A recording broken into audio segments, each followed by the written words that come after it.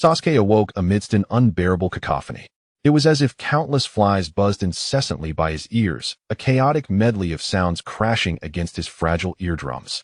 Following this auditory assault was a violent headache. Fragments of memories surged forth like a flood, inundating him with emotions and experiences foreign to his very being. Forcibly infiltrating his consciousness, the life of Uchiha Sasuke unfolded before him. The mundane days at the ninja academy, the weight of familial honor and expectations, the rivalry with a certain blonde underachiever. These images cascaded into his mind, intertwining, colliding, and merging with his own memories of over 20 years as a modern individual. Ugh! The intense pain and disarray of thoughts compelled him to emit a low, muffled groan that he instinctively raised his hand, pressing against his throbbing temples in a futile attempt to alleviate the sensation that threatened to tear him apart. His body still bore the remnants of fatigue from training, a subtle ache deep within his muscles, yet this was completely overshadowed by the tempest raging in his mind. Though his groan was barely audible, it was nonetheless distinctly captured amidst the tumult. "Sasuke-kun?" A gentle female voice beside him broke through, laced with tension and profound concern. "What's wrong? Are you feeling unwell?"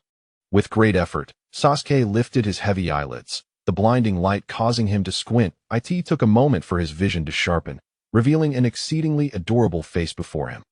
The girl's skin was fair and delicate, radiating a healthy blush. Most striking was her rare, cherry pink hair flowing gracefully over her shoulders, with several strands gathered by a vibrant red ribbon, exposing her smooth forehead.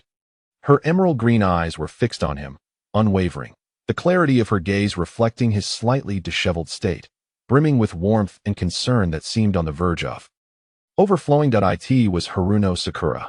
This realization coursed through Sasuke's tumultuous mind like an electric current.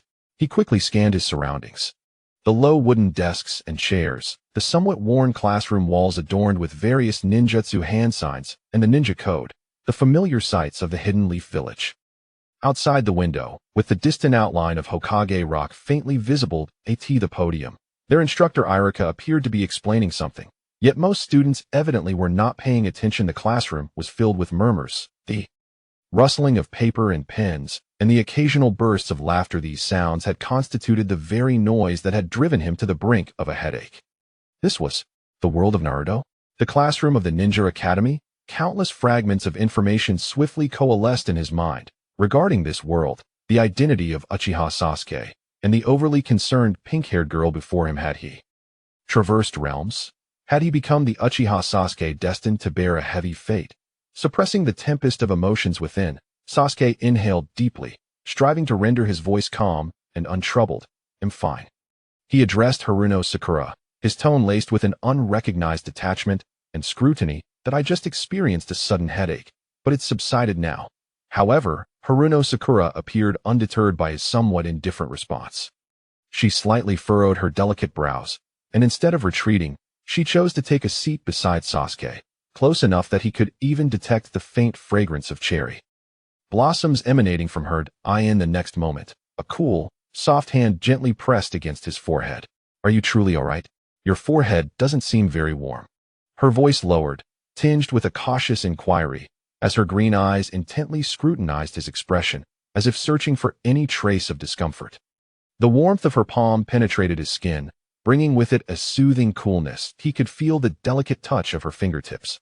Such proximity and concern seemed a tad excessive for the Sakura he remembered, who was always trailing after him, boisterous and perhaps a bit infatuated. Her gaze was unusually serene, imbued with a complex emotion that was far from typical for a girl of 7 or 8. At that moment, another voice intruded, laden with a muffled nasal tone.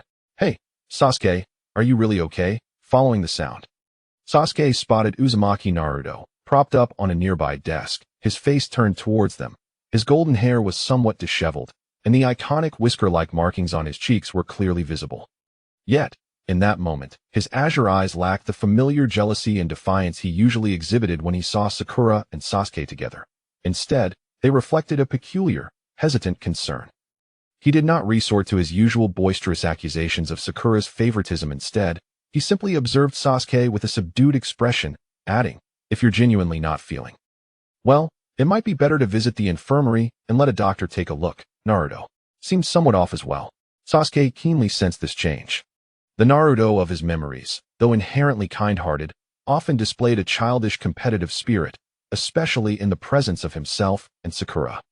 This current demeanor resting on the desk, with a somber tone and a complex gaze, was utterly unprecedented. In a fleeting moment of contemplation, Sasuke managed to conjure a smile that appeared as natural as possible. He raised his hand, gently grasping the small hand still resting on his forehead and discreetly removing it. "I'm really fine," he reiterated, casting his gaze over Sakura and Naruto, attempting to maintain a light-hearted tone. "I might just be a bit sleep-deprived from last night. Thank you for your concern."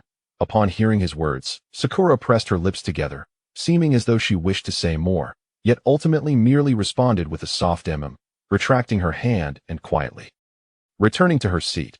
Naruto, too, offered him a deep look with his blue eyes before burying his face back into the crook of his arm, falling silent once more.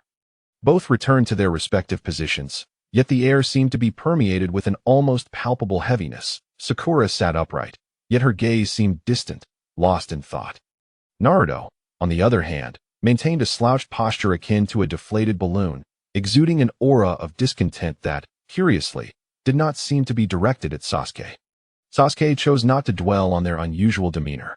Despite his myriad of doubts, more pressing matters demanded his attention. Propping his chin on one hand, he tilted his head, his eyes casually sweeping across every corner of the classroom, all the while meticulously processing the chaotic memories swirling in his mind, striving to correlate them with the tangible reality before him. Uchiha Sasuke, the second son of the illustrious Uchiha clan of Konoha, a prodigious ninja currently enrolled in the Ninja Academy. His father, Uchiha Fugaku, served as the clan leader and captain of the Konoha police force. His mother, Uchiha Makoto, was gentle and nurturing, and he had an elder brother, Uchiha Itachi, hailed as an unparalleled genius. Wait, Itachi, the mere thought of that name caused Sasuke's heart to contract sharply. He hurriedly rifled through his memories for pertinent details. Indeed, Uchiha Itachi, his gentle yet formidable brother, was still active in the Umbu. Although the relationship between their clan and the village was somewhat strained, the night of the massacre had yet to transpire. This very moment, Sasuke's pupils involuntarily constricted ever so slightly. He vividly recalled that in the narrative, Itachi would, on a fateful night, slaughter their entire clan, sparing only Sasuke, thereby irrevocably altering the trajectory of his life and launching him onto a protracted path of vengeance. Now he found himself at the juncture preceding this tragedy. What did this signify? Did he possess the opportunity to alter the course of events? To change the fate of the Uchiha clan from annihilation? To reshape his own destiny as a seeker of revenge? His tumultuous thoughts galloped through his mind like wild stallions, colliding in chaotic disarray. He required time, calmness, and more information to analyze and assess the situation. And no longer was he an observer of the narrative, he was the genuine Uchiha Sasuke, immersed in the unfolding events. The future lay shrouded in uncertainty and potential peril, and he must swiftly acclimate to this newfound identity.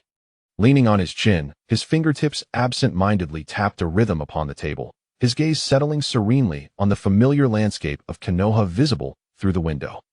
Chapter 2. The approaching night of annihilation. Sasuke's gaze pierced through the classroom window, casting his eyes upon the gradually dimming sky.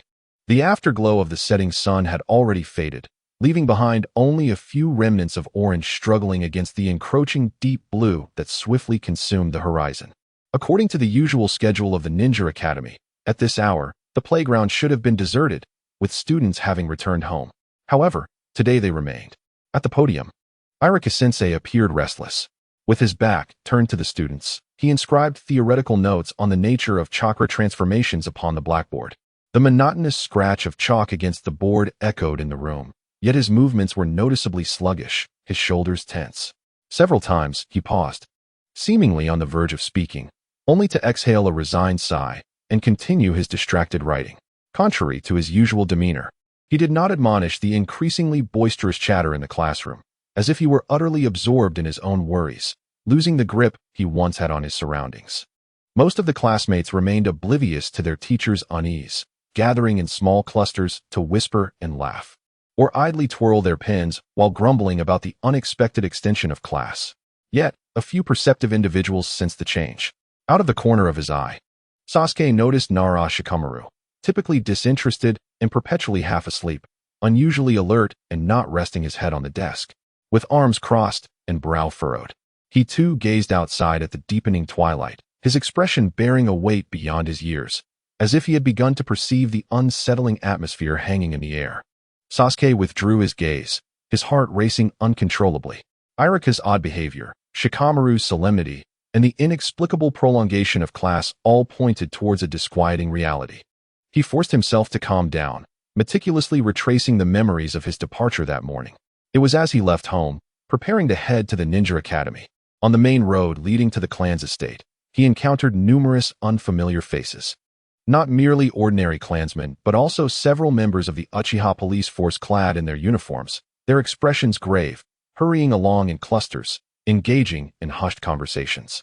What struck him as peculiar was the presence of several individuals from the Uchiha branch families, who typically appeared only during significant clan festivals or celebrations. Today was neither a holiday, nor was it near the next clan festival, which was still several months away. Thus, they had no reason to congregate here in such numbers. This was undeniably abnormal. A chill crept up his spine. Sasuke recalled the subtle tension that had permeated his home lately. His father, Uchiha Fugaku, the stern and humorless clan leader, seemed to harbor some obscure discord with his acclaimed brother, Uchiha Itachi, though they had never openly quarreled before one another. The silent struggle and sense of alienation loomed over the family like a fragile layer of ice. And then there was Uchiha Shursui, the prodigy renowned for his instantaneous prowess, who was the best friend of his elder brother. Approximately 2 years prior, he had mysteriously vanished, reportedly taking his own life by throwing himself into the Nanha River. Yet, rumors persisted within the clan, suggesting that Shursui's death was entwined with the machinations of the village's higher echelons, possibly even linked to the Umbu. This incident had stirred considerable unrest and suspicion within the clan, exacerbating the distrust between the Uchiha and the leaders of Konoha. The unusual assembly of the guard, the undercurrents between his father and brother, the enigmatic demise of Shursui, and the prevailing gossip among the clan, compounded by today's peculiar delay, when these threads of narrative began to coalesce in Sasuke's mind like a scattered jigsaw puzzle. A horrifying yet starkly lucid possibility emerged before him. Tonight marked the eve of the Uchiha massacre. This realization washed over him like icy water, instilling within Sasuke an overwhelming chill that penetrated to his very core. He instinctively clenched his fists, his nails digging into his palms, providing a fleeting sting that barely sustained his facade of composure. What should he do? He glanced outside once more. The night had fully descended, with only a smattering of stars twinkling in the distant sky. According to the unfolding narrative, at this moment, Uchiha Itachi, and perhaps even the elusive masked figure, Uchiha Obito, were likely preparing to take action. Should he return? Attempt to thwart them? This notion flickered in his mind for but a fleeting second before he bitterly extinguished it. With his meager abilities, a mere student yet to graduate from the ninja academy, he stood no chance against Uchiha Itachi, who had activated his Manjiki Sharingan, or the unfathomably powerful Obito. To return would only court death, devoid of any meaningful purpose. Then, should he seek assistance? Perhaps turn to the third Hokage, Hiruzen Sarutobi? Sasuke's brow furrowed even deeper. While officially depicted as a benevolent and peace-loving master of ninjutsu, hailed as the strongest Hokage, the unfolding events and his understanding of the narrative left him skeptical of the Hokage's ignorance regarding the impending tragedy. The mobilization of the Umbu required the Hokage's authorization. The Uchiha, as the mainstay of the guard, had been gathered for some undisclosed reason, and even his class had been deliberately retained here under the pretense of supplementary lessons by Irika. Such a series of interconnected arrangements could hardly have bypassed the astute Hiruzen Sarutobi. Without his tacit approval, or even some degree of orchestration, it was inexplicable. The facade of kindness and gentility might merely be a mask crafted by this shrewd leader to disguise his iron-fisted political maneuvers. To rely on him to avert this tragedy was akin to seeking the skin of a tiger. Sasuke inhaled deeply, the frigid air filling his lungs, inflicting a sharp pang, yet gradually allowing his tumultuous thoughts to settle. The feelings of despair and helplessness ebbed away like a receding tide, replaced by an almost brutal clarity of mind. Since the demise of the Uchiha clan is an unavoidable fate, a bold and ruthless thought, akin to a venomous serpent, stealthily emerged in his heart. He must devise a method to extract the utmost benefit from this impending catastrophe. Foremost among his desires is the Sharingan, the formidable ocular technique passed down through the bloodline of the Uchiha clan. Particularly, his father, Fugaku Uchiha, who, according to Kishimoto's supplementary manga, had also awakened the Mangekyou Sharingan. If saving the clan is beyond his reach, then let the clan's final legacy, those eyes that embody the blood and glory of countless ancestors, serve as the cornerstone for his survival, strength, and eventual rise in this merciless world. Chapter 3. Confrontation. Just as that cold thought crystallized in Sasuke's mind, attempting to suppress all untimely emotions, an exceedingly subtle yet unmistakably clear sensation seized his nerves. He was being watched. This feeling did not emanate from his classmates or the inattentive Irika-sensei, but from a higher, more clandestine dimension, akin to an invisible eye suspended above, coldly and indifferently scrutinizing his every move. Perhaps due to the unexpected enhancement of his mental acuity following the fusion of two souls, he became extraordinarily sensitive to this chakra-derived gaze. The scrutiny originated from above. Imbued with an air of condescension, Sasuke's expression remained unchanged, maintaining the posture of resting his chin on one hand, his gaze calmly fixed ahead, seemingly oblivious to the sudden observation. However, deep within his heart, thoughts raced at an astonishing speed. Could it be the crystal ball of the third Hokage? This notion sprung to mind almost instantaneously. Who else, besides Hiruzen Sarutobi, could observe so discreetly and from a distance, particularly at this moment, focusing on him? The orphan of the Uchiha clan? Why the sudden surveillance? It was likely due to the actions at the clan's compound, which had either officially commenced or were about to begin. The third Hokage needed to ascertain whether this key figure remained in school and under Irika-sensei's watchful eye. Sasuke quickly deduced that the third Hokage's target was the entire Uchiha clan. Although he was a survivor, he was still merely a harmless child. Attention would soon shift back to the unfolding tragedy at the clan compound, for that was the true focal point of the night. His observation was likely a routine confirmation that would not endure for long.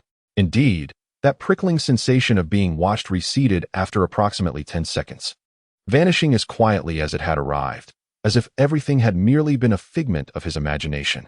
Yet, Sasuke knew it was not an illusion. The third Hokage had confirmed his presence at school and his temporary safety. This also implied that, at the Uchiha compound, a hellish nightmare had likely begun to unfold. Time slipped away second by second, and the atmosphere in the classroom grew increasingly anxious and oppressive. The sky outside had completely lost its final glimmer of light, and a profound darkness enveloped the entire Hidden Leaf village, with only scattered lights and the luminous moonlight at the horizon providing a faint illumination. At last, Irika-sensei, who had been absent-minded at the podium, seemed to receive some signal. He paused from his chalk, wearily rubbed his brow, and announced in an apologetic tone, "All right, that's all for today's extra class. You may leave now. Please take care on your way home." As his words fell, the classroom erupted into a chorus of relieved cheers and the clamor of students packing their belongings. The students, stifled throughout the evening, could hardly wait to escape the suffocating atmosphere. Naruto abruptly sprang from his seat, instinctively turning to call out to Sasuke, "Hey, Sasuke, let us go together." Before he could finish his sentence, a soft hand gently grasped his arm. He turned in confusion to see Sakura standing beside him. Her expression a complex blend of emotions he couldn't quite decipher: concern, hesitation, and a hint of a forced smile. "Naruto." Sakura's voice was softer than usual. She glanced at Sasuke, who was leisurely organizing his backpack, and then returned her gaze to Naruto, speaking in a tone that suggested negotiation. "It's already so dark, and I feel a bit scared going home alone. Could you walk me home?" "Huh?" Naruto was taken aback for a moment, instinctively scratching his trademark golden hair, a bewildered expression crossing his face. He glanced at Sakura, then at Sasuke, who had slung his backpack over his shoulder and seemed entirely oblivious to their conversation. Noting Sasuke's calm demeanor, devoid of any signs of discomfort or need for assistance, Naruto's apprehension eased slightly, although he found Sakura's request somewhat peculiar. The earnestness in her vibrant green eyes compelled him to agree without further thought. "Oh sure, no problem. I've got it covered." With that, he hurriedly stuffed his belongings into his backpack, ready to undertake the task of escorting Sakura home. Throughout the exchange, Sasuke remained largely indifferent to the peculiar behavior of his two companions, his mind already wandering to a place shrouded in blood and death at that very moment. He tossed his backpack onto his back and walked steadily and slowly out of the classroom, merging into the bustling crowd eager to return home after school. The moonlight cascaded down like water, casting a cool silver sheen over the night in Hidden Leaf Village. On the streets, pedestrians wandered in small groups, with the distant sounds of merriment emanating from an izakaya, everything appearing to be as it usually was. Yet, one figure stood out amidst the throng. Sasuke's smooth black hair glimmered faintly in the moonlight, and his dark eyes held a depth that was inscrutable. Clad in a fitted black high-collared long-sleeve shirt and matching shorts, with a backpack slung over his shoulder, he moved methodically through the bustling street, skillfully avoiding the laughing and playful crowds, eventually arriving at the entrance of the Uchiha compound, a place both familiar and alien. In bygone days, even the nights here were illuminated, with patrolling members of the guard visible at every turn and clan members bustling in and out, embodying the vibrancy and prosperity of the great family. Yet at this moment, what lay before Sasuke was a heart-stopping desolation. The enormous entrance arch of the clan loomed in the darkness, resembling the gaping maw of a beast poised to consume its prey. The lanterns that once hung there had long extinguished, plunging the entire clan grounds into a pitch-black void, devoid of any light or sound, as if all life had been instantaneously siphoned away. A faint, cloying, and metallic scent pervaded the air, the unmistakable odor of blood. Though subtle, it was sufficiently discernible to a ninja with a keen sense of smell. Standing before the abyss-like entrance, Sasuke halted. Moonlight illuminated one side of his youthful visage, casting shadows that revealed the tumult of emotions within his eyes. There was a thread of fear at the prospect of witnessing the aftermath, a sense of helplessness and sorrow over his family's demise, yet more prominently, a steely calm and resolve born from being cornered. He inhaled deeply, the cold, sanguinary air filling his lungs. Avoidance would not remedy any issues. Since he could not prevent it, he must confront it.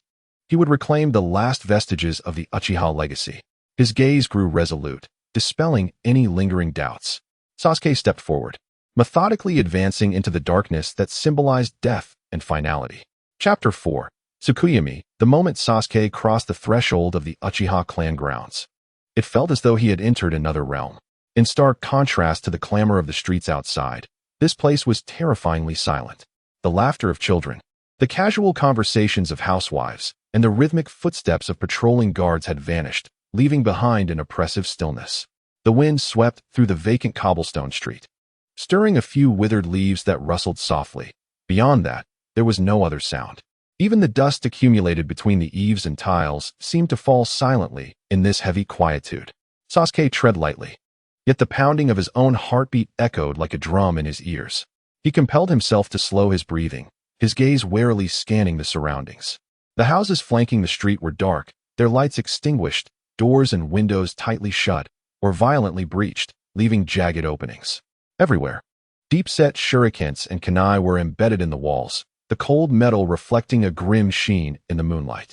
More shocking were the gory marks of blades on the walls, door panels, and even the ground, varying in depth and crisscrossing in a manner that silently narrated the fierce and brutal battles that had recently transpired here. Then, he beheld the bodies. The first corpse lay at the street corner not far off, the shopkeeper uncle, his robust form curled up, a look of incredulous shock still frozen on his face, a gaping wound in his chest, blood staining the cobblestones beneath him. A wave of nausea surged within Sasuke, but he stifled it. He averted his gaze and pressed onward. The bodies multiplied. Collapsed before his own doorstep lay his aunt, who had always greeted him with a smile and offered him sweets. Against the wall, his cousin, who had recently engaged in a friendly spar with him, clutched a broken sword tightly in his hand. And there were countless others, their names lost to him, yet their faces achingly familiar, sprawled haphazardly along the roadside. Before their own homes, upon the cold stone pavement, each in varied postures, their deaths a testament to despair, all met with the same grim fate. Once vibrant lives had now succumbed to the cold embrace of death, their forms rendered lifeless, cast in a pallid hue beneath the moonlight. The acrid scent of blood hung thickly in the air, penetrating his nostrils and jarring his senses. Sasuke felt his legs weaken, his body trembling involuntarily. as fear coiled around his heart like a frigid serpent, tightening its grip. He understood that the architect of this horror, his brother Itachi Uchiha, was lurking somewhere in the shadows, observing him with those icy eyes, scrutinizing every flicker of his reaction. He could not falter, nor could he show weakness. He must adhere to the script laid before him. Taking a deep breath, he endeavored to quell the frantic beating of his heart, spurred by anxiety and dread. With the chilling air, he averted his gaze from the gruesome scenes around him and quickened his pace, racing towards the memory of home. The stone path beneath him seemed interminably long. Familiar streets and the outlines of homes were now shrouded in the shadow of death, rendering them foreign and terrifying. He sprinted through the archway that symbolized the heart of the Uchiha clan, finally catching sight of the recognizable walls and entrance of his home. The door stood ajar, its hinges seemingly damaged. "Father? Mother?" he called tentatively, his voice betraying an unrecognized tremor. The only response was the harsh cawing of crows from the old tree in the courtyard, a sound that pierced the stillness of the night, deepening the sense of foreboding. Sasuke's heart plummeted to the abyss. No longer hesitating, he forcefully pushed the door open and stormed inside. The familiar entryway and decor greeted him, yet the nauseating scent of blood permeated the air. He pressed on, following the path etched in his memory, traversing the dim corridor until he halted before a grand Japanese wooden door. This was his parents' bedroom. He knew they were within, and Itachi must be there as well. Waiting for his arrival, Sasuke raised his trembling hands, nearly unable to grip the cold doorknob. Gritting his teeth, he summoned all his strength to quell the quaking and managed to grasp the door's ring. The icy touch sent a shiver coursing through him. He inhaled deeply, then, resolutely, he slowly pushed open the heavy wooden door. The hinges creaked with a jarring sound that echoed painfully in the silent night. The scene beyond the door struck Sasuke like the cruelest of nightmares, assaulting both his vision and soul. The room was unlit, illuminated only by the pale moonlight filtering through the window, casting ghostly patches of light upon the floor. In the very center of the luminous patch, his father, the head of the Uchiha clan and the captain of the Konoha police force, Fugaku Uchiha, lay supine upon the tatami mat. His eyes, which were typically imbued with authority and sharpness, were now wide open, devoid of all vitality, staring vacantly at the ceiling as if silently accusing something. His chest bore a grievous wound, gaping open and revealing flesh beneath, soaked in crimson blood. Nearby, in a corner close to the wall, his mother, Mikoto Uchiha, lay slumped on her side. Her long, lustrous black hair lay in disarray around her face, partially obscuring her features. Yet Sasuke could still discern the tenderness and love that had once illuminated her eyes, now extinguished, fixed in a lifeless gaze. The corners of her lips seemed to retain a trace of the warmth that belonged to a mother, but that gentleness was now utterly devoid of life. The dark red blood had long since dried on the tatami, resembling spilled ink, transforming this once cozy bedroom into a hellish battleground. Sasuke's lips moved silently, his throat constricted as if obstructed by some unseen force, rendering his voice inaudible. A profound sorrow and fear engulfed him like a tsunami, and tears surged uncontrollably, blurring his vision. At that moment, from the deepest shadows of the room, a figure emerged slowly, with a stern yet familiar visage, and those deep black eyes that were calm yet unfathomable. It was Itachi Uchiha. His feet tread upon the dried crimson blood of their parents, producing a soft, chilling sound with each step. He advanced deliberately from the shadows, bathed in the pale moonlight, approaching Sasuke, who stood trembling at the doorway. It was here. Sasuke's heart constricted sharply. He understood that the grim performance was about to commence.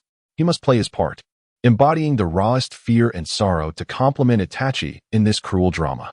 Mother and father are dead. Sasuke's voice quivered with overwhelming terror and grief, tears cascading like pearls from a broken string. Was it you, brother? Why? His fear and panic were not entirely feigned. The harrowing sight of his parents' demise struck him with an impact that no amount of psychological preparation could alleviate. His body trembled violently from the emotional upheaval, nearly rendering him unable to stand. However, before he could finish his words, a piercing sound sliced through the air. Swish! A flash of silver erupted as Itachi's wrist flicked rapidly. A sharp shuriken shot forth with astonishing speed, not aimed at Sasuke's vital points, but rather precisely grazing his right arm. The sound of tearing fabric accompanied a sharp sting as the shuriken skimmed past, leaving a trail of small droplets of blood. ultimately embedding itself with a resounding thud into the wooden door behind him, the force of which made the entire door shudder. The sudden assault and the searing pain in his arm interrupted all of Sasuke's words and emotions. He stared in disbelief, his eyes wide as he gazed at the wound on his arm, oozing with blood. Suddenly, he lifted his gaze to the approaching Itachi, his elder brother. Uchiha Itachi's expression remained inscrutable, his black eyes displaying nothing but an icy indifference. He halted, looking down upon his tear-streaked, terrified younger brother, and spoke in a voice devoid of any emotion, chilling to the bone. "Foolish little brother." At that very moment, Itachi's dark pupils underwent a startling transformation. 3 black tomos spun rapidly, connecting to form a sinister, uncanny pattern reminiscent of a windmill. The kaleidoscope Sharingan. Those eyes seized Sasuke's entire attention in an instant. He felt a wave of dizziness wash over him as the world before him began to distort and shatter. "Let me show you." Itachi's voice echoed as if emanating from the depths of a distant hell, infused with a despairing coldness. "Just how much hatred your feeble heart can bear." In the next instant, Sasuke felt his consciousness being inexorably pulled by an irresistible force, plunging him into a boundless realm filled with blood and despair. Chapter 5. Eye Extraction. In the mental purgatory crafted by Tsukuyomi, time lost all significance. Sasuke's awareness was ensnared in an infinite loop of nightmares. Again and again, he was compelled to relive the horrific moment of his parents collapsing in a pool of blood. His father's wide, lifeless eyes, his mother's lingering tenderness now transformed into silence. The congealed dark red blood, and standing amidst that crimson tableau, his brother Uchiha Itachi, gazing at him with an icy stare. Each cycle brought with it an indescribable mental shock and heart-wrenching anguish. Grief, fear, anger, and despair, an array of negative emotions gnawed at his sanity like maggots. He could feel his spirit being crushed bit by bit, his consciousness flickering like a candle in the wind, on the brink of extinguishment. However, unlike the original portrayal of Sasuke, who passively endured until his mind shattered, this version of Sasuke harbored within him a more mature and resilient core from another world. He recognized this as Tsukuyomi, an extreme measure employed by Itachi to instill hatred within him. He understood clearly that he could not truly break here. Yet, he also realized he had to display the appropriate reactions. He could not allow Itachi to perceive any anomaly. Thus, after enduring an innumerable series of tormenting cycles, when the fatigue and pain of his mind reached a breaking point, Sasuke relinquished his resistance. He deliberately surrendered to the encroaching darkness, allowing his consciousness to be wholly engulfed. Akin to a drowning man sinking into the frigid depths of the sea. Before he completely lost consciousness, the last thing he captured was a fleeting, intricate emotion within Itachi's kaleidoscope Sharingan. Time passed, perhaps only a few minutes, perhaps an excruciatingly long few hours. Sasuke gradually regained his awareness amidst a viscous darkness. The first sensation that stirred him was the overpowering stench of blood, so pungent it was almost nauseating, as if it had seeped into his very marrow. With great effort, he pried open his heavy eyelids, his blurred vision gradually sharpening. Before him lay the heart-wrenching sight of his parents' lifeless bodies, quietly sprawled on the tatami mat not far away, exuding the chilling aura of death under the dim moonlight. He was jolted back to reality. Sasuke instinctively held his breath, meticulously and vigilantly attuning to his surroundings. The unsettling feeling of being watched had vanished. Itachi had departed. This was his singular opportunity. With great struggle, Sasuke propped himself up with his weary limbs. The after-effects of Tsukuyomi left his mind still foggy and aching, while his body felt as if it were laden with lead. Yet, gritting his teeth, he summoned an indomitable will and rose from the icy floor. He first turned to glance at the closed wooden door behind him. Itachi had shut it upon leaving, transforming the room into a sealed shrine of mourning. Then, he slowly, step by step, made his way back to the tatami mat, his gaze returning to the remains of his dearly departed. An indescribable anguish seized his heart, sharp enough to nearly suffocate him. However, he understood that he could no longer delay. Time was of the essence. The Umbu and Root members would soon take control of this place, and he would lose his chance. For the sake of the future, for the sake of strength, to ensure that his parents' sacrifice was not in vain. Trembling, Sasuke extended his hands, his fingers cold and stiff, shaking uncontrollably. He grasped his right wrist tightly with his left hand, attempting to steady the relentless tremors. his face contorted in extreme pain and inner turmoil, gradually twisting into a grimace. Then, he closed his eyes, gritted his teeth, and resolutely extended his trembling fingers toward his father's once majestic, now wide-open eyes. The moment his fingertip made contact with the cold eyeball, Sasuke's body quivered violently. Warm tears surged forth like a dam breaking, cascading down his cheeks and soaking his neck and collar. The indescribable agony threatened to engulf him. Yet, he did not falter. Summoning every ounce of strength, he fought against the overwhelming physiological and psychological resistance, his fingertip pressing down forcefully. A faint, chilling sound echoed in the silent room. Immediately following was his mother's voice. When he finally completed this sacrilegious yet unavoidable act, Sasuke felt all his strength drain away. He collapsed to the ground, gasping for breath, his tears mingling with the blood that may have stained his face, a picture of utter disarray. At that moment, a searing pain surged from deep within his eye sockets. It felt as if something was burning, boiling within his eyeball. Instinctively, he raised his hand to cover his eyes, groaning in agony. As the searing sensation subsided slightly, he lowered his hand. The once profound black pupils had transformed into a vivid crimson, and around the pupils, two black tomo distinctly emerged. Amidst the profound agony and emotional turmoil, his Sharingan inexplicably manifested, evolving into the form of two tomi. Sasuke felt the awakening of his Sharingan, his heart a tempest of conflicting emotions. Was this the price he had to pay? The power acquired at the cost of his loved one's remains. He had no time to dwell in such intricate feelings. Swiftly, he retrieved a scroll from his ninja tool pouch, unfurling it upon the ground. With utmost care, he enveloped the two pairs of eyes, bearers of the Uchiha legacy and tragedy, in chakra, placing them within the scroll. His hands formed seals with haste as he intoned, "Seal." A flash of light enveloped the scroll, completely sealing away the essence of those eyes. Time was of the essence. He had no better means to preserve them, resorting only to this rudimentary sealing technique.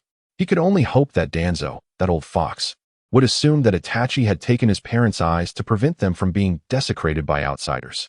Thus, at least for the moment, no suspicion would fall upon him. The sole survivor. Carefully concealing the scroll close to his person, Sasuke cast a final glance at the disfigured remains of his parents before abruptly turning away, never looking back. He stumbled out of the house, racing through the desolate courtyard, retracing his steps towards the outskirts of the clan's territory. The frigid night wind brushed against his cheeks, dispersing some of the heavy scent of blood and sharpening his muddled mind. He knew Itachi was waiting outside, poised to enact the final act of this tragic play. As he staggered out through the colossal gates of the Uchiha compound, a familiar figure stood silently in the moonlight, not far away. It was the same austere visage. The eyes now returned to their ordinary black, yet still fathomless. Uchiha Itachi. Upon seeing Sasuke emerge, Itachi slowly turned, his gaze falling upon Sasuke's face, marred with tears and blood, a canvas of terror and hatred. "It seems you are unharmed." Itachi's voice remained cold, devoid of any emotion. "I have dealt with those who were in the way." Sasuke, feigning extreme anger and hatred, hoarsely shouted, "Why? Brother, why have you done this? Why kill mother and father? Why slaughter all our kin?" Itachi's expression remained impassive as he regarded Sasuke, gradually speaking the cruel lie he had long prepared, to test my own capacity. He paused, his gaze seemingly drifting over Sasuke's newly awakened two-tomi Sharingan, continuing in his frigid tone. Moreover, it was not merely them. To attain greater power, he gestured to his own eyes. "I also killed my closest friend, Uchiha Shursui." In this manner, he subtly conveyed to Sasuke the means to attain the Manjiki Sharingan, by extinguishing the lives of those dearest to him. "Hate me, despise me." Itachi's voice echoed like a spell in the night sky, and then, cling to life by any means necessary. Endlessly evading, endlessly struggling, he raised his hand, pointing towards a certain direction deep within the clan's territory. "Let us go to the main hall of the South Shrine, located beneath our clan's assembly hall. There lies a monument that records the true secrets of the Uchiha clan's Sharingan. If you can decipher it, perhaps you will grasp certain truths." Sasuke fixed his gaze intently on Itachi, his body trembling violently from the shock of anger and revelation, his face a clear canvas of unmasked hatred and murderous intent, perfectly embodying the role of a vengeful spirit ignited by animosity. Observing the inferno of hatred blazing within Sasuke's eyes, Itachi seemed to nod in satisfaction. However, In your current state, you remain too weak. As soon as the words left his lips, the kaleidoscopic pattern reappeared in Itachi's eyes. Here it comes again. A shiver ran through Sasuke's heart, yet he maintained the facade of being dominated by hatred and fear. Come find me when you possess eyes like mine. The chilling words fell, and once more, Sasuke felt his consciousness being forcibly dragged away, the scene before him rapidly distorting and blurring, before he succumbed to complete unconsciousness. The last image he beheld was Itachi's cold kaleidoscopic Sharingan, reflecting the sanguine moonlight. With a thud, Sasuke's body slumped onto the cold ground, utterly losing consciousness. Chapter 6. Heavy eyes deep beneath the village of Konoha, in a hidden place. The air here was damp and frigid, the walls composed of cold rock, with not a single ray of natural light penetrating the thick layers of earth. This was the base of Root, a nest where the darkest depths of Konoha resided. A member of the Root organization, donned in an animal mask and clad in black attire, knelt on one knee upon the icy floor, his head bowed deeply, afraid to meet the gaze of the figure seated upon a stone pedestal. Lord Danzo, his voice was devoid of emotion, mechanical as if pre-programmed. The extermination plan has been executed as scheduled. All Uchiha corpses have been recovered. During the inventory, we collected a total of 127 pairs of Sharingan. However, the kneeling member hesitated slightly, seemingly weighing his words. The elder seated on the pedestal, Shimura Danzo, slowly opened the one eye that was visible. His right eye and arm were heavily bandaged, leaving only a face marred by wrinkles and a sinister expression. He remained silent, merely observing his subordinate with that murky yet piercing eye, awaiting further reports. The Sharingan of Uchiha Fugaku and his wife, Uchiha Makoto, are missing. As the words resonated, the air within the base seemed to solidify instantaneously, the temperature plummeting further. Danzo's brow furrowed sharply, an invisible, soul-chilling pressure causing the kneeling member's body to involuntarily tense. Fugaku's eyes? They could very well be a pair of kaleidoscopic Sharingan, their worth incomparable to that of an ordinary three-tomo. However, this pressure lasted but a moment. Danzo's tightly knitted brow gradually unfurled, the harshness in his gaze receding. The figure of the boy who had personally slaughtered his entire clan emerged in his mind. Was it Itachi? In order to prevent the desecration of his parents' remains after his demise, he meticulously extracted their eyes. How trivial and excessive this sentimentality seemed, thought Danzo with a cold scoff in his heart. Although it was somewhat regrettable, the gains from this endeavor were already substantial.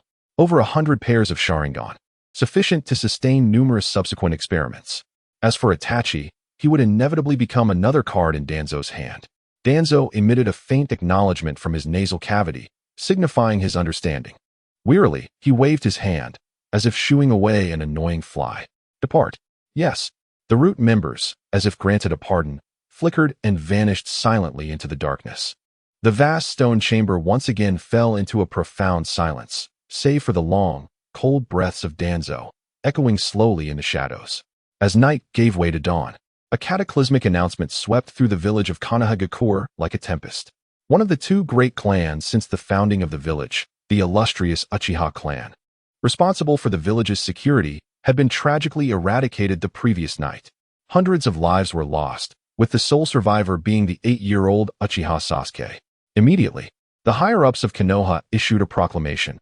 The perpetrator of this heinous act was none other than the Uchiha clan's prodigy, Itachi Uchiha. Henceforth, Itachi was labeled a rogue ninja, with a bounty that would reverberate throughout the shinobi world. Upon hearing the news, the entire village was engulfed in profound shock. Meanwhile, in a quiet single-patient room of Konoha Hospital, the boy deemed the only survivor slowly opened his eyes. Initially, Sasuke's gaze was somewhat vacant, the pale ceiling above appearing to him as a mere blur. However, his pupils soon sharpened, revealing a depth of gravity and resolve that belied his tender age and tragic circumstances. You are awake. A young nurse, responsible for his care, happened to enter just then. Upon seeing the boy's eyes open, she exclaimed in delight. Rushing towards him, she expertly began to assess Sasuke's condition, soothing him with a gentle tone. That's wonderful. You have been unconscious for an entire day. How do you feel? Is there any discomfort? Sasuke remained silent, staring at her with his hollow eyes. The nurse, witnessing this, perceived a flicker of pity and compassion in her gaze. She understood the ordeal this child had endured, and such a reaction was entirely normal. After softly advising him to rest, and to not dwell on troubling thoughts. She hurriedly exited to report Sasuke's awakening to her superiors. With the door to the room closed, tranquility returned once more. Sasuke's vacant expression vanished in an instant, replaced by an extraordinary calm. Instead of immediately checking his body, he swiftly scanned his surroundings. Ultimately, his gaze landed precisely on the low table beside his bed. There, neatly folded, were the black clothes he wore before losing consciousness, accompanied by his ninja tool pouch and a small backpack. Every item remained untouched, precisely as he had left them. Upon witnessing this scene, the weight that had long burdened Sasuke's heart finally lifted. He discreetly averted his gaze, adopting once more the somber, vacant demeanor of one whose soul had been drained. Before long, the door swung open again. A white-haired elder clad in a white Hokage cloak and wearing a conical hat inscribed with the character for fire entered, accompanied by several Umbu guards. It was none other than the third Hokage, Hiruzen Sarutobi. Sarutobi dismissed the others and approached the bedside, inquiring with his characteristic warmth. "Do you feel any better?" He sighed deeply, his murky old eyes reflecting just the right measure of sorrow and concern. In response to the Hokage's query, Sasuke merely lifted his eyelids slightly before letting them fall again, responding in barely audible murmurs. He perfectly embodied the role of a child profoundly scarred by calamity, his spirit sealed away. Observing Sasuke's state, a flicker of guilt and compassion passed subtly through Sarutobi's gaze. He offered a few tender words of reassurance, promising that the village would take care of him, before he turned away, departing with heavy steps.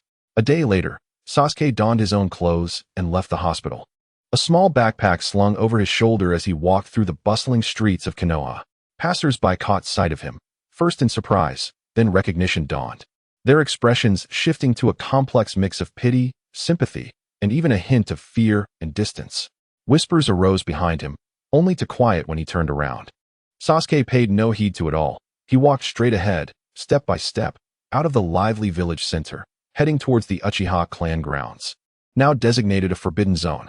Presenting the special order from the third Hokage, the guard, casting a sympathetic glance, allowed him entry into this place of death.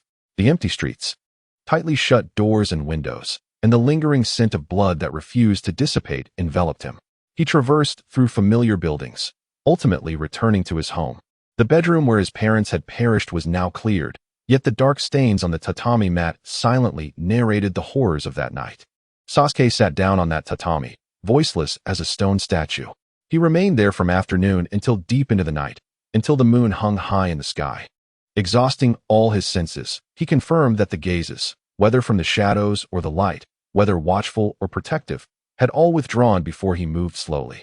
From the depths of his ninja tool pouch, he retrieved the scroll that bore all his sins and hopes. His fingers trembled slightly, yet he resolutely unfurled the scroll. Inside, intricate sealing techniques lined the pages. He gradually infused his meager chakra into it, carefully sensing the entities contained within the sealing space.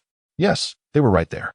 Two powerful and frigid waves of ocular energy lay quietly asleep within the seal. His parents' eyes were still there. His heart, which had been suspended in a state of extreme tension since last night, finally descended in that moment. Yet, it was precisely at this juncture of complete relaxation that an overwhelming surge of profound emotion, akin to a mighty torrent, swept away his rationality entirely. His body trembled uncontrollably, and his hand clenched tightly, gripping the precious scroll with a ferocity that seemed to embed it into his very flesh, his nails digging deep as if to fuse it with his being. Chapter 7. The blueprint to eternity. The frigid night wind seeped through the fractured window, stirring the dust upon the floor and dissipating the last vestige of confusion from Sasuke's eyes. The emotional tempest that had nearly engulfed him arrived swiftly and departed just as rapidly, seemingly intent on incinerating every trace of his misplaced weakness and innocence from his soul. He inhaled deeply several times, the icy air filling his lungs, bringing both a sharp sting and a swift cooling effect to his overheated mind. Agitated by the tumult of emotions, calmness was imperative. He must remain composed. Sasuke's gaze regained its serene depth, akin to a tranquil well, as he carefully re-rolled the scroll and stowed it within the pouch at his waist. He did not place it in the most conspicuous or the most concealed spot, but rather among several blank scrolls and explosive tags, creating a seemingly casual assembly. The most perilous locations often offered the greatest security. No one would suspect that the Uchiha clan's most treasured legacy was concealed so crudely by an 8-year-old child. With this act completed, the final stone within his heart settled. He understood that this scroll, along with the 2 pairs of eyes it contained, would form the foundation of his future existence, the critical cornerstone of his ascent in this merciless world of ninjas. After all, these were the Sharingan of his parents, the necessary sacrifice for him to someday attain the legendary eternal Mangekyou Sharingan. Sasuke's mind raced with thoughts as if propelled by a finely tuned mechanism. In a certain sense, the blood ties between parent and child are more intrinsic than those between siblings. The merging of his parents' eyes might yield effects surpassing those of the original narrative's sibling fusion. This was a tantalizing hypothesis worthy of consideration. However, to acquire the eternal Mangekyou, he must first awaken his own Mangekyou Sharingan, a formidable and unavoidable challenge. In the original tale, the conditions for awakening the Mangekyou resemble a curse. To understand love is to lose love. When an Uchiha who comprehends love suddenly experiences the loss of that profound affection, the emotional upheaval triggers the brain, releasing unique spiritual chakra that transforms the Sharingan into a one-of-a-kind Mangekyou capable of reflecting the soul's essence. The swiftest, yet most cruel and excruciating method to achieve this is to personally end the life of one's beloved. Sasuke recalled the lie Itachi had once told him: "I killed my best friend, Uchiha Shursui, to awaken this eye." Thus, it is both a falsehood and a cruel guidance, a dark path to vengeance and power laid out by Itachi. However, Sasuke has no intention of following it. As a time traveler, he is acutely aware that Itachi awakened his Mangekyou Sharingan only after witnessing the tragic suicide of his dear friend Shursui. Yet, whether through direct murder or through the agony of witnessing such sorrow, this traditional, passive acceptance of fate that characterizes the Uchiha's method of awakening eyes is one he cannot embrace. What he seeks is a path that he can master and control. Ultimately, the essence of awakening eyes lies in an intense emotional stimulus that leads to a sudden explosive increase in spiritual energy, resulting in a qualitative transformation of ocular power. Given this, the traditional route can be discarded. Firstly, he cannot follow the original Sasuke's path of killing Itachi to awaken his eyes. As a time traveler, while he has assimilated the memories of his original self, his feelings towards Itachi do not reach the profound depths of love and hate that the original narrative portrays. With this avenue ruled out, could there be a new possibility? If a singular, immense emotional shock can instigate a qualitative change, then could a sustained accumulation of vast spiritual energy yield the same result? Little by little, a stream can form a river. A glimmer of insight crossed Sasuke's eyes. He could indeed refine and increase his spiritual energy through diligent practice over time, storing it away. Once this energy accumulates to a critical mass capable of inducing a qualitative transformation, he could release it all at once. Although this may be a lengthy process, tedious in nature, it remains the most reliable, safest, and most aligned with his desires. Concerning how to store this vast spiritual energy, a nearly perfect solution emerged in Sasuke's mind: Tsunade's Yin sealing technique. The essence of Yin sealing lies in storing accumulated chakra within the diamond seal on the forehead. During battle, this chakra can be unleashed, allowing for instantaneous healing of fatal injuries and a significant enhancement of strength and speed. A more exquisite application, akin to Tsunade's method, involves a meticulous, continuous low-power output and regulation of chakra, maintaining the body's functions at their peak, thus achieving eternal youth. Sasuke speculates that the reason Yin sealing can instantaneously heal fatal wounds is due to the stored yang-attributed chakra or bodily energy. Since ordinary chakra, and even yang-attributed chakra, can be sealed and stored, then theoretically, as one of the two fundamental components of chakra, the inherently Yin-attributed spiritual energy can also be contained. He could create a Yin sealing technique solely for storing pure spiritual energy, treating it as a battery for mental power. With the first challenge clarified, Sasuke immediately shifted his focus to the second challenge, the medical ninjutsu required for the transplant surgery. His body, after all, is merely the ordinary flesh of the Uchiha clan, not the sage body of Madara, which is fused with Hashirama's cells. He cannot simply treat another's eyes as if they were light bulbs, easily interchanged at will.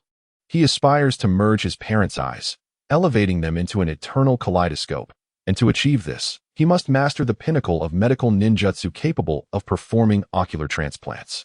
This task is both daunting and deceptively simple. When considered alongside the initial inquiry, the answer becomes apparent. He must seek guidance from Tsunade, should he become her disciple. The complexities of mastering the sealing techniques and the elite medical ninjutsu will seamlessly resolve themselves. However, the thought of Tsunade brings a wave of frustration. Who is she? The granddaughter of the first Hokage, Hashirama Senju, and a direct pupil of the third Hokage, Hiruzen Sarutobi. She embodies the essence of the Hokage lineage and stands as one of the most legitimate heirs of the Leaf Village's upper echelons. The challenge of convincing her to take in this orphan from the Uchiha clan is formidable. He must demonstrate his allegiance to the Hokage and support her political stance, dispelling any lingering concerns the higher-ups may harbor regarding the Uchiha. Simultaneously, he must exhibit unparalleled talent in medical ninjutsu and chakra control, sufficient to inherit Tsunade's legacy. With a soft sigh, Sasuke acknowledges the gravity of the situation. He must proceed with caution and meticulous planning. Fortunately, time is on his side. According to the narrative, Tsunade will return to the village in no less than 3 to 4 years. During this interim, he possesses ample opportunity to learn, grow, and gradually mold himself into the ideal disciple that Tsunade cannot refuse. A clear and far-reaching blueprint of his plan unfurls in Sasuke's mind. His gaze, once clouded with uncertainty, transforms into the unwavering focus and patience of a hunter zeroing in on its prey. Chapter 8. The Legacy of the South. He shrine. As dawn broke on the following day, the usually quiet entrance of the Uchiha clan grounds buzzed with an unusual liveliness. Several merchants, accompanied by their aides, followed Sasuke's lead as they maneuvered their carts into this forsaken domain. These were second-hand contractors from Konoha, who, upon hearing whispers of Sasuke's intent to liquidate his inheritance, seized the opportunity to purchase all remaining valuables within the Uchiha estate at a remarkably low price. On the night of the massacre, Danzo's roots and the third Hokage's Umbu swiftly scavenged the clan, absconding with nearly all cash, precious metals, and truly invaluable antiques and artworks. However, time was of the essence, and they could not entirely empty the estate. The cumbersome furniture, a plethora of training equipment, exquisite porcelain sets, and various inconspicuous trinkets collected by each household were left behind. Individually, these items might seem worthless, yet when the entirety of a noble family's possessions is amassed, it constitutes a significant fortune. After all, many grains of sand can form a towering mountain. Sasuke observed, impassively, as the merchants loaded item after item onto their carts. His dark eyes reflected no emotion, as if the relics of his family were merely a collection of unrelated debris rather than remnants of his lineage. Merchants gazed at the boy, merely 8 years old yet bearing an icy demeanor, their hearts gripped by trepidation. With nimble hands, they swiftly loaded all the agreed-upon items onto their carts and promptly settled their final payment, beckoning their companions to hasten away with the horse-drawn carriage. Sasuke, clutching the substantial check, did not linger for a moment but proceeded directly to the bank at the heart of Konoha, the banking system of the Land of Fire. Spearheaded by the feudal lord's estate, was a collaborative venture involving various nobles, affluent merchants, and powerful ninja clans such as the Uchiha. The intricate web of interests woven behind this institution made it exceedingly challenging for Danzo to extend his influence without just cause. Sasuke's actions did not escape the village's notice. In the Hokage's office, Sarutobi Hiruzen listened to the report from the Umbu, silently puffing on his pipe before eventually waving his hand, signaling his understanding. A profound sense of guilt filled his heart. He chose to tacitly condone Sasuke's self-preserving behavior, which could be deemed reckless. This might be the only silent recompense he could offer the boy. Meanwhile, in the base of Root, Danzo received the intelligence as well. A shadow crossed the exposed surface of his eye. Recently, he had been temporarily relieved of his advisory position under the pretext of inadequate oversight, entering a period of restraint. It would be unwise to confront the third Hokage over the matter of an Uchiha orphan's inheritance. Weighing the pros and cons, he opted for inaction. Yet his heart harbored a deep-seated resentment towards that presumptuous Uchiha child. As the last cart, laden with goods, slowly departed, Sasuke closed the heavy door of the Uchiha compound behind him. The creaking of the weighty door hinges sounded like the closing chapter of an era. From that moment forth, it stood as merely a tomb. Sasuke turned away, walking alone along the desolate, empty streets towards the southern river, the Nanha River.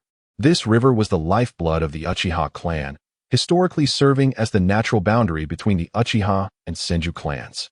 In their youth, Uchiha Madara and Senju Hashirama often met here, even competing in climbing to gaze into the future of the forests of Konoha. The river flowed from west to east, traversing the southern expanse of Konoha, and where its waters converged downstream lay the famed Valley of the End, known for its fateful duels. Sasuke walked upstream along the riverbank until an ancient shrine, distinctly marked by Uchiha architectural style, came into view, the Nanha Shrine.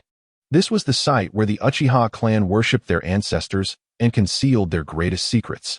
Sasuke entered the main hall of the shrine with familiarity, his gaze sweeping across the rows of tatami mats within. Without a moment's pause, he strode directly to the back, stopping before the 7th tatami mat from the right. This spot had been referenced numerous times in the original narrative. It was here that Sasuke pierced through Itachi's lies with his Sharingan, marking the beginning of Tobi's temptation that led Sasuke into darkness. Thus, this place held a profound significance for him. He crouched down, exerting force with both hands to lift the heavy tatami mat, revealing a dark passageway leading underground. The chilly and stale air surged forth from the dark passageway. Without hesitation, Sasuke descended the stone steps. The passage was not long, and after a brief interval of 1 or 2 minutes, he found himself before an exceedingly spacious underground stone chamber. The walls of the chamber were emblazoned with the distinctive Uchiha clan emblem, a fireball fan, signifying the ownership of this place. In the very center of the room stood an ancient stone tablet, approximately half a person's height. At the top of the tablet was intricately carved a circle of black, mysterious patterns resembling a magatama. This tablet contained the secrets of the Uchiha clan's evolution from the Sharingan to the Mangekyou Sharingan and ultimately to the Rinnegan. However, upon merely casting a glance at the tablet, Sasuke dismissed it entirely, as if it were an ordinary stone by the roadside. This tablet had long been altered by Kagaya's will, and the history inscribed upon it was but a fabricated lie, designed to lead the Uchiha descendants to extremity, ultimately rendering them pawns in the resurrection of Kagaya Ōtsutsuki. In his scheme, he might indeed resurrect Kagaya. Thus this tablet served as bait to entice Kagaya's will. Nevertheless, Sasuke's purpose for visiting this place was not to behold these tainted, worthless artifacts. He had 2 objectives. The first was the secret ninjutsu scrolls accumulated by the Uchiha ancestors, which had never been disclosed to outsiders. Recently, he had uncovered some basic ninjutsu scrolls within the clan, but nearly all high-value jutsu had been plundered. During this time, he could justifiably refrain from attending the ninja academy, necessitating a period of focused training and learning, with ninjutsu being a crucial component. The second objective was the items that Itachi had deliberately left for him on the night of the clan's massacre. Sasuke activated his dual Magatama Sharingan, the crimson pupils appearing particularly eerie in the darkness. Instead of examining the contents of the tablet, he utilized the insight of his Sharingan to meticulously scan every corner of the room, searching for any hidden chambers or sealed storage spaces. He understood that this core meeting place of Uchiha's most profound secrets could not be as simple as it appeared on the surface. The true treasures must be concealed deeper within. Chapter 9. The elder brother's gift. The crimson Sharingan gradually revolved in the dark. As Sasuke's gaze finally shifted from the tablet, he deemed the Tablet of Lies to a colossal bookshelf at the end of the stone chamber. The bookshelf was crafted from a type of dark, precious wood, nearly encompassing an entire wall, and was lined with rows of scrolls and books. These tomes were meticulously arranged and categorized, indicating that not long ago, someone had taken great care to maintain everything here. This silent order reflected the deep-rooted rigor and pride of a once noble family. Sasuke approached the bookshelf with measured steps, extending his fingertip to gently brush over the cover of a hefty scroll. A fine layer of uniform dust clung to his fingertip. It seemed that since the clan's calamity, no one had ventured here again. These volumes, which bore the glory and history of his family, were destined to be ensconced in the dust of time, just as his deceased relatives had been. He did not hasten to peruse the tomes, but rather activated his Sharingan, his gaze penetrating and discerning, swiftly sifting through the shelves in search of truly valuable knowledge. His eyes traversed a series of foundational texts, including the history of the Uchiha clan, geography of the Land of Fire, and an introduction to ninja tool forging. Ultimately, on the middle tier of the shelf, he discovered what he sought, 2 thick scrolls. Sasuke retrieved them and leaned them against the cold shelf, gradually unfurling them. The cover of one bore the bold inscription Uchiha style, fire release ninjutsu, while the other read Uchiha style genjutsu. He remained uncertain whether these scrolls had been deliberately placed here by Itachi for him or were simply part of the clan's original collection. Yet, this distinction mattered little. Sasuke's gaze swiftly skimmed the contents of the scrolls. Within the Uchiha-style fire release ninjutsu, not only was there a detailed account of the basic Great Fireball technique, but it also encompassed the formidable Great Dragon Fire technique, Great Fire Extinguishing technique, and the even more powerful Great Fire Arrow technique. Furthermore, the scroll recorded the Dragon Flame Song technique utilized by Uchiha Madara, as well as another fire release technique named Storm Dance, which required a high degree of transformation. Meanwhile, the Uchiha-style Genjutsu scroll contained not only widely known techniques such as Bubble, Naraka's Sight, and Kitsune's Heart, but more crucially, it documented several potent ocular techniques that could only be activated through the Sharingan. Among these was the magical binding technique that Itachi once employed to swiftly vanquish Orochimaru, capable of immobilizing an enemy's movements. However, to Sasuke, the training methods for these ninjutsu, while invaluable, were not the most precious gems contained within these scrolls. The true treasure lay in the annotations, insights, and reflections penned by generations of Uchiha predecessors, densely inscribed alongside the illustrations and textual descriptions. When practicing the Great Dragon Fire technique, the transformation of chakra must harmonize between rigidity and flexibility, and the physical transformation must be executed in one seamless motion. Both elements are indispensable. The essence of the binding technique does not lie in mere restraint, but in penetration. The enemy must not perceive it as confinement, but rather the despair of their soul being pinned to the ground, thus inducing a complete mental collapse. These words, rich with experience and wisdom, represent a precious legacy distilled from the sweat, blood, and even lives of countless Uchiha geniuses.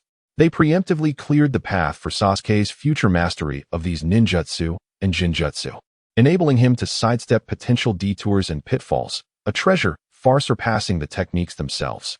Sasuke meticulously secured the two scrolls into his ninja tool pouch. This undoubtedly alleviated his pressing concerns, ensuring that he would not have to fret over training in ninjutsu for a considerable time. Yet, he understood that Itachi's bequest extended beyond these scrolls. His gaze once again fell upon the bookshelf, this time with heightened scrutiny. He employed his Sharingan to discern the residual chakra in each tome and scroll, searching for any hint of discord. As expected, in an inconspicuous corner of the lowest shelf, he stumbled upon two notebooks. The two notebooks had been deliberately aged, enveloped in black leather, bearing the commonplace titles Insights on Illusions and Essence of Body Flicker. Nestled among a collection of elementary texts, they were exceedingly difficult to uncover. Yet, the moment Sasuke lifted them, he discerned that these were precisely what he sought. The lingering scent of fresh ink, not yet faded, wafted from the pages. As he opened Essence of Body Flicker, the handwriting struck him as sharp and bold, exuding confidence. The notes meticulously detailed the author's research into the body flicker technique, revealing that its fundamental principle transcended mere speed.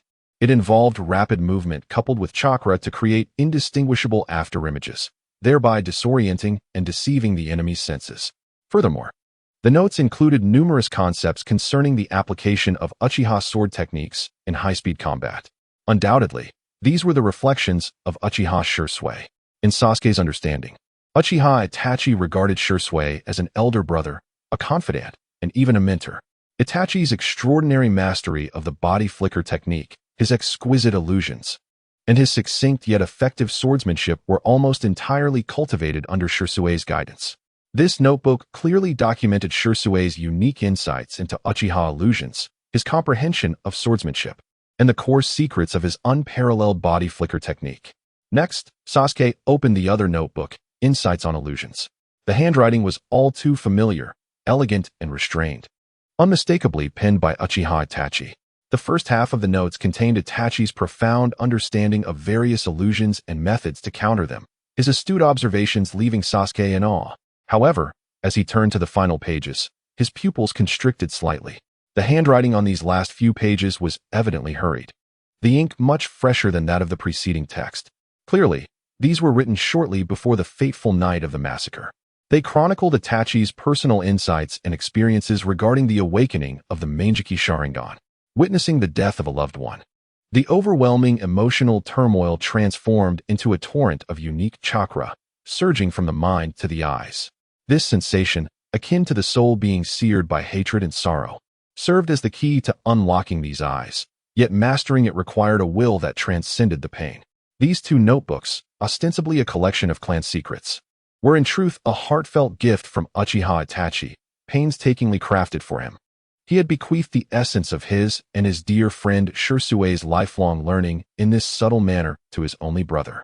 Itachi's efforts were indeed commendable. Sasuke felt a surge of emotions, ultimately manifesting as a soft chuckle. He carefully tucked away these invaluable notebooks and meticulously searched the entire secret chamber, leaving no crevice in the walls unchecked. Once he confirmed that nothing had been overlooked, he turned and departed from the underground space, which harbored the glory and secrets of the Uchiha clan. Upon returning to the main hall of the shrine and restoring the tatami mats to their original state, he cast a final glance at the ancient shrine bathed in moonlight before vanishing into the dense forest by the Southie River, leaving no trace behind. Chapter 10. The Sword of Thunder and Fire. The fusion of illusion and body. As the night deepened, the moonlight cascaded like liquid mercury through the window, illuminating the solitary mansion of the Uchiha clan. Sitting cross-legged upon the cold tatami, Sasuke laid before him 2 volumes that could drive any ninja to madness. He did not hasten to commence his training. Instead, he delved into a profound contemplation regarding strategic planning for the future. Within his blueprint, the path to becoming stronger was distinctly prioritized. At the pinnacle of this journey was not the dazzling ninjutsu, nor the enigmatic jinjutsu, but rather the most unadorned and direct form of martial arts, particularly the lethal swordsmanship focused on close combat. This was not a matter of underestimating ninjutsu or jinjutsu. On the contrary, it was precisely because he stood taller and gazed further than anyone of this era that he arrived at such a resolution. Ninjutsu was a path without end. Sasuke analyzed calmly within his mind. He understood that in the future, the hungry ghost path among the 6 paths of pain, as well as the supreme Rinnegan, possessed the ability to absorb and nullify all ninjutsu. Furthermore, in an even more distant future, when the Ōtsutsuki clan, who regarded chakra as sustenance, descended and truly transcended mortals, the various ninjutsu that ninja took pride in would merely appear as trivial toys, easily claimed at any moment. In the original storyline of Naruto, Sasuke found himself unable to employ his esteemed lightning techniques against Ōtsutsuki Kagaya, and although this was partly due to the author's deliberate weakening, he ultimately resorted to the laughable Uchiha body slam. Thus, one should only skim the surface in the study of ninjutsu. Mastery of fire and lightning techniques sufficient to confront early adversaries would suffice. Dedicating more energy to developing his own unique skills and physical prowess, unabsorbable and unexemptable, was the true path to reaching the pinnacle. Having reached this understanding, his gaze first fell upon the insightful notes of Uchiha Shirsue. In addition to the extraordinary comprehension and application of the body flicker technique, what stirred Sasuke's heart was Shirsue's recording of his insights into swordsmanship. Shirsue's talent was nothing short of astonishing. He had seamlessly merged profound ninjutsu with ultimate physical techniques to create a swordsmanship uniquely his own. Among these were 3 great secrets: Sword Leap of Flame, Gale Blade, and the ultimate secret, Solar Halo Dance. Sasuke's Sharingan meticulously perused the descriptions within the notes, and vivid images of breathtaking battles began to materialize in his mind. The Sword Leap of Flame utilized the sword as a medium to perform fire techniques, transforming chakra into a blazing blade of flame. This was not merely a simple attachment of chakra, but a sophisticated fire-based martial art. The notes even mentioned that to pursue the utmost cutting power, Shirsue infused a touch of wind nature transformation into it. The Gale Blade represented a flawless fusion of body flicker technique and swordsmanship. First, one would appear behind the enemy in an instant, undetectable to the naked eye, and then, with the force of thunder, deliver a powerful slash to unleash a massive blade of flame, striking down the foe in one fell swoop. The ultimate technique, the Sun Halo Dance, elevates the art of the instant body technique and the sword leap flame to their zenith. In the blink of an eye, it unleashes a tempestuous 3-hit combo with blinding speed, wielding a blade engulfed in flames to completely subdue the adversary.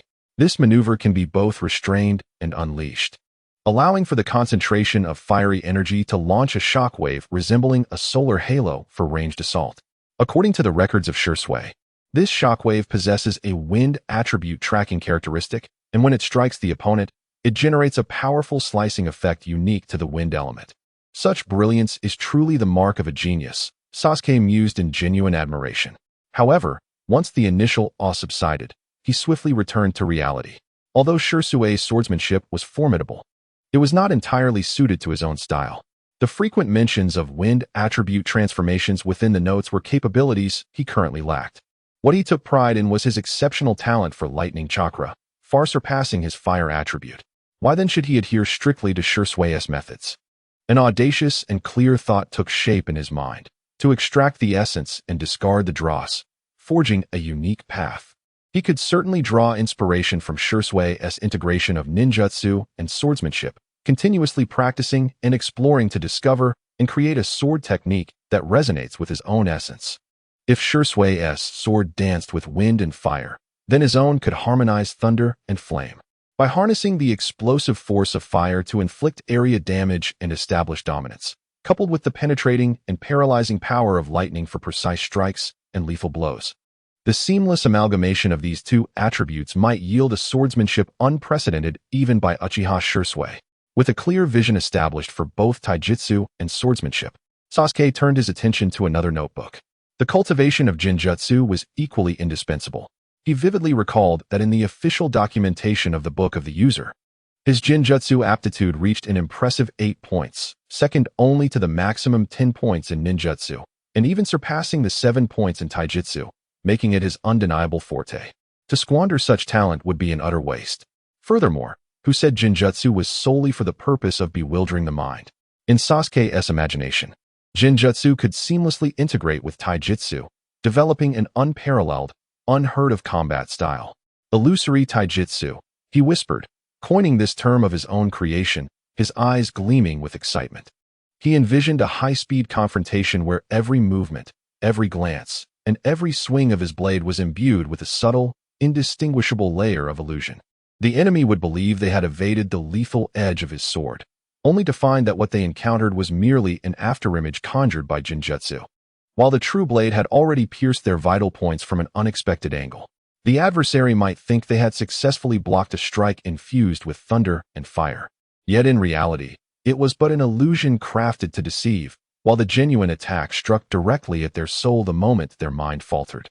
In this blend of reality and illusion, the enemy would struggle to discern the authentic from the fabricated. Each of their defensive maneuvers and evasive actions could unwittingly lead them into a trap. The dual assault on both mind and body would leave any opponent defenseless, ultimately succumbing to the relentless tide of doubt and fear, leading to their complete annihilation. As he contemplated this, a fervent warmth surged within Sasuke's heart. A brand new path, uniquely his own and unprecedented in history, unfolded clearly before his eyes. The journey he intended to embark upon was not merely a replication of Shursue's swordsmanship, nor an imitation of Itachi's illusions, but rather the creation of an unparalleled combat art that truly belonged to Uchiha Sasuke, built upon their wisdom, merging thunder and fire, intertwining illusion and reality. Chapter 11. Return to campus. The first rays of morning sunlight streamed through the dust-laden windows, illuminating the solitary figure within the Uchiha residence. Sasuke slowly closed the notebook in his hands. A night filled with study and planning left a trace of weariness and profundity on his youthful visage. A weariness not typical for one of his age. Matters concerning his clan had been adequately addressed. The funds acquired from the sale of family assets would serve as the initial capital for his future research and experiments. The scrolls and notes, which encapsulated the pinnacle of Uchiha wisdom, were the cornerstone upon which he would establish his path to strength. He cast a final glance at the emptiness of his home before turning away, gently closing the door behind him. From this day forth, he would temporarily depart from this place. His destination was the very location he had long deemed unnecessary, yet was compelled to return to, the Konoha Ninja Academy. As he walked along the path to the school, Sasuke's heart was clear and resolute. He understood that with his current reservoir of knowledge and future plans, the foundational theories and practices of the three-body technique taught at the academy held no significance for him. In terms of efficiency, Practicing the ninjutsu and swordsmanship acquired from the south, his shrine alone in the clan's territory was far superior to wasting time in school. Yet, he still felt the need to go, for he recognized that the essence of the academy had never merely been about acquiring knowledge. For a ninja, it was also a place to forge bonds, seek companions, and cultivate friendships. The road ahead was fraught with thorns and formidable foes. Whether it be the fate that loomed like a massive cage woven from countless coincidences and inevitabilities, or the outsiders who regarded this planet as a nursery and its denizens as mere insects, these were challenges that he could not face alone. Relying solely on oneself was not bravery, it was folly. The strength and bonds of companions were indispensable aids on this thorn-laden path. To proceed with closed eyes and ears alone was the most foolish choice, one reserved for the weak.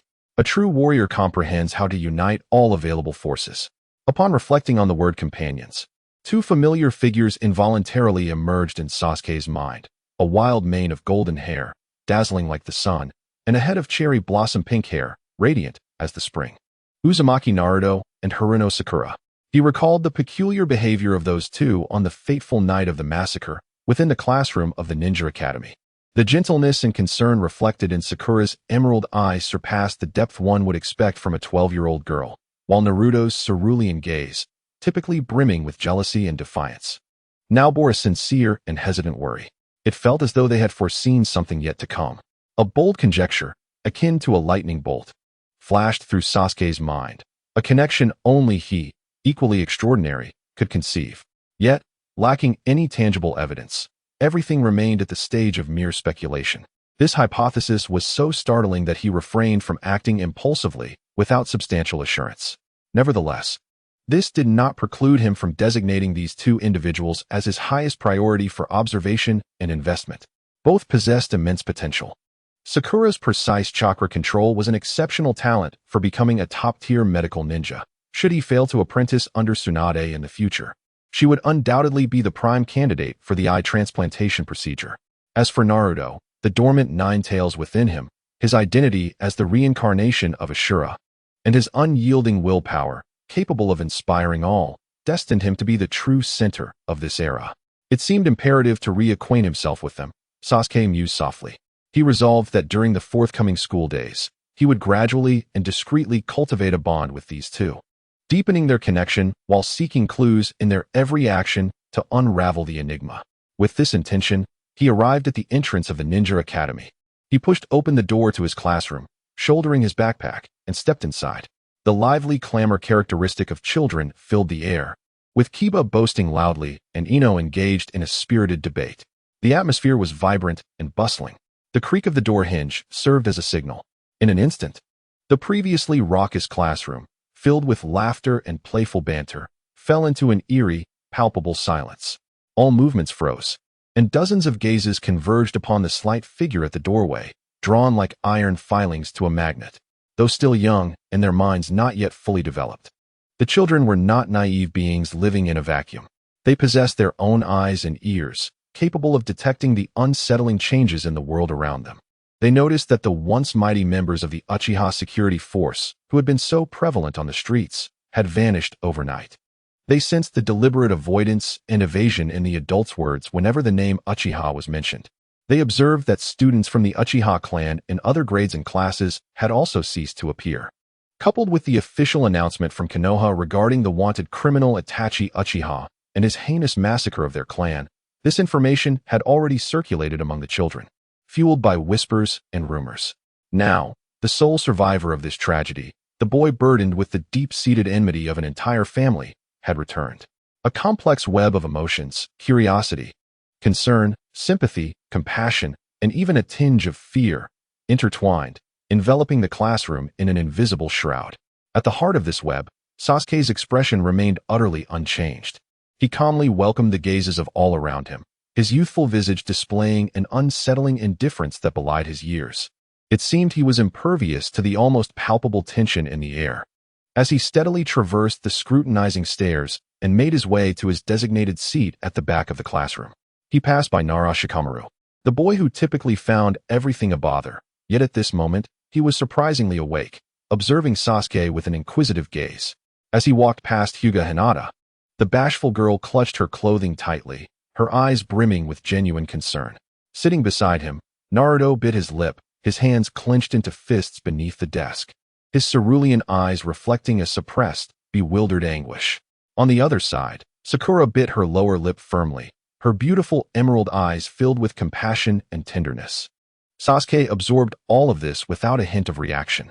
Ultimately, he arrived at his familiar seat, calmly retrieving his backpack and placing it on the desk before pulling out the chair and sitting down. As if the stifling silence and scrutiny surrounding him were nothing more than a gentle breeze.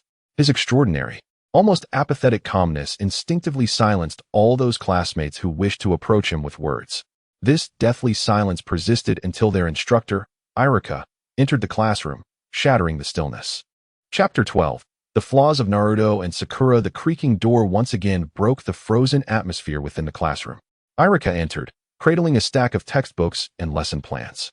Habitually, he scanned the room, and when his gaze landed on the black-haired boy in the back, his pupils constricted ever so slightly, and his steps faltered for half a beat.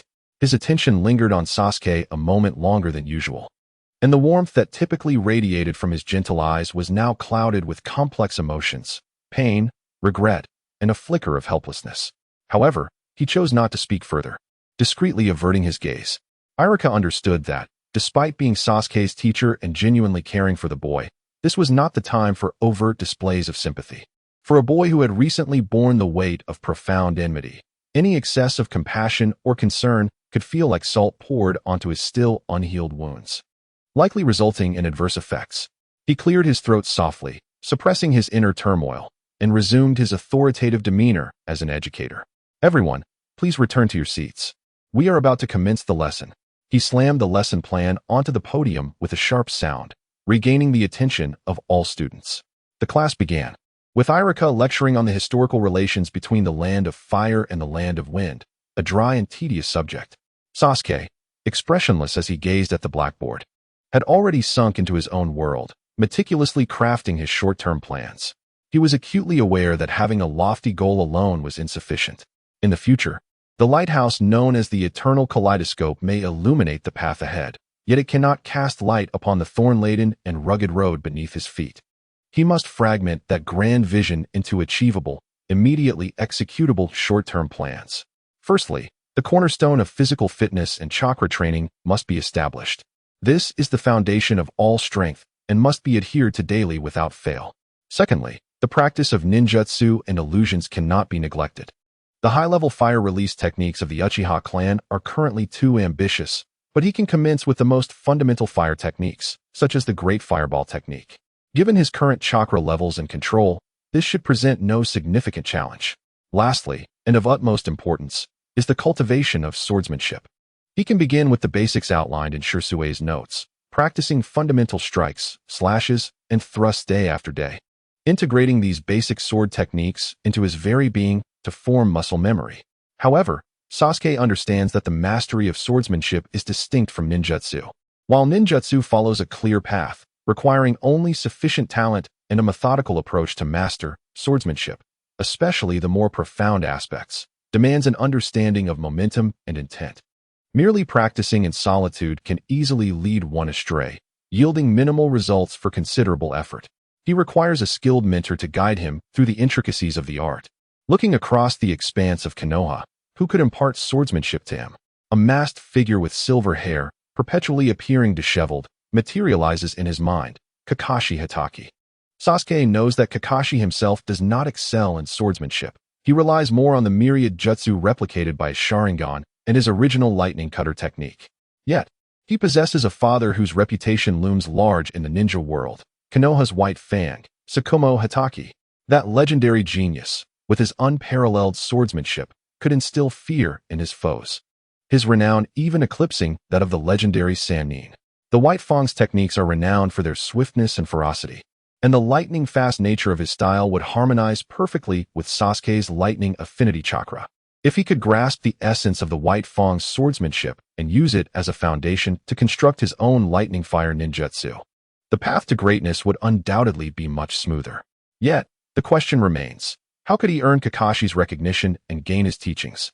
That individual, though appearing lethargic, possesses an insight sharper than most. To coax him into willingly imparting the sword techniques of his deceased father would not be a simple task. Lost in contemplation, time seemed to hasten. Unbeknownst to him, the bells signaling the end of class had already rung. As Irika stepped out of the classroom, a few classmates with whom Sasuke shared a decent rapport, such as Inuzuka Kiba and Akimichi CHG, approached hesitantly. They wished to offer a greeting or a few comforting words, but as the words lingered on their lips, they hesitated, unsure of how to begin. In the face of such tragedy, any words seemed painfully inadequate. Conversely, Naruto exhibited no hesitation whatsoever. He practically leapt from his seat, rushing up to Sasuke with an expression devoid of his usual playful demeanor, replaced instead by a sincere and direct concern. "Sasuke, are you all right? Those reports, did you sustain any injuries?" Sakura, standing nearby, approached with concern evident in her beautiful emerald eyes, yet she opted for silence, quietly positioning herself behind Naruto. Sasuke lifted his gaze, the crimson of his Sharingan flickering momentarily in the depths of his eyes, nearly imperceptible to others. He scrutinized Naruto for several seconds, meticulously observing every subtle nuance of his expression. Naruto's gaze was clear and sincere, his worry genuine, devoid of any premonition of the tragedy that loomed.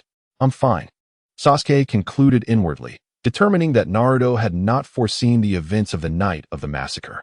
He spoke softly, "The injury has healed." That's a relief, Naruto exhaled. But then, as if reminded of something, he irritably covered his head with his hands, exclaiming in disbelief and confusion, "Damn it! How could Itachi do such a thing?" This careless remark struck like a thunderclap, reverberating in the hearts of both Sasuke and Sakura simultaneously. They exchanged incredulous glances, their eyes wide with astonishment directed at Naruto. His tone did not convey the interrogation of a mere unknown rogue ninja. Rather, it resonated as if he were questioning someone intimately familiar, someone who ought not to behave in such a manner. How could he speak with such familiarity, as if he understood Itachi Uchiha's character? Sasuke instantly sensed the profound anomaly in this situation. Meanwhile, Sakura's green eyes brimmed with curiosity and shock. However, she quickly regained her composure, realizing that Sasuke's gaze was now upon her. In an instant, her expression shifted flawlessly, all traces of inquiry and astonishment vanishing as she reverted to a gentle and concerned demeanor. "Sasuke-kun, please don't take Naruto's words to heart," she softly reassured, attempting to steer the conversation back to safer shores. "What matters most now is that you take care of yourself." Yet, this impeccable transformation had not escaped Sasuke's notice. At that moment, the vibrant blonde Ino joined their circle. During Sasuke's absence, Sakura had taken the initiative to mend their rift, and their relationship had gradually mended, no longer fraught with hostility. Yes, Sasuke-kun, please don't be disheartened," Ino chimed in, eager to offer comfort. Sasuke merely nodded slightly in acknowledgement, then spoke with a tone tinged with detachment and fatigue. "Thank you, but I wish to be alone for a while." The surrounding classmates, perceptive to his demeanor, discreetly dispersed upon hearing his request. Naruto and Sakura exchanged a silent glance before returning to their respective seats. The classroom buzzed back to life, yet around Sasuke, an invisible vacuum seemed to form. He lowered his head, appearing lost in thought, though his mind raced with reflections on Naruto's odd behavior and Sakura's fade. It appeared that the secrets concealed within this class were far more numerous than he had anticipated. Chapter 13. Undercurrents beneath the surface. Time flowed silently like the waters of the Nanha River, and before long, a week had slipped by unnoticed. In the entire Hidden Leaf Village, the aftermath of the Uchiha massacre lingers, yet life must persist. For this small class at the Ninja Academy, the most discernible change is the once aloof and iceberg-like Sasuke Uchiha, who appears to be gradually thawing. Under Naruto's inexhaustible enthusiasm and boisterous concern, coupled with Sakura's meticulous and gentle approach, and Sasuke's own intention to forge bonds of friendship, he finds himself effortlessly navigating this new dynamic. He plays the role of a survivor, striving to step out from the shadows of his pain, embraced by the warmth and care of his companions. No longer does he reject Naruto's daily challenges and raucous antics. He even allows himself to occasionally falter in their sparring sessions, eliciting Naruto's triumphant laughter that can last through the day. During lunch breaks, he silently accepts the meticulously prepared bento that Sakura offers, responding with a barely audible thank you that paints a charming blush upon the cheeks of the pink-haired girl. Superficially, The nascent formation of Team 7 seems to have coalesced into a solid triangular bond within this modest classroom. However, beneath this facade of genuine camaraderie, Sasuke's keen perception uncovers profound anomalies that starkly contrast with his memories from the original narrative. First, there is Sakura. This pink-haired girl appears to have shed all her innocence and infatuation overnight, transforming into a figure of clear ambition, even deliberately showcasing her capabilities. In class, she is no longer the ordinary girl who merely steals glances at her crush and occasionally drifts off. Instead, she actively engages with every question posed by Iruka, her insights and clarity often leaving him astounded. In practical training, her performance is so outstanding that it draws significant attention. Not only does she consistently rank at the top of her class, but she has also developed a sophisticated technique that precisely channels chakra into her fists, elbows, and knees, drastically enhancing her offensive and defensive capabilities. This application of chakra approaches the legendary strength of Tsunade herself. When Iruka witnesses Sakura's small fist, enveloped in pale green chakra, shattering a sturdy wooden post with spiderweb-like cracks, his astonishment and admiration are palpable as he praises her as a once-in-a-century talent with perfect chakra control. Alongside Sakura, Naruto's transformation is equally profound. Although his academic performance remains dismal, consistently trailing at the bottom of his class, his progress in other areas can only be described as meteoric. His combat skills have evolved from chaotic flailing into a disciplined and effective style, with strength and speed that surpasses his peers. The classmates who once bullied him now keep their distance, having learned to avoid his formidable prowess after a few swift lessons. Yet, Naruto seems unfazed by their retreat, still radiating a sunny disposition like a small sun. In addition to his close relationship with Sakura, Naruto actively engaged with his classmates, forging commendable friendships with Shikamaru, CHG, Ino, and even the typically shy Hinata. This was a stark contrast to the Naruto etched in Sasuke's memory, a boy isolated by the village, yearning for attention, and enveloped in solitude. Sasuke noted these undercurrents with keen awareness, yet remained inscrutable. That afternoon marked the class's routine physical training and ninja tool throwing exercise. The training ground was a whirlwind of dust, filled with the spirited shouts of young ninjas. When it was Sasuke's turn for the kunai throwing assessment, he calmly approached the center of the arena. Standing several meters away from the human-shaped wooden target, his expression was focused and his breathing steady. In the blink of an eye, he sprang into action. His pale, slender hands moved with the swiftness of white lightning, too rapid to trace, as they deftly reached into his waist pouch for ninja tools. Without any discernible aiming gesture, he simultaneously exerted force with both wrists, flicking and releasing. Whoosh, whoosh, whoosh. The sharp, slicing sounds melded into a crescendo as over a dozen kunai transformed into streaks of darkness, akin to arrows shot from a powerful bow, tearing through the air toward the distant target. Before anyone could fully comprehend the spectacle, a series of dull yet resounding impacts echoed almost simultaneously. Thud, thud, thud, thud, thud. A glance revealed that every single kunai had struck true, piercing the heart of the target with precision. Some lodged in the forehead, others penetrated the heart, and a few even forced the target to tilt slightly backward due to the sheer force. Not a single kunai missed its mark, and the accuracy and power exhibited far surpassed that expected of a mere student at a ninja academy. A perfect score.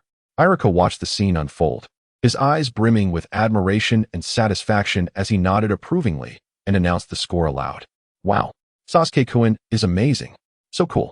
A chorus of awe erupted from a group of young girls, led by Ino.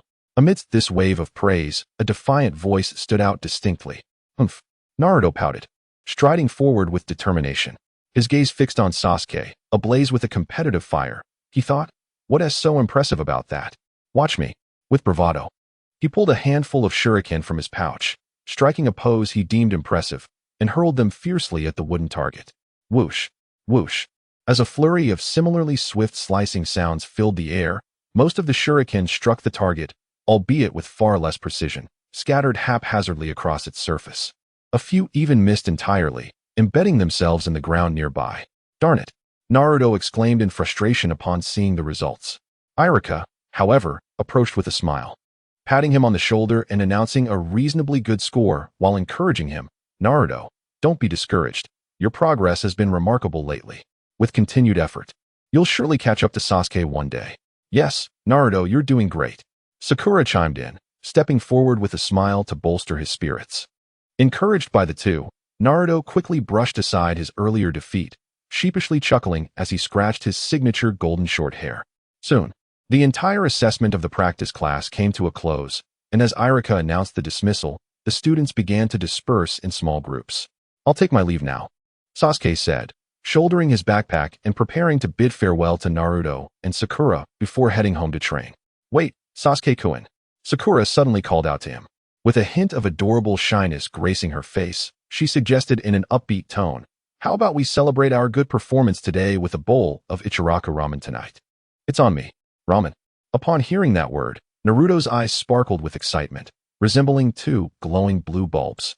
He raised his hands in jubilation, exclaiming, yes, yes.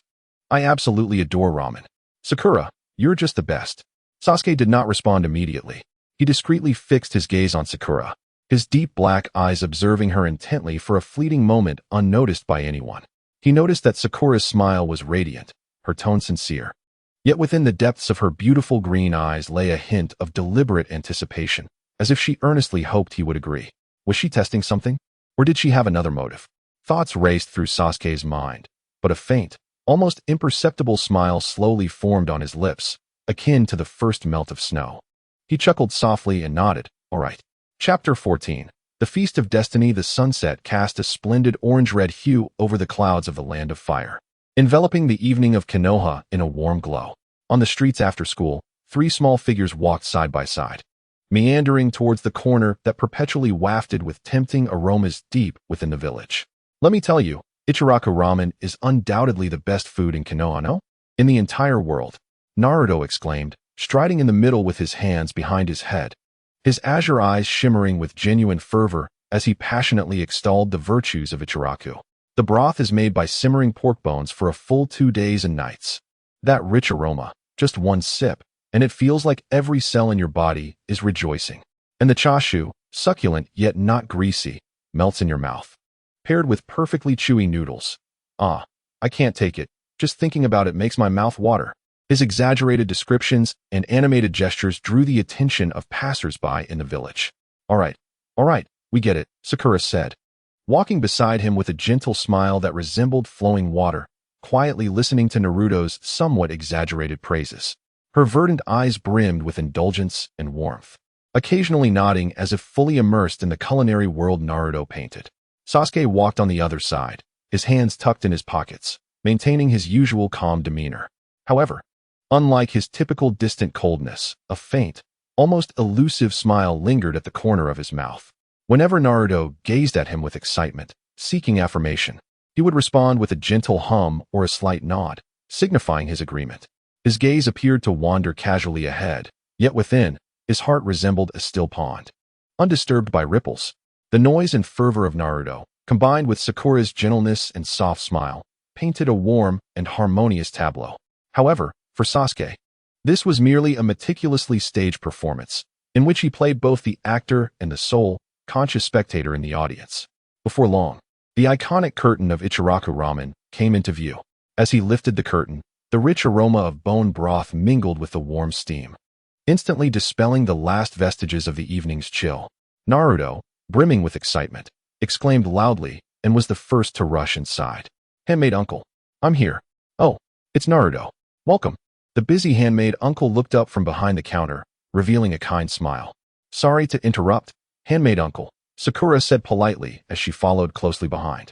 Sakura guided the two of them to sit at the counter and, without a moment's hesitation, she ordered with a natural tone and a smile, 1 bowl of tonkatsu, 1 bowl of miso, and 1 bowl of tomato. Please, handmaid uncle. Her voice was crisp and melodious, a perfectly ordinary order to Naruto and the handmaid uncle. However, the moment the word tomato reached Sasuke's ears, it felt as though a colossal stone had been cast into the previously tranquil waters of his heart. His pupils barely perceptibly contracted. Tomato ramen was the beloved dish of Uchiha Sasuke, the original owner of this body. He recalled this detail vividly during the merging of memories. Yet, this was not a widely known secret, but rather a private culinary preference within the family. His mother, Mikoto, would often prepare various tomato dishes for him when he was weary from training. Such a preference, even his father Fugaku and brother Itachi might not recall, let alone Sakura. Was it mere coincidence? The likelihood of coincidence was exceedingly slim. On Ichiraka's menu, tomato ramen was not a signature dish. It could even be deemed a rather obscure choice. To precisely and unhesitatingly select this singular tomato dish amidst the four mainstream flavors of tonkatsu, miso, soy sauce, and salt was beyond the realm of coincidence.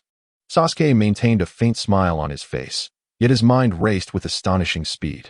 He recalled Sakura's exceptional chakra control that surpassed her peers, her combat skills that rivaled immense strength, and the depth and complexity that occasionally flickered in her gentle eyes, which was not typical of a girl. All the clues, like scattered pearls, were seamlessly strung together by an invisible thread at that moment. She definitely had ulterior motives. This was not a mere coincidence. It was a subtle, exceptionally skilled probe. Just then, Naruto, blissfully unaware, shattered the undercurrents of tension. He turned to Sakura, beaming widely with a radiant smile. Wow. Sakura, how did you know that tonkatsu ramen is my favorite? Thank you so much. Naruto's words shone like a precise spotlight, instantly drawing all attention to Sakura. Sakura seemed utterly unprepared for Naruto's statement. Her smile momentarily froze on her face, and her beautiful emerald green eyes briefly contracted, almost imperceptibly. Yet, in the blink of an eye, she regained her composure. The fleeting look of astonishment quickly faded, replaced by a gentler, more sincere smile. She turned her head, her verdant gaze fixed on Naruto, then glanced at Sasuke, and with an air of nonchalance tinged with a hint of pride, she declared, "Because we are friends, of course. So, I took the liberty of inquiring about your favorite foods." This explanation was seamless, perfectly aligning with her role as a considerate companion at that moment. Naruto was profoundly moved, repeatedly exclaiming how wonderful Sakura was. However, to Sasuke, her words were akin to an inadvertent confession. Inquire? From whom? The Uchiha clan had been obliterated, and he was orphaned. Those who knew his dietary preferences best had long since turned to dust. What channels could an ordinary girl from the Haruno family have used to discover the private tastes of the Uchiha heir? A cold smile flickered within Sasuke, though his face maintained a suitably delicate expression, as if touched. He raised his gaze to meet Sakura's, his dark eyes as profound as the night, softly saying, "Is that so? Thank you, Sakura." Sakura met his gaze, her cheeks slightly flushed, responding with a tranquil and gentle smile, as though she had merely performed a trivial act. The two exchanged glances in the air, devoid of words. Yet it felt as if they were engaged in a silent duel. "All right, 3 bowls of ramen coming right up." The shout of the noodle shop owner shattered the tension between them. 3 steaming bowls of aromatic ramen were placed precisely before the trio. Tonkatsu ramen sat before Naruto. Miso ramen was placed in front of Sakura, while a bowl of broth, rich and adorned with fresh tomato slices, quietly rested before Sasuke. The enticing aroma, both familiar and foreign, stirred the appetite within his body. Sasuke picked up his chopsticks, surveying the bowl of ramen filled with coincidences and tests. And his mind was already made up. This banquet was one he could not refuse. However, how he should partake was an art in itself. Chapter 15. Testing the tangy sweetness of the tomato broth melted in his mouth, the familiar flavor resembling a key that unlocked the deepest recesses of his memories. Yet, for Sasuke at this moment, the taste evoked not nostalgia, but a chilling alarm. He swallowed the noodles with an impassive demeanor, his mind already resolved. The mystery surrounding Sakura Haruno was thick, and Naruto Uzumaki's transformations were no mere coincidence. Until he truly understood their hidden cards, any rash move could lead to total disaster. Stirring the grass would only startle the snake, a cardinal sin of strategy. The best course of action was to continue the charade, to play the role of a survivor, striving to emerge from the shadows under the warmth of companionship, to embody a vengeful spirit that buried hatred deep within, transforming it into the impetus for growth. Under the most exquisite disguise, he sought to gain the most precious moments of observation, until he could unravel all of their secrets one by one. Just as he was formulating his plan, Sakura elegantly twirled a strand of noodles with her chopsticks, her emerald eyes gazing at Sasuke, filled with sincere and perfectly measured solace. In a gentle and emotive tone, seemingly casual, she remarked, "Sasuke-kun, I am truly, genuinely delighted that you could emerge from your sorrow and regain your strength so swiftly." A cold smile crept into Sasuke's heart, aware that a new round of probing had commenced. Slowly, he set his chopsticks down beside the bowl, raised his head, and met Sakura's gaze. He did not respond immediately. Instead, he allowed a hint of sorrow to flicker across his eyes, which was soon replaced by a more resilient and piercing light. His expression turned grave, and his voice, though low, resonated with clarity. "No, I have not moved on," he stated calmly, his gaze sweeping past Sakura to land on Naruto, who had paused his slurping of noodles, taken aback by Sasuke's serious tone. "That man, Itachi Uchiha, deliberately destroyed everything I held dear, wishing to see me trapped in hatred, pain, and fear, struggling in the mire of despair to validate his so-called greatness." Sasuke's fists clenched involuntarily beneath the table, his nails digging deep into his palms, a sensation he barely registered. These words were meticulously crafted lines he had prepared for himself, yet upon utterance, they stirred within him the remnants of an ancient, deep-seated vendetta. "He desires my suffering. I shall live with greater clarity than anyone. He wishes for my fear. I shall be braver than ever before. I will not grant him that satisfaction." His voice, though soft, echoed with conviction throughout the modest ramen shop. The elderly chef seemed to sense the weight of the atmosphere and quietly cleaned the counter, choosing not to intrude. Sasuke took a deep breath, allowing his tense expression to soften. He turned his gaze to Naruto and Sakura, his dark eyes reflecting heartfelt gratitude. "Moreover, I must thank you both, Naruto, Sakura. You have shown me that I am not alone. This warmth is the only light I seized before being consumed by darkness." He paused before shifting his focus, a new flame of ambition igniting in his eyes. "Thus, I not only seek vengeance, that is beyond question. I must also become stronger than anyone else, and then, with my own hands, I will restore the Uchiha clan that he obliterated, to revive the Uchiha." This proclamation resonated like a boulder cast into a lake, stirring immense waves within the hearts of Naruto and Sakura.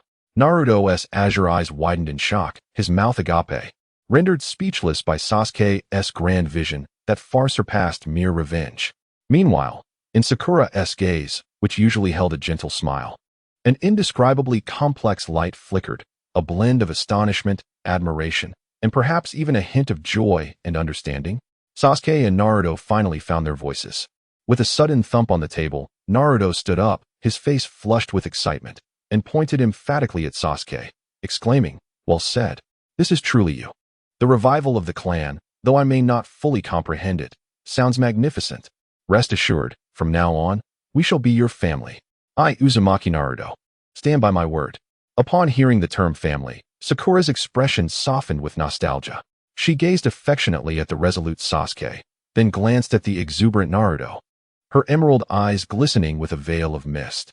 Realizing her momentary lapse, she quickly pressed her lips together and blinked rapidly to dispel the tears brimming in her eyes. Soon after, a genuine, radiant smile graced her face as she nodded earnestly. It was a flawless performance. Sasuke awarded himself full marks in his heart. This declaration not only provided a reasonable explanation for his swift recovery, but also successfully crafted an image of him as a responsible, visionary individual with deep emotional ties, dispelling any lingering doubts they might have harbored. Furthermore, the grand objective of reviving the Uchiha clan offered a perfect pretext for the exceptional efforts and strength he was destined to demonstrate, far surpassing that of his peers.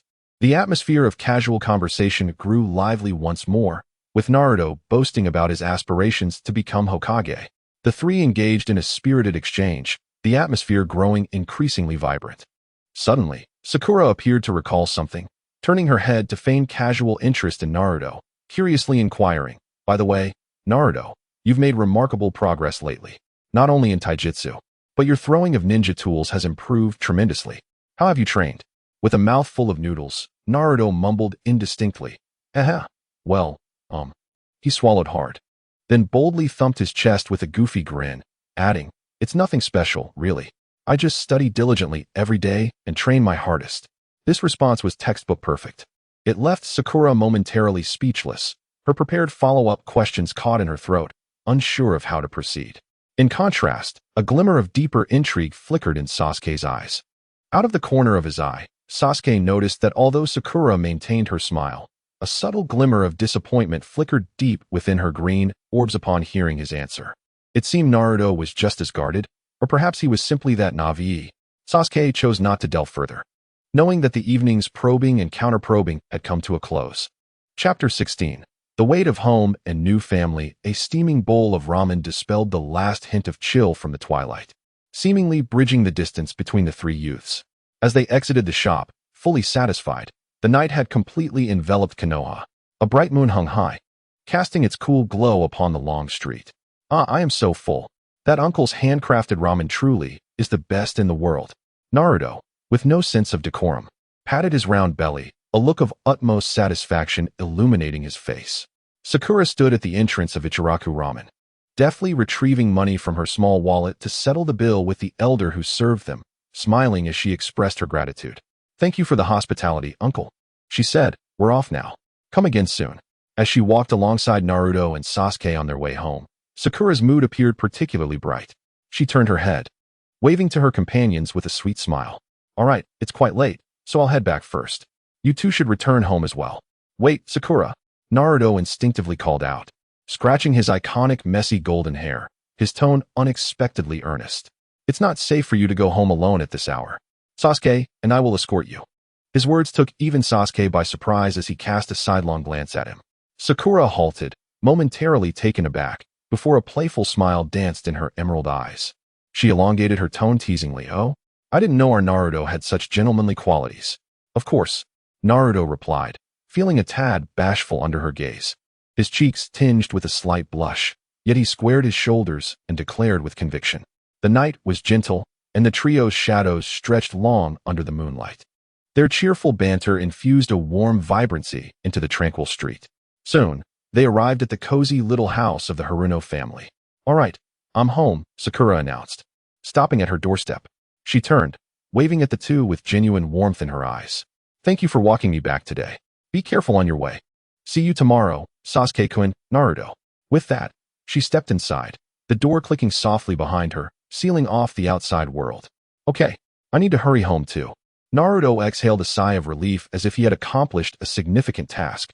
He waved at Sasuke, brimming with boundless energy. "See you tomorrow, Sasuke." Watching Naruto's exuberant demeanor as he prepared to dash away, a sudden thought stirred within Sasuke. A notion, like a match striking in the dark, illuminated all his contemplations. He needed information, a recent and direct opportunity to observe the enigma surrounding Naruto and Sakura. And now, a perfect chance lay before him. "Wait, Naruto," Sasuke suddenly spoke up, his voice resonating clearly in the stillness of the night. "Huh? What is it, Sasuke?" Naruto turned back, scratching his cheek in confusion. Sasuke's gaze was as calm as water as he locked eyes with Naruto, posing a seemingly casual, yet meticulously pondered question. "Are you still living alone in the rental accommodation the village arranged for you?" "Yeah," Naruto replied, momentarily taken aback by the unexpected inquiry, but he nodded honestly. When he mentioned his residence, the face that was always adorned with a radiant smile revealed, for the first time in front of Sasuke, a hint of undeniable melancholy and agitation. Unable to restrain himself, he began to lament, his voice considerably more somber than usual. Don't even get me started. That rental is both cramped and dilapidated. The walls leak whenever it rains. Moreover, the neighbors regard me with peculiar glances, always avoiding me. Sometimes, when I venture to the store, they refuse to sell to me, claiming I am unwelcome." As he spoke, Naruto's voice dwindled, and he lowered his head, idly kicking a small stone by his feet, resembling a forsaken puppy abandoned by the world. "So, at times when I am truly famished, I have no choice but to venture into the forest on the back mountain to catch fish or forage for mushrooms to enhance my meals." Nevertheless, this wave of despondency did not linger for long. It seemed that the mere mention of grilled fish had triggered some sort of switch within him. Naruto suddenly clapped his hands and lifted his head, as if all his previous discontent and gloom had been swept away. A spark of enthusiasm reignited in his eyes, and he exuberantly declared to Sasuke, "By the way, next time, I shall treat you all to grilled fish. My grilling skills are the finest in the village. Crispy on the outside, tender on the inside, absolutely delectable." It settled then, observing this youth, who in one moment was lamenting the harshness of the world, and in the next was brimming with anticipation for a meal of grilled fish. Sasuke felt his heart stir with a complex array of emotions. The mysteries surrounding Naruto and Sakura were far from resolved. Yet, regardless of the circumstances, this whirlpool of energy known as Naruto with a spirit as radiant and unyielding as the sun, was undeniably genuine. Inviting him to cohabit was the most opportune chance to observe him closely. Perhaps it would also imbue that desolate, frigid abode, now merely a vessel of death and memories, with a semblance of warmth akin to home. Naruto, Sasuke spoke again, his tone imbued with unprecedented seriousness. Since you also live alone and the surroundings are less than desirable, why not move to the Uchiha compound and reside with me? Naruto was utterly taken aback. His cerulean eyes wide as saucers, his mouth agape as if he had just heard an outrageous tale. Meeting his astonished gaze, Sasuke's lips curled into the faintest smile as he continued calmly. The Uchiha compound is currently vacant, with numerous spacious rooms that far surpass the conditions of your small rental. Additionally, living together would allow us to look out for one another, and we could train together. Wouldn't that be splendid? After a brief silence, an overwhelming wave of elation erupted from the depths of Naruto's heart, akin to a volcanic eruption. Yes, absolutely. I will move. Of course, I shall move. He nearly leapt into the air, exclaiming incoherently, with tears of excitement welling in his eyes. This was neither pity nor charity, but an invitation of equality from a companion he deeply revered. It was the first time in his life that he had genuinely been invited back home. Witnessing Naruto's exuberance, nearly on the verge of dancing, Sasuke's smile deepened. He nodded and said in a steady voice, "Well, it is already quite late today. Tomorrow after school, I will come over to help you move your belongings." "All right, it's a promise." Naruto exerted all his strength to let out a resounding shout, as if he wished to release all his joy into the universe. He nodded earnestly at Sasuke before turning away. His heart brimming with exuberance and boundless anticipation for the future, he dashed towards his dimly lit rented room. As he watched Naruto's silhouette fade into the depths of the night, Sasuke remained rooted in place, motionless for a long while. The night breeze was cool, tousling his hair, and his dark eyes appeared particularly profound under the moonlight. The first step of his plan had been successfully taken. Chapter 17, New Abode. As the night deepened, Sasuke found himself alone, retracing his steps back to the Uchiha compound. In stark contrast to the brightly lit village behind him, alive with the warmth of human existence. As he passed through the grand archway, symbolizing honor and pride, the world seemed to be muted in an instant. The air was frigid, the streets were eerily silent, and the moonlight poured down unobstructed, illuminating the outlines of vacant houses, ghostly like silent tombstones. This was his home, yet it also served as the graveyard for all he had lost. Sasuke halted, closing his eyes and inhaling deeply. The mingled scents of dust, decaying wood, and an ever-present faint trace of blood filled his nostrils once more. Before deciding to invite Naruto to live with him, he had experienced a fleeting moment of hesitation. Should he lay down some imperceptible sensory barrier, a secret technique of the Uchiha, in Naruto's future room? This could allow him to swiftly and comprehensively uncover Naruto's secrets. Yet, that thought was soon extinguished by his own resolve. Images of Sakura's seemingly gentle, yet profoundly meaningful emerald eyes flashed through his mind, along with her seamless declaration of friendship and Naruto's offhand, yet insightful inquiry about Itachi Uchiha. These two individuals were certainly not natives of this world. They were likely, like himself, aberrations bearing some prophetic insight. Testing them with the same methods used against ordinary ninjas would be akin to brandishing a weapon in the presence of masters. It would only reveal his hand and raise their suspicions. Trust, once shattered by such base tactics, could never be re-established. And he, above all, required that trust. To deal with extraordinary individuals, one must employ extraordinary methods. Sasuke mused, believing that overt strategies would always triumph over covert ones. With this realization, the last vestiges of his hesitation dissipated. He reopened his eyes, clarity illuminating his dark gaze.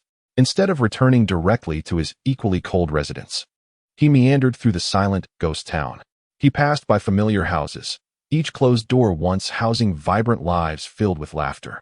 Ultimately, he paused before a residence not far from his own. This had once been the dwelling of his uncle's family, his uncle, a member of the police force, and his aunt, a culinary expert, had a cousin a few years his senior, skilled in swordsmanship. Memories of sneaking meals here as a child, and sparring with his cousin in the yard, lingered vividly in his mind. The location is splendid, conveniently situated near home, allowing for attentive care while maintaining a respectful distance that grants each other the necessary independence. This shall be the place. He pushed open the dusty gate, its hinges emitting a mournful creak, and stepped inside. Everything within the residence retained the last semblance of that fateful night, merely cloaked in a thick layer of dust. Sasuke refrained from turning on the lights, instead relying on the moonlight as he commenced the task of cleaning. He did not employ any ninjutsu. Rather, he approached it as an ordinary boy would. He fetched a broom and gradually swept away the dust from the floor. He took a cloth, dampened it, and diligently wiped the tables and windowsills. It was a lengthy and monotonous endeavor, yet Sasuke's movements were imbued with patience and concentration. Each speck of dust he swept away felt as though he were dispelling a shroud of deathly silence. With every corner he polished, he seemed to breathe a hint of vitality back into this frozen world.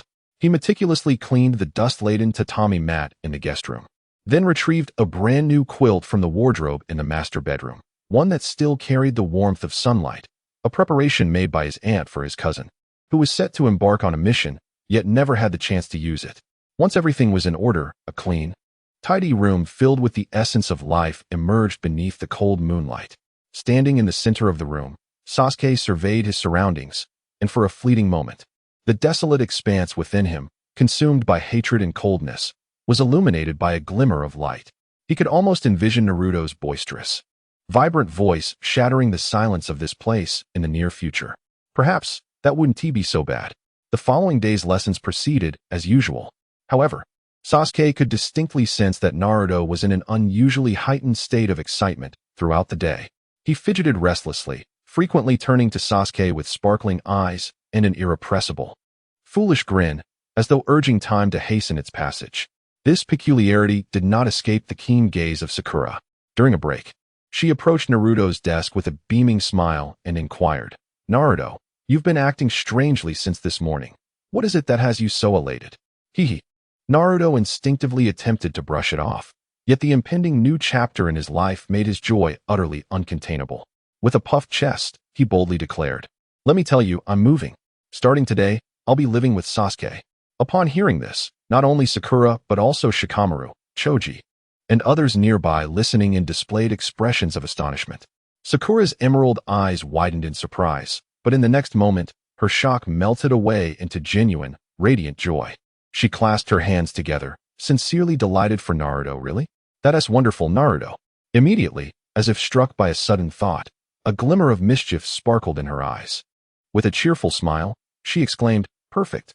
Moving is quite the endeavor. The more hands, the better. After school, I shall join you to lend a hand." Naruto was taken aback, his face flushing with embarrassment as he sheepishly scratched his head, stammering, But my room is a bit messy." Sakura, however, dismissed his concerns with a light laugh. "That's exactly why you need help tidying up. It's settled then." "Well, if you say so," Naruto pondered, finding her reasoning quite persuasive, and he nodded vigorously. All of this was keenly observed by Sasuke, who sat nearby. His gaze was sharp and unwavering, akin to that of a hawk, fixed solely upon Sakura's face. He noted her initial shock, a reaction that seemed genuine. Yet, what intrigued him more was her subsequent joy and the almost instinctive suggestion to assist. Was he merely being overly suspicious? For the first time, such a question arose within Sasuke's mind. Perhaps Sakura was truly just a kind-hearted girl, earnestly concerned for her friends, her actions stemming solely from the purest form of friendship. Yet, an unsettling intuition whispered that the matter was not so simple. Might she be seeking to use this opportunity to help with the move as a pretext to enter Naruto's private space, to uncover the secrets behind his transformation? Was her intent not entirely different from his own? Sasuke's gaze shifted away, his thoughts racing, though his expression remained inscrutably calm. Finally, when the school bell rang and Irika announced the end of classes, Naruto sprang up from his seat with fervor. "Let us go. It's time to move." Chapter 18. Naruto's Journal. Sasuke and Sakura exchanged knowing smiles and nodded in agreement. The three of them shouldered their backpacks and, amidst the curious stares of their classmates, exited the classroom. They traversed bustling streets until they arrived at one of the most dilapidated areas at the village's edge. The buildings here were generally low and damp, and the air was thick with the scent of poverty and oppression. As Sasuke and Sakura, who appeared to come from affluent backgrounds, walked alongside Naruto, the despised boy known as the Nine Tails, they immediately drew the attention of all around them. The villagers loitering at their doorsteps and those peering out from windows regarded them with a complex, unified gaze.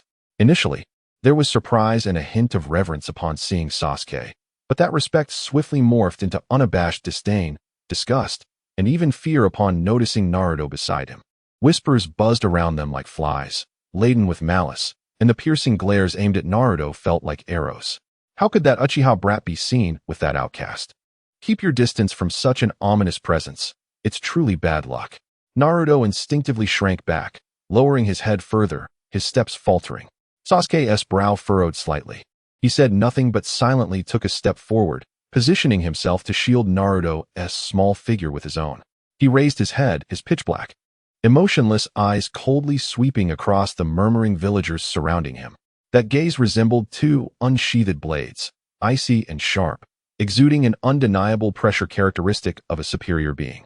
In an instant, all the villagers who met his eyes felt as if they were being targeted by a venomous serpent. A chill ran down their spines, and instinctively, they fell silent, averting their gaze in terror. The world became tranquil. Sasuke paid no further attention to them. Instead, he turned slightly to Naruto behind him and said in a subdued tone, "Let's go, lead the way." Naruto abruptly lifted his head, gazing at the figure in front of him, who was not particularly tall. He nodded vigorously, stepping out from behind Sasuke to walk alongside him, head held high and chest out. The trio eventually halted before the most dilapidated apartment building, ascending the creaking staircase until they reached a door at the end of the second-floor corridor. "This is it," Naruto said, pointing at the door with a hint of embarrassment. "You two can go in first." He stood at the threshold, his face clearly revealing a mixture of awkwardness and discomfort. One hand scratched the back of his head while the other pushed open the rickety wooden door, as if bracing himself for the potential disdainful expression from Sakura. Sasuke and Sakura exchanged glances, each detecting a trace of resigned humor in the other's eyes. Both mentally prepared to face what they anticipated would be a disaster zone filled with instant noodle containers, emitting unpleasant odors and cluttered with clothing and refuse. However, when the door swung wide open, the scene that greeted them left the three of them momentarily speechless. The anticipated chaos was nowhere to be found. The room was indeed small, so compact that one could see the far end at a glance. The furnishings were minimal to the extreme: a low table, a thin, old mattress, and a chipped wardrobe, nothing else. The walls bore the marks of water stains, remnants of neglect. The atmosphere was permeated with poverty and the scent of being forgotten by time. Yet, to their astonishment, it was remarkably clean. The aged floor, though worn, was spotless, devoid of any litter. Empty food wrappers were neatly collected in a bag in one corner, awaiting disposal. A few washed old garments, though faded and wrinkled from being haphazardly hung, still hung cleanly beside the wardrobe. The windows had been wiped down, allowing the afternoon sunlight to stream in, illuminating the motes of dust dancing in the air, adding an unexpected warmth to the humble abode. This was far from the residence of an isolated, self-destructive boy. It was evidently a space belonging to someone who, despite being mired in hardship, still endeavored to maintain a semblance of dignity and respect. "Wow!" Naruto and Sakura exclaimed, their emerald eyes brimming with astonishment and an inexplicable sense of comfort. Sakura sincerely marveled, "Didn't you say it was a mess? This is clearly tidier than many boys' rooms." Is it really?" Naruto felt a twinge of bashfulness at the praise directed towards him, a silly grin spreading across his face as any trace of awkwardness dissipated, replaced by a pure joy derived from recognition. Sasuke remained silent, yet internally, he experienced a profound shock that surpassed Sakura's perception. His Sharingan had unconsciously activated, the two tomos spinning slowly, capturing every detail within the room. His powers of observation were far more astute than Sakura's. He noticed not merely cleanliness. He observed the old pot by the kitchen sink, repeatedly scrubbed to reveal its metallic hue. He spotted the half-eaten, somewhat stale piece of bread on the table, accompanied by a glass of water instead of the ubiquitous instant noodle cup. All of this pointed to a singular conclusion. Naruto's transformation was nothing short of a rebirth. He was no longer the mischief-maker seeking attention while living in chaos. He had cultivated discipline, developed a plan, and possessed a maturity that belied his age. Such a transformation could not be achieved overnight. While Sasuke observed discreetly, Naruto and Sakura had already embarked on a fervent discussion about packing. Sasuke did not engage in their conversation, but naturally approached the sole desk in the room. Let me assist you in tidying up the items on the table, he stated in a calm tone. Oh, sure. Thank you, Sasuke. Naruto, engrossed in a struggle with the wardrobe, replied without turning around. The desk held few items, a few textbooks from the Ninja Academy, neatly stacked together. Beside the textbooks lay an open notebook, already filled with numerous entries. Sasuke's attention was immediately drawn to the notebook. He picked it up and began to flip through its pages seemingly at random. The initial pages were filled with childish doodles, the handwriting crooked and brimming with impractical fantasies, such as the 100th stylish pose for becoming Hokage, perfectly aligned with Naruto's previous persona. However, from a certain page onward, the style of the notebook underwent a startling transformation. The doodles vanished, replaced by lines of writing that, though somewhat immature, were strikingly clear. It contained a remarkably detailed training regimen. Monday, morning exercise, weighted laps around the village for 10 circuits, 100 push-ups, 100 sit-ups. Afternoon, shuriken throwing practice. Target accuracy rate of 90%. Evening, chakra control, tree climbing practice. Goal, reach the top of the tree. Tuesday, taijutsu sparring. Find an opportunity to spar with Sasuke. Evening, study of chakra nature transformation theory. As he flipped through the pages, Sasuke felt his heart sink incrementally. This was not something Naruto could have devised on his own. Upon reaching the final pages, his pupils dilated in shock. The last few pages were adorned with several fundamental, yet impeccably precise, sealing techniques. Accompanying them were dense annotations analyzing the composition of each rune and the flow of chakra. Despite a few incorrect attempts marked with crosses, it was clear that Naruto was self-studying sealing techniques belonging to the Uzumaki clan, far exceeding the curriculum of the Ninja Academy. Sasuke closed the notebook and placed the book inside a cardboard box. Yet within him, tumultuous waves of emotions surged. The tidy room, the orderly life, the systematic training regimen, and the sealing techniques that should have remained unspoken, all contributed to a deepening mystery. Naruto, the secrets you harbor are far more profound than I ever imagined. Who exactly are you? Chapter 19. An unfamiliar path. The journey from Naruto's dilapidated old home to the quiet new residence of the Uchiha clan was not particularly long. The last rays of the setting sun were devoured by distant mountains, and the gentle embrace of night descended. With meager belongings in hand, the three of them walked side by side along the streets gradually illuminated by flickering lights. As they approached the village's edge, the clamor behind them faded into the distance, leaving only the sound of their footsteps and laughter echoing softly in the tranquil alleys. The curtains must be orange. That's my favorite color, exclaimed Naruto, carrying his largest parcel, his face radiating uncontainable excitement. No way, that's too glaring. It would make it hard to sleep, Sakura countered with a smile. A soft blue would be much better. It suits the mind. Sasuke listened to their banter without interjecting. Yet beneath the warm facade, his inner self sharpened its observational instincts, and a plan began to take shape in his mind. Wow, I've never been here before. Does this mean I can walk this path every day? It feels like a dream, Naruto chattered incessantly. Sasuke, do you have a training ground at home? Can we practice together every day? And by the way, how big is your kitchen? Once I learn to cook, I'll prepare meals for you. Hey, I got it. You're so noisy, always lagging behind, Sasuke replied, rarely engaging, his tone laced with familiar disdain. Yet, the faint curve of his lips hinted at a smile, one he himself had not noticed. What did you say? I'm not lagging behind, Sakura interjected, walking between the two boys, her left hand carrying a bag while her right steadied Naruto's precarious parcel.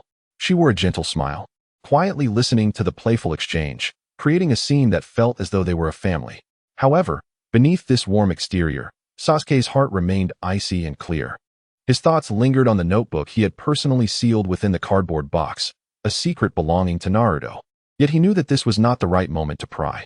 Evidence of Naruto's anomalies had begun to surface, yet the more he contemplated, the more he felt that Sakura, with her seemingly flawless demeanor and impeccable poise, might be the more formidable and elusive opponent.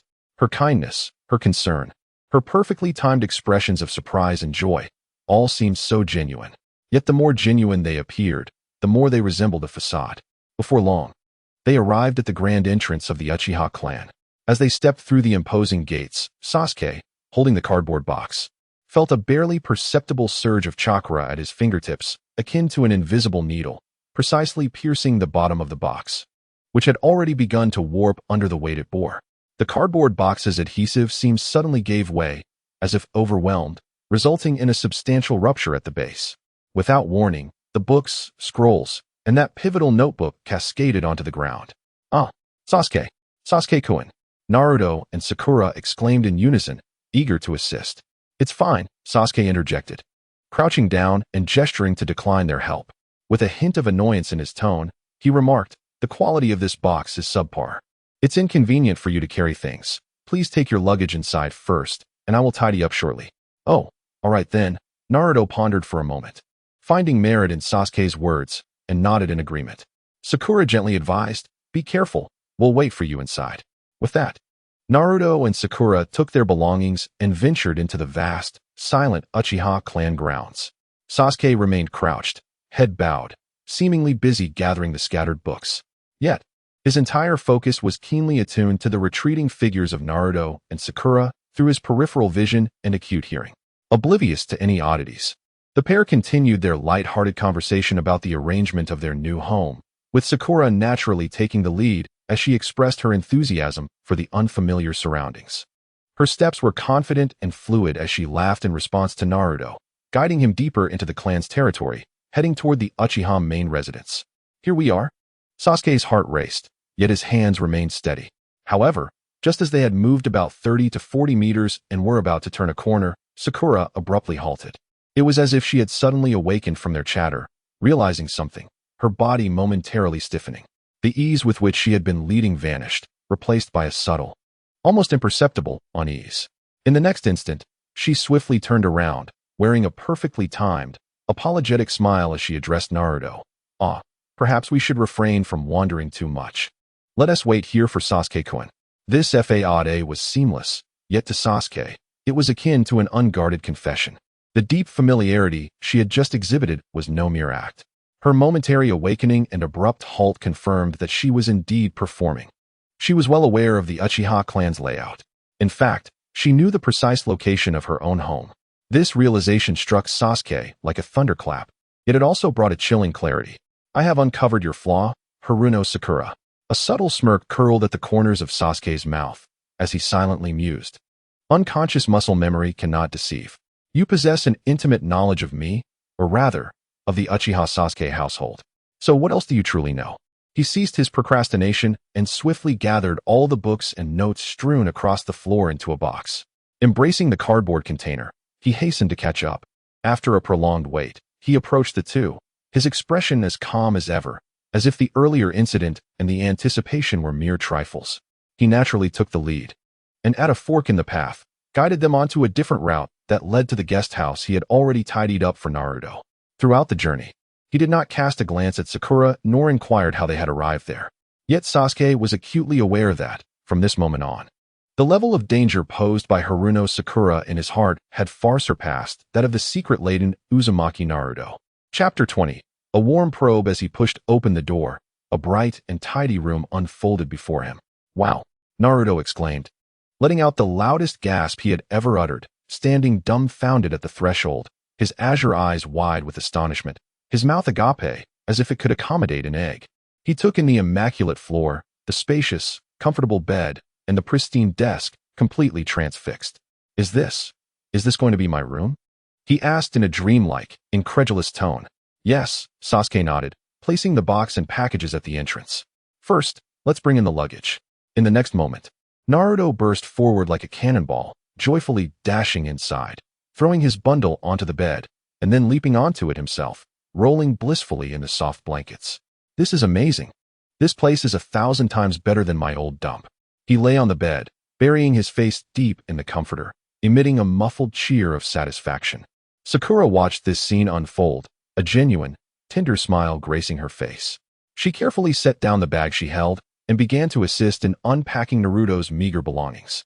"All right, now that we're here, let's start arranging the room." "Oh, arranging the room."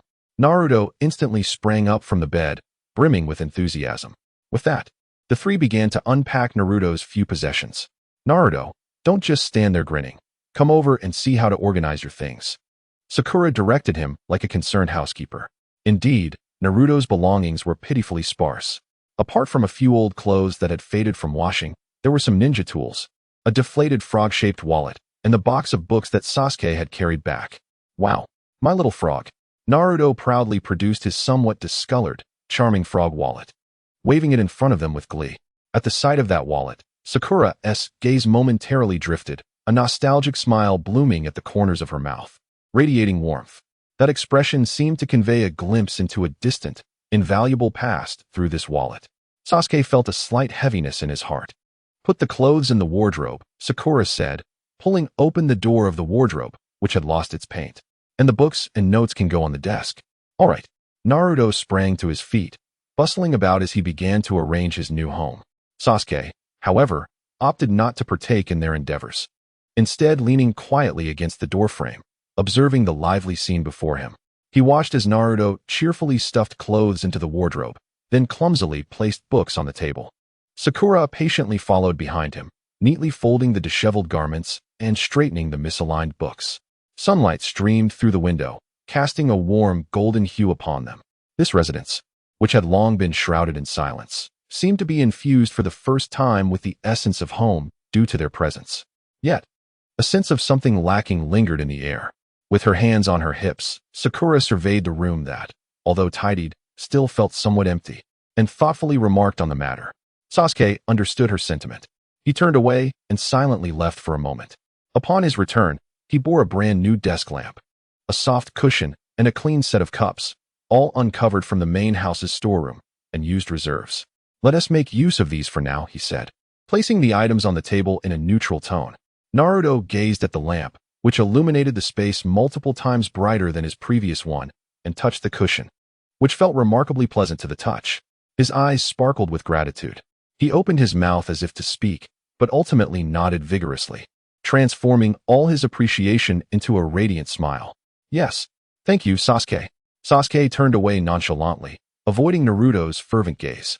Once everything was arranged, the three felt a wave of fatigue and hunger wash over them. Naruto patted his rumbling stomach and chuckled sheepishly. Sasuke glanced out at the night sky, now completely enveloping the surroundings, and smiled as he spoke.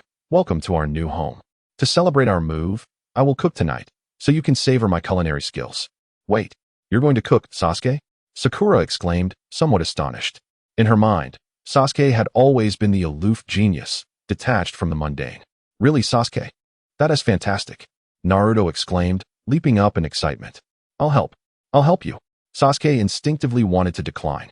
In his view, working alone was more efficient and aligned with his usual demeanor. However, the words faltered on his lips. A fleeting thought flashed through his mind. The kitchen, a closed space requiring collaboration and brimming with the minutiae of life, was an excellent opportunity for closer observation of them. Thus, the instinct to refuse morphed into a subtle, yet genuine smile. All right, he nodded, then turned his gaze to Sakura. Having more hands will surely make it more enjoyable. Sakura, would you join us? Of course. Sakura replied without hesitation. Cooking alongside Sasuke was something she had never dared to dream of before. The kitchen of the Uchiha main house was spacious and bright, equipped with all the necessary utensils, yet it bore an air of coldness due to its prolonged disuse. At this moment, with the entrance of three young boys, life was finally rejuvenated in this place. I'll wash the vegetables. Naruto volunteered eagerly, bustling at the sink. A whirlwind of activity, though delighting in the chaos. Sasuke took charge of the meat. His movements were deliberate and measured, each step executed with precision. Sakura naturally positioned herself at the preparation counter, attending to the delicate garnishes requiring meticulous knife skills. Then, an event unfolded that captured Sasuke's undivided attention. Sakura lifted a chef's knife, her stance and grip exuding an air of professionalism and expertise that belied her tender age of 7 or 8.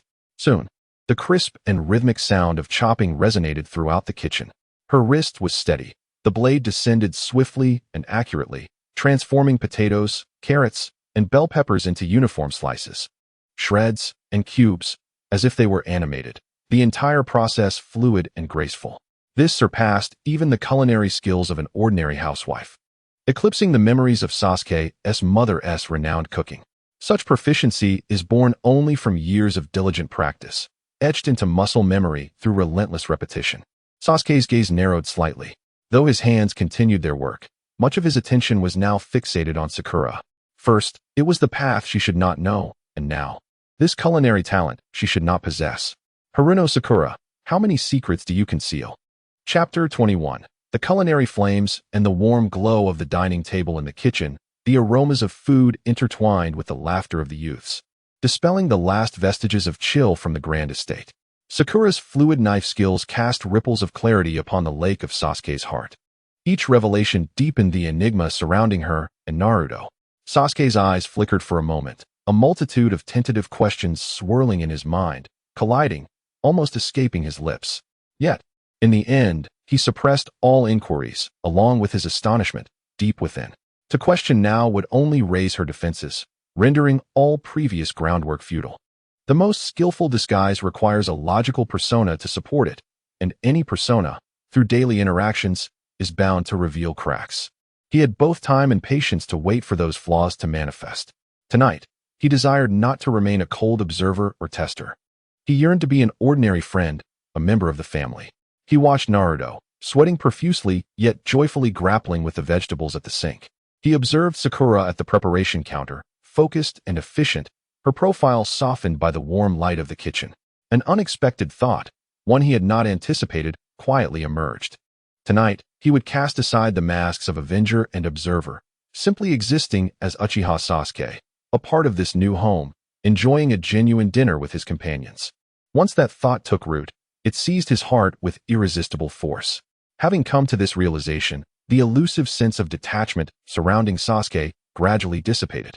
He turned around to find Naruto, who was holding a bottle of soy sauce, poised to pour it into a pot of soup that was about to boil. "Idiot, stop!" Sasuke's voice rang out just in time. "Huh?" Naruto was startled, his hand freezing mid-motion. Sasuke approached him, took the soy sauce bottle from his grasp, and then picked up a salt shaker from the nearby spice rack, admonishing him in a tone tinged with exasperation. "This is pork bone soup. It requires salt to enhance its flavor, not soy sauce. Take a closer look at the labels. This is salt, and this is soy sauce." "Oh, I see," Naruto exclaimed, sheepishly scratching his head. "Kanji is really tough. And this," Sasuke pointed to another container, "is sugar. Don't mix them up, or we'll end up with sweet and salty desserts tonight." "I won't make a mistake," Naruto retorted, though he discreetly moved the two containers further apart. Sasuke chose to ignore the foolishness of his companion, and instead directed his attention to Sakura, who was managing the heat. "Sakura, the meat is marinated. Should we wait for the water to boil completely before adding the vegetables?" "Yes," Sakura nodded, responding with professional poise. "Leafy greens should be added last to maintain their crispness. Sasuke-kun, be mindful of the meat. It must not be overcooked." "I know." The trio comprised one responsible for the main cooking, another for precise knife work and heat control, and the last for creating mischief and enlivening the atmosphere. In no time, the long-dormant kitchen was filled with the alluring aroma of food, the clattering of pots and pans, and the light-hearted banter of the youth. The rich, vibrant essence of life dispelled the last remnants of the chilling specter of death that lingered within the estate.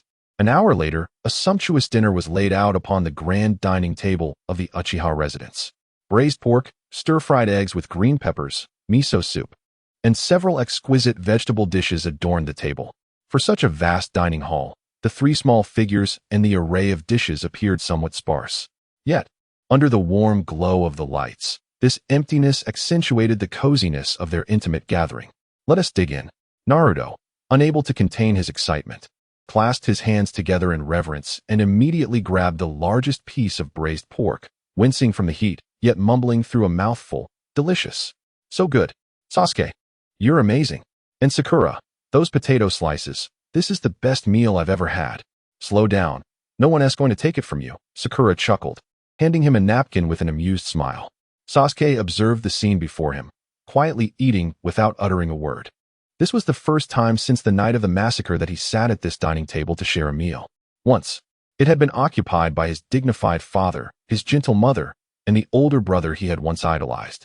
They would discuss village matters, guide his training, and his mother would lovingly serve his favorite tomatoes. But now, everything had changed. At that moment, a pair of chopsticks reached over and delicately placed a golden piece of scrambled egg into his bowl. It was Sakura. "Sasuke?" Her gentle call pulled him from his brief reverie. Your rice is getting cold," she indicated toward his bowl, her verdant eyes glimmering with concern. "All right." Sasuke snapped back to reality and picked up his chopsticks anew. Immediately after, Naruto clumsily lifted a piece of his beloved braised pork and dropped it into Sasuke's bowl. Grinning broadly as he exclaimed, "That's right. You need to eat more meat to grow taller. We need to train together in the future." He glanced at the two individuals beside him. One, the enigmatic Jinchuriki bearing the weight of the village's malice and prejudice, and the other, a companion shrouded in countless secrets. Even beyond his understanding, one was a boisterous spirit, akin to an everlasting sun, while the other was gentle and delicate, like a spring breeze capable of melting everything in its path. They were his pawns, the subjects of his trials, and indispensable elements of his future plans. Yet, simultaneously, they were the two individuals in this world with whom he shared the deepest bond, his only family. Sasuke stared at the extra food in his bowl, momentarily taken aback. The icy ocean of solitude within him seemed to have been pierced by these two beams of light. Perhaps this represented another facet of reviving the Uchiha clan, not merely the persistence of bloodline, but rather the transformation of this vacant abode into a space filled with laughter and joy. They savored the meal for quite some time, and by the time Sakura prepared to bid farewell and return home, the moon was high in the sky. Sasuke and Naruto accompanied her to the entrance of the clan grounds. "I'm off now, see you tomorrow." Sakura smiled and waved at the two. "See you tomorrow, Sakura."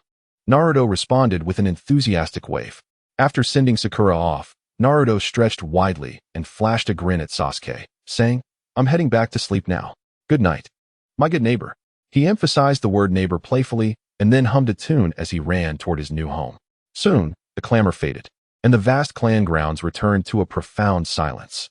Sasuke stood alone beneath the moonlight, the evening breeze cool against his skin. In the air lingered the aroma of the meal and the warmth of companionship.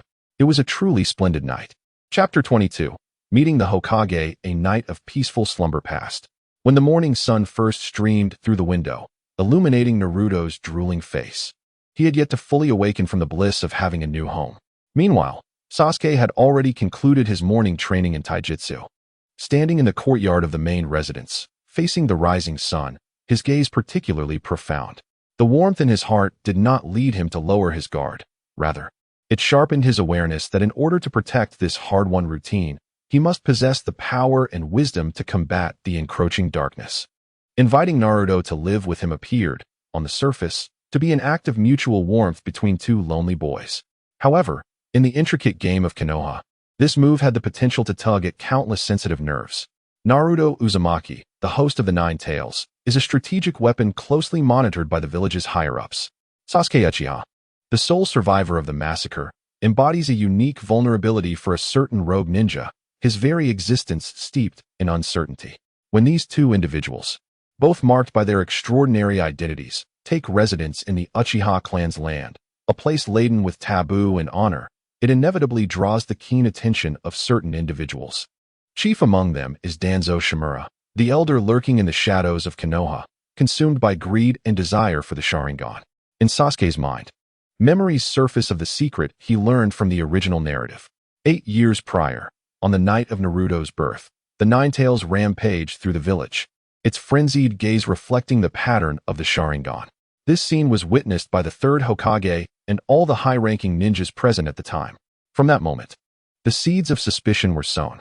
The Sharingan's ability to control the Nine Tails cast an indelible shadow of doubt over the entire Uchiha clan. Consequently, the family was forcibly relocated to this remote corner of the village. This distrust laid the most perilous groundwork for the clan's future rebellion and downfall. Now, I have brought the host of the Nine Tails back into the heart of the Uchiha. Sasuke calmly assesses the situation in his mind, in Danzo's eyes. This is no mere friendship between children, but a perilous alliance, a potential political risk that he would never allow to flourish. Sasuke understands that if he does not proactively manage external relations, Danzo, with his insidious and ruthless methods, will undoubtedly resort to various means to undermine him, even covertly sabotaging his relationship with Naruto to achieve his nefarious objectives. Rather than passively awaiting trouble, it is wiser to take the initiative to bring matters to light, and to secure the Hokage's explicit approval, thereby obtaining a righteous standing. In doing so, even if Danzo feels resentful, he would not dare to openly defy the Hokage's will in the short term. With his resolve firm, Sasuke does not delay. Today is Saturday, a day when the Ninja Academy is closed, presenting the perfect opportunity to act. He casually informs an excited Naruto that he is stepping out, before heading alone toward the Hokage's office. Inside the Hokage's office, the air is thick with a faint aroma of aged books and tobacco. The third Hokage, Hiruzen Sarutobi, sits behind a mountain of paperwork, a pipe in hand, his face etched with an enduring weariness. "Come in," he beckons before Sasuke even enters. Sasuke's gaze sweeps across the portraits of past Hokages adorning the walls, lingering momentarily on the faces of the first and second. Legendary figures intertwined with the Uchiha clan's complex history, seemingly scrutinizing the last descendant of their lineage from beyond the frames. As Hiruzen raises his head and recognizes Sasuke, a flicker of surprise crosses his usually clouded eyes, quickly transforming into the warmth and kindness of a caring elder. Sasuke, what brings you here?" he gently inquires. Setting down his pipe, Sasuke respectfully bowed, then straightened his posture, meeting the gaze of the village's supreme authority with a composed demeanor. "Hokage-sama, I have come to report a matter of significance." His tone was calm, and his enunciation clear, entirely unlike that of a mere child. He resembled a seasoned ninja presenting a formal account. "Oh." A flicker of interest danced in Sarutobi Hiruzen's eyes. "As you know, both Naruto and I are solitary figures." Sasuke slowly began, not immediately addressing the matter at hand, but instead delving into emotional territory, a testament to his adept conversational skills. "Through our interactions at school, we have discovered that mutual support among comrades can significantly alleviate feelings of loneliness. One's strength is limited. However, when two are united, whether in life or training, they can flourish together." Sarutobi listened intently, refraining from interruption, merely lifting his pipe to take a deep drag. The curling smoke obscured his expression. Thus, Sasuke continued, "After our discussions, I have invited Naruto to move into the Uchiha compound to reside with me. The compound is vast, with ample vacant rooms, providing Naruto with a better living and training environment. Moreover, we would be able to look out for one another." He laid out his intentions candidly, his tone devoid of any self-serving motives. "I have come today to formally inform you of this decision. I do not wish my unilateral choice to cause any unnecessary trouble for you or the village."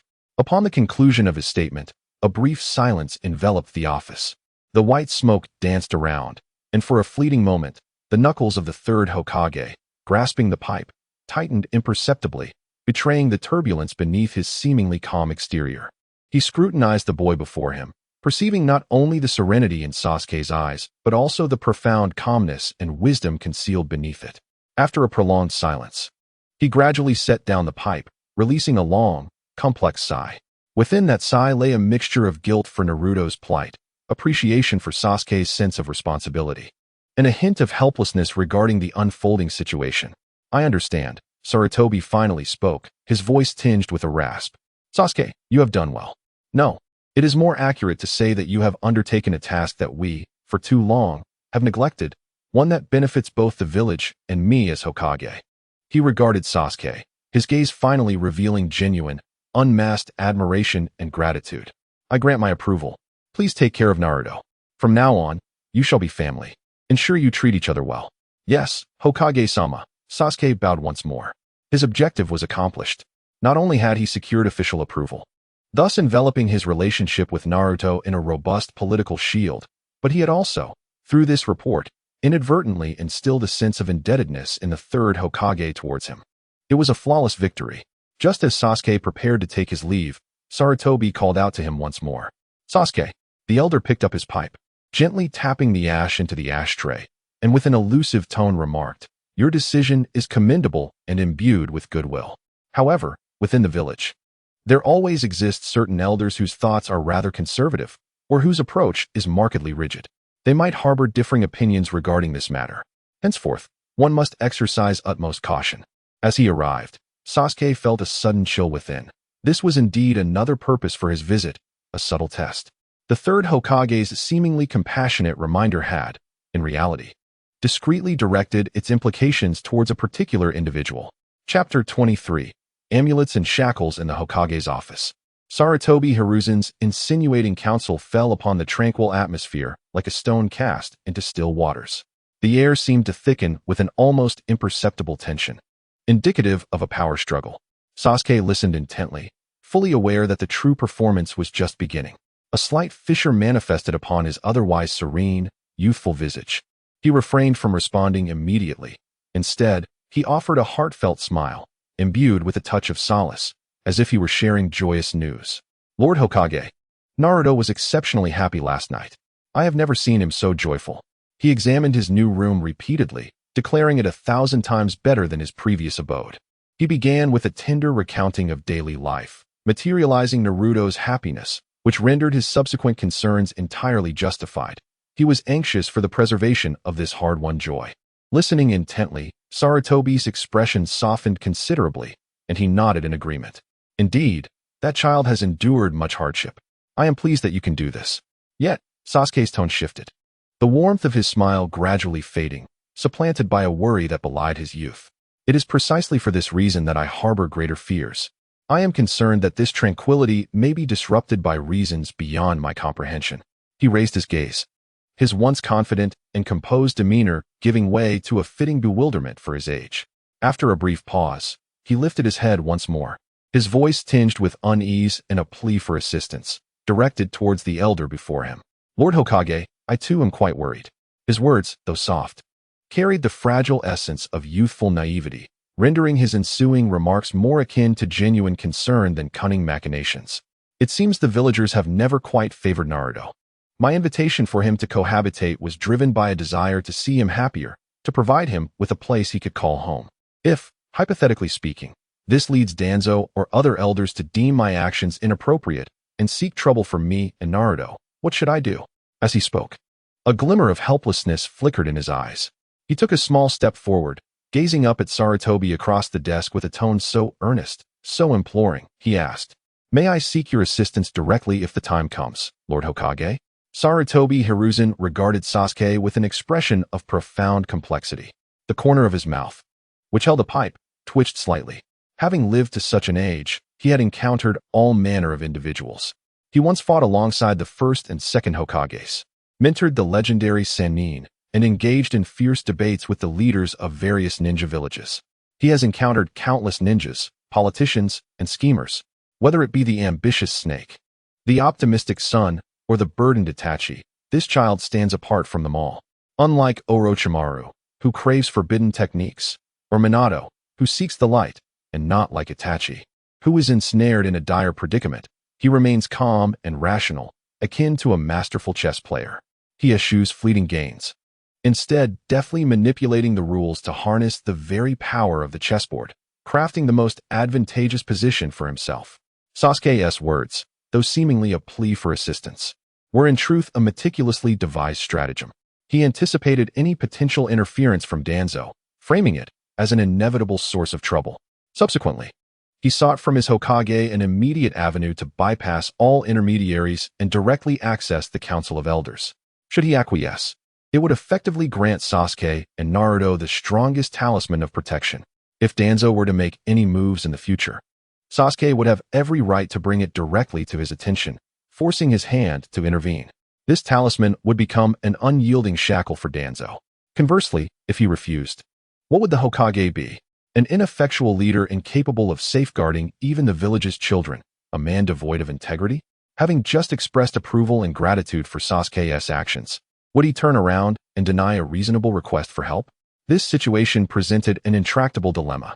Hiruzen Sarutobi inhaled deeply, letting the smoke linger in his lungs for an extended moment before releasing it with a resigned sigh. The swirling smoke concealed the fleeting astonishment, helplessness, and a barely perceptible, heartfelt wry smile that flickered in his eyes. For a brief instant, he was lost in thought, as if he saw the shadow of a young Orochimaru reflected in Sasuke. Equally brilliant yet inscrutable, beyond control. He found himself cornered by an 8-year-old child, rendered speechless. Suddenly, the elderly man chuckled softly, placing his pipe firmly on the table with a gentle clink. He rose and approached the window, turning his back to Sasuke as he gazed upon the village he had guarded throughout his life, and the distant Hokage rock, a symbol of the will of fire. "Sasuke, come here." Sasuke complied and stood beside him. "Look," Hiruzen said, gesturing towards the thriving scene outside, his voice taking on a profound depth. "This village was forged through the lives and blood of your ancestors, my teacher, and countless predecessors. Its peace is the aspiration of all." He turned his gaze, and the murky eyes of old regained the undeniable authority and compassion befitting a Hokage. I acknowledge that we have faltered in our treatment of Naruto. Your emergence has rectified our shortcomings. Thus, not only as Hokage but also as an elder, I offer you this promise. Of course, it can be done, he stated, each word deliberate and resonant. You must remember that as long as Sarutobi Hiruzen holds his position, no one in this village shall dare to trouble you without cause. He emphasized the phrase without cause, both as a promise to Sasuke and as a reminder that one must not act excessively. Should such an event occur, you may seek me out at any time, in any place. This is a promise, a commitment from the highest authority of Konoha, as weighty as a mountain. Yes. Thank you very much, Lord Hokage. Sasuke's previously worried expression blossomed into a radiant smile, as if a heavy burden had been lifted. He bowed deeply once more, then rose, gazing at the third Hokage with immense reverence and trust before decisively turning to leave. The door to the office was gently closed. Sarutobi Hiruzen watched the vanishing figure for a long while before resuming his pipe, murmuring to himself, Fugaku, you have given birth to a son even more formidable than Itachi. Itachi's strength lies in his willingness to bear everything for the greater good. Yet this child seems to toy with the very concept of righteousness itself. As Sasuke traversed the corridors of the Hokage building, sunlight poured through the windows, illuminating his path. His smile had faded, returning to his customary calm demeanor. Yet within his heart, a clarity unprecedented enveloped him. He could vividly replay the entirety of their conversation in his mind, confirming that each micro-expression and every unspoken implication had served its intended purpose. The first line of defense had been established. He had secured a robust assurance for himself and Naruto's future through the authority of the Hokage. Now, it remained to be seen whether that old dog lurking in the roots would dare extend its claws. Chapter 24. Words unmeant and astonishing secrets. When Sasuke returned to the Uchiha compound, the morning light was just breaking. Sunlight filtered through the branches of the ancient trees in the courtyard, casting mottled shadows on the ground, while the air retained a touch of the unique coolness of dawn.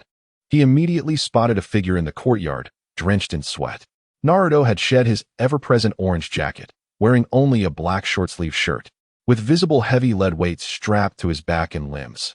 He was meticulously performing push-ups, sweat cascading like a stream from his brow, soaking his shirt and trickling down his golden locks, raising small clouds of dust as it hit the ground. With every rise and fall, he exhaled heavily, the muscles in his arms quivering from exertion, yet his form remained impeccable, devoid of any slackness. Sasuke silently observed for a while, gaining a deeper understanding of the tenacity hidden beneath Naruto's seemingly carefree exterior. This was no fleeting whim. It was a relentless dedication, day in and day out. It seemed that Naruto sensed Sasuke's gaze, and with a final burst of effort, he completed one last push-up before collapsing to the ground like a deflated balloon, panting heavily. He turned his head, and, upon seeing Sasuke, immediately broke into a smile that radiated brighter than the sun. Sasuke, you're back. Where have you been, so mysteriously? As he spoke, he struggled to remove the weights strapped to him, causing several lead blocks to clatter to the ground with a dull thud. He gestured toward the kitchen of the main house, proudly declaring, I made a simple breakfast. It's on the table. Just some rice balls and miso soup. Hurry and eat, or it'll get cold. Sasuke looked at him and nodded, a warm current flowing through his heart. He chose not to enter the house right away, but remained where he stood, deciding to share the fruits of his victory with this new family member. I just visited the Hokage's office, he said, artfully recounting his encounter with the third Hokage in a nonchalant manner.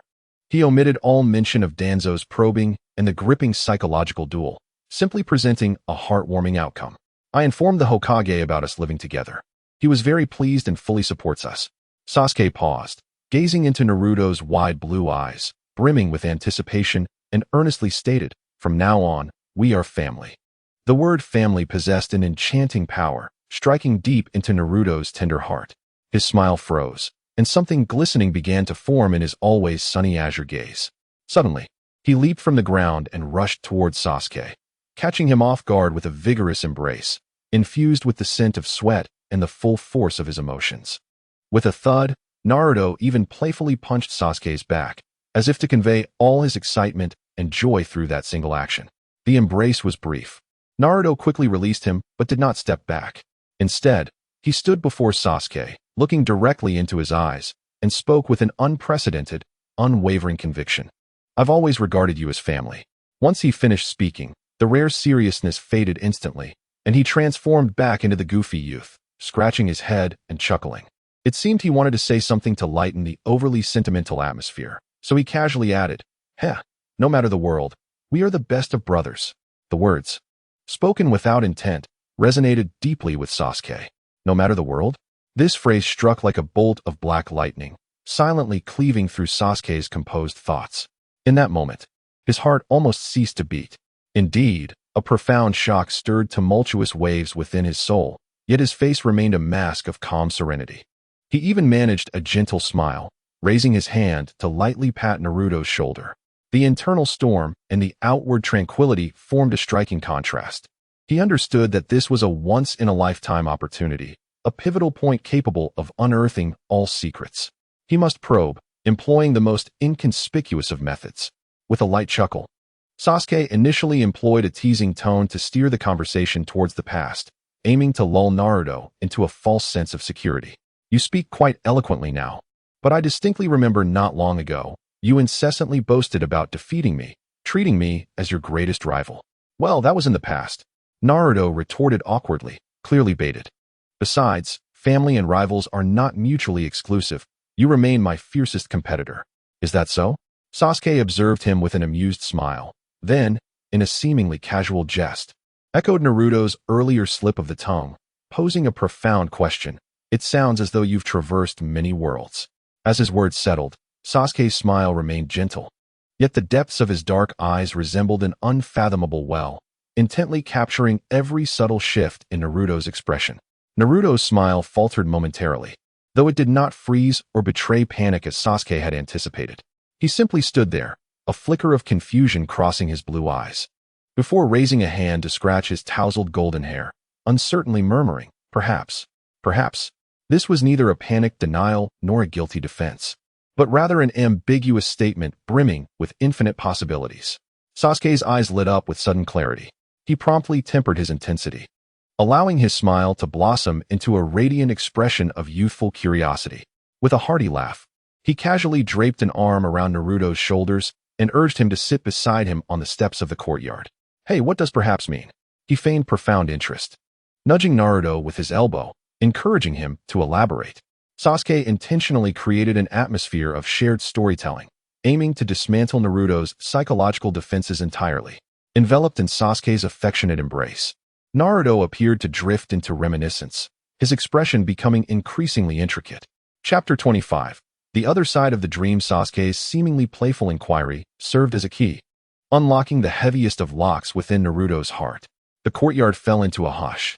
Naruto's visage transformed, revealing confusion, struggle, and a hint of panic at having his secrets laid bare. Bowing his head, he unconsciously gripped his pant legs, engaged in an intense internal conflict. Sasuke refrained from urging him, simply sitting quietly beside him, his extraordinary patience a form of silent encouragement. He understood that Naruto needed an outlet, and he must become the most trustworthy vessel capable of holding all his secrets. After a prolonged silence, long enough for Sasuke to suspect that Naruto might fabricate an excuse to evade the matter, he finally seemed to summon a resolution. Taking a deep breath, he slowly began. "I'm not sure if that can be considered another world." Naruto's voice was low, tinged with uncertainty, as he ran his fingers through his tousled golden hair, seemingly struggling to articulate his thoughts. "For some time now, I have been experiencing extraordinarily vivid dreams. In these dreams, I am also Naruto Uzumaki, residing in the Hidden Leaf Village. However, this version of the village differs somewhat from our own." At this point, he could not help but emit a sigh laden with distress. "In my dreams, I find myself unable to control my body, like a mere observer, passively experiencing the life of that other self, feeling all his joys and sorrows." His voice dwindled, and his normally bright blue eyes, akin to the sun, were now veiled with a haze of envy. "How blissful I am in those dreams," he murmured, speaking to Sasuke as if he were also confiding in himself. "My parents are still alive. My father is the hero who protected the village, the fourth Hokage. My mother, though her temper can be fierce and she scolds me for my mischief, prepares the most delicious meals in the world. Her gaze upon me is always so tender. In my dreams, I savor my mother's cooking daily and train alongside my father. Although I sometimes find myself in trouble and face reprimands, each day of that life is filled with joy and happiness. As he spoke, his voice became choked with emotion, ultimately burying his face deep within the crook of his arm, his shoulders trembling uncontrollably. Sasuke listened in silence. So it is, he realized. All the enigmas in his heart suddenly unveiled. It is neither reincarnation nor rebirth. Naruto is, in a peculiar manner, receiving one-sided glimpses into the life of the original protagonist from another parallel world through his dreams. This explains why his strength has surged so dramatically, why he possesses knowledge he should not have, and why he feels an inexplicable familiarity and trust towards himself that far exceeds that of an ordinary companion. In that world, they are intrinsically bound by fate, their most significant ties. With this understanding, Sasuke reached out, gently yet firmly, to pat Naruto's trembling shoulder. Naruto, he spoke softly, his voice imbued with a soothing power. Have you ever considered that perhaps it is not merely a dream? Naruto abruptly raised his head, his eyes wide with shock and confusion. Sasuke met his gaze directly, continuing to guide him. Have you ever attempted to seek connections between your dreams and reality? Of course I've tried. Naruto's emotions surged, becoming fervent as if he had found a kindred spirit, eagerly confiding. I have. The things I practiced in my dreams, like more effective chakra control methods, are entirely applicable in reality. The Hidden Leaf Village in my dreams, every street and every shop, is identical to our own. And Iruka-sensei, Sakura, Shikamaru, all of them, everything corresponds perfectly.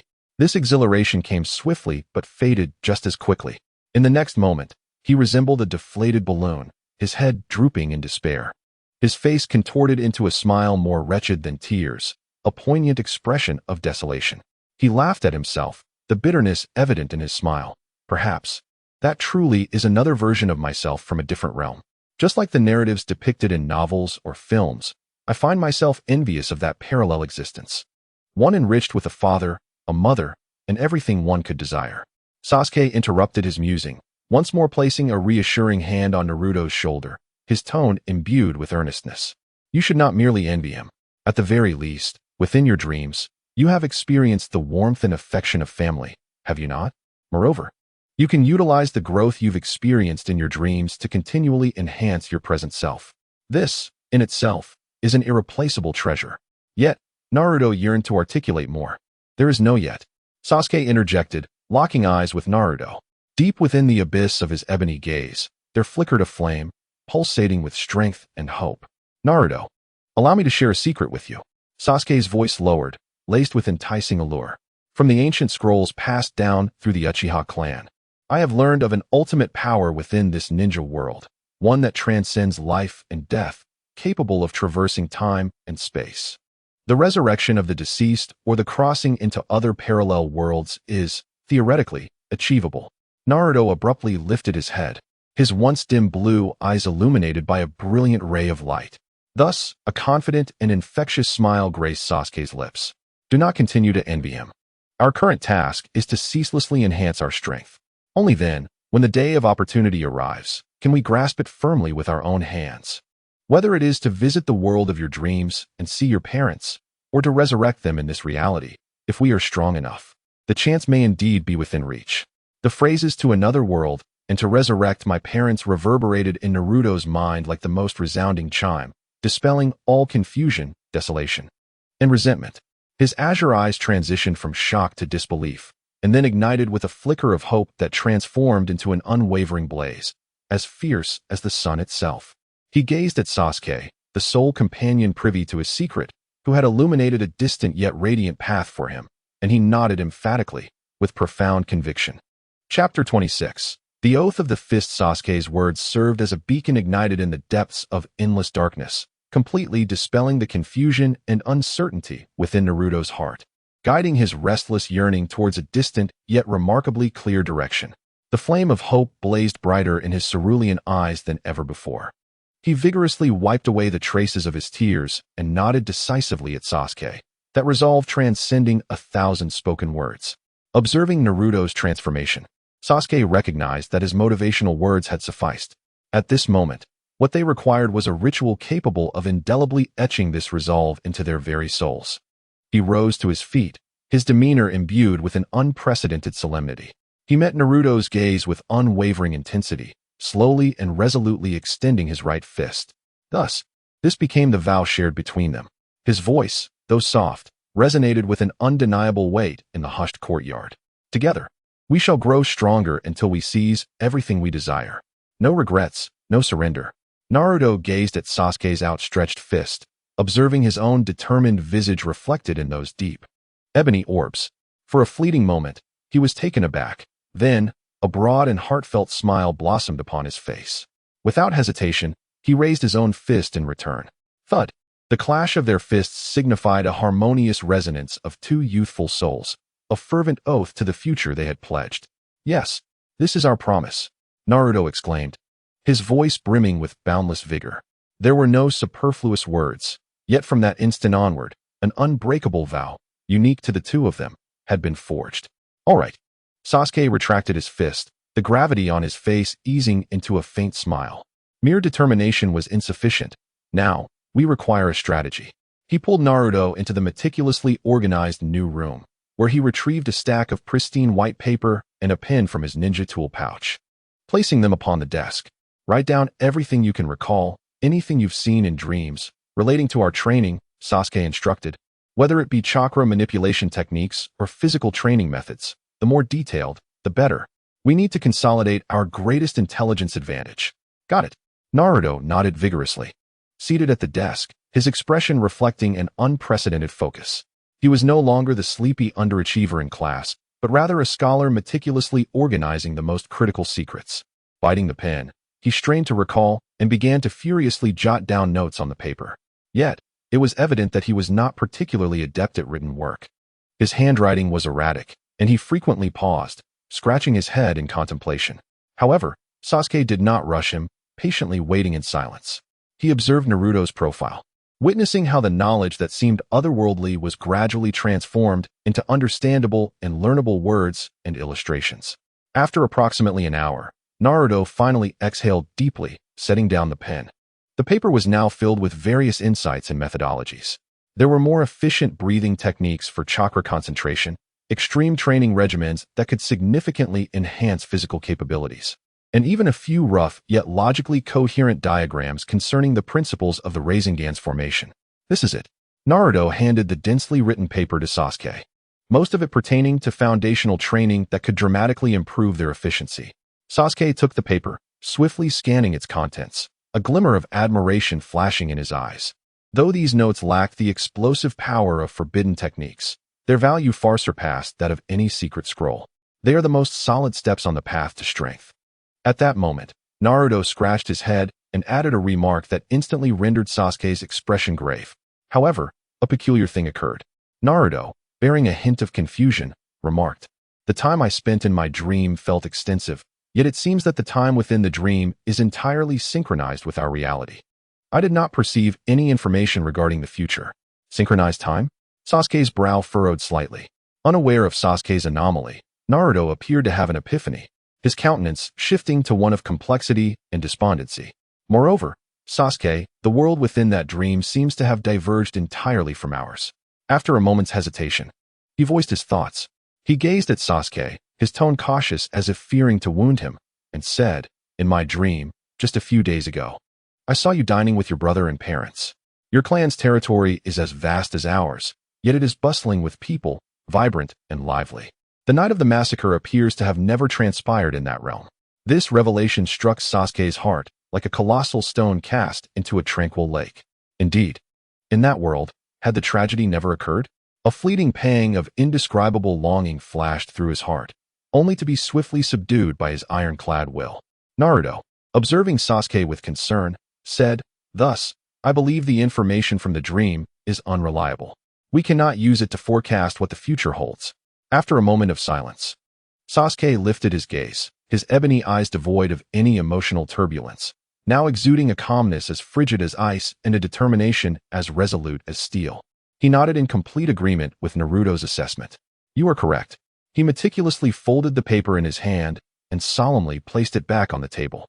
"Since the information is unreliable, it signifies that we cannot place our hopes in any ephemeral prophecies.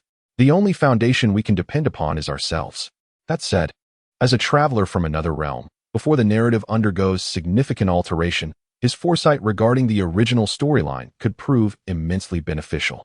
He extended his hand, pressing firmly upon the stack of papers filled with training methods, as well as upon the shared future he envisioned with Naruto. Therefore, the plan is straightforward. Sasuke looked at Naruto, his eyes ignited with an unprecedented flame of ambition. We shall employ these most efficient methods, training relentlessly and elevating our strength at any cost. Let our power surpass that of any version of ourselves from any world, strong enough to forge the future we desire. Chapter 27. The Secret of Two. As dawn broke, its gentle light bathed the spacious courtyard of the Uchiha clan. That fervent energy known as a promise surged through Naruto's arms, invigorating every fiber of his being with an unprecedented zeal. The future seemed like an expansive field, ripe with boundless possibilities, awaiting their conquest. Naruto's face, usually brimming with vitality, was now flushed with excitement and determination. It seemed as though he could already envision the brilliance of the future, yearning to seize Sasuke's hand and dash to the training grounds to embark on an unyielding and tumultuous journey of cultivation. Yet, this fervent spirit did not endure for long. As the initial thrill began to subside, a pragmatic concern quietly surfaced in Naruto's mind. The fiery intensity in his eyes gradually yielded to a flicker of confusion and hesitation. He gazed at Sasuke, hesitating several times to speak, before ultimately succumbing to his thoughts, inquiring softly with a hint of trepidation, "Sasuke, should we tell Sakura about our agreement? She is our comrade, and keeping secrets from her feels somewhat wrong." His voice bore the weight of youthful idealism, as he believed that comrades should engage in sincere communication. Upon hearing this, Sasuke did not respond immediately. His penetrating gaze swept over Naruto's conflicted expression before he turned and seated himself on the steps of the courtyard. "Sit down and speak, Naruto," he commanded, his tone calm, yet imbued with an undeniable authority.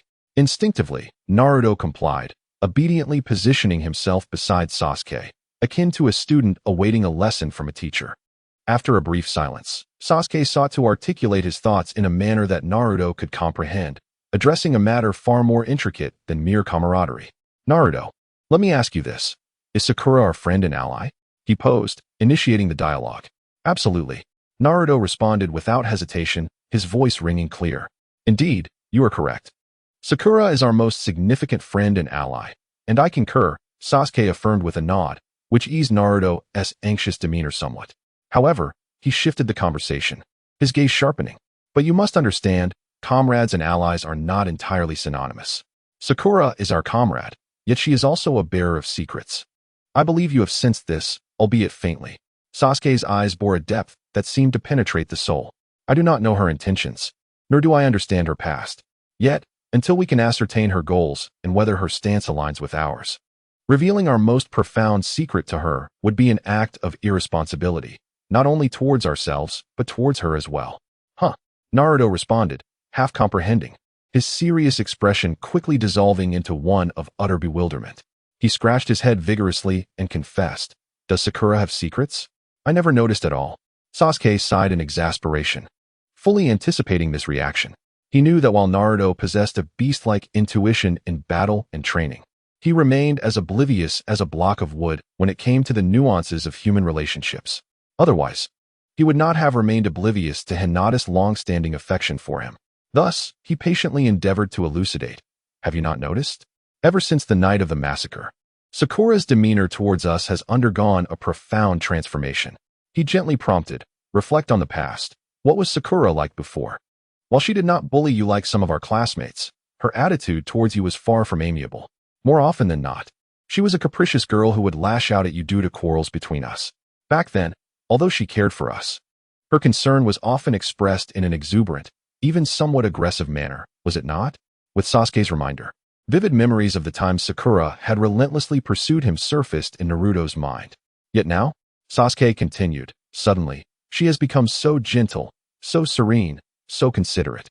She listens attentively, encourages you, and nurtures the emotions of us all. Do you not find this transformation rather abrupt and thorough?" As Naruto listened, his mouth gradually fell open, and with a sudden clap of his hands, enlightenment washed over his face. "Indeed, how could I have overlooked this? His realization was soon followed by an awkward chuckle, as he scratched his cheek and remarked with an air of self-satisfaction, "I thought Sakura had finally recognized my charm and good looks, and had begun to harbor feelings for me." Sasuke was momentarily rendered speechless. He raised his hand and firmly patted Naruto's shoulder, pulling him back from his fanciful reverie. In summary, he returned to the matter at hand, adopting a serious tone. "Until we ascertain whether Sakura's intentions align with ours, the core secret of your dream must remain undisclosed to her. This is the highest tenet of our alliance." He gazed at Naruto, adding a reassuring note to alleviate his concerns. "Of course, this does not imply that we should alienate her. On the contrary, our daily training and all activities need not exclude Sakura. We shall continue to interact with her as we always have, treating her as our closest companion. For it is only in such natural interactions that we can observe her more closely, until we uncover her true motives." Naruto nodded, partially comprehending the intricate nuances. Yet he grasped one essential truth. Sasuke's actions were for the benefit of their small team. He simply needed to trust Sasuke's judgment. However, he could not help but voice his most pressing concern. "So, when will we determine that Sakura is on our side?" He lamented. "It feels unbearable to keep this secret from a friend. Moreover, I am not one to conceal secrets for long. What if I inadvertently let it slip one day?" Sasuke chuckled at the exaggerated despair on Naruto's face, knowing well that his friend's nature made such pretense challenging. "We shall bide our time." Chapter 28. The determination of Hiruzen Sarutobi in the deep of night. The office of the Hokage building remained brightly lit. Hiruzen Sarutobi sat in his chair, wearily massaging his temples. He had just completed the last document, and was about to relish a moment of tranquility when the image of a certain black-haired youth from 2 days prior involuntarily resurfaced in his mind. Sasuke's calm gaze, his logic that transcended his years, and the cunning stratagem that had skillfully maneuvered him into the role of protector all evoked within Sarutobi a complex emotion, a blend of admiration and vigilance that he had not felt in quite some time.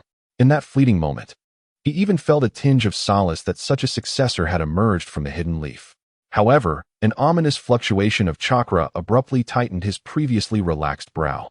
An uninvited visitor pushed open the door to the office. It was Danzo Shimura, leaning on a cane, half of his face obscured by shadow. His remaining eye gleamed with a hawk-like sharpness, radiating an undeniable aura of oppression. "Hiruzen," Danzo began, his tone as cold and unyielding as ever. "I have heard that the Jinchuriki of the Nine Tails has recently moved in with that Uchiha orphan." Sarutobi interrupted him, his voice steady yet imbued with an undeniable authority. "That child's name is Naruto Uzumaki." A faint smirk curled at the corners of Danzo's mouth, though he did not dwell on the matter, swiftly steering the conversation to the crux. "I have heard that Naruto Uzumaki has taken residence in the Uchiha compound, living alongside Sasuke Uchiha. Hiruzen, are you not aware of the dangers inherent in such an arrangement?" "I recall that the root organization has long been disbanded," Sarutobi replied, his tone calm as he lifted his pipe, his gaze sharpening. "Your intelligence seems rather astutely informed. It appears that even though the branches have been pruned, some roots remain deeply entrenched in the soil." Danzo's solitary eye narrowed slightly at this rebuke, yet he maintained his composure, responding coolly, "This is not a secret, Hiruzen. Many within the village are aware. However, Danzo, your information is somewhat outdated," Sarutobi continued, leisurely lighting his pipe. "This matter was reported to me personally by Sasuke this morning. As Hokage, I have officially approved their cohabitation request." At this revelation, a flicker of astonishment crossed Danzo's perpetually stoic visage. The barrage of accusations he had meticulously prepared regarding secret collusion and inadequate surveillance suddenly lodged in his throat. He squinted his eyes and spoke in a deep voice. "You approved it? Hiruzen, have you lost your senses? Mixing together the two most unstable elements. Have you considered the consequences?" "Yet, I failed to perceive the danger." The third Hokage inhaled deeply, exhaling slowly as smoke enveloped him. "What I saw were merely two equally lonely children, finding warmth in each other's companionship, a bond that is immensely precious. But he is different. He is an Uchiha." Danzo's voice turned cold, a shadow flickering in his eyes. "Let us not forget the Nine Tails that ravaged the village 8 years ago. It reflected the Sharingan in its pupils, witnessed by many. The unresolved case from 8 years prior still lingers.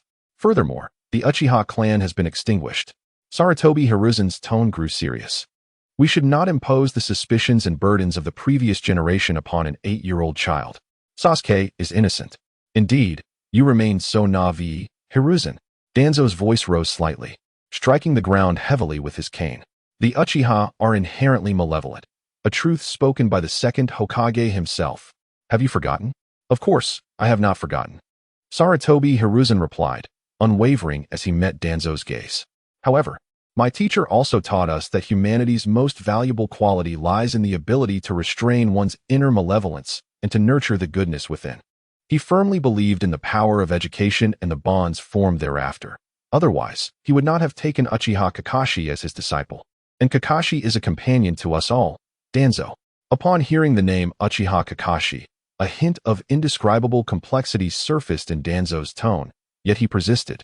But not every Uchiha can become Kakashi. Then let him prove it. Sarutobi Hiruzen's tone became resolute. I believe that under the village's guidance and the bonds of companionship, Sasuke will become a successor of the will of fire, a pillar for the future of our village.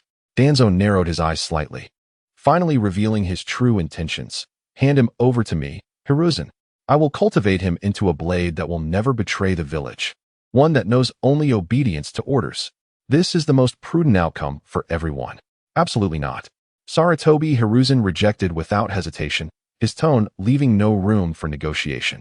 Entrusting him to you would only plunge him into darkness, transforming him into another emotionless tool of murder. The third Hokage rose from his seat, walking to the window to gaze at the tranquil Uchiha district in the distance, his voice resolute. Moreover, I have already made a promise to that child. In the name of Hokage, I assure him that I will protect the hard-won peaceful life he shares with Naruto as family. I will not betray a child who has shown me goodwill and trust. Danzo's pupils constricted suddenly. He realized that from the moment he stepped into this office tonight, he had already lost. Hiruzen was not debating with him. He was announcing a conclusion that had long been determined. And he, like a mere jester, found all his arguments and coercion rendered powerless in the face of Hiruzen's declaration of commitment. He simply could not comprehend why Hisashi would go to such lengths for a mere Uchiha brat. Do you truly trust him? Trust a remnant of the Uchiha clan? Hisashi, are you suggesting that I am overly naive?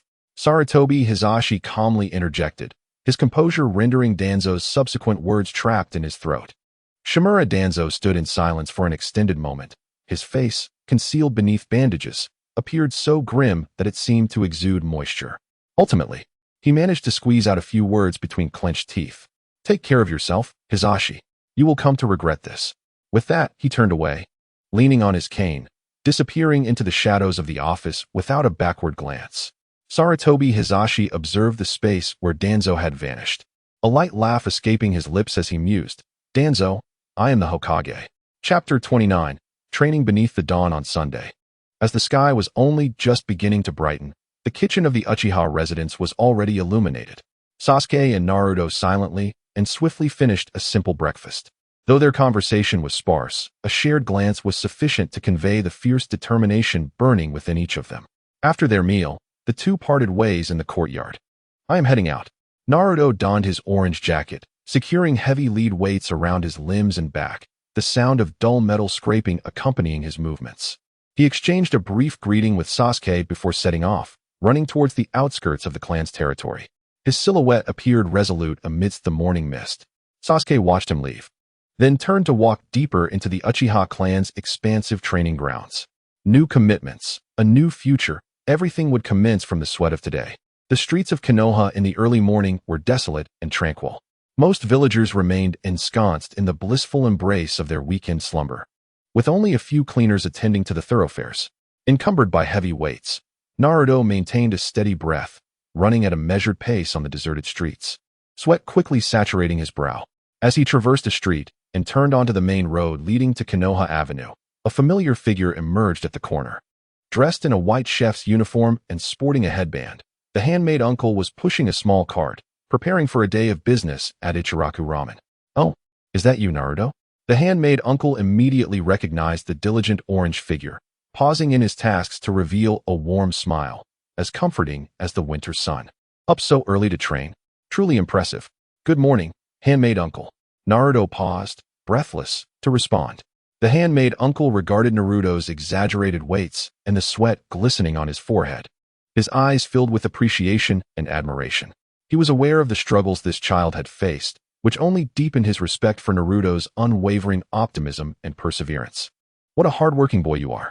The handmaid uncle chuckled, wiping his hands with a towel before making a proposal that deeply touched Naruto. From now on, after your training each day, you can come to my place. I'll treat you to ramen, free of charge. Consider it a source of encouragement for you. Oh, really? Naruto's eyes instantly sparkled with surprise. He never anticipated that Hinata uncle would show such kindness towards him. The untainted goodwill and support from a stranger filled him with an indescribable warmth. Thank you so much, Hinata uncle, he exclaimed, bowing deeply. When he lifted his head, a radiant smile illuminated his face. I will train even harder. After bidding farewell to Hinata uncle, Naruto felt an inexhaustible energy surging through him. He sprinted all the way to the secluded, dense forest behind the village, a place where he could secretly strengthen himself. Breathing heavily, he synchronized the memories of a certain jutsu from his dreams with his present self. This is the technique. With his hands clasped before his chest, he formed a seal he had never learned in ninja school, yet felt inexplicably familiar with. Shadow clone technique. Bang, bang, bang, bang, with a series of crisp explosions. For white smoke clouds erupted.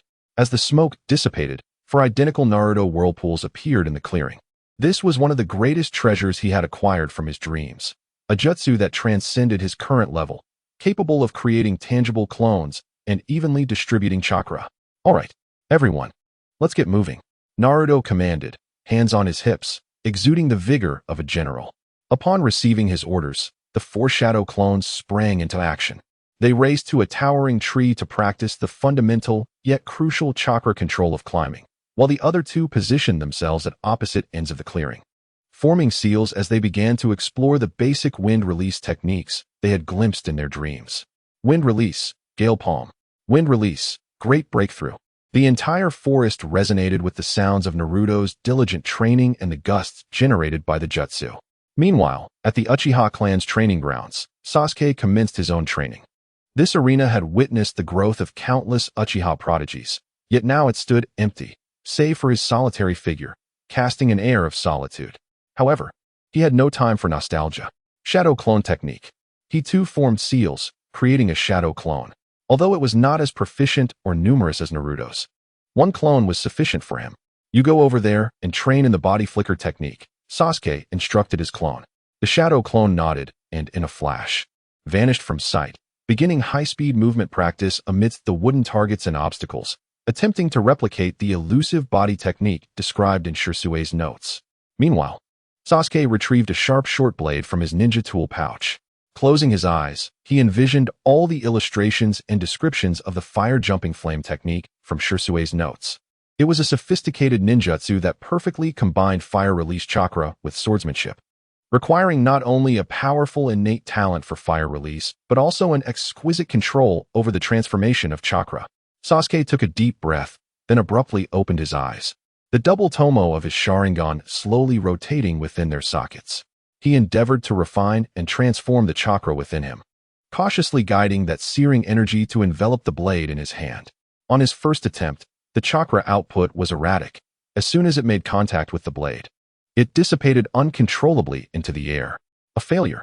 On the second attempt, he strengthened his control, successfully attaching the chakra to the blade, yet the transformation faltered. It was not flame, merely a visible membrane of red energy radiating high temperatures. Another failure. With each successive attempt, from the third to the fourth, beads of sweat began to form on Sasuke's forehead, his complexion paling slightly due to the relentless drain of chakra.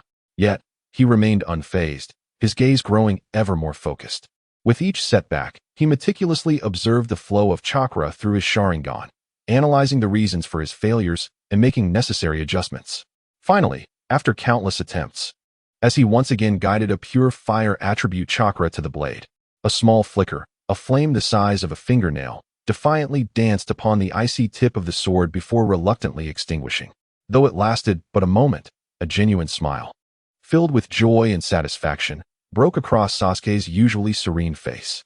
Chapter 30. The Thunderfire Sword. In the training grounds of the Uchiha clan, Sasuke's figure resembled a taut bow. all his strength coalescing into a single point. After a morning of arduous practice, he had made significant strides in mastering the transformation of flame. At this moment, a stable layer of orange-red chakra, akin to flowing fire, enveloped the short blade in his hand. With each swing, the blade left a trail of scorching heat in the air, branding the wooden target ahead with marks of charred blackness. Now, it was time to test his results. He gripped the specially crafted short blade tightly, bending his legs slightly as he assumed the fundamental stance of the Uchiha-style swordsmanship.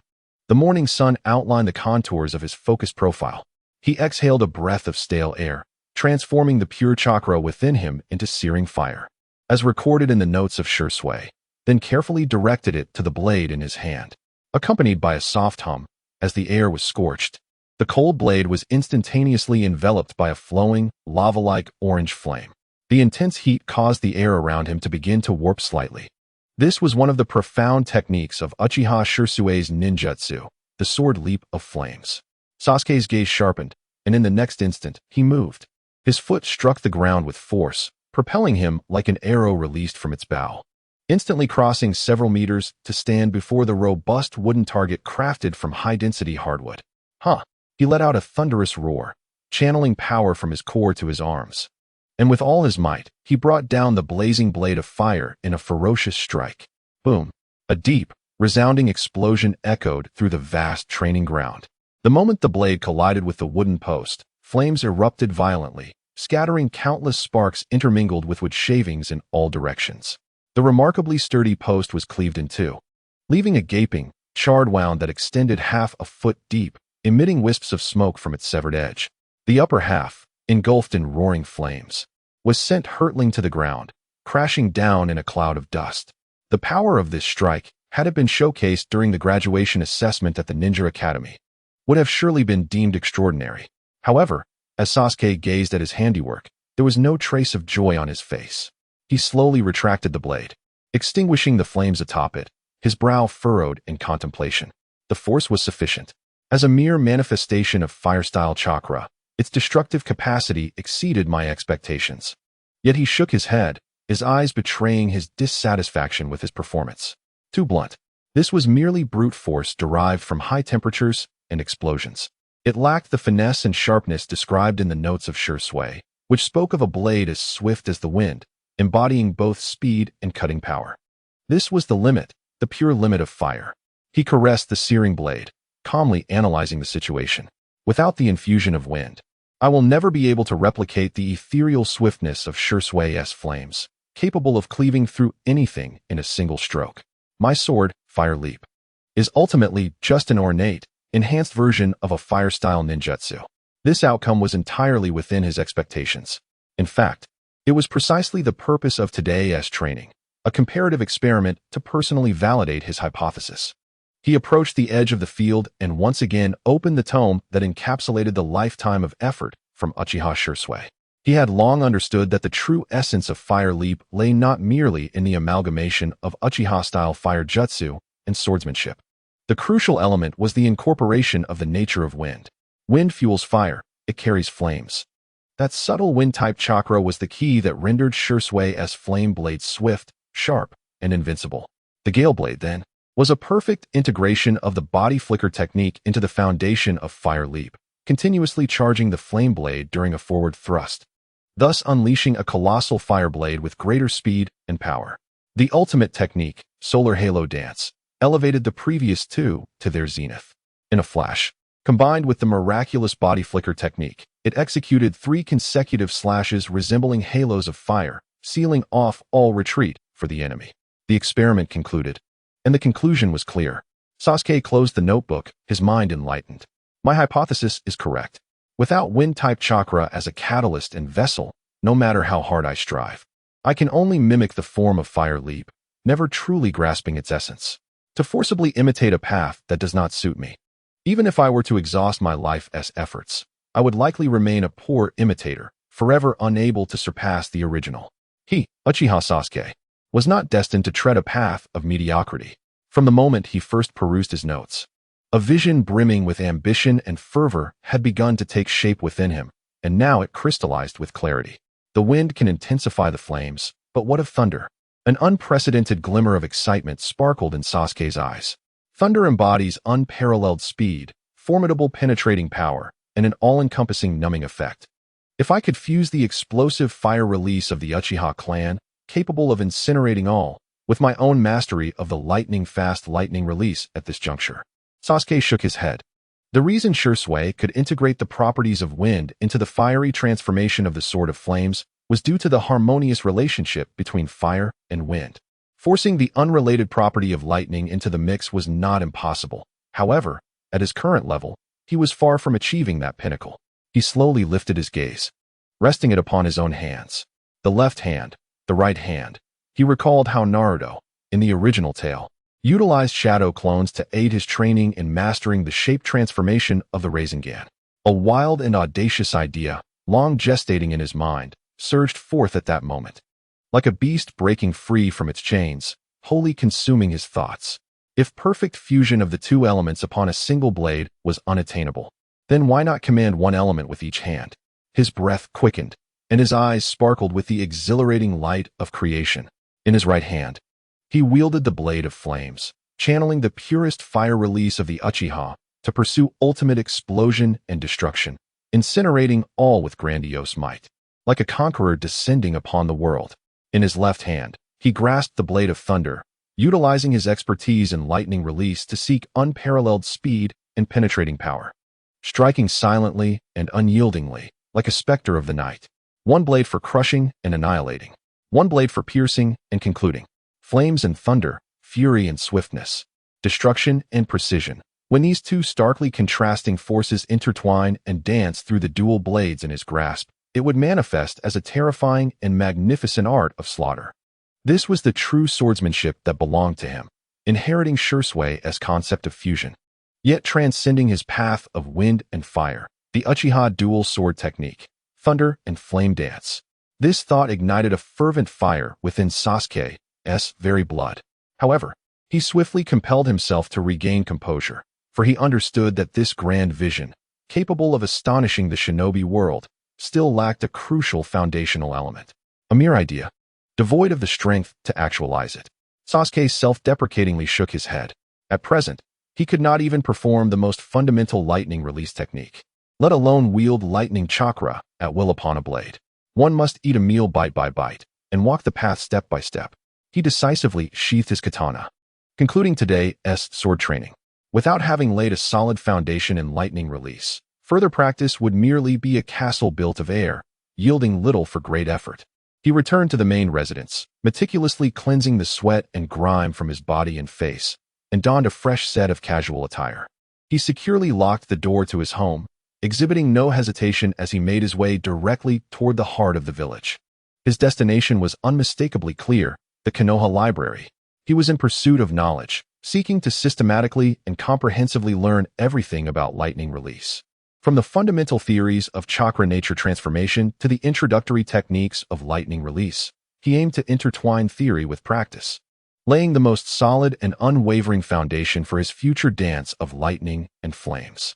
Chapter 31. The Impostors and the Disguise. The Konoha Library stood as one of the few sanctuaries in the village where one could find complete tranquility.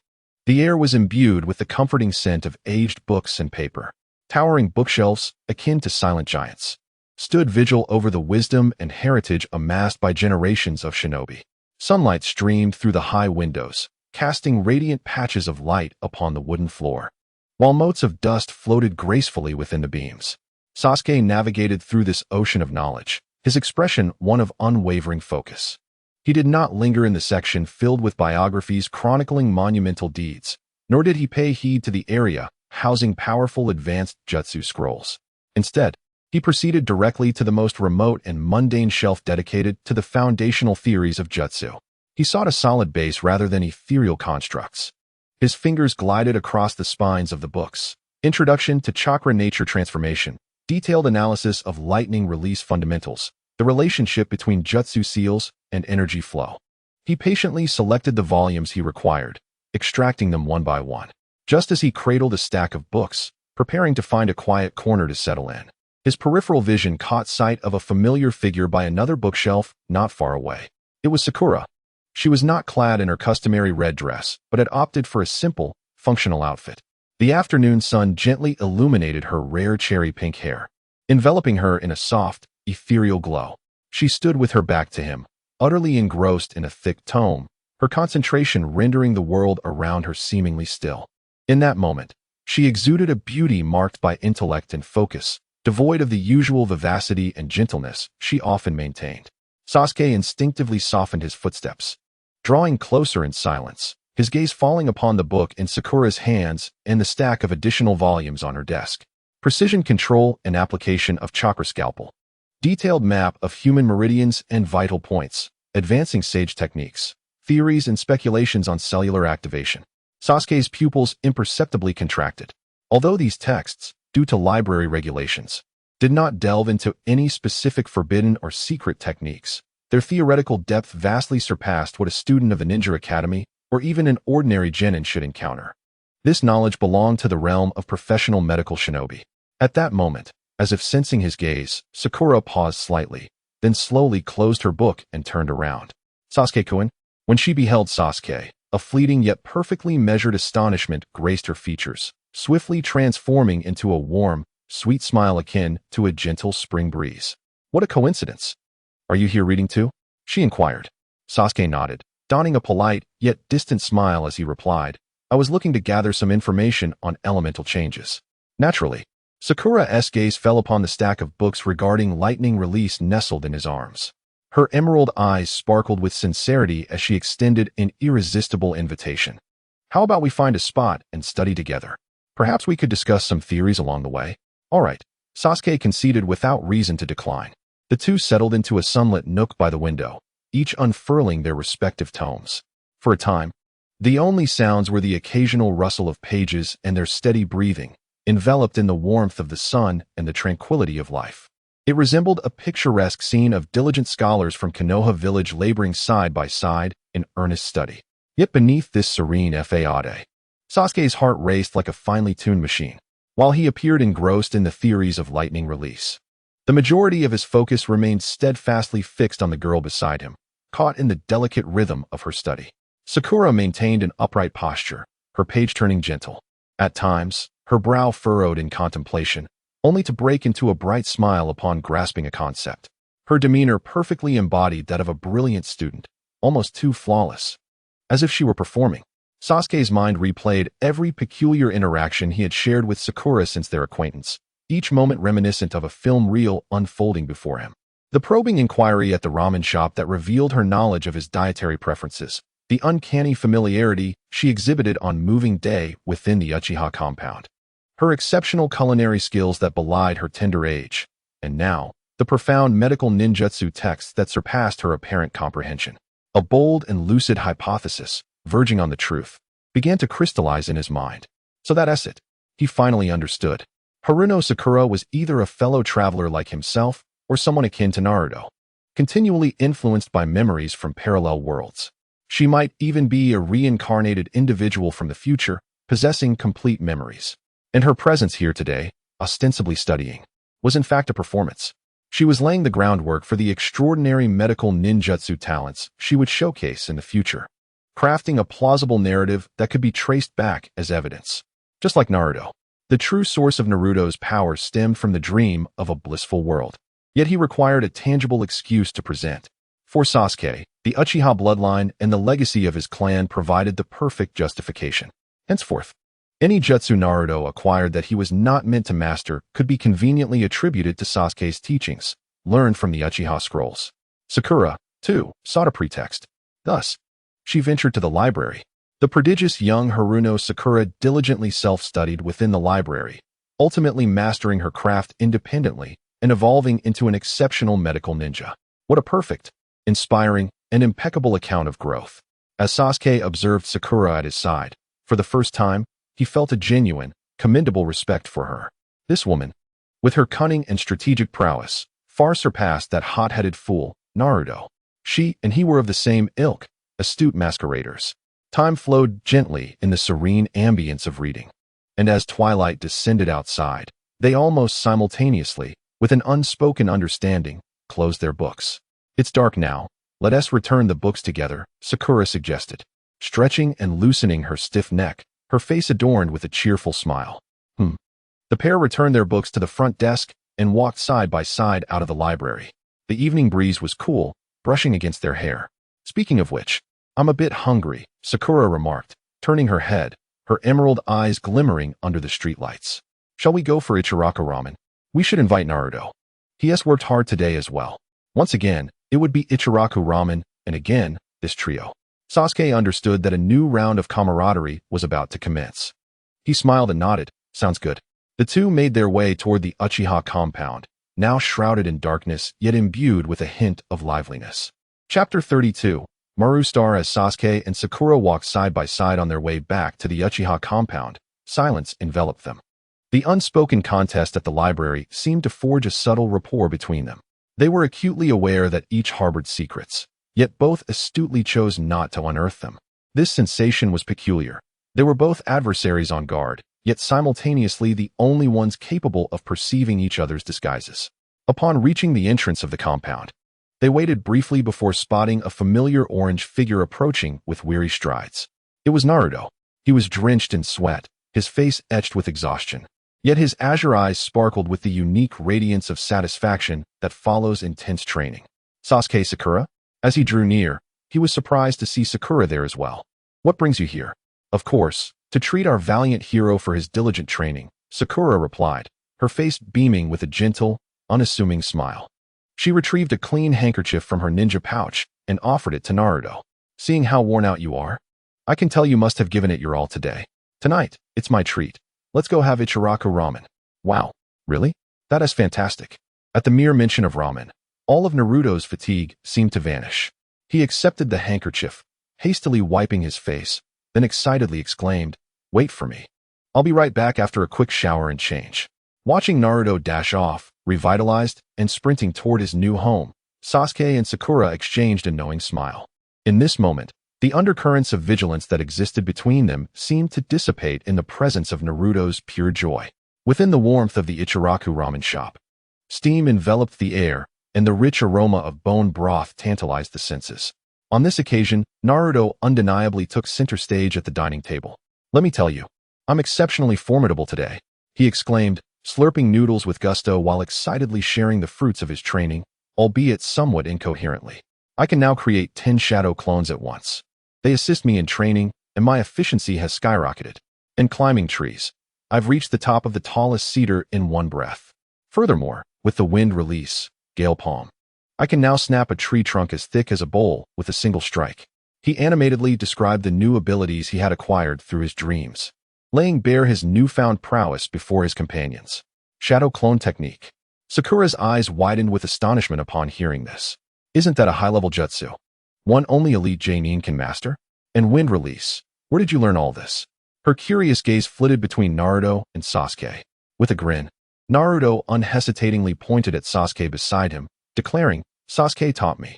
He said these techniques are recorded in the scrolls left by the Uchiha clan, perfectly suited for my training." In an instant, Sakura's inquisitive eyes were fixed solely on Sasuke. He met her gaze with an unruffled demeanor, nodding calmly, and in a tone of casual certainty. He lent solid support to Naruto's fabrication. "Yes, they are relics left by my father. While organizing them, I discovered some insights on wind release and the shadow clone technique. Seeing that Naruto possesses wind affinity chakra, I thought it would be worth a try, and to my surprise, his talent is quite commendable." This explanation wove an impeccable tapestry of truth and deception. The vast legacy of the Uchiha clan became the most resilient and exquisite armor of lies forged for Naruto's unmerited strength. Sakura nodded thoughtfully, although doubt lingered in her heart. She outwardly accepted this narrative, sincerely exclaiming, "That's truly impressive, you too." As night deepened, amidst the harmonious atmosphere tinged with both truth and falsehood, the curtain of the ramen shop was suddenly drawn aside by a weathered hand. A figure, silhouetted against the light, stepped inside. It was an elderly man of modest height, yet his stride was remarkably steady.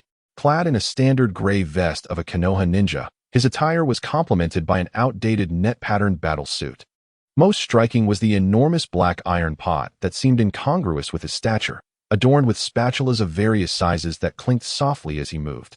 Upon recognizing the visitor's face, Sakura immediately rose from her seat, respectfully greeting, "Good evening, Grandfather Kakashi."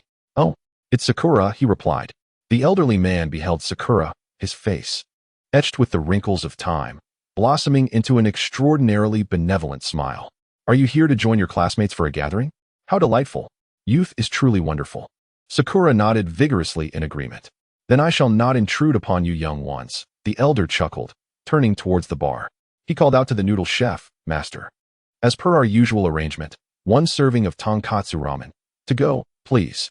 The noodle chef, deftly preparing the noodles, inquired with curiosity, "Mr. Marahoshi, why aren't you dining here today? Another mission, perhaps?" "Indeed," the elder replied with a smile. "I've been dispatched on an urgent escort mission and must travel overnight. So I shall have to make do with a meal on the road, while waiting for the ramen to be packed." Sakura took the initiative to introduce the elder to Sasuke and Naruto. "This is Grandpa Marahoshi, who has previously undertaken several missions alongside my father. He is a dear friend of our family." At that moment, Sasuke's gaze sharpened slightly. The name Marahoshi Kai, along with the iconic large black pot he carried, instantly awakened a memory within him, one that was not of this world. He realized, in his heart, that this seemingly ordinary lower ninja was, in fact, a living legend of Konoha, a man of J-nin caliber who, for personal reasons, remained forever in the ranks of the lower ninja. More importantly, his prowess was endorsed by 2 Hokage. His water release techniques were personally imparted by the second Hokage, Senju Tobarama, during wartime, while his signature technique, the Shuriken Shadow Clone technique, was taught directly by the third Hokage, Sarutobi Hiruzen. It could be said that the elderly gentleman, cheerfully awaiting his ramen, was perhaps the most formidable user of water release in the present-day Konoha, second only to the third Hokage. In certain applications of water release, he might have even surpassed the third. He was a true giant hidden among the common folk. "Hello, Grandpa Kai." Naruto was the first to stand and greet him loudly. "Greetings, young man," Marahoshi Kai replied with a smile, his gaze lingering on Naruto for a moment, revealing a subtle understanding in his eyes. Sasuke also rose, nodding slightly. "Good day." "Ah, the Uchiha boy? Indeed, your eyes are quite remarkable," Marahoshi Kai acknowledged, nodding back, his seemingly murky eyes appearing capable of piercing through the very soul. Soon, the ramen was ready for packing. Marahoshi Kai accepted the noodles, smiled once more at the 3 of them, and then turned to lift the curtain, disappearing into the night. Chapter 33. Political identity. The arrival and departure of Marahoshi Kai was akin to a brief, sudden downpour, casting ripples upon the seemingly tranquil surface of the lake between the 3. Naruto continued to enthusiastically tackle the ramen in his bowl, while Sakura resumed her gentle and serene demeanor. Only Sasuke, appearing calm as he consumed his noodles, was mentally racing, correlating the information from his past life regarding the eternal lower ninja with the reality before him, engaging in profound analysis. He recalled more of the alarming details concerning Marahoshi Kai. The elderly man's mastery of water release techniques, although not officially recognized as a disciple of the second Hokage, was, in fact, personally imparted by Senju Tobarama during the tumultuous times of war. For instance, the water wall technique, which traditionally necessitates 5 intricate hand seals, can be executed in an astonishingly swift manner by Maruxing, the only individual in Konoha capable of summoning a flawless water barrier with merely 2 seals, much like the second Hokage himself. Furthermore, the water dragon bullet technique, renowned as one of the most formidable water release jutsu, typically requires a staggering 44 hand seals, categorizing it among the most complex techniques in the ninja world. Yet, through his profound understanding of water release, the second Hokage simplified it to an astonishing 3 seals. Maruxing stands as the sole known ninja in the current era who can, second only to the second Hokage, unleash a complete water dragon with just 5 seals. He is a man who has elevated his expertise in water release to the pinnacle of a jonin, bearing the legacy of techniques passed down from 2 Hokages. Yet he humbly operates under the title of a genin, silently undertaking the most mundane tasks within the village. Sasuke's gaze subtly shifted towards Sakura beside him. Was this seemingly ordinary encounter merely a coincidence? A probing thought arose within him. He set down his chopsticks, dabbed his mouth with a napkin, and in a casual tone, as though engaging in idle conversation, he smiled and inquired, "By the way, Sakura, How is your training with Mr. Guja progressing? He feigned curiosity, questioning why she had chosen to train under him. Although he was an elder, he was still just a genin, wasn't he? Was he truly that formidable? He framed his questions as if they were the most normal inquiries a typical youth might pose. His true intent was to discern whether Sakura would freely share information about herself and Naruto. In response to Sasuke's inquiry, Sakura displayed no hesitation or concealment. She confidently met his gaze, her face adorned with the joyful smile of someone discussing their area of expertise. Yes, Grandpa Guja is incredibly strong. He is the most skilled water release ninja I have ever encountered. She candidly shared her recent training achievements. I can now proficiently utilize the water wall technique. Although I cannot yet perform it with just 2 seals like Grandpa Guja, I have managed to reduce the sealing time by more than half.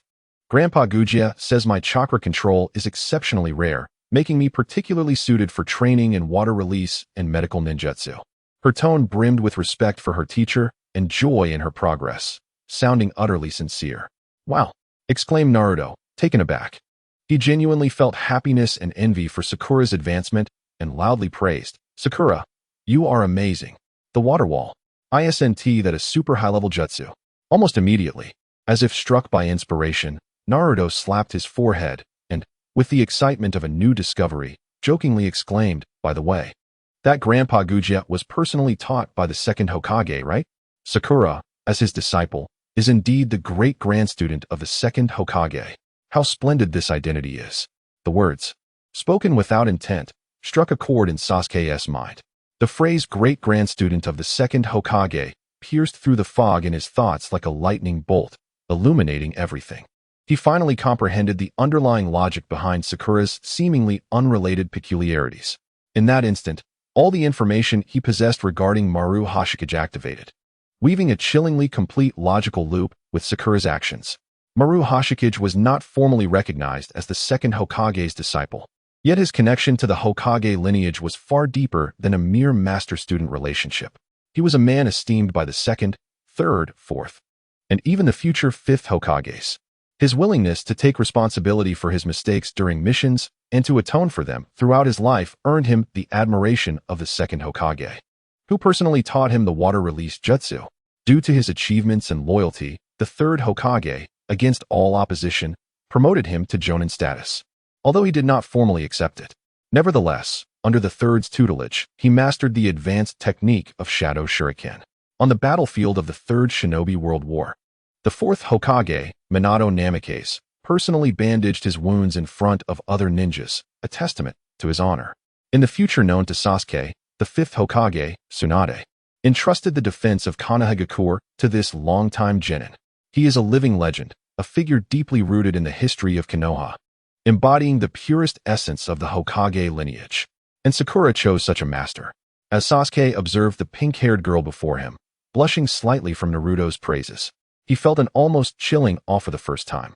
Mastering the formidable water release jutsu may merely be her initial objective. More importantly, it is the deeper aim of acquiring an identity intricately linked to the Hokage lineage, a politically robust identity. Through her apprenticeship with Maru Hoshikage, she boldly declared her stance to the power center of Konoha. She has chosen the most luminous, the most righteous path, the path of the will of fire, which is forever infallible. While burdened by the deep-seated enmity of the Uchiha clan, and with Naruto still regarded with suspicion as the village's Jinchuriki, Sakura has silently donned the most formidable and impeccable political armor. Her ambition, her depth, and her understanding of Konoha's power structure far exceed what he had anticipated. Her aspirations extend beyond merely becoming a powerful ninja. She is orchestrating a grand scheme. Chapter 34. The strategist design inside Ichiraku Ramen. The ambience was warm. Naruto's remark about being the great-grandstudent of the second Hokage served as a key, unlocking the final door to the truth for Sasuke. Sasuke gazed at the companion before him, someone he believed he understood thoroughly, yet his heart surged with unprecedented turmoil. Nevertheless, his expression remained utterly unchanged. He even smiled, raising his cup towards Sakura and Naruto, casually affirming, Naruto is right, Sakura. Being the grandchild of the second Hokage is indeed an extraordinary identity. Congratulations. His smile was gentle, his gaze sincere, perfectly embodying the role of a friend genuinely pleased for his companions. However, beneath this flawless facade, his thoughts had already plunged into a rapid, frigid analysis. Sakura's strategy was like a thunderbolt, making him acutely aware of the significance of political identity within this game. She was remarkably astute. The path she had chosen was the most secure, the most luminous, and the least susceptible to criticism. By apprenticing under Maru Star's ancient sage, she not only inherited formidable power, but, more crucially, she acquired a flawless political identity, an unblemished heir to the will of fire, recognized by generations of Hokage. This identity served as her strongest armor. Sasuke couldn't help but reflect upon himself. And what of me? What is my current identity? The orphan of the Uchiha clan, a survivor of the massacre, and the younger brother of the notorious traitor Itachi Uchiha. Each of these identities brimmed with tragedy and strength, sufficient to evoke sympathy and compassion from the village's upper echelons, while also providing the most legitimate justification for his quest for vengeance. Yet, these identities were also a double-edged sword. The surname Uchiha inherently symbolized distrust and division. The label of Avenger was fraught with uncertainty and peril. In the eyes of someone like Danzo, he was merely a ticking time bomb, a threat that needed to be neutralized. No, this is too passive. I require a political stance that is advantageous and can stand shoulder to shoulder with Sakura, beyond that of an Uchiha Avenger. A grand plan he had previously devised, now momentarily shelved due to timing, suddenly became strikingly clear in his mind. To take Tsunade, one of the legendary three, as his teacher, this plan would accomplish three objectives. Firstly, and most crucially, it was for his eternal Manjiki Sharingan. He needed Tsunade's Yin Seal.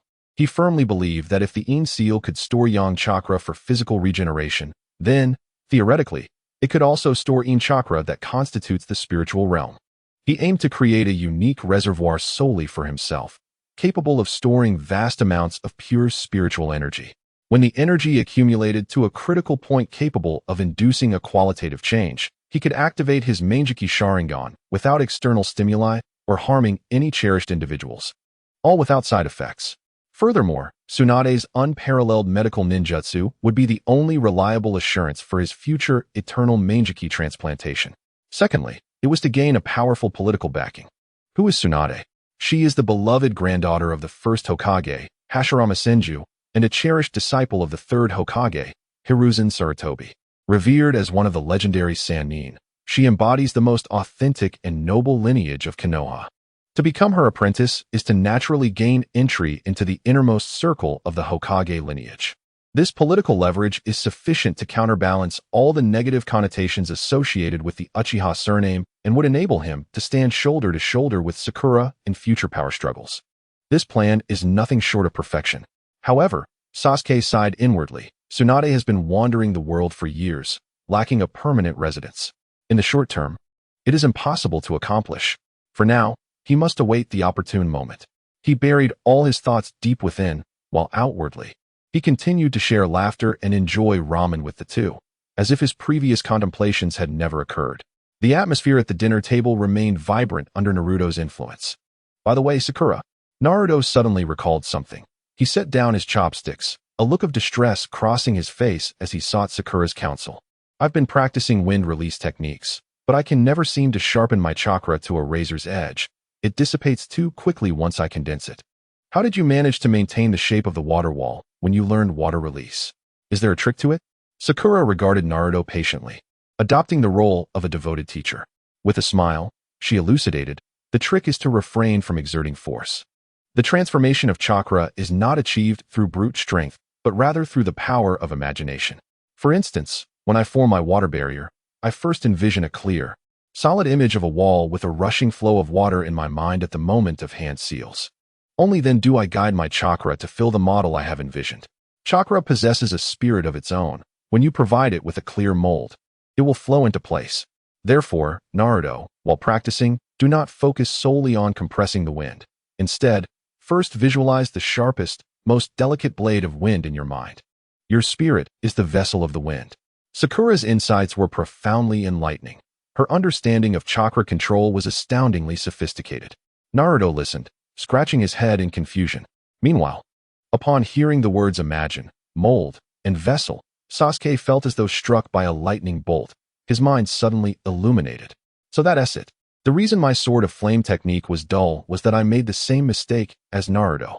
I had always relied on brute force to forcibly attach fire chakra to the blade, treating the sword and the fire as two separate entities. But what if I envisioned the sword as an extension of my body, an extension of my chakra pathways?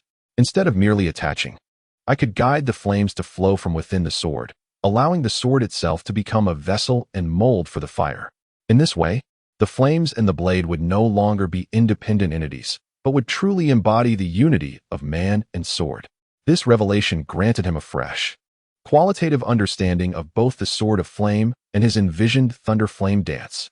He observed Naruto and Sakura engaged in animated discussion before him. Sakura's unreserved guidance gradually softened the wariness he had harbored due to her own secrets. Perhaps this is the essence of companionship. Even when shrouded in secrets, they can unknowingly illuminate each other's path towards the future. Chapter 35. The concept of creating original ninjutsu. Sakura's profound insights regarding the transformation of chakra acted as a key, swiftly unlocking a new realm of understanding in Sasuke's mind. No longer content to remain a silent listener, he eagerly joined the fervent academic discourse. Are you suggesting that the gleam of contemplation in Sasuke's eyes signifies his attempt to deconstruct Sakura's theory using his own words? The purpose of hand seals in ninjutsu transcends mere activation. It also serves to aid the ninja in establishing the most stable and fundamental initial model of the technique on a mental level before its execution. Indeed, Sakura's eyes sparkled with excitement as she recognized Sasuke's understanding. The hand seals are akin to the foundation of a house. The more precise and robust the foundation, the less likely it is to collapse when chakra is used to construct the edifice. Naruto, though somewhat bewildered, astutely grasped the crux of the matter and inquired, "So, the reason I cannot condense my wind blade is that I lack a clear image of it in my mind?" "You could say that," Sakura affirmed, patiently elucidating. "You are merely compressing chakra without providing it with an appropriate shape. Much like trying to grasp the wind with your hands, it will inevitably slip through your fingers." I understand. Naruto exclaimed, slamming his hands on the table with such force that even the elderly man nearby glanced over, though he paid it no mind. His azure eyes shone with an unprecedented epiphany. "I have been mistaken all along. I was always focused on how to compress the wind into a ball, which, of course, would disperse." He animatedly gestured to Sakura and Sasuke, his words tumbling forth as he endeavored to articulate the nascent, genius concept forming in his mind. "Sakura, what you mean is that I should first envision a knife made of wind, thin and swift, in my mind, correct? Then, when I unleash the wind with my great breakthrough, I should guide the chakra to mold the wind into the shape of that knife I imagined. Thus, what I expel will no longer be a chaotic gust, but an immense wind blade capable of slicing through all enemies." Upon finishing, his face radiated a triumphant expression, eager for the astonishment and admiration of his two companions. Naruto and Sakura regarded him with eyes alight with surprise and approval. "This idea is remarkable. Applying the transformation of shape to a wide-range technique like Great Breakthrough is theoretically feasible. Your combat intuition is astoundingly sharp." Sasuke looked at Naruto, revealing a genuine smile that emanated from the heart. He was lavish in his praise. "Indeed, Naruto, this is an extraordinary concept. The very fact that you have conceived such an idea demonstrates that your thinking has begun to encroach upon the realm of creating ninjutsu." With the affirmation from his two companions, particularly Sasuke, Naruto was elated, almost floating in the air, his tail nearly wagging with joy. However, Sasuke's subsequent words fell upon him like a perfectly measured bucket of cold water, grounding him and preventing any hubris. "But you are not the first to have conceived this brilliant idea." "Huh?" Naruto was taken aback. Sasuke, with a calm demeanor, elaborated. "The notion of transforming wind-style chakra into an indomitable blade has already been developed into a highly sophisticated ninjutsu by a predecessor. This technique is known as wind release, vacuum wave." Drawing upon the memories of his previous life, he recounted the intricacies of the technique. It involved exhaling multiple high-density, high-pressure wind blades for linear piercing attacks. The essence of this technique lies precisely in the transformation of the wind blades that you just mentioned. On the battlefield, this move boasts exceptional penetration and lethality. Thus, Naruto, your line of thought is entirely correct, but someone has already brought it to fruition before you. "Darn it," Naruto lamented, collapsing onto the table like a deflated balloon. I thought I had invented a super powerful new technique that would astonish the ninja world. And yet, it already existed. Observing his dejected demeanor, Sakura couldn't help but chuckle, reaching out to pat his back, offering consolation with a smile. Don't be so disheartened. Knowing the paths tread by our predecessors is a good thing. It allows us to stand on the shoulders of giants and see further. Moreover, sharing a vision with the legendary heroes only proves your own prowess, doesn't it? Sasuke pondered for a moment, stroking his chin, and then spoke, utilizing his extraordinary analytical abilities to guide Naruto towards an entirely new, uncharted path.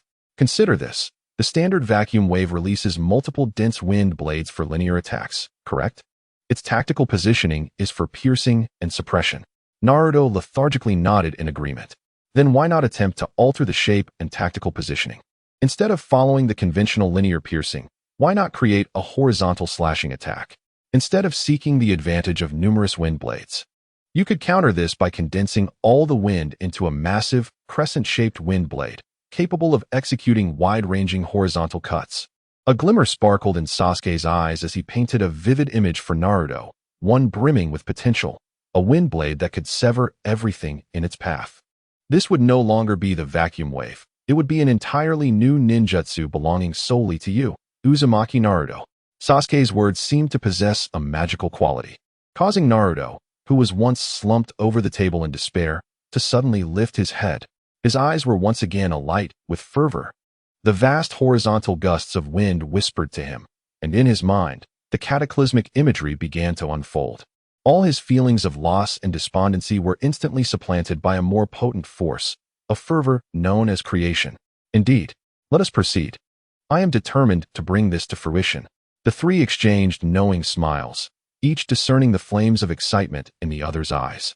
In the modest corner of the ramen shop, they embarked on an in-depth discussion about the essence of ninjutsu, far surpassing their youthful years.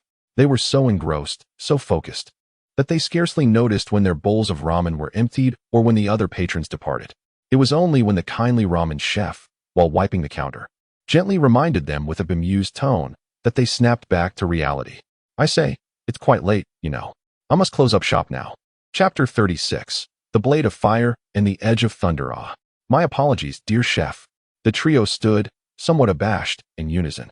Sakura took the initiative to settle the bill, and they stepped out of the ramen shop side by side. The night had deepened, with only scattered streetlights casting a warm, golden glow. The invigorating discussion had left them with an unprecedented sense of fulfillment and exhilaration, as if the air still bore the lingering warmth of their intellectual collisions. Allow us to escort you home, Sakura, Naruto suggested earnestly. Yes, Sakura replied with a cheerful nod, accepting the offer without hesitation. As they arrived at the familiar little building that was Sakura's home, none of them immediately spoke to bid farewell. The atmosphere, thick with unexpressed sentiments stemming from their shared resonance of thought, flowed quietly amongst them. After a brief silence, Sasuke abruptly halted, turning to face Naruto and Sakura with an earnest demeanor, and formally presented the proposal that had long crystallized in his mind. Let us form a study group. The three of us. His voice rang clear in the stillness of the night. Just like tonight, he continued, gazing at his companions with sincerity and anticipation in his dark eyes. I have observed that our three distinct thought processes complement each other perfectly. Naruto possesses an imaginative combat intuition.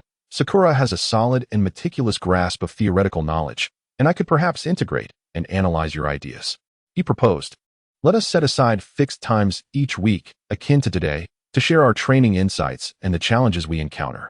Training alone often leads to hitting a wall, but with the combined wisdom of the three of us, we can surely resolve more issues and advance further together. Naruto and Sakura were momentarily taken aback. They had not expected Sasuke to take such a formal stance nor bestow upon them such high praise with this suggestion. Yet, in an instant, Naruto was the first to react. He clapped his hands together with enthusiasm, his face alight with unrestrained joy. Absolutely. This idea is splendid. I've been wanting to do this for ages. With you, Sasuke, and you, Sakura, I feel I will soon develop new techniques. Sakura revealed a smile that radiated from the depths of her heart, so brilliantly bright that it illuminated the night. She nodded emphatically, her emerald eyes shimmering under the moonlight, akin to two pristine lakes. I agree, Sasuke-kun. Thank you. Very well, it is settled then. A look of relief graced Sasuke's countenance. After watching Sakura enter her home, he and Naruto turned their steps toward the Uchiha clan grounds. Upon returning to the clan's territory, Naruto could hardly contain his excitement as he dashed toward his own yard. Eager to transform the reflections of the night into tangible results through fervent training. For the first time, a corner of the Uchiha compound resonated with vibrant energy and lively noise, all thanks to Naruto's presence. However, Sasuke did not immediately join the training. He retreated to his room, closed the door, and the world around him fell into silence. Lying on his bed with his hands behind his head, he closed his eyes, replaying every word Sakura had spoken in his mind. He deeply merged and deduced the theories concerning imagination, molds, and containers with his own concepts of the Uchiha's fire release and the forthcoming Thunder Flame dance. This process continued for a considerable time until he felt that the theories within his mind had achieved perfect coherence, devoid of any obstructions. Abruptly, he opened his eyes. Mere contemplation was insufficient. Comprehension must be validated through practice. He rolled off the bed, grasped the short sword that had accompanied him for so long, and once more made his way to the desolate training ground. The night was deep, the moon perched high in the sky. The cold moonlight elongated his solitary figure. Taking a deep breath, he closed his eyes once more. He no longer regarded the weapon in his hand as a mere cold instrument.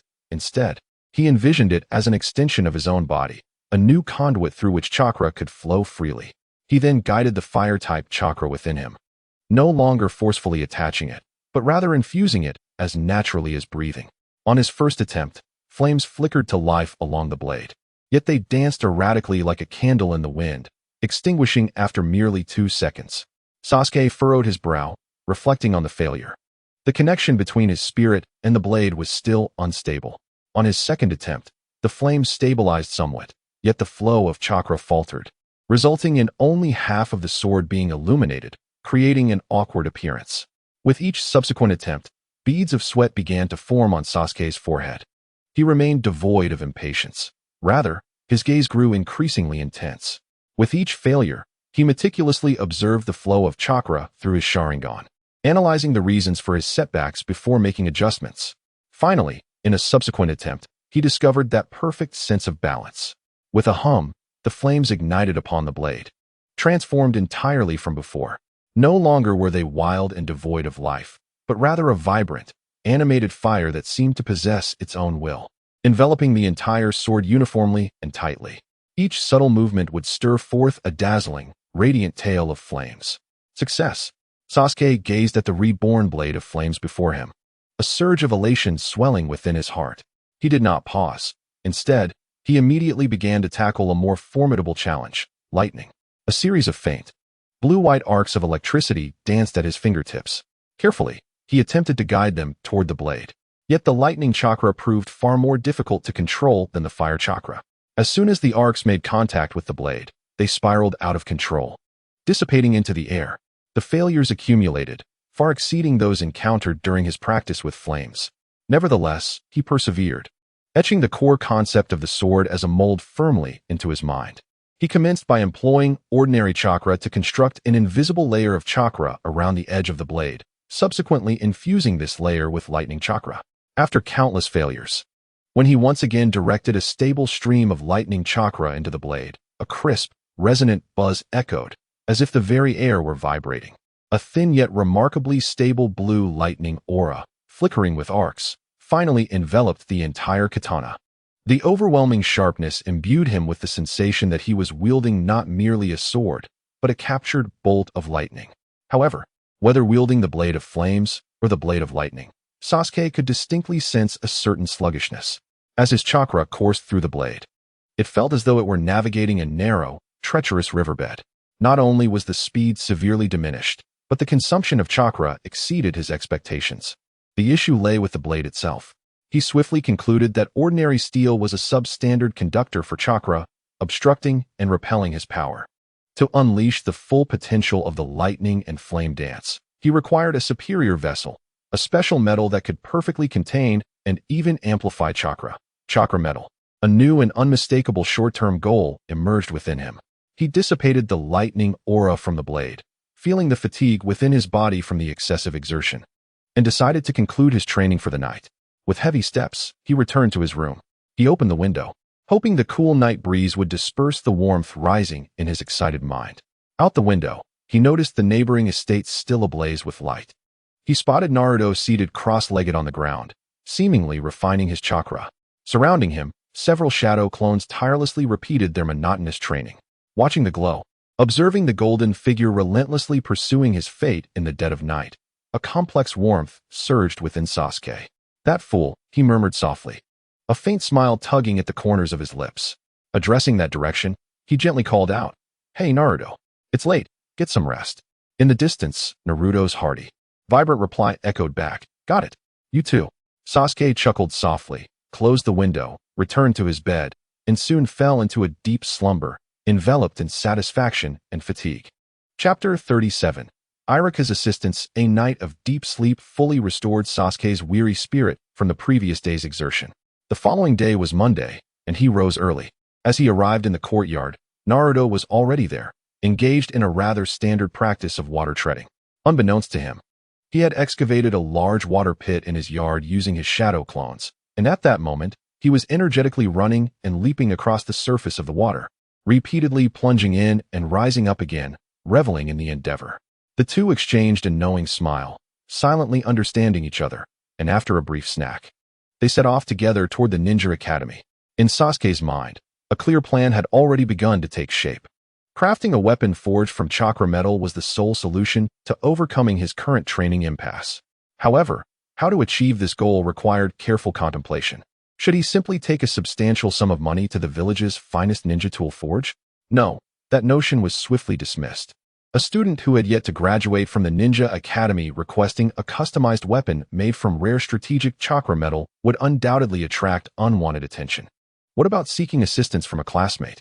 Perhaps Tintin, who hailed from a family of weapon makers and possessed an extensive knowledge of various arms. That, too, was not an option. Sasuke shook his head. His rapport with Tintin was far from the level where he could entrust such a matter. Recklessly asking for help would also lay bare his intentions. Until he thoroughly understood the backgrounds of those around him, he would not easily divulge his core plan to anyone. After much deliberation, a reliable and prudent choice emerged in his mind: Iruka-sensei. As his guiding teacher, it was Iruka's duty to care for his students. Moreover, as a nin of the village, he possessed broader connections and access to information than his students. Most importantly, through their time together, Sasuke sensed that Iruka's concern for him was genuine and heartfelt. In the original narrative, particularly when the entire Leaf Village regarded Naruto as the embodiment of a demon fox and shunned him, it was Iruka who first truly acknowledged Naruto's existence. He was the one who, when Naruto had stolen the sealing scroll and was pursued by the entire village, stepped forward to shield him from a lethal shuriken with his own body. He was the one who, on that lonely night, placed his forehead protector upon Naruto's head, granting that child the initial and most significant recognition. Although Iruka-sensei may not possess peak strength or a prestigious lineage, his heartfelt kindness and concern for his students shine as a rare and enduring light in a world rife with deceit and betrayal. He is a truly trustworthy individual. Entrusting matters to him is the current choice with the least risk and utmost reliability. Resolute in his decision, Sasuke found himself somewhat distracted throughout the day's lessons, patiently awaiting the opportune moment. Finally, after the afternoon classes concluded and most classmates departed in groups, as Iruka organized the lesson plans on the podium, Sasuke took a deep breath, rose from his seat, and approached the podium. Iruka-sensei. Is that you, Sasuke? What can I do for you? Iruka lifted his head and, upon seeing Sasuke, a gentle smile graced his face. Sasuke did not immediately articulate his intentions. Instead, he first presented a collection of books he had borrowed from the library. Adopting a tone of humble inquiry as he asked, "Teacher, I have recently been studying materials concerning the nature transformation of chakra, and I came across the concept of chakra-conducting weapons. It is said that they can significantly enhance the power of ninjutsu. Could you elaborate on this for me?" He skillfully cloaked his inquiry in the guise of a diligent student encountering a normal curiosity and question during his studies. Chakra-conducting weapons? Iruka paused for a moment, accepting the book Sasuke offered and flipping through a few pages, quickly grasping the subject. He regarded Sasuke with eyes filled with approval, exclaiming, "You have begun to self-study such profound theories? That is quite impressive, Sasuke." After this commendation, he adopted a responsible tone befitting a mentor and patiently explained, "Indeed, chakra-conducting weapons are potent tools that can greatly enhance a ninja's combat prowess. However, their core material, chakra metal, is an exceedingly rare and costly strategic resource, typically reserved for the village's elite Jainin or the Umbu engaged in special missions." He gazed earnestly at Sasuke and counseled, "I understand your desire to grow stronger. However, I do not recommend that you contemplate forging a personal weapon at this stage. You are currently in a period of rapid physical development, and a weapon tailored to your specifications may soon become unwieldy due to changes in your height and arm length. Conversely, utilizing a weapon designed for your future physique could hinder your performance due to its excessive weight and length, ultimately detracting from the weapon's purpose." Iruka's words were laden with sound reasoning, reflecting genuine concern for his student's long-term growth. Sasuke listened attentively and then respectfully nodded. "I understand, teacher. Thank you for your guidance." He then shifted the conversation, revealing a hint of youthful frustration in his training. "In truth, I do not seek a weapon for combat. Rather, during a specialized training session focused on chakra transformation, I discovered that this ordinary katana impedes the flow of my chakra significantly.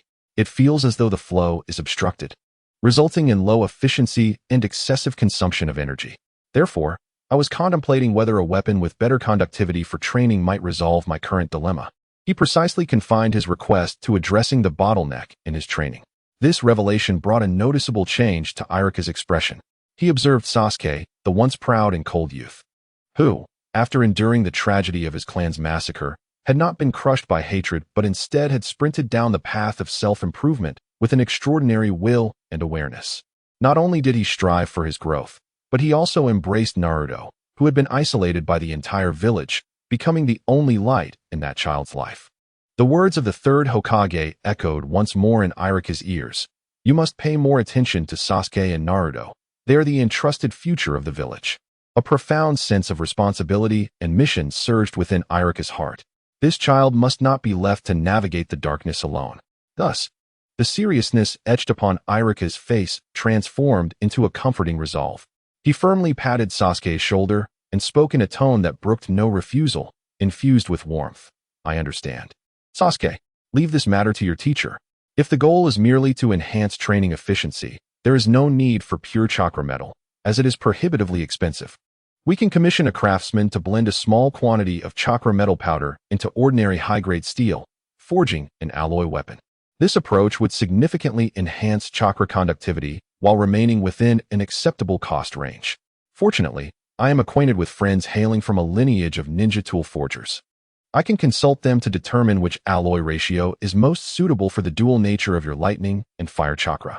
If possible, we may even directly commission them to craft a training short blade tailored specifically for you. For now, your focus should solely be on your studies and personal cultivation at school. Leave the weapon matter to your teacher." As Iruka's heartfelt, almost encompassing words resonated within him. A long-forgotten warmth of being cared for by an elder surged through Sasuke's heart. He gazed at Iruka, whose ordinary face now radiated an extraordinary sense of reliability. Bowing deeply, he expressed his gratitude. "Thank you, Teacher Iruka." Chapter 38. Retreat and Training. The day following his agreement with Teacher Iruka, Sasuke found himself enveloped in tranquility. He understood that forging a weapon, especially one involving the rare material of chakra metal and its alloy compositions, was no simple feat. He entrusted this anticipation and faith entirely to Teacher Iruka while devising an entirely new, high-intensity training regimen that could only be described as hellish during this waiting period. The ultimate goal was the Thunderfire Dance, but constructing a towering edifice requires an unfathomable foundation. Haste is a folly reserved for the weak. At dawn, Sasuke stood before the mirror, observing his still youthful visage, yet his gaze brimmed with unwavering determination. He calmly strategized in his mind. "Before Teacher Iruka resolves the hardware issues, I must upgrade my own software to a level capable of wielding those divine weapons in the future." His time was meticulously divided into several modules. The Ninja Academy by day was a necessary fade and routine.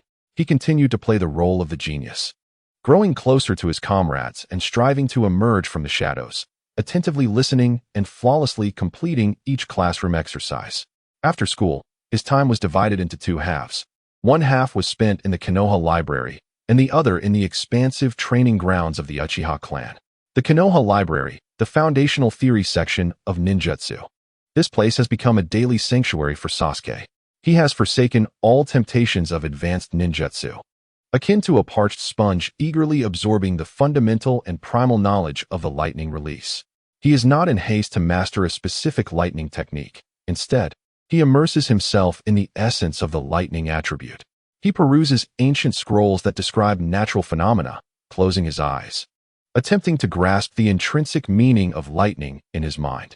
Unlike fire, which embodies a consuming destruction, or wind, which represents a cutting sharpness, Sasuke gradually comprehends that the essence of lightning is an almost law-like manifestation that defies reason. It disregards distance, instantaneously connecting the point of origin with its destination. It is an absolute decree, unchallengeable, and as it cleaves the sky, all things in the world shall fall into silence amidst its dazzling brilliance and thunderous roar. This vague yet abstract understanding, although not immediately translatable into combat prowess, provides Sasuke with a deeper, philosophical insight into his future path of the lightning blade. As night falls, the training ground transforms into his stage of sweat and toil. He meticulously divides his daily training into several modules, seeking comprehensive and balanced growth. He has reduced the proportion of energy devoted to the direct practice of the lightning flame blade, yet he has not abandoned the fundamentals of swordsmanship. Daily, he diligently practices basic strikes, slashes, blocks, and footwork, which remain an unwavering part of his curriculum. More of his energy is now channeled into the study of ninjutsu and jinjutsu. From a scroll acquired at the South Shrine, he selects a fire ninjutsu, the Phoenix Fire technique, which surpasses the power of the Great Fireball technique. In the training ground, Sasuke swiftly performs hand seals, unleashing a barrage of fireballs of varying sizes from his mouth, akin to celestial maidens scattering flowers, striking multiple distant targets from various angles and igniting a series of explosions. In the realm of jinjutsu, his training is even more meticulous and ruthless. He creates a shadow clone to serve as a living target. He aims to practice one of the signature jinjutsu techniques of the Uchiha clan, the illusionary nail technique, used by Itachi against Orochimaru. Standing still, Sasuke's crimson Sharingan spins slowly, locking eyes with the distant shadow clone. Illusionary nail technique. In silence and secrecy, the jinjutsu is initiated. The shadow clone's body suddenly stiffens, its face contorted with extreme terror and agony, limbs twisting in unnatural positions as if pierced by invisible, colossal iron nails, rendering it immobile. Sasuke maintains the jinjutsu, meticulously observing every detail of the clone's reactions. After several seconds, he forms a single hand seal. Release. With a loud bang, the shadow clone dissipates into a puff of white smoke. In that fleeting moment of its disappearance, the most genuine sensory experiences of the shadow clone surge back into Sasuke's consciousness like a tidal wave. Sasuke's body sways slightly, letting out a muffled groan. A sharp, almost excruciating illusion of pain surged through his nerve endings, as if his limbs were truly pierced by nails. Simultaneously, a profound sense of helplessness, bound and utterly uncontrollable, resonated within him. Thus, he closed his eyes, savoring this first-hand experience. The construction of the illusion was still insufficiently stable. The sensation of iron nails embedded in his flesh was somewhat vague, lacking authenticity. Moreover, the illusion of pain took its time to manifest. This method of utilizing the properties of shadow clones to personally experience the perspective of the victims of his own illusions was the most efficient, albeit self-torturous, form of training. Yet for Sasuke, it represented the sole shortcut to perfection. The essence of the body flicker technique, originally belonging to Uchiha Shursui, was the paramount focus of his nightly practice. He no longer pursued mere linear speed.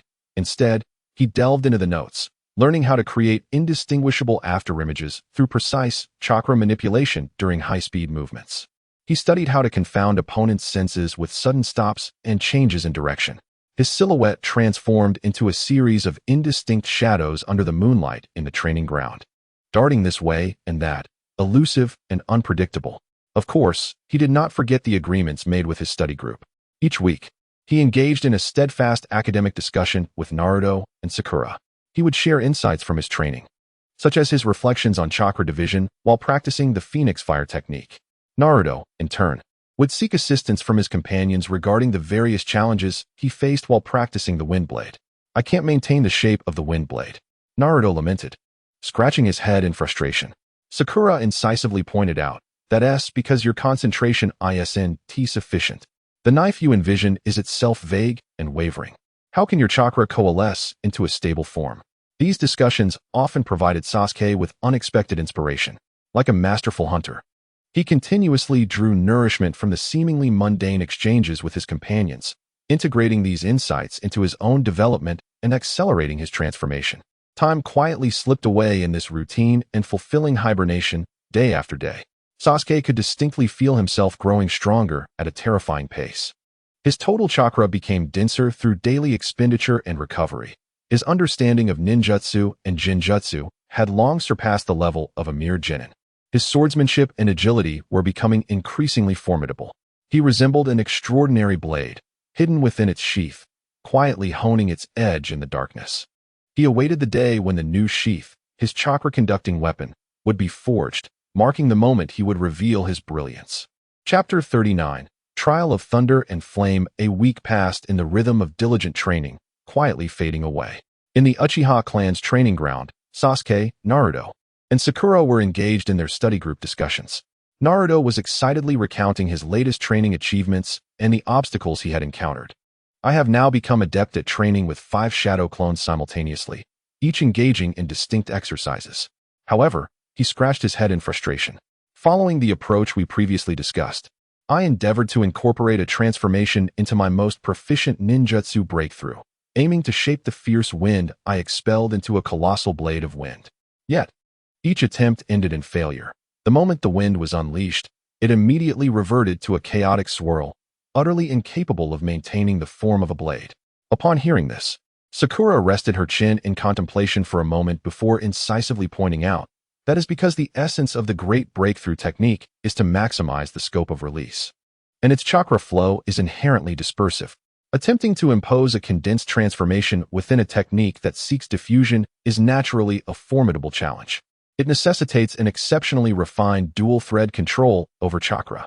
Sasuke nodded in agreement and added, perhaps you might consider a different perspective. Do not pursue scale initially. Start with the fundamental gale palm. First, try to shape the wind within your palm. Once you can stably maintain the form of the wind blade, then think about how to release it. Just as the three were engrossed in their fervent discussion, a familiar figure appeared at the entrance of the training ground. It was Iruka-sensei, his face betraying a hint of uncontainable excitement and satisfaction as he walked directly towards Sasuke. Sasuke, I apologize for the wait. Iruka's voice resonated with heartfelt joy. He carefully presented to Sasuke a package wrapped in thick oilcloth, containing 2 elongated objects. Rest assured, the task you entrusted to me has been completed. Sasuke's heart raced. Instinctively, he extended his hands to accept the weighty bundle, the unique, cold, and solid heft immediately revealing its contents to him. Naruto and Sakura curiously gathered around. Taking a deep breath, under the expectant gazes of the three, he slowly unwrapped the oilcloth layer by layer. When the final layer was unveiled, 2 brand new, uniquely crafted short swords lay quietly in his hands, emanating a chilling and dangerous gleam in the afterglow of the setting sun. These blades displayed a profound darkness reminiscent of the midnight sky, with faint, azure blue patterns flowing upon their surfaces, seemingly infused with the essence of thunder. Their lines were both fluid and lethal, and the proportions of the hilt and blade appeared to be custom-tailored for Sasuke's physique, exuding an aesthetic of simplicity and efficiency.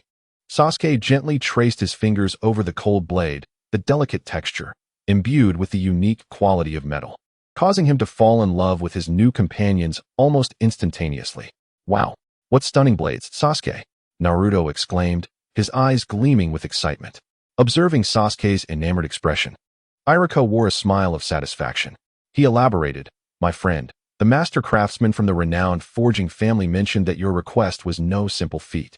To discover the most suitable alloy ratio for your dual lightning and fire chakra, he experimented with over a dozen different alloy compositions. The 2 blades you now hold are primarily composed of high-density, expertly forged steel, meticulously infused during the forging process with a secretive blend of chakra-infused metallic powder in precise proportions. Although their conductivity may not rival that of the pure chakra weapons employed by the Umbu, They are more than adequate for the chakra transformation training you mentioned. Moreover, their remarkable durability and exceptional balance ensure that you can utilize them throughout your Ninja Academy journey, even in genuine combat scenarios. Listening to Iruka's introduction, Sasuke attempted to channel a faint stream of chakra into the blades. In that moment, he experienced an unprecedented, remarkably smooth sensation of clarity. If previously guiding chakra with a conventional katana felt akin to navigating a narrow, debris-laden river, now it was as though he had steered his vessel into an expansive, boundless ocean. Looking up at Iruka, who devotedly supported him without expectation of reward, Sasuke was filled with an ineffable sense of gratitude. Grasping both blades, he solemnly bowed deeply. I am at a loss for words to express my thanks. Ha ha ha, you silly boy, Iruka chuckled heartily. He reached out, affectionately tousling Sasuke's soft black hair in a manner reminiscent of a true elder, albeit somewhat brusquely. All three of you are my proudest students. Witnessing your daily efforts to grow stronger is the greatest reward for a teacher. Keep pushing forward. Do not squander your talents, nor disappoint the village's hopes for you.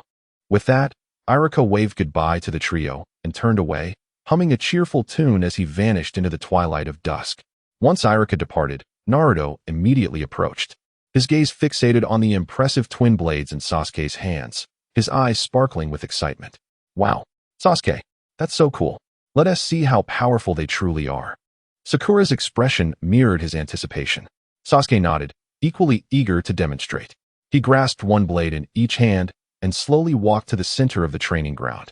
Closing his eyes, he took a deep breath, his mind swirling with the newly conceived theories he had rehearsed countless times. In the next instant, he abruptly opened his eyes. The crimson tomo of his Sharingan materialized. Chakra surged forth from within him, flowing in two distinctly different currents simultaneously. Flameblade, the short sword in his right hand ignited with fierce flames, no longer merely adhering to its surface, but appearing to emanate from within each metallic lattice of the blade itself. The flames burned a more vivid, solid crimson than ever before, reminiscent of bubbling, fresh blood. Lightning blade. Meanwhile, the short sword in his left hand erupted with blinding blue electricity. It transformed from the previous, barely perceptible arc into a dense, visible mantle of interwoven lightning bolts, crackling and buzzing audibly. One blade blazed with raging fire, while the other crackled with swift lightning, one tempestuous as a furnace, the other as rapid as thunder. Two distinct streams of energy, brimming with destructive power, coexisted harmoniously and stably within his hands. Naruto and Sakura were utterly stunned. Their mouths agape, faces etched with disbelief and profound shock. Sasuke felt an unprecedented surge of power emanating from his twin blades, a confident and frenzied smile curling at the corners of his mouth. Both hardware and software had been upgraded. Now, it was time to commence the true dance of lightning and flame. Chapter 40. Convergence on the Training Ground. A brilliant interplay of red and blue light illuminated Sasuke's figure, rendering him akin to a deity. The flames surging from the blades exuded a breathtaking explosiveness, while the lightning entwined around the edges radiated a sharpness beyond measure. Naruto and Sakura were left awestruck by the magnificent and formidable spectacle before them, far surpassing their wildest imaginations. Yet, as the master of this power, Sasuke's experience was starkly different. He could distinctly sense his chakra being voraciously extracted at an unprecedented, terrifying speed by these two greedy vessels. Simultaneously, maintaining the stability of two utterly different chakra forms upon the blade was an astronomical drain on his mental faculties. Beads of sweat had begun to form on his brow. The power was immense, yet Sasuke remained composed in his assessment. My control over this high-intensity energy transformation is still rudimentary, and the rate of chakra consumption is alarmingly rapid. At my current chakra capacity, sustaining this fully unleashed state of lightning and flame would likely not last even a minute. In a real battle, this momentary strength could easily become a harbinger of my own demise. The frenzy and excitement in his eyes gradually faded, replaced by absolute rationality. With a mere thought, the flames and lightning on the blades vanished as if severed from their energy source, reverting to their cool, deep, dark appearance. Let us conclude for tonight, he said, turning to the still-dazed Naruto and Sakura, his voice steady, betraying no hint of fatigue. I need some time to harmonize with my new companions. Oh, all right, Naruto. As if awakening from a dream, gazed at the seemingly unremarkable, yet terrifyingly powerful twin blades in Sasuke's hands, his eyes filled with admiration and longing. Sakura nodded in agreement, softly advising, "Please don't push yourself too hard, Sasuke-kun." Acknowledging their concern, Naruto and Sakura chose not to intrude further, understanding that Sasuke required a space entirely his own. The two departed from the training ground, leaving the moonlit expanse to Sasuke alone. Once silence enveloped the surroundings again, Sasuke slowly exhaled a breath of tension. He refrained from attempting to infuse any chakra, instead standing quietly in the center of the training ground with a blade in each hand. His initial focus was on feeling, sensing the weight of the twin blades, discerning their individual balance points, experiencing the grip of the handles, and listening to the subtle sound of the blades slicing through the air as he moved. He closed his eyes and commenced the most tedious yet paramount of foundational exercises. First, he wielded the blade with his right hand, methodically repeating the most rudimentary slashes and thrusts again and again. He endeavored to thoroughly integrate the weight and length of the knife into the muscle memory of his right arm. Subsequently, he transitioned to his left hand. Clang. Initially, due to his unfamiliarity with exerting force from both arms simultaneously, the two blades clumsily clashed in midair, producing a sharp, piercing sound. The trajectory of the knife in his right hand was swift and direct, while the movement of his left hand lagged slightly, disrupting the overall rhythm. Sasuke felt no trace of impatience. He paused, regulated his breathing, and then slowed his pace, deconstructing the complex dual-blade strikes into the simplest individual movements. For one accustomed to wielding a knife with his right hand, performing the same actions with his left felt particularly awkward and unrefined. Yet, he remained undeterred, deliberately slowing his pace and focusing with a near-meditative intensity to correct the angle of each movement and to attune himself to the trajectory of each exertion. First, he executed a block with his left hand, paused, and then followed with a slash from his right. He repeated this monotonous combination hundreds of times, the desolate training ground reverberating solely with the sound of blades slicing through the air. Gradually, he began to shorten the pauses between movements, from 1 second to half a second, eventually to nearly no interval at all. A block became a slash, defense morphed into offense. Under the guidance of his will and the assistance of his Sharingan, his body, like the most precise of instruments, began to automatically recalibrate the manner in which his arms exerted force and formed muscle memory. The once sluggish left hand, through this multitude of repetitions, became increasingly fluid, steadily keeping pace with the rhythm of the right. Only when he sensed that his left hand had begun to adapt to the presence of the blade did he open his eyes and embark on the true dual-blade integration. He wielded both knives simultaneously, this time experimenting with various combinations. The right hand launched an offensive while the left provided defense, both knives executing crossing slashes in unison. Beneath the moonlight, his silhouette resembled that of the most devout dancer, tirelessly repeating the unvaried steps upon this vast stage. Sweat had thoroughly soaked his garments, and the ache in his muscles burned through his limbs like fire. Yet, he paid no heed. His gaze was solely fixed upon the cold companions in his hands, and his heart harbored nothing but a pure, almost obsessive longing for power. Gradually, his movements evolved from initial clumsiness to fluidity, from fluidity to harmony, and from harmony to instinct. The two blades seemed no longer as mere objects. They had truly transformed into new limbs extending from his shoulders. When he felt he could instinctively and completely command the twin blades, he proceeded to the next phase of his training, the body flicker technique. His figure left behind an afterimage in its place, instantly materializing before a wooden post 10 meters away. Simultaneously, as he reappeared, the twin blades in his hands executed the crossing slash with an unparalleled fluidity, devoid of any hesitation. Faster, even faster, he vanished once more, and upon reappearing, he left a series of intersecting slashes amidst a row of wooden posts. He meticulously merged the elusive body technique of Uchiha Shursui with his newly developed dual-wielding swordsmanship, striving for the most fundamental and essential integration. His aim was to maintain absolute balance while in any state of rapid movement, allowing the twin blades in his hands to move with the precision of his own limbs. Time slipped away unnoticed, and as the night deepened, and the chakra within him dwindled to less than half due to the continuous use of the body flicker technique, Sasuke finally came to a halt. He knelt on the ground, propped up by his dual blades, gasping heavily as white mist escaped his lips. The training ground was now adorned with fresh, crisscrossing scars left by his strikes on every wooden post. Raising his head to admire his handiwork, a hint of satisfaction and exhilaration broke through the weariness etched on his pale face. This was merely the first step, he reassured himself. This was just the foundation of foundations. Only when every swing of the blade and each step became an instinctive action devoid of conscious thought would he be worthy of harnessing the overwhelming power of the Reiten and Katon. The Reiten and Katon dance was not merely a technique. It was a comprehensive combat system that integrated physical arts, swordsmanship, and advanced form transformation. And tonight, he had just laid the first and most crucial cornerstone for this system. Chapter 41. Reiten and Katon Dance Mode within the dojo of the Uchiha main residence. 3 individuals sat cross-legged. This place had tacitly become their secret base for study. Sasuke first showcased the fruits of his training from the previous night to Naruto and Sakura. Armed with dual blades, he performed a fluid sequence of foundational dual-wielding techniques at the center of the dojo. His footwork was steady, and his blade movements swift. The twin short swords danced seamlessly in his hands, whether parrying, slashing, or thrusting, as if he were a born prodigy of dual-wielding swordsmanship. Naruto watched in awe, his mouth agape, while Sakura's eyes sparkled with admiration and astonishment. However, when Sasuke attempted to incorporate elemental powers into his swordsmanship, the challenges became apparent.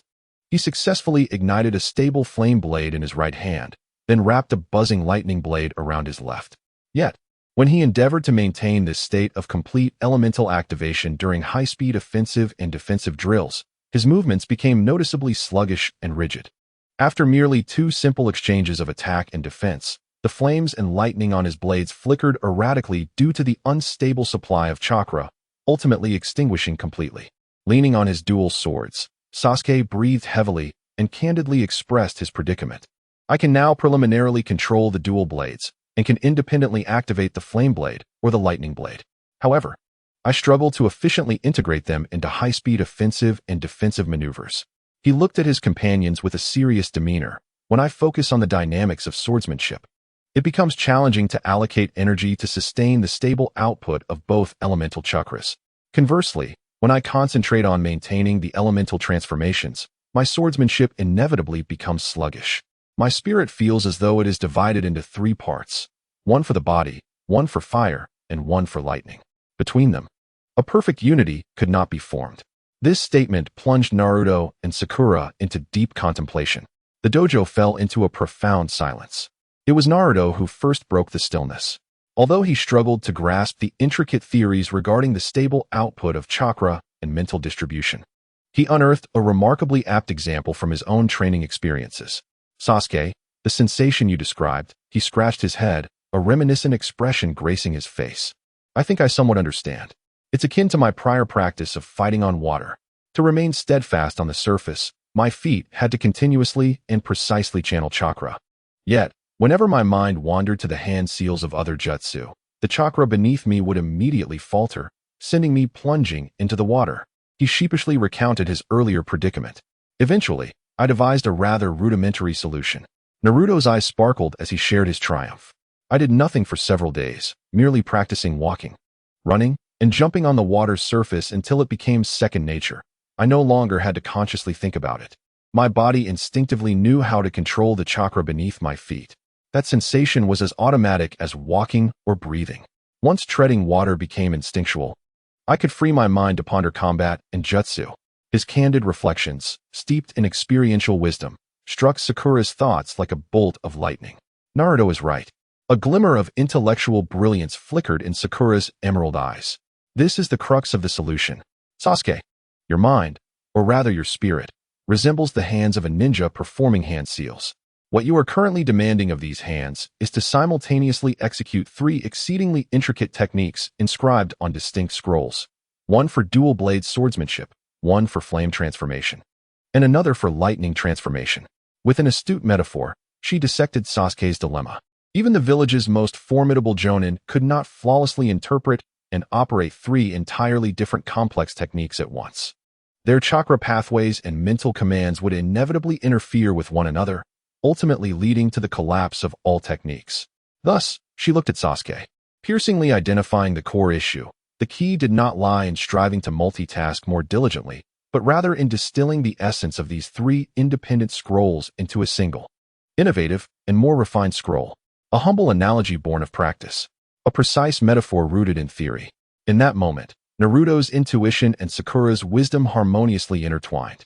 And under their inspiration, Sasuke, like one enlightened by divine insight, swiftly discovered the key that would unlock all his challenges. A concise, original scroll, an almost instinctive response. He murmured, the light in his eyes growing ever brighter and more fervent. I understand. I completely understand. I have been mistaken all along. I often ponder how to actively, consistently, and meticulously control the flames and lightning upon my blade, while simultaneously contemplating the intricacies of offensive and defensive swordsmanship. These are three distinct cognitive processes. However, what if I were to cultivate a state of being, a combat mode, akin to Naruto's assertion of transforming the act of treading water into a breath-like instinct? I too could manifest a passive state wherein the lightning and flames become an innate extension of myself, requiring mere activation rather than sustained manipulation. Prior to the onset of battle, I would need only to issue the simplest of commands to initiate the lightning and flame mode. Once engaged in this state, the flames and lightning upon my blade would no longer necessitate my conscious effort to maintain. Instead, they would be supplied in a semi-automatic, stable manner, akin to a robust cloak of chakra enveloping me. In this manner, my mind would be entirely liberated. I would no longer need to deliberate on how to sustain the flames and lightning. My sole focus would shift to how to wield this newly ignited arm, ablaze with fire and entwined with lightning, to combat and rend my adversaries before me. This novel perspective unfurled before him like a grand gateway to a new realm. Gazing upon Naruto and Sakura, a warm surge of gratitude blossomed within him. Perhaps this encapsulates the true essence of their study group. Chapter 42. The training philosophy. With the aid of his companions, Sasuke discerned the correct path to shatter his limitations, transitioning from active control to a passively maintained combat mode. This fresh perspective burst forth like a magnificent portal to a new world. He did not conceal this revelation within, but rather, seizing the moment of fervent inspiration, he engaged Naruto and Sakura in deeper dialogue. Developing this lightning and flame mode, achieving a state of passive maintenance, was no simple feat. Sasuke's demeanor was exceedingly serious as he regarded his comrades, articulating his newly crystallized thoughts with clarity. He first established the logical interrelation among the three elements. What we have just discussed pertains to alleviating mental burdens. However, to realize this goal, three inseparable and progressively intricate preconditions must be conquered one by one. The first, and the foundation of all, is the pure control of chakra. He extended his first finger, his tone steady. This is the prerequisite for all transformations and an area in which the three of us must currently refine our skills. Only through meticulous manipulation of our own chakra, akin to directing one's own limbs, can we begin to discuss subsequent matters. The second is the distribution and circulation of chakra. He raised his second finger, his eyes shimmering with wisdom, to maintain the simultaneous transformation of both lightning and fire attributes. I must cultivate a novel chakra circulation method unique to myself within my body. This signifies that I can no longer draw energy from my generalized chakra pool. Instead, I must learn to separate the fire and lightning attributes at their source, supplying my hands independently without interference. This dual-core circulation system serves as the engine for the activation of the entire mode. Thirdly, we arrive at the instinctual attachment of chakra. He extended his final finger, drawing a conclusion. Once the engine roared to life, I must engage in countless repetitions until the activation of the blade of flame and the blade of thunder becomes as instinctive as breathing and the rhythm of my heartbeat. Only when my chakra control is firmly established and the chakra circulation engine operates steadily can I ultimately achieve the innate attachment of elemental forces. The fusion of these three elements embodies my envisioned true mode of the thunder and flame blade. Naruto and Sakura listened intently, perceiving a formidable and undeniable determination and wisdom emanating from Sasuke's coherent and logically sound plan. I understand. Naruto was the first to express his agreement, pumping his fist with enthusiasm, his face glowing with determination. Just like practicing water treading, I will refine the most challenging aspects until they become second nature. This is my forte. In other words, our foremost task now is to fervently practice chakra control. With that, he eagerly shared his method for honing chakra control. He plucked a leaf from a nearby tree and gently placed it in the palm of his hand. "Look," he exclaimed, focusing intently as a faint yet pure gust of wind chakra slowly emanated from his palm. The leaf seemed to be lifted by an invisible hand, initially spinning rapidly before gently hovering above his palm. Naruto carefully regulated his chakra output, ensuring that the leaf maintained a distance of a finger's breadth from his palm, neither flying away nor descending. Witnessing this spectacle, Sakura's emerald eyes sparkled with genuine admiration and curiosity. Unable to contain herself, she inquired, "Naruto, this training method is truly remarkable, simple yet effective. Decoupling power from control is a brilliant approach. How did you come up with this idea?" Prompted by Sakura's question, Naruto chuckled and scratched his head. Remembering his promise to Sasuke to keep his parallel world dream a secret, he artfully blended truth with fabrication, replying in a half-truthful tone, Actually, I realized this concept while developing a new jutsu called Wind's Injury. I discovered that merely envisioning the wind blade in my mind was insufficient to make the wind as sharp as a blade. To command it and achieve the most delicate variations, my chakra control needed improvement. Therefore, I merged the idea of condensing the fierce wind into a blade and attempted to make the wind lift a leaf instead of blowing it away. As I practiced, it evolved into this. His explanation was both reasonable and fitting, aligning perfectly with his character as a combat genius and skillfully concealing the core secret of the dream. Gazing at the leaf suspended steadily in Naruto's hand, a glimmer of enlightenment flashed in Sasuke's eyes. He suddenly had an epiphany. Wind can control dynamics, he mused. Then my fire can control temperature. A completely novel method of chakra control, unique to him, took shape vividly in his mind. I understand now, Sasuke thought, a confident smile gracing his lips. I may not be able to levitate objects with wind as you do, but I can manipulate fire chakra to precisely regulate the temperature of objects. As he spoke, he meticulously refined his idea in his mind. Indeed, a metal kettle would serve as the perfect experimental tool. Its conductive properties would distribute the heat generated by chakra evenly, while the water inside would serve as the ideal indicator of conditions. Observing the emergence of steam and the first bubble would allow for the quantification and assessment of his training results. A flawless experiment. He articulated this concept. I could find a kettle filled with water and then envelop it uniformly with my fire chakra. My training would revolve around precisely controlling the output of my chakra to regulate the kettle's temperature. For instance, maintaining the water at a constant temperature, one that is close to boiling yet never actually reaches that point. This would be an exceptional exercise for the stability and continuity of chakra output.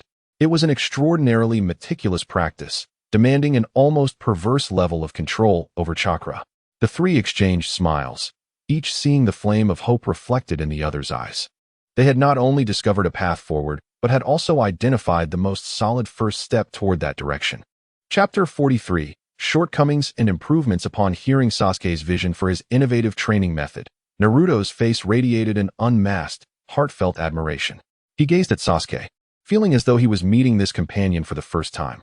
He recognized Sasuke's strength and genius, yet he had never contemplated that Sasuke's prowess extended beyond combat.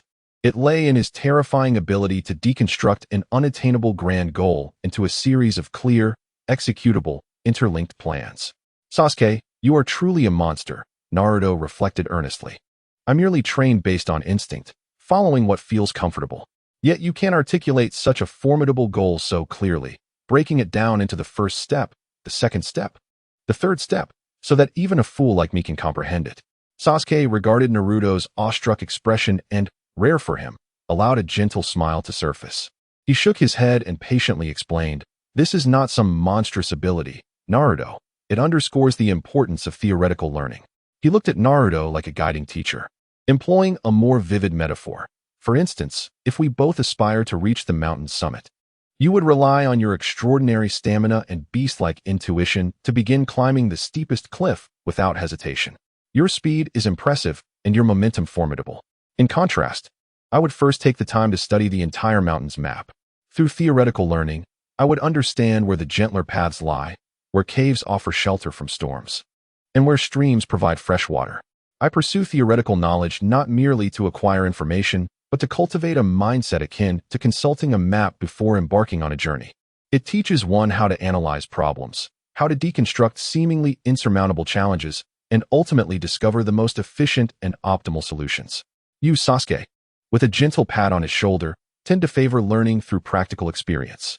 Although your instincts are remarkably sharp, the absence of theoretical grounding hinders your growth, resembling a tree that has never been pruned. While it may still grow, it also produces numerous unnecessary branches that squander precious nutrients.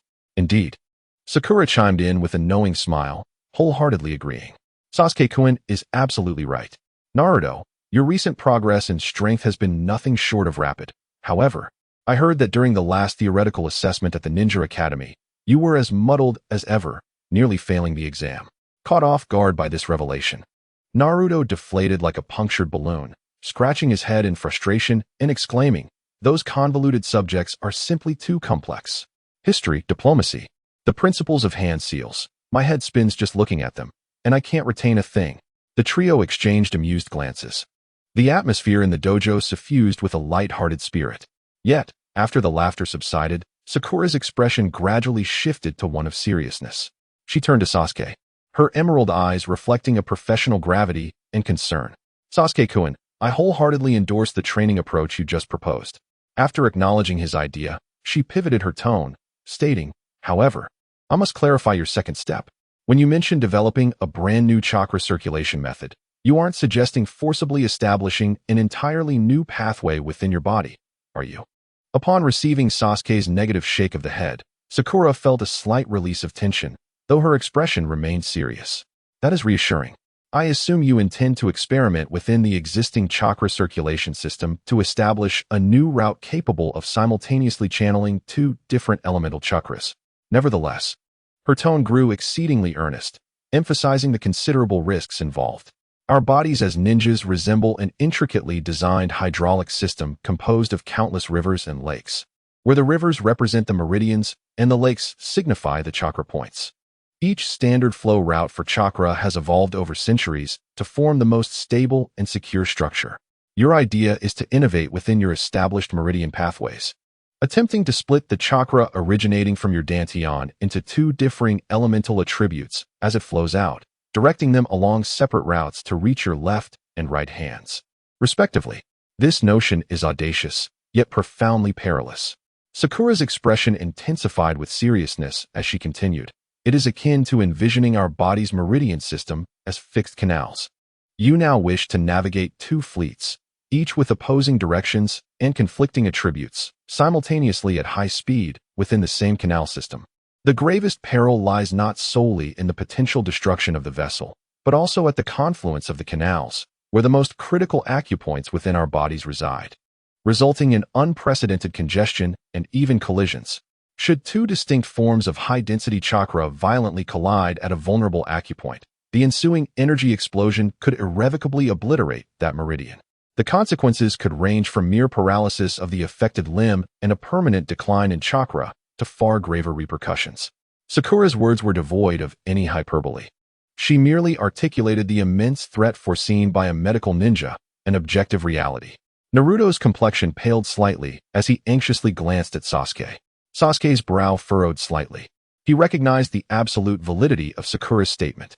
It was a fatal blind spot overlooked in his seemingly flawless plan. He had been overly focused on the development of the engine, neglecting the limits of the road's capacity.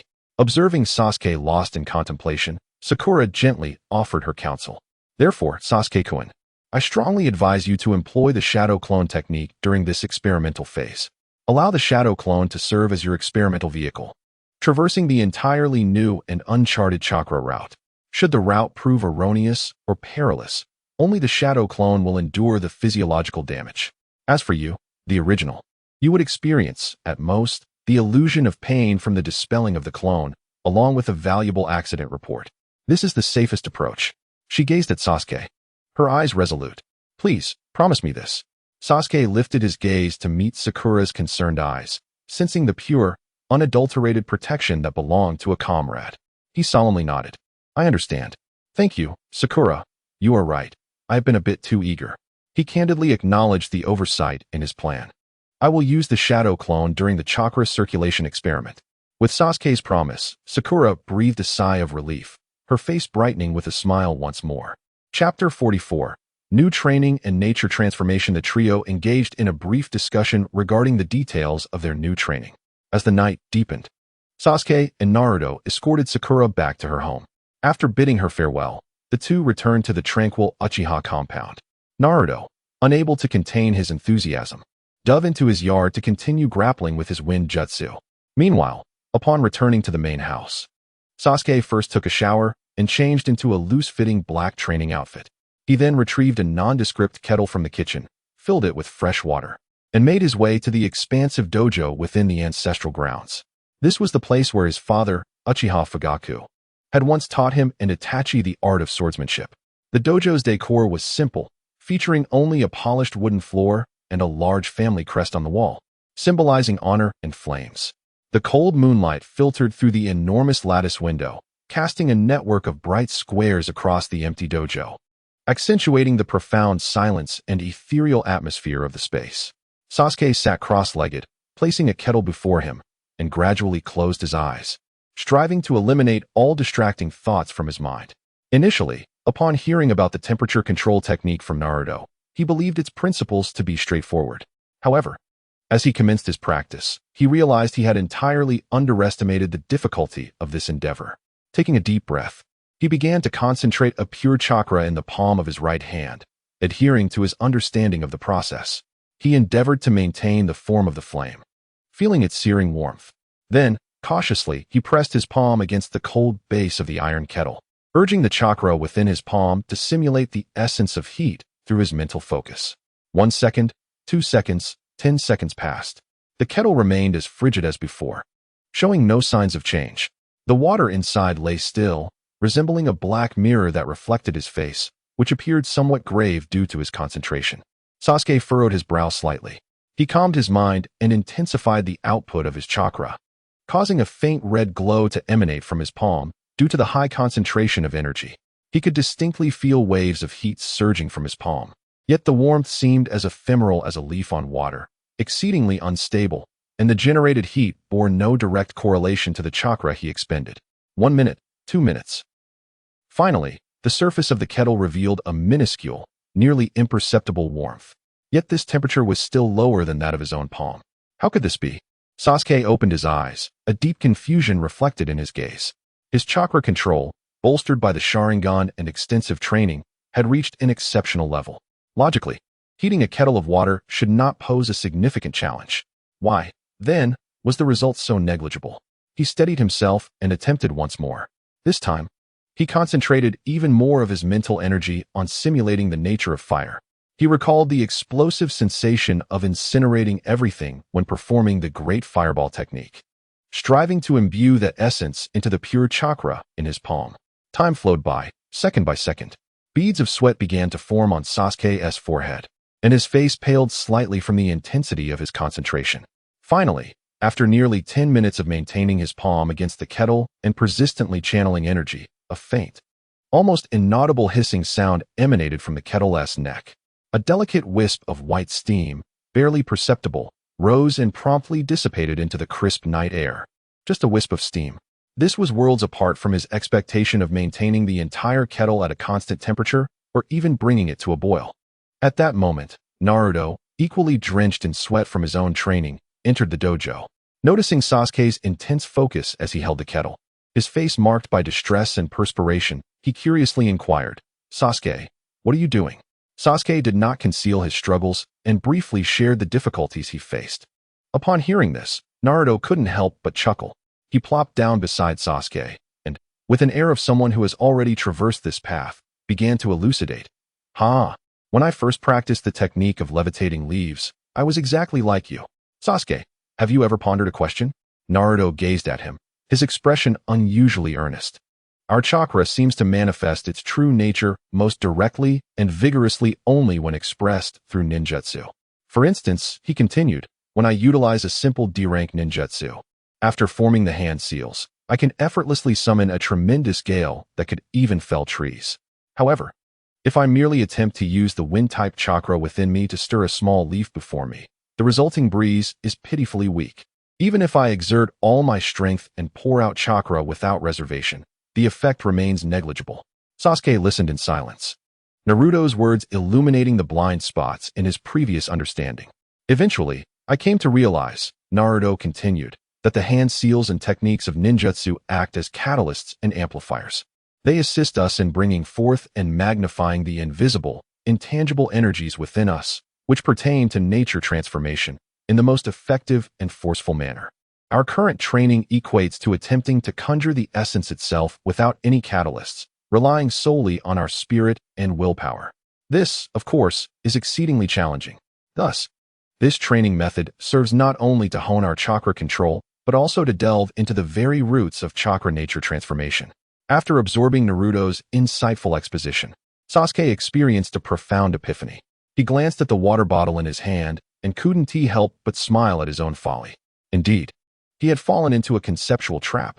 All his previous training, whether it was the great fireball technique, Phoenix Fire, or even the recently mastered Flame Blade, had overly depended on form alteration while neglecting a deep exploration of nature transformation itself. He could easily incinerate the water bottle and its contents with a fire-based ninjutsu. However, to make pure chakra exhibit the heat of fire posed a challenge of an entirely different magnitude. This was the true essence of starting from the ground up. I understand now, Naruto. Sasuke nodded, his eyes reigniting with determination. Thank you. Chapter 45. The Nine Tails also wishes to traverse Naruto's words, imbued with practical wisdom, bestowed upon Sasuke a newfound and profound understanding of his cultivation path. He recognized that although this journey would be arduous, it was undeniably the correct one. Having identified the direction, all that remained was to dedicate 100% of his resolve to conquer it. Sasuke observed Naruto in the distance, who had already embarked on another round of leaf levitation practice. Unbidden, memories from his previous life surfaced in his mind. Recalling the sight of Naruto employing thousands of shadow clones to cheat his way through mastering the wind release, Rasengan. I could employ that method too. No longer hesitating, he resolved to create shadow clones to expedite his training. However, upon his arrival at the dojo, he was greeted by a scene of vibrant activity in Naruto's yard. Dozens of Naruto clones occupied every corner, engaged in various forms of training. Some were undergoing intense physical conditioning, others practiced shuriken throwing, while a few concentrated intently on controlling levitating leaves. Witnessing this spectacle, Sasuke felt a genuine pang of envy towards Naruto for the first time. That fool truly was born with a silver spoon in his mouth. He mused silently. As a descendant of the Uzumaki clan and a host of the tailed beast, the vast reservoir of chakra he possessed was akin to an endless ocean. He could freely engage in such resource-intensive training with shadow clones without concern for chakra depletion. In contrast, even though my chakra is among the elite within the Uchiha clan, it pales in comparison to his, resembling merely a deep well. Sasuke steadied his mind, acknowledging that jealousy would not resolve any issues. The only path forward was to cultivate efficiency and focus beyond that of his rival.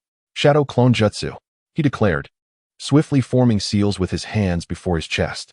With 3 soft pops, 3 identical shadow clones of Sasuke materialized within the dojo. Given his current chakra levels, creating 3 shadow clones for such intensive training was the extent of his capabilities. The 4 Sasukes each took a corner of the dojo, retrieving a water kettle from the kitchen to begin the arduous training of temperature control.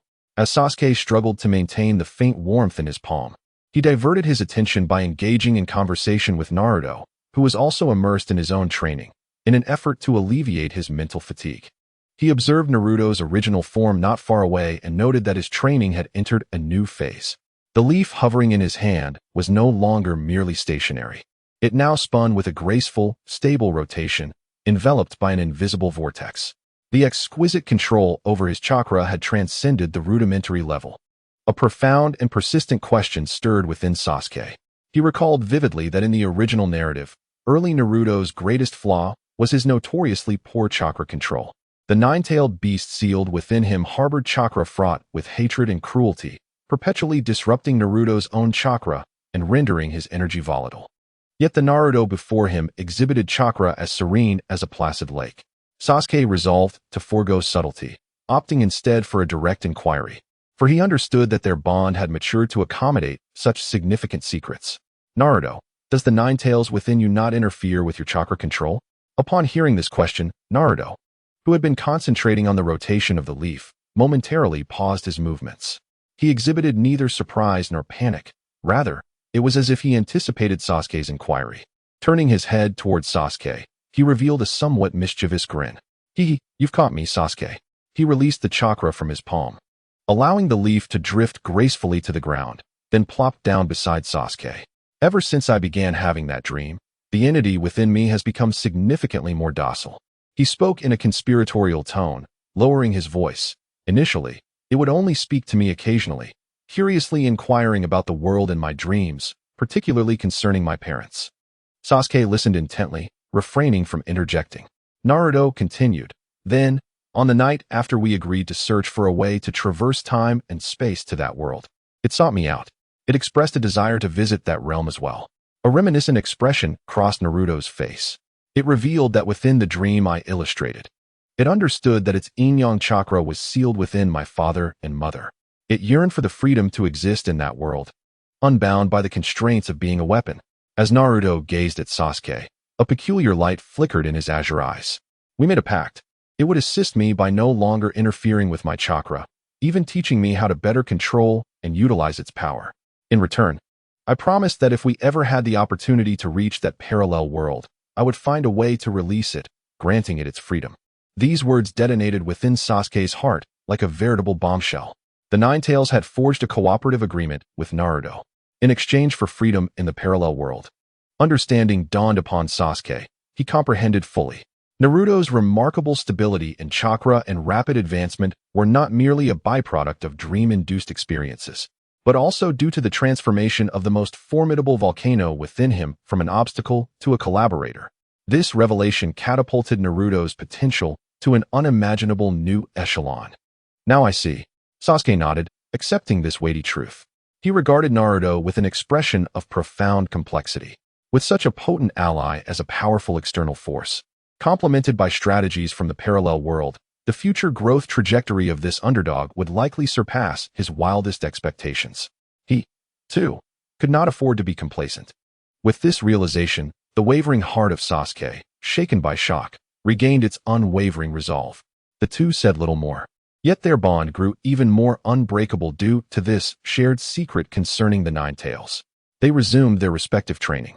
Within the dojo, Sasuke, drenched in sweat, faced 4 water kettles, diligently practicing temperature control. Outside in the courtyard, the leaf in Naruto's palm spun increasingly faster, becoming more agile and dynamic.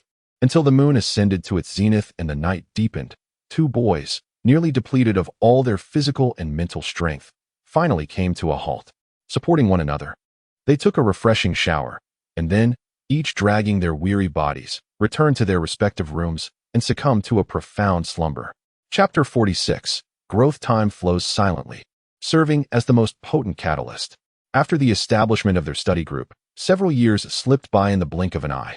The 3 once somewhat naive youths have now shed their last vestiges of innocence, entering a radiant age that is rightfully theirs.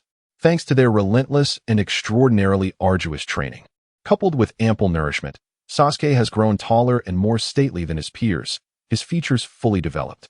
His handsome visage has lost some of the brashness from the original narrative, now embodying a serene composure, a calmness born from wisdom and strength. Naruto has entirely bid farewell to his frail childhood appearance, maturing into a tall and robust figure. Years of physical training have imbued him with a palpable sense of strength.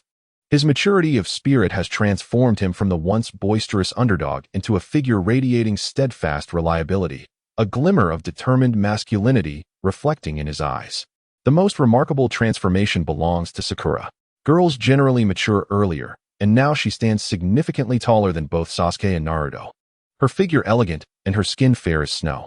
That once adorable face has metamorphosed into an exquisite beauty.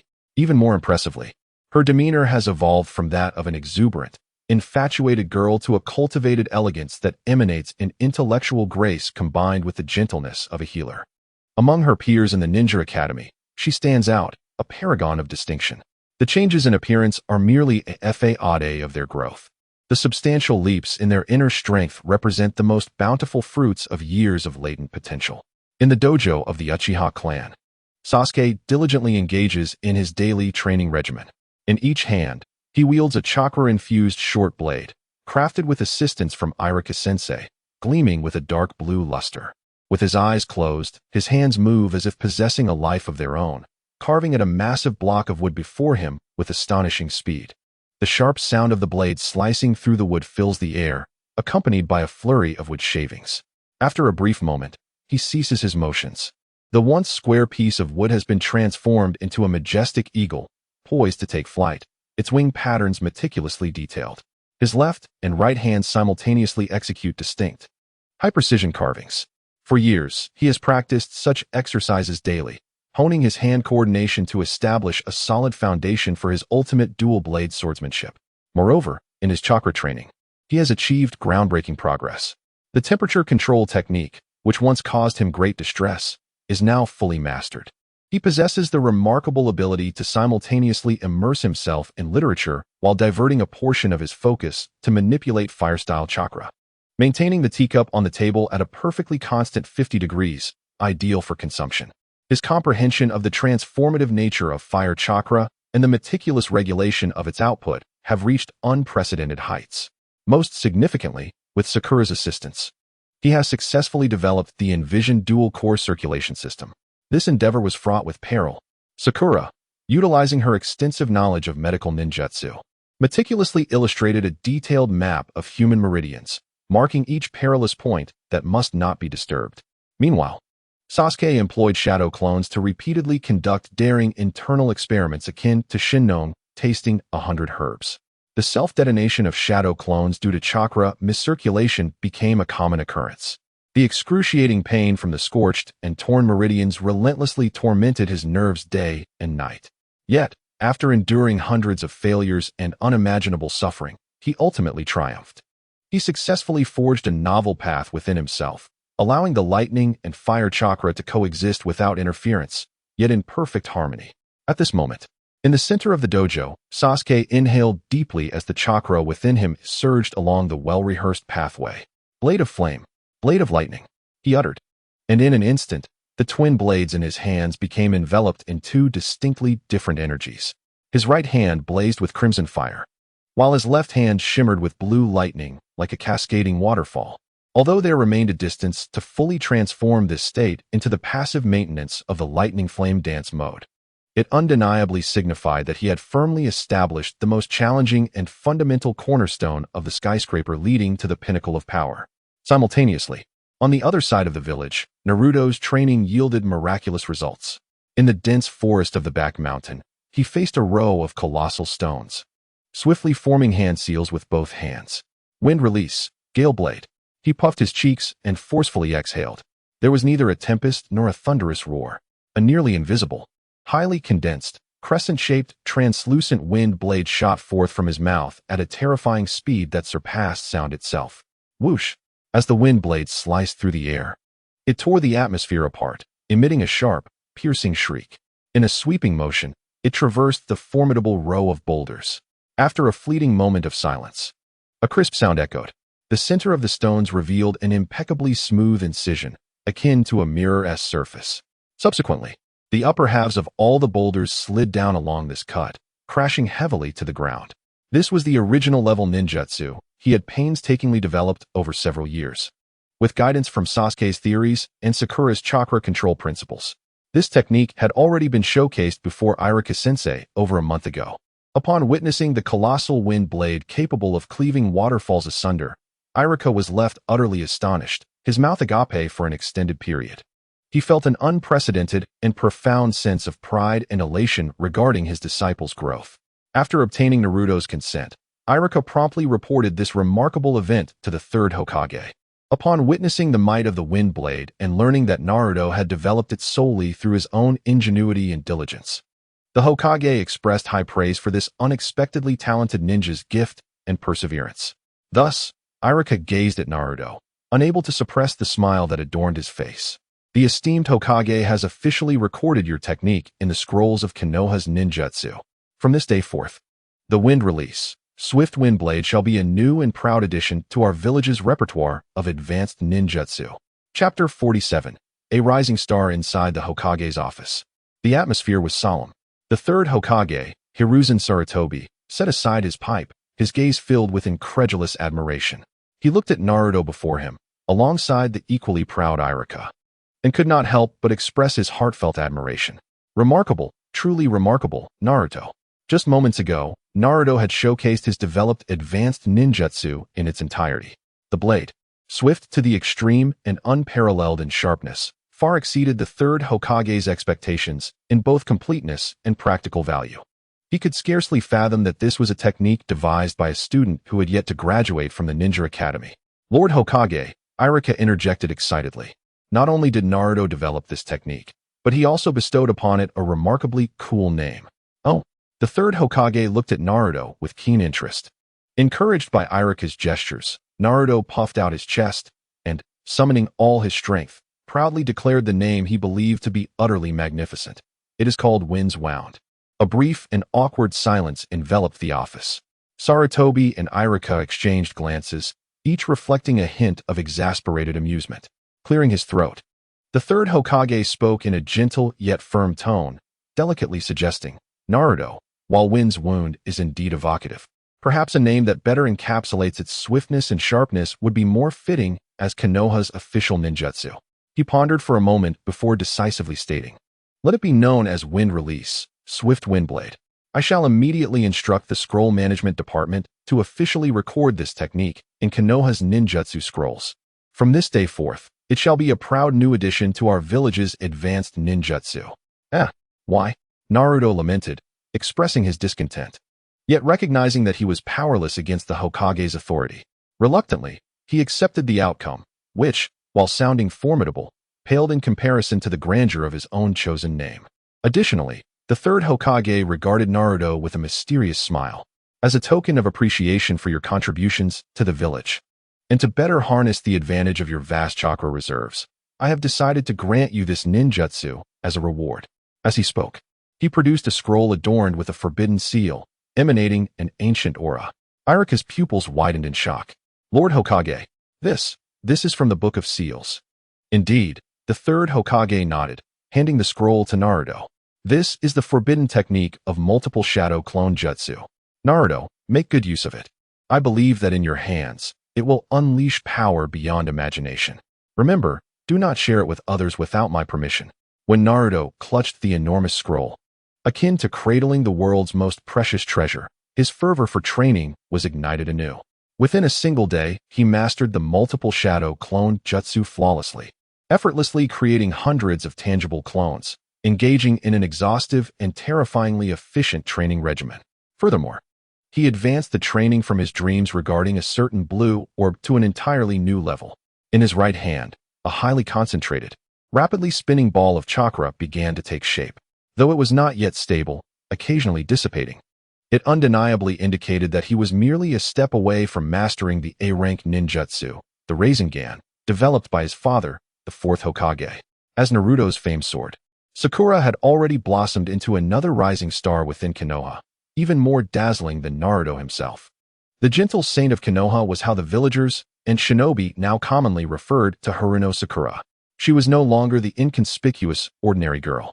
In the Ninja Academy, she consistently dominated the top 3 ranks with impeccable theoretical knowledge and practical performance, earning her the undisputed title of genius. During her spare time, she devoted all her energy to her internship at the Konoha Hospital. Her extraordinary control over chakra allowed her to exhibit astonishing talent in medical ninjutsu. Not only could she easily master various complex healing techniques, but she could also extrapolate and utilize a chakra scalpel to perform intricate operations that even seasoned medical ninjas found daunting. What was even more remarkable was her genuine kindness and gentleness towards all patients, regardless of their status. Whether they were esteemed elders from ninja clans, ordinary genin injured during missions, or villagers suffering minor ailments, she treated them with the utmost sincerity and patience. Her brilliance even transcended the borders of the Land of Fire, capturing the attention of Tsunade, one of the legendary Sannin, who roamed the outskirts of the village. According to an incidental revelation from the third Hokage, upon hearing of a pink-haired medical ninjutsu prodigy in Konoha, Tsunade had sent word back, urging him to keep a close watch on this intriguing talent. Recently, the third Hokage had even summoned Sakura for a personal meeting. He, endowed with a remarkable talent for the art of water release, was bestowed with the privilege to study the renowned jutsu, water release, water-severing wave, akin to the legacy of the second Hokage. This recognition transcended mere permission. It was a hallmark of the highest esteem, implicitly acknowledging her identity as a disciple of the second Hokage. The years swiftly passed amid the trio's dedicated efforts and collaborative growth. On the eve of their graduation assessment from the Ninja Academy, they serendipitously convened at the cliffs of the Uchiha clan's rear mountains, a vantage point overlooking the enchanting nightscape of the Hidden Leaf Village. The cool night breeze tousled their hair as they stood side by side in silence, gazing down at the myriad twinkling lights below. In that moment, they had long since shed their youthful innocence. Sasuke had grown tall and poised, his silky black hair glistening softly under the moonlight. His handsome visage bore an unusual tranquility, deep and serene, as his dark eyes seemed to reflect the brilliance of the starry sky below. Naruto stood beside him, his years of diligent training having sculpted him into a tall and robust figure, his broad shoulders exuding a burgeoning sense of reliability. His smile remained radiant as the sun, yet within his eyes lay a newfound sharpness and resilience, the fruits of trials weathered. Sakura, quietly positioned on the other side, had her rare cherry blossom pink hair gently tousled by the cool night breeze, shimmering like flowing light in the moon's glow. Her exquisite beauty had matured beyond childhood's naivety, infused with a wisdom that transcended her years, radiating an alluring tranquility that set her apart from her peers. The years of dormancy had come to an end. Tomorrow marked the day of their graduation assessment. Upon its successful completion, they would don the headbands symbolizing the Hidden Leaf's ninja, transitioning from students to true ninjas, stepping onto a path rich with uncertainty and challenge. A broader, more perilous world lay before them, gradually unfurling.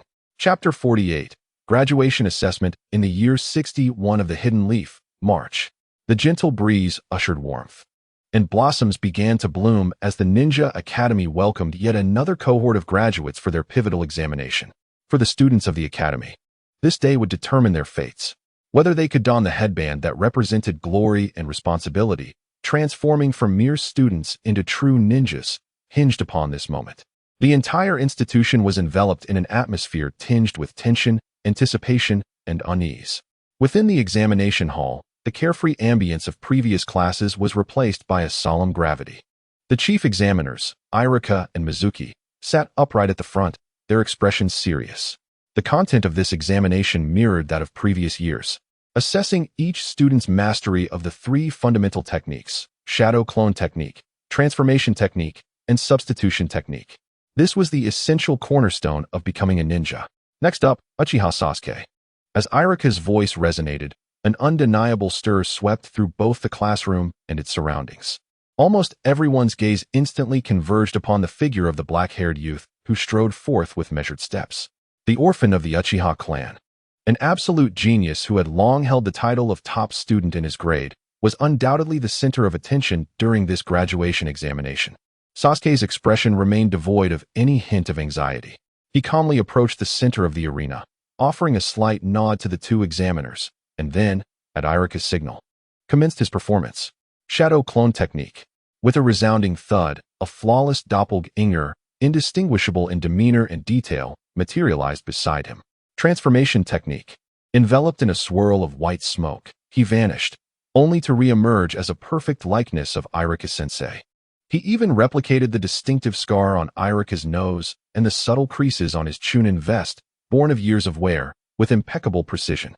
Substitution technique. At the moment when Mizuki hurled a shuriken, Sasuke's form vanished from the spot, reappearing in an instant as he swapped places with a nearby wooden post.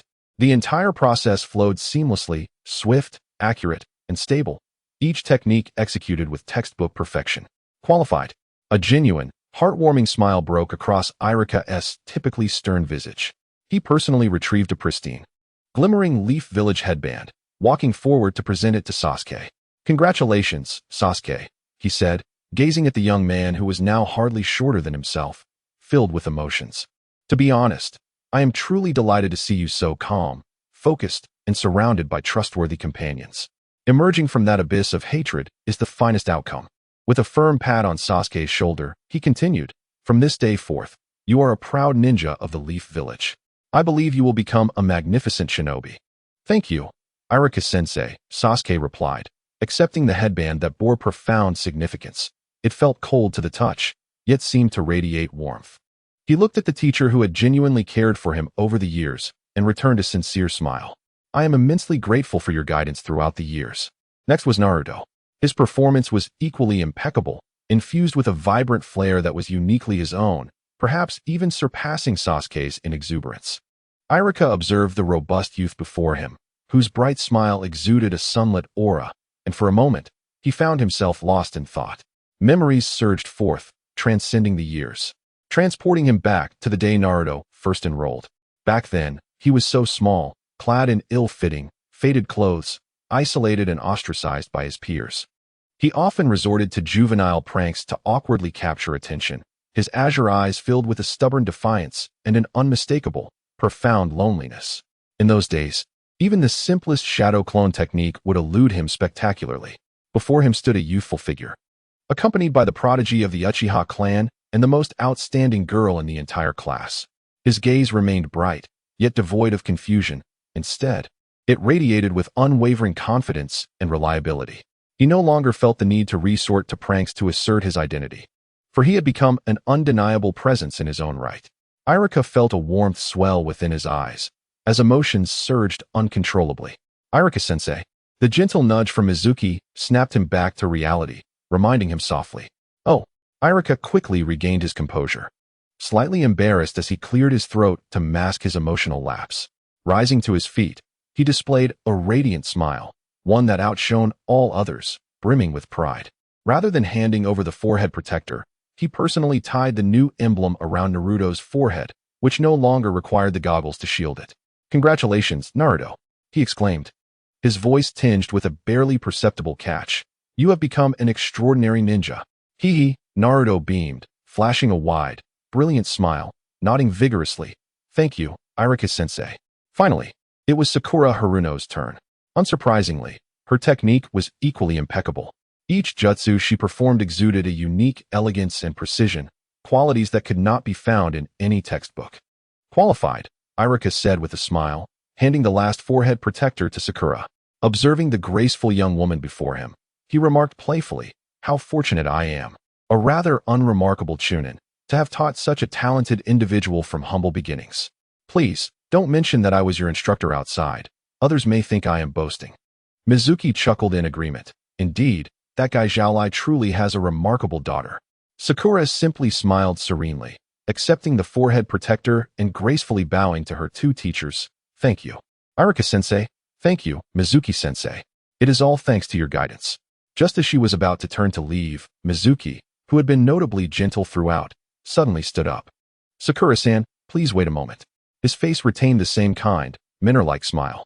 The official registration for your ninja profile after graduation must be done in the school's archives, and the process can be quite intricate. Since I have some free time now, why don't I accompany you? He paused, then added in a seemingly casual tone, moreover, I have some matters I wish to discuss with you privately. Chapter 49, Redemption in the Archives of Konoha Ninja Academy. The atmosphere was even quieter than in the library, filled with the distinct, heavy scent of aged paper and ink. Rows of towering filing cabinets stood like silent sentinels, safeguarding the myriad life stories of ninjas from enrollment to graduation and even to death. Mizuki's smile remained as gentle as ever. He skillfully retrieved the file belonging to Sakura Haruno from the drawer, elegantly signing his name in flourishing strokes and affixing a seal that signified approval. Subsequently, he took a pristine document folder and handed it, along with the file, to Sakura. Be careful with this. It is your official ninja dossier, he said, his voice as gentle as ever. It contains some basic information that the teachers have already filled out for you. Once you return, simply affix your photograph to the file. And after the class division, present it to your assigned jonin. Thank you, Teacher Mizuki, Sakura replied, accepting it with both hands and bowing slightly in gratitude. However, she did not depart immediately. She stood quietly in place, gazing at the man before her with her clear, emerald green eyes, which seemed capable of piercing through facades. She was observing this man who, in her previous life's memories, had enticed Naruto into stealing the sealing scroll, ultimately betraying Konoha and aligning himself with Orochimaru. Meeting a tragic fate, she was waiting for him to shed his disguise and reveal his true intentions. She had anticipated that he would, like in her memories, choose to seek refuge with that legendary Sannin when cornered. Yet, his summoning of her today to this place was merely an attempt to manipulate her innate talents or leverage certain information to coerce her. After all, Teacher Mizuki had little standing left in the current Konoha. Sakura's mind conjured up the information regarding Mizuki. Once an elite chunin in the village, his future had been bright. However, during a mission to seize an important enemy scroll, a comrade was gravely injured while covering for him. In the course of their retreat, Mizuki, determined to secure the scroll, had suffocated that incapacitated comrade by covering their mouth and nose, leading to their death. In his mission report, he attributed the death to an incurable leg injury. Yet, the truth could not remain hidden. Although there was no concrete evidence, the incident circulated through various channels among the higher-ups. From that day forth, he was placed on Konoha's blacklist, stripped of all eligibility for high-level missions, and never again afforded an opportunity for advancement. Mizuki seemed somewhat unsettled under Sakura's unervingly calm gaze. He hesitated, the gentle smile on his face gradually fading, replaced by a complex expression filled with struggle, guilt, and gratitude. Ultimately, he spoke, his voice soft yet unmistakably clear. "Thank you so much, Sakura Haruno, for your help with Tsubaki." There was no manipulation, no coercion, only a heartfelt and solemn expression of thanks. This gratitude shattered all the preconceived narratives within Sakura's mind. Tsubaki. She whispered the name, her thoughts drifting to the visage of that girl, a girl with a delicate face and a neat, short haircut. Her large eyes radiated warmth, and within her character lay a strong sense of justice that belied her gentle appearance. Sakura remembered. Months ago, during her internship at the Konoha hospital, she was responsible for treating and caring for this girl. This girl was none other than Suki's fiancée. The injuries she bore were not inflicted by an enemy, but rather by the one she deeply loved, Suki, who was engulfed in pain and confusion. This period marked a time when Suki faced severe condemnation and ostracism in the village due to rumors about his abandonment of comrades. The immense pressure and hopeless despair twisted him completely, leading him to unleash all his suffering upon the one person who still chose to remain by his side, his fiancée, Tsubaki. Sakura recalled that as she tended to Tsubaki's wounds, the battered girl still defended her beloved. He didn't mean to. He's just in so much pain. He wasn't like this before. In that moment, Sakura gazed at Tsubaki, as if she were seeing a reflection of her former self, a self that had harbored an almost obsessive, irrational love for Sasuke, akin to a moth drawn to a flame. This shared empathy compelled her to offer Tsubaki boundless care and concern. Not only did she heal her physical wounds, but throughout the lengthy hospital stay, she acted as a friend, continually guiding and accompanying her, imparting the wisdom that true love is not about humble endurance, but rather about equal, reciprocal protection. She was uncertain how much of her words Tsubaki truly absorbed. However, when Tsubaki was discharged, the girl took her hand and bestowed upon her a genuine smile, reminiscent of a clear sky after a storm. It now appeared that their friendship had, unbeknownst to Sakura, altered the fate of another man in an unexpected manner. With this realization, the wariness and distance on Sakura's face melted away completely. She offered Suki a sweet and sincere smile. "Tsubaki truly loves you," she said softly. "Please do not let her down again." Upon hearing this, the tension in Suki's shoulders dissipated entirely. He exhaled a sigh of relief, and a smile filled with hope for the future emerged on his face. "Yes," he nodded earnestly. "I have submitted my retirement application to Lord Hokage. Once it is approved, Tsubaki and I will hold our wedding." "Really?" Sakura exclaimed in surprise, which quickly transformed into genuine joy. "Congratulations, Suki. I am truly happy for both of you." After leaving the archives, Suki walked alone along the streets of Konoha at dusk, though his face retained its usual warmth. The depths of his eyes shimmered with struggle and hesitation. On one side lay the easily attainable power and prospects offered by Orochimaru. On the other was Tsubaki's gentle, unwavering smile, patiently waiting for him. On his way home, he passed by a flower shop. He stood at the entrance for quite some time. As the evening breeze swept through, rustling the fallen leaves by the roadside, it seemed to disperse the last remnants of gloom lingering within his heart. He gazed at the flourishing camellias in the flower shop, the blossoms which were the favorite of Chun. The struggle and hesitation etched upon his face gradually faded away, replaced by an unwavering and sincere smile. He stepped into the shop, carefully selecting the most exquisite bouquet of camellias. Intending to return home and present a belated yet heartfelt surprise to the girl who had been waiting for him. Chapter 50. Class Assignment Meeting in the Dead of Night. Within the Hokage's office, the village of Konoha lay serenely asleep under the tranquil night sky. Only a few scattered lights remained, guiding the returning ninjas on their way home. Yet, the lights in the office continued to burn brightly. The meeting regarding the allocation of teachers for the new graduating class had just concluded. Asuma Sarutobi and Kurenai Yuhi, among other J-nin, had already departed, leaving Kakashi Hatake alone with the third Hokage, Hiruzen Sarutobi.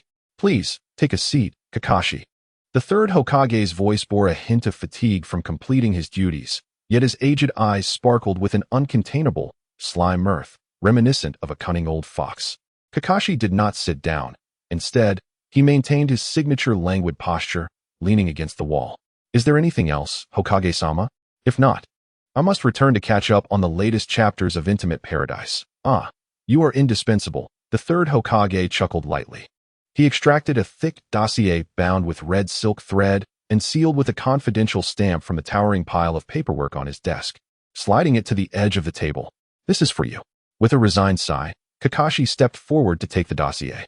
He understood that this signified the end of his leisurely vacation. Skillfully, he untied the silk thread, breaking the seal, and withdrew several documents within.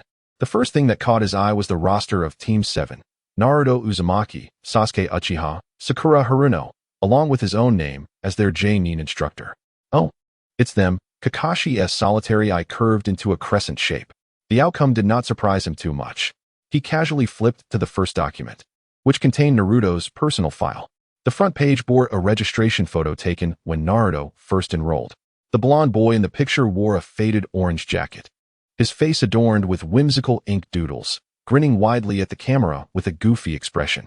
Huh. Even Kakashi's stoic demeanor couldn't suppress a chuckle upon seeing the photograph. "Your son, Minato-sensei, is as vibrant as ever." Memories of his illustrious mentor, who shone like a golden beacon and whom he had always revered, flooded his mind. The gentle smile of his teacher, the steadfast gaze, the unwavering back that he could always rely on. These images danced before him. Glancing back at the silly photo of the boy making a comical face, Kakashi found himself unable to stifle a laugh, and the fleeting pang of nostalgia was softened considerably. With a hint of nostalgia and curiosity, he continued to read on. However, when his gaze shifted from the amusing photograph to the cold, factual lines recording the evaluations of strength below, the languid smile on his face began to solidify, moment by moment. Naruto Uzumaki, comprehensive assessment of ninja school graduation, taijutsu, excellent. Possessing remarkable strength and endurance beyond his years. Ninjutsu, outstanding. Chakra quantity rating, level. Mastered ninjutsu, wind release, great breakthrough, level. Wind release, gale palm, level. Wind release, pressure damage, level. Upon reading this, Kakashi's eyebrows involuntarily arched. He mused to himself, the chakra quantity aligns well with the Uzumaki clan's innate talents. Mastery of the level wind release. Pressure damage indicates a commendable proficiency in the wind element. Indeed, for a graduate, this was a noteworthy gift. He continued to peruse the document. Independently developed ninjutsu, wind release, swift wind blade, level. Note, independently developed by this student, personally evaluated by the Hokage, and officially recorded in the Konoha ninjutsu scrolls. The core of this technique lies in the intricate combination of high-level transformation and nature alteration of wind chakra, forming a crescent-shaped, high-density wind blade capable of rapid, extensive horizontal slashing with tremendous force and a high danger rating. What? Kakashi's exposed eye widened in shock. His astonishment was not at the level of the ninjutsu, but rather at the phrases denoting independent development and the intricate fusion of form and nature alteration. He understood better than anyone the chasm of difficulty between merely utilizing wind release techniques and the formidable challenge of creating a new technique that maximizes both nature alteration and form transformation. For the first time, his expression turned genuinely serious. Yet, this was merely the beginning. Specially acquired ninjutsu, shadow clone technique, level, multi-shadow clone technique, forbidden level. Note, granted special permission for instruction by the third Hokage due to his contributions to the village. This student possesses an extraordinary chakra quantity, enabling him to easily create hundreds of shadow clones for training and combat, with high practicality. Kakashi's hand trembled slightly, the document rustling softly. "You truly are generous, Hokage-sama," he murmured, his mind swirling with tumultuous thoughts. The final line of the record struck him like a heavy hammer, shattering his last semblance of calm. Current research direction: attempting to develop a second technique that pushes chakra form transformation to its limits without hand seals.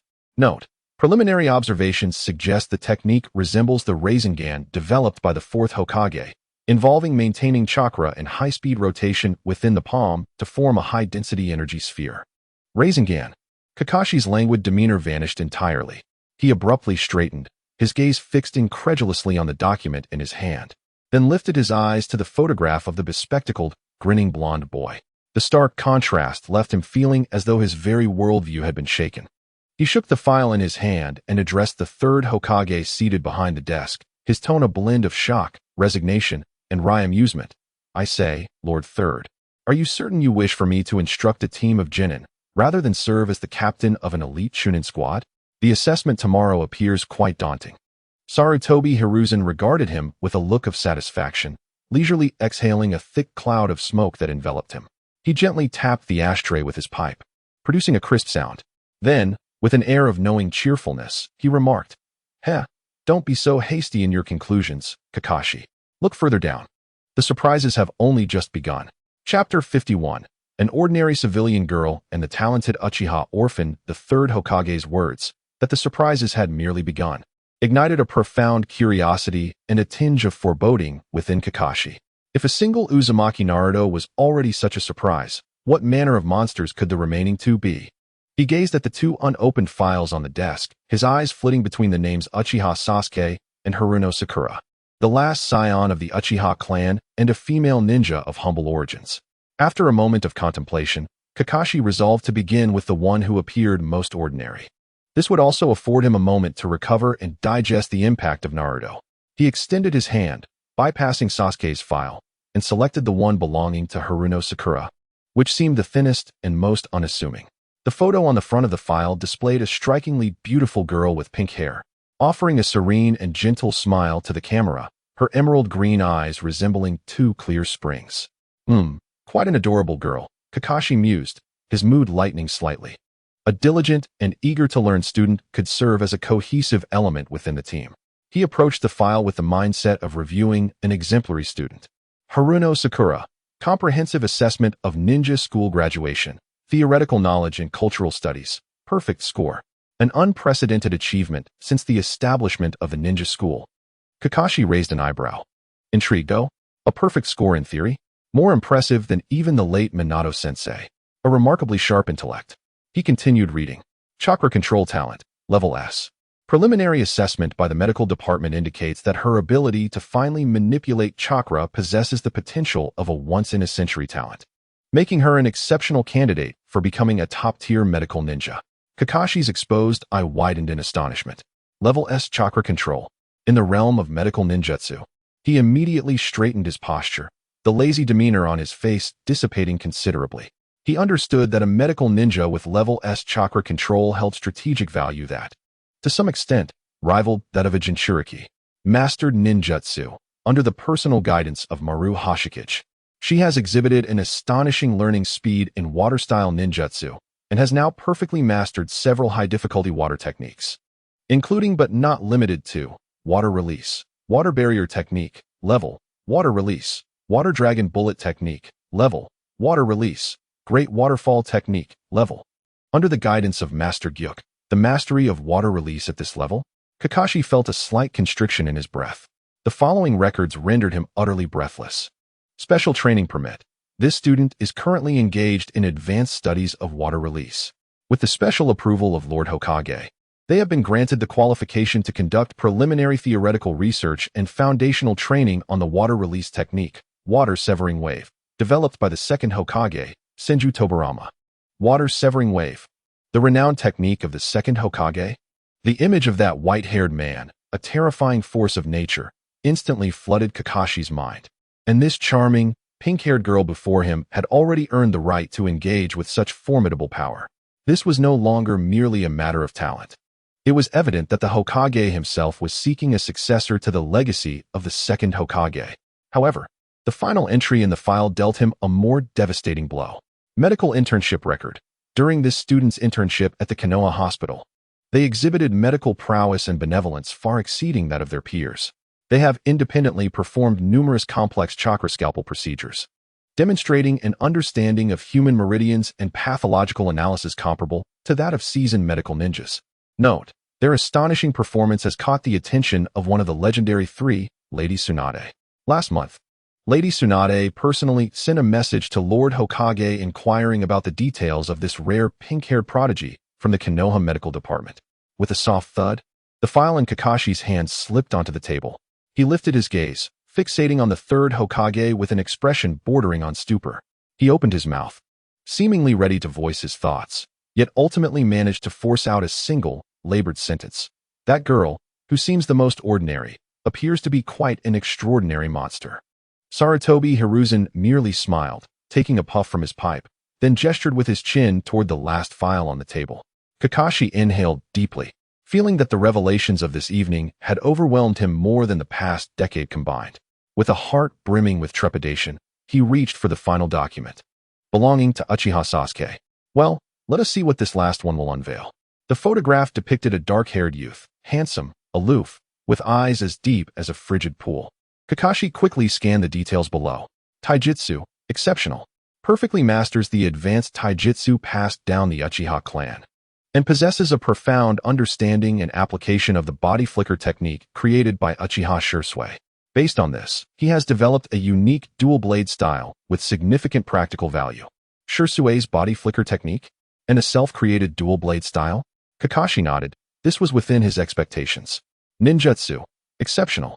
Perfectly masters the Uchiha clan's fire release techniques, including Phoenix Fire Technique, level, and Great Fireball Technique, level. A quintessential Uchiha genius, Kakashi mused inwardly. Jinjutsu, exceptional. Having mastered the advanced Jinjutsu technique known as the Binding Arts, Kakashi's gaze sharpened momentarily. The Binding Arts? Isn't that a specialty of Itachi? No. This is a high-level binding illusion accessible only to the Uchiha elite. Where could he have learned it? The following line caused his thoughts to come to a complete standstill. Current research and development direction. This individual is dedicated to creating an original combat system that integrates Jinjutsu, Kenjutsu, and Ninjutsu. Its core lies in the dual-wielding sword technique, where the chakra of fire and lightning undergoes extreme morphological transformation and is simultaneously imbued in both blades. This system has been named Thunderfire Dance. Remarks. Observations indicate that this individual has preliminarily overcome the technical barrier of dual attribute chakra coexistence and has successfully developed a dual-core chakra circulation system that operates stably within the body. His creativity in ninjutsu theory and application development has been assessed as exceptionally outstanding. Lastly, a supplementary evaluation from Irika Red. The Ninja Academy instructor noted that Uchiha Sasuke possesses a remarkable capacity for leadership and strategic planning that belies his age. He is the absolute tactical core of the self-formed three-person study group, with his companions, Naruto Uzumaki and Sakura Haruno, experiencing rapid growth closely tied to his guidance and planning. With a soft clap, Kakashi gently placed Sasuke's file alongside the other two, side by side. The office was enveloped in a deathly silence. He gazed at the three files on the desk, staring at the photographs of the three individuals, feeling a wave of dizziness wash over him. One was a Jinchuriki who had created high-level ninjutsu, mastering chakra transformation and nature alteration, and was in the process of replicating the Rasengan. Another possessed exceptional medical potential, drawing the attention of Lady Tsunade, and was poised to inherit the legacy of the second Hokage, a prodigy of water release. The last, instead of being consumed by hatred, had emerged as a team leader, beginning from scratch to create a new combat system of dual lightning and fire attributes, rivaling high-level forbidden techniques. An orphan of the Uchiha clan, Kakashi Hitaki, who had endured the Third Shinobi World War and witnessed countless geniuses and powerful figures, revered as the copy ninja and an elite jonin, felt utterly at a loss for the first time. He finally lifted his head, his one exposed eye, filled with shock, fixed intently on Sarutobi Hiruzen. His voice, strained with tension, broke through the silence. Third Hokage, this is not merely a low-ranking ninja team. This represents a strategic-grade weapon. No, these are 3 strategic-grade weapons, and you have stuffed them all into one box. What exactly are you planning? Chapter 52. The new legendary Sannin and Kakashi's inner demons. Kakashi's inquiry rendered the already heavy atmosphere within the Hokage's office as if it had solidified entirely. His one visible eye, devoid of any laziness, was now sharp as a blade, scrutinizing the inscrutable elders seated behind the desk. Sarutobi Hiruzen, observing Kakashi's astonished expression, slowly set down his half-burned pipe onto the table. The smile on his face vanished completely, replaced by a weighty seriousness and resolve that Kakashi had never witnessed before, a burden that belonged to the very essence of the village. You are not mistaken, Kakashi. The voice of the third Hokage was no longer the gentle and kind tone typically associated with him. Instead, it resonated with a low, commanding authority. This was no ordinary team. Its existence transcended the mere concept of a Genin squad. He rose slowly and walked to the window, turning his back to Kakashi, gazing out at the tranquil village bathed in moonlight. The current shinobi world appeared peaceful, yet it was rife with undercurrents. The peace treaty signed following the Third Shinobi World War was merely a fragile piece of paper. I sensed the ambition of a Wagakure stirring restlessly, the resentment of Kumogakure simmering in the shadows, while Kirigakure was perpetually shrouded in the bloodshed of internal strife. This world resembled a powder keg brimming with kindling, where a single spark could ignite an inferno. Moreover, Konoha was not without its own lurking dangers. The village required a new cornerstone capable of withstanding any future storm. He turned around, and in his aged eyes burned a flame of ambition that sent a chill through Kakashi's heart. I entrust these 3 to you, Kakashi, for I harbor a profound expectation that transcends all conventional missions. The legendary Sannin, Jiraiya, Tsunade, and Orochimaru were forged in the crucible of the Second Shinobi World War.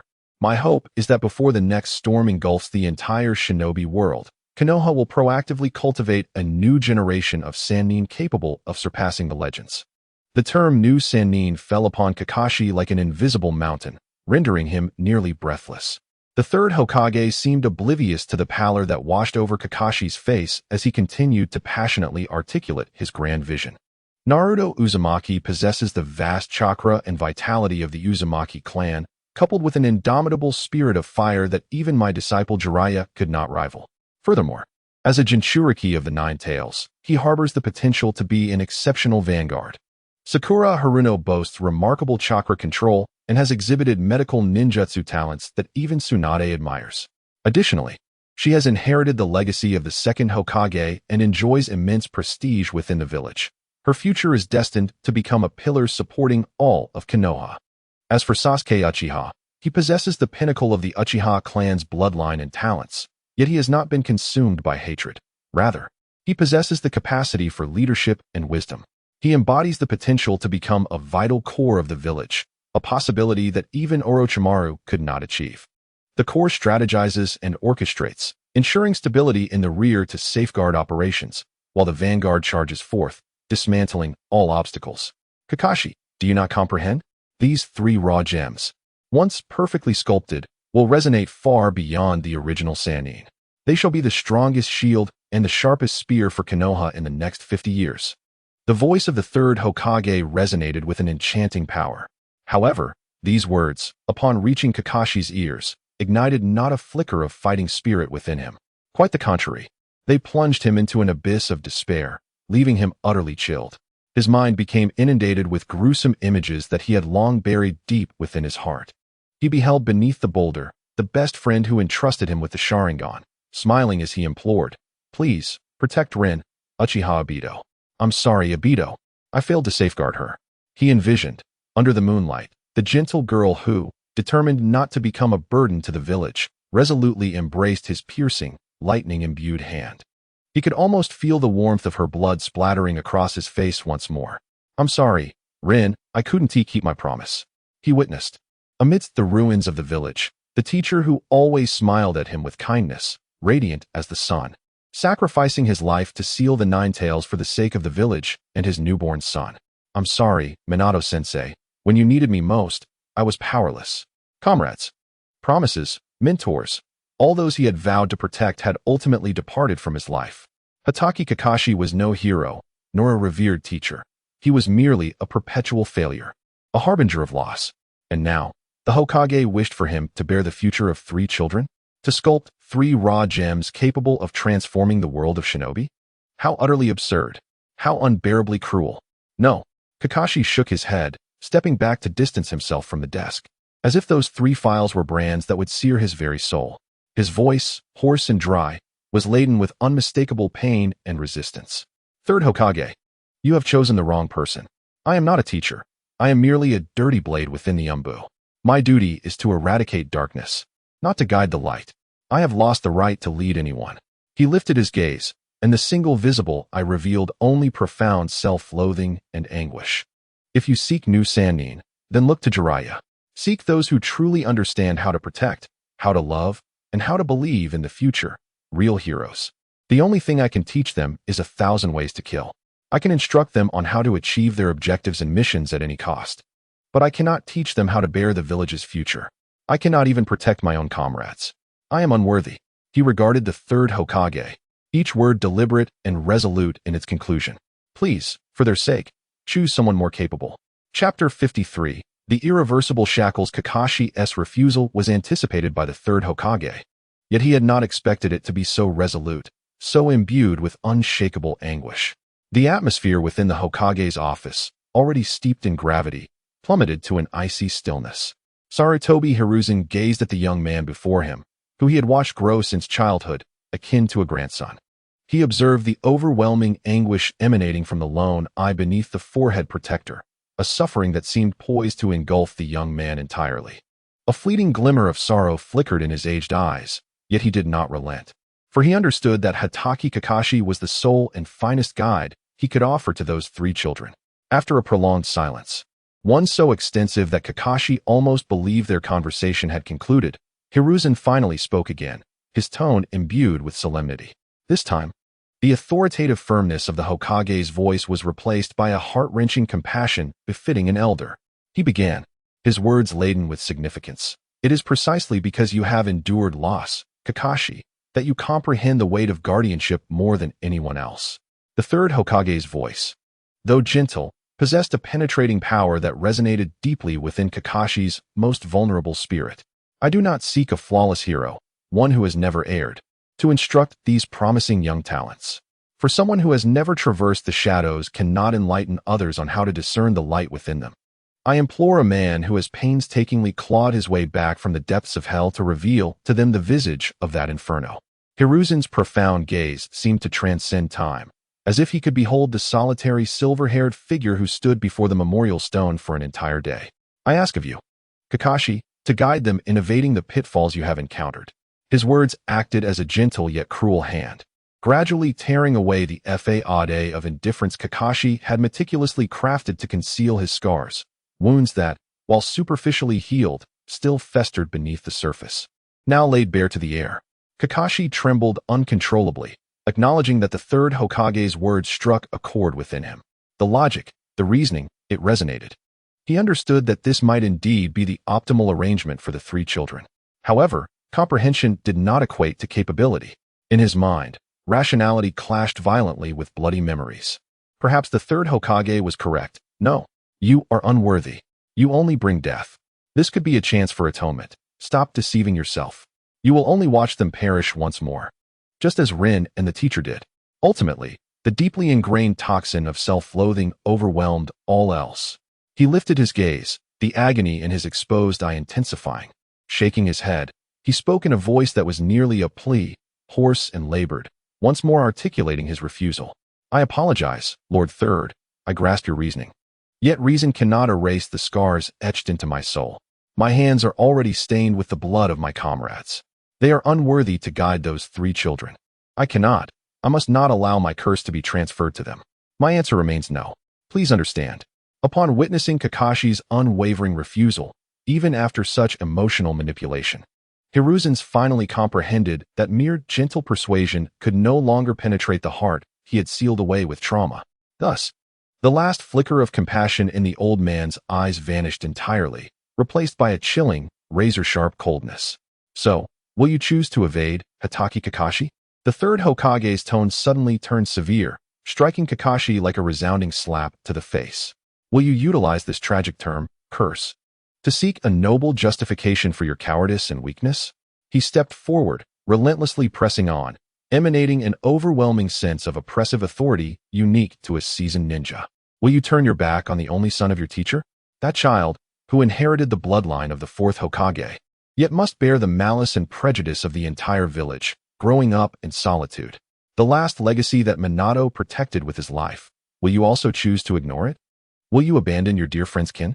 That youth, burdened with the profound enmity of the Uchiha, yet struggling to resist the darkness, striving to pull his comrades from the mire. The hope entrusted to you by Uchiha Obito in his final moments. Will you discard it as well? Do you wish for these two children, who should possess the brightest futures, to meet the same tragic end as your past companions due to the absence of a mentor who truly comprehends suffering? The third Hokage leaned in closer to Kakashi, his voice almost a whisper, yet piercingly cold, posing the most lethal question. Will you, out of your own cowardice and evasion, once again lose them? Boom. This final statement shattered all of Kakashi's psychological defenses like the most malevolent curse. Loss was the nightmare of his existence. He believed he had long since become numb, convinced that he had buried his heart beneath the cold earth of the memorial stone. Yet, the third Hokage's words awakened him to the stark realization that he was not numb, he was merely afraid. What right did he have to be their teacher if he could not protect his comrades? However, if his cowardice were to lead them down an irrevocable path in the future, would that not mean he had, with his own hands, killed them once more? No. Kakashi's breath quickened, and he painfully closed the one visible eye, his clenched fists digging deep into his palms. To move forward is hell. To retreat is hell as well. The third Hokage had cornered him with the cruelest of words, forcing him into an inescapable abyss constructed by his own past. Chapter 54. Confrontation and acceptance. Each utterance from the third Hokage, nearly devoid of compassion, pierced Kakashi's heart like a venomous shuriken, striking deep into the wounds he most fervently wished to keep concealed. The decayed past, meticulously shrouded in a veil of indifference and nonchalance, was ruthlessly laid bare, exposed to the air, exuding a noxious stench of remorse and powerlessness. Kakashi pressed his forehead in anguish, retreating step by step, as if he were suffocating. To move forward meant once again to shoulder the immense burden of safeguarding the future, a weight that could crush him.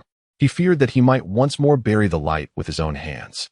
Conversely, to retreat was to concede to his own cowardice, to tacitly accept the loss of his teacher's son and his closest friend as kin, a guilt that could condemn him to eternal unrest.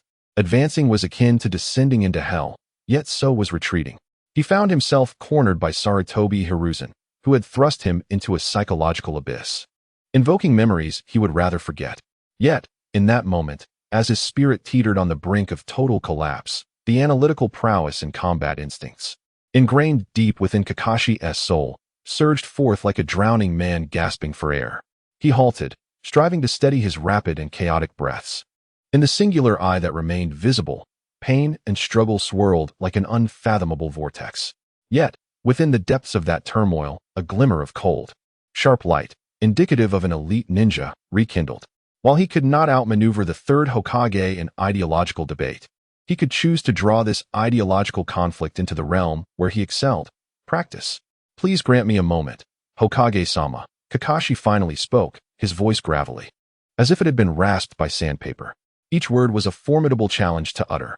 Slowly, he raised his gaze, meeting the oppressive, unyielding eyes of the third Hokage. I comprehend your reasoning and your expectations, Lord Third. However, I cannot accept this immensely weighty task, a task that could determine the village's future, based solely on a few documents inscribed on paper and your grand vision. Words and paper can be embellished. The talents of a ninja encompass far more than mere proficiency in various jutsu or innate gifts. I have witnessed countless so-called geniuses shatter like fragile glass in the face of true life and death scenarios, lacking a critical element that cannot be quantified. His tone gradually grew steadier. As the absolute rationality characteristic of an elite Nin began to reclaim dominion over his thoughts. Therefore, I beseech you, grant me a day. Tomorrow, at the third training ground, I will administer the traditional bell test. However, this will not merely be an assessment for them. Kakashi's gaze sharpened with an unprecedented intensity. This serves as a final evaluation for both myself and you. the new plan of the three ninjas. With my own eyes, I shall ascertain their caliber through every battle, every failure, and every regret I have endured thus far. I will discern whether their bonds are genuine flames or mere illusions. I will verify how much of their so-called talent remains under absolute pressure. After that, he gazed at the third Hokage and stated deliberately, I will provide you with my ultimate response. Upon hearing Kakashi's words, Sarutobi Hiruzen fell silent. He observed the young man before him, though battered and bruised, still striving in desperation to seek an answer in his own way. He understood that he had pushed him to his limits. Any further pressure might indeed break him completely. Moreover, Kakashi's proposal was reasonable. The truth of a ninja can only be sought through battle. After a considerable pause, the third Hokage slowly nodded, the oppressive aura about him easing, transforming back into the inscrutable elder he was. I agree. This is a prudent decision. You are correct, Kakashi. A ninja's caliber is never measured by words or texts. He picked up the 3 files on the desk and handed them back to Kakashi. By sunset tomorrow, I wish to know your answer. Kakashi refrained from saying more. Silently, he accepted the weighty files, performing a proper gesture of respect befitting the Umbu before vanishing like a wraith from the spot. The office returned to its tranquil silence.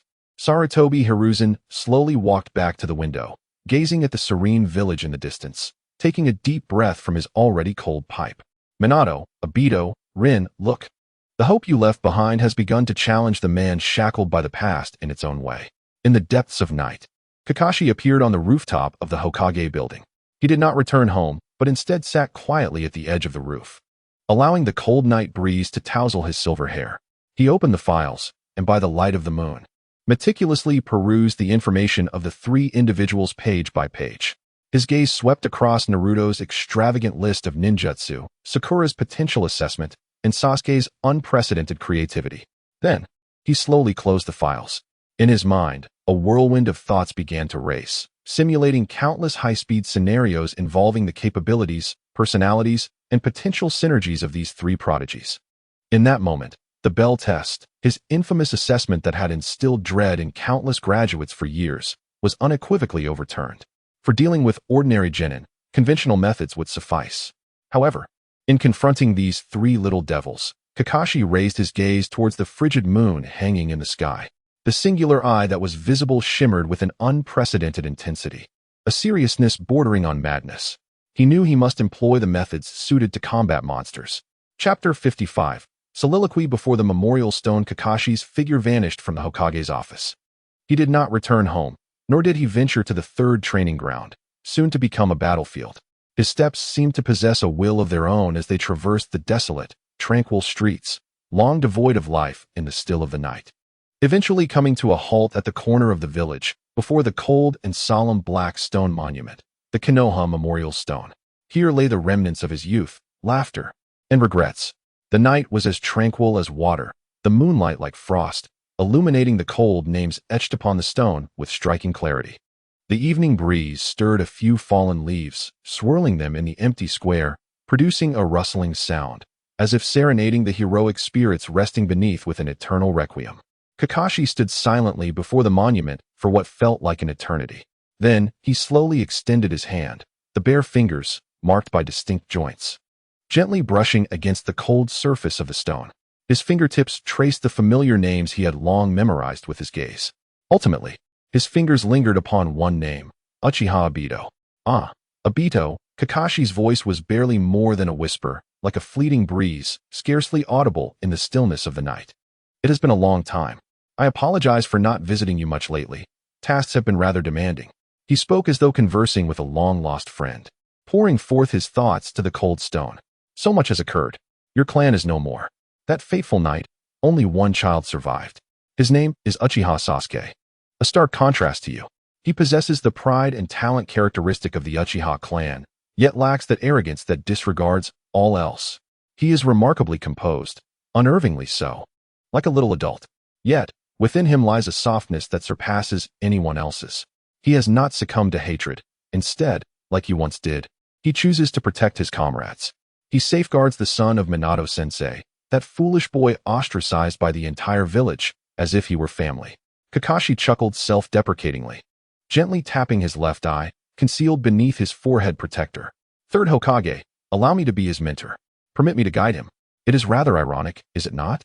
I, who bear your eye yet failed to fulfill any of your wishes, am now tasked with guiding your last hope. What should I do, Obito? Can one who cannot even protect his own comrades truly bear the weight of your clan's final hope? The night breeze remained silent. His fingers gradually moved upward, resting upon another name, Noira Rin. The moment his fingertip brushed against that name, it trembled ever so slightly. Rin. This time, he could not utter even a simple greeting of long time no see. A multitude of words ultimately coalesced into a gentle call, imbued with boundless regret. I'm sorry. He closed his eyes, and the heart-wrenching scene beneath the crimson moonlight replayed in his mind like the most malevolent of curses. The sensation that pierced through his body, the warm blood that splattered forth, and the last look of incredulous tenderness in the girl's eyes before she fell. In their team, there was also a girl named Sakura Haruno. Kakashi's voice grew increasingly hoarse. She too was a medical ninja, endowed with remarkable talent, more so than you were in those days. She was kind and intelligent, adept at using her wisdom to protect her comrades. Seeing her always reminded me of you, and inevitably of the promise I had once made to Obito, a promise I had torn apart with my own hands. How could a man who could not even uphold a promise, a sinner who had ended the lives of his comrades, possibly teach children the true meaning of protection and bonds? The monument remained silently resolute. In the end, his gaze settled upon the name he had revered throughout his life, Minato Namikaze. Instinctively, he straightened his posture, as if his teacher stood before him. Teacher, your son Naruto has grown up. He resembles you remarkably, especially with that golden hair and his sunlit smile. He did not become the hero of the village as you had hoped. On the contrary, he has become a taboo within the village. His life has been arduous, more so than anyone else's. I am sorry, teacher, for not being able to take care of him. Yet, he has not been defeated. He is even stronger and more remarkable than you could have imagined. He now has the most reliable companions. Isn't it ironic? He has begun to attempt mastering the technique you left behind. Third Hokage, allow me to be his leading shinobi. Permit me to impart all that I learned from you to your son. But, teacher, how am I to face him? How can I gaze upon that face, so reminiscent of yours, each day without being utterly overwhelmed by the immense guilt of not having protected you and Kushina? He poured forth all his weaknesses, pain, regrets, and confusion without reservation to these three departed souls, who had been the most significant figures in his life. Naturally, there would be no response. Only the mournful night breeze weaving through the forest answered him. Yet strangely, after voicing all of this, the heart that had been weighed down by a colossal stone seemed to find a slight fissure, a breath of relief.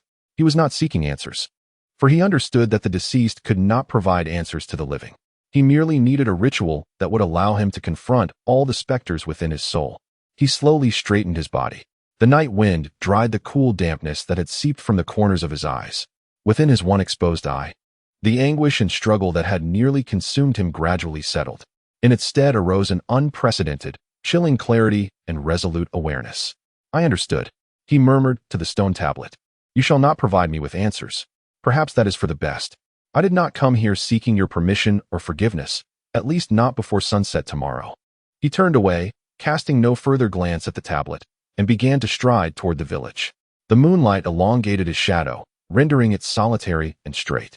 In tomorrow's examination, I shall not be your failed friend, your unsuccessful student, nor your defeated companion.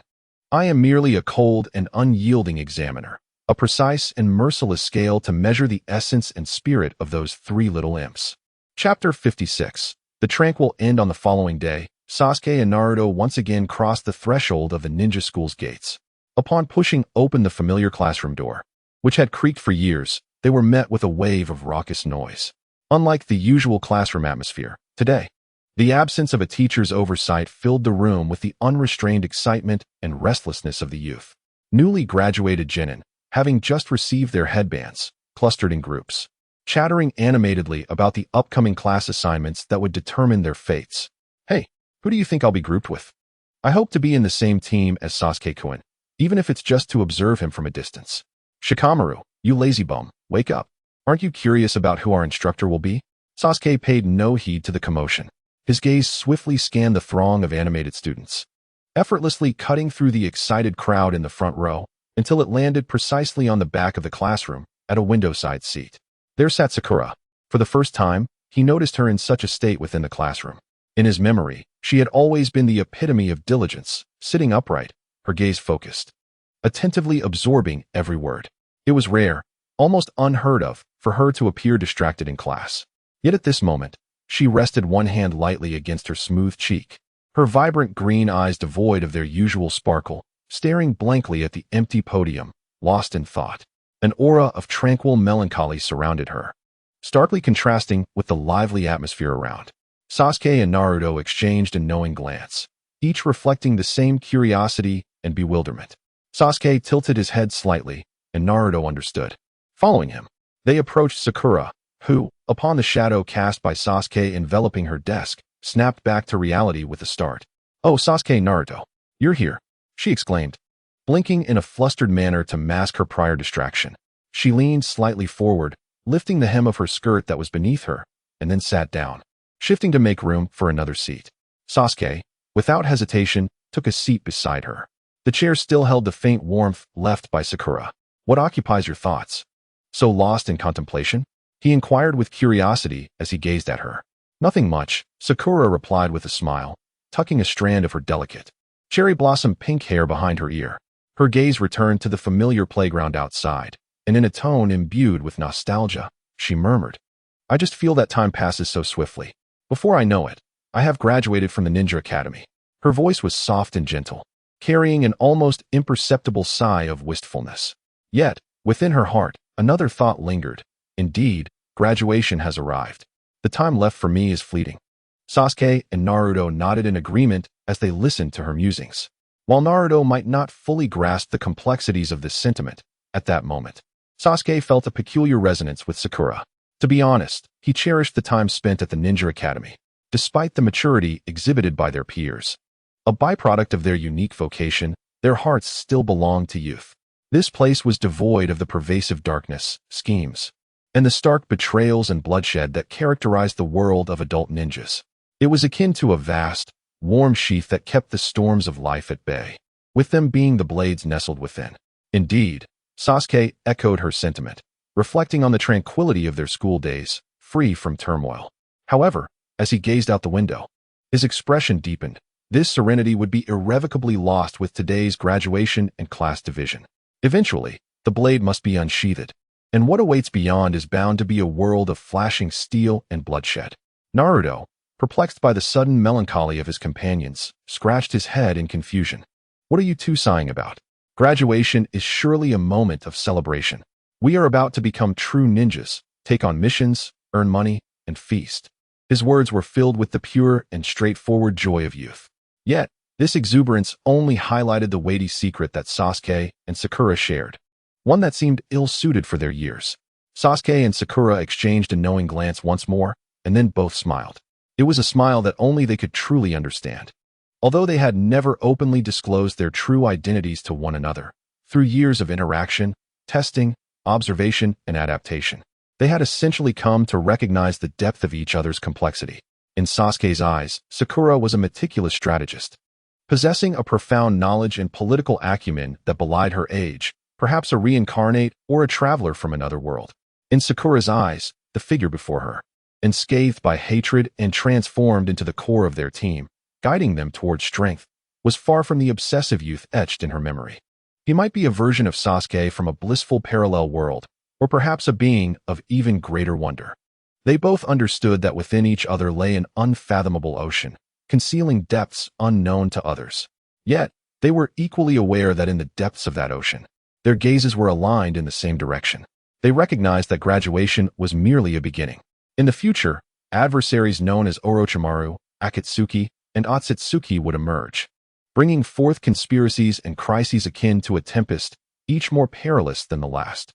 Together, the three of them would be each other's most trustworthy allies, the only ones capable of entrusting their backs to one another amidst a storm destined to engulf the entire shinobi world. This understanding, this awareness, this unspoken bond allowed them to exchange knowing smiles and solemn nods in agreement. The tranquility came to an end. War was on the horizon. Chapter 57. Team 7 within the dojo. The weighty yet resolute understanding among the three regarding their future flowed quietly through the air. Sasuke gazed at the two companions whose fates were intricately intertwined with his own, feeling a blend of urgency from the impending storm and a sense of security from having reliable allies. At that moment, Sakura, who had been quietly smiling, turned her gaze towards Sasuke, who was mere inches away. She observed his sharply defined, striking profile illuminated by the morning sun, his eyes, deep and dark like obsidian, slightly downcast in contemplation, and his lips, pressed together with an air of cool detachment. Suddenly, an absurd and comical image, long buried in the recesses of her memory, unexpectedly surged forth. A soft chuckle escaped her lips, breaking the solemn and somewhat somber atmosphere with its abruptness. Naruto, lost in his daydreams of graduation from the Ninja Academy being a small step in his ninja career but a monumental leap towards becoming Hokage, turned with curiosity, questioning, "What is so funny, Sakura?" Sasuke, pulled from his thoughts, turned his head, confusion evident in his deep, enigmatic gaze. "Ah, I'm sorry. Sakura quickly composed herself, feeling a bit embarrassed as she raised her hands to gently cover her mischievous, upturned lips, a faint blush blooming on her fair cheeks. She waved her hands dismissively. "It's nothing, just a sudden recollection of a rather amusing past event." Yet, internally, she was fervently chiding herself. Oh heavens! What was I just thinking? She suddenly recalled a moment from her past life that unfolded in this very classroom on the day of class division, a scene that could only be described as iconic. She vividly remembered Naruto, crouched provocatively on the desk in front of Sasuke, the distance between them so minuscule that their noses nearly touched. Then, a hapless classmate seated behind Naruto inadvertently nudged him from behind.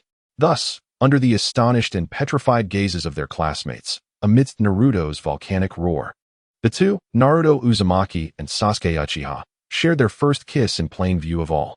That image, even after the passage of a lifetime, remained strikingly clear and profoundly impactful. In Sakura's mind, an absurd thought, which even she found ridiculous, uncontrollably surfaced. It dawned on her that in her previous life, Sasuke's first kiss was bestowed upon Naruto, and her own first kiss also seemed to have occurred during the Fourth Great Ninja War, when she performed mouth-to-mouth resuscitation on Naruto. Astonishingly, both of their first kisses were given to that fool. The thought sent a deeper flush to her cheeks, akin to the most vibrant cherry blossoms after a refreshing rain. The curve of her lips could no longer be restrained, compelling her to quickly press her lips together and shake her head forcefully, attempting to banish such untimely musings from her mind. At that moment, the classroom door creaked open. Iruka-sensei entered, holding a roster. He walked up to the podium, and the previously noisy classroom fell into a sudden hush. All eyes turned toward him, filled with tension and anticipation. Iruka cleared his throat, gazing at the familiar yet unfamiliar youthful faces before him, and spoke in an extraordinarily solemn tone. "All right, students, please settle down. From this day forward, you will graduate from the Ninja Academy and become true, honorable ninjas of Konoha. The teams you will belong to in the future will be your family on the battlefield, entrusted with each other's lives. I hope each of you cherishes this bond." He then announced the teams and their guiding jonin. His voice resonated through the quiet classroom, each word seemingly imbued with significant weight. He opened the roster and began reading the names from the back. Team 8, Kiba Inuzuka, Shino Aburame, Hinata Hyuga. Guiding jonin, Kurenai Yuhi. Upon hearing his name, Kiba excitedly pumped his fist toward his ninja dog, Akamaru. Hinata, on the other hand, shyly lowered her head. Yet, when she realized she was placed in a different team from Naruto, a flicker of barely perceptible disappointment crossed her eyes. Team 10, Shikamaru Nara, Choji Akimichi, Ino Yamanaka. Guiding jonin, Asuma Saratobi. Ugh, what a hassle, Shikamaru muttered lethargically, resting his head on the desk, still appearing half asleep. As Ino heard that she would not be grouped with Sasuke, she could not help but emit a profound sigh of disappointment, unmasking her feelings. Despite having come to terms with reality and relinquishing any hopes of being together with Sasuke, she still longed for the prospect of becoming closer friends. As the teams were announced one by one, the students in the classroom began to depart in clusters, accompanied by their newly appointed instructors. Soon, the spacious classroom was left with only Naruto, Sakura, and Sasuke, who remained seated in silence. The stillness was palpable, so quiet that a pin drop could be heard. Iruka's gaze swept over his three exceptional students, who filled him with both pride and concern, his eyes reflecting a myriad of complex emotions. He paused momentarily and then solemnly pronounced the final, pivotal name that would determine their fate. Team 7, Naruto Uzumaki, Sakura Haruno, and Sasuke Uchiha. The trio displayed no surprise at this outcome. They merely exchanged a knowing glance, an unspoken understanding passing between them. Irika inhaled deeply, announcing the name they had been eagerly awaiting. Your guiding Jonin will be Kakashi Hatake. With that, Irika closed the roster, a relieved smile gracing his face. The other students had already left with their teachers. Your teacher, Kakashi, will come to meet you shortly, so please remain here in the classroom and wait patiently. With those words, Irika turned and exited, leaving only the three of them in the vast classroom. Chapter 58. Naruto's reminiscence. Time passed, ticking away steadily. Outside, the sun gradually ascended from the eastern horizon to the zenith of the sky. The glaring sunlight streamed through the windows, illuminating the classroom floor in a gleaming white. The once crowded classroom was now deserted. The Jonin instructors of the other teams had swiftly taken their students away, whether for a celebratory meal or a debriefing. It seemed that only the legendary Team 7 had been forgotten in this corner by their notoriously unreliable Jonin, Kakashi Hatake. Sakura had long since tucked away her fleeting melancholy over graduation and the team assignments. She retrieved a thick tome on medical ninjutsu from her ninja tool pouch and quietly immersed herself in the ocean of knowledge. For her, waiting was the least productive endeavor. Transforming wasted time into knowledge was the optimal choice. She understood her future teacher's temperament well. Though often appearing lethargic, he was undeniably reliable and a worthy ally to depend upon. Moreover, she possessed ample patience. Sasuke, on the other hand, closed his eyes, leaning back against his chair with his hands laced behind his head, seemingly asleep. Yet, he alone knew that his mind was sharper than ever. Is this a test? He pondered calmly within himself. Tardiness was a hallmark of Kakashi Hatake, but perhaps there was more to it than mere laziness. This, in itself, could very well be the first stage of the examination. He must be observing us from the shadows, scrutinizing how we react in this passive state of waiting, devoid of oversight. Our patience, our words and actions, every subtle habit will serve as first-hand intelligence for him to assess our true characters. Sakura's focus falls within his expectations. This woman has an innate understanding of how to maximize her use of time. She seems perpetually ensnared in a sense of urgency, as if something were relentlessly pursuing her, ready to engulf her should she falter in her pace. Meanwhile, Sasuke catches a glimpse of Naruto from the corner of his eye. Even Naruto, whose energy appears as boundless as his inner chakra, has unexpectedly fallen into silence at this moment. He neither complains nor fidgets restlessly out of impatience. Instead, he sits quietly, cradling his chin in his hands, gazing vacantly out of the window. However, the tight furrow of his brow and the tense line of his lips betray the turmoil within him. Sasuke assumes he is merely exhausting his patience during this prolonged wait. Little does he know, at this moment, Naruto's heart is engaged in an unspoken reminiscence and comparison of two worlds. Why is this so? Naruto inwardly muses. In his dream world, Kakashi Hatake is one of his closest brothers and friends, a figure he knows intimately.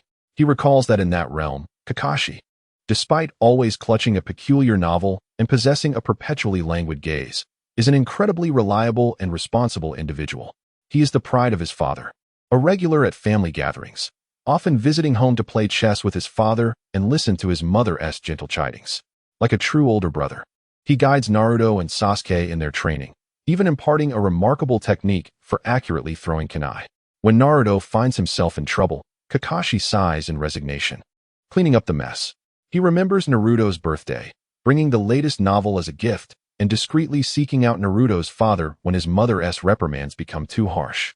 How could this Kakashi, so integral to Naruto's life, be tardy for such a significant event as class division? Naruto's brow furrows deeper in confusion. He gazes out at the familiar, peaceful village, yet feels an inexplicable and profound sense of disconnection.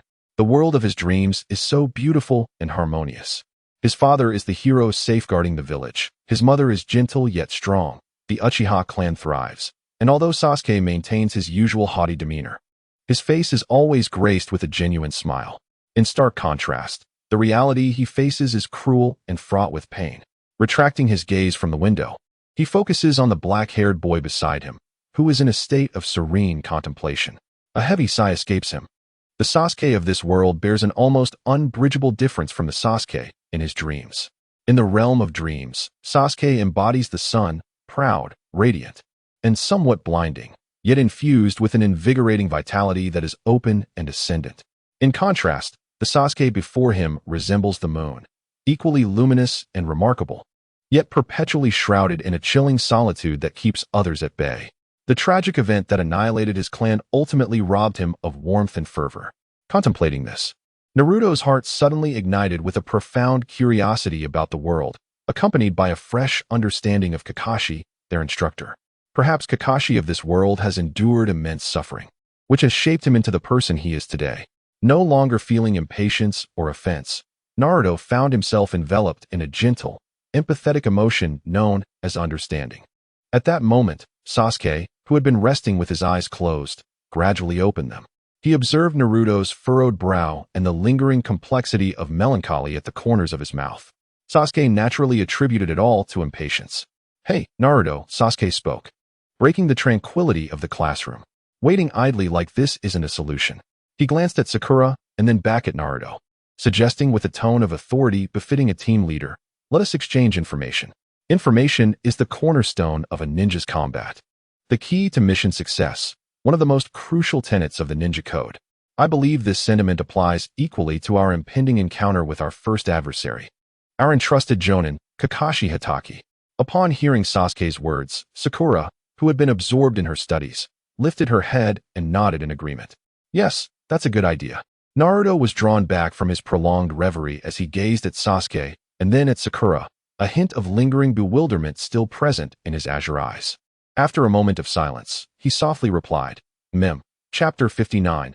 A tragic fate under Sasuke's suggestion. The first pre-battle meeting of Team 7 commenced in their spacious classroom, now occupied solely by the three of them. Without any hesitation, Sasuke took the lead, sharing the core intelligence he possessed regarding Kakashi Hatake with his companions. He attributed the sources of this information to old records discovered in the family archives, belonging to his father or predecessors from the Umbu. Kakashi Hatake. Sasuke's voice was calm and steady, reminiscent of an experienced Umbu captain delivering a mission briefing. He is a Jonin of Konoha, a direct disciple of the fourth Hokage, Minato Namikaze. Graduating from the Ninja Academy at the age of 5, he became a Chunin at 6, and by 12, he had already ascended to the rank of Jonin, holding the record for the youngest Jonin promotion in the village, an achievement yet to be surpassed. Even this initial introduction imparted a profound sense of pressure upon Naruto and Sakura, revealing the extraordinary prowess of their future teacher. A 12-year-old Jonin signifies that he possessed the strength to operate independently, surpassing the vast majority of ninjas at their current age. Sasuke continued, stating that he was well-versed in lightning release ninjutsu, but according to records, he could also adeptly employ various elemental techniques, including water, fire, earth, and wind, making him a true polymath. Furthermore, his taijutsu was formidable to the point of being terrifying. Kakashi even mastered the method to unlock the 8 gates. And in pure hand-to-hand combat, his record against the village's strongest taijutsu master, Might Guy, was nearly evenly matched. "What? Even Guy-sensei?" Naruto exclaimed in disbelief. Might Guy, renowned for his extravagant green jumpsuit and boundless energy, had long been a legendary figure within the Ninja Academy for his extraordinary taijutsu prowess. Sasuke nodded, then revealed the most crucial and core piece of information. The reason he could master so many ninjutsu techniques and was dubbed the copy ninja was primarily due to his possession of a Sharingan. The Sharingan. Naruto could no longer contain his composure. He sprang to his feet, his face a mask of unrestrained astonishment. Yet Kakashi-sensei was not a member of the Uchiha clan. How could he possibly possess the Sharingan? "Because that eye is transplanted," Sasuke said calmly, revealing an even harsher truth. It belonged to a former companion of his, Obito Uchiha, who had sacrificed himself during a mission to protect him. When Obito Uchiha's name escaped Sasuke's lips, Naruto felt as though he had been struck by an invisible bolt of lightning. His mind went blank in an instant. Obito? How could this be possible? Uncontrollably, vivid memories flooded his mind from a dreamlike world filled with warmth and undeniable reality. He envisioned the cheerful Obito, who resembled a fool, flashing his wide, gleaming smile while crouched in his backyard, patiently teaching his younger self how to throw shuriken. He recalled the gentle and beautiful Rin, always smiling, busy in the kitchen alongside his mother, preparing a lavish dinner. He saw Kakashi, his older brother, embroiled in a petty argument with Obito, while his own father, the fourth Hokage, looked on with a mixture of exasperation and fondness. He even remembered visiting when Obito's daughter was born, seeing the often disheveled Obito cradling his tiny, delicate daughter with utmost care and tenderness. The look of a devoted father shone in his eyes. In that world, Obito was one of his closest friends. He and Kakashi were the most esteemed disciples of his father. He and Rin were the happiest and most envied couple in the village. But now, Sasuke informed him that in this world, the ever-smiling Obito, who often proclaimed that comrades were of utmost importance, had perished over a decade ago, dying when he was still a mere youth. All his happiness, the promises made with Rin, everything related to his yet-to-be-born daughter had dissipated into nothingness in this reality. A profound, indescribable sorrow and absurdity engulfed Naruto like frigid ocean waters, submerging him entirely. He struggled to maintain his composure, striving to conceal the overwhelming tide of emotion threatening to surface upon his countenance. With immense effort, he managed to steady his voice, rendering it less tremulous. When did he perish? During the Third Shinobi World War, at the Battle of the Kanabi Bridge. Sasuke replied, that year. They were 12 years old, an age strikingly similar to their present. Naruto found himself rendered speechless, slowly resuming his seat with clenched fists. He forced a smile that was more grotesque than sorrowful, diverting his gaze towards Sakura, attempting to mask his nearly uncontrollable feelings. Sakura, what about you? Do you have any information? Sakura, perceptive to Naruto's emotional turbulence, refrained from pressing further and compassionately redirected the conversation.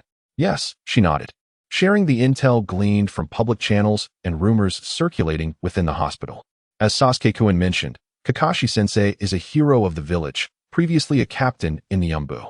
According to the publicly available records from the Konoha archives, his mission history is dauntingly illustrious. To date, he has completed nearly 300 A-rank missions and over 40 S-rank assignments. This figure elicited a sharp intake of breath from Naruto. It implied that their future mentor had survived countless near-fatal confrontations, embodying a true war machine. Sakura's tone turned somber.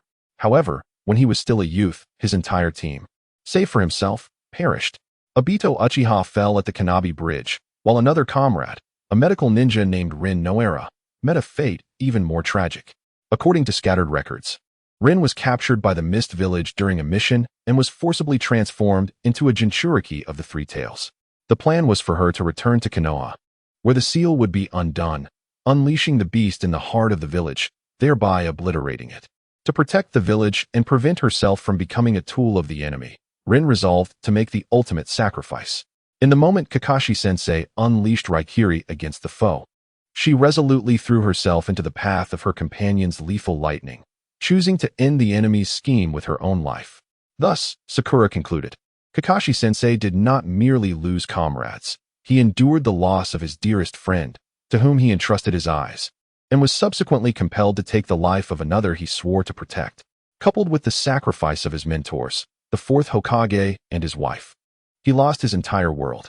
It is precisely for this reason that he holds the concept of comrade in such high regard, with expectations more stringent than anyone else. Chapter 60. The examiner's new regulations within the classroom. As Sakura concluded her sharing of intelligence, the profile of Kakashi Hatake crystallized with striking clarity. A powerful, complex man, burdened with profound trauma, possessing an almost obsessive reverence for the term comrade. Thus, Sasuke rose to his feet and approached the blackboard at the front of the classroom. He picked up a piece of chalk, gazing at Naruto and Sakura, preparing to conduct a systematic and final tactical analysis of all the information gathered earlier.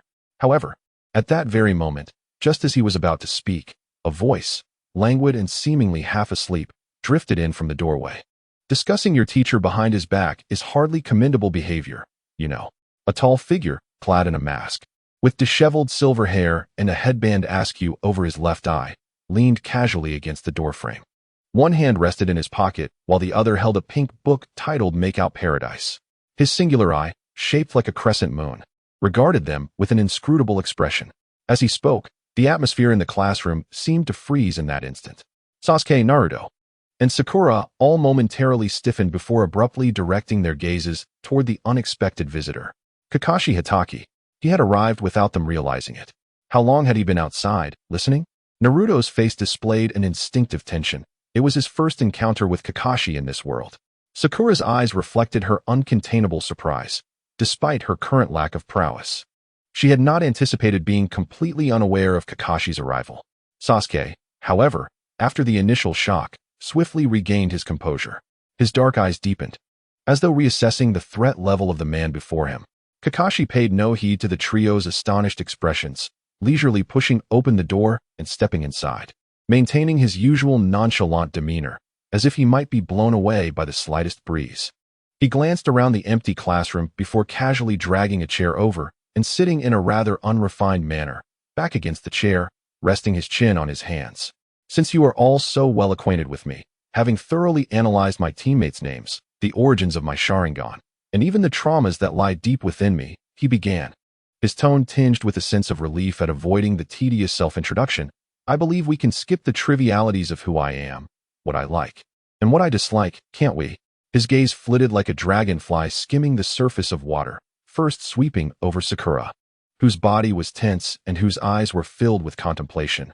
Then, it lingered on Sasuke, who had regained his tranquil demeanor while still holding the chalk. Ultimately, his attention settled on Naruto, the duration of his gaze noticeably longer than it had been for the others. Within those seemingly languid eyes, a fleeting glimpse of an exceedingly complex, unfathomable emotion flickered before vanishing, restoring his nonchalant facade as he subtly withdrew his gaze. He lightly tapped the back of the chair with his fingers and spoke. The information you possess is remarkably detailed and accurate.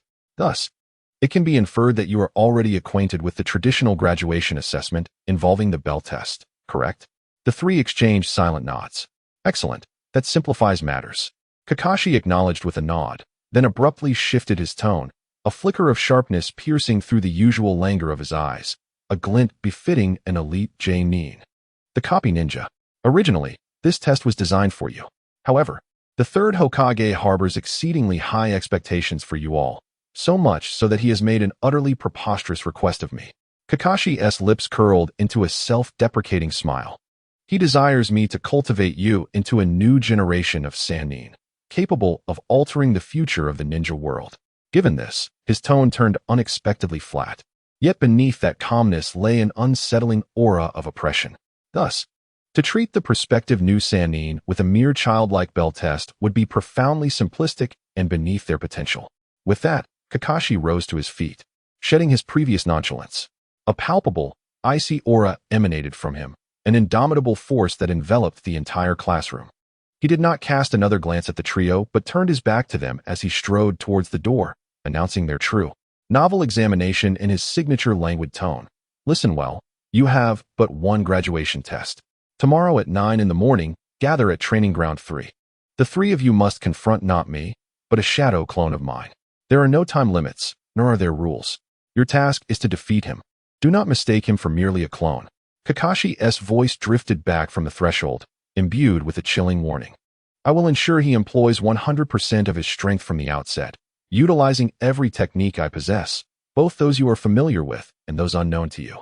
The subsequent hours are yours to decide how to proceed, whether to strategize or set traps.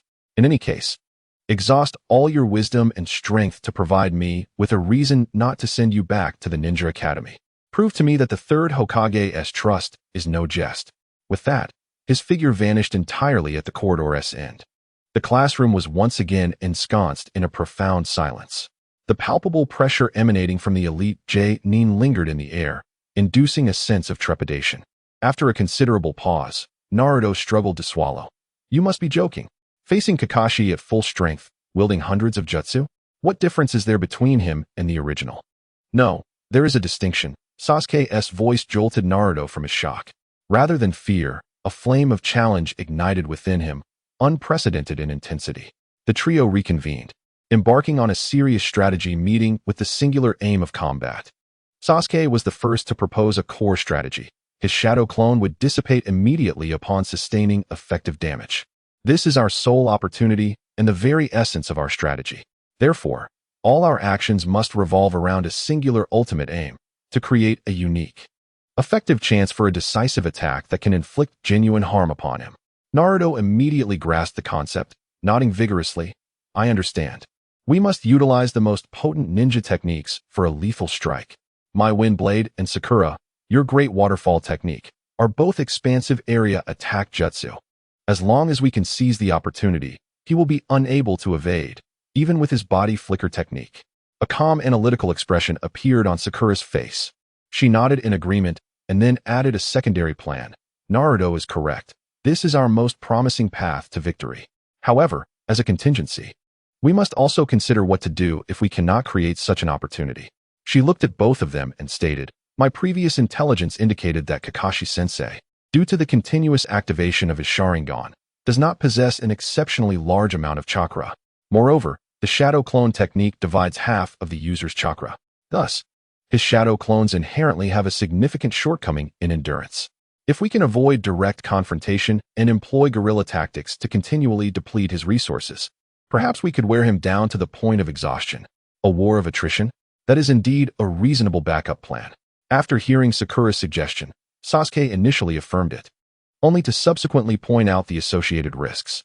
However, we must consider that his combat experience surpasses that of the three of us combined. Guerrilla tactics are likely to be countered by his extensive experience, potentially leading to our separation and defeat one by one. Therefore, if we are to execute this plan, our coordination and distance management must be impeccable. The trio's tactical meeting persisted until the end of the school day, resulting in a preliminary comprehensive operational plan that included primary attacks, backup strategies, and various emergency contingencies. They agreed on a time to convene at the third training ground the following day. Afterward, Naruto and Sasuke watched as Sakura departed toward her home before turning to leave themselves. Chapter 61. Long-term strategy and the serpent. After parting ways with Naruto and Sakura, Sasuke did not immediately return to the clan compound. Instead, he ventured alone to a training ground near the ninja academy, where he sat upon a wooden post in a secluded corner, allowing the gentle evening breeze to tousle his slightly damp black hair. He needed a moment to organize his thoughts. Kakashi's appearance and the extraordinarily challenging special examination were merely a prologue. They had unveiled a deeper, more urgent strategic foresight concerning the butterfly effect he had instigated. It was now March of the 61st year of Konoha, and he calculated the time in his mind with calm precision. Graduation from the Ninja Academy signifies our imminent embarkation on the true path of a shinobi. Following this, if all proceeds without incident, we should anticipate the Nin exams scheduled for July, an event that would engulf the entire ninja world. For months, a duration neither particularly long nor short, Sasuke was acutely aware that the fluttering of wings by the trio of diminutive butterflies in Konoha had merely stirred a chain reaction confined within the village. This tempest was unlikely to reach the Ōtsutsuki organization, which lay dormant in the distant Rain village, nor would it alter the grand designs of the prominent figures at the helm. Thus, certain predetermined fates would inevitably unfold as anticipated. The image of that man surfaced in Sasuke's mind, his pale skin, golden serpent-like eyes, and a sinister, chilling smile that perpetually graced his face. He was none other than Orochimaru, one of the legendary Sannin. According to the narrative, Orochimaru, prior to his departure from the Ōtsutsuki, harbored a covetous desire for Itachi Uchiha's formidable Mangekyou Sharingan, only to be swiftly vanquished by Itachi's Genjutsu during their initial encounter. The terror and helplessness wrought by the Sharingan instilled in him an obsession bordering on madness for that bloodline. As the sole remaining and exceptionally gifted descendant of the Uchiha clan, Sasuke was undoubtedly destined to become his new, more attainable target. As the Nin exams approached in 4 months, a slight frown creased Sasuke's brow. He would come, amidst the chaos of the examination. He would seek me out to execute his long-conceived plan for Konoha's downfall, culminating in an inevitable and brutal showdown with his former mentor, the third Hokage. For Sasuke, the gift Orochimaru could offer was the alluring yet perilous Heaven's Curse mark. Sasuke vividly recalled that this mark could propel a person's strength to extraordinary heights in a brief span. However, he was acutely aware of the harrowing price that accompanied such power. I must not allow him to plant the curse mark upon me, he resolutely affirmed within himself. Once the mark was affixed, it would be tantamount to unlocking a backdoor to hell for his very soul. While gaining immense power, he would simultaneously be subjected to the fragment of Orochimaru's soul embedded within the mark, incessantly eroding his will. Should he ever find his body or spirit in a weakened state, Orochimaru could effortlessly exploit this backdoor to execute the reanimation jutsu, claiming his body entirely as his own. Not to mention, Orochimaru had concealed various unknown traps within the curse mark. In the original timeline, Orochimaru, weakened by incapacitated hands and a damaged soul, had little assurance of contending with a young and vigorous Sasuke, who was at his peak. Thus, he was ultimately slain by Sasuke during their final battle for possession. Sasuke surmised that Orochimaru's true contingency could very well be the eight-headed serpent technique, and his defeat in the possession battle might have merely been a preliminary attempt. However, the Sasuke of the present faced an entirely different scenario. The current Team 7 was indeed significantly stronger than the original Team 7 in the narrative. Yet, this did not imply that they could afford to dismiss Orochimaru with arrogance. "I must not be haughty," Sasuke reminded himself repeatedly in his heart. In the original timeline, Sasuke, equipped with the three-tomo Sharingan, vanquished Orochimaru, who was in a state of extreme weakness, his soul fragmented, hands rendered useless, and his body teetering on the brink of collapse. Despite this, the battle was not easily won for Sasuke. One could even argue that he narrowly escaped defeat. In 4 months, however, he would confront a fully intact Orochimaru. With a complete soul, at the zenith of his power and vitality, a true member of the legendary Sannin. The cold and formidable Orochimaru is far from a simple adversary. Moreover, there exists a pervasive yet erroneous belief among numerous Naruto enthusiasts from previous generations that Orochimaru possesses a significant vulnerability to Jinjutsu. Sasuke contends that this notion must be encapsulated in quotation marks. The primary argument supporting this fallacy stems from Orochimaru's swift demise at the hands of Uchiha Itachi's Jinjutsu. Consequently, it has been posited that Orochimaru, in his quest for immortality, has engaged in prolonged reincarnation, thereby rendering his soul exceedingly frail, making him susceptible to soul-targeting illusions. In truth, there is no official documentation to substantiate the claim that Orochimaru is particularly susceptible to Jinjutsu, nor is there any established narrative regarding a weakened soul due to extended reincarnation. Official records, such as the Book of Shinobi, explicitly document that Orochimaru's Jinjutsu proficiency is rated a perfect 10, alongside other categories such as ninjutsu, wisdom, and seals. This indicates that Orochimaru stands as a genuine master at the pinnacle of Jinjutsu. The sole reason for his demise at the hands of Uchiha Itachi's Jinjutsu is that Itachi's abilities surpassed all logical bounds, reaching an extraordinary level. This assertion is further corroborated by another high-ranking Jinjutsu user, Kurenai Yuhi, who also boasts a perfect 10 in Jinjutsu. When faced with the three-tomo Sharingan of Uchiha Itachi, she was effortlessly defeated by a single Jinjutsu technique, Kodoame Tsukumi. In stark contrast, Orochimaru recklessly gazed into the kaleidoscopic Sharingan of Itachi, a master of Jinjutsu, without any preparation whatsoever. The outcome was, predictably, disastrous.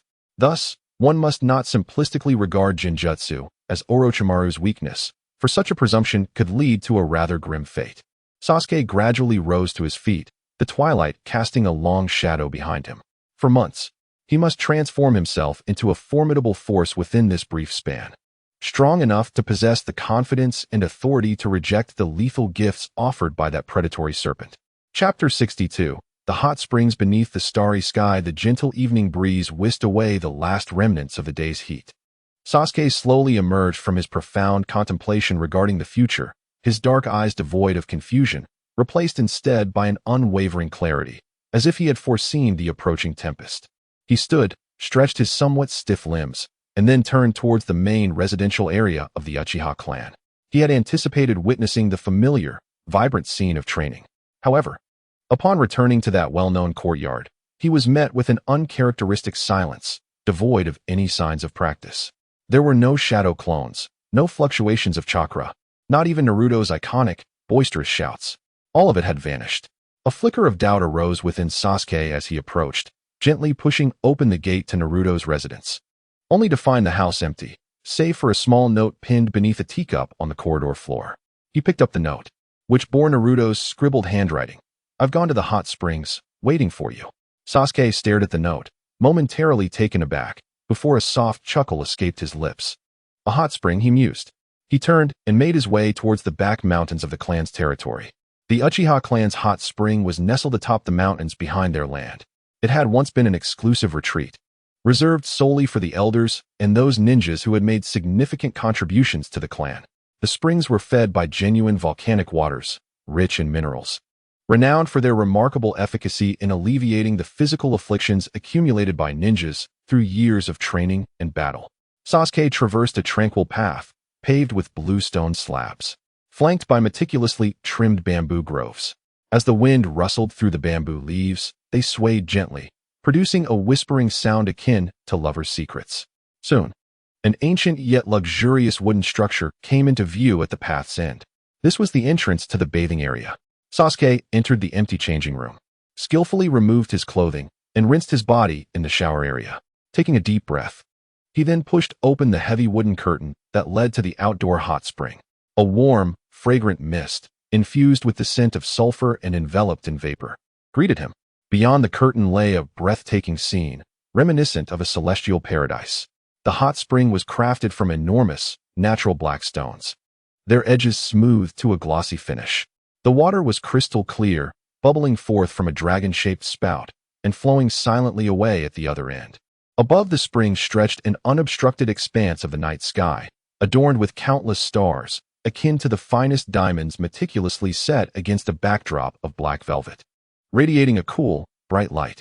The starlight intertwined with the rising mist from the pool, imbuing the entire space with an aura of tranquility, elegance, and an otherworldly charm.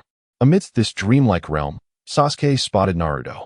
He stood alone, quietly leaning against the stone edge of the hot spring, arms casually draped over it, gazing up at the stars with a distant expression. Gone was his usual vivacity. Instead, he seemed to dissolve into the serene night, enveloped in an unprecedented depth of solitude and melancholy. Sasuke remained silent, choosing not to disturb him. He gradually descended the steps, allowing his body to immerse itself in the warm spring water, which had the power to wash away all weariness. He found a spot opposite Naruto and settled quietly. The warmth enveloped him, and an unparalleled comfort seeped through his bones, prompting a long, contented sigh to escape his lips. "It's rare to see you not training," Sasuke remarked, observing Naruto with a teasing tone that broke the silence. He chuckled softly. "I expected that upon your return, you, the battle enthusiast, would drag me into a night of rigorous training to rehearse the strategies we discussed during the day." Naruto slowly lowered his gaze, pulling his attention from the distant starry sky to Sasuke's face. "Indeed," he replied with a smile. "When I came back, I nearly dashed into the training field myself. However, a realization struck me." He looked at Sasuke, his blue eyes reflecting the stars, now carrying an air of profundity. "All the strategies and drills we discussed are merely supportive measures. They may enhance our chances of victory, but they do not determine whether we will prevail. Ultimately, the outcome rests solely on us, our strength and our state of mind in the heat of battle." With that, he let out a deep sigh. "Today, I am not in a good state." He gently touched his face, dampened by the mist of the spring water, and murmured, "I understand that approaching training with such a mindset would yield little efficiency. Facing tomorrow's battle with this disposition would be irresponsible to both you and Sakura." Thus, he raised his head once more, gazing at the boundless expanse of the starry sky. "I need to relax, to cleanse my spirit, my will, and all my negative emotions in this warm spring water. Then, I shall greet tomorrow's examination in the best, clearest, and most powerful state possible, for that would be the truest testament to the years of training we have endured together." Listening to Naruto's philosophical musings, words he would not typically express, Sasuke felt a twinge of surprise. Yet, he recognized the truth in Naruto's words. Was he not in a similar predicament? The forethought concerning the future and the vigilance towards Orochimaru had tightened his heart like a taut bowstring. He too needed to unwind. Sasuke mimicked Naruto's posture, leaning back against the smooth stone edge, and tilted his head to direct his gaze toward the resplendent starry sky, which promised to wash away all worries. "Is it because of Kakashi-sensei and Obito?" he softly inquired. After a moment of silence, Naruto gently affirmed with a He candidly admitted, "After hearing what you both said about Kakashi-sensei, Obito, and Rin in the classroom, my heart has been unsettled and heavy." Chapter 63, Lies and Promises. Naruto's voice, filled with a sense of loss and anguish, pierced through the air like a slender needle, gently pricking Sasuke's heart. The vulnerability revealed in his candid admission made Sasuke realize how devastating the cold and brutal information he had shared earlier about Obito's death was for Naruto, who had cherished the dream version of Obito as one of his closest friends. He gazed at Naruto's profile, etched with loneliness, and the once bright blue eyes that now mirrored an infinite starry sky, reflecting boundless solitude. Sasuke yearned to assist him, to offer guidance. Yet he understood that, at this moment, any feeble comfort akin to urging him to be strong or dismissing it as merely a dream would only backfire. What Naruto required was not preaching, but empathy, a heartfelt understanding that stemmed from shared experiences. Thus, Sasuke resolved to tell a lie, a benevolent lie. Slowly, he retracted his typically scrutinizing gaze and directed it towards the vast expanse of stars. A complex array of emotions surfaced on his face, mirroring Naruto's own wistfulness. Actually, he began softly, his voice tinged with a deliberate, gravelly tone as if sharing a secret. I envy the version of me that exists in your dreams. Naruto paused, momentarily taken aback, and turned his head to look at him in surprise. Sasuke did not meet his gaze, but continued to stare at the starry sky, as if speaking to himself. He had a stern father, a gentle mother, and an elder brother who, while always exceptional, would sometimes playfully poke his forehead. He possessed a complete, noisy, yet profoundly warm family. Sometimes, I can't help but think how wonderful it would be if I were that version of myself in your world. The sincerity in his words, imbued with a longing and nostalgia for family, was enough to touch anyone's heart. Yet only Sasuke understood that beneath this sentiment lay a heart as cold as absolute zero. Did he envy? Perhaps, for a fleeting moment. But now he certainly did not. However, these thoughts of Sasuke were not for Naruto to know.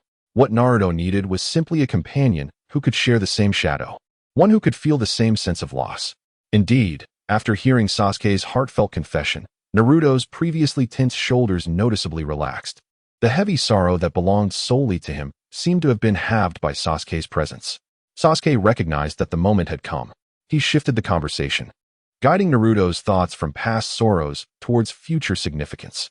But Naruto, we must not, and cannot, indulge in envy for another world.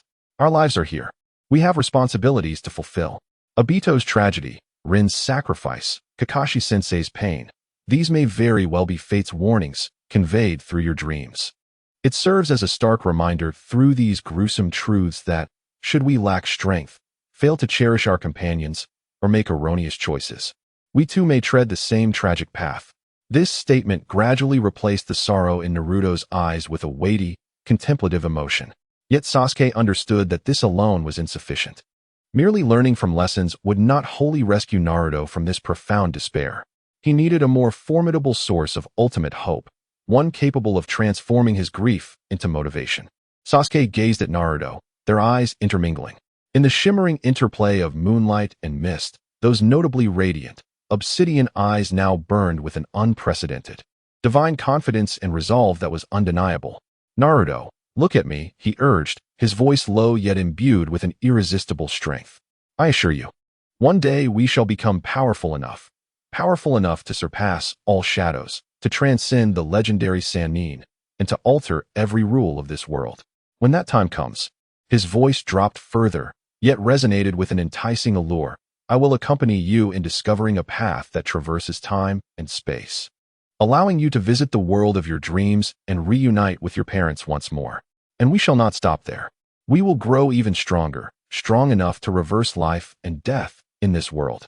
Here, in this realm that belongs to us, we will truly resurrect your parents. We will amend all that has transpired. In Sasuke's eyes, it seemed as if two flames of creation were igniting, their brilliance rendering Naruto utterly enraptured. This world is absurd and filled with anguish. All the regrets and sorrows stem from the twisted logic that governs the very foundation of this reality. Your regrets, my regrets. The regrets of Obito and Rin. We shall rectify every tragedy that should never have occurred with our own hands, to the best of our capabilities. Moreover, we will realign this distorted world, ensuring that such tragedies never repeat. This is my solemn promise to you, Uzumaki Naruto. His words struck with a resonant clarity, like a divine proclamation, forcefully embedding themselves in Naruto's once empty mind. He stared blankly at his best friend, his only family, illuminated by the starlit sky. The overwhelming sorrow and burden stemming from Obito's death which nearly crushed him, was significantly alleviated in the face of Sasuke's grander, more audacious, and fervently inspiring promise. An unprecedented torrent of hope, a force 1,000 times more intense than sorrow, erupted within him. "Sasuke," he murmured, repeating the name. Tears streamed uncontrollably from his cerulean eyes. Yet this time, they were not tears of sorrow, but rather tears brimming with gratitude, excitement, and boundless hope for the future. He abruptly wiped away the traces of tears from his face, then turned to Sasuke, revealing a smile that was more unsightly than his previous weeping, yet radiated a brilliance filled with determination unlike any other. He nodded firmly. Chapter 64. The approaching storm. The following morning, before dawn had broken, Sasuke was already awake. He did not immediately rise to practice. Instead, he lay quietly in bed, feeling the profound weight of a grand promise that lingered in his heart. Though this promise stemmed from a lie, it was rooted in Sasuke's genuine thoughts and aspirations. It had transcended mere personal vengeance, embodying Naruto's hopes, Obito's regrets, and a far greater and weightier responsibility that echoed the tragedies of the world. Strangely, he did not feel suffocated by this burden. On the contrary, as he intertwined his fate with that of his companions, an unprecedented sensation enveloped him. It was a sense of fulfillment, a steadfast conviction that grounded him. Sasuke rose from the tatami mat, neatly folded his bedding, and then proceeded with a simple morning routine before dressing. Upon entering the courtyard, he discovered that Naruto had already completed his preparations and was warming up in the yard. The shadows of nostalgia and sorrow that had enveloped him the previous night had long since dissipated, replaced by an unprecedented tranquility and powerful fighting spirit. His gaze remained as clear as ever, yet beneath that clarity lay an unwavering belief as solid as a mountain. The two exchanged a knowing smile, silently acknowledging the bond that had undergone a transformative and irreversible elevation since their promise the night before. They were no longer merely heartfelt friends, close family, or steadfast allies. They had become the very foundation of each other's ideals and witnesses to one another's futures. After a simple breakfast, they set off together towards Sakura's home. For years, this had become an unspoken agreement among the three of them. Whether for school or training, they habitually met at Sakura's doorstep before proceeding to their destination together. This wordless habit was, in itself, the deepest testament to their bond. When they arrived, the timing was impeccable. The door to Sakura's house creaked open gently from within. Today, she was not dressed in her usual training attire, but had donned a brand new, youthful red cheapao. Furthermore, she had taken care to style her beautiful cherry pink hair into a refreshing ponytail adorned with a red ribbon. Clearly, she was filled with anticipation for today's graduation assessment. She quickly walked to stand beside Sasuke, seamlessly joining him and Naruto as they headed towards their destination, the third training ground. By the way, it seems both of you are somewhat different today, doesn't it? Walking along the path, Sakura's keen emerald eyes flitted back and forth between Sasuke and Naruto. Sasuke and Naruto exchanged a knowing glance, their smiles reflecting a silent understanding. With a hint of curiosity in her tone, Sakura remarked, "Sasuke-kun, you seem more relaxed than usual. It feels as though the icy aura that once surrounded you, which deterred others from approaching, has considerably thawed." Turning her attention to Naruto, she leaned slightly and said with a smile, "You appear quieter than ever before, though you still seem spirited. There's an essence about you that resembles a blade finally settled into its sheath, its sharpness subdued." Her acute observation was striking. She sensed that Naruto's previously restless energy, which seemed eager to prove itself, had transformed into profound composure and introspection today. It was not a sign of despondency. Rather, it was the embodiment of true strength, having found his center. Upon hearing her words, Naruto broke into a hearty laugh. He did not deny or conceal his feelings. Instead, he met Sakura's inquisitive gaze with a resolute and unwavering tone, exclaiming, "Indeed, just last night, I finally discovered it. I found a purpose worthy of a lifetime of struggle. I found a steadfast belief that allows me to transform all my confusion and pain into strength." His voice resonated with vigor, filled with an infectious enthusiasm. In his striking blue eyes burned a flame of enlightenment that even surprised Sakura. Sakura gazed at him with mild astonishment, unaware of what transpired between Sasuke and Naruto after her departure the previous night. Yet, she could distinctly sense Naruto's genuine metamorphosis. Without probing further, she offered him a heartfelt, gentle smile of encouragement. "That's wonderful, Naruto. Keep it up. The trio continued to chat and laugh together. Sasuke and Sakura, having been through similar experiences, understood that today's assessment posed little challenge for them, allowing their spirits to remain buoyant. Meanwhile, Naruto's slight nervousness about facing the legendary Kakashi-sensei gradually dissipated in the warm atmosphere created by his companions. Before long, they traversed the village streets and arrived at the familiar locale where their destinies began, the third training ground. It appeared just as they remembered.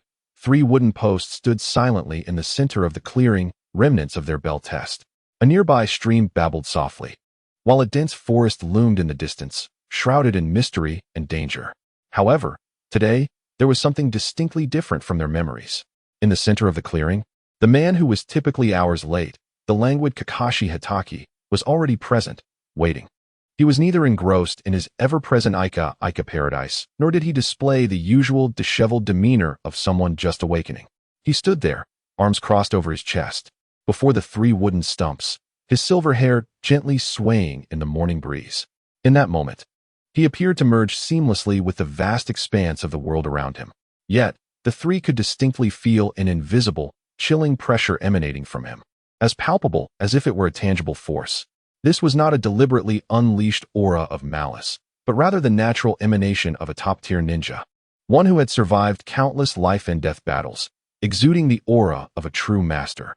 As he sensed the arrival of the trio, he slowly lifted his gaze. The single exposed, ebony eye glimmered with a sharp and cold intensity, akin to that of a hawk. He had abandoned his usual demeanor and had awaited their arrival here long before. Chapter 65. Companions and Missions. Kakashi gradually raised the forehead protector that had long concealed his left eye. A hauntingly beautiful, eerie crimson hue suddenly revealed itself beneath the morning sunlight. 3 dark tomo ominously rotated within that scarlet gaze. An invisible, frigid pressure instantly enveloped the entire training ground. This was not mere malice, but an absolute dominance of a higher order, stemming from the bloodline limit. The Sharingan.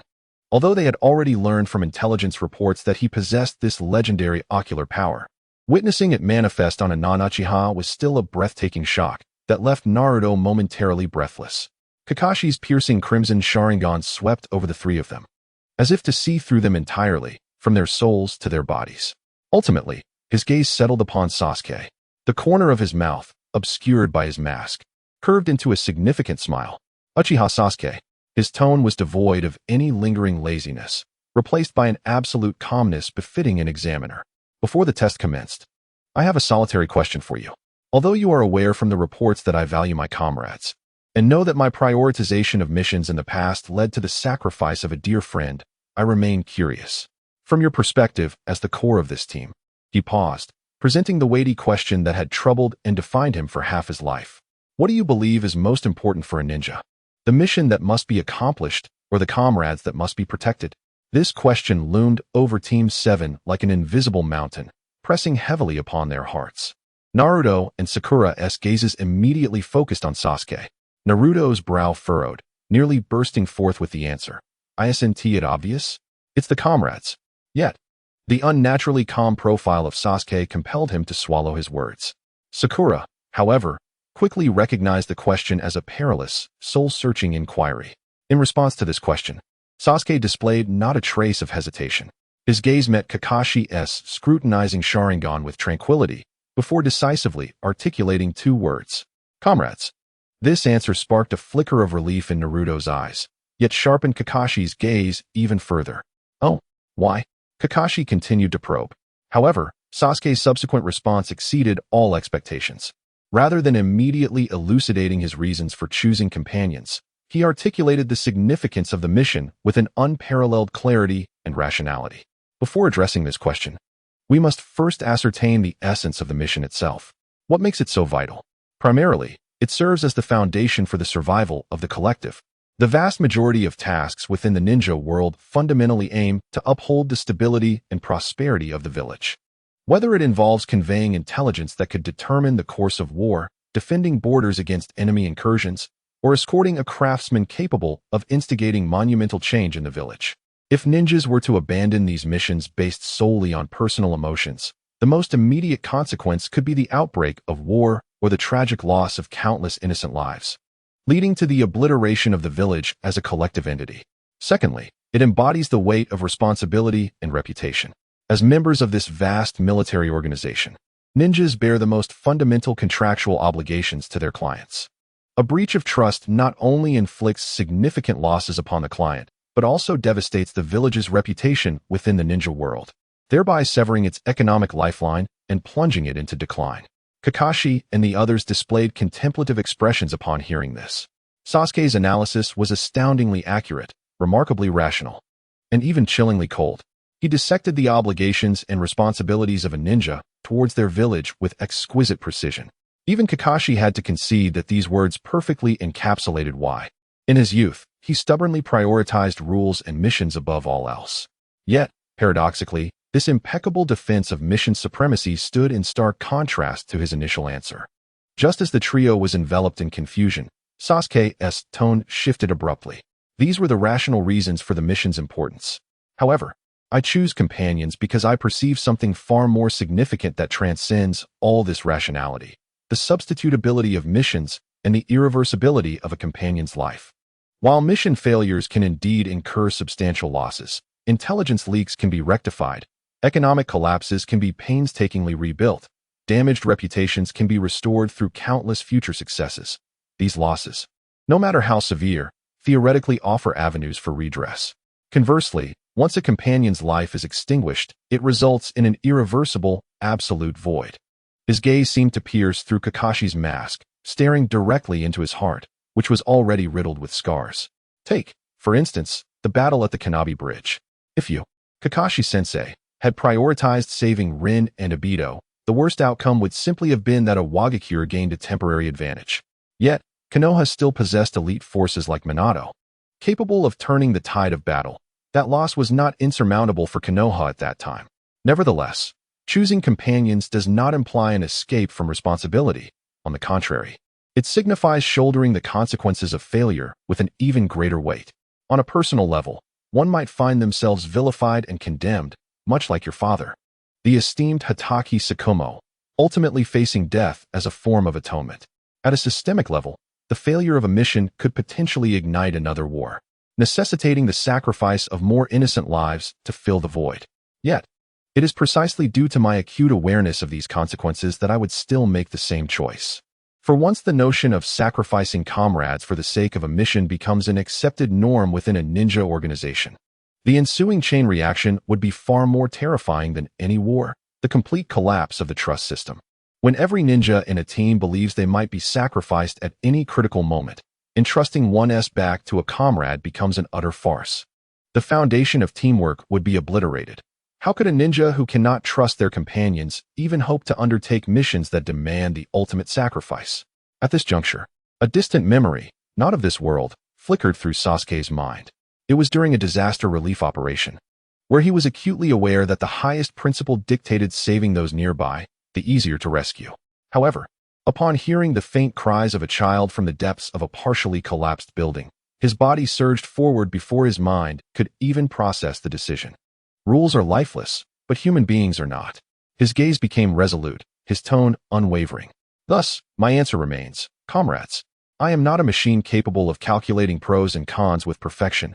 I am a being of emotion. I cannot calmly weigh the value of a mission against the life of a comrade in their moment of peril. I will embrace the worst realization of mission failure to rescue my companions. He then turned to Kakashi, enunciating each word with conviction: I will carry this burden of sin. For while the weight of the deceased may bend my back, should I forsake them for the sake of a mission, my soul shall never stand upright. Chapter 66. The assessment begins as Sasuke's words echoed through the air. The entire third training ground fell into a prolonged, almost suffocating silence.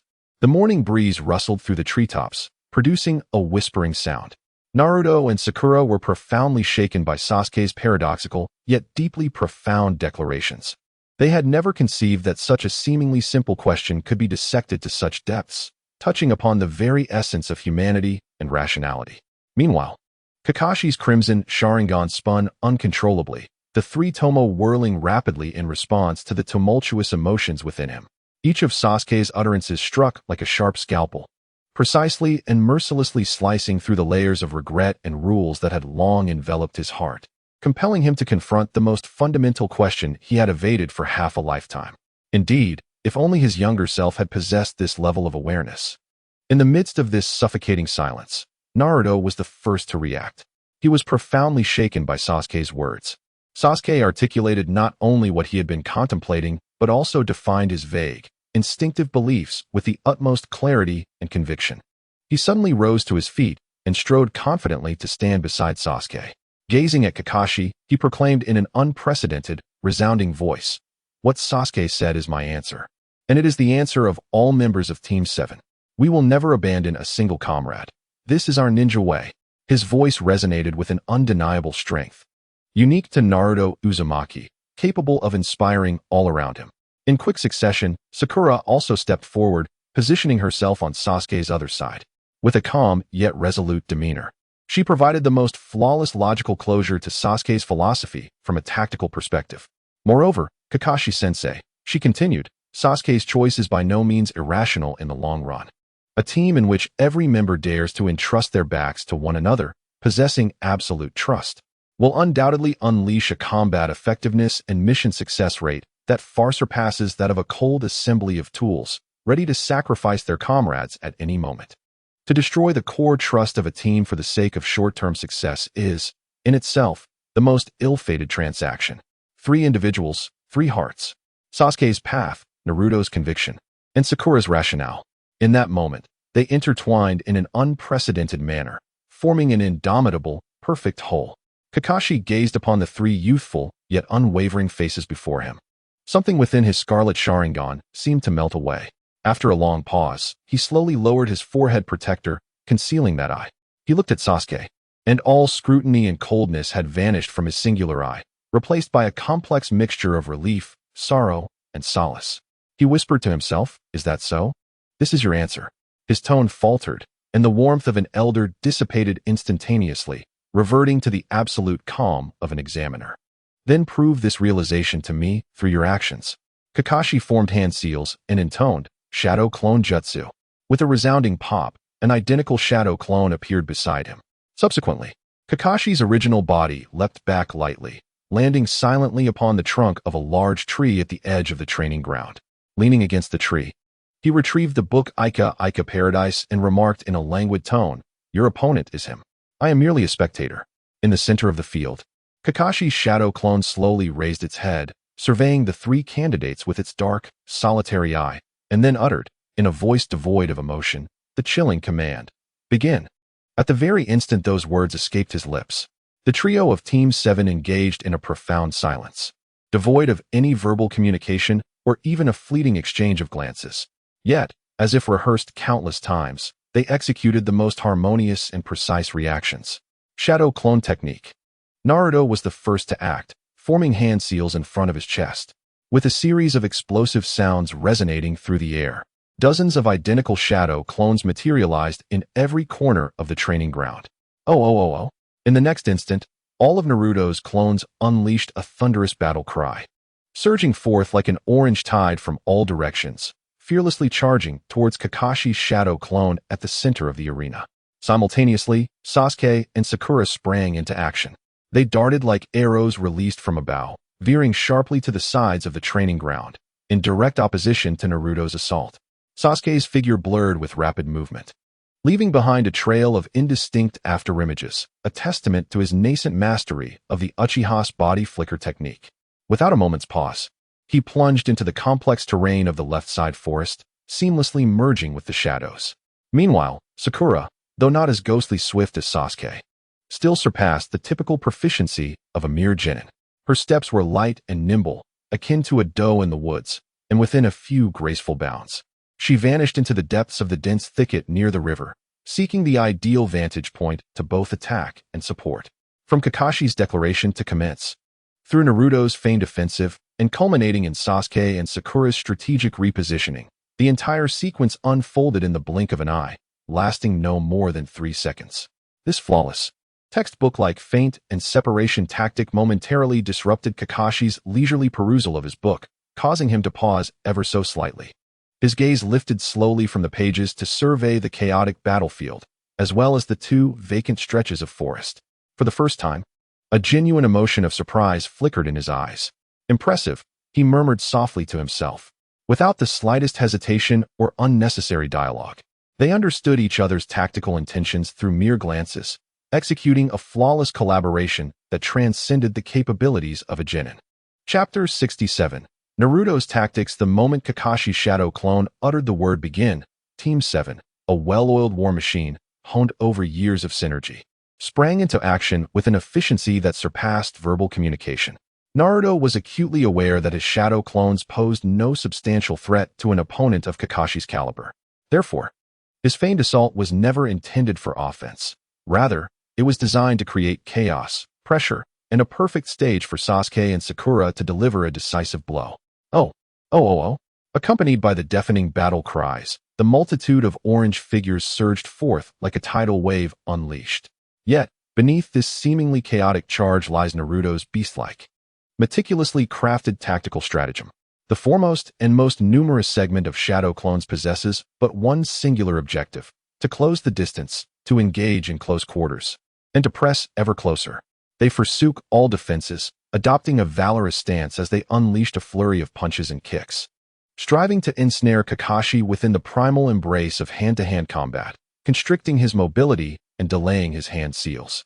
Meanwhile, the second segment of shadow clones swiftly dispersed around the periphery, encircling the training ground in an expansive blockade. They refrained from immediate engagement, maintaining a secure distance while deftly forming hand seals, preparing to unleash their respective wind-based jutsu in unison. Their aim was to execute a blanket bombardment of ninjutsu upon the battlefield at a critical juncture. Lastly, and most crucially, the third segment comprised several shadow clones intermingled within the latter half of the charge. However, their target was not Kakashi, but rather the dense forest flanking the training ground. Naruto's true form cleverly concealed among these clones, utilizing the swirling dust and ensuing chaos as cover to stealthily infiltrate the shadows of the thicket. The entire strategy exhibited a clear hierarchy and delineated roles, with infantry tasked with entanglement, archers responsible for suppressive fire, and stealth operatives poised for ambush. Yet, confronted with this nearly flawless military tactic capable of confounding even the most seasoned Nin or Nin, Kakashi's shadow clone merely wore a barely perceptible smirk at the corner of his mouth. He even had the leisure to retrieve a rather inappropriate novel, Paradise of Affection, with its orange cover from his ninja tool pouch. One hand leisurely flipped through the pages while the other casually drew forth a standard kunai from his waist pouch. Then, he moved. Rather than retreating, he stepped forward into the oncoming tide of orange figures with a leisurely grace. His movements lacked any superfluous gestures. Each sidestep deftly evaded punches and kicks from multiple directions, while each crouch allowed sweeping legs to pass harmlessly overhead. His gait was both bizarre and ethereal, as if he were not dodging but rather strolling leisurely amidst a tempest. Meanwhile, his right hand, gripping the kunai, moved with the swiftness of a silver lightning bolt. He did not even lift his gaze. Relying solely on his acute auditory perception and honed battle instincts, he delivered lethal strikes to the void beside him, behind him, and even above his head. Thud! A straightforward thrust struck precisely at the chest of one shadow clone. Thud! A fluid upward slice traversed another shadow clone's throat. Each kunai thrust was invariably accompanied by a soft pop, reducing a lively shadow clone back into a plume of white smoke. With an air of nonchalance, he danced through the chaos of slaughter. Meanwhile, upon the lofty crown of the tallest tree on the eastern battlefield, Sasuke's silhouette melded seamlessly with the shadows, resembling a stealthy leopard lying in wait.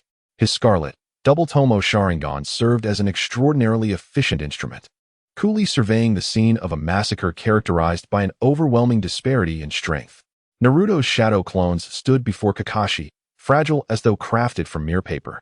Yet, within Sasuke's gaze, there resided no trace of anxiety. He understood that this was merely the prelude. He was waiting, anticipating a fleeting opportunity that would compel Kakashi to abandon his leisurely stance. That moment arrived swiftly. The outer Naruto clones had finally completed their ninjutsu preparation. Wind release, gale wind blade, whoosh. Numerous colossal, nearly imperceptible translucent blades of wind, shrieking as they tore through the air, surged forth from the forest's edge, aimed directly at Kakashi's chest and waist with a sweeping ferocity. The speed and range of this assault were of the highest caliber in ninjutsu. Just as they were about to unleash their ranged attack, amidst the melee, one Naruto clone swiftly descended, executing a lightning-fast sweeping kick that grazed the ground, targeting Kakashi's ankles. This rapid and cunning sweep was both treacherous and lethal. The close-quarters taijutsu disruption and the distant ninjutsu assault coalesced in perfect synchrony at that instant. At long last, Kakashi's shadow clone, who had been engrossed in his book, slowly lifted his gaze for the first time. He observed the swiftly approaching wind blade and glanced at the devious sweep at his feet. A flicker of seriousness crossed his eyes. He recognized that this wave of offensives could not be evaded by mere sidestepping or crouching. His body sprang into the swiftest and most elegant reaction. He lightly tapped his toes, propelling himself upward like a weightless feather, allowing the sweeping kick to rush past beneath him. In that brief moment of suspension, his right leg shot out like lightning, striking precisely upon the head of the clone that had executed the sweeping kick, dispersing it into a puff of white smoke. Then, utilizing the momentum from that kick, he seamlessly transitioned into a graceful backward somersault. Just as his body reached the pinnacle of its arc, whoosh! A massive gale wind blade released by the outer clones whizzed perilously close to his chest. He had successfully evaded this flawlessly coordinated assault with an artistry akin to ballet.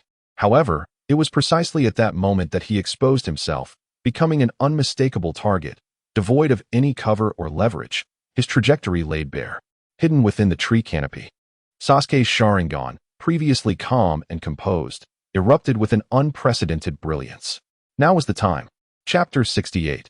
The perfect trio. At the moment Kakashi exposed himself in midair to evade Naruto's coordinated assault. A fleeting theoretical opportunity for absolute attack was simultaneously perceived by the three individuals on the training ground. Surprisingly, it was not the hunter Sasuke who first took action, but the ever-prepared Sakura Haruno, who had been waiting in the dense forest on the opposite side. Her movements were devoid of any superfluous preparatory postures. With a subtle shift of her body, her arm traced an exquisitely fluid and swift arc before her, the motion itself imbued with a touch of elegance. Yet, at the very instant she executed her strike, a layer of pale blue chakra, refined to perfection, enveloped her palm. Channeling an immense force into the shuriken she grasped between her fingers. Swish, swish, swish, swish. As these shuriken were released, they emitted a sharp whistle akin to bullets leaving the barrel, rather than the usual sound of ordinary shuriken slicing through the air. With Sakura's hands moving in a flurry, dozens of gleaming shuriken, propelled by sheer strength, tore through the air at a speed nearly imperceptible to the naked eye, creating translucent ripples as they soared towards the airborne target, which could not evade its fate. Simultaneously, Sasuke, concealed among the treetops on the opposite side, sprang into action. His crimson Sharingan, adorned with its distinctive tomo, accurately tracked and anticipated the trajectories of the flying shuriken at the moment Sakura launched her attack. Instead of initiating his own assault, he opted for a more synchronized and lethal strategy, an augmentation of firepower. Fire release, Phoenix Fire technique. Sasuke's chest swelled slightly as he rapidly formed hand seals before unleashing a powerful stream of flames from his mouth. Yet, this was not merely a fireball. It was a collection of several fist-sized globs of viscous fire, compressed and condensed through his chakra, under the precise guidance of his Sharingan. These fiery projectiles arced through the air like homing missiles, perfectly timed to intersect the path of the shuriken, allowing the flames to adhere to the high-velocity metal weapons. In an instant, the flames fused seamlessly with the rapidly spinning shuriken. What was once a mere silver glimmer of death transformed into a breathtaking and deadly meteor shower, reminiscent of scattered phoenix flowers, ablaze in brilliant crimson flames. This was indeed a derivative technique of the Phoenix Fire technique, possessing the searing heat of fire release and the indomitable cutting power of shuriken, far surpassing the potency of the fire alone. However, this was not the conclusion. Just as Sasuke's flames merged with Sakura's shuriken, Naruto's shadow clones, poised on the battlefield's periphery, initiated their support. Wind release, great breakthrough. Several shadow clones quickly formed hand seals, channeling their meticulously refined wind chakra into a powerful gust expelled from their mouths. This rush of air lacked significant lethality, yet its target was not Kakashi. Its target was the torrent of fiery shurikens soaring towards Kakashi. The flames, aided by the wind's force, surged forth with ferocity. The initially fist-sized fireball, bolstered by this powerful gust, instantaneously expanded into colossal flames, each the size of a human head, blazing fiercely. The speed of their flight accelerated dramatically, akin to flaming meteors hurled from a catapult, hurtling towards Kakashi in midair with an earth-shattering momentum. Sakura's immense strength, Sasuke's crimson poisonous flower claw, and Naruto's monumental breakthrough coalesced into a flawless and lethal trio of jutsu from Team 7. Confronted with this formidable triadic assault that would send shivers down the spine of any elite ninja, Kakashi's shadow clone in midair finally exhibited a flicker of genuine resolve, a demeanor he recognized as solemnity. He understood that this strike demanded utmost seriousness. Suspended in midair with no leverage, and in a state of complete weightlessness, he contorted his body into an incredible posture, forcefully adjusting his center of gravity as his hands, swift as phantoms, completed the hand seals. Water style, water barrier. A tremendous torrent of water materialized before him, as if the moisture in the surrounding air had been instantaneously siphoned away, forming a vast, semi-bowl-shaped, rapidly rotating, impenetrable water curtain that enveloped his entire being. In the next moment, the deluge of fiery shurikens collided violently with this swirling wall of water. The resounding clash of water and fire erupted thunderously. The flames instantly vaporized the flowing water curtain, unleashing a torrent of scorching white steam that spread like a tsunami in all directions. In an instant, the entire third training ground was shrouded in a dense, white mist so thick that one could not see their hand before their face. Yet, while the water curtain successfully extinguished the flames clinging to the shurikens, those solid shurikens hurled by Sakura's tremendous strength did not succumb entirely to this aqueous barrier. The water merely diminished their kinetic energy significantly, yet their penetrating force remained intact. With a series of dull thuds, the numerous shurikens, now devoid of flames, broke through the defenses of the water barrier, continuing their relentless charge towards the indistinct figure behind the curtain. What? Kakashi's voice, filled with astonishment, resonated for the first time amidst the thick mist. He had not anticipated that his formidable water barrier, capable of withstanding the jutsu of elite shinobi, would fail to completely thwart the shurikens cast by a seemingly fragile young girl.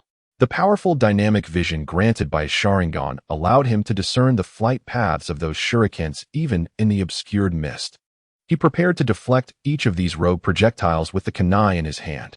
However, at that moment, from the depths of the dense forest, Sakura's clear voice echoed like the decree of death. She formed the final hand seal with both hands.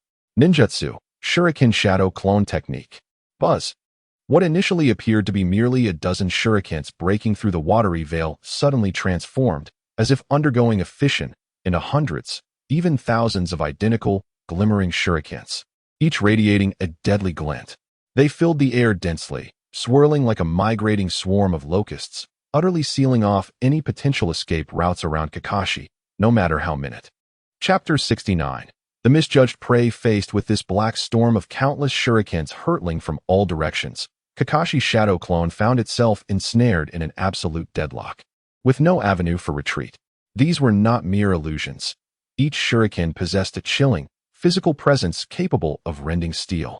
The air was thick with the razor-sharp whistling produced by countless blades slicing through it, sending shivers down one's spine. For Kakashi, evasion or defense had become a far-fetched notion. The substitution technique held no value, as the entire space had been filled with this rain of death, leading to an inevitable fate no matter where he attempted to move. What a remarkable deadlock it was. Amidst the dense fog, Kakashi's shadow clone, rather than succumbing to panic, emitted a low, appreciative chuckle. His already scarce chakra, strained by the need to maintain his Sharingan, left him with no room for any further high-energy maneuvers. Yet, the situation before him compelled him to take one last gamble. Earth release, earth flow wall. With hands moving like phantoms, Kakashi swiftly completed the necessary hand seals, then pressed down forcefully. Boom! The ground before him trembled violently, as if an ancient beast were awakening from the depths. In an instant, a massive, sturdy wall of earth, intricately carved with three lifelike hound heads at its center, erupted from the ground, standing as the most formidable shield against the storm of flying shurikens. Clearly, though Kakashi aimed to conserve chakra, his body remained obedient, never forgetting to embellish his earthen wall with the iconic hound heads. Clang, clang, clang, clang, clang. The multitude of shurikens, descending like a torrential downpour, collided fiercely against the thick wall, igniting countless sparks and producing a deafening metallic roar that was enough to send one's teeth on edge. The wall bore numerous dents and scratches from the assault, yet it ultimately succeeded in withstanding this lethal barrage. Within the mist, Kakashi's shadow clone leaned against the wall, breathing heavily. Fortunately, he mused internally. This girl's shuriken shadow clone technique was still at a novice level, capable only of producing numerous shurikens that followed a simple linear trajectory. The shuriken shadow clone technique was an advanced ninjutsu, a profound creation inspired by the second Hokage's shadow clone technique, developed by the third Hokage. When the third Hokage himself unleashed his technique, he could conjure thousands of shuriken, each possessing an independent trajectory, to relentlessly assail his foes from all directions, enveloping them in a suffocating net of continuous attacks. To withstand such a formidable barrage of shadow shuriken from the third Hokage, Kakashi would need to simultaneously erect 4 earthen walls around himself, forming a fortified bastion that might barely withstand the onslaught, rather than simply dissolving the threat with a single earthen barrier as he did now. After the wall rose, Kakashi propelled himself off it, leveraging the momentum to return to the ground. In tandem, his figure darted swiftly among Naruto's shadow clones, his kunai dancing through the air like a tiger among sheep, adeptly dismantling them one by one, each vanishing in a puff of white smoke. How infuriating! Witnessing this seemingly lethal situation being so effortlessly unraveled by Kakashi, Naruto's true form, hidden in the distant forest, could not suppress a sound of dismay. As Kakashi cleared away Naruto's shadow clones, his keen eyes darted rapidly, analyzing the battlefield. From the trajectory of the previous assault, he deduced the approximate locations of Sakura and Sasuke. Sakura was nestled in the western thicket near the river, positioned to draw upon abundant water for her water release techniques. Sasuke occupied a high vantage point atop the eastern treetops, allowing him to observe the battlefield through his Sharingan and poised to launch surprise attacks. A long-range artillery, an opportunistic assassin, and Naruto, the heavy infantry responsible for direct harassment and drawing fire. This constituted a perfect, textbook tactical triangle. His mind raced with calculations. Sasuke, being a Uchiha, undoubtedly excelled in close combat. Though Naruto lacked intellect, his reckless fighting style and boundless stamina made him adept at grappling. And then there was Sakura. His thoughts drifted to her dossier. Theoretical excellence, chakra control, specializing in medical ninjutsu and water release. His gaze swept across the thicket where Sakura concealed herself. The dossier did not mention any proficiency in taijutsu. Coupled with her snow-white skin and slender, graceful physique, it seemed improbable that she had engaged in rigorous physical training. The body of a ninja tells the tale of their training. The marks left by years of taijutsu practice cannot be concealed. Her hands belonged to a surgeon, not a fighter. In an instant, Kakashi reached a conclusion. Taijutsu was her Achilles heel. Her role must be that of a distant support and medic, lurking in the rear. He even found time to chuckle inwardly, thinking, if this seemingly delicate girl had secretly mastered the Hyuga clan's gentle fist, I would concede defeat today without hesitation. Having identified his target, Kakashi resolved to conclude the battle swiftly. He would no longer play games with the remaining, non-threatening shadow clones of Naruto. His hands swiftly formed several distinctive seals before his chest. Lightning release, lightning beast tracking fawn. ZZZZ. A blinding flash of blue and white lightning erupted explosively from his right hand. However, this was not merely a lightning strike. Rather, it was an advanced ninjutsu, uniquely crafted through an exquisite transformation of chakra based on the lightning blade. The tumultuous lightning surged forth from his palm, materializing in midair into a ferocious wolf composed entirely of pure electricity, its jaws bared and exuding an aura of destruction. The wolf's fur was woven from countless arcs of flickering electricity, and its eyes were 2 intensely concentrated orbs of pure white lightning. With a resounding howl, the lightning wolf charged forth like a bolt of blue and white, instantly reducing all remaining shadow clones of Naruto ahead to nothing but wisps of white smoke. Simultaneously, Kakashi's real body sprang into action, trailing closely behind the lightning wolf, transforming into a silver specter. His objective was clear. He sped directly towards what he assessed to be the weakest link of the team, Sakura Haruno, who was situated in the dense forest. Chapter 70. Hunter and Prey. As Kakashi's shadow clone, along with his lightning rod hound, surged forward as a streak of silver blue towards Sakura. The other two corners of the training ground witnessed simultaneous movements from Sasuke and Naruto. Their eyes betrayed no hint of panic, nor did they exhibit the reckless fervor typically ignited by a comrade's ambush.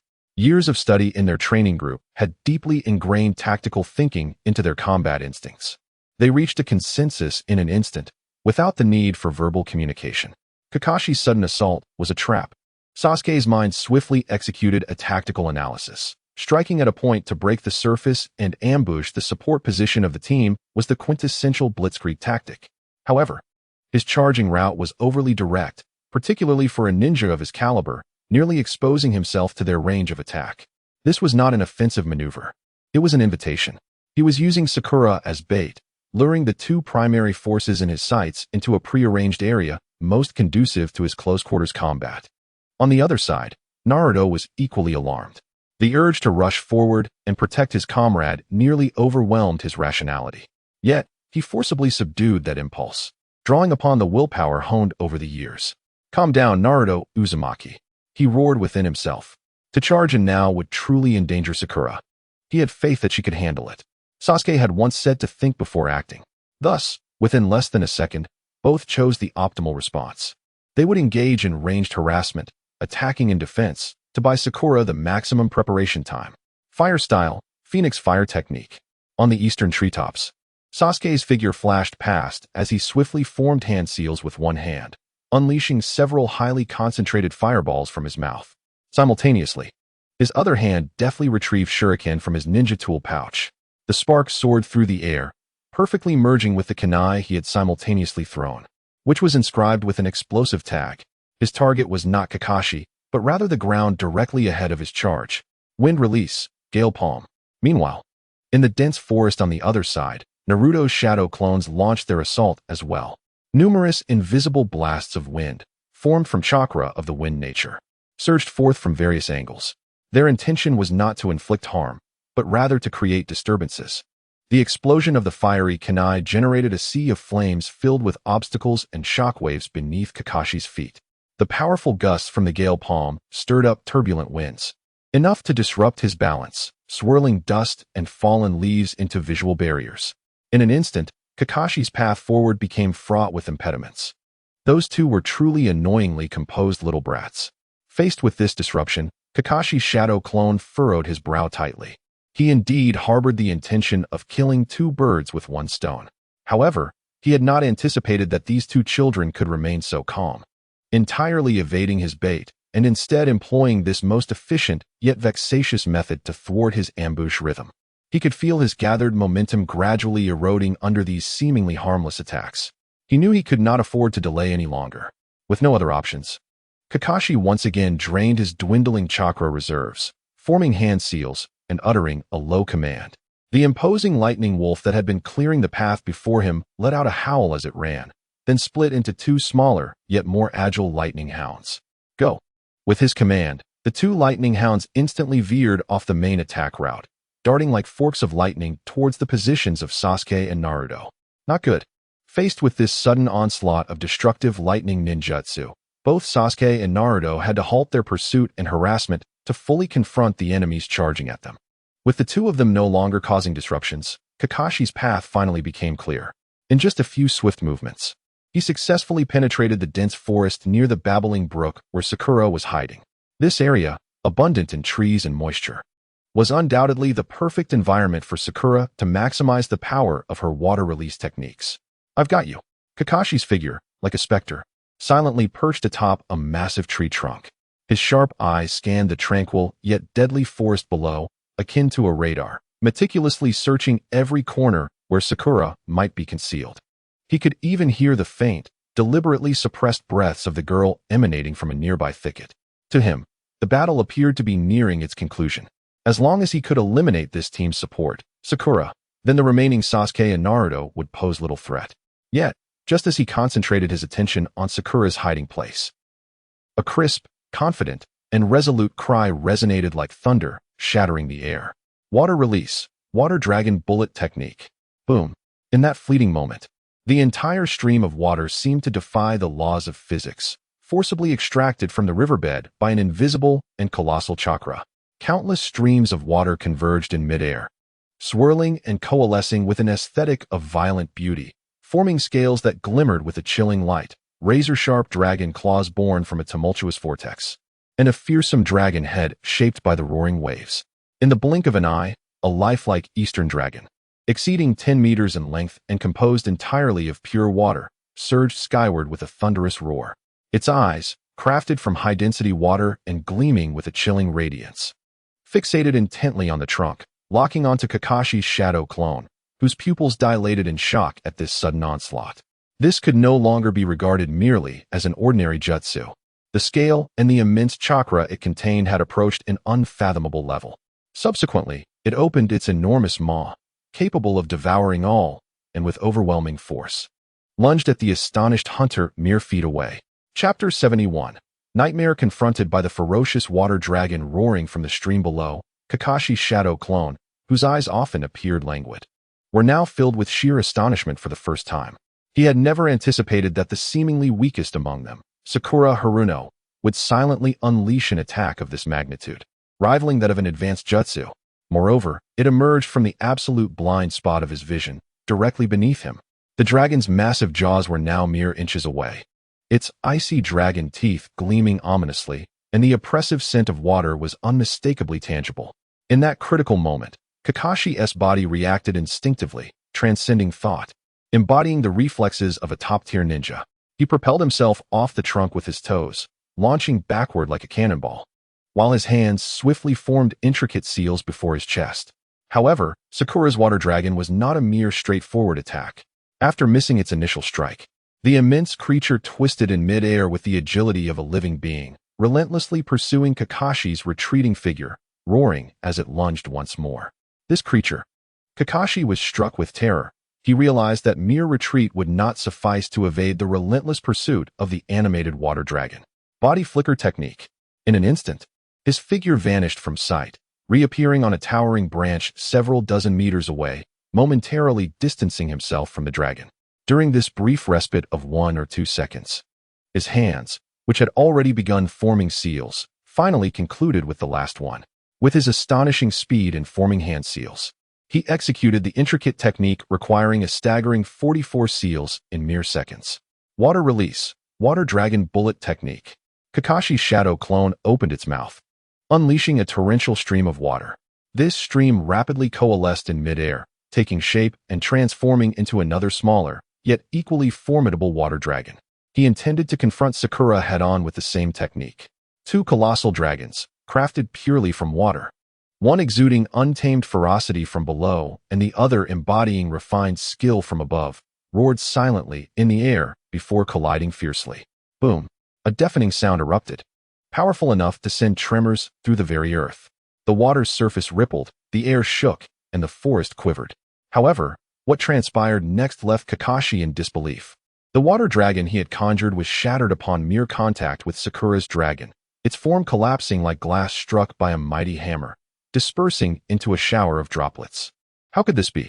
Kakashi's mind raced with shock. His water dragon's chakra concentration and stability should have been flawless. Was her water dragon's power greater than his? Without a moment's hesitation, he intensified his chakra input. The water dragon, on the brink of disintegration, managed to hold its form only through the influx of energy. The 2 titanic dragons roared and clashed violently in the air, entangling in a fierce battle. Ultimately, with another earth-shattering explosion, they both burst apart. The 2 water dragons disintegrated completely, transforming into a torrential downpour that enveloped the clearing in a chill of cold water. Raindrops fell upon Kakashi, and in that instant, he felt a sudden numbness throughout his body. Alarm bells rang in his mind. No, these raindrops are absorbing my chakra. Kakashi's instincts kicked in. He quickly deduced that this was no ordinary water dragon bullet. A more potent water dragon bullet. With the added effect of chakra absorption, could this be the original water release technique crafted by the second Hokage himself? He dared not linger, executing a body flicker technique to escape the bizarre downpour at lightning speed. Yet, as an elite jonin, Kakashi possessed vast combat experience. Although he had suffered a significant setback in their ninjutsu clash, he had precisely pinpointed Sakura's hiding place through his keen chakra perception amid the violent clash of energies. "I found you." He retrieved a kunai shimmering with a chilling light from his tool pouch. Lightning blade, with a piercing shriek, reminiscent of 1,000 birds in chorus. A surge of blue-white, utterly concentrated, and destructive lightning power surged into the kunai. He forcefully hurled the kunai, entwined with the power of lightning. With a might capable of piercing gold and splitting stone, aiming directly at the immensely thick trunk of a tree not far away. Sakura, who was hiding behind the tree, instantly sensed a chilling and deadly crisis that made her hair stand on end. With no time to think, she instinctively relied on her battle instincts and awkwardly dove to the side. Boom! Just as she left her original position, the kunai embedded itself fiercely into the massive trunk that required 2 people to embrace it. The violent force of the lightning erupted explosively. The entire tree was obliterated into a flurry of debris by that small kunai. Sakura rolled on the ground to cushion her fall and quickly sprang to her feet. Immediately adopting a defensive stance, her emerald eyes scanning the surroundings warily in search of Kakashi's presence. Then she saw him. Kakashi's shadow clone did not take the opportunity to launch a counterattack, but rather stood leisurely on a nearby branch, looking down at her with a composed demeanor. At that moment, their gazes met across the hazy mist that enveloped the area. Sakura's pupils constricted sharply. She beheld the crimson Sharingan in Kakashi's eye. There was no physical contact, no superfluous movements, just a single glance. Sakura felt a sudden wave of vertigo wash over her. Everything before her began to blur, twisting like ripples on water. The shattered tree, the enveloping mist, the distant figure of Kakashi, everything seemed to be drawn into a colossal vortex, the center of which was the ominous, swirling red eye. When her vision regained clarity, she found herself weakly kneeling in the cold, muddy ground. What was happening? Instinctively, Sakura pressed her hand to her dizzying forehead, only to feel a warm, sticky fluid. Trembling, she brought her hand before her eyes, stained with glaring scarlet blood. No. Her pupils narrowed in horror. A surge of painful and despairing memories, the most terrifying kind, flooded her mind like a broken dam. She trembled as she looked down and discovered her daughter, the one with red glasses and short black hair, Uchiha Sarada, lying lifeless in her arms, drenched in blood, devoid of any breath. Chapter 72. Victorious, the crimson nightmare descended under the gaze of the Sharingan. Sakura knelt in the icy mud, her body trembling uncontrollably. With quivering hands, she gently caressed her daughter's once warm and now cold, pale cheek, tenderly tucking the blood-matted black strands behind her ear. Since her rebirth, the passage of years had allowed her to bury many memories of her past life deep within her heart. Yet this scene before her was the deepest scar, one that would never heal. She remembered how her daughter, Uchiha Sarada, had fallen forever into her embrace during a sudden attack. At this moment, Sakura's soul seemed to be torn asunder. One half belonged to her as a mother, engulfed in an agonizing grief over the loss of her dearest, emitting a silent, heart-wrenching wail. This anguish was so absolute, so tangible, that it nearly consumed her sanity entirely. The other half was that of a reborn soul, one who had once tasted death and returned to life. It was like the cold ice of the deep sea, observing everything with a calm and indifferent gaze. It understood clearly that all that lay before her was but an illusion, a construct of fear meticulously crafted by Kakashi, designed to strike at her core vulnerabilities. Yet, the weight of reality in her arms, the chill of her daughter's lifeless body, the metallic scent of blood in her nostrils, she found it almost impossible to let go. Reluctantly, Sakura clutched Sarada's cold form tightly to her chest, pressing her cheek against her daughter's lifeless face, as tears began to flow uncontrollably from her eyes. Meanwhile, in the realm of reality, Kakashi's shadow clone stood not far away, coldly observing the scene unfold. The use of the illusionary technique was a burden for a clone with limited chakra. He could feel the chakra that constituted his being growing thin and unstable. Watching Sakura, who sat trembling on the ground, weeping in agony, Kakashi realized she had already succumbed in this life-or-death struggle. Having succumbed to the mental shock of the illusion, she had lost all awareness of her surroundings. Even the most ordinary shuriken could easily pierce her heart at this moment. Yet, this was merely an assessment. Kakashi sighed deeply. He chose not to escalate his attack further. Instead, he formed hand seals, preparing to ensnare her with a binding jutsu. From the damp earth beneath him, streams of water surged forth, coiling like serpents, advancing towards Sakura with the intent to bind her completely. Kakashi dared not underestimate Sakura. He refrained from using ordinary ropes. The water whip was one of the signature techniques of the Umbu of the Mist Village, which he had perfectly replicated years ago with his Sharingan. The user could manipulate the water to form a long whip, capable of binding the target's movements or inflicting physical damage directly. How remarkable it was, he mused, that this prodigious girl, whom the third Hokage held in such high regard, could withstand nearly 80% of his strength until now. Just as the water whip was about to reach Sakura, his crimson three-tomo Sharingan suddenly constricted. Something was amiss. He keenly sensed that Sakura's arm, which hung behind her and appeared to tremble with sorrow, bore an inexplicable, deliberate rhythm. Moreover, the chakra within her, which should have been in turmoil due to the illusion, surged forth like an awakened volcano, fierce and tumultuous. But at this moment, it was too late for him to react. In an instant, the girl, who had been ensnared in the web of fear and sorrow conjured by the illusion just a moment ago, saw the anguish and despair on her face vanish without a trace. She slowly lifted her head, her once tear-filled emerald eyes now radiating a fierce and chilling anger. As she spoke, the hand that had been concealed behind her completed its hand signs. Kakashi-sensei, her voice resonated like ice from the depths of the abyss, cold and piercing. I am enraged. Water release, water severing wave. Boom. A column of high-pressure water, shimmering with a terrifying glint, erupted from Sakura's mouth at a velocity surpassing sound, resembling an indomitable blade. This torrent of water surged directly toward Kakashi, whose pupils had constricted in shock at the astonishing turn of events. In this critical moment, Kakashi's shadow clone, utilizing the last remnants of chakra, barely executed the body flicker technique, narrowly evading the lethal strike. Yet, the dense forest behind him was not as fortunate. The slender jet of water, with the power to pierce gold and shatter stone, effortlessly tore through several colossal trees that required multiple people to encircle. The once formidable trunks crumbled before it, as fragile as tofu, their severed ends smooth as a mirror. Undeterred by the failure of her initial attack, Sakura swiftly pivoted her head. The laser-like water column followed her movement, carving a vast arc as it swept to the side. Swish! The expansive forest before her was cleaved as if reaping wheat, the water jet slicing through with precision. Kakashi's shadow clone, nearly depleted of chakra, attempted to evade once more. But this time, he was powerless to alter his fate. He could only watch helplessly as the deadly stream flashed past his waist. In an instant, his entire world spun into chaos. Splurt! Kakashi's shadow clone was effortlessly bisected, exploding into a thick cloud of white smoke. Meanwhile, at the edge of the training ground, the real Kakashi, leisurely observing the battle with a book in hand, felt a sudden jolt. Thud! The novel slipped from his grasp, falling to the ground due to the unexpected shock. The entirety of the combat experience endured by his clone, the attacks sustained, and the visceral sensation of being bisected returned to him in a rush. Kakashi remained silent for a long while, then, with a hint of exasperation, tapped his forehead and bent down to retrieve the fallen book, brushing off the dust. What an extraordinary girl, he murmured to himself, his tone laced with a mix of resignation and a trace of excitement he had yet to recognize.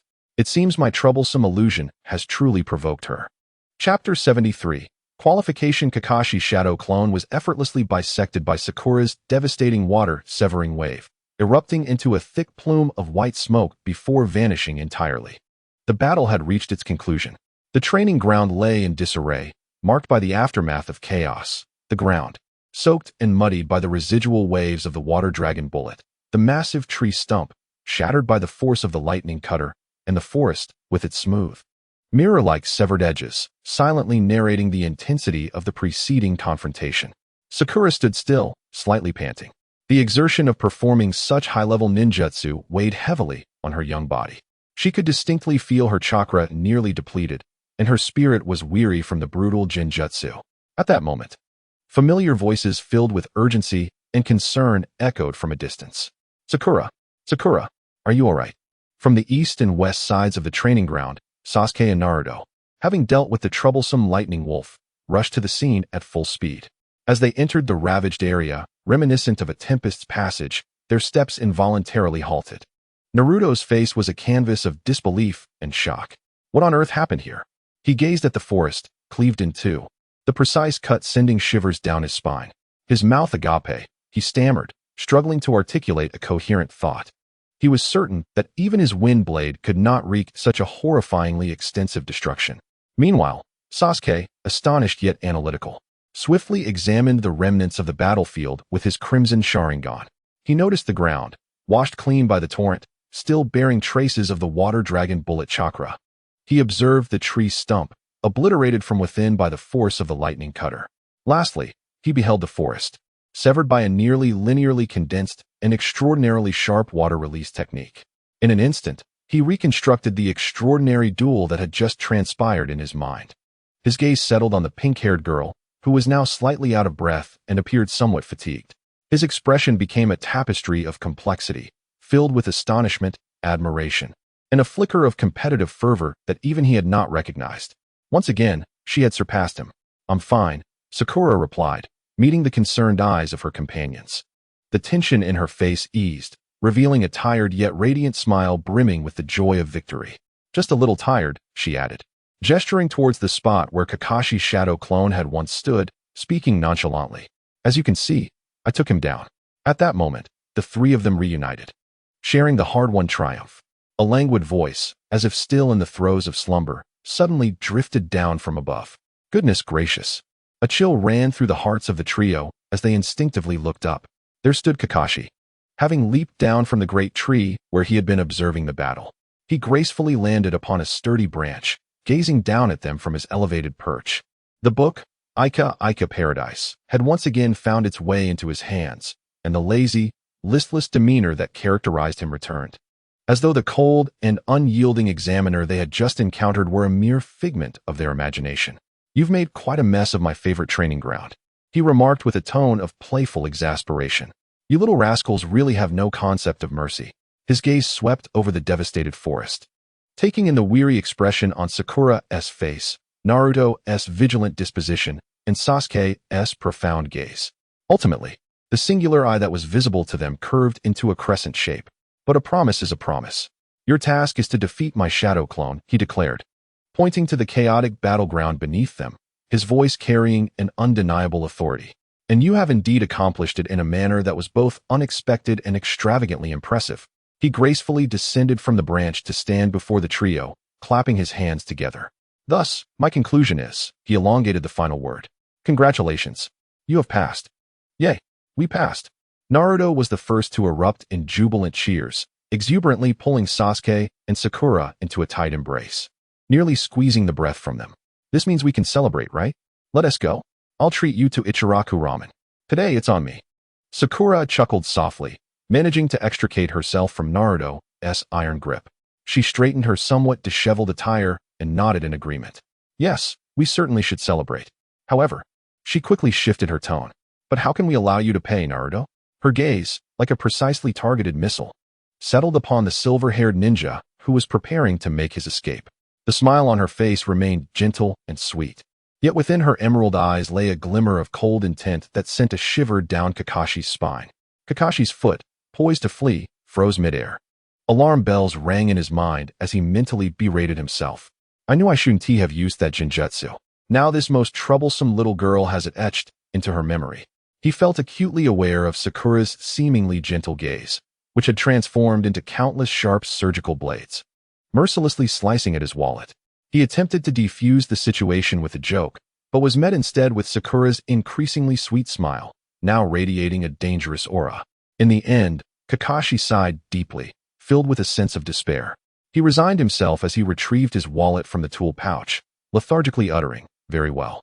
To celebrate my three most delightful students officially becoming ninjas today, let this unworthy teacher treat you." Chapter 74, The Essence of a Rank Mission, Part 1. The following morning dawned bright and sunny. At the entrance of the Uchiha clan's territory, Sasuke and Naruto were already prepared, ready for their journey. The tension and fatigue from the previous night's final examination had vanished, replaced by an exhilarating sense of novelty and anticipation that accompanied their newfound identities as true ninjas. Rather than waiting within the clan grounds, they instinctively made their way to Sakura's home, just as they had done for countless days over the past few years. Upon their arrival, Sakura emerged. Having just opened her door, she had donned a brand new, combat-friendly red chipao. The polished forehead, adorned with the glimmering Konoha headband under the sunlight, added an air of spirited elegance to her already striking visage. The trio exchanged knowing smiles, understanding each other without the need for words. They were no longer mere students. They were comrades, allies, ready to embark on the path of ninjas as Team 7. However, their guiding Jonin, who was meant to usher them into this new chapter, was, as usual, tardy. How infuriating. What on earth is that white-haired teacher doing? Naruto grumbled, pacing restlessly at the designated meeting spot, voicing his frustration. He was so punctual during the exam yesterday. I thought he had changed his ways. Yet here we are on the first day, and he is back to his old self. Sakura appeared calm, leaning against a nearby tree with her arms crossed, offering a gentle reassurance. Well, Naruto, just take it easy. Didn't Sasuke say that being late is part of Kakashi-sensei's persona? Sasuke, with his hands tucked in his pockets, closed his eyes, seemingly indifferent to the world around him. As the sun climbed to its zenith, just as Naruto was about to shake the large tree at the entrance, that familiar figure finally appeared at the end of the path. Good morning, everyone, Kakashi greeted, waving his hand with his characteristic nonchalance. Morning? It's already noon. Naruto bellowed in exasperation. My apologies. This morning, I encountered an elderly lady in need of assistance on my journey of life, Kakashi replied, his excuse riddled with holes, prompting a collective sigh of resignation from the trio. In the Hokage's office, the third Hokage gazed at Team 7, a group that, despite its youth, radiated a distinctive aura. A smile of profound satisfaction graced his aged face. He offered the 3 words of encouragement, imbued with heartfelt hopes for their future. Then, he retrieved one of the numerous mission scrolls from the sizable stack representing various ranks and handed it to Kakashi. Kakashi accepted the scroll and led the trio out of the Hokage's office. In the corridor, he slowly unfurled the mission scroll in front of the 3. All right, little ones, he declared in a tone reminiscent of reading an instruction manual, his voice lacking vigor. Our first official mission for Team 7 is as follows. Client, Lady Shizum, the daimyo of the Land of Fire. Mission details. Locate and capture the lost pet cat, Xiaohu. Target characteristics. Brown tabby with a pink bow tied to its right ear. A profound silence enveloped the expansive corridor. The excitement on Naruto's face froze. Even Sasuke's typically impassive countenance betrayed a slight twitch. As a reincarnator, Sakura had long anticipated that their inaugural task would be this quintessentially mundane cat retrieval mission. Yet, upon hearing it announced, she couldn't help but let out a resigned sigh internally. Indeed, there was no escaping it. The next moment, Naruto's furious and incredulous roar resonated throughout the Hokage building. What nonsense is this? Catching a cat. We are a super squad that has vanquished shadow clones of elite Jonin. Why is our first mission something as trivial as chasing after a lost pet cat? I refuse. I demand a more formidable task. Perhaps battling bandits or protecting a princess of a nation. Come now, don't underestimate this mission, Kakashi replied lazily, folding the scroll. With the tone of one who has experienced much, he added, let me tell you, this cat named Xiaohu is quite a formidable opponent. Several teams of lower-ranked shinobi have suffered significant setbacks at its paws. His words did nothing to soothe Naruto's ire. Instead, they only fueled his anger further. In the bustling commercial district of Konoha, Naruto bellowed, I will absolutely catch you, you filthy cat. His furious shout incited a flurry of chaos, igniting a commotion on the lively streets. Shadow Clone Jutsu. Dozens of Narutos leaped and dashed between rooftops and alleys, fervently pursuing the petite figure that darted like lightning. The pet cat, Xiaohu, exhibited agility and elusiveness that belied its adorable exterior, moving with the finesse of an elite shinobi. Sakura stood at a street corner, observing the chaotic scene unfold before her, and sighed resignedly once more. Just then, a shadow silently appeared beside her. It was Sasuke, that idiot Naruto, he remarked. Watching the farce orchestrated by Naruto, he's completely missed the point. Indeed, Sakura nodded in agreement. Sasuke shouted to Naruto, Naruto, stop. You fool, come back. Upon hearing Sasuke's command, Naruto, albeit reluctantly, dispelled all his shadow clones and hurried back, panting. What are you doing, Sasuke?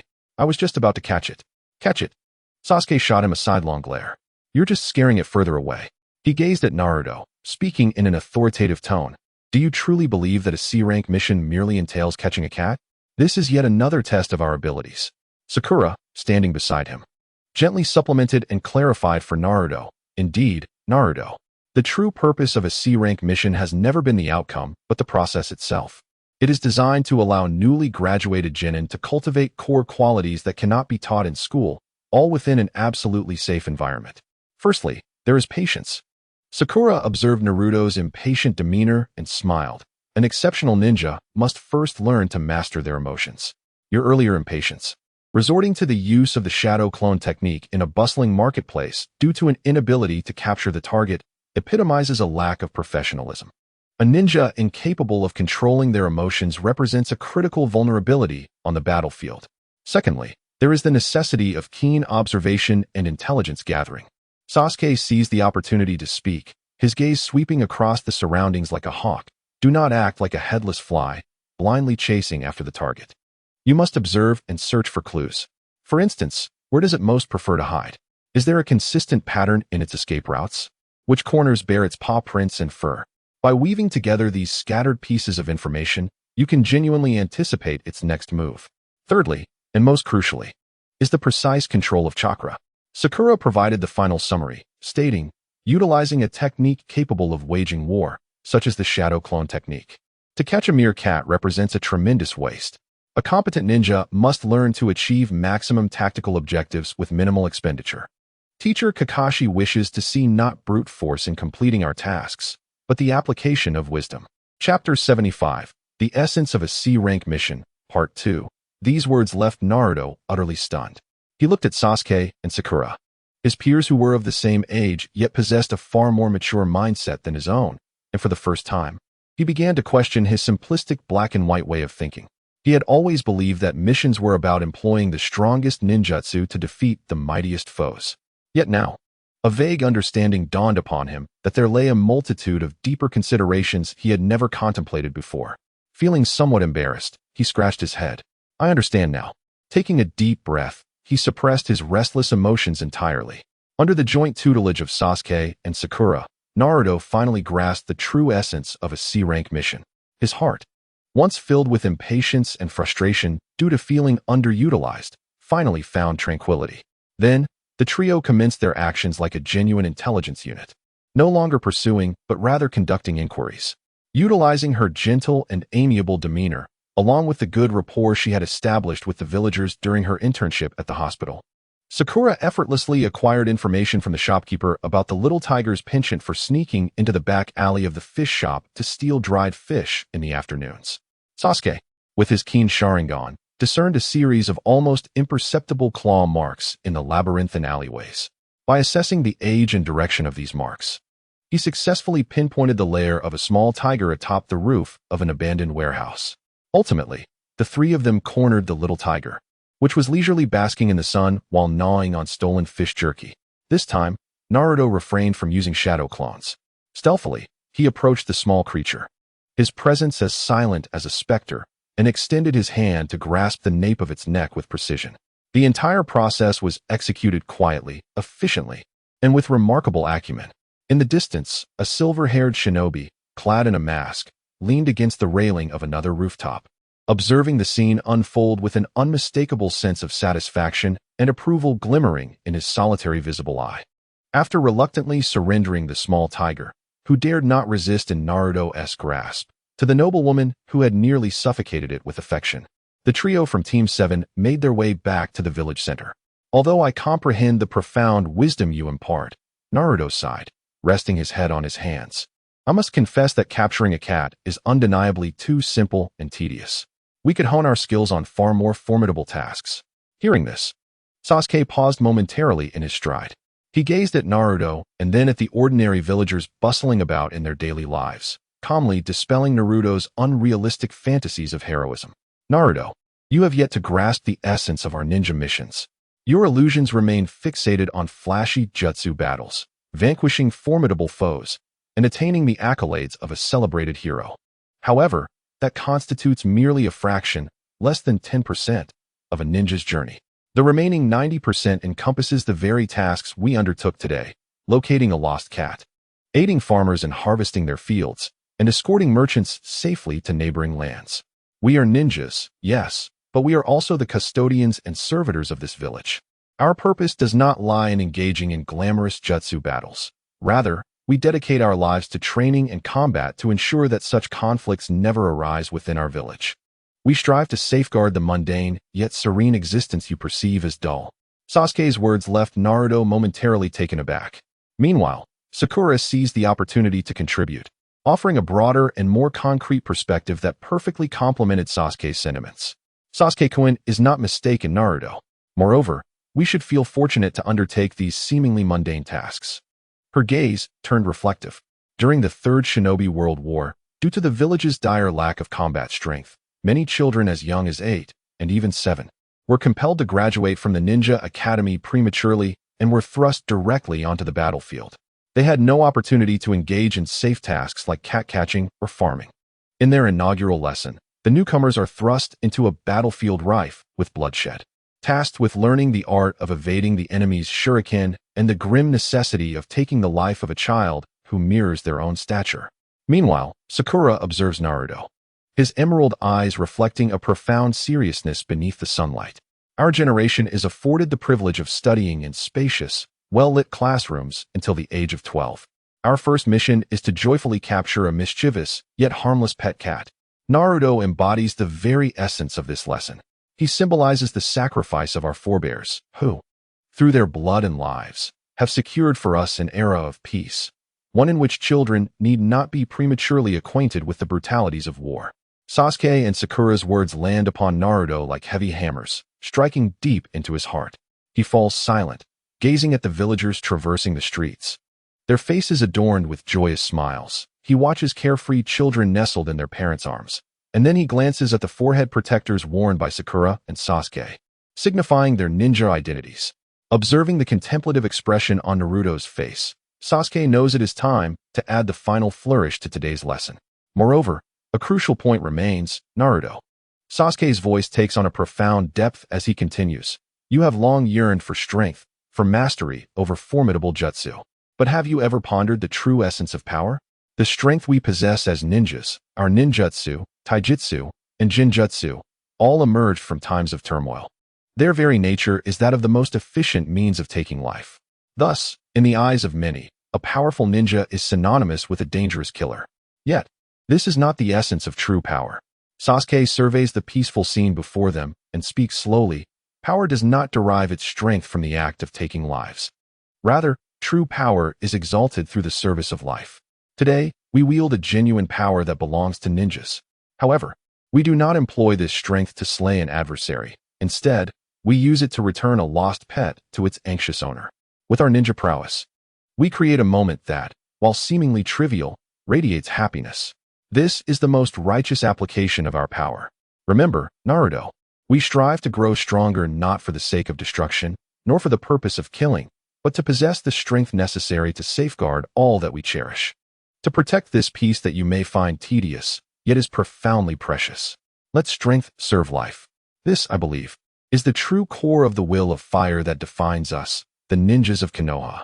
Sasuke's words pierce through the final vestiges of Naruto's heroic fantasies. In this moment, he comprehends fully. His pursuit of strength, his aspiration to become Hokage, is no longer driven by the desire for validation from others, nor the ambition to wield more impressive jutsu. It is, instead, a quest for guardianship, an endeavor to protect the mundane yet invaluable daily life that he once deemed dull. At this moment, his thoughts completed a profound transformation, evolving from a vain seeker of glory into a guardian of peace. Chapter 76, Special Circumstances. In the distance, a silver-haired shinobi, masked and poised against the railing of another rooftop, observed everything with keen eyes. Kakashi's heart, tumultuous beneath his seemingly languid demeanor, surged with unrestrained emotion. True strength does not arise from the extinguishing of life. Rather, it is exalted by the service of life. He repeatedly mulled over Sasuke's final words, his eyes shimmering with a complex and even slightly shocking brilliance. The essence of the will of fire had been articulated by a mere 12-year-old Uchiha boy, who should have been burdened with profound hatred. This reflection drew him back to his own past, recalling the years spent in the shadows, consumed by missions and bloodshed. In this moment, He gained an entirely new and transformative understanding of this boy, Uchiha Sasuke. Those words indeed echoed Sasuke's truest sentiments. Before his traversal into this world, he had observed the realm of Naruto from a detached perspective, finding its values and worldviews woefully distorted. Ultimately, this was a result of the author's insufficient grasp of political and philosophical nuance. Now, having traversed into this world as a participant in the narrative, he felt a deep-seated desire to alter this warped reality, even if only slightly. Perhaps, he could instill the noble concept of power derived from the service of life within his small team of merely 3 members. For the people of this world, such a change could herald an unprecedented advancement. At the Hokage Tower, in the mission reporting room, Sasuke and his companions stood in an orderly line. Kakashi, nonchalantly leaning against the wall, continued to peruse his paradise of affection. The third Hokage, seated behind his desk, listened intently to their succinct mission report. A smile gracing his face. "Well done," he remarked, gently tapping his pipe against the ashtray. His approving gaze rested upon Sasuke and Sakura. "Sasuke, Sakura, your understanding of the essence of D-rank missions is commendable. On one hand, by fulfilling these seemingly simple tasks, you effectively alleviate the villagers' difficulties, nurturing bonds of trust and recognition between yourselves and them. On the other hand, these tasks provide a safe environment to cultivate your foundational skills as ninjas." You both grasped the intent behind this. Upon hearing the Hokage's words, Naruto, though comprehending the underlying reasoning, could not help but scratch his head and voice his concerns. "But, Grandpa Third," he began, addressing the Hokage in a deliberative tone, "we are already quite strong. To be frank, tasks like catching cats are beneath us. Spending excessive time on these missions severely hampers our training progress." He cast a glance at Sasuke and Sakura, noticing the encouraging glances they directed towards him. Gathering his courage, he proposed a suggestion he had long contemplated in his heart. "Therefore, how about this? I will employ the shadow clone technique to undertake those D-rank missions. This way, I can create numerous clones to assist the villagers while ensuring that our 3 original selves continue our training uninterrupted. It's a win-win situation, isn't it?" This statement momentarily halted the third Hokage's action of preparing to smoke. A flicker of genuine astonishment passed through his eyes, which often appeared somewhat clouded. With a smile, he turned his gaze towards the silver-haired Jonin, who was still pretending to read. "Kakashi, as their responsible Jonin, what is your perspective?" Kakashi slowly closed the book in his hands, his eyes sweeping over his 3 overly energetic disciples. "Your idea is quite bold and creative," he acknowledged, before pointing out the inherent risks. Although undertaking D-rank missions does not consume much chakra, the mental and physical exhaustion incurred during such tasks is significant. Are you certain you can manage both the missions and the high-intensity training simultaneously? Absolutely. Without a moment's hesitation, Naruto thumped his chest confidently, shouldering the tasks of both Sakura and Sasuke. "I could handle not just one person's workload, but even if you handed over the D-rank missions for the next year for all 3 of us, it would pose no issue. This level of consumption is trivial for me. I usually disperse dozens of clones to train concurrently." Listening to Naruto's grandiose claims, a smirk involuntarily tugged at the corner of Kakashi's mouth hidden beneath his mask. A pang of jealousy welled up within him. Is this the power of the Uzumaki clan's bloodline and the chakra of the Nine-Tails Jinchuriki? He glanced at the third Hokage, helplessly shrugging his shoulders.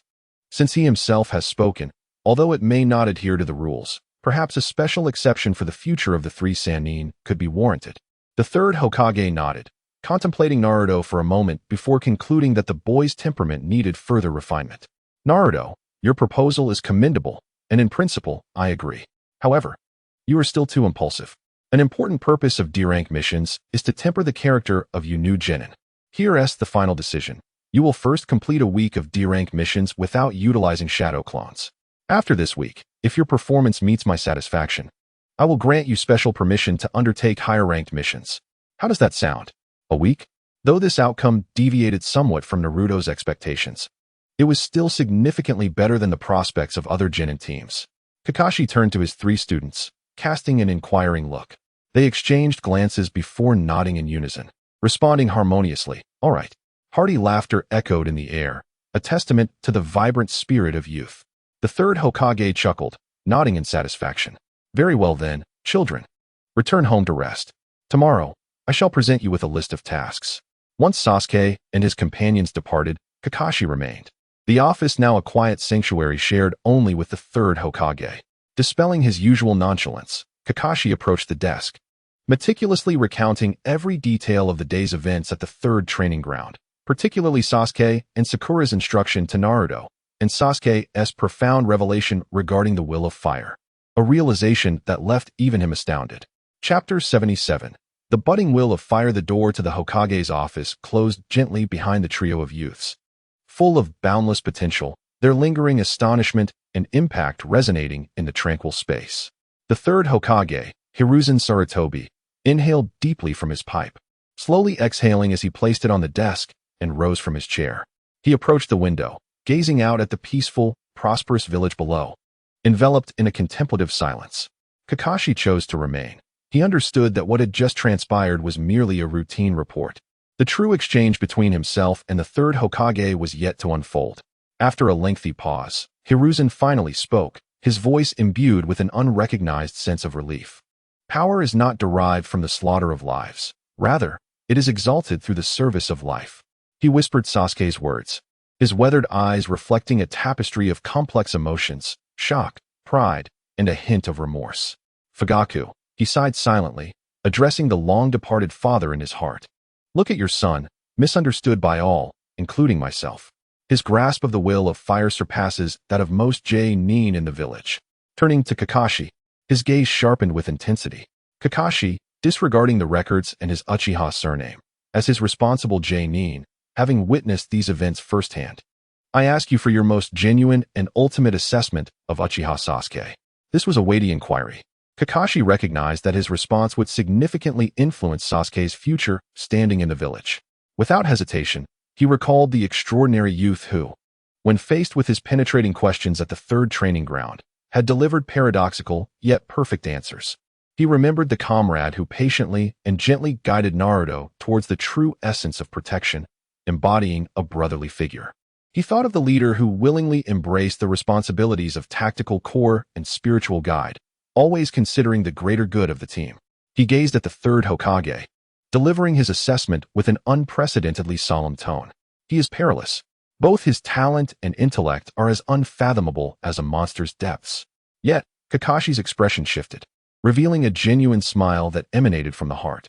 His spirit stood resolutely on the side of light. He was not a vessel of hatred. Rather, he was earnestly striving to become the guardian of his comrades, the leader of this team.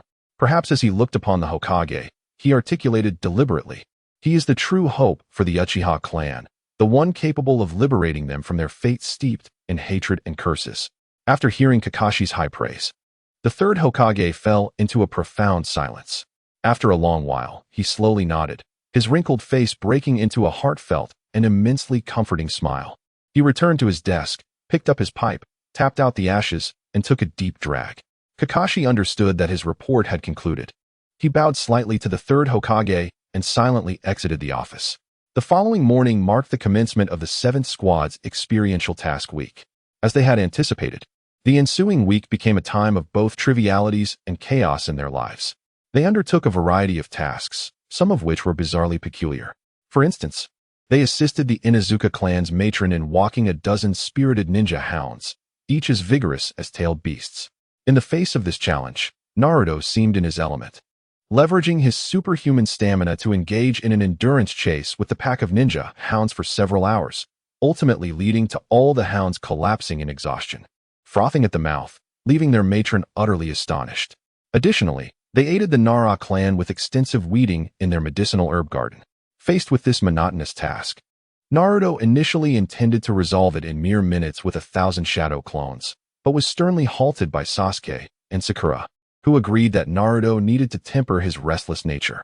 Thus, the three of them toiled under the blazing sun, diligently uprooting weeds in the most primitive manner throughout the day. During this time, Sakura, utilizing her extensive knowledge of pharmacology, discovered several rare herbs among the weeds, which could be used for healing, a delightful surprise amidst their labor. Even more absurdly, they assisted an unnamed, silver-haired masked shinobi in queuing to purchase a limited edition of the latest volume, personally signed by the author of Intimate Paradise. The trio exchanged incredulous glances, as if to say, "Are you joking?" Yet, They resignedly stood in line for a full 3 hours outside the bookstore. Fortunately, they succeeded in procuring a limited edition copy of Intimate Paradise at the last moment. Furthermore, they ventured to the riverbank to collect litter, assisted a barbecue restaurant with deliveries, and even aided a wealthy businessman in testing his newly developed, rather unconventional 3-colored meatballs. A week swiftly passed.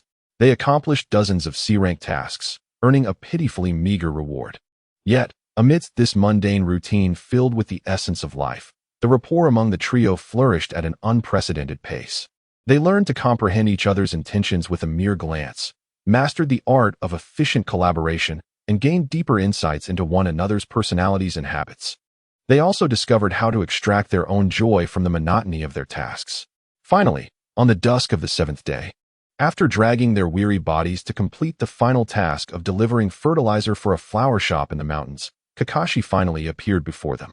Observing his 3 disciples, though dust-laden, their gazes now steadier and more attuned to one another, Kakashi nodded in satisfaction. Chapter 78. The Awakening of Bloodshed. After enduring a week of chaotic C-rank task trials, the trio of Team 7 was finally granted their first genuine holiday as newly minted genin. Kakashi, donning his characteristic languid smile, announced, "Well done, everyone. The 7-day adaptation period for C-rank tasks concludes here. This evening and all day tomorrow are yours to enjoy. Take the time to rest and restore yourselves to peak condition." He paused, a flicker of seriousness crossing his single visible eye.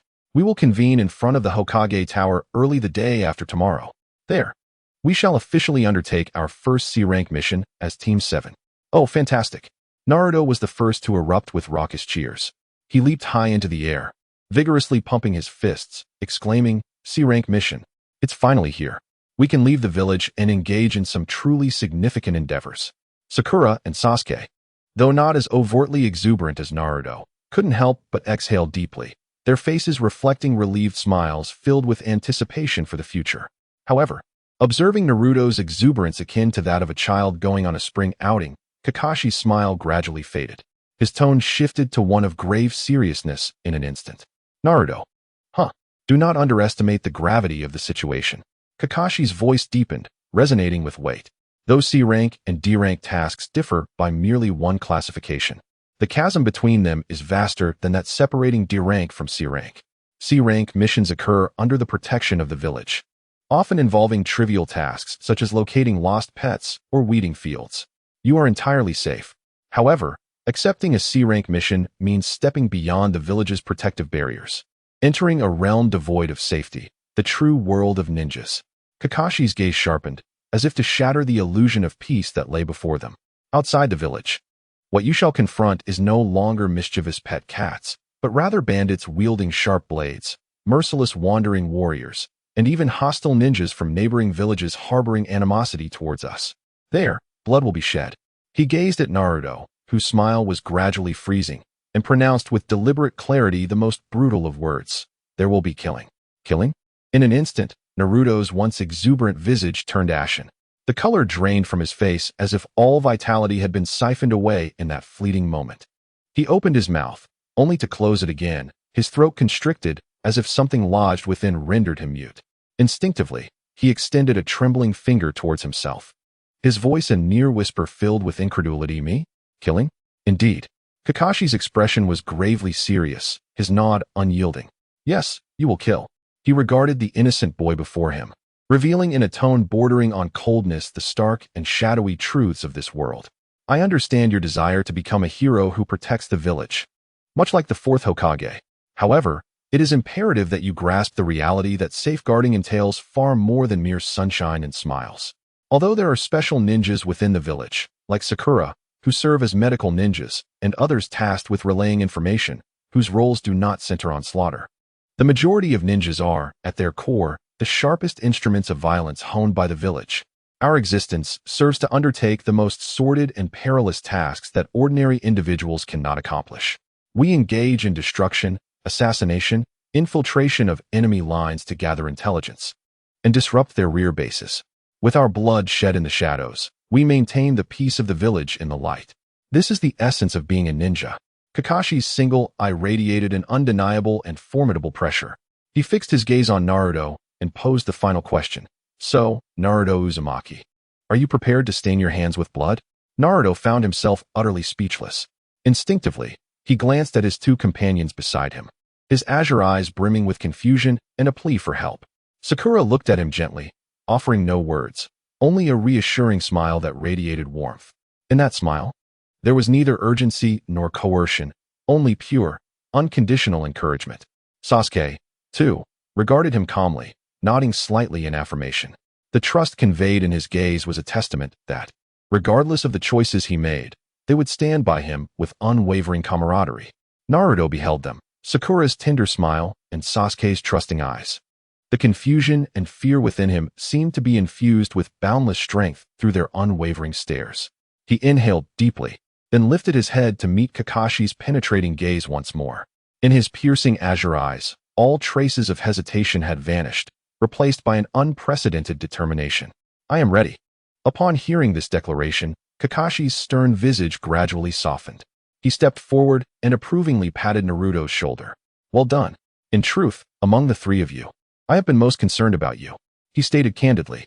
Sasuke, though younger, possessed a resolute spirit and a maturity of thought that far surpassed his peers. He was acutely aware of his purpose. Sakura, with her gentle kindness, had, through her years of internship at the Konoha hospital, grown accustomed to the harsh realities of life and death, adapting to the brutality around her. Her heart was far more resilient than it appeared. But you, Naruto, Kakashi observed, your heart is too kind and too naive.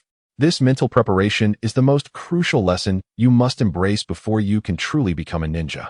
After listening, Naruto revealed a slightly bashful, yet confident smile. He thumped his chest vigorously and assured his teacher, rest assured, Kakashi-sensei, I absolutely, unequivocally will not hold you back. Chapter 79, Guardianship and Responsibility, Part 1. After establishing a week-long pact with Kakashi, the three members of Team 7 welcomed their first genuine day of respite since becoming genin. On this day, they consciously set aside all training and tasks. They first embarked, at Naruto's enthusiastic insistence, on a grand excursion to a barbecue, indulging in a lavish feast funded by their meager mission rewards. Naruto's voracious appetite drew curious glances from neighboring tables, while Sasuke, with measured grace, expertly grilled the finest cuts of beef tongue and tenderloin, meticulously controlling the heat and timing to ensure each piece achieved the pinnacle of flavor.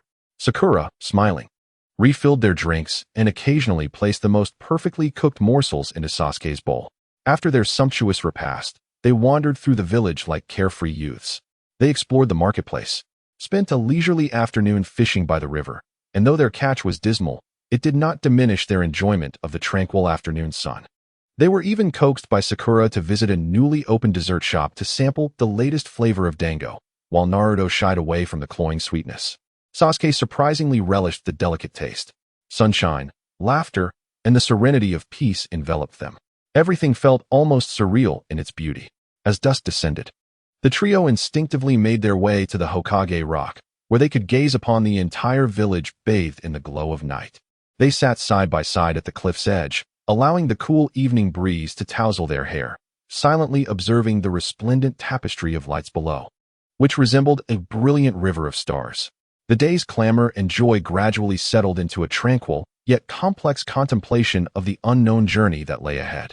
The mountain breeze caressed, bringing with it the night's gentle chill and a faint whisper of impending solemnity. I spoke of Sasuke and Sakura. Ultimately, it was Naruto who first shattered the silence. His voice, stripped of the carefree bravado of daylight, now carried an undertone of tension and vulnerability, unbeknownst even to himself. With a hint of embarrassment, he bared his innermost anxieties to his two most trusted companions. Despite having passionately proclaimed his readiness before Kakashi-sensei just yesterday, asserting that he would not falter, he lowered his gaze to his hands. These hands, roughened by years of training, encapsulated all his toil and sweat, embodying his resolve to grow stronger and protect all that he held dear. Yet, at that moment, they felt strangely foreign to him. I believed I had truly prepared myself mentally for what lay ahead. However, as his voice tightened, the mere thought of those hands potentially staining with blood in the near future, perhaps even taking another's life, ignited a profound unease and fear within him. His dread transcended the act of killing itself. He was more terrified of whether, after committing such an act, He would transform into the very embodiment of those he once despised and feared the most. Sasuke and Sakura listened in silence, fully aware that this was Naruto's most genuine sentiment. The unwavering faade he had exhibited before Kakashi was merely a display of strength, a means to alleviate their concerns. In this moment of candidly acknowledging his fears, he revealed the deepest trust he held for them as family. It was Sakura who first broke the silence. Her demeanor was gentle, yet her gaze was unwaveringly resolute. She turned to the golden-haired boy beside her, who felt a twinge of shame for his vulnerability, and bestowed upon him a smile that radiated warmth and reassurance. "You say you are prepared, Naruto, and I believe you wholeheartedly." Her voice flowed like a clear mountain spring, imbued with a soothing power that seeped into Naruto's heart. "The very fact that you can sit here and openly discuss this matter with us is a testament to your courage and determination. It far surpasses the bravery of those who casually utter the words to kill. Fearing bloodshed and the act of taking a life is entirely natural, for it signifies that you are a kind-hearted individual who possesses a fundamental reverence for life." Sakura gently placed one of her hands over Naruto's tightly clenched fist, allowing his tense body to relax just a fraction. "This is not weakness, Naruto," she continued, her gaze sharpening with tenderness. "This is the most precious and instinctive echo of our humanity. A person devoid of respect for life, indifferent to the act of ending another's existence, is not a ninja. They are a monster, a truly terrifying entity. The purpose of our training as ninjas is not to transform ourselves into such emotionless beings." During her years of internship at the hospital, she had witnessed far too many partings and farewells. She had witnessed ninjas succumb to their injuries and breathe their last, as well as snatch lives back from the clutches of death on the operating table with her own hands. No one understood better than she the preciousness and fragility of life. A doctor who becomes numb to the sensation of the scalpel slicing through skin and severing tissue ceases to be a healer and transforms into a callous butcher. In the same vein, a ninja who feels no weight in the act of taking another's life is not a guardian of the village, but merely a tool for murder. She paused, seemingly gathering her thoughts, striving to convey a deeper, more profound concept that could truly unravel Naruto's heart. "Moreover, Naruto, you must comprehend that the ultimate decision we ninjas make in dire circumstances may not inherently be one of slaughter. When you wield your blade against the enemy to protect your entrusted client, your comrades beside you, and to safeguard countless innocent lives in battle, it is not an act of depriving life. Rather, it is an act of preserving existence in the most extreme of environments, a fierce means of safeguarding life. Protection is the sole and ultimate purpose for which we take up arms." Naruto listened intently, his azure eyes, previously clouded by confusion and fear, gradually replaced by a newfound, deeper understanding. He inhaled deeply, then slowly exhaled, releasing the last vestiges of dread from his heart. His spirits calmed considerably. Chapter 80, Guardianship and Responsibility, Part 2. Sakura's words illuminated Naruto's dark, tumultuous inner world like a warm ray of light. "Guardianship," he murmured, repeating the term. The heavy guilt stemming from his imminent act of taking a life seemed to be slightly alleviated by this word imbued with sacred meaning. The terror of killing appeared to be overshadowed by this sense of duty known as guardianship. He drew in a deep breath and exhaled slowly, his racing heart also settling significantly. Sasuke did not take a seat. He stood tall, positioned slightly in front of Sakura and Naruto, like a silent mountain shielding them from the harshest winds blowing from the cliff's edge.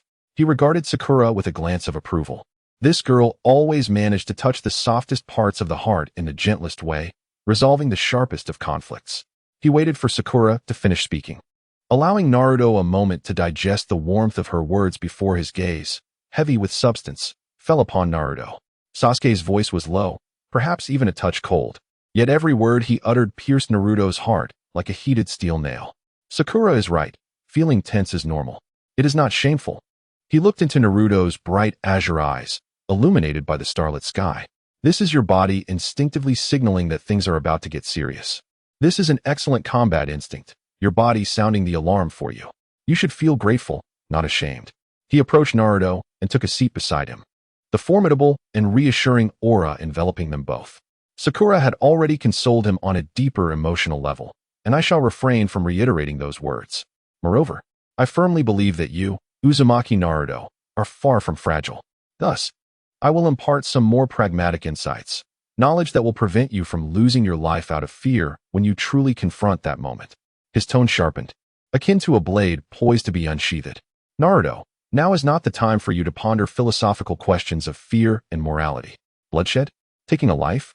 Those are mere outcomes, matters to be confronted and processed only after the battle has concluded. As a ninja, your focus during combat must always remain on the process, observation, judgment, and action. When an enemy stands before you, do not dwell on the abstract notion of killing, laden with guilt. Instead, contemplate the concrete and chilling actions required to neutralize the threat. Sasuke's voice bore no trace of emotion, resembling the recitation of a merciless tactical manual. Yet it possessed a compelling power to instill a forced calmness. Memories of his childhood flooded back. His father, Fugaku Uchiha, delivering nearly brutal training in the dojo, and the stern yet composed guidance from instructors during his first mission, when he trembled with anxiety and fear. Naruto, remember this. Hesitation is the greatest enemy a ninja faces on the battlefield. In that fleeting moment of doubt about whether to strike down an adversary, the kunai in the enemy's hand has already pierced your heart. Your mind should not harbor thoughts of enemies or life. It must focus solely on threats and their neutralization. He conveyed the coldest survival principle inherited from 2 lifetimes in his own manner to Naruto. What are his weapons? From what angle will he attack? What vulnerabilities lie within his ninjutsu? How shall I counter? Should I employ taijutsu or ninjutsu? Will my attack endanger my comrades behind me? What is the direction of the wind? What does the terrain reveal? How can I leverage all these elements? Contemplate how to safeguard those defenseless civilians behind you. Think about how to ensure that your teammates can return home safely alongside you. Sasuke gazed at Naruto, his voice heavy with gravity. Responsibility serves as the finest sedative. When you shoulder the weight of protecting your comrades and completing your mission, you possess no surplus time for fear or confusion. Your mind will be inundated with numerous tactical dilemmas requiring instantaneous decisions, and your body will respond instinctively, honed by countless hours of training. At that juncture, fear becomes a luxury you cannot afford. Naruto inhaled deeply, his chest rising and falling violently. Sakura's words imbued his impending brutal actions with a sacred significance of protection, akin to a warm shield striving to fend off the encroaching darkness. Sasuke's words liberated him entirely from the fear of outcomes, allowing him to redirect his focus onto the process itself. It was a blade that taught him how to proactively confront the encroaching darkness. He felt the confusion within him, shrouded in fear like a dense fog, dissipate completely. That fear had not vanished. It still lingered in some corner of his being, akin to a frigid core. However, Sasuke's teachings and Sakura's reassurances acted as the most robust vessel, securely encasing, compressing, and forging that fear into an unprecedented sharpness known as vigilance. The bewilderment and anxiety in his eyes gradually settled like clouds dispersed by a tempest. In their place emerged a new gaze, imbued with a blend of gravity, determination, and a lingering tension, a gaze that no longer reflected helplessness but rather an awareness of resolve. He clenched his fists tightly, his knuckles turning pale, then slowly relaxed them. As if releasing the last vestige of weakness from his heart, he beheld his 2 most reliable companions, who had each in their own way pulled him from the mire. His voice, though slightly strained, resonated with clarity and strength. I understand. Upon hearing this response, Sakura's face illuminated with a smile brimming with encouragement and trust. Sasuke then placed a firm hand on his shoulder. Though he spoke not a word, the weight of that gesture conveyed all the recognition and expectation. The trio exchanged no further words, simply sitting quietly atop the cliff, gazing down at the resplendent lights below, reminiscent of a galaxy suspended in the night sky, savoring the final moments of tranquility before the impending storm. Chapter 81. The choice of mission. The following morning dawned bright and sunny. In front of the Hokage building, the 3 members of Team 7 arrived punctually at the rendezvous point. Following the profoundly meaningful conversation atop the mountain the previous night, Naruto's anxiety and unease, which had stemmed from the imminent confrontation with death, had vanished, replaced by an unprecedented tranquility and formidable fighting spirit. A radiant smile, reminiscent of the sun, graced his face once more, though behind that cheerfulness lay a newfound steadiness known as awareness. Both Sasuke and Sakura keenly sensed his transformation. They exchanged knowing smiles, each feeling a genuine sense of relief. After their final moments of adjustment, Their team had finally evolved into a truly impeccable whole. The only blemish on this perfect picture was their notoriously unreliable Jonin instructor, who, as expected, was late yet again. However, this time, Naruto refrained from expressing his usual irritation. Instead, he eagerly initiated a new topic of conversation. "So, Sasuke, Sakura," he said, looking at his companions, "we're about to embark on our first C-rank mission. What type of mission do you wish to undertake? A escort mission, a subjugation task, or something else entirely?" His words were articulated with clarity and professionalism, evoking a momentary surprise from both Sasuke and Sakura, who exchanged glances with one another. Observing their astonishment, Naruto felt a surge of satisfaction within, yet maintained an outward composure. Clearing his throat, he adopted a tone imbued with pride and a desire to showcase his knowledge, and proclaimed, "Ahem. Sasuke, Sakura, since we find ourselves with some idle time, why not allow me to enlighten you with a preliminary lesson on the intricacies of ninja missions?" With that, he puffed out his chest and began to regurgitate the knowledge he had diligently acquired the previous night, relaying it with a sense of triumph. The missions assigned to ninjas are generally categorized into 5 distinct ranks. The highest rank pertains to matters of national or village secrecy, such as engaging in warfare at the behest of another nation, assassinating significant figures from rival countries, or stealing classified documents of utmost importance. The remuneration for such tasks exceeds 100,000 ryo. The second rank involves missions that influence the direction of a nation or village, such as escorting a feudal lord or confronting a fully organized enemy ninja force, with compensation ranging from 15,000 to 100,000 ryo.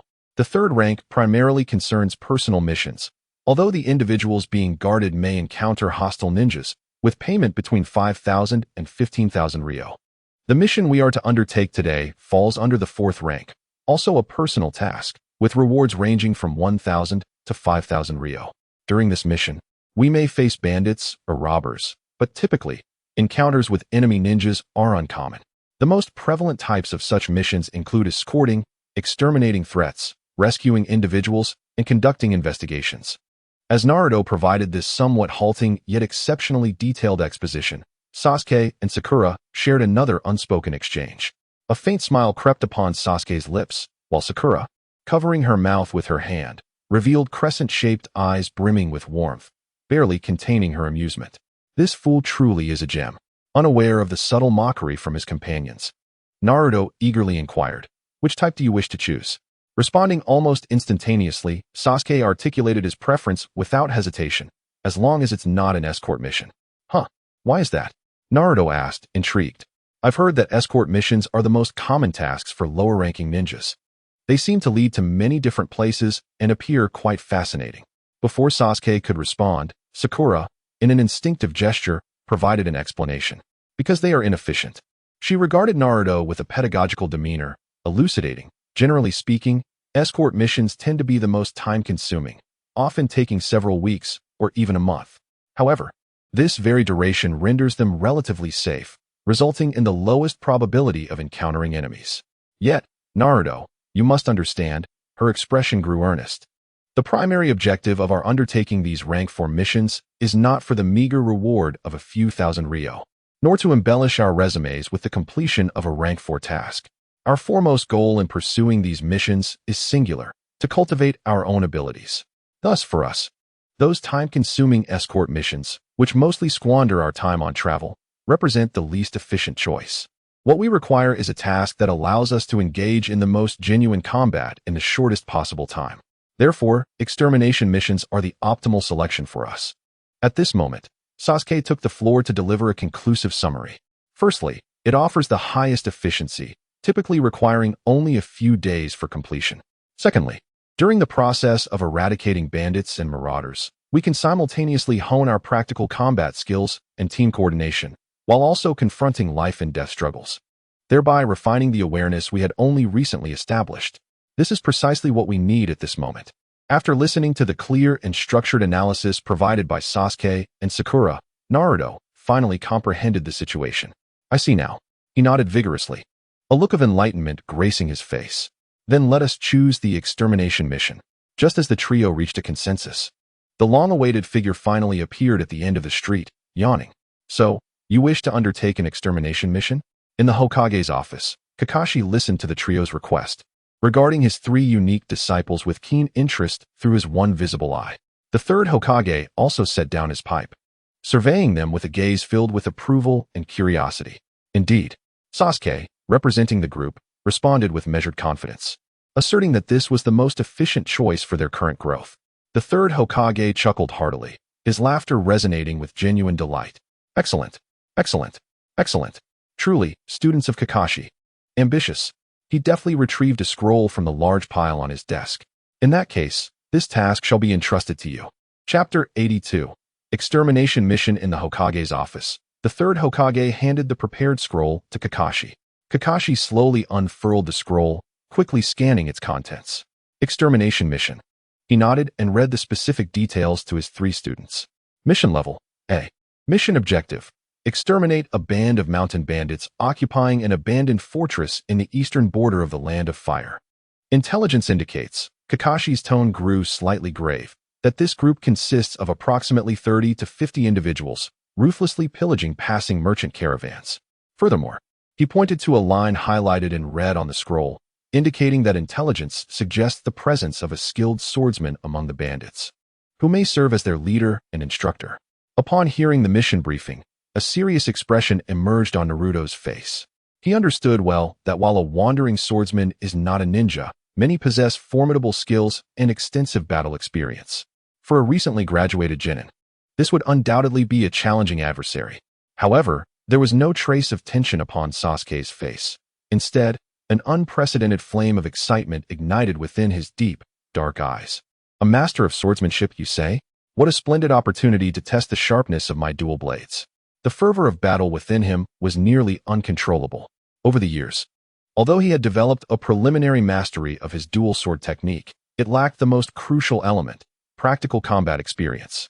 During his previous assessment against Kakashi's shadow clone, he was acutely aware that the opponent's close-quarters combat abilities far surpassed his own. Charging recklessly towards a master of taijutsu with his still-maturing swordsmanship would be sheer folly. Yet, these wandering warriors were different. They were the perfect sharpening stone, allowing him to unreservedly unleash his dual-blade techniques. The third Hokage observed the distinct expressions on the faces of the trio and burst into hearty laughter. How about that? This mission should no longer seem dull to you, right? Absolutely. Naruto was the first to respond loudly, his fist raised with enthusiasm. Leave it to us, Grandpa Hokage. We will definitely make those mountain bandits regret crossing our path. Kakashi closed the scroll and bowed slightly to the third Hokage. Then, Lord Hokage, we shall now prepare for the mission. Very well. Off you go. The third Hokage nodded, his gaze filled with anticipation as he looked upon Team 7. Remember, children, this is your first true mission. I eagerly await news of your triumphant return. After departing from the Hokage's office, Kakashi led the trio to the village's main gate. All right. Disperse, he announced lazily. You have 2 hours to prepare. Ensure you gather all necessary ninja tools, medical supplies, and provisions. We will regroup here promptly in 2 hours. He regarded the 3 with utmost seriousness and added, remember, this is not a drill. Bring everything you might need. For even the slightest oversight outside the village could cost you your lives. With that, he vanished in a puff of smoke. The 3 exchanged glances before promptly setting off on their respective missions. Sakura's first destination was the Konoha hospital and the village pharmacy. As the team's medical support, she had far more to prepare than the others. Utilizing her internship at the hospital, she procured a substantial supply of high-quality bandages, hemostatic powder, and antidotes from the pharmacy. Subsequently, she visited the village's ninja tool shop, using her mission reward to purchase premium provisions. She meticulously considered every conceivable mishap, methodically filling her medical pack to the brim. In contrast, Naruto's approach was decidedly unconventional. His first stop was not the ninja tool shop, but the place he knew best and held dear, Ichiraka Ramen. Hey uncle, I am Chan. I'd like a super deluxe bowl, double chashu, and 3 soft-boiled eggs in special miso ramen. When the ramen arrived, Naruto devoured the enormous bowl. Enough to satisfy 3 adult men in a whirlwind of enthusiasm. I'm full. He contentedly patted his belly, having completed his pre-departure energy replenishment. Only then did he leisurely conjure several shadow clones. All right, you lot, head home immediately and help me pack my belongings. Remember to bring along my latest ultra-comfortable plush sleeping bag. Also, make sure to stock up on instant noodles of various flavors. This is our 7th squad's first camping trip, and we must not let it be too humble. The shadow clones immediately responded with loud affirmations before bustling off in the direction of home. Meanwhile, Sasuke returned to the Uchiha clan's main residence. He did not prepare the usual ninja tools. Instead, he made his way alone to the dojo, filled with memories. From behind, he slowly drew out the 2 short swords that resonated with him, gleaming with a dark blue luster. He took out a piece of soft cloth and began to meticulously and gently wipe the cold blades. His Sharingan had been activated, scrutinizing every inch of the blade's details to ensure they were in perfect condition. In this manner, he engaged in a silent, final pre-battle communion with the companions he would entrust his life to in combat. 2 hours later, at the entrance of Konoha village, Sasuke, Naruto, and Sakura arrived punctually. The youthful naivety that had once adorned their faces had faded, replaced by a solemnity and determination befitting warriors poised to step onto the battlefield. 10 minutes later, a familiar figure finally appeared before them. "Ah, my apologies, I was just on the road of life. No more chatter, Kakashi-sensei. Let us hurry." Before he could finish, Naruto seized his hand, forcibly pulling him toward the path leading to the unknown and perilous. Thus, the 7th squad's first official mission commenced. Their figures swiftly vanished into the lush greenery of the forest. Shortly after their departure, atop the Hokage building, the 3rd Hokage appeared quietly. He gazed in the direction the 7th squad had taken, his aged eyes filled with anticipation. Chapter 83, Journeys and Inner Paths. The 7th squad's first official mission had officially begun. The 4 figures quickly disappeared into the verdant forest, advancing rapidly toward the eastern border of the Land of Fire. The moment they crossed the village's protective barrier, the very air seemed transformed. It was no longer the familiar atmosphere of peace and stability that characterized the village, but rather infused with a hint of the wilderness, brimming with the unknown, danger, and a sense of freedom tinged with tension. For Naruto, this was his first venture beyond the village, and he marveled at the scent of moist earth and flourishing greenery. Kakashi, shedding his laid-back demeanor from within the village, radiated a sharp and reliable aura. Rather than allowing this long journey to devolve into mere travel, he seized the opportunity to commence the first field combat training for his 3 disciples. "All right, you little brats, pay attention to formation." His voice, though not loud, resonated clearly in each of their ears. He raised his hand, signaling the team to momentarily halt in a clearing within the woods. "From this moment forth, we are about to enter a realm of true peril. You must forsake the habit of traveling side by side, as you did in school, and maintain a vigilant combat formation at all times." He cast a glance at Sasuke and issued the first command. "Sasuke, you shall lead the charge. Your Sharingan is the most invaluable reconnaissance asset within our team. Your task is to serve as our eyes, utilizing your insight to detect any potential traps, ambushes, or unusual chakra flows. The safety of the entire squad rests upon your shoulders. Do you understand?" "Yes." Sasuke nodded succinctly, his Crimson Tomo Sharingan already activated. Naruto, Kakashi's gaze shifted to the right flank of the team. "You are positioned on the right wing, following closely behind Sasuke. You are the mightiest spear of our squad. Once Sasuke identifies the enemy, your duty is to unleash a ferocious assault using your shadow clones and overwhelming chakra, creating chaos to facilitate our subsequent tactical maneuvers. Sakura, you will occupy the left wing, mirroring Naruto's position. Your responsibility is to observe the left side environment and be ever prepared to provide medical support. Additionally, you must remain acutely aware of Sasuke and Naruto's conditions. Your presence is the shield that ensures our team can sustain combat." As for me, Kakashi's silhouette, like a wraith, silently appeared at the rear of the formation, overseeing the entire operation and ready to engage in battle at a moment's notice. This formation is the most balanced for a 4-person team to execute high-speed maneuvers through the forest. Remember this. "Yes." The trio responded in unison. They promptly dispersed according to his instructions, maintaining an impeccable distance that allowed mutual support without interference, moving swiftly through the woods like a finely tuned machine. Furthermore, Kakashi's voice resounded again, prohibiting all unnecessary verbal communication from this point on. "All tactical information shall be conveyed through this." As he spoke, he swiftly executed several hand gestures. The index and middle fingers together signified the discovery of an enemy. A clenched fist indicated a halt in progress. An open palm, pressed downward, represented taking cover. These were the simplest yet most effective tactical signs used among the Umbu. The trio immediately committed these signals to memory. Sasuke and Sakura quickly adapted to this new, professionally charged mode of movement. Sasuke's Sharingan functioned like the most sophisticated radar, continuously scanning the surroundings, while Sakura, keeping pace, sensed the flow of chakra around her. Meanwhile, Naruto, stationed on the right wing, found himself unable to quell the turmoil within. The words spoken by Sasuke and Sakura earlier in the day echoed incessantly in his mind. True strength is not derived from the taking of life. Strength is elevated by serving life. Our generation's ability to engage in relatively safe tasks, such as capturing a cat, stands as a profound symbol in itself. He gazed ahead at the path veiled by dense foliage, leading into the unknown, then lowered his eyes to examine his own hands, still clean and somewhat awkward. Memories of the previous day flooded back, recalling Kakashi-sensei's cold, emotionless words that spoke of bloodshed, even of taking a life. At the thought, his heart would involuntarily lurch in a sudden spasm. That primal fear inherent to humanity coiled within him like a cold serpent, persistently lurking in his depths. Yet, curiously, unlike the overwhelming terror that had nearly crushed him the day before, there now resided a weightier and more potent feeling in his heart. This encompassed the responsibility articulated by Sasuke and the guardianship emphasized by Sakura. His gaze instinctively shifted to the forefront of the team, where he spotted the figure that always moved forward with unwavering determination, akin to a spear. This was his comrade, one who had entrusted their back entirely to him, placing themselves in the vanguard of danger. Then, he glanced towards the left flank of the team, where he beheld a seemingly fragile figure, yet one whose resilience surpassed that of anyone else, always prepared to shield and assist him. This was his companion, his sworn family whom he vowed to protect with his life.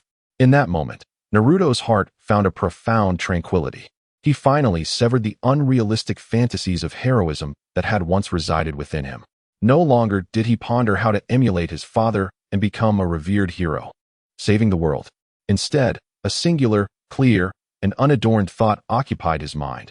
He must safeguard them. He must protect Sasuke, protect Sakura. He was determined to ensure their safe completion of this mission and return together to the village filled with ramen, comrades, and home. For this purpose, he would face not only bandits, but even true enemies, staining his hands with blood if necessary. He would not hesitate. This resolve, as solid as the most enduring rock, firmly established itself in his heart. His steps, devoid of any hesitation, became remarkably steady and resolute. Thus, the four members of Team 7 traversed the dense forest for several hours. As they delved deeper into the western border of the Land of Fire, the surrounding landscape began to transform. The gentle broadleaf forests gradually yielded to mountainous terrain composed of massive rocks and coniferous trees. The air infused with a brisk and desolate essence characteristic of high altitudes. Finally, at dusk, Kakashi halted on a higher slope. Chapter 84. Infiltration and Reconnaissance. Kakashi pointed to a distant, solitary peak that appeared somewhat sinister under the fading light of the sunset, surrounded by rubble and cliffs, and proclaimed, "That is Mount Fawn." A few individuals discovered a natural cave nearby, spacious enough to accommodate several people, with an entrance remarkably concealed. After a brief clearing of the debris and weeds within, they kindled a modest campfire for a short respite. Kakashi unfurled a scroll containing detailed intelligence regarding the bandits of Fangshan upon the ground. "This constitutes all the information we currently possess," he stated with a grave tone. "However, you must bear in mind that intelligence is perpetually outdated. The dynamics of the battlefield shift instantaneously, and even the slightest alteration can render our information worthless. Therefore, prior to launching a full-scale assault, we must conduct a thorough and in-depth reconnaissance, utilizing our own eyes to ascertain the most recent and accurate intelligence." He gazed at his three disciples, now stripped of their youthful naivety, and issued their inaugural tactical directive as Team 7. "Sasuke, Naruto, Sakura, I hereby command you to form a reconnaissance team, infiltrate Fangshan, and gather comprehensive intelligence concerning this band of bandits, including but not limited to the enemy's precise numbers, firepower distribution, patrol routes, the location of their leader, and the presence of any hostages. Reconvene here in half an hour. We shall then formulate our final assault strategy based on the intelligence you bring back." "Understood," the trio replied in unison.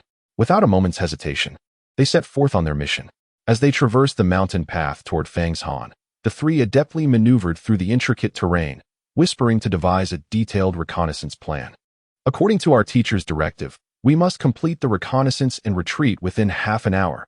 Time is of the essence, Sasuke, the team's core strategist, initiated. Therefore, we must act separately to maximize our reconnaissance efficiency. I concur, Sakura nodded, but we cannot completely separate. We must ensure that at least two of us remain together to provide mutual support in case of unforeseen circumstances. That can be arranged. Naruto whispered excitedly. I can utilize the transformation technique. My chakra reserves are ample. I shall transform into a small bird and soar above their lair for reconnaissance. This way, it will be both safe and allow us to grasp their overall layout. You two can proceed on the ground for more in-depth reconnaissance. What do you think? Agreed. Sasuke immediately endorsed Naruto's nearly flawless plan. Thus, our roles are established. Naruto, you will be responsible for aerial reconnaissance, focusing on determining their patrol strength and potential locations of their leader. Sakura and I will infiltrate their stronghold to locate supply caches and any potential victims in need of rescue. Remember, if discovered, do not linger. Signal for immediate retreat. Understood. After formulating their plan, the trio discreetly dispersed at a fork in the road. Naruto sought a hidden nook, formed hand seals, and in a puff of white smoke, transformed into an inconspicuous brown sparrow, taking flight silently toward the abandoned fortress atop the mountain. As Sasuke and Sakura moved like phantoms, merging seamlessly with the shadows, they swiftly advanced along a rugged and concealed mountain path under the cover of night, heading towards the lair of the bandits. Before long, an abandoned fortress, constructed from massive black stones and imbued with the weight of time, came into view. Surrounding the fortress were several towering torches, illuminating the area as bright as day. Bandits, armed with weapons, patrolled the fortress walls with a vigilant demeanor. The two exchanged glances, and Sasuke discreetly activated his Sharingan. He refrained from approaching recklessly, instead using his ocular prowess to meticulously observe every detail surrounding the fortress. Soon, he spotted fresh tracks on the dirt path leading to the main entrance, wheel ruts. Sasuke and Sakura whispered to each other, noting the depth of the tracks indicated a heavy load, and the marks were recent, likely no more than a day old. They surmised that a sizable merchant convoy had been plundered the previous day. Sakura quietly responded that there might still be living hostages within. They circled around to the fortress's rear, the area with the weakest defenses. Utilizing his body flicker technique, Sasuke ascended the several-meter-high walls silently, confirming that no enemies were patrolling within before signaling Sakura below with a gesture indicating safety. Sakura then employed her extraordinary chakra control, adhering to the wall like a gecko, and stealthily climbed up. They successfully infiltrated the fortress, avoiding the raucous bandits reveling inside. Taking advantage of the building's shadows, they headed straight for the area where Sasuke had deduced the horses and goods were stored based on the wheel tracks. Before long, they halted outside a massive stone structure resembling a warehouse, where two bandits leaned against the entrance, drowsily guarding it. Sasuke cast a simple illusion on the pair, ensnaring them in a dreamlike state, before pushing open the heavy stone door of the warehouse. A foul stench of livestock waste, alcohol, and blood assaulted their senses as they entered. Inside the warehouse lay several damaged carts and a haphazard pile of goods belonging to the merchant convoy. The two wasted no time on the valuables, immediately commencing their search for potential victims. Ultimately, in the deepest recesses of the warehouse, they discovered their objective within a crude prison formed by thick wooden stakes. The prison held 3 young women, their garments tattered and their bodies marked with visible bruises from severe beatings. Cowering together in a corner, their once beautiful eyes were devoid of any sparkle, replaced by a profound despair and numbness akin to stagnant water. It was evident that they had endured inhumane torment since their capture. Witnessing this scene, Sakura's typically gentle green eyes were suddenly filled with a chilling, bone-deep coldness. Her tightly clenched fists, the knuckles slightly paling from excessive force, betrayed no impulsiveness. With the keen perspective of a medical ninja, she swiftly conducted a remote assessment of the trio's condition. Their breathing remained relatively steady, and although they bore external injuries, none were life-threatening. In a corner lay some water and a meager supply of hard food. She turned to Sasuke and quietly rendered her final judgment. They were likely the women of the convoy. The other men had probably been executed. For the moment, their lives were not in imminent danger. Sasuke nodded, his dark eyes reflecting a similar cold, murderous intent. The pair refrained from further reconnaissance, acutely aware that in such circumstances, the safety of the hostages took precedence. Having confirmed the location of the prison and the condition of the captives, they retreated from the nefarious bandit camp as silently as they had arrived, hastening towards the meeting point below the mountain. Chapter 85. A Dilemma as Night Deepened. Within a concealed cave at the foot of Fong Mountain, a small campfire crackled softly, dispelling the chill of the forest and illuminating three young, solemn faces. Sasuke and Sakura successfully completed their infiltration, and upon their return to the cave, they found Naruto waiting. Before him lay a hastily drawn yet remarkably detailed map, sketched on the ground with shuriken. "You're back." Upon seeing them, Naruto waved his hand excitedly. "How was it?" "Pretty impressive, right?" He pointed to the map, eager for praise. "I transformed into a sparrow and flew around their heads several times, sketching the entire layout of their stronghold." Sasuke and Sakura leaned closer, studying the firelit map. It depicted a comprehensive overhead view of the abandoned fortress atop the mountain. Though Naruto's drawing skills could only be described as disastrous, the annotations were exceptionally clear. The positions of the watchtowers, the number and routes of the patrols, the distribution of the main keep and warehouses, and even a potential escape route at the back mountain were meticulously marked. "Well done, Naruto," Sasuke acknowledged, then knelt down to supplement the information gathered by himself and Sakura. "We infiltrated their stronghold." He pointed to the building on the map marked as a warehouse. "This is where they store their loot.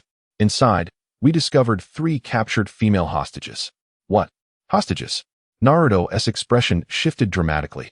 Sakura nodded, adding more detailed information. "Their condition is quite poor. They have clearly suffered abuse. Although they are not in immediate danger, if we do not act tonight, it is unlikely those bandits will refrain from inflicting further harm." Sasuke continued, "Additionally, based on the tire tracks around the warehouse, I deduced that this bandit group recently completed a large-scale raid just yesterday. This indicates they are currently in a state of relaxation and complacency before disposing of their plunder. This presents us with the best opportunity for a surprise attack. What are we waiting for?" Naruto abruptly slapped his thigh and sprang to his feet, his face brimming with fury and determination. "Let us charge in and send those scoundrels flying. We must rescue the hostages." "Calm down, Naruto," Sasuke interjected, restraining him. "Victory in battle cannot be achieved solely through fervor." The trio promptly engaged in a thorough consolidation of their intelligence. Soon, a comprehensive tactical web emerged in their minds, encompassing the enemy's numbers, troop distribution, hostage locations, our advantages, and potential risks. A preliminary operational plan, comprising 3 steps, stealth, rescue, and annihilation, began to take shape. Just as they were poised to delve deeper into this initial strategy, a languid voice unexpectedly drifted from the shadows of the cave. "Oh, it seems your reconnaissance has gone quite smoothly." Kakashi, having concluded his watch at some point, leaned against the cave wall, observing them with calmness. The 3 immediately reported all the intelligence they had just consolidated, along with the preliminary operational plan, in full detail. Kakashi listened quietly, his expression devoid of emotion. Only after they finished did he slowly nod in affirmation. "Your intelligence gathering is commendable. The tactical planning is also quite organized. As newcomers executing a real combat mission for the first time, your performance is impeccable." However, his tone shifted. He gazed at his 3 exceptional disciples, and all warmth and approval vanished from his eyes, replaced by a cold scrutiny. He posed a brutal question capable of plunging any Genin team into disarray and conflict. "Now, tell me, what is your final decision? Will you prioritize the primary mission of eradicating the bandits as ordered by the 3rd Hokage? Or will you attempt to rescue those hostages, who might be used as shields or even killed, potentially jeopardizing the entire operation? Mission or hostages? Reveal your choice." Faced with Kakashi's malicious dichotomy, Naruto furrowed his brow first. "Isn't it possible to rescue the hostages and eliminate the bandits without conflict? Why must we choose? Why not do both?" "Naive," Kakashi coldly retorted, utterly shattering Naruto's overly idealistic fantasy. "Let me ask you, Naruto." His gaze sharpened. "What do you think bandits are? Are they honorable ninjas who will confront us in a fair fight? No, they are a rabble, cowardly jackals. Their sole purpose is to seek wealth and preserve their lives. I can assure you, at the moment we launch our assault on their stronghold, the instant they realize they are facing ninjas from Konoha, over 80% of them will choose to scatter and flee. At that moment, More than 30 desperate and ruthless fugitives will bolt like startled rabbits into the surrounding mountains, and we will be left with only 4 of us. If I were to dispatch 2 individuals, such as Sasuke and Sakura, to infiltrate that heavily guarded warehouse to rescue the hostages, it would leave only you and me. Do you believe that the 2 of us could capture the numerous bandits who are scattered and fleeing? Although Kakashi could effortlessly deal with all the bandits on his own, he intentionally places his students in a dilemma, forcing them to make difficult choices. Moreover, Kakashi's voice grew increasingly cold. Their leader was a formidable wandering warrior. Should he escape, it would not be long before he could gather a new band of marauders, continuing to wreak havoc on this land with fire and bloodshed. When that time comes, who would be held accountable for the innocent lives lost due to our mercy? Kakashi's words fell upon Naruto like a bucket of icy water, extinguishing the fervor and passion that had ignited within him. He was troubled. He yearned to rescue the hostages, a fundamental instinct of a ninja. Yet, he could not refute Kakashi's reasoning. Allowing the bandits to flee would undoubtedly lead to dire consequences. It was indeed a tactical deadlock, in a situation of absolute numerical disadvantage. Accomplishing both a precise rescue and the annihilation of the enemy simultaneously was an almost insurmountable task. The cave once again succumbed to an oppressive silence. Only the crackling campfire broke the stillness, casting flickering shadows upon Naruto's face, which was etched with contemplation and struggle. Chapter 86. The way to break the deadlock. Kakashi's words loomed like an insurmountable mountain, weighing heavily upon Naruto, the newly minted genin.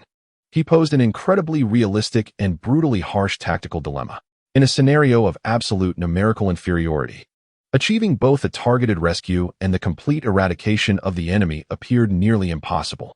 For the first time, a troubled expression graced Naruto's typically confident visage.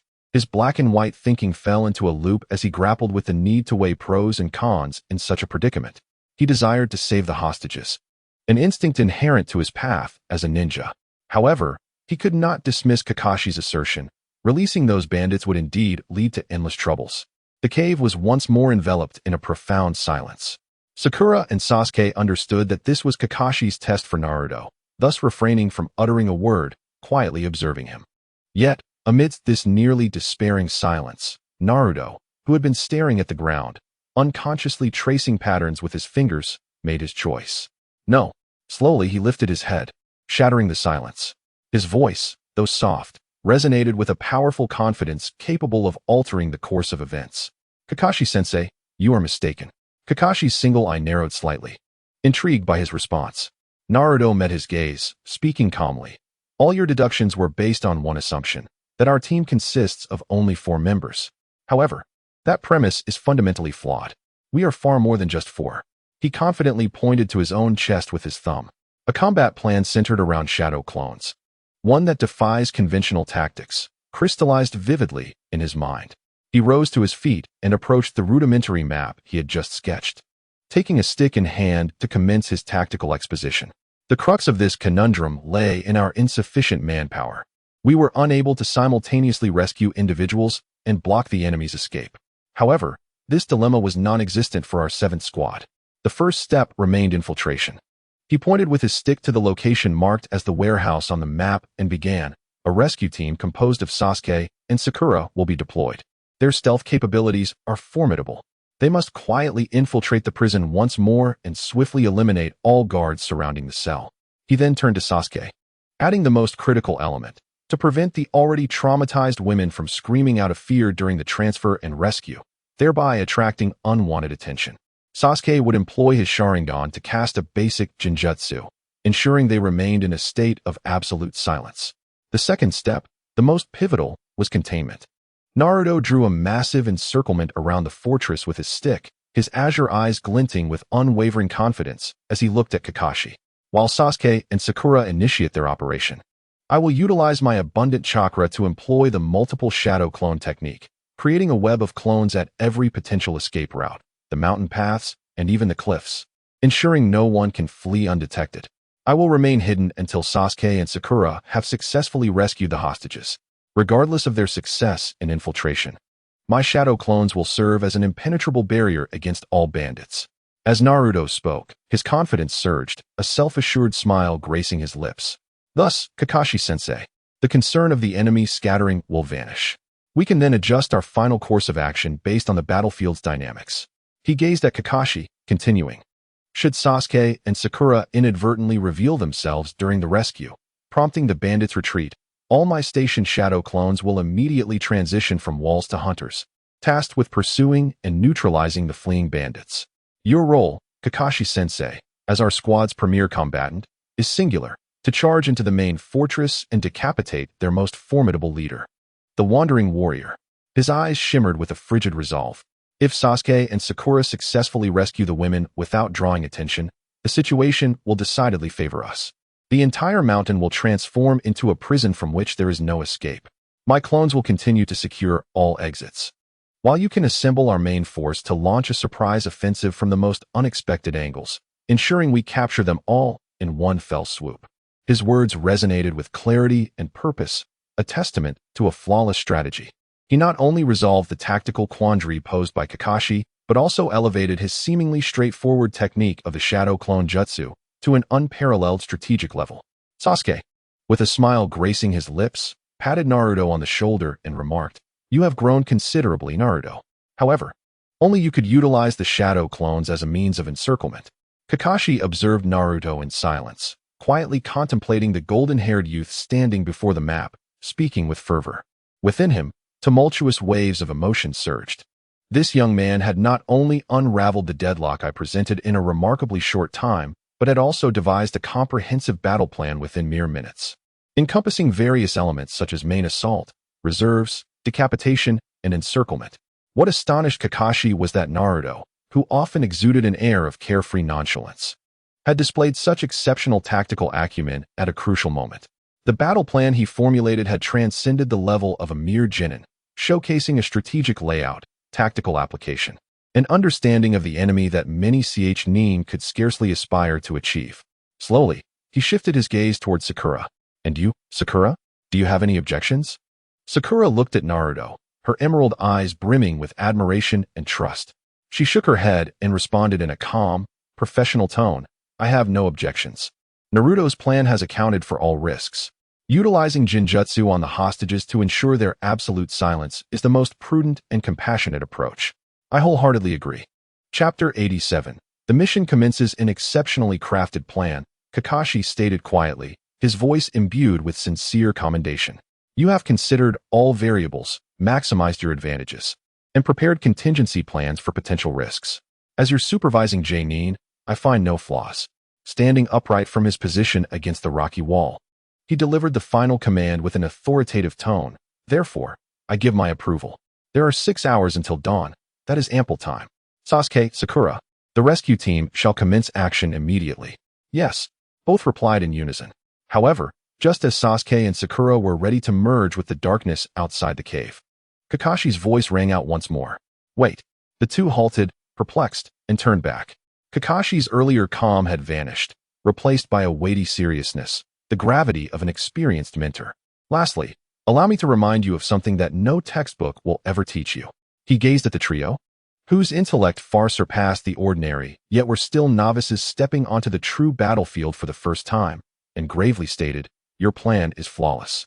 It is the most perfect scheme that can be theorized on paper.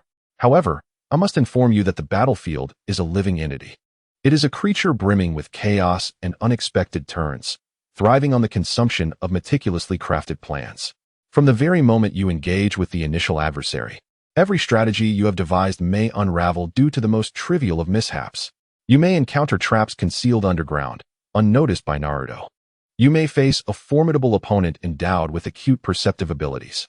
Those hostages might succumb to overwhelming terror, unleashing frantic screams that even Sasuke's Sharingan Jinjutsu cannot fully suppress. Even a sudden gust of wind in the forest could betray your scent to the keen-nosed hunting dogs of lurking bandits."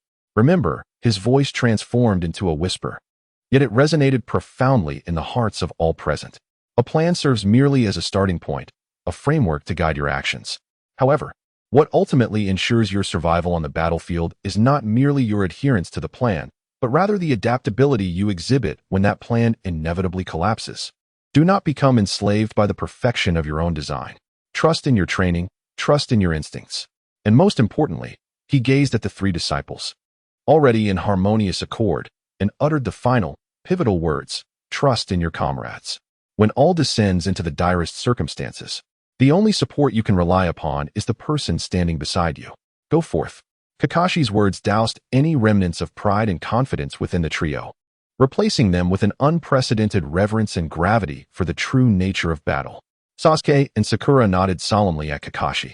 Then, their figures vanished into the darkness outside the cave, akin to droplets merging into the vast ocean. Only Naruto and Kakashi remained within the cave. Observing the direction in which Sasuke and Sakura had vanished, Naruto rose to his feet. He flashed a broad, confident smile at Kakashi and pounded his chest with vigor. "Rest assured, Kakashi-sensei, I shall take charge of the containment mission." With that, he bolted from the cave, forming a seal with his hands that he had mastered long ago. Shadow clone technique. Bang, bang, bang, bang, bang. In an instant, hundreds of identical shadow clones of Naruto emerged from the forest surrounding the cave, akin to bamboo shoots after a spring rain. Yet this time, there was no clamor. All the shadow clones, like a disciplined army, silently transformed into numerous combat units under several simple tactical gestures from Naruto, swiftly infiltrating the periphery of the mountain from various directions. They would use their very bodies to weave an inescapable net around this peak, which was destined to become a battlefield. Chapter 88. The rescue. The night deepened. A waning moon was shrouded by heavy clouds, casting only a few pale rays of light through the gaps in the cloud cover. Upon the summit of the mountainous expanse, the dilapidated fortress constructed of obsidian stones loomed like a slumbering behemoth, exuding an ominous aura steeped in malevolence and sanguine echoes. Beneath the shadow of this colossal creature, two dark silhouettes traversed the terrain with the silent swiftness of phantoms, Sasuke and Sakura. They were the scalpel of Team 7, the sharpest instruments tasked with the precise excision of the malignant within this hunt. Advancing in tandem, they maintained an impeccable distance, poised for seamless transitions between offense and defense. Sasuke led the way, his already awakened double Tomo Sharingan piercing through the darkness, silently perceiving all that lay ahead. No snapped twig, no loosened soil capable of triggering a landslide, nor the hidden sentinels of marauders could evade the keen scrutiny of his extraordinary vision. Following closely behind, Sakura moved with the grace of a feather, her footsteps as light as air. She adeptly manipulated her chakra, evenly distributing it across her feet, allowing her to navigate the rugged mountain path with the ease of walking on level ground, while absorbing and nullifying every sound generated by her movements to the utmost degree. Before long, they found themselves once again beneath the towering walls of the fortress. Armed with the insights gleaned from their daytime reconnaissance, they chose not to scale the structure from the rear this time. Sasuke communicated a series of tactical gestures to Sakura, indicating the presence of a concealed drainage channel below. Acknowledging with a nod, they veered towards a more discreet corner adjacent to the precipice, where a narrow, weed-covered conduit served as a means for wastewater disposal. Without hesitation, Sasuke was the first to bend down and slip inside, with Sakura closely trailing behind. Emerging from the narrow passage, a faint glimmer of light materialized ahead. They silently emerged from the drainage channel, now within the fortress. The interior remained tumultuous, as the raucous sounds of marauders engaging in drinking games and revelry echoed from the main building, utilizing the vast shadows cast by the structure. Sasuke and Sakura advanced stealthily towards the warehouse where hostages were confined, resembling two agile black cats in their swift approach. Outside the warehouse, the two drowsy sentinels continued their vigil. Sasuke signaled to Sakura to hold her position, and then, like a shadow melting into the night, he glided silently towards the guards. Just as the sentinels were on the verge of sensing the anomaly and turning their heads, Sasuke made his move. With the power of his Jinjutsu, his crimson Sharingan flared to life amidst the darkness. The two guards, poised to rise, froze abruptly in place. Their expressions morphed into a vacant stupor, their pupils losing focus entirely. They returned to their positions against the wall as if they were soulless puppets, maintaining their guard as though nothing had transpired. Sasuke signaled safety to Sakura, and together they pushed open the heavy stone door once more. This time, they were no longer mere scouts, but had transformed into agents of action. They traversed the towering stacks of cargo, making their way to the innermost depths of the warehouse. Arriving before a rudimentary prison constructed from sturdy wooden stakes, the three ragged women still huddled in the corner, trembling with fear. Upon the appearance of the unfamiliar figures of Sasuke and Sakura, a flicker of terror flashed in their once numb eyes, swiftly followed by an overwhelming surge of hope, akin to a drowning person grasping at a final straw. Their mouths opened as if to cry out for help, but at that moment, Sasuke's crimson Sharingan glimmered ominously, reflecting in their terror-stricken pupils like two blood moons. All at once, the women's bodies slackened, and the words they were about to utter died on their lips. Their gazes grew increasingly dazed, and then, like marionettes with severed strings, they gradually succumbed to a deep slumber. As Sasuke employed his genjutsu to subdue the hostages, Sakura swiftly dispatched the two guards at the entrance, then, with her exquisite chakra, silently shattered the seemingly robust iron lock of the prison. Without a moment's hesitation, she darted into the cell and, assuming the role of a professional medical ninja, promptly and methodically began her emergency treatment. She swiftly assessed the pulses and pupils of the three women, confirming that they were merely in a state of mental and physical debilitation due to fear and abuse, without any life-threatening internal injuries. Then, her hands glowed with the soft, life-affirming, jade-green light characteristic of a medical ninja's chakra. Utilizing her healing technique, she gently placed her luminescent hands over the severe bruises and wounds of the three women. Under the nurturing power of her pure chakra, the ghastly wounds began to heal and scab over at a visibly rapid pace. Once this was accomplished, she retrieved 3 soldier pills from her meticulously prepared medical kit, each designed to rapidly replenish vitality and hydration, and carefully administered them to the women, assisting them in swallowing. There are no new external injuries, and their vital signs remain stable. I have provided them with emergency care, she reported softly to Sasuke. Excellent, Sasuke nodded. Can we leave without a sound? Leave it to me. Sakura hoisted the lightest of the women onto her back. Meanwhile, Sasuke deftly performed hand seals, summoning a shadow clone that mirrored his every feature. The original and the clone each shouldered the remaining 2 women. Let us go, Sasuke commanded, and the trio prepared to withdraw as silently as they had arrived. Their first and most crucial mission, the silent rescue, had been flawlessly executed. Chapter 89. Signal retreat proved far more perilous than infiltration. No longer were they lightly equipped. Instead, they bore the burdens of their mission, their mobility severely restricted. Any minor misstep could lead to total disaster. Sasuke continued to lead the way. His crimson Sharingan, resembling the most powerful radar, meticulously scanned the surroundings, capturing every detail within its grasp. He could distinctly observe that the bandits near the main fortress were still engrossed in their raucous revelry. In the distance, he even spotted a sentry leaning against the wall, drowsily nodding off. The entire fortress was enveloped in an atmosphere of languor. Sasuke chose not to retrace his steps. Instead, he softly issued new instructions to the 2 companions behind him, altering their route and plan. Sakura promptly understood, nodding in agreement. They veered away from the dark channel, stealthily advancing into the deeper shadows of the fortress's rear stables, a more secluded area they had previously scouted as an alternate escape route. This retreat was fraught with peril. At that moment, a drunken bandit staggered out from the main fortress, seemingly intent on relieving himself outside. The trio instinctively pressed against the shadows of the corner, holding their breath as if ensnared by an immobilizing jutsu. The inebriated bandit, fumbling with his belt while muttering curses, ambled towards their hiding spot. 10 meters, 8 meters, 5 meters. Sasuke was poised, ready to cast an illusion should the man take another step forward, causing him to collapse silently. However, just then, a loud shout echoed from within the fortress. Hey, you over there. Don't take too long. The drunken man grumbled in annoyance, ultimately abandoning his intention and wobbling back inside. The 3 exhaled quietly in relief. Without a moment's hesitation, they swiftly traversed the last dangerous stretch and halted beneath the towering, frigid walls. Sakura carefully handed the unconscious hostage to Sasuke before moving to the corner, pressing her palms gently against the ground. Her remarkable chakra control was on full display at that moment. With the earth release, earth platform technique, the ground beneath them silently rose, forming a perfectly stable platform that matched the height of the wall, discreetly elevating them.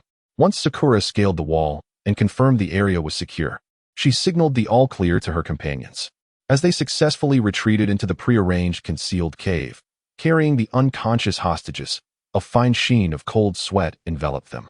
Sasuke dispelled his shadow clone technique, while Sakura cautiously laid the 3 female hostages on the prepared bed of hay.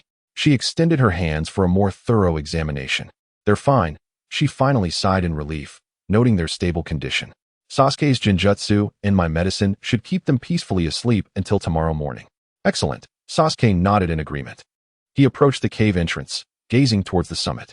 The fortress, steeped in malevolence, remained ablaze with light and cacophony, oblivious to the fact that their lives were ticking down to an inevitable conclusion. Sasuke retrieved a specially designed low-light flare from his ninja tool pouch and turned to Sakura beside him. "Stay close to the hostages and ensure their safety. No matter what transpires outside, do not emerge." Sakura nodded in understanding. Without further hesitation, Sasuke ignited the flare and launched it into the inky darkness of the night sky. Whoosh! A crimson firework flared momentarily, signaling their prearranged signal of successful rescue and the commencement of the final assault. The signal was simultaneously perceived by 2 other parties. From all directions of the seemingly tranquil, shadowy forest surrounding Fong Mountain, hundreds of battle-ready azure eyes ignited in unison amidst the darkness.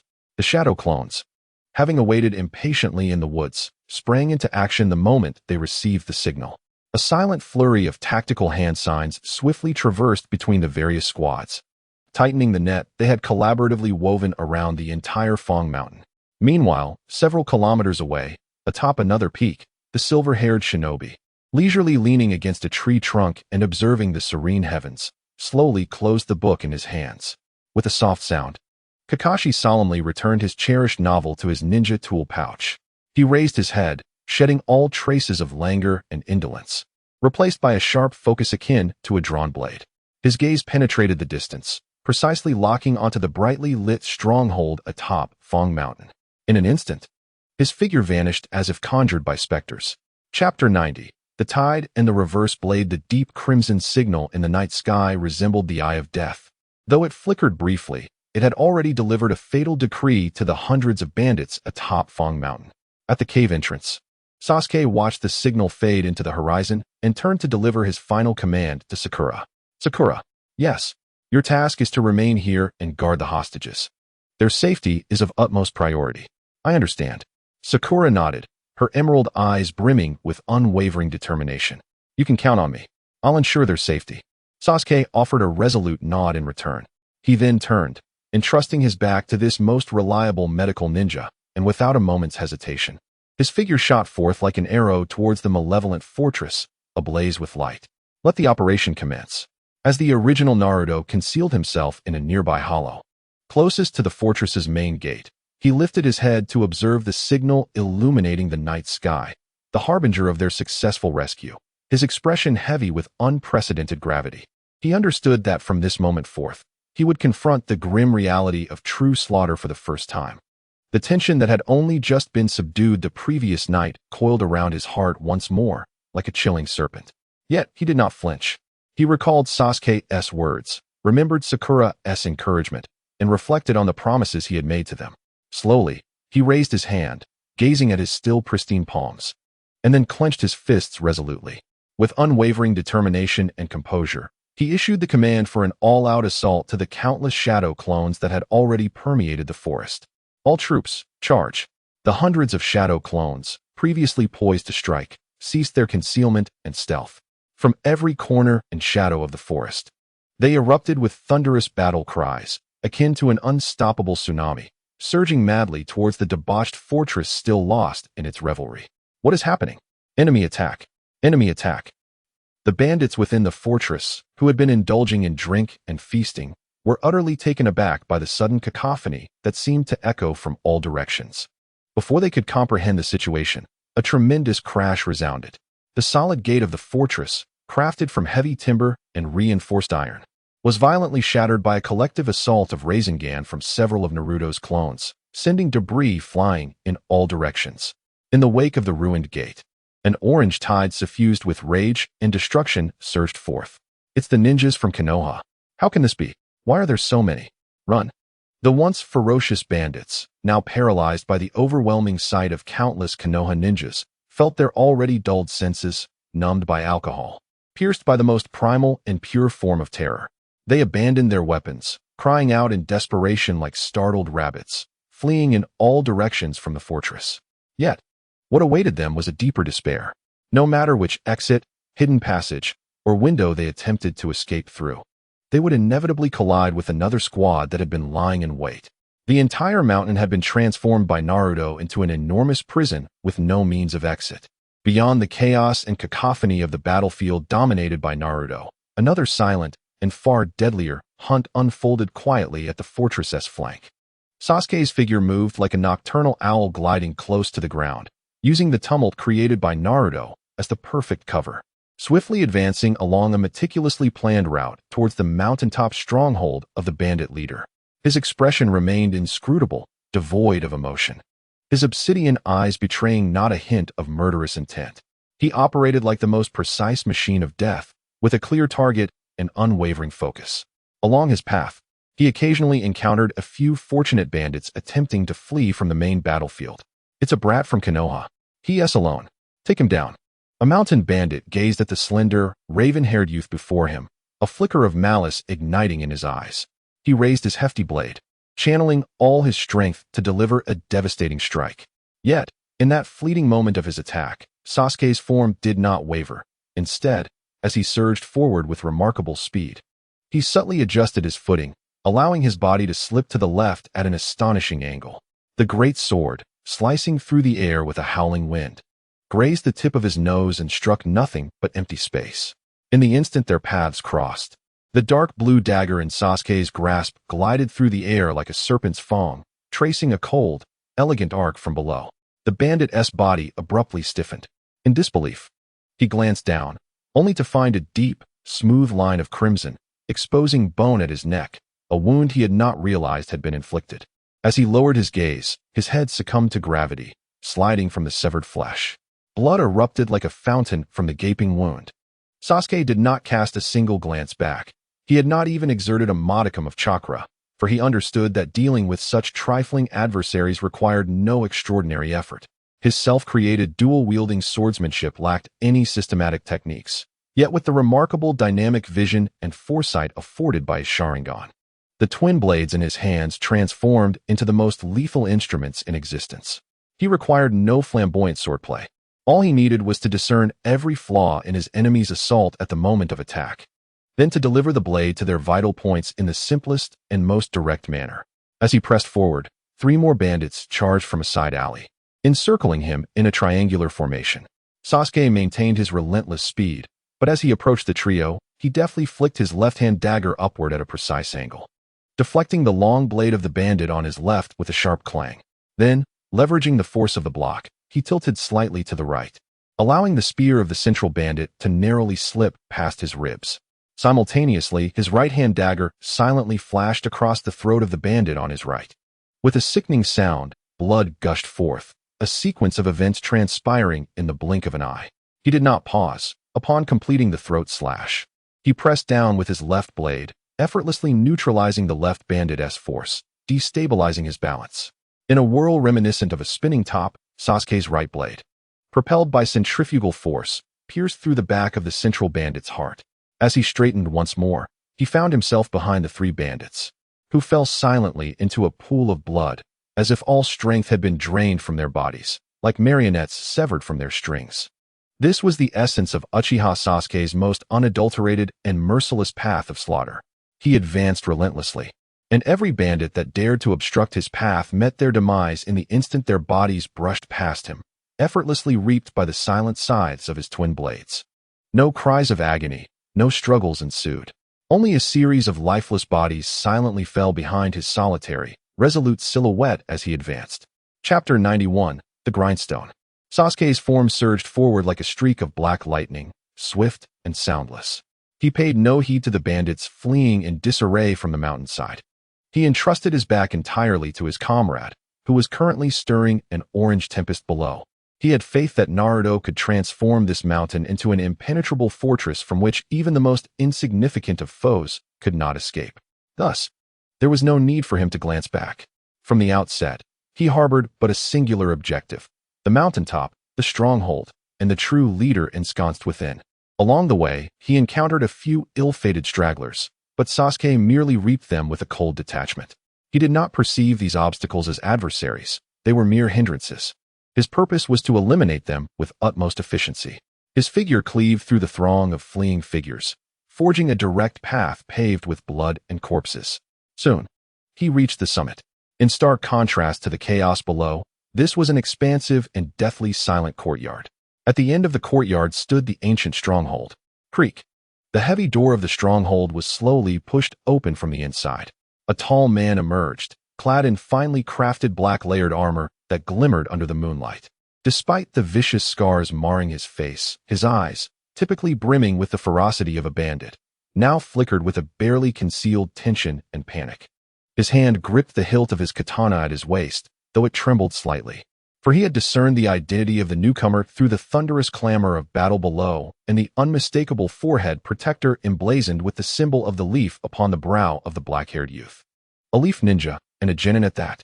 What madness is this? Alarm bells rang in his mind. If even a genin possessed such monstrous efficiency in slaughter, what kind of terrifying creature must the jounin leading them be? He knew the true monster was lurking in the shadows, watching him with icy eyes. He gazed at the blood-soaked boy, wielding twin blades, who was steadily approaching him. Forcing himself to suppress his fear and attempt a final negotiation with the authority of a leader. Halt, you young leaf ninja. He endeavored to make his voice sound steady, but the subtle tremor betrayed his inner turmoil. Your strength is formidable, yet I am not without the means to retaliate. Today, I concede, I surrender. Grant me a path to safety. Even if you can kill me, I may yet have the chance to inflict serious harm upon you in a desperate fight. I vow never to set foot in the land of fire again. How does that sound? Yet, the response to his plea came not in words, but in Sasuke's resolute, silent action. With a sudden push from his feet, he launched himself like a cannonball towards the warrior with astonishing speed. Upon witnessing this scene, the warrior's previously flickering hopes and chaotic fears were instantly replaced by a surge of furious wrath, driven into a corner. A toast unrequested shall be met with a penalty drink. A reckless fool, he roared, abruptly drawing forth the ancient yet chillingly formidable katana from his waist. A visible wave of dense chakra instantaneously enveloped the blade. He was prepared to fight to the death. Sasuke, however, offered him no further opportunities. He intended to use his Sharingan to decipher the fleeting moments between the warrior's strikes and recoveries, aiming for a lethal blow. Clang! The dual blades collided fiercely with the katana in midair, sparking a dazzling array of fiery sparks. Yet, this time, to Sasuke's astonishment, the warrior's swordsmanship was a relentless and harmonious sequence. His Sharingan indeed discerned the timing of the strikes and recoveries at the moment of impact. He could clearly see that after the warrior's powerful downward slash, there existed a brief pause, a fraction of a second, caused by muscle contraction and weight transfer before the next spinning slash commenced. That fleeting moment was his opportunity. However, just as Sasuke prepared to change his attack and thrust his short blade into the warrior's chest, the katana, following the force of his block, executed an astonishingly acute counter-rotation, transforming the downward slash into a serpentine strike aimed directly at Sasuke's throat. It was a trap, a deadly snare, utilizing the timing between strikes and recoveries as bait. A shiver coursed through Sasuke's heart, compelling him to abandon his offensive. He crossed his blades in a desperate attempt to deflect the cunning spinning slash. What followed was a relentless barrage of strikes, akin to a torrential storm. The warrior's swordplay was vast yet meticulous, each move executed with a precision that left no trace. The conclusion of one strike seamlessly flowed into the initiation of the next, weaving an impenetrable net of death. Sasuke's Sharingan continued to perceive the timing of each attack and recovery with clarity. However, he sorrowfully realized that he could not retaliate. The fluidity of the warrior's technique rendered every seemingly viable opportunity for attack perfectly obscured by the subsequent preparatory stance. Unless he accepted the grim fate of mutual destruction, he could inflict no meaningful damage upon his opponent. In desperation, Sasuke was forced to relinquish all thoughts of offense, channeling his entire focus into defense. Clang, clang, clang, crash. The sharp, rapid sounds of metal clashing echoed through the silent mountaintop, as Sasuke's figure was relentlessly pushed back beneath the tempestuous web of blades. Although he leveraged the formidable predictive abilities of his Sharingan to accurately parry each of the warrior's strikes, the sheer ferocity of the continuous assault left him with no room to counterattack. He was thoroughly subdued. At that moment, a silver figure appeared like a specter, silently materializing atop the main fortress. Kakashi had arrived. He did not immediately make a sound, nor did he express any intention to intervene. Instead, he silently crouched in the shadows of the rooftop, observing the captivating duel below with the keen interest of a masterful hunter. It was evident to him that Sasuke was at an absolute disadvantage. Yet, he also discerned that Sasuke exhibited no signs of panic. Ah, so it is. Kakashi watched as Sasuke, though somewhat disheveled, had an increasingly bright gleam in his eyes, and in that instant, he understood. This young man was honing his swordsmanship against this formidable opponent. With fascination, he observed Sasuke's seemingly chaotic and instinct-driven dual-wielding techniques, mentally assessing them. They were riddled with flaws. The manner in which he exerted force and the angles of his blocks were fraught with the clumsiness and errors typical of a novice. However, each of his defensive maneuvers subconsciously mirrored his opponent's rhythm, and every step he took sought to weave into the opponent's intricate web of blades. He was learning. Utilizing the proud legacy of the Uchiha clan's eyes, he was fervently absorbing, replicating, and deconstructing the finely honed techniques of his adversary amidst the chaos of battle. Truly, he was a creature both voracious and formidable. Chapter 92. The decapitation atop the mountain. The clash of blades echoed. Beneath the relentless barrage of strikes, Sasuke engaged in the most arduous and exhilarating battle since his arrival in this realm. He was thoroughly suppressed. The opponent's formidable and meticulously executed swordplay ensnared him like a vast whirlpool. His dual blades could only manage to awkwardly deflect and parry, offering him no opportunity for a counterattack. Yet, in the face of such overwhelming adversity, Sasuke's heart remained undisturbed. On the contrary, his crimson, double-tomo Sharingan was greedily absorbing the nutrients laid before him with unprecedented fervor. Every action of the warrior leader, every angle of his strikes, every technique of force application, every shift of balance, all were meticulously dissected, replicated, analyzed, and stored within Sasuke's perceptive gaze. Initially, he merely imitated. When his opponent slashed, he slashed. When his opponent swept, he swept. Gradually, however, he began to integrate the fragmented techniques he had copied into his own disordered style of dual wielding. His left hand instinctively began to mimic the opponent's technique of perfectly combining deflection and redirection. Meanwhile, his right hand sought fleeting openings within the relentless onslaught to deliver a piercing thrust. He was learning. He was fervently appropriating the techniques painstakingly refined over decades by his adversary, employing the most audacious and unyielding methods typical of the Uchiha clan. As a result, the dynamics of the battle began to subtly shift. Sasuke's figure no longer merely retreated. He began to engage in a mutual exchange of blows, transforming the initial suppression into a standoff of equal prowess. The transformation before the warrior leader was, in his eyes, the most terrifying and incomprehensible nightmare. How could this be? He was horrified to discover that the blade skills of this young adversary were evolving at a visible, rapid pace. He could even see the shadow of his own technique reflected in the fledgling dual-wielding style of the boy. Is this little devil stealing my swordplay? This realization shattered the last vestige of his fighting spirit, replaced by a chilling wave of dread. He understood that he could no longer engage with this monster. Moreover, not far off, on a nearby rooftop, lurked an even more formidable threat, a true beast, watching intently. He had to find a way to escape before that upper ninja could intervene. With this thought, a glimmer of frenzied resolve flashed in the warrior's eyes, akin to that of a desperate gambler. He decided to exchange injury for survival. No, it was more about sacrificing himself to capture.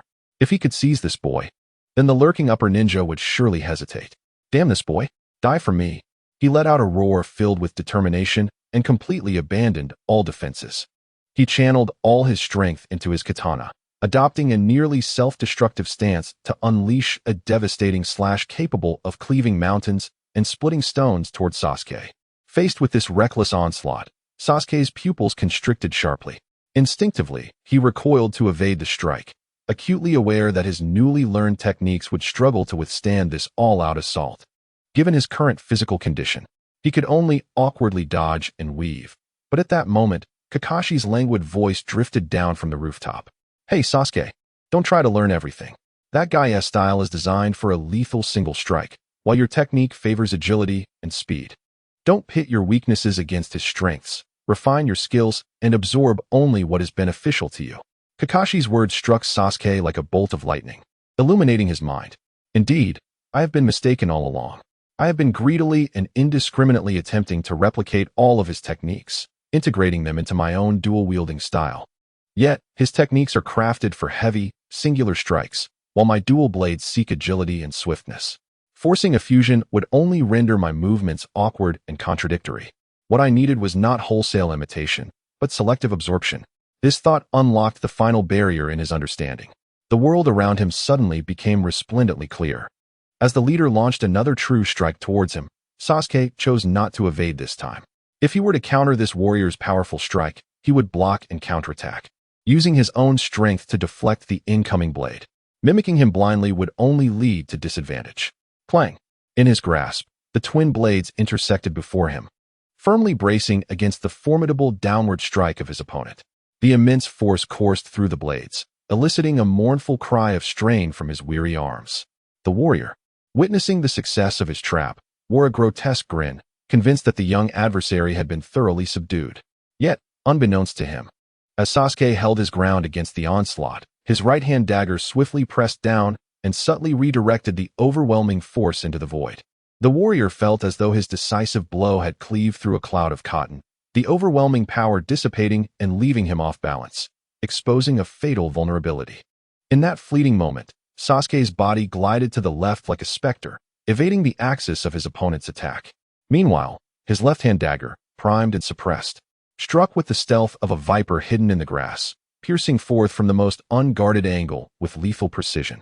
The sound of the blade sinking into flesh resonated clearly in the warrior's ears, freezing the smile upon his face. In disbelief, he lowered his gaze to find a dark blue dagger, having penetrated through the thinnest seam of his armor beneath his left rib, deeply embedded in his body, precisely piercing his heart. How could this be? He managed to utter his final words, laden with resentment and confusion, before collapsing silently into the pool of his own blood, as if all vitality had been drained from his marionette form. Chapter 93 concluded. On the mountaintop, an eerie silence enveloped the scene. Sasuke slowly extracted the bloody dagger from the leader's heart. Warm blood trickled down the dark blue blade, pooling at his feet. As he gazed at the lifeless body growing cold beneath him, he felt no elation from conquering a formidable foe, only a profound tranquility that followed the dust settling. At that moment, Kakashi's figure leapt down from the fortress roof like a specter, landing silently beside him. He first surveyed the lifeless form on the ground, expertly examining the fatal wound that had pierced the heart. A single strike, clean and decisive, devoid of any unnecessary flourish. Only then did he lift his gaze to Sasuke, offering a smile that bore the weight of a mentor's final appraisal. Well, although your technique still bears some rough edges, you have finally begun to embody the essence of the dual blade style. Sasuke said nothing, calmly sheathing his blade. The duo lingered not atop the mountain. Kakashi glanced down at the fortress, now subdued, and remarked, "Let us proceed to assess the situation with Naruto." As Sasuke and Kakashi, akin to two streaks of black lightning, descended from the mountaintop to the fortress below, they were met with a battlefield saturated with the stench of blood and death. The deafening cries of battle had long since faded into silence. In the vast clearing, dozens of bandits' corpses lay heaped, the ground stained a dark crimson by blood. A sight both harrowing and striking under the moonlight. Naruto's shadow clone army had long since vanished, leaving only a handful of clones, stoically dragging the scattered bodies together like the most silent of laborers, emotionless as they formed a small mound of corpses in the clearing. Meanwhile, Naruto stood quietly beside this grim hillock, his orange coat splattered with blood, his face devoid of the usual sunlight and smiles, replaced by a weariness and gravity that followed the end of battle. The arrival of Kakashi and Sasuke did not surprise him.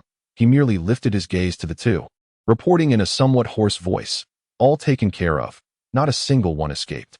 As they descended the mountain, Sasuke and Kakashi had dispatched a few trembling remnants hiding in the shadows. Observing the gruesome scene before them, both understood that Naruto had undergone a profound transformation in this battle. He was no longer the boy who showed mercy to his foes. Kakashi placed a reassuring hand on Naruto's shoulder, offering silent encouragement before turning to Sasuke and saying, "It's your responsibility now, Sasuke. If we leave this unresolved, it will soon breed plague, and the innocent villagers down the mountain will suffer." Sasuke stepped forward silently, glancing at the mound of corpses, exuding a strong stench of blood before swiftly forming hand seals. Fire release, great fireball technique. A blazing sphere erupted from his mouth, instantly engulfing the mound in flames. The fierce fire soared skyward, illuminating half the night sky. Sasuke and Naruto returned to their concealed cave, a temporary base nestled halfway up the mountain, while Kakashi took charge of the post-battle assessment and cleanup. Upon entering the cave, they were greeted by a profoundly warm sight. The campfire continued to burn quietly within.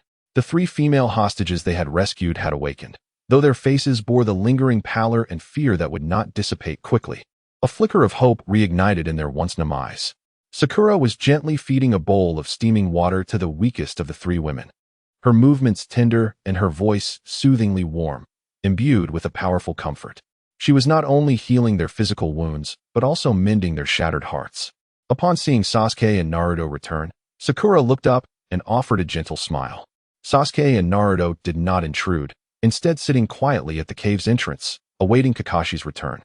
After a brief inquiry, they learned that the 3 women were ordinary villagers from a nameless hamlet not far down the mountain. They had encountered the bandits while out procuring supplies with the men from their village a few days prior. The men of the village, in their noble endeavor to protect their loved ones, sadly met their untimely demise. As the sorrowful and fragmented laments of the women filled the air, Naruto's fists instinctively clenched once more. The discomfort and confusion he felt from his first act of taking a life were, in that moment, completely swept away by a more potent conviction known as the desire to safeguard. He recognized the righteousness of his actions. After confirming the identities of the hostages, Team 7 promptly commenced the final phase of their mission, escorting the 3 weary women away from the accursed Fong Mountain, guiding them back to their village. Upon their arrival at the serene and tranquil hamlet, they were met with the warmest and most sincere welcome from the villagers. The mournful villagers, who had been engulfed in grief over their lost kin, erupted into a cacophony of heartfelt cheers and tears of gratitude upon seeing their surviving family members return safely. The village elder, an elderly man with a head of silver hair, approached Team 7 with a trembling gait, supported by his cane. He bowed deeply, representing the gratitude of the entire village. "Thank you, esteemed ninjas of Konoha. We are grateful for your efforts in restoring our justice. Our village possesses little to repay you, but we implore you to stay and rest." Faced with the villagers' earnest invitation and their unadulterated expressions of gratitude, Kakashi glanced at his equally fatigued disciples and nodded slowly. "Then we shall impose upon you." Chapter 94. Triumphant. The following morning, as the first rays of sunlight pierced through the thin morning mist enveloping the village, the 4 members of Team 7 bid farewell to the villagers, who were still fervently urging them to stay, and set forth on their journey back to Konoha. The atmosphere on their return was far more relaxed than on their outward journey. The tension and gravity that accompanied their initial foray into the battlefield had been thoroughly washed away during the previous night's celebration, filled with goodwill and gratitude. In its place blossomed a newfound confidence and composure, emblematic of true ninjas who had undergone a transformative experience. They no longer maintained the heightened vigilance of a diamond formation as they had upon their arrival. Instead, they walked side by side, savoring the rare moments of leisure that followed the completion of their mission. Upon returning to Konoha, the 4 did not pause for a moment, but proceeded directly to the Hokage Tower to report their mission to the 3rd Hokage. As Sasuke, Naruto, and Sakura stood once more in the familiar office, they bore the steadiness and poise that only those who have faced the trials of life and death can possess. After listening to Kakashi's succinct yet pointed mission report, the 3rd Hokage's usually weary visage broke into a genuine and deeply satisfied smile. He then meticulously reviewed the scroll containing the more detailed battle accounts, personally penned by Kakashi. After a considerable time, he slowly set down the pipe in his hand, gazing at the 3 individuals before him. Despite the lingering traces of their arduous journey, their eyes bore a sharper and more composed gaze than when they had departed from the village. With a nod of approval, he expressed his satisfaction. "Well done. Not only have you accomplished your mission flawlessly, but more importantly, you have demonstrated to me and Kakashi the boundless potential you possess as a specially cultivated Genin team. I take great pride in you all. Now, return home." The 3rd Hokage smiled warmly, gesturing to the trio standing before him, and continued earnestly. "You have worked hard these past few days and truly deserve to rest and unwind. Therefore, Do not dwell on mission-related matters for the next few days. Indulge in the joys of life. After a brief pause, he added, however, in a few days, there will be a B-rank escort mission awaiting you. Although the task is not overly challenging, one must not be careless, as escort missions allow no room for negligence. So, while you rest, do not forget to prepare adequately to ensure the successful completion of the task. Yes, the three replied in unison, then bowed respectfully to the Hokage before exiting the office. Kakashi, however, was retained by the third Hokage for a more in-depth discussion regarding the true performance of the trio. Upon leaving the Hokage building, Naruto's stomach, which had been grumbling with hunger, immediately voiced its protest. Oh, finally it's over, Naruto exclaimed, stretching widely and letting out a relieved cheer. I have an idea. He wrapped an arm around Sasuke and Sakura's shoulders, insisting in an unrefusable tone, to celebrate our Team 7's successful completion of our first A-rank mission. Let us go eat at Ichiraku Ramen. My treat. Sounds good, Sakura replied with a smile, nodding in agreement. Sasuke simply grunted, showing no objection. Inside Ichiraku Ramen, the familiar lively atmosphere welcomed them. Upon learning of their recent accomplishment, the noodle master and Ayam, the waitress, displayed exceptional enthusiasm, serving them 3 bowls of heroically generous special ramen, filled with the finest ingredients. The trio sat together, slurping noodles and savoring the purest and most ordinary happiness that followed the conclusion of their battle. This mission held profound significance for Naruto's growth. It was the first time he truly comprehended the weight of the identity of a ninja, encapsulated in the essence of protection. After finishing their satisfying celebratory meal at Ichiraku Ramen, they each bid farewell at the shop's entrance. I'll head back first, Sakura waved at the two, saying, see you tomorrow. Sasuke-kun, Naruto. See you tomorrow, Sakura. After watching Sakura leave, Sasuke and Naruto walked side by side towards the Uchiha clan's compound. Upon returning home, they parted ways at the doorstep. I'm off to train, Naruto declared, giving Sasuke an enthusiastic fist pump. His body seemed oblivious to the concept of fatigue, and within those cerulean eyes, an indomitable spirit continued to blaze. Sasuke nodded in acknowledgement as he watched Naruto once again dash into the training grounds, accompanied by the sound of thuds, initiating yet another fervent round of practice. Meanwhile, Sasuke refrained from further training, retreating to his room and closing the door, which rendered the world outside in tranquil silence. He meticulously wiped the pair of short blades, stained with the blood of countless battles, before sheathing them. Only then did he shed his garments and recline upon the soft bed. The weariness of his body enveloped him like a tide, yet his mind remained in a whirlwind of thoughts. He silently recited the final words of the third Hokage regarding the escort mission. A clear notion emerged in his mind. It was likely that task, the Wave Country mission. This was the first significant mission undertaken by Team 7 within the original narrative, a milestone brimming with twists and peril. As memories surged through his mind, he recalled the essential details of that assignment. The client was a bridge builder named Tazuna from the Wave Country. The mission was precipitated by the monopolization of the nation by a nefarious merchant named Gato, leaving the populace in despair. Tazuna's bridge was the sole key to shattering this monopoly and restoring hope to the Wave Country. Consequently, Gato had hired ninjas to assassinate him. Sasuke's gaze sharpened slightly. Among these hired ninjas was a rogue from the Hidden Mist Village, one of the legendary 7 ninja swordsmen, known as the Demon of the Mist, Kisame Hoshigaki. Accompanying him was a boy with the ice release bloodline limit, who displayed an unwavering loyalty akin to that of a tool. Sasuke understood that this would mark the first genuine life-and-death battle for Team 7 since its inception. It would also be his inaugural confrontation with those legendary powerhouses in this world, serving as the ultimate stage to validate the fruits of his years of training. Chapter 95. The Wave Country Mission. 2 days of rest were akin to a timely rain, washing away the last remnants of fatigue and tension that clung to the members of Team 7 after their initial taste of battle. Their spirits and bodies had restored to their peak, and the youthful vigor of the ninjas, tempered by the crucible of life and death, had become as refined as a meticulously honed blade, increasingly subtle, yet perilously sharp.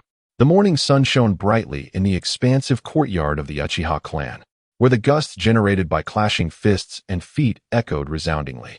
Sasuke and Naruto were engaged in their daily sparring routine, their figures weaving through the morning light, with each offensive and defensive maneuver infused with power and synergy. Suddenly, a small silhouette darted past the outer woods of the clan grounds. agilely leaping over the wall with astonishing speed, eventually halting in the center of the courtyard. In the center of the courtyard, a pug appeared. Clad in a blue ninja vest, its forehead adorned with a headband that bore the symbol of the hidden leaf. However, its expression was one of profound despondency, as if it harbored no enthusiasm for the world around it. Panting and with drooping eyelids, it spoke in a raspy voice, laden with the weight of experience. "Ah, it's Sasuke and Naruto, right? I am Pakin, Kakashi's summoning beast. He has sent me to inform you that a new mission has arrived. You are to assemble immediately in front of the Hokage building." After delivering the message, it yawned humanly and vanished in a puff of white smoke. "Pakin," Naruto exclaimed, a radiant smile illuminating his face upon seeing the familiar pug. He exchanged a glance with Sasuke, each recognizing the uncontainable excitement and anticipation reflected in the other's eyes. Without further ado, the two swiftly returned to their respective quarters to don their gear, then raced toward the heart of the village.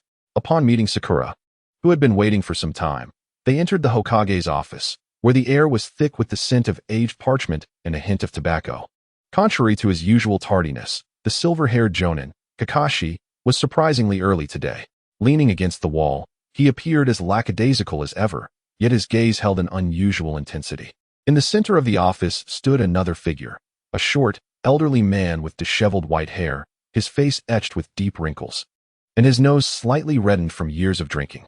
He emanated a strong odor of alcohol, his eyes slightly bleary as he swayed while addressing the third Hokage, fervently insisting, "Thus, Lord Third, I require the finest guards. There must be no mistakes." Upon seeing the old man, a chill ran through Sasuke. The bridge builder from the land of waves, Tazuna, had finally arrived. He mused internally, "This mission would be my first true test of life and death among ninjas in this world." As for why he had misrepresented the mission's difficulty and the role of Konoha's higher-ups in this affair, it mattered not. "All I seek is a worthy opponent." The third Hokage noticed the trio at the door and waved amiably to them. Tazuna turned as well, scrutinizing the three potential guards who would determine his fate with a critical eye, his gaze first landing on Sasuke. The boy stood tall and motionless, his jet-black eyes calm, yet concealing an undeniable sharpness. The maturity that belied his years prompted Tazuna to nod in acknowledgement.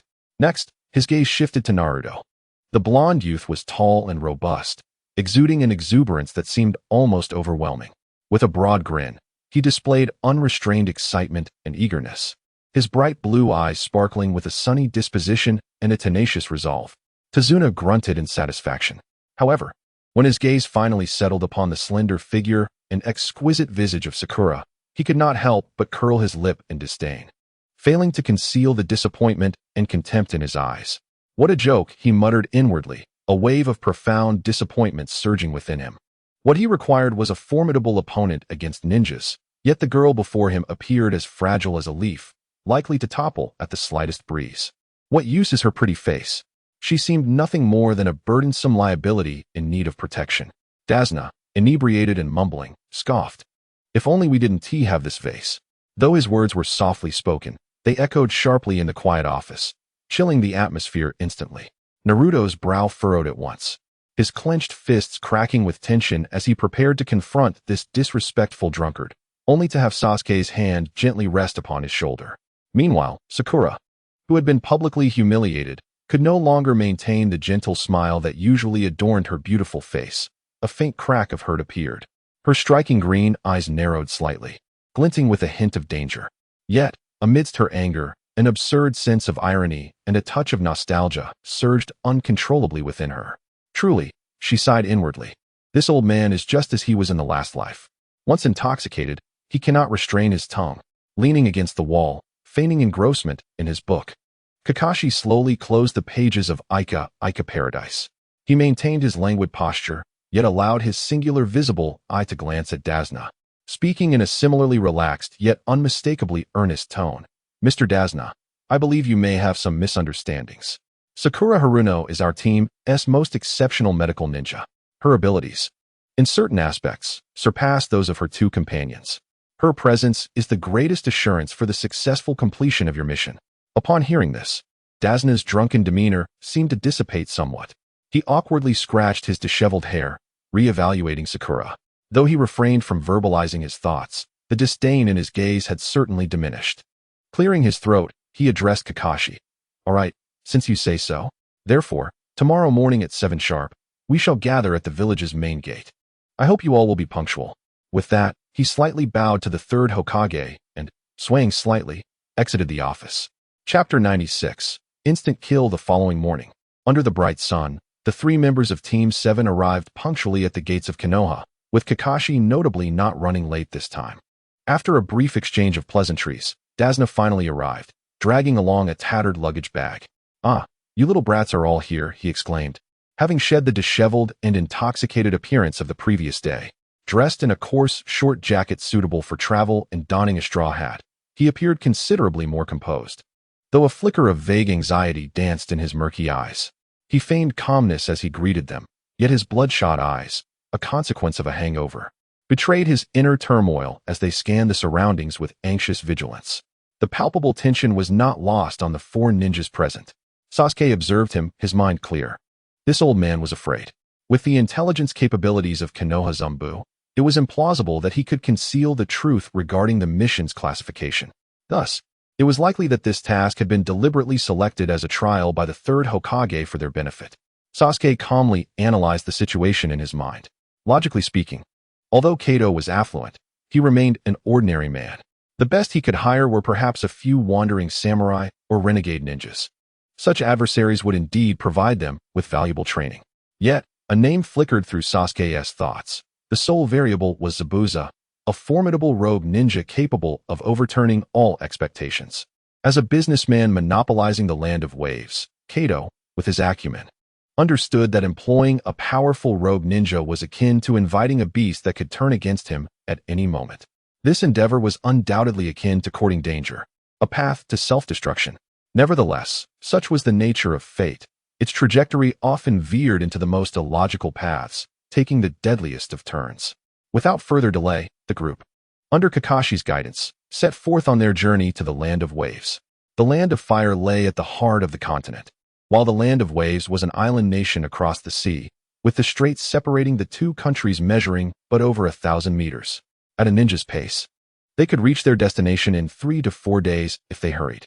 However, considering the presence of the ordinary Dasna in their ranks, their speed was less than swift. They traveled by day, camping in the wilderness or resting briefly in villages they passed each night. After a full week of travel, they finally arrived at the humid coastal borders of the Land of Fire. As they traversed the dirt path through the woods, the 5 moved quietly. Sasuke, Naruto, and Sakura formed a standard triangular formation, ensuring that Dasna was securely protected in the center, while Kakashi trailed a few steps behind, acting as the most dependable shadow, guarding their rear. The weather had been scorching, with the relentless sun beating down, and the dry path offered no trace of moisture. Yet, unexpectedly, a small puddle appeared in the middle of the road ahead. The puddle, glistening under the sun, seemed out of place and suspicious. Sasuke, at the forefront, hesitated momentarily. He exchanged a knowing glance with Sakura behind him. Without the need for words, they reached an unspoken consensus. Sakura did not falter in her stride. She swiftly formed hand seals, a surge of pure chakra instantly enveloping her. Water release, water whip. With a sharp crack, the still puddle seemed to come alive, erupting as 2 long whips made purely of water shot forth from its depths. The long whip, akin to 2 of the swiftest serpents, struck down at an astonishing angle towards the puddle, ensnaring 2 indistinct figures hidden beneath its surface in a firm embrace. What? Accompanied by 2 low gasps of astonishment, the figures were forced to emerge from the puddle, revealing themselves in a state of disarray. They were 2 ninjas adorned with the headbands of the Mist Village, their faces obscured by menacing masks. Clearly, they had not anticipated that their disguise would be so easily unraveled by a seemingly frail young girl. They were the rogue ninjas from the Mist Village, known as the Ghost Brothers, Mito and Yato. Before the 2 could recover from their shock of being discovered, a shadowy figure appeared before them as silently as a specter. It was Sasuke. His ebony eyes had transformed, unbeknownst to them, into a pair of ominous crimson orbs resembling 2 blood moons. 2 dark tomo within them rotated slowly, exuding an irresistible, bewitching power. It was the Genjutsu of the Sharingan. His cold words fell like the pronouncement of death itself. The 2 recently revealed rogue ninjas from the Mist Village froze, their expressions abruptly turning vacant and bewildered. In the next moment, their bodies collapsed to the ground, as if drained of all strength, falling into a deep unconsciousness. From the moment the trap was discovered, to Sakura's swift intervention, and finally to Sasuke's genjutsu that concluded the encounter, the entire sequence transpired in the blink of an eye. Even Naruto, standing nearby, had yet to assume a fighting stance before the battle was already over. The entire process, from the discovery of the enemy to the end of the skirmish, unfolded seamlessly in under 5 seconds. Clap, clap, clap. Kakashi sauntered forward from the rear, applauding slowly while delivering his assessment in a languid tone, an impeccable collaboration, and a decisive resolution. As your first real combat experience against ninjas, your performance is beyond reproach. After the praise, the smile on his face vanished instantly.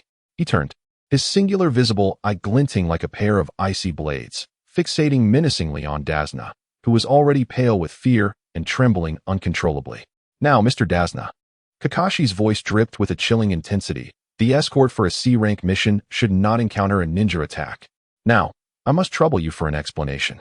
Faced with the palpable aura of impending doom, Dazna could no longer maintain his composure. He collapsed to the ground with a thud, shaking uncontrollably, and ultimately divulged the dire situation of the Land of Waves, the sins of Gato, and the truth of his deceit regarding the mission's rank to save costs, spilling it all like beans from a bamboo tube. Meanwhile, Sasuke exhibited no interest in this already known backstory. He simply approached the two unconscious rogue ninjas from the mist, dragging them into the nearby woods as one would two lifeless beasts, preparing for the subsequent interrogation. Chapter 97. The name of the demon, Dazna's lament, filled with sorrow and despair, echoed through the clearing in the woods for a long time. He recounted the plight of the Land of Waves, the sins of Kato, and the truth of his deception regarding the mission's level, as if pouring beans from a bamboo tube, revealing every detail. However, to his astonishment, after pouring out his heart and tears, he was met not with promises of sympathy nor with outrage, but with an unsettling silence. The silver-haired leader, Kakashi Hatake, merely crossed his arms and leaned calmly against a tree trunk. His expression remained unchanged, as if the tale he had just heard was an irrelevant and trivial story, disconnected from his own existence. This utter calmness and indifference caused Dazna's heart to sink deeper into despair. Naruto, whose heart was inherently kind, bore a face etched with sympathy and compassion. He clenched his fists tightly, the knuckles turning pale from the force. He longed to pound his chest and promise this elderly man, who risked his life to protect his homeland, that he would take on the burden.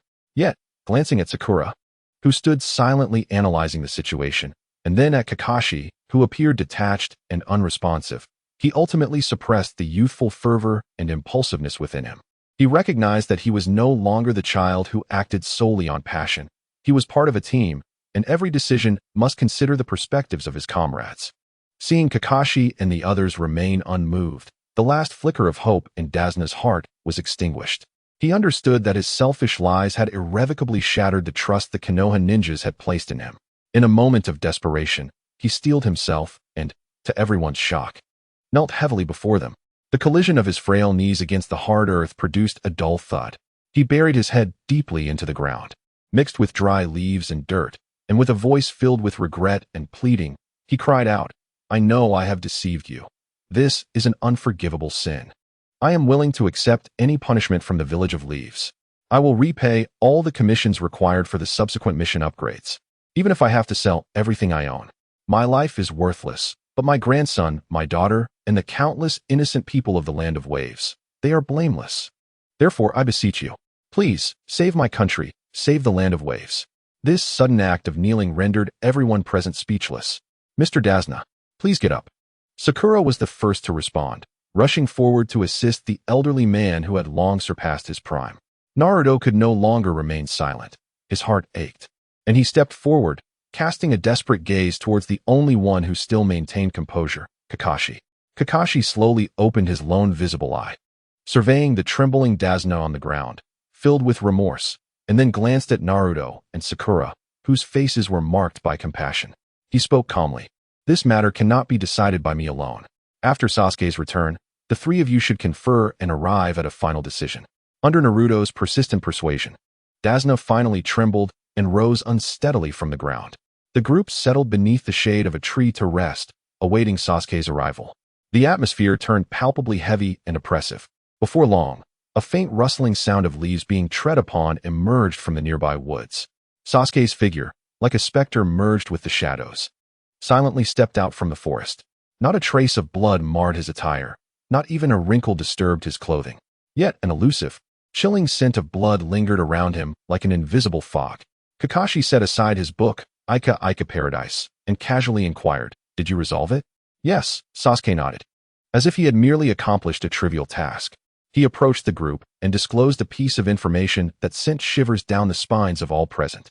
"I extracted some information from those two mist ninjas. Their superior is one of the legendary 7 ninja swordsmen of the mist, Zabuza Momochi." Zabuza? Upon hearing this name from Sasuke's lips, Kakashi, who had maintained a facade of nonchalance, visibly altered his expression for the first time. His usually languid demeanor transformed into one of grave seriousness. It seemed the situation had taken a turn for the worse. "Who is Zabuza? Is he strong?" Naruto inquired with curiosity. Kakashi's brow furrowed deeply as he regarded his 3 disciples and solemnly elucidated. "Zabuza Momochi, known as the Demon of the Mist, hails from the infamous Blood Mist Village. During his graduation exam, he single-handedly slaughtered over 100 fellow candidates. His name itself embodies slaughter and terror. He was the ace of the assassination unit in the former Mist Village, a member of the 7 ninja swordsmen, wielding a lethal weapon known as the Kubikirib Sage. This blade can self-repair by absorbing iron from the blood of its victims. It is a weapon forged for the purpose of killing. He defected after a failed coup in Mist Village and is currently one of the highest bountied rogue ninjas on their wanted list. His strength is comparable to mine." Kakashi provided a stark and chilling assessment. "If I exert my full strength, I am confident I can defeat him. However, during our confrontation, I would be unable to ensure the safety of the 3 of you and Mr. Dasna. Moreover, a rogue ninja of Zabuza's caliber often has accomplices. Should we find ourselves surrounded, the situation would become dire." Upon hearing this, Naruto's brow also knitted tightly. He had witnessed Kakashi's strength firsthand, and for him to utter such an evaluation of being comparable indicated that Zabuza was indeed a formidable opponent far beyond their expectations. Kakashi glanced at the anxious Dasna, then slowly surveyed the differing expressions of his 3 disciples. He inquired, "What are your thoughts on our employer, Mr. Dasna, misrepresenting the level of the mission? According to the village's regulations, we have the right to immediately terminate the mission. The decision lies with you." Chapter 98 continued. Kakashi surveyed the 3 disciples before him, their expressions varying, and continued in a tone devoid of emotion. "You must have surmised that this mission was originally intended as a simple trial and test for you. However, the unexpected emergence of Zabuza has caught us off guard. You lack experience in combat against a truly formidable ninja, and recklessly proceeding with this mission is undoubtedly fraught with peril." After speaking, Kakashi's gaze drifted to Naruto, who stood nearby, fists clenched yet hesitating, his face reflecting profound sympathy as he glanced at Dasna. He understood that this kind-hearted disciple was currently grappling with an intense internal conflict. Thus, he spoke in a reassuring tone, "Do not worry, Naruto. Even if you choose to abandon this mission, it will still be completed by the ninjas of Konoha." He paused, revealing to the 3 the hidden, strategic significance behind this mission. Although the Land of Waves is merely a barren island, its geographical position is remarkably unique. It lies at the convergence point of the coastlines of the Land of Fire, the Land of Water, and the Land of Tea, endowing it with immense strategic value. Once that bridge is constructed, it will not only invigorate the economy of the Land of Waves, but also serve as a vital hub for maritime trade among the 3 nations. This benefit is too significant to be overlooked, both for our Land of Fire and the neighboring countries. Thus, regardless of the choices you make, the Hokage will never turn a blind eye to the plight of the Land of Waves. He will undoubtedly dispatch Umbu, or even higher-level forces, to eliminate Zabuza, ensuring the successful completion of the bridge. Upon hearing this, Dasna's face, once etched with despair, suddenly blossomed with incredulous delight. He raised his head, nearly kneeling again, and stumbled over his words in gratitude. However, as he looked at the 3 young ninjas, who had been ensnared in this perilous situation due to his deception, the joy was swiftly replaced by a profound sense of guilt. He regarded Naruto and the others, speaking with a tone rich in remorse. "Children, no, esteemed ninjas. It is my fault. In my attempt to save money, I misrepresented the difficulty of the mission, thus entangling you in such grave danger. If you suffer any harm due to my mistake, I could never forgive myself. So, I implore you, please abandon this mission." At last, Naruto felt a weight lift from his heart. He turned to Sasuke and Sakura, his cerulean eyes devoid of turmoil, now solely filled with innocent inquiry. He softly asked, "What do you think?" Sasuke did not reply immediately. His mind was engaged in a remarkably calm assessment of their combat capabilities, operating at a speed beyond ordinary comprehension, contemplating life and death. In his heart lay a vast sand table. On one side stood the formidable Zabuza Momochi, alongside the enigmatic boy, Haku, who possessed the rare ice release bloodline limit in the original storyline. On the opposing side was their Team 7. Zabuza's prowess was on par with Kakashi's, while Haku's ice release was as unpredictable as it was potent, posing a significant threat even to J-Nin-level shinobi. From a tactical perspective, their adversaries boasted 2 combatants of J-Nin caliber. Meanwhile, Sasuke's gaze was akin to the most precise ruler, meticulously surveying his 3 companions. Kakashi-sensei, with his Sharingan capable of copying thousands of jutsu, was seasoned in combat and possessed a tactical acumen that was second to none. More importantly, within that singular eye lay an ultimate trump card, Kimui, a technique that even he had yet to fully master, capable of altering the very fabric of reality. Naruto, seemingly the weakest link among them, had long since forged a pact with the Nine Tails within him, granting him access to an immense, almost boundless reservoir of chakra at will. Once he unleashed his full potential, not even Zabuza and Haku, nor the entire 7 ninja swordsmen of the mist, would stand a chance against him. He was, in truth, their most profound and unpredictable ace. Sasuke's attention then shifted to the pink-haired girl who was quietly observing him. Sakura offered him a gentle smile, brimming with trust. And in a voice so soft that only the 2 of them could hear, she whispered, "I support you, Sasuke. Trust your choices." That smile, that unreserved trust, dispelled the last remnants of doubt within Sasuke's heart.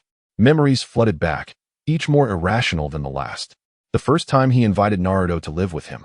On moving day, Sakura had exhibited an unsettling familiarity with the Uchiha clan grounds, instinctively guiding Naruto towards her own home. During their inaugural ramen outing, she had effortlessly ordered her favorite tomato flavor, one that even her family might not have remembered. And during the graduation exam, she had displayed a terrifying strength that belied her slender frame, demonstrating an exquisite mastery of chakra manipulation, a technique that concentrated energy for explosive moments, far beyond what the Ninja Academy could teach. Such prowess was reminiscent of Tsunade, one of the legendary Sannin. Where had she acquired such abilities? Coupled with her previous actions and prophetic words that transcended common reasoning, a bold yet strikingly plausible conclusion dawned upon him. This woman, like himself, harbored memories not of this era. She must be someone who had reincarnated from the future. Furthermore, considering her familiarity with the future dynamics of their trio, it was likely that she hailed from a time at least after their own marriage and the subsequent events of Boruto. With this revelation, a confident smile graced Sasuke's lips. If that were the case, what was there left to fear? He raised his head, meeting Kakashi's gaze, which was laden with inquiry, and spoke with an unwavering calmness and resolute tone, declaring his decision to continue the mission. Kakashi nodded, refraining from asking for explanations, displaying no hint of surprise, as if he had anticipated this answer all along. Thus, under the unanimous resolution of Team 7, the inception of this deception and crisis marked the true beginning of their awakening and bonds. Chapter 99. The Phantom of the Mist. Following the unanimous decision to persist with the mission, Kakashi exhibited no hesitation. He swiftly bit his finger, forming hand seals with great speed, and amidst a puff of white smoke, summoned his ninja hound, Pakin. He succinctly inscribed all pertinent intelligence regarding the encounter with the Ghost Brothers and the confirmation of Zabuza as their next adversary onto a scroll, which he solemnly entrusted to Pakin. "I implore you, deliver this to the Hokage immediately," he instructed. "Understood," Pakin replied, grasping the scroll before vanishing in a plume of smoke. With formidable foes lurking in the shadows, the atmosphere of their journey grew increasingly tense. Each member of Team 7 was now fully alert, their spirits heightened to 120%. Kakashi, shedding his usual nonchalance, even stowed away the ever-present Ica paradise, his lone visible eye scanning the surroundings with the vigilance of a hawk, attuned to every whisper of the wind.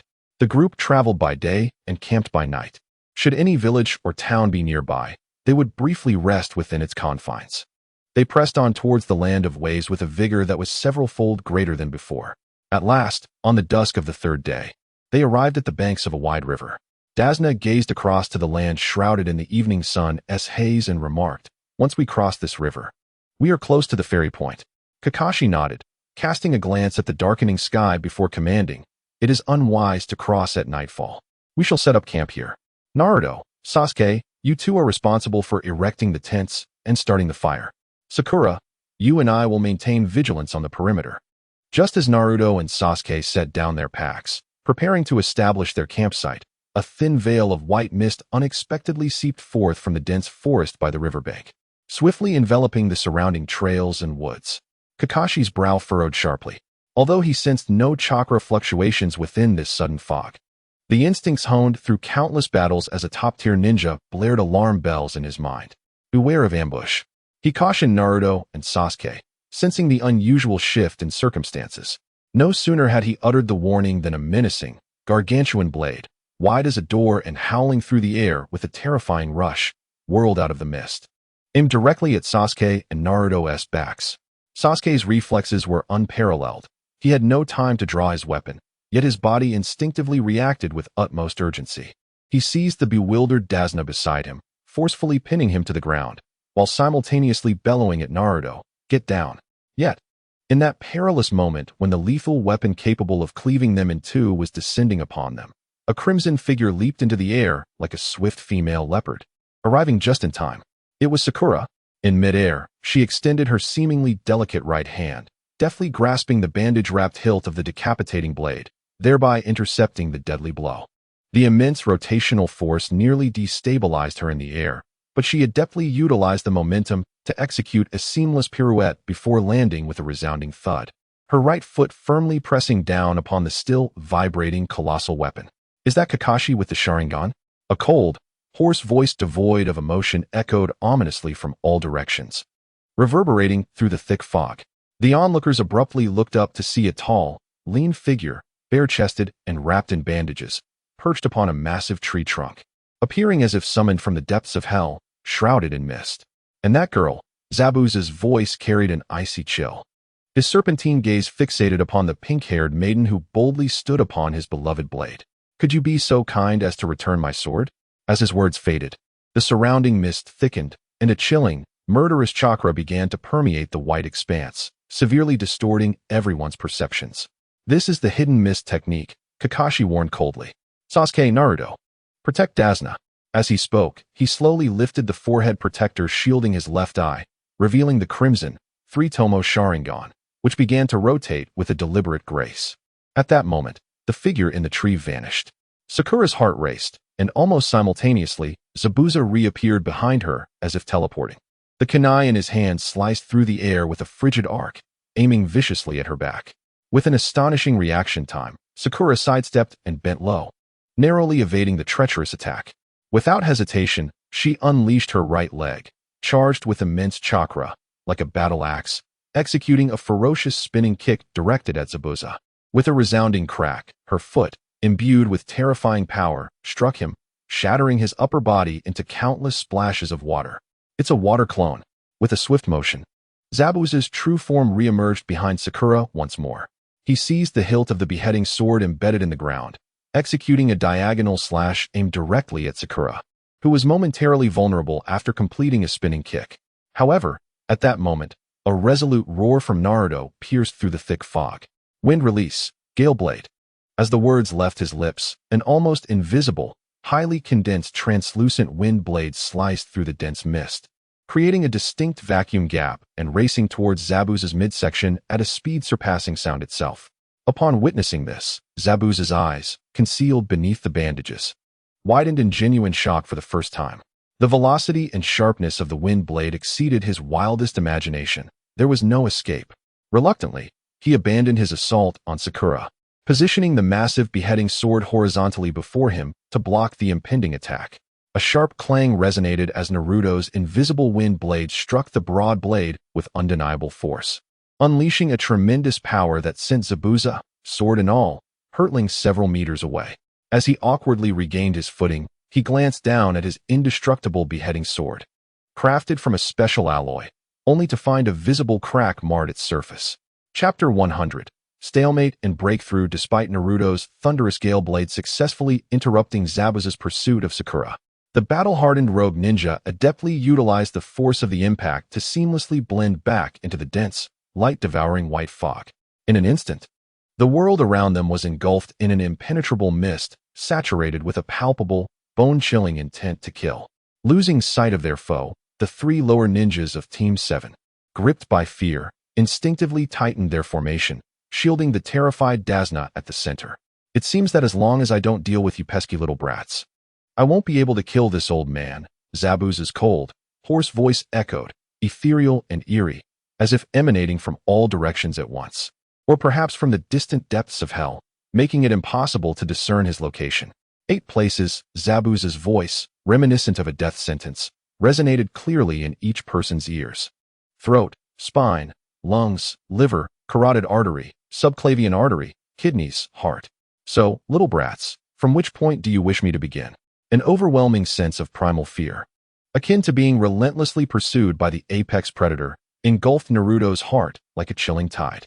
He could distinctly feel the concentrated killing intent, akin to countless invisible icy needles piercing his body from all directions, nearly freezing his blood. His body trembled uncontrollably, and even breathing became an arduous task. Is this what killing intent feels like? Naruto felt utterly immobilized. He sensed that even the slightest movement of his finger would summon the lurking specter, who would appear before him in an instant, wielding a colossal weapon capable of tearing him to shreds. He felt as though he had become a trembling beast, awaiting slaughter upon the butcher's block. His previous confrontation with Kakashi-sensei, though fraught with pressure, was merely an assessment. Now, however, he faced a genuine menace, devoid of any semblance of mercy, driven solely by the intent to extinguish life, a pure embodiment of murderous intent. Straining to turn his head slightly, he caught a glimpse of Sakura and Sasuke through his peripheral vision, only to discover that they remained impervious to the terrifying aura of death that surrounded them. Sasuke maintained his usual calm demeanor, his crimson Sharingan eyes methodically surveying their surroundings. Meanwhile, Sakura exhibited a focused expression, her emerald eyes filled with gravity yet betraying no hint of fear. Taking a deep breath, Naruto felt the steadying influence of his comrades wash over him, acting as the most potent tranquilizer, soothing his heart that was on the verge of being crushed by terror. Bolstered by his unwavering self-confidence and absolute trust in his friends, he gradually extricated himself from the depths of sheer dread. Zabuza seemed to find the impenetrable defense of Team 7 somewhat troublesome. He had been using psychological pressure through words without launching a genuine attack. In contrast, the members of Team 7, forced to maintain a heightened state of mental alertness against the inevitable lethal ambush, soon began to feel waves of exhaustion. Kakashi furrowed his brow deeply, murmuring, "This cannot continue. Our mental fortitude will be drained completely." He regarded his 3 disciples and made a decisive announcement. "Listen, you 3, escort Mr. Tazuna to safety immediately. I will hold Zabuza back." However, Sakura resolutely shook her head, replying softly, "That is unwise, sensei. We cannot ascertain whether Zabuza is alone. If he has allies lurking in the shadows, separating will play directly into his hands." She assessed the situation calmly, stating, "Though we 3 possess considerable strength, we are primarily offensive fighters. Protecting Mr. Tazuna while countering a potential ambush from another adversary in your absence will prove exceedingly difficult." That truly complicates matters," Kakashi remarked with a wry smile, his tone laced with resignation. At that moment, Naruto, who had remained silent, stepped forward with determination. "Let me give it a try," he declared, swiftly forming hand seals before conjuring several shadow clones that mirrored his appearance. Then, all the Narutos simultaneously executed the same seal. Wind release, great breakthrough. With a thunderous roar, a barrage of powerful gusts erupted simultaneously in the same direction. That formidable force coalesced into an unstoppable torrent, forcefully parting the dense mist composed of chakra before him, creating a pathway several meters wide, allowing a glimpse of the road ahead. Although the surrounding fog, under Zabuza's manipulation of chakra, was rapidly closing in once more, Naruto's immense chakra sustained his shadow clones, akin to the most diligent of blowers. continuously unleashing a barrage of formidable techniques to maintain this vital passage. Kakashi's eyes brightened with newfound hope. Well done, Naruto. Now, let us hasten our escape from this dense fog. Zabuza's chakra is insufficient to envelop the entire forest. The members of Team 7 promptly escorted Tazuna along the path carved by Naruto's tempest, swiftly making their way towards the fog's periphery. Curse that little brat. Zabuza's furious roar echoed through the mist. He leapt down from his concealed perch on a tree trunk, hands moving with the swiftness of a shadow to form a series of intricate seals. Water style, great waterfall technique. With a thunderous crash, Zabuza unleashed a torrent of water from his mouth. Upon striking the ground, a towering wave, reminiscent of a true waterfall, surged forth within the forest, bearing the overwhelming might to obliterate everything in its path, rushing towards Team 7 as they attempted to break free through the passage. Faced with this cataclysmic ninjutsu, the 4 members of Team 7 had no choice but to abandon their escape, scattering in all directions, each leaping to the highest branches nearby in a desperate bid to evade the onslaught. Kakashi swiftly lifted Tazuna and, with a few agile movements, retreated to a secure height. Observing the forest below, instantly engulfed by the deluge, and his students, who had become completely disoriented and lost amidst the reclosing fog, he couldn't help but murmur a quiet lament. This is troublesome. Chapter 101. Dance of Thunder and Flame. Kakashi, having securely settled Tazuna atop a sturdy branch, surveyed the scene beneath him, an expanse of forest consumed by water, along with his students who had been scattered and shrouded in the re-emerging mist. His eyes reflected a profound gravity. Zabuza's devastating waterfall technique was not merely an attack, it represented a complete transformation of the battlefield. With overwhelming strength, he had forcibly altered the terrain, creating an environment rife with water, obstacles, and thick fog, an intricate swampy forest tailored for his prowess as a mist ninja. More critically, he had successfully fractured the cohesion of Team 7, dismantling their harmonious synergy. Being picked off one by one was the most common and unavoidable fate for a lower-ranked team when confronted by a higher-ranked shinobi.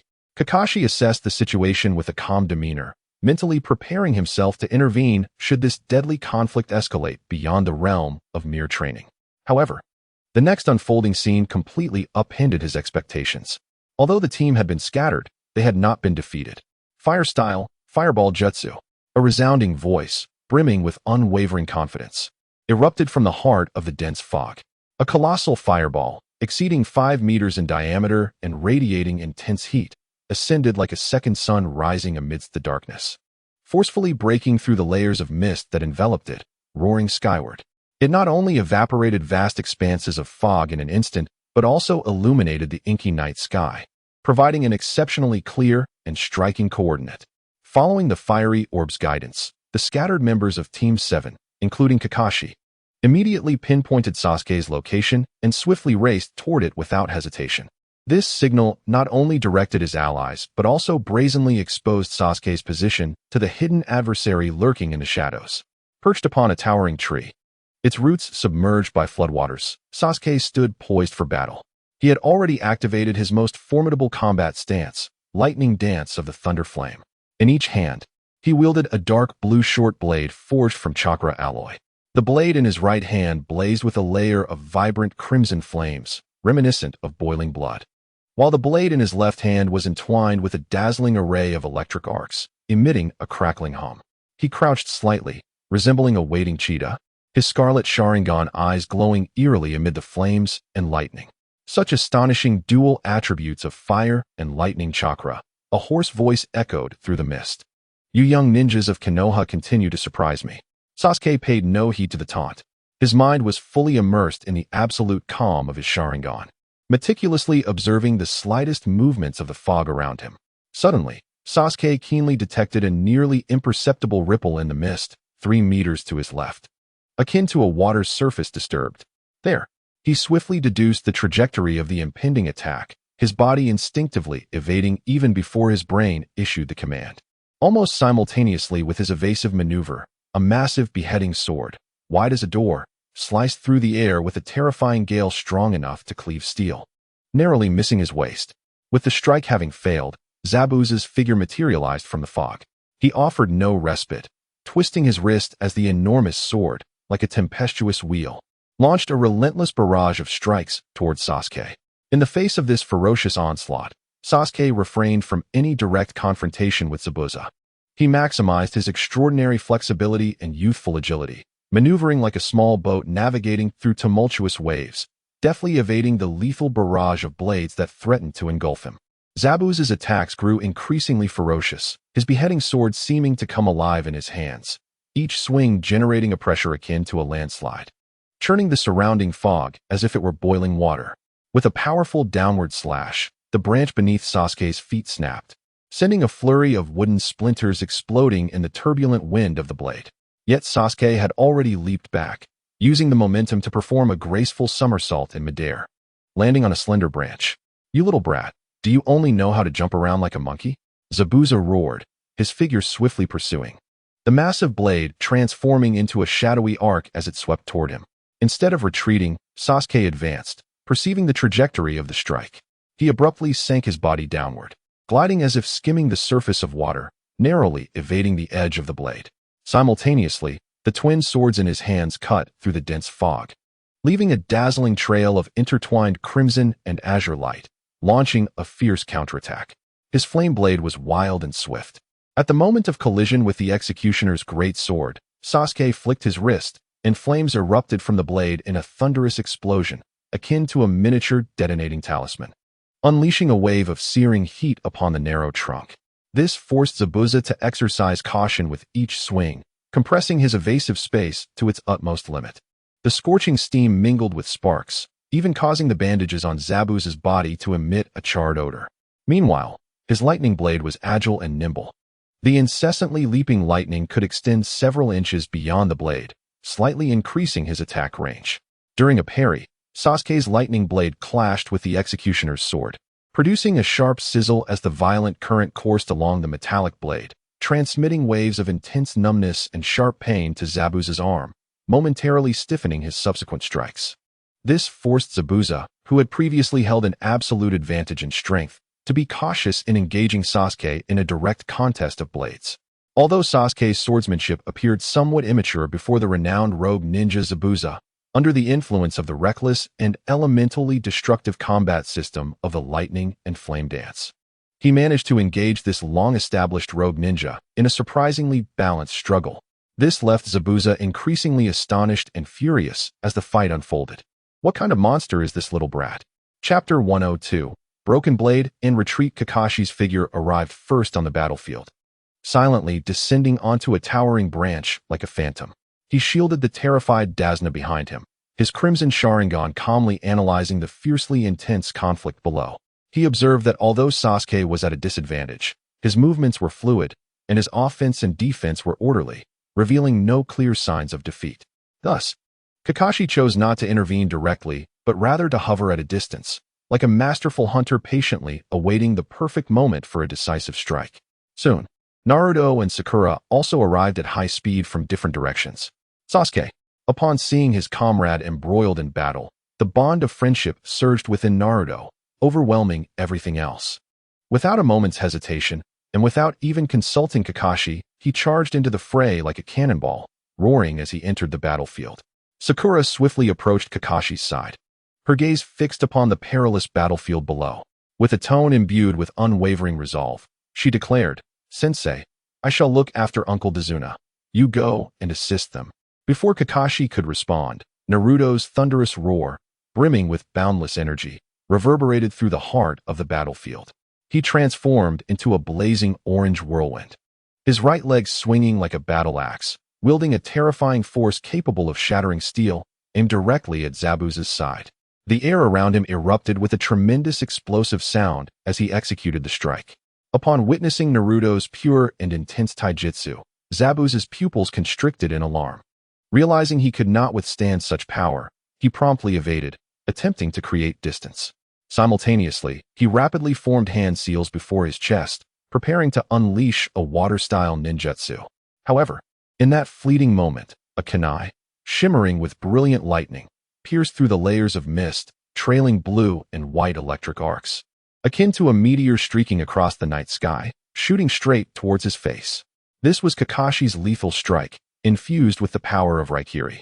Zabuza could acutely sense the overwhelming might contained within the seemingly unassuming kunai, a force capable of easily penetrating his body. With no other option, he abruptly halted his ninjutsu, narrowly evading the deadly blow with a hasty body flicker technique. Infuriated, Zabuza reappeared atop a distant tree, observing the trio of young, yet menacing genin below. Casting a wary glance at the vigilant copy ninja nearby, his heart brimming with indignation. He had never anticipated that what seemed to be an effortless task of eliminating the bridge builder would lead him to encounter such formidable adversaries. Setting aside Kakashi, the elite J-Nin of Konoha, each of these genin possessed a monstrous strength rivaling that of J-Nin. Zabuza began to reconsider his approach. He resolved to withdraw from the combat zone and reassess the situation, recognizing that this genin team could not possibly maintain a constant vigil over Dazuna day and night. Kakashi welcomed Zabuza's retreat, wishing to spare his students from engaging in a life-and-death struggle with such a formidable foe too soon. Furthermore, he believed that the message sent by Pakken had reached Konoha, and the village's Umbu might already be en route. However, Sasuke was determined not to let this rare opportunity for honing their skills slip away. "Sakura," he called out. Understanding his intent, Sakura swiftly secured Dazuna in a safe location, rapidly forming hand seals before forcefully pressing downwards. Water style, water surge wave. The expansive ocean, conjured by the grand waterfall technique beneath Zabuza's feet, suddenly roiled like boiling water. A vortex of high-density water spiraled upward like a tornado, erupting from below him. Zabuza was compelled to cease his retreat, leaping away in a desperate scramble. At that moment, Naruto and Sasuke, akin to two ferocious hunting hounds, once again engaged him in fierce combat. Yet, Sakura's assault was far from over. Developed by the second Hokage, the water shockwave possesses a terrifying aspect. All its offensive and defensive maneuvers are controlled remotely by the caster. Under Sakura's will, the colossal water vortex relentlessly traverses the battlefield, crashing and compressing Zabuza's evasion space, forcing him into a direct confrontation with Naruto and Sasuke. Just as Zabuza seemed on the verge of defeat, a clear and melodic cry echoed from the depths of the forest. Water release. Killing water flight. With the surge of chakra, dense mist rapidly coalesced into countless razor-sharp water shurikens, enveloping both Sakura and her ally, Tazuna, in a massive, semi-spherical formation. A chill ran down Sakura's spine, compelling her to seize control of the water shockwave, grasp Tazuna, and retreat swiftly to safety. Zabuza finally found a moment of respite. He unleashed a powerful slash, forcing Sasuke and Naruto back, before calling out into the woods, "Haku, we withdraw. Damn it, we cannot let you escape so easily." Naruto roared, gathering the boiling chakra within him into his right palm, unleashing the incomplete Rasengan he had trained for months, yet still lacked finesse. The enormous, violently charged sphere of chakra crashed into Zabuza's already battered sword, shattering it completely. The force was so overwhelming that Zabuza was sent flying backward, spitting blood as if struck by a battering ram. Now is the moment. Kakashi's figure, enveloped in lightning, traversed dozens of meters in an instant. Lightning cutter, his right hand, crackling with thousands of volts, sliced through Zabuza's unguarded left arm with the ease of cutting tofu, creating a deep wound visible down to the bone. The lightning seared the injury instantly, preventing any blood from spilling forth. "Damn, just a bit off," Kakashi frowned. Despite the mist obstructing his view, he had failed to strike Zabuza's heart accurately. Zabuza let out a muffled groan of pain, clutching his severed left arm tightly, and with the remaining half of his sword, turned and fled into the depths of the forest. Simultaneously, a torrential downpour of ice shurikens whistled through the trees, providing cover for Zabuza's retreat and hindering Team 7's pursuit. Zabuza, clutching his wound, leaped through the trees, and in the next moment, the trunk he had just vacated was obliterated by a water jet from afar. As he continued to leap and dart through the forest, he slipped from Sakura's perception, disappearing into the sea of trees. Chapter 103. A brief ceasefire. The thick fog gradually dissipated with Zabuza and Haku's departure. Moonlight pierced through the clouds once more, illuminating the devastated battlefield. Under the influence of Zabuza's water techniques, the terrain had been utterly transformed, appearing starkly pale. "Damn it, do not think you can escape." Naruto gazed in the direction where Zabuza had vanished, a surge of frustration compelling him to shout defiantly and clench his fists, ready to pursue. Yet, A cold hand rested upon his shoulder, halting his impulsive advance. It was Sasuke. He shook his head calmly, his once crimson Sharingan returning to the depths of black. Do not chase a desperate foe, Naruto. Our mission is to safeguard the client. Let us not complicate matters and fall into his diversionary tactics. Take a moment to rest. Kakashi's weary voice echoed. He slowly lowered his forehead protector, concealing his left eye, which throbbed painfully from overuse. Sinking heavily to the ground, he exhaled deeply. Maintaining the Sharingan against an adversary of Zabuza's caliber was an immense strain. As he witnessed Zabuza retreat, a profound sense of exhaustion washed over him. The three genin of Team 7, having endured a battle of considerable ferocity, finally regrouped. At this juncture, Sakura displayed an unsettling calm and decisiveness that belied her youth. She swiftly approached Kakashi, whose pallor betrayed the toll of chakra depletion, and glanced at the equally breathless Naruto and Sasuke. With an authoritative tone, she proffered her assessment. Though the enemy has temporarily withdrawn, we too have expended considerable energy. She analyzed coolly. Kakashi-sensei's chakra is nearly depleted. Naruto, your final. Incomplete Rasengan has likely drained much of your stamina. Sasuke-kun's Chidori, too, exacts a heavy toll on both spirit and chakra. As for myself, continuous use of large-scale water-style techniques has left my chakra reserves nearly exhausted. At this moment, our foremost priority is to escort Mr. Tazuna to his home in the Land of Waves, establishing a secure base for all to recuperate. She regarded Naruto, whose reluctance lingered, and spoke gravely, delivering her final conclusion. The danger posed by an injured Zabuza pales in comparison to the risks stemming from our own fatigue and exhaustion. Her words were like a bucket of cold water, swiftly extinguishing Naruto's impulsive desire to pursue their adversary. Sasuke nodded in approval, clearly aligning with Sakura's judgment. Kakashi observed the clear-headed, composed pink-haired girl before him, his single visible eye reflecting genuine admiration. He acknowledged her insight with a nod. Sakura is correct, he addressed Sasuke and Naruto. Do not pursue a desperate enemy. In circumstances where the enemy is concealed and we remain uncertain of their remaining strategies, preserving our strength is the wisest course. Commanding authority, he issued his final directive. All units, stand by. Immediately escort Mr. Tazuna to the Land of Waves. The journey ahead unfolded without further incident. The quintet traversed the devastated forest with utmost haste. Soon, a vast expanse of cerulean sea stretched before them, boundless and serene. Under the guidance of Tazuna, they embarked upon a cleverly disguised small ferry. The vessel glided silently across the strait, the distant island nation appearing somewhat ethereal in the morning light. As the ferry pierced through the delicate veil of sea mist, a colossal cross-sea bridge emerged in their sight, looming like a silent giant.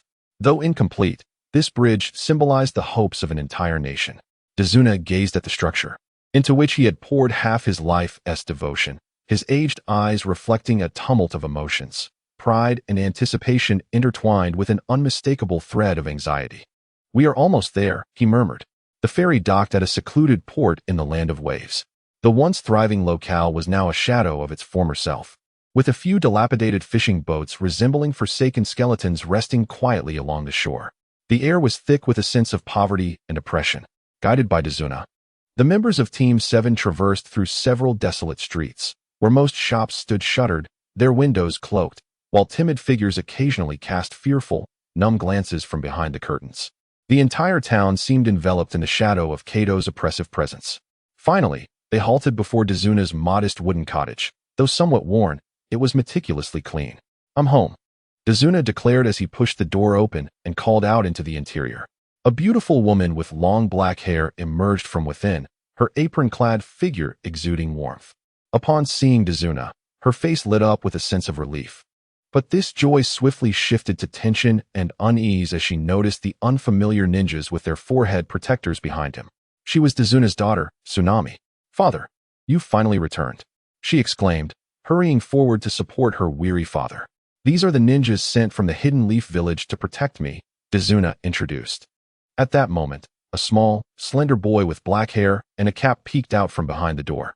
He regarded the strange ninjas with eyes that should have been innocent and untainted, yet were instead filled with deep hostility and disdain, a sentiment wholly incongruous with his tender age. He was Tazuna's grandson, Inari.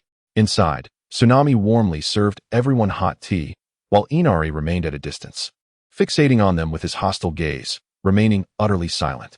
After finishing a cup of tea, Kakashi finally relaxed, his tension since the onset of battle dissipating. An overwhelming wave of fatigue, born from the excessive consumption of chakra, washed over him, engulfing him in its relentless tide. His body swayed, and to the astonishment of all present, he toppled backward, succumbing to unconsciousness. Kakashi-sensei. The atmosphere in the room instantly became charged with tension at Kakashi's sudden collapse. Kakashi-sensei. Naruto was the first to exclaim, his face etched with concern and panic as he hurried forward to assist. However, a delicate arm barred his way. It was Sakura. She remained entirely composed, her verdant eyes reflecting the unwavering calm and focus characteristic of a medical ninja.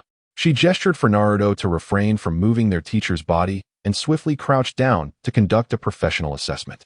Her fingers gently rested on Kakashi's carotid artery, detecting a pulse that, though somewhat faint, was steady and strong. Next, she lifted his eyelid, scrutinizing his pupil closely. Fortunately, Sakura finally exhaled in relief, rising to face Naruto and Sasuke, both of whom were visibly anxious, along with the equally worried father and daughter, Tazuna. She offered a reassuring smile, explaining that it was merely an excessive consumption of chakra compounded by the strain of forcibly activating the Sharingan. A good rest would suffice. Hearing Sakura's expert diagnosis, Naruto was finally able to ease the tension in his heart. True to Sakura's expectations, Kakashi awoke after only a few short hours. As the gentle morning light transformed into the blazing midday sun, he stirred, sitting up while pressing his forehead, still reeling from the intense headache caused by chakra depletion. "You are finally awake," exclaimed Tsukuyomi, who had been vigilantly by his side. Her face lit up with joy as she hurriedly presented a cup of warm water that had long been prepared. Yet, Kakashi's first instinct upon waking was not to inquire about his own condition. Rather, his eyes brimmed with the vigilance and seriousness of a ninja. He looked at Tsukuyomi and asked in a low voice, "How long was I unconscious? Did any enemies attack during this time?" Tsukuyomi, startled by his grave demeanor, quickly shook her head and replied softly, "You merely took a brief rest. Only a few hours have passed, and it is just now noon. Your 3 disciples have been steadfastly guarding the area outside." Upon hearing this, Kakashi could finally relax. He rose from the bed and made his way to the living room. Inside, the other 3 members of Team 7 were gathered with Tazuna, enjoying the lunch that Tsukuyomi had thoughtfully prepared. A clean set of chopsticks and a bowl had been set aside specifically for him. As Naruto spotted Kakashi emerging from the bedroom, he immediately grinned widely and exclaimed, "Sakura was spot on. Kakashi-sensei really did wake up at noon." Sakura responded with a gentle smile, cheerfully suggesting, "Teacher, please sit down and enjoy your meal." Feeling slightly embarrassed, Kakashi scratched his head and pulled out a chair, letting out a resigned sigh. I truly made a spectacle of myself in front of my disciples this time." After they finished their lunch, the languor on Kakashi's face completely vanished. He gazed at his 3 disciples before him and spoke in a solemn tone. "The injuries inflicted upon Zabuza, while severe, will not hinder him for long. Given his level of ninja and regenerative capabilities, he will likely regain his combat effectiveness within a week. Therefore, during this interval, I intend to conduct a specialized training regimen for the 3 of you, so that you may better confront the impending assault from Zabuza and that enigmatic ice-style ninja." The 4 of them arrived at a secluded grove near the home of Tazuna. Kakashi's gaze first fell upon Naruto as he inquired, "Naruto, I have heard from the 3rd Hokage that you are developing a powerful, original ninjutsu devoid of seals. Allow me to observe your current progress." "All right." Naruto nodded and stepped to the center of the clearing, inhaling deeply. He concentrated all his energy into the palm of his right hand. A vast, visible surge of blue chakra began to swirl and collide within his palm in an erratic manner. "Yeah." Naruto let out a fierce roar filled with determination, exerting all his strength in an attempt to compress the turbulent chakra into a perfect sphere. Gradually, a chaotic energy sphere of chakra began to take shape in his hand. However, this form lasted less than 2 seconds. With a soft pop, the hard-earned chakra sphere lost its balance due to the uncontrollable velocity of its internal rotation, dispersing into a myriad of luminous chakra particles that vanished into the air. "Damn it, just like that," Naruto exclaimed in frustration, striking the ground with his fist. He lamented his training woes. "I can feel that I have achieved the first step of condensation and the second step of rotation. Yet, Whenever I attempt to stabilize them into a perfect sphere, that rotating force spirals out of control and bursts apart. It's like a faucet that refuses to tighten. Kakashi listened quietly before slowly extending his right hand. Naruto, your so-called original ninjutsu bears a striking resemblance to the Rasengan developed by the fourth Hokage. With that, he made no extraneous movements. A pure chakra began to spin in his palm, executing a graceful and orderly rotation. In an instant, a perfect and stable blue chakra sphere, the size of an apple, yet seemingly containing the power of a miniature typhoon, appeared in his hand. The technique of utilizing the Rasengan consists of 3 stages: condensation, rotation, and maintenance. Kakashi explained effortlessly while sustaining the Rasengan. Your issue lies in the final step. Your chakra volume is ample, and your understanding of condensation and rotation is entirely correct. However, your precision in controlling chakra is still lacking. Therefore, there is no need for you to further refine or train in the transformation of this ninjutsu. Kakashi dissipated the Rasengan in his hand, gazing at Naruto with resolute determination. The only task before you now is to return to your roots and fervently train your abysmal chakra control. Naruto stared blankly at Kakashi's empty hand from earlier, then glanced down at his own palm, still tingling slightly. In that instant, clarity washed over him. He finally comprehended the disparity between himself and the perfected technique. It was not a matter of strength, but rather one of skill and control. I understand, Kakashi-sensei. Naruto fervently nodded, his azure eyes rekindling with an even greater fervor than before. Chapter 105. The legacy of Chidori and White Fan. Kakashi's guidance was akin to a profound revelation, illuminating the clearest path forward for Naruto. The anguish and confusion stemming from his inability to master the Rasengan were instantly supplanted by a surge of fierce determination. Without a moment's hesitation, as soon as Kakashi's words faded, he embarked on a new round of training. Multiple shadow clone jutsu. Bang, bang, bang, bang. With a series of muffled detonations, hundreds of identical shadow clones of Naruto swiftly filled the small grove. The atmosphere became vibrant and lively, as if even the leaves were stirred by this sudden fervor. Each of the hundreds of Narutos found a leaf and commenced the monotonous yet critically important training in chakra control. They meticulously manipulated their wind-type chakra, carefully guiding the leaves to gently float and spin within their palms. Though this was merely one of the most fundamental exercises, mastering wind chakra was essential for enhancing the Rasengan's potency.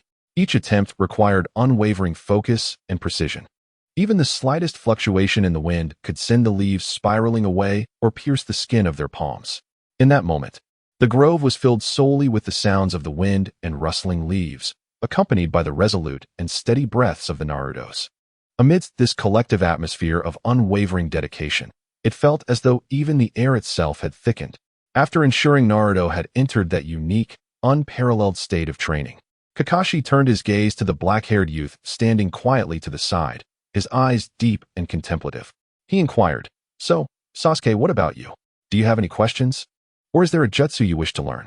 Sasuke met Kakashi's gaze without hesitation, calmly and directly articulating the request he had long contemplated. "I wish to learn Chidori, as well as the swordsmanship of your father, the Leaf's White Fang, Tsukuyomi Hatake." As these names left Sasuke's lips, a complex, indescribable emotion flickered in Kakashi's eyes. There was surprise, nostalgia, but more prominently, a pain that touched the deepest scars of his heart. It was an image he could never forget. With a hint of distress, he raised his hand to scratch his signature silver hair, revealing a troubled expression on his face. Sasuke hesitated for a moment before he began to explain with some difficulty, stating that it was not the teacher's intention to withhold knowledge. Firstly, the Chidori technique embodies the pinnacle of both chakra nature transformation and form alteration, making its cultivation exceedingly arduous. Secondly, mastering the Chidori is not merely a matter of gathering lightning chakra in one's hand to create a high-intensity current through these two transformations. The essence of Chidori lies in its nature as a piercing ninjutsu, necessitating an extraordinary sprinting speed to unleash its true power. Thus, the training process also involves a unique technique of utilizing chakra to stimulate the leg muscles, allowing for an instantaneous surge of peak speed. These skills cannot be acquired in a short span of time. His tone grew gravely serious, particularly regarding the stimulation of the leg muscles, which poses significant risks. Imagine, If there were any slight miscalculation in the chakra output, it could result in the tearing of the leg muscles from within, inflicting permanent and irreversible damage to the meridians. Kakashi spoke without a hint of exaggeration. He himself had endured considerable hardships due to the dangers of Chidori. He did not wish for Sasuke, or any of his disciples, to recklessly attempt such a high-level technique before they were fully prepared. After finishing his explanation, he sighed helplessly and continued, expressing his embarrassment regarding his father's swordsmanship. Although he had excelled in it during his youth, he had not wielded a sword for many years since that incident, and his skills had since become quite rusty. However, in response to Kakashi's cautionary words, Sasuke's face bore a smile filled with unwavering trust. "I believe in you, Kakashi-sensei," he calmly stated, gazing at Kakashi. "Though swordsmanship may dull with the passage of time, and techniques may fade from memory, the skills and philosophies of wielding a sword that have long been ingrained in your being will never vanish. They are etched into your very bones." He proposed that they could first engage in the foundational practice of sword techniques, while the training for Chidori could be approached gradually, step by step. Moreover, a confident glimmer, reminiscent of Naruto, shone in his eyes. "Like Naruto, I can utilize shadow clones to assist in my training. I am certain that, with my aptitude, even if I cannot fully master it in these 7 days, I will learn at least 70 to 80% of it." When he spoke these words, there was no trace of arrogance, only a resolute will, as steadfast as rock. Kakashi remained silent for a moment, observing the indomitable determination in Sasuke's dark eyes, knowing that once this disciple made a decision, he would not easily waver. No further persuasion was offered. Instead, Kakashi slowly nodded. "Very well." His voice was soft yet laden with significance. "Since you have made up your mind, let us begin now." He then shifted his gaze to the pink-haired girl who had been quietly standing by, saying nothing. She quietly observed the conversation between the two, her face devoid of any resentment or jealousy, instead adorned with a gentle yet resolute expression. Kakashi hesitated for a moment, seemingly contemplating how to initiate the dialogue. Ultimately, with a tone tinged with a hint of apology, he addressed her, "Sakura, in truth, I have no better ideas concerning your training. Whether in the profundity of ninjutsu or the application of taijutsu, you have already forged a clear and correct path for yourself. Frankly, there is little new I can impart to you in these areas. The remainder lies in your own diligent exploration." Sakura smiled and nodded. She felt no sense of disappointment. Instead, she spoke with a voice imbued with understanding. "I comprehend, sensei. During this time, focus on guiding Naruto and Sasuke. As for the safety of Mr. Dazuna and his family," a glimmer of reassuring confidence flickered in her eyes, "I shall take it upon myself to protect them." Though her words were soft, they bore an undeniable firmness. This strength stemmed not from brute force, but from a profound sense of responsibility and awareness within her heart. Kakashi regarded her with a nod, sincerely expressing, "Thank you for your efforts, Sakura." Chapter 106. The White Fang Slash in the woods near the Daizuna residence in the Land of Waves. A unique lesson was about to commence. Hundreds of Naruto's shadow clones sat cross-legged like the most dedicated scholars, wholly immersed in the leaves that floated and spun above their palms. The entire forest was enveloped in a wondrous tranquility, woven from chakra and nature. Kakashi gradually approached Sasuke. He gazed at the black-haired youth before him, whose eyes brimmed with curiosity and desire for knowledge. The struggle and pain within him, evoked by the need to confront the past, were ultimately enveloped by a sense of duty inherent to a mentor. No longer hesitating, he crouched down slowly, reaching into the depths of his ninja tool pouch at his waist, from which he retrieved an ancient scroll wrapped in layers of runes. Upon unsealing the scroll, a chilling aura, as if capable of freezing one's very soul, emanated forth. Kakashi unfurled the scroll before him, forming hand seals and calling out, "Release." With a resounding pop, an ancient short blade, entirely pristine and ivory white, materialized atop the scroll. This was the fabled blade of Konoha's White Fang, Tsukuyomi Hatake.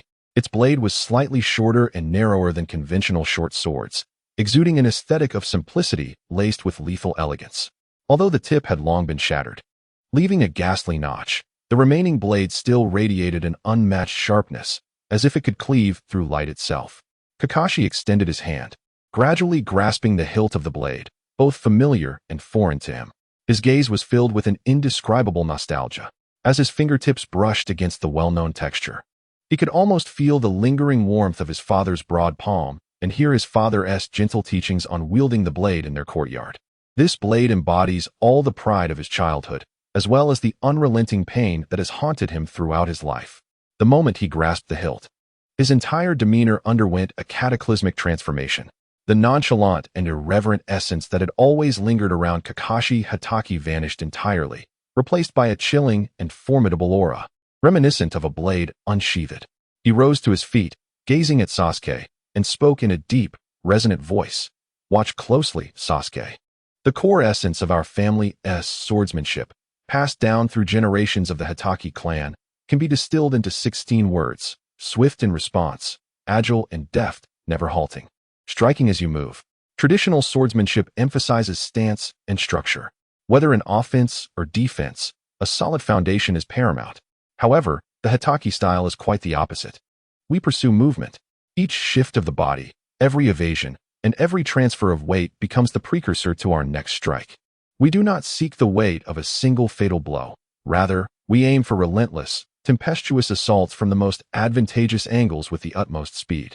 Our goal is to disassemble the enemy amidst a dazzling display of flashing blades. This is the true essence of White Fang.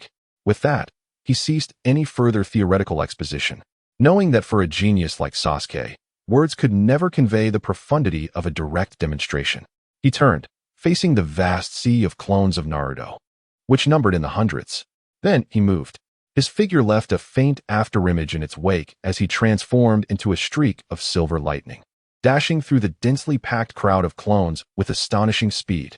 His velocity was unparalleled, so much so that even Sasuke's activated Sharingan could scarcely perceive the blurred trails of his movements. In Sasuke's vision, Kakashi's form became a flowing weapon, the short blade an extension of his will.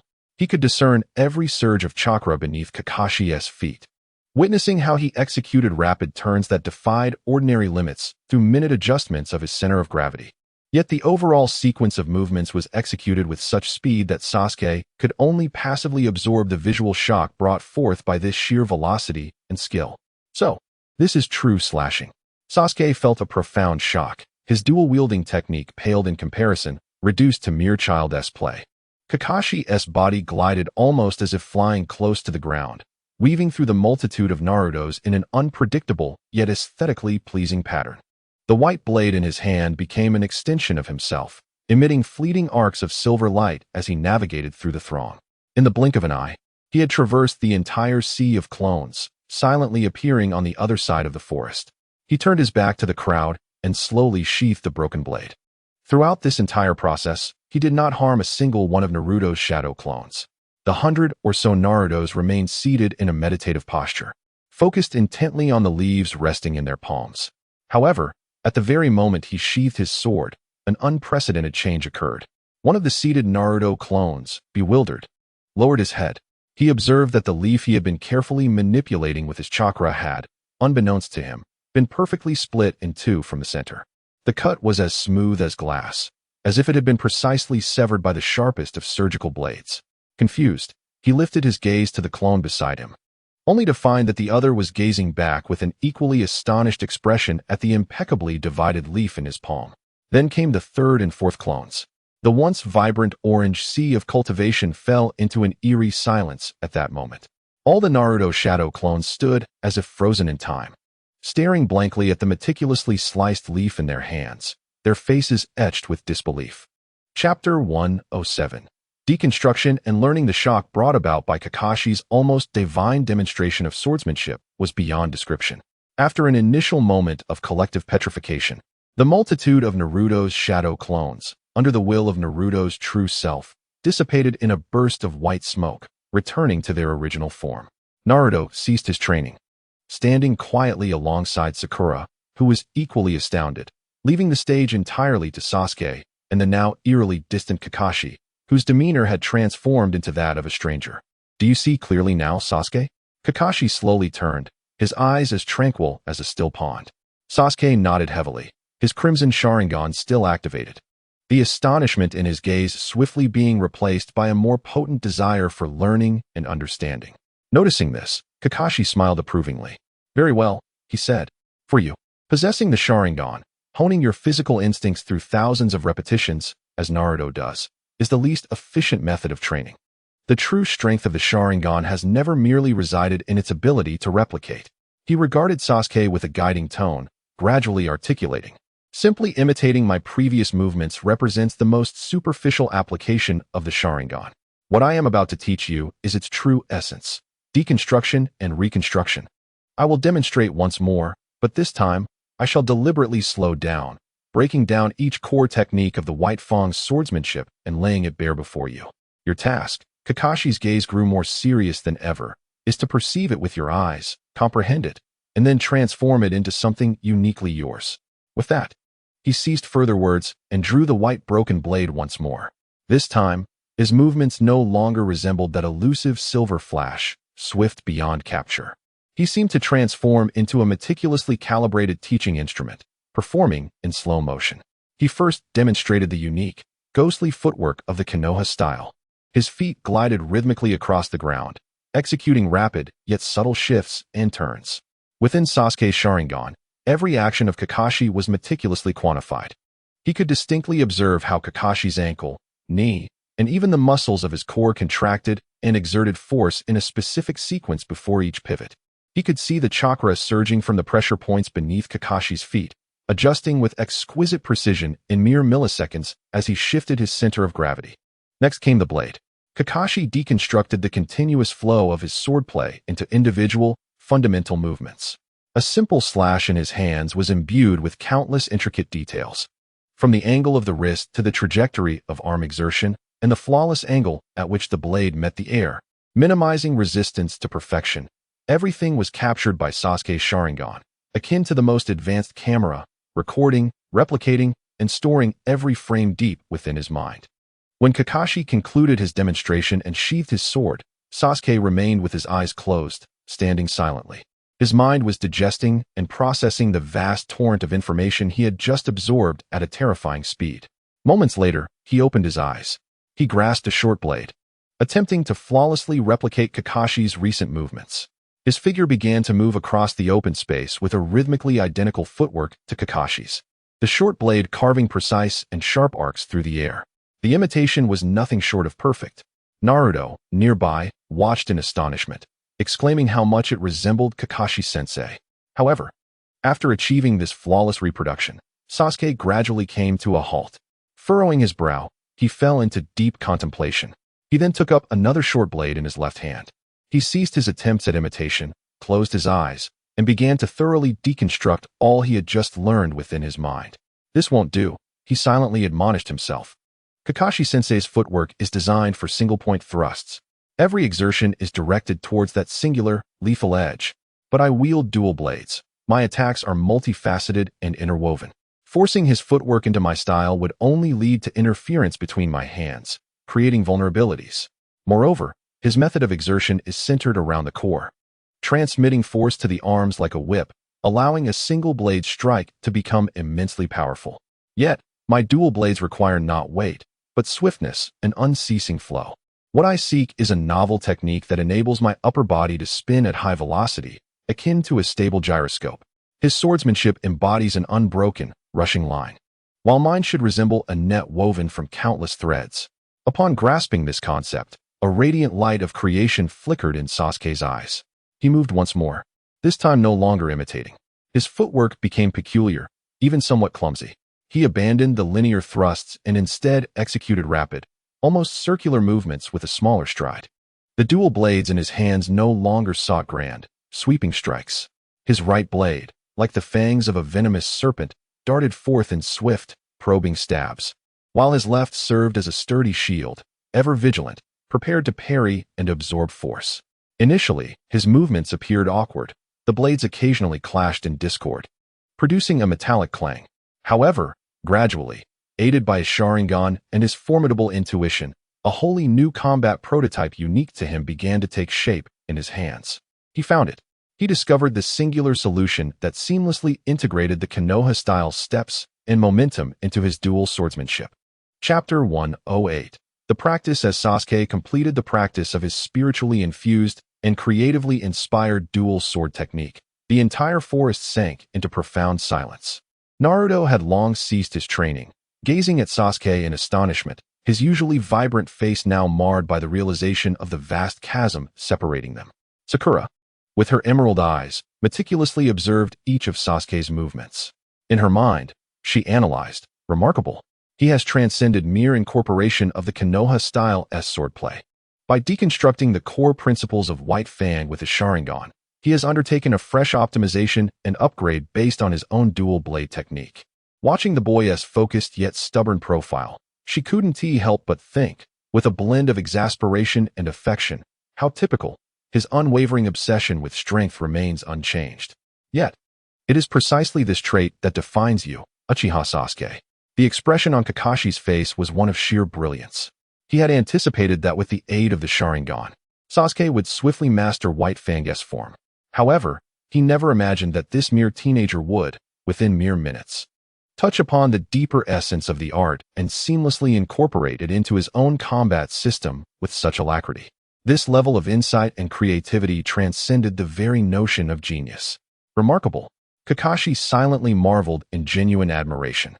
He gazed at the Sasuke before him, as if he were witnessing the prodigious Minato Namikaze of yesteryears, or the unparalleled Itachi Uchiha, a master of illusion. Yet, this youth before him was distinctly different.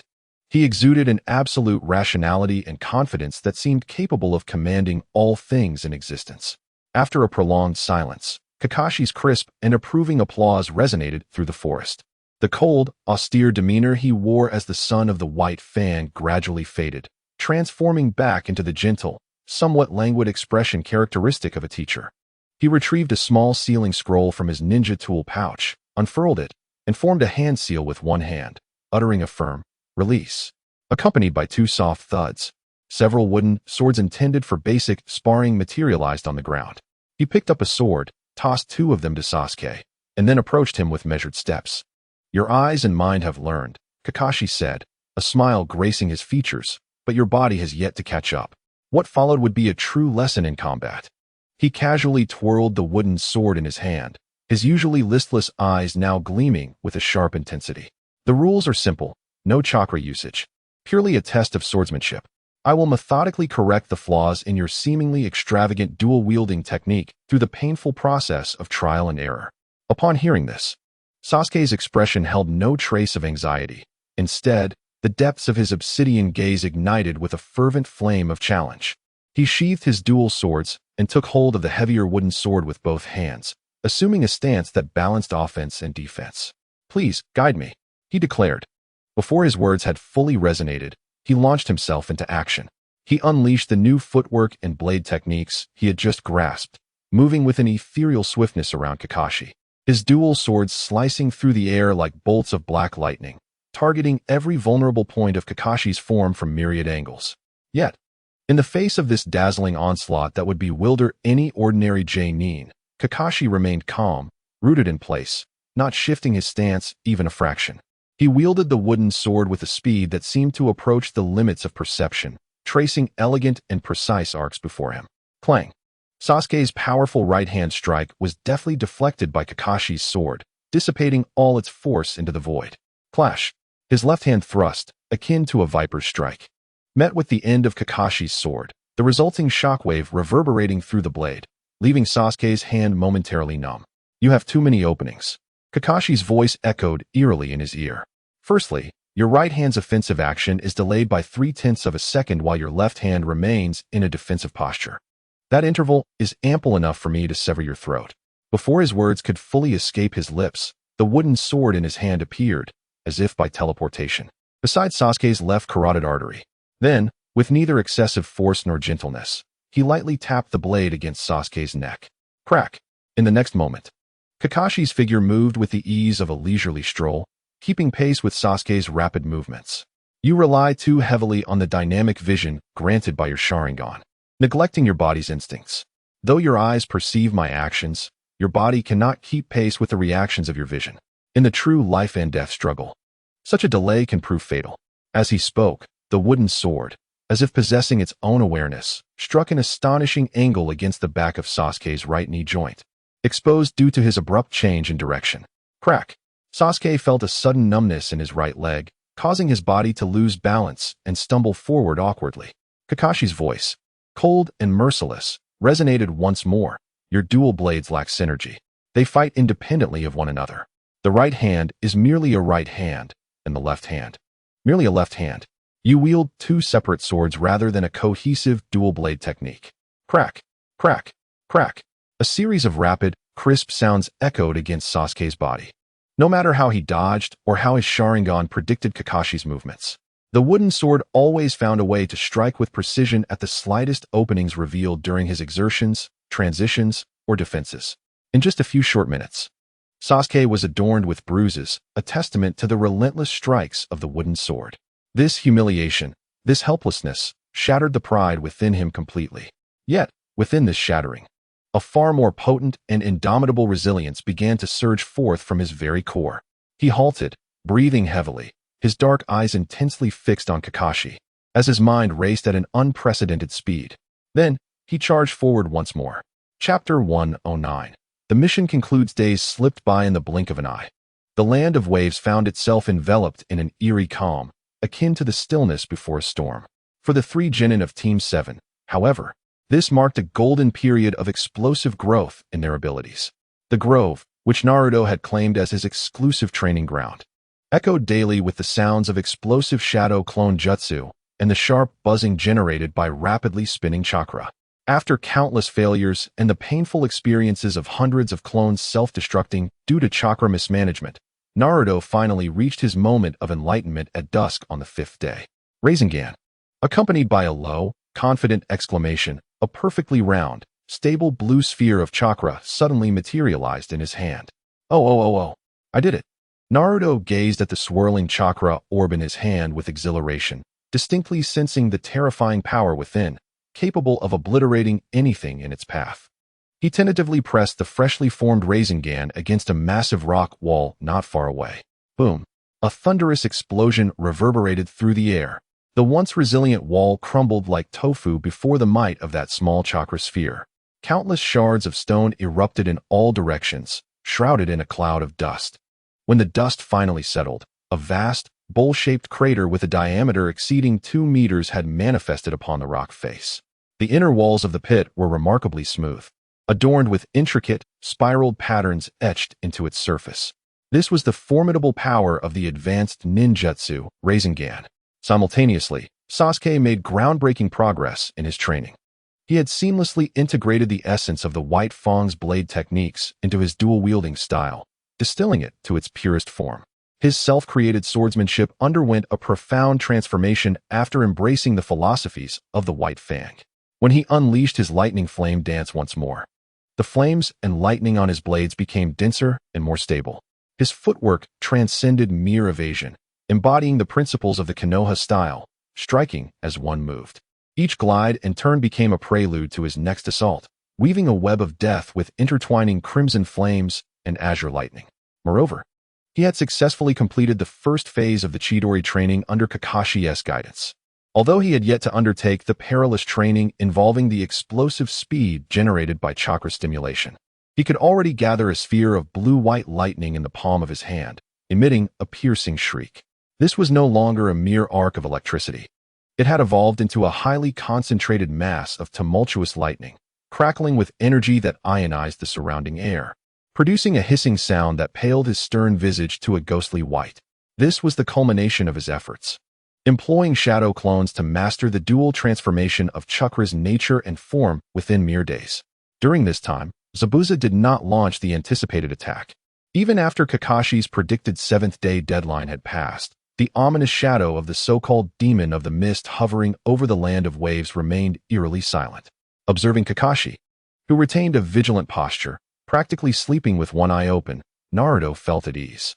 As he munched on the rice balls prepared by Tsunade, he chuckled and remarked, "Kakashi-sensei, you're far too tense. Perhaps that guy Zabuza and his mysterious ice nin companion have already left the land of waves." He analyzed with an air of certainty. Even if Kato offered him more money, it hardly seems worth risking his life for the mission. As a rogue ninja, his life is uncertain. How could he possibly possess the spirit to gamble his life for an employer? Kakashi paused at Naruto's words, then suddenly realized, breaking into a wry smile. He found himself momentarily ensnared in a web of thought.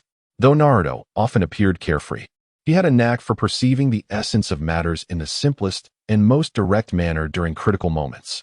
Under the protection of Team 7, Dasna was finally able to return to the bridge, commanding the workers who had long ceased their labor out of fear to continue the final touches on the structure. Concerned, Kakashi took it upon himself to investigate Kato's whereabouts one afternoon. The news he brought back astounded everyone. Kato was dead. His corpulent body was discovered floating in the frigid waters near his luxurious yacht. The smooth and fatal wound on his corpse indicated that he had been decapitated by Zabuza's sword, a clean and decisive blow. This revelation lifted a significant weight from Kakashi's heart. Upon returning to Dasna's residence, Kakashi shared the news with Dasna and the rest of Team 7. "Wonderful," Dasna exclaimed, tears of joy streaming down his face. "That scoundrel is finally dead. Our land of waves is saved at last." However, amidst the celebratory atmosphere, Sakura voiced a new concern. "But sensei," she said, looking at Kakashi with worry, "while Zabuza's death has eliminated our greatest threat, could he not, for some reason, perhaps out of vengeance, return after we complete our mission and kill Mr. Dasna?" This statement caused Dasna and Tsunami, who had just been basking in joy, to turn pale. Kakashi pondered for a moment before shaking his head. "Based on my understanding of Zabuza, as well as the intelligence gathered from the village, he is indeed cold-hearted, yet fundamentally, he is a rogue ninja resisting the oppressive blood mist policies of the Hidden Mist Village. He possesses his own pride and integrity. It is unlikely he would take out his frustrations on an ordinary person with whom he has no personal grievance." Then, looking at Dasna, he proposed a prudent solution. "Of course, if you remain concerned, I suggest that after the bridge is completed, your family relocate to the Land of Fire. Once the bridge is finished, travel between the two nations will be much easier. Zabuza would not risk infiltrating the Land of Fire for the sake of petty vengeance against an ordinary individual." This suggestion finally eased the last remnants of Dasna's worry. Chapter 110. The Hero's Bridge with Kato's demise and Zabuza's departure. The gloom that had shrouded the Land of Waves for many years was finally dispelled. The sunlight bathed the rejuvenated land with warmth and brilliance for the first time. Golden rays penetrated the morning mist, casting a sacred glow over the painful yet resilient struggle. The wind, now blowing from the sea, was no longer cold and heavy, but carried the scent of hope, gently caressing the faces of all present. Team 7 did not leave immediately. They lingered in the Land of Waves for several days, engaging in their daily training while fulfilling their final duties as guardians, overseeing the completion of the bridge. Their presence, akin to a steadfast anchor, has allowed the workers, who once trembled in fear and hesitated to step outside, to finally lay their anxieties to rest. The rhythm of the construction site gradually resumed, even more tense and orderly than before. The resonant clang of hammers, the shouts of those transporting timber, and the laughter of the workers rose and fell in a harmonious symphony, heralding the dawn of a new era. Meanwhile, the three lower-ranked ninjas of the 7th Squad remained undeterred. Naruto, as ever, brimmed with boundless energy. Each day, he would disperse hundreds of shadow clones. Half would tirelessly assist the laborers in transporting heavy building materials, while the other half would race to the coastal rocks, repeatedly honing his spiral sphere technique. His resounding shouts, carried by the rhythm of the morning waves, resonated powerfully, intertwining with the workers' calls to create the most vibrant melody upon this land. In stark contrast, Sasuke would silently ascend to the highest cliff by the sea each dawn, long before the sun had risen. Armed with dual blades, he would gaze down upon the ocean, allowing the sea breeze to billow his garments as he practiced his swordsmanship. The dual blade technique had become an extension of his breath, heartbeat, and even his very soul. Occasionally, a worker would pause in their tasks, casting a distant gaze upon the figure of the dark-haired youth, feeling an involuntary sense of reverence. As for Sakura, she had completely transformed into the people's saint.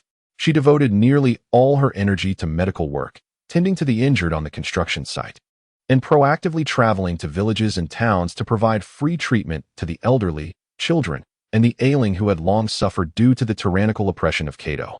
Her footsteps traversed rugged mountain paths, entering dilapidated homes one after another. With a gentle voice, she would comfort crying children and skillfully bandage the swollen legs of the elderly. Every individual she helped remembered the soft-smiling pink-haired girl.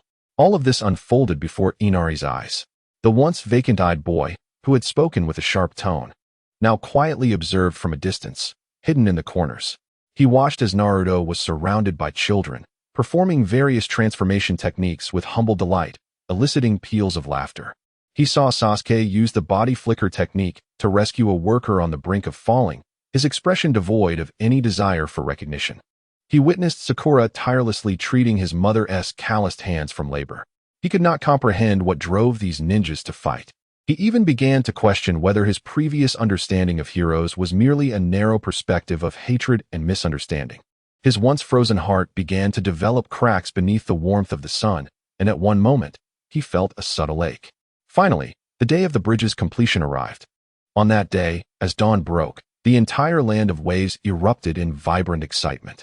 The populace spontaneously gathered at the entrance of the bridge, organizing the grandest and most heartfelt celebration they could muster for the Konoha ninjas who had salvaged their nation. There were no extravagant ceremonies, nor lavish feasts. What remained were the simple baskets in the villagers' hands, filled with fresh fruits and dried fish. What lingered were the heartfelt smiles on their faces, brimming with gratitude and blessings. As Dasna trembled while placing the wooden plank at the center of the bridge, the moment the hammer fell, the crowd erupted in thunderous cheers.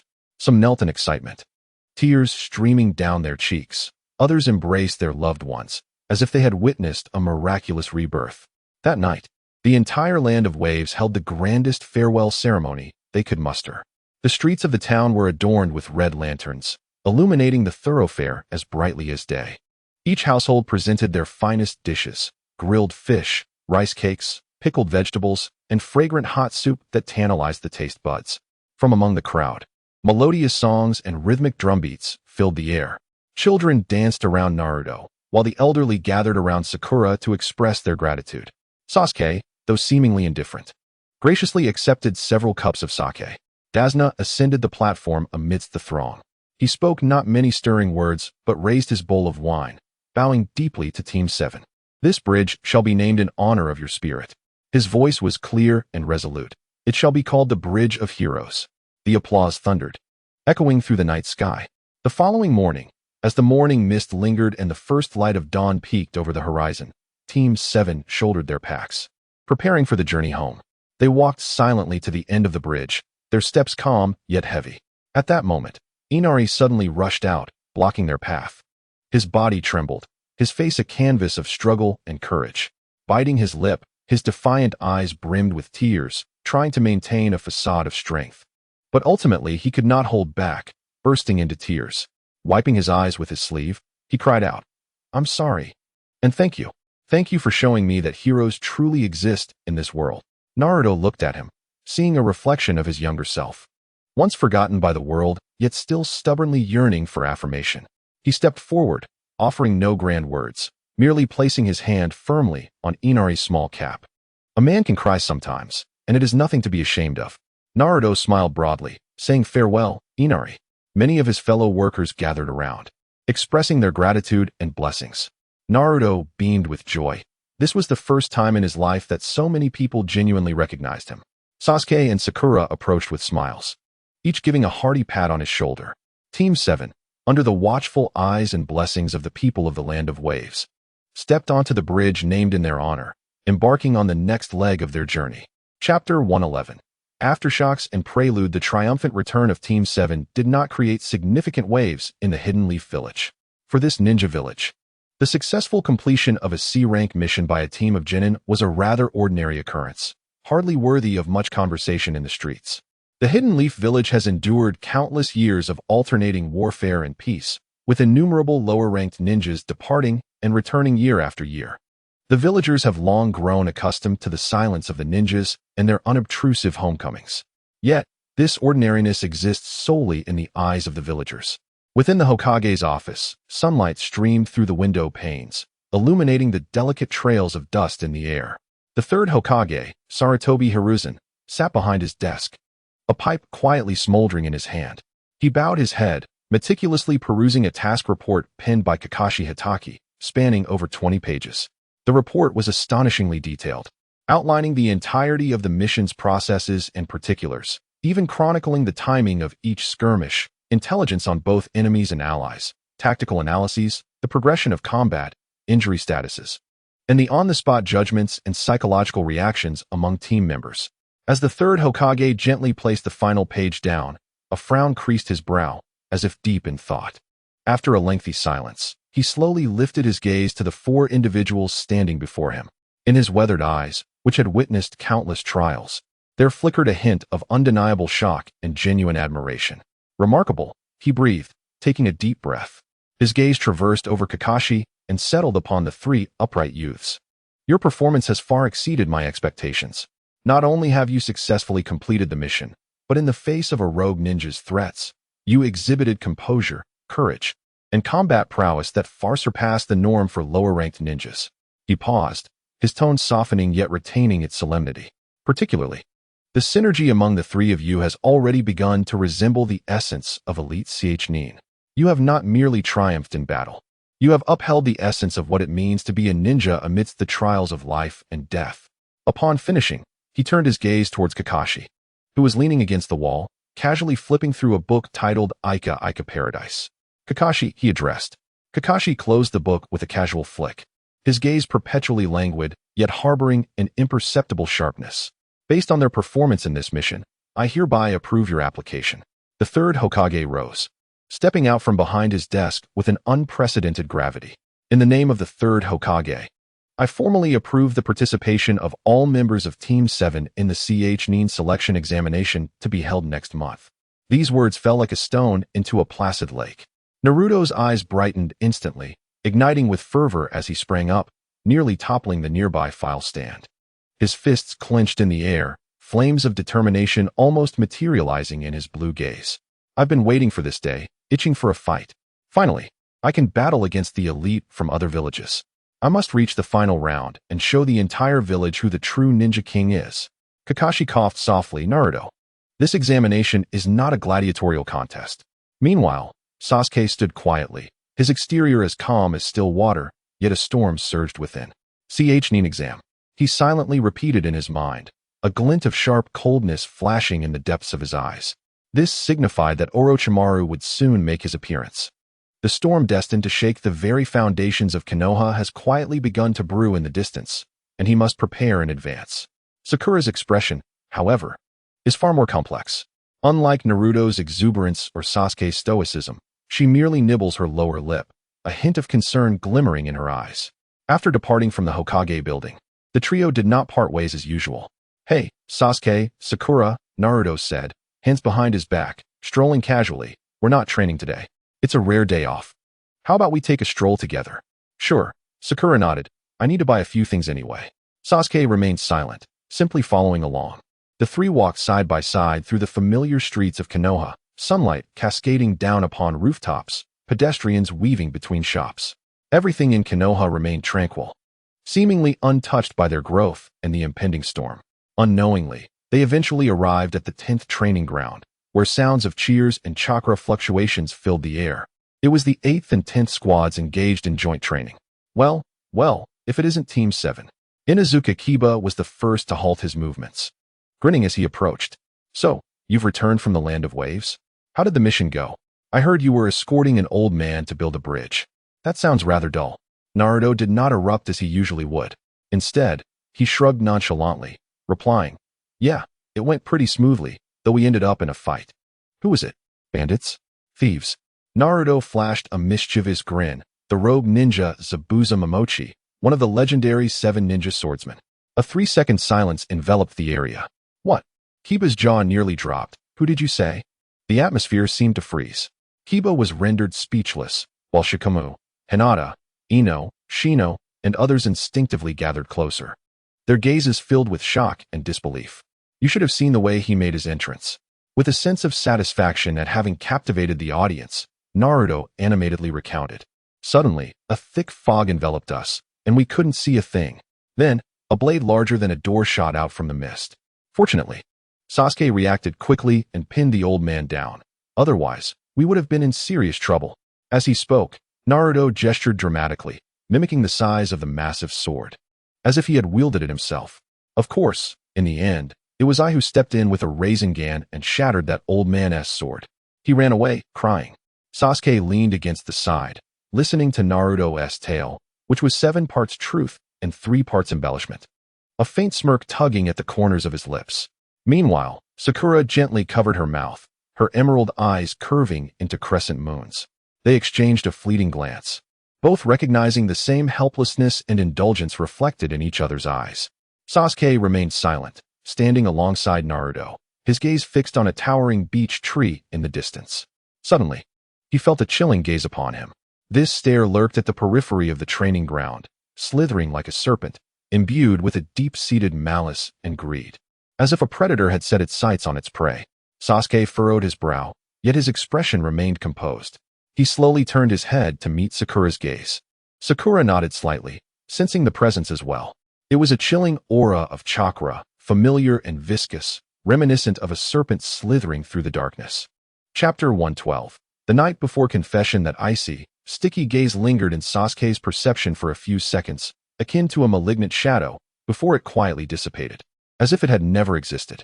However, the atmosphere in the training ground, once vibrant and lively due to Naruto's storytelling, had completely cooled in this silent confrontation. The sudden gravity in Sasuke and Sakura's expressions alerted their companions to the unusual tension. At that moment, Sakura slowly withdrew her distant gaze, looking at Sasuke. Her usually gentle emerald eyes were now filled with a cold determination. In a voice so soft it could barely be heard by anyone else, she murmured, "It's Orochimaru." These 3 words struck Sasuke's heart like a thunderclap. He abruptly turned his head, his dark eyes narrowing in shock. He stared intently at Sakura, a tempest of emotions swirling within him. She had spoken it so directly. How could she possibly know that name? How was she able to accurately discern the source of that chakra in that instant? This was undoubtedly a reckless act of self-revelation. What astonished Sasuke even more was that, after uttering the name, Sakura showed no hesitation.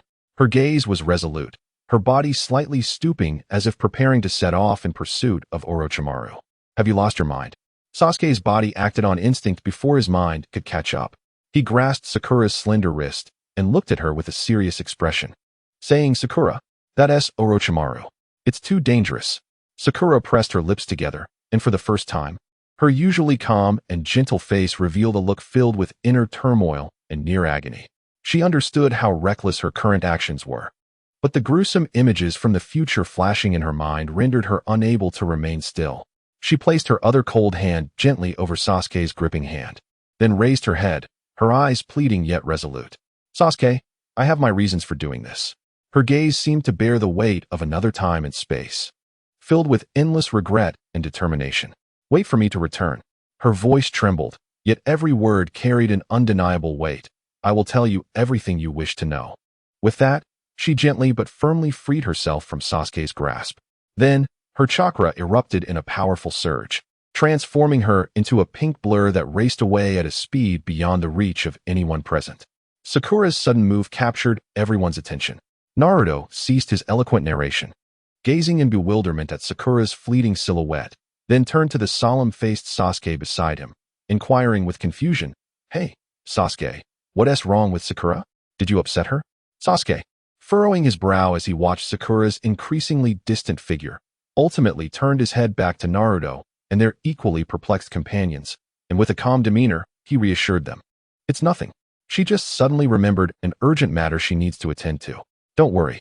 Although Naruto felt a twinge of concern as he watched Sakura depart, he refrained from voicing further inquiries, trusting Sasuke's words. Shikamaru, perceptive as ever, detected the strange atmosphere surrounding them. He yawned and, in a languid tone, suggested, "Well, since that's the case, let us continue our training. Hey, Kiba, aren't you still itching for a fight?"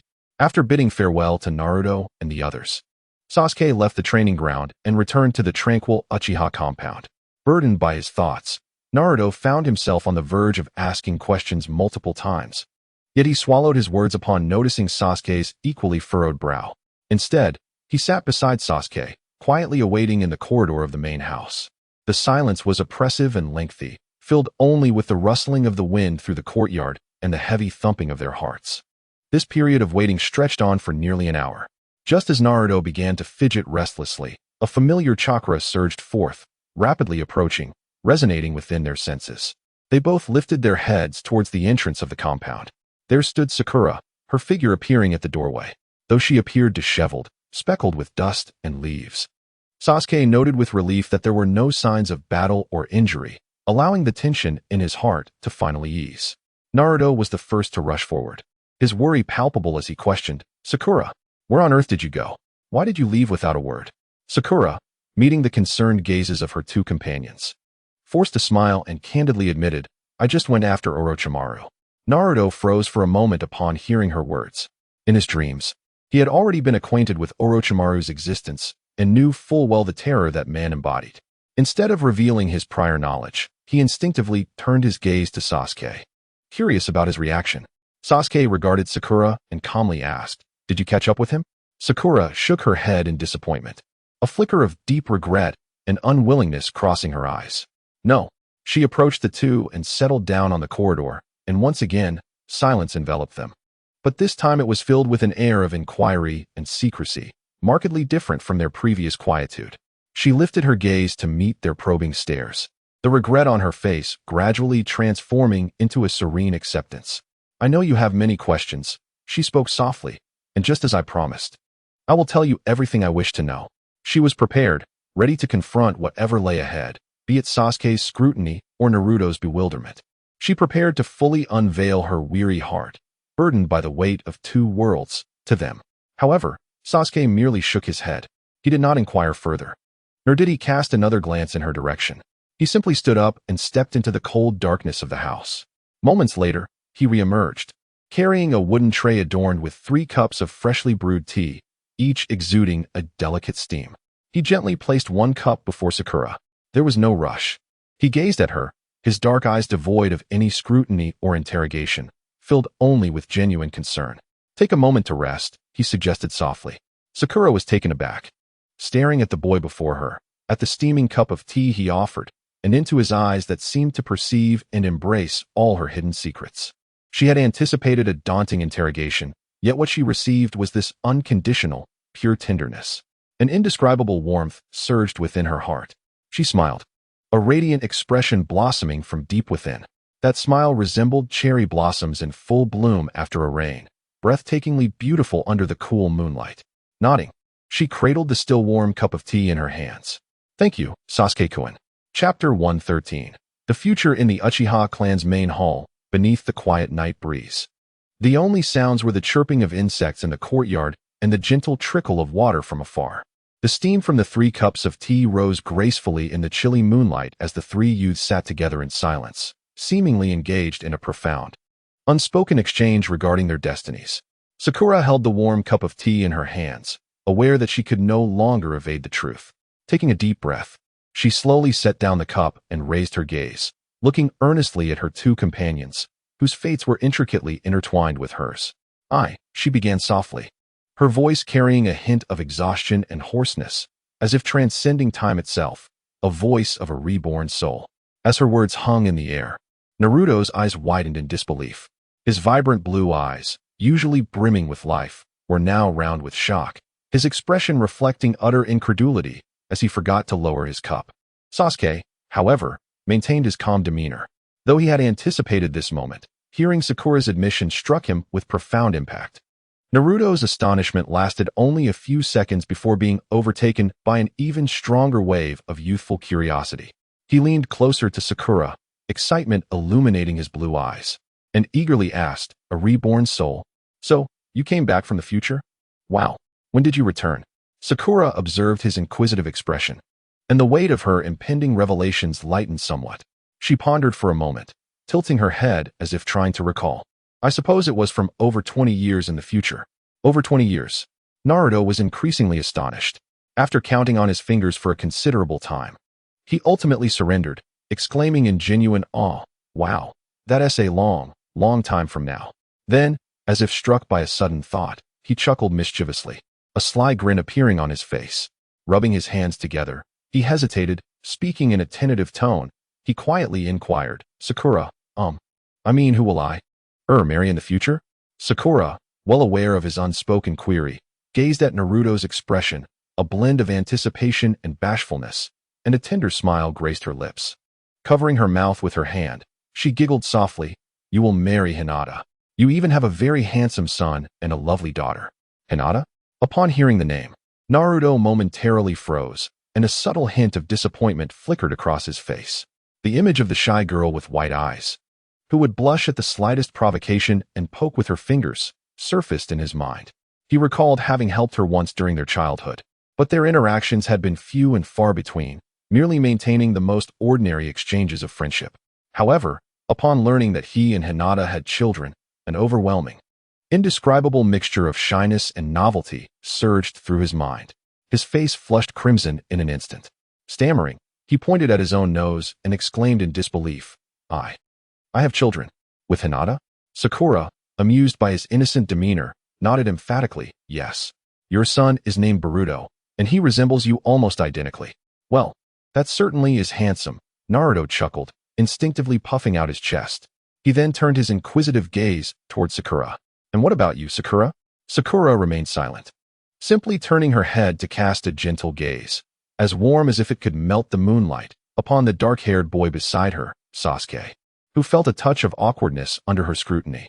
He chuckled lightly, lifting his teacup to his lips, taking a sip to mask the unspoken emotions within him. I knew it, Naruto sighed with a hint of inevitable disappointment. He shrugged his shoulders, yet his curiosity about the future quickly dispelled his gloom. Looking at Sakura, his expression turned serious once more. So, Sakura, what truly transpires in the future? Upon hearing this question, the warm smile on Sakura's face gradually faded, replaced by an unprecedented seriousness and profound sadness, as if bearing the weight of an entire world. She looked at Sasuke, her voice becoming painfully dry. Sasuke-kun, in the future, in pursuit of vengeance against Itachi and seeking greater power, you will leave the village and embrace Orochimaru, becoming a rogue ninja and opposing all of us. Suddenly, she turned to Naruto, her emerald eyes brimming with sorrow. In your unwavering commitment to the promise of a lifetime you made to me, and in your quest to bring Sasuke back, you embarked on a long and arduous pursuit. Alone, you bore the weight of everyone's misunderstanding and prejudice, struggling in solitude and enduring unimaginable pain. The smile that once graced Naruto's face had vanished entirely. He gazed incredulously at Sasuke, then at Sakura, seemingly unable to reconcile the term traitor with his dearest friend. In that moment, Sakura's voice began to tremble, as if recalling a nightmare from which there was no awakening, a war that engulfed the entire world. All the shinobi of the 5 great nations united to combat the resurrected Uchiha Madara and Obito. That war claimed countless lives: Neji, Shikamaru's father, Ino's father, and innumerable familiar faces, all eternally fallen on that battlefield. Yet, that was not the end. A trace of profound fear and despair crept into her tone. After the war, we realized that both Uchiha Madara and Ōtsutsuki were merely pawns. The true enemy emerged from beyond the stars, viewing our planet as a nursery and considering all of us as mere nourishment for their chakra fruits. The monstrous Ōtsutsuki clan. Their power stemmed from a terrifying dimension, capable of effortlessly annihilating worlds. Each of Sakura's words struck Naruto's heart like a heavy hammer, draining the color from his face until it turned a ghastly white. Upon hearing the ominous name of Ōtsutsuki, he was overwhelmed with shock, his body trembling slightly, utterly unable to digest the magnitude and brutality of this revelation. Chapter 114. The promise. Sakura's words unfolded like a tempest that transcended time and space, starkly revealing a future fraught with bloodshed and despair to Sasuke and Naruto. The air in the corridor seemed to solidify. Even the moonlight appeared thick, pinning the shadows of the 3 in place. The chirping of insects in the courtyard and the distant sound of flowing water were stripped away, leaving the world with nothing but the weighty, nearly suffocating heartbeat of the 3. Naruto found himself at a loss for words. He had never imagined that this already scarred world would have to endure even heavier burdens in the future.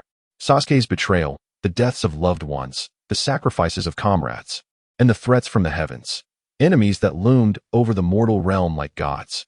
The torrent of information far exceeded his psychological endurance. For the past 12 years, he had firmly believed that with effort and friendship, everything could be changed. But now, he felt his convictions begin to waver in the face of such a daunting future. He sat there, dazed, as the once radiant light in his eyes dimmed, shrouded like a lake enveloped in mist, calm yet bewildered. Sasuke took a deep breath, then exhaled slowly. The frigid air filled his lungs, bringing a sharp sting, yet it also restored a sense of absolute tranquility to his mind, which had been momentarily disordered by shock. The future that Sakura speaks of perfectly aligns with the memories from Naruto's past life, confirming everything. Sakura gazes at Naruto, whose pallid complexion and dazed expression evoke a profound sense of compassion within her. She understands the cruel weight of this burdensome future upon Naruto at this moment. Extending her hand, she gently rests it upon the cold, uncontrollably trembling back of his hand. Naruto, her voice, akin to a flickering candle ignited in darkness, though faint, radiates an undeniable warmth and strength. The future is not beyond redemption. My return to this point in time is to prevent those tragedies from materializing, to ensure that such calamities do not become reality. Return? Sasuke keenly seizes upon this pivotal word. Are you suggesting that your rebirth was intentional and controllable? Upon hearing this, Naruto abruptly lifts his head, his eyes widening as he momentarily breaks free from the overwhelming shock. Sakura meets their inquisitive gazes and solemnly nods. Indeed, in the future, with the assistance of Orochimaru, I utilized a relic from the Ōtsutsuki clan, possessing the ability to traverse time and space, to send my soul back to the past. After speaking, she furrows her brow in distress. However, due to the potential butterfly effect induced by this forced temporal traversal, this world has undergone numerous changes from what I remember, especially concerning the two of you. Her emerald eyes dart between Naruto and Sasuke, filled with deep confusion. The Sasuke I recall was equally exceptional, yet far more aloof and obsessive. And Naruto, at that time, was nowhere near as mature or powerful as you are now. Can you enlighten me on what has transpired with you both? Naruto lets out a sigh, realizing that the greatest secret he has concealed for years no longer requires veiling at this moment. He gazes at his two most trusted companions and divulges the secret of his parallel world dreams without reservation. His voice carries a nostalgic resonance. I began to have very vivid dreams. In those dreams, I encountered another version of myself from a different world. In that world, my parents are alive, and the Uchiha clan still exists. The Sasuke from that world, though still somewhat arrogant, is a much more cheerful individual. He narrates everything he witnessed in his dreams, leaving Sakura in a state of astonishment. Following Naruto's account, Sasuke, in a similarly composed tone, reveals his own secret. He conceals the truth of his identity as a time traveler, skillfully framing it within an experience akin to Naruto's. My situation is quite similar to Naruto's, he states calmly while looking at Sakura. I also dream. But my dreams do not depict another world. Rather, they reveal the future of this world. I have seen everything you just described. At this moment, it was Sakura's turn to be taken aback. She stared blankly at Naruto and Sasuke before her, never having imagined that these two individuals harbored such monumental secrets, capable of overturning all her preconceived notions. No wonder they appeared entirely different from the memories she held. Sasuke was the first to break the silence, employing his unyielding rationality to construct a coherent logical framework for the three souls, each filled with anomalies. Perhaps it was the immense energy fluctuations generated by your soul, having traversed time from the future, that inadvertently activated the peculiarities within Naruto and me, which ought not to have manifested at this juncture. However, such matters have become inconsequential. He gazed at Sakura and then at Naruto, a flicker of burning resolve surfacing amidst his typically profound expression. Since we three are now aware of the tragedies that await us in the future, we shall resolutely ensure that history does not repeat itself. Naruto abruptly rose from his seat. The confusion and unease that once clouded his azure eyes had vanished, replaced by an unwavering determination as radiant as the sun.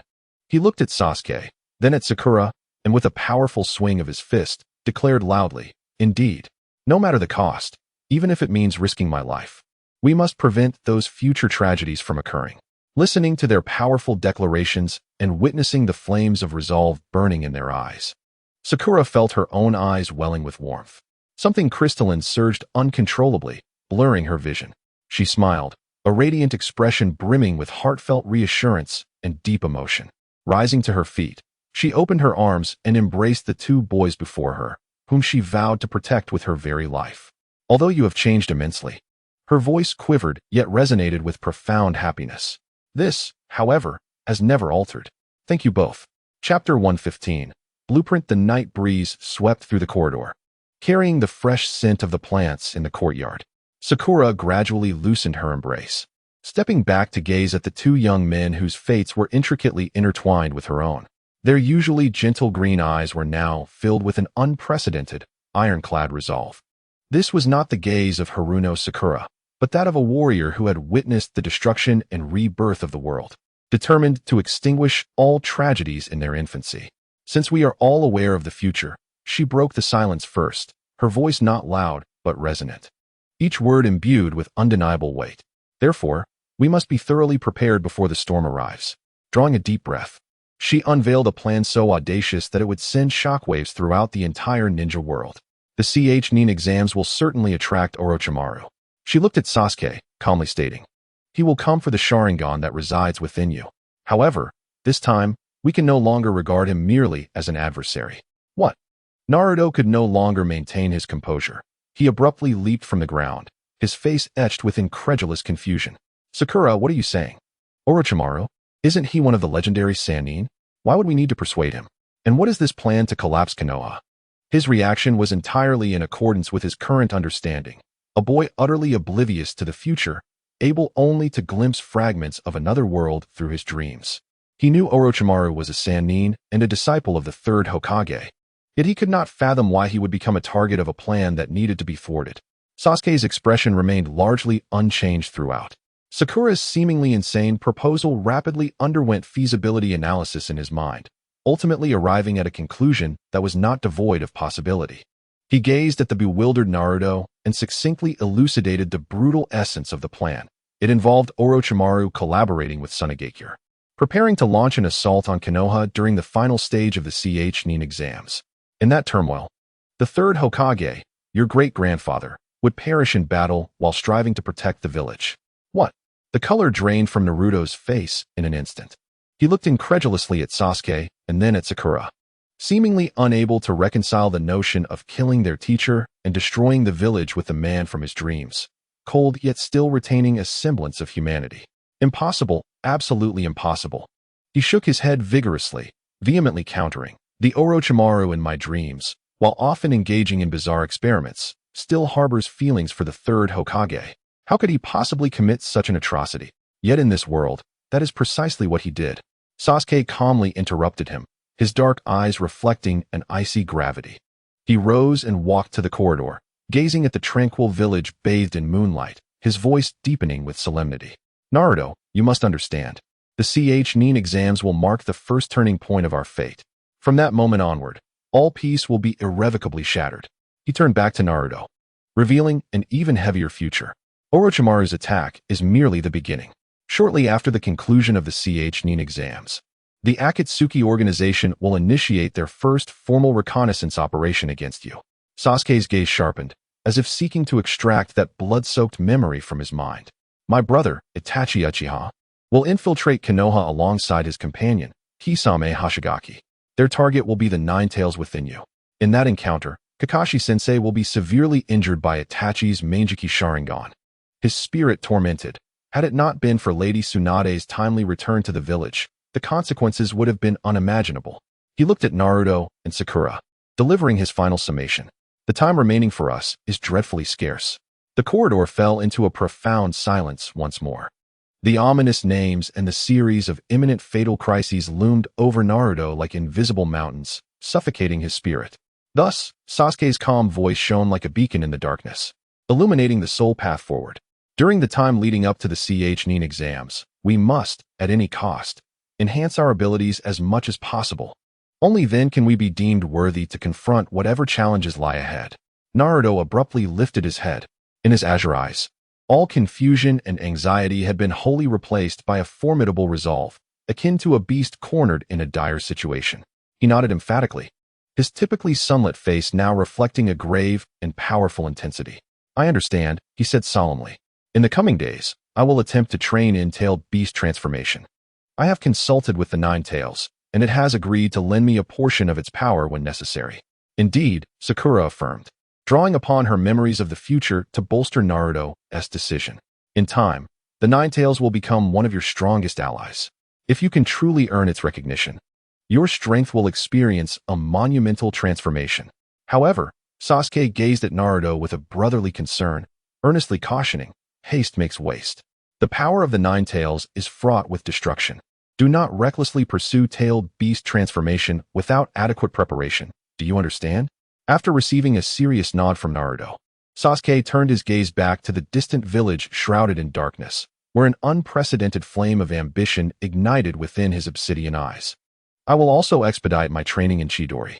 I must elevate it to a level capable of delivering a decisive blow in combat before the Nin exams commence. Chapter 116. The hellish training and prelude to the Nin exams. After a candid exchange, Team 7 entered an unprecedented, nearly frenzied training period. The urgency, having caught a glimpse of the impending storm, acted like an invisible whip, compelling the trio to extract every ounce of their potential to the utmost limit. Especially Sasuke. With Sakura's unparalleled medical ninjutsu providing a steadfast safety net, his training approach became exceedingly bold, verging on self-destructive. He no longer feared the damage caused by chakra surging through his meridians. He understood that no matter how close he pushed his body to the brink of collapse, those warm hands, glowing with a verdant light, would always pull him back from the precipice of permanent injury. Amidst the forest, thunder rumbled. Chidori. Accompanied by the piercing cries of 1,000 birds, a tempestuous surge of blue and white lightning coalesced in Sasuke's palm. He surged forward, forcefully driving the destructive energy into a massive boulder. Boom! The rock shattered in response, but Sasuke's body trembled violently, unable to perfectly harness the overwhelming power. His right sleeve was torn to shreds by the ferocious current, with his skin marred by intricate electric burn marks, leaving his entire arm numb and devoid of sensation. Sasuke-kun. Sakura's figure appeared by his side in an instant, the radiant glow of her healing technique illuminating the air as it swiftly mended his damaged meridians and muscles. It was within this cycle of extreme exertion, where injury transformed into rapid restoration, that Sasuke's adaptability and control over lightning chakra surged at an astonishing rate. In a mere week, when Sasuke extended his right hand once more, the tempest of lightning had ceased its fury. It was perfectly contained within his palm, its form stable and its energy solidified. The piercing cries of 1,000 birds converged into a single, melodious chirp, resonating with unparalleled clarity and penetrating power. Chidori was born. Yet, he was not satisfied with this alone. During a tactical review one night, he proposed a more audacious concept to Sakura. Chidori epitomizes the ultimate point of piercing, but my combat system requires the pinnacle of area defense and velocity. He gazed at Sakura, his expression grave. In my dreams of the future, I have witnessed the rakeage of Kumogakure. They can envelop themselves in lightning chakra, forming a layer of activated armor. With this technique, the third rakeage could even contend against the Eight Tails, facing thousands of ninjas for 3 days and nights alone. Moreover, the speed of the fourth rakeage is second only to the flying thunder god technique. For the first time, a blatant yearning for the strength of others flickered in Sasuke's eyes. I wish to emulate and develop that technique, the lightning chakra mode. Sakura's breath caught momentarily. Before her flashed the harrowing images of the fourth great ninja war, where blood and fire intertwined. The fourth rakeage, as ferocious as a raging beast, was enveloped in blinding lightning, moving so swiftly that even the Sharingan could scarcely perceive him. His powerful blows could easily shatter Susanu's defenses. That pure strength and speed were the true terror of a Kage. Her expression shifted from initial shock to a resolute determination tinged with gravity. I understand the horror of that technique. She regarded Sasuke earnestly, stating, activating all the cells in your body with lightning chakra carries risks far exceeding Chidori. A slight miscalculation could utterly devastate your own nervous system. However, if successful, its strategic value would be immeasurable. All right. Sakura nodded firmly, her eyes devoid of hesitation. I will develop it alongside you. Sasuke, in turn, disclosed his boldest notion regarding the Yin seal to awaken the Sharingan, without reservation. By storing pure mental energy within the Yin seal and releasing it at will, one could stimulate the brain, simulating the intense emotional upheaval of losing a loved one, thereby activating the Manjiki Sharingan without adverse effects. Upon hearing Sasuke's fantastical concept, Sakura was thoroughly astonished. She gazed at the youth before her, whose thoughts were clear and logic frighteningly tight-knit, and after a long moment, she solemnly nodded. I can attempt to develop that technique. Time flew swiftly amidst this intense and fulfilling training, and the day of the Nin exams drew ever closer. As the three ventured out occasionally to procure supplies, they could unmistakably sense a shift in the atmosphere of their village. On the streets, an increasing number of unfamiliar faces adorned with the headbands of neighboring villages appeared. and the air was thick with a palpable tension reminiscent of an impending storm. During this period, Naruto's mindset underwent a subtle transformation. After Sakura revealed the future to him, he observed the unspoken bond between Sakura and Sasuke, a profound connection that seemed unbreakable, transcending time itself. It was then that he decisively relinquished the unrealistic fantasies that had once occupied his youthful heart. With maturity, he finally created space within himself to truly notice Hinata, the girl who had quietly watched over him all along. One day, amidst a training break, Naruto unexpectedly made his way to Team 8's training ground. No longer did he greet Hinata with merely a simple hello. Instead, he smiled and actively invited the shy girl to engage in a sparring session. This gesture left everyone in Team 8 utterly astonished. Did I just see that right? Kiba, while dodging Shino's swarm of insects, nudged Akamaru beside him in disbelief. Naruto, that blockhead has finally wised up? Following a joint taijutsu training session between Teams 7 and 8, an unexpected incident occurred. Haha, Kiba, you're too slow. The last one to the barbecue place has to treat. Naruto and Kiba raced down the village streets, playfully chasing each other like arrows released from a bow. Suddenly, at a street corner, Kiba, who was leading the charge, turned too sharply and collided forcefully with an approaching figure, falling to the ground with a thud. Ouch! Kiba exclaimed, rubbing his head while stars danced before his eyes. Hinata and Shino hurried to help him up, while Naruto paused, his brow slightly furrowed. The individual he had collided with was a peculiar boy, his face adorned with purple paint and carrying an enormous object wrapped in bandages. Accompanying him was a tall girl with golden hair, wielding a large folding fan. Upon seeing the unmistakably clear sand village headbands on their foreheads, Naruto immediately recognized them, Kankuro and Temari. Ouch! Are all you leaf ninjas this reckless? Kankuro grumbled, touching his throbbing forehead as he glared at Kiba, who still looked disgruntled from the fall. His irritation flared as he grasped Kiba's collar and, in a brazen tone, demanded, Hey, do you want to fight? Apologies. Kiba didn't mean to, came a gentle voice from the side. Naruto stepped forward, his movements seemingly casual, yet undeniably authoritative, placing a hand firmly on Kankuro's wrist, which was gripping Kiba. We are all comrades here for the Chunin exams. There's no need to let such trivial matters disrupt our camaraderie, right? As he spoke, he subtly increased the pressure of his grip. Kankuro felt a sudden jolt. An unyielding strength emanated from Naruto's hand. The seemingly ordinary fingers gripped him like iron pincers, causing his joints to emit sounds of unbearable strain. He exerted all his strength, yet found his wrist firmly locked by the opponent, rendering him immobile. In the face of Naruto's seemingly gentle smile, he felt as feeble as a powerless infant. Chapter 117. The Shura of Sand confronted with Naruto's deceptively mild, yet utterly unyielding strength. Kanjiro's complexion turned a deep shade of liver. He strained with all his might to break free, only to discover that the opponent's fingers clamped his wrist as if they were scorching iron tongs, unmoving. The joints even emitted distressing cracking sounds under the pressure. A puppeteer is expected to be calm and meticulous. However, Kanjiro was an exception, being a pure and reckless youth. In a foreign land, under the watchful eyes of many, he was subdued so easily by an unassuming peer, and the overwhelming humiliation and rage instantly shattered his composure. Initially intending to retaliate against the meddlesome youth, he thought, if you wish to interfere, then I shall strike you first. Kanjiro raised his fist threateningly, muscles taut, driving it towards Naruto's cheek. Just then, a hand, like a specter, reached out from behind him, seizing his swinging wrist with precision. How dare you act so brazenly in another's village? I wonder if you are brave or merely foolish, a chilling voice echoed behind him. Though quiet, it possessed an enchanting quality that silenced the surrounding clamor. Kanjiro's body was suddenly covered in goosebumps. He turned in horror, only to find Sasuke had appeared behind him without a sound. His movement was so stealthy, akin to teleportation, that Kanjiro had not sensed even a ripple of chakra. Had this been a life-or-death struggle, he would have been instantly vanquished by such a maneuver. This realization ignited both embarrassment and fury within him, and he was about to unleash a torrent of insults.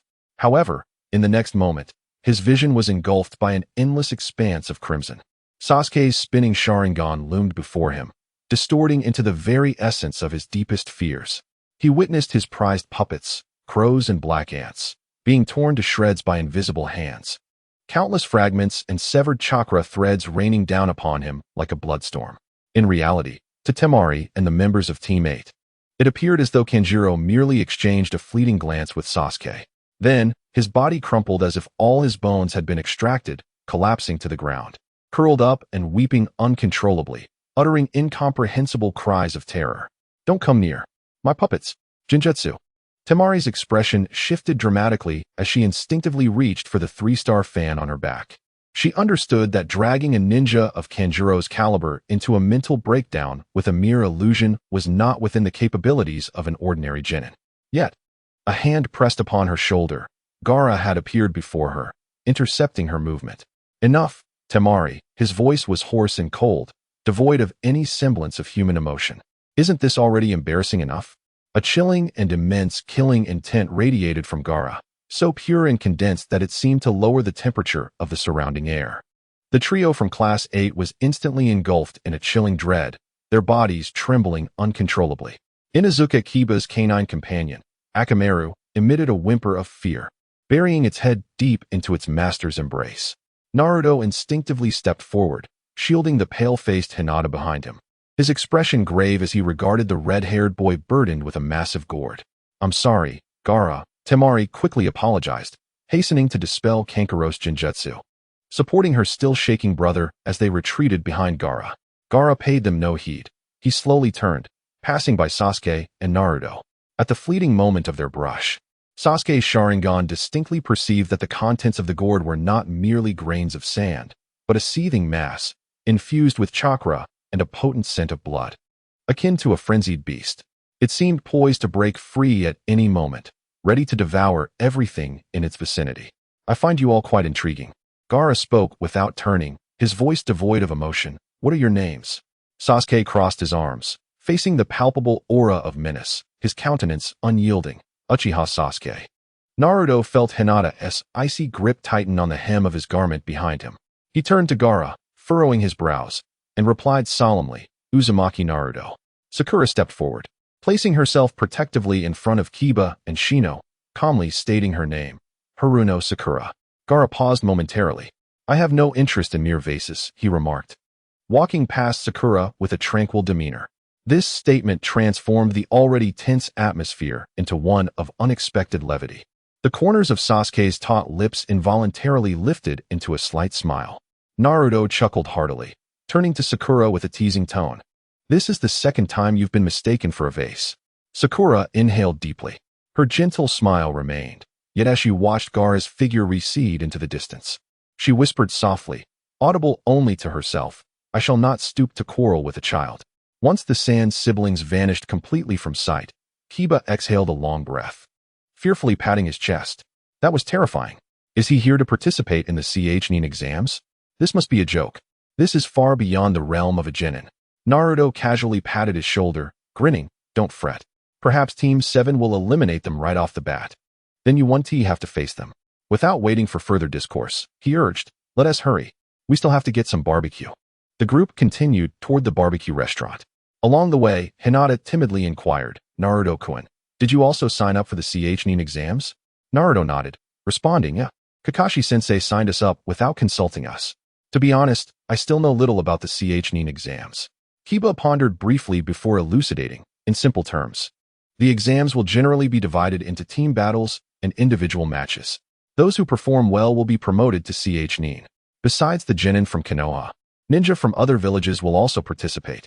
Every year, numerous formidable contenders emerge, and it is said that even renowned figures such as the Kage from various nations come to spectate, thus rendering the competition exceedingly formal.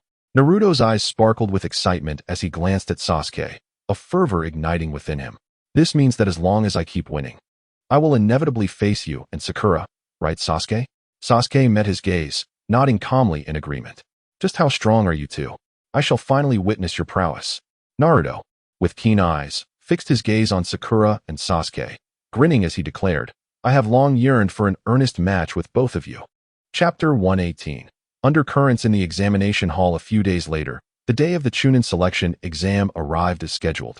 Upon re-entering the familiar yet somewhat foreign educational building, Naruto could not help but glance around in nostalgia. The corridors were teeming with genin from various ninja villages.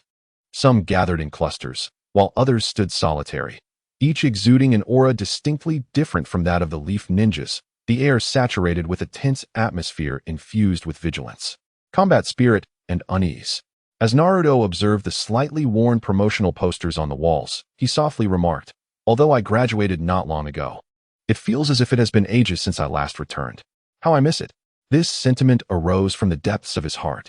The tranquility of his school days seemed distant, almost like a memory from a past life compared to the harrowing battles he had since endured, such as the clash at the Valley of the End and the fierce struggle in the Land of Waves. After submitting their examination applications, Team 7 pushed open the door to the classroom designated for the first exam. Behind the door, the spacious classroom was already filled to capacity. Various uniquely styled ninjas stood scattered throughout, some vigilant, others observant, and a few indifferent. The air buzzed with a cacophony of discussions and the invisible pressure generated by the collision of chakra. Members of Team 8 and Team 10 had already arrived. When Kiba spotted Naruto and the others, he excitedly waved his arms, calling out loudly, "Hey, over here, over here. You three have come, what a hassle." Shikamaru, ever the picture of lethargy, slumped over his desk, lethargically lifting his eyelids and grumbling. Naruto approached with a smile. "Shikamaru, you still look as unmotivated as ever. The Chunin exam, I take it as Suma-sensei is forcing you to participate?" Shikamaru shrugged, offering no verbal response, effectively confirming Naruto's assumption. His gaze casually swept across the trio from Team 7, while his mind rapidly assessed their growth. These three have certainly become far more composed and formidable. Compared to their time in the Ninja Academy, their strength is undoubtedly worlds apart. Shikamaru's mind was sharp. Analyzing the situation, Sasuke and Sakura were already renowned talents in the academy. Sasuke, standing there, resembled a blade sheathed in its scabbard, exuding no excess energy, yet emanating an aura that instilled trepidation. Sakura maintained her gentle demeanor, but beneath her calm exterior lay an inscrutable depth. Most astonishing was Naruto, once the underachiever, whose chakra now surged within him, so immense that merely standing beside him made the air feel almost feverish. Has he transformed into a monster as well? The mere thought of potentially facing those three formidable adversaries during the examination cast a pall over Shikamaru's future. How does one contend with such overwhelming strength? It is indeed a tremendous hassle. In contrast, Kiba Inuzuka, carefree and unperturbed, surveyed his fellow candidates and remarked with a grin, "It seems that all 9 of us genin from this year are participating in the Chunin exam." Sasuke glanced around, his heart comprehending the reality. Indeed, every newcomer from this cohort was present for this year's Chunin exam, a rarity in previous years. While the exam ostensibly allowed all genin to participate, in practice, only those deemed exceptionally skilled were nominated by their supervising instructors.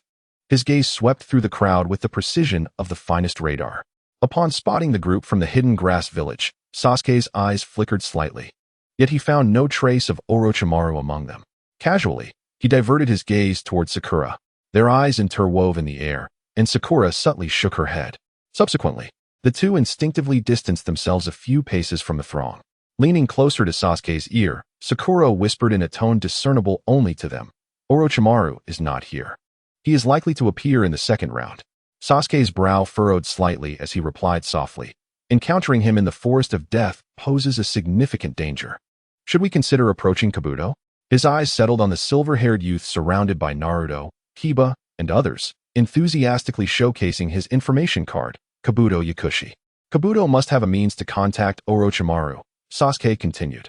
After a moment of contemplation, Sakura shook her head. "The chances of success are slim. The exam is about to commence, and even if Kabuto can reach Orochimaru, he may not agree to meet with us. Furthermore, our secret must remain undisclosed to him." Meanwhile, over by Naruto, Ino watched in exasperation as Sasuke and Sakura whispered together in a corner, her teeth gritting in frustration. She elbowed Naruto and complained, "Hey, Naruto, hurry and call Sakura and Sasuke back. They need to see the information on this card." Naruto, however, waved her off nonchalantly. "No need. I can look at it myself. I'll relay the information to them later." Ino shot him an exasperated glance, surrendering her efforts. Kabuto chuckled, eyeing Naruto as he inquired, "So, Uzumaki Naruto, whose information are you interested in? I have the data on everyone here." As he spoke, he deftly flipped through a stack of cards in his hands. The speed so swift that it left a white blur in the air. Suddenly, without warning, Naruto's hand shot forward, grasping Kabuto's now ephemeral right hand. Time seemed to freeze in that instant. Alarm bells rang loudly within Kabuto's mind. He felt as though his wrist were ensnared in a vice grip. And no matter how he covertly exerted his strength, he could not break free. A surge of rebellious instinct welled up from within. Yet he forcibly suppressed it with sheer willpower. A thin sheen of cold sweat broke out on Kabuto's back. What a close call. Had I instinctively resisted just now, I might have inadvertently revealed my true strength to the watchful eyes around me, potentially exposing my genuine identity. Fortunately, I managed to suppress my impulse. How could Uzumaki Naruto possess such extraordinary speed and reflexes? As I glanced at him, I noticed his expression was one of utmost seriousness. He furrowed his brow, fixated on the card in his hand. At that moment, the card had flipped to the stack representing the village hidden in the grass. The card depicted a girl with flowing red hair, adorned with black-framed glasses, her face exuding an air of innocent naivety. Chapter 119. Karui after the initial shock. Kabuto swiftly regained his benign facade. Observing Naruto, he presented a warm smile, reminiscent of a senior addressing a junior. It seemed that Naruto-kun had taken a keen interest in this newcomer from the village hidden in the grass. As he spoke, he deftly extricated his wrist from Naruto's iron grip. Then, he presented the card featuring the red-haired girl directly to Naruto. Her name is Karen. Kabuto's voice carried an air of mysterious insight typical of an information broker. She is a rather intriguing newcomer. According to my intelligence, she is not a combat-type ninja, yet possesses an exceedingly rare and unique constitution. He paused, lowering his voice as if sharing a secret. Her chakra possesses an extraordinary regenerative capacity. By merely biting her skin, one can absorb her chakra and vitality in a short span, thus healing even the gravest of injuries. She is akin to a walking human soldier pill. Kabuto's tone bore a hint of faint pity, for her life in the village hidden in the grass was not particularly easy. It was said that her companions often regarded her as a mere mobile medical kit, a tool too convenient and useful for ninjas. Having finished his explanation with a smile, Kabuto politely nodded to the crowd, citing a desire to exchange information with other candidates before seamlessly merging into the bustling throng. Yet, in that fleeting moment of turning away, a flicker of subtle vigilance crossed his gaze behind those glasses. This Uzumaki Naruto was certainly not as simple as he appeared. He warranted close observation. Naruto paid no heed to Kabuto's departure. His gaze, sharp as the most acute hawk, pierced through the crowded cacophony, honing in on a group nestled in the shadows of the classroom's far corner. There she was, the girl with the red hair and black-framed glasses. She appeared somewhat timid, cowering behind two tall companions from the village hidden in the grass, her frail shoulders trembling slightly, as if engulfed by fear and unease towards her surroundings. Then, Naruto made his move. Amidst the astonished gazes of Sasuke and Sakura, he stepped forward, striding directly toward that corner. His pace was unhurried yet imbued with an unwavering steadiness. With each step he took forward, the warmth and brightness akin to that of the sun, characteristic of the vortex Naruto, diminished incrementally. In its stead arose an unprecedented, heavy, and oppressive fury, reminiscent of an impending volcanic eruption. "Hey, what do you intend to do?" The two grass ninjas, upon observing Naruto's direct approach, immediately positioned themselves protectively in front of Karen, their eyes brimming with hostility as they fixed their gaze upon him. Naruto paid them no heed. His focus remained solely on the crimson-haired girl, whose face had turned pale with fear, trembling like a leaf caught in the wind due to his proximity.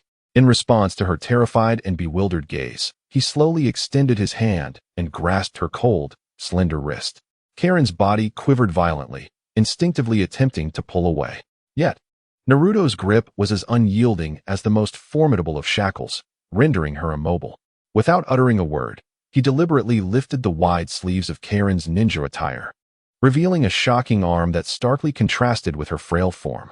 Her skin, which ought to have been fair and delicate, was marred by a multitude of varying depths of bite marks, some scabbed over while others freshly healed. These grotesque imprints were layered upon one another, leaving scarcely a patch of unblemished skin. They served as the most malicious of brands, silently narrating the harrowing ordeal this girl had endured. Karen's body began to tremble uncontrollably, as if her most painful scars had been laid bare. She emitted a stifled cry of despair, forcefully retracting her hand, and concealing it behind her back, as though it were something shameful. Are you seeking death? The two grass ninjas, witnessing this, erupted with rage. In an instant, they drew their kunai, prepared to confront Naruto. Sasuke and Sakura materialized beside him, like phantoms, flanking him to either side. Meanwhile, Kiba and Shino, along with others, assumed a combative stance. The atmosphere in the classroom became charged and tense, on the verge of eruption. At that moment, a thunderous command resonated, reverberating in the ears of all present. Silence. Accompanied by a resounding crash, smoke erupted in the center of the classroom.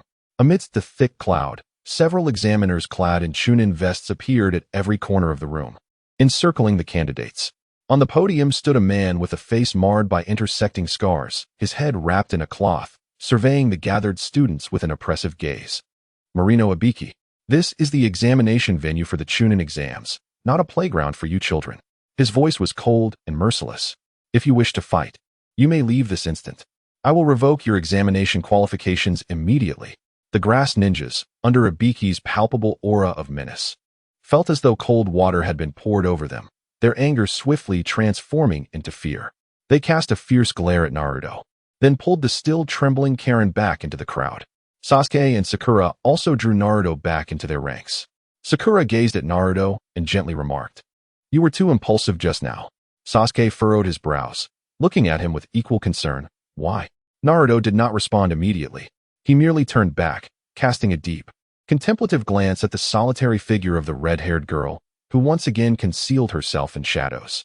Her azure eyes were filled with an indescribable complexity of emotions, sympathy, anger, but more prominently, an unwavering sense of kinship that demanded protection.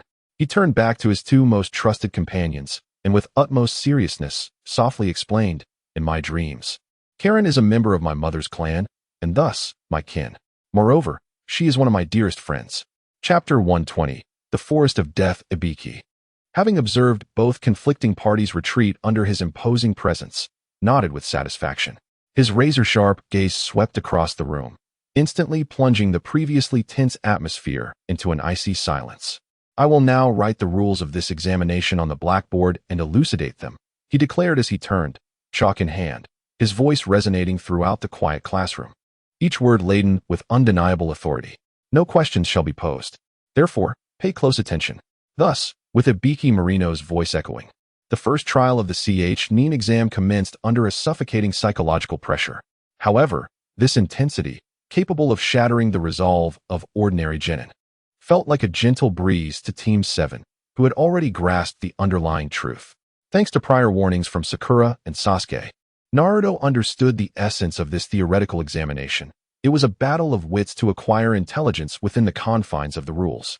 He couldn't even muster the energy to glance at the test paper, patiently awaiting the final and most critical 10th question. Sasuke and Sakura, on the other hand, navigated the situation with ease.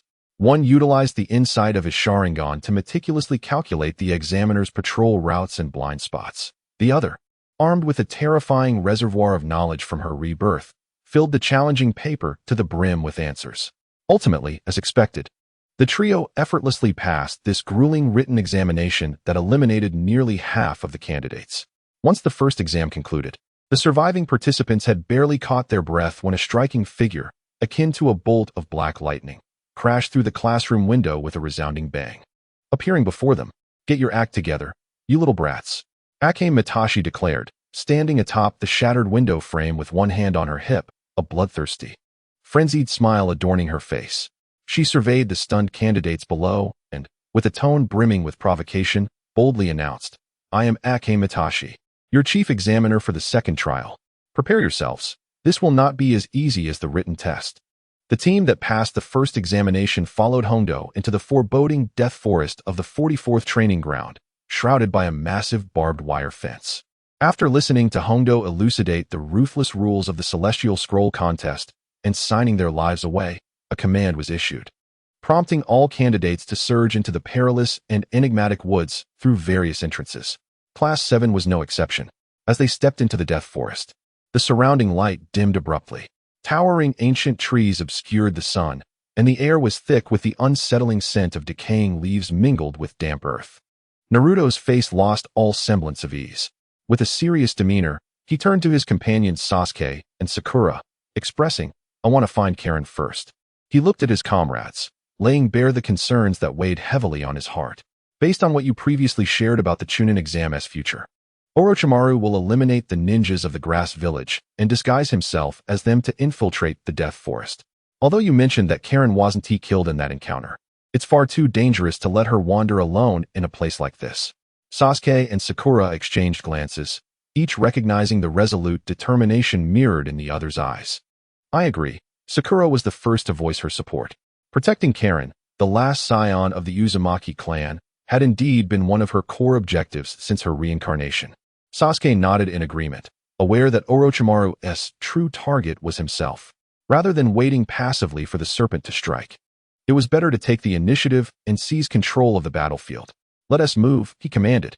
The trio of Class 7 swiftly navigated through the forest like three silent phantoms. Sakura expanded her sensory perception, meticulously searching for traces of solitary chakra. Sasuke, meanwhile, recalled the narrative, remembering that in the original story, he had saved Karen from a giant bear near the river, though the details were hazy.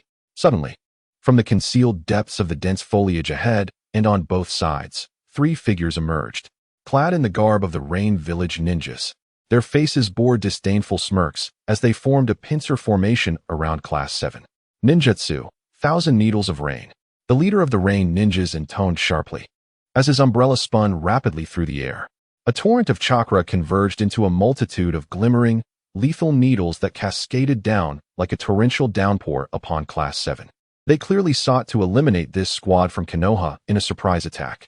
Yet, they were oblivious to the fact that they had chosen to provoke the most formidable prey in this forest.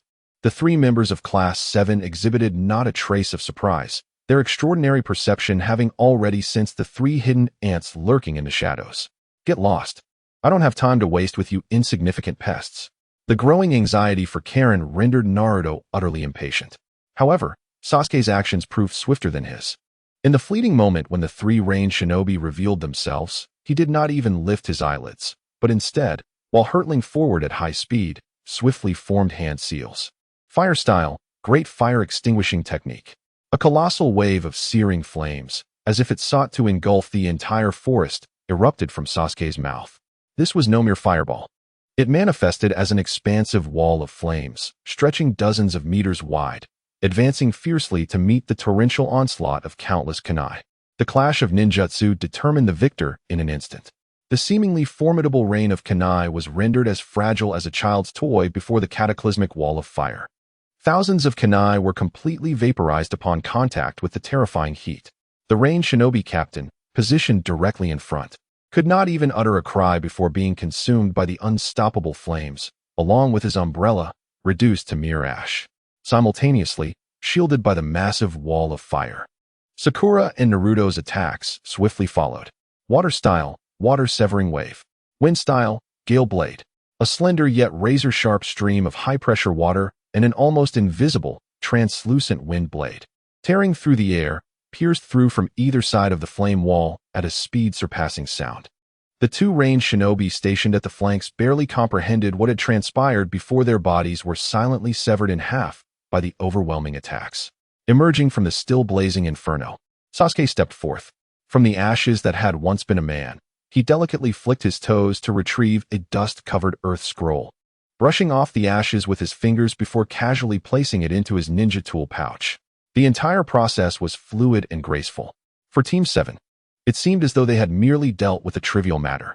Without sparing a glance at the three corpses, they continued their swift march towards the direction where Sakura sensed the chakra of Karen. Chapter 121. Rescue of Karen. The Forest of Death lived up to its name. Towering ancient trees obscured the sky, fracturing sunlight into scattered patches.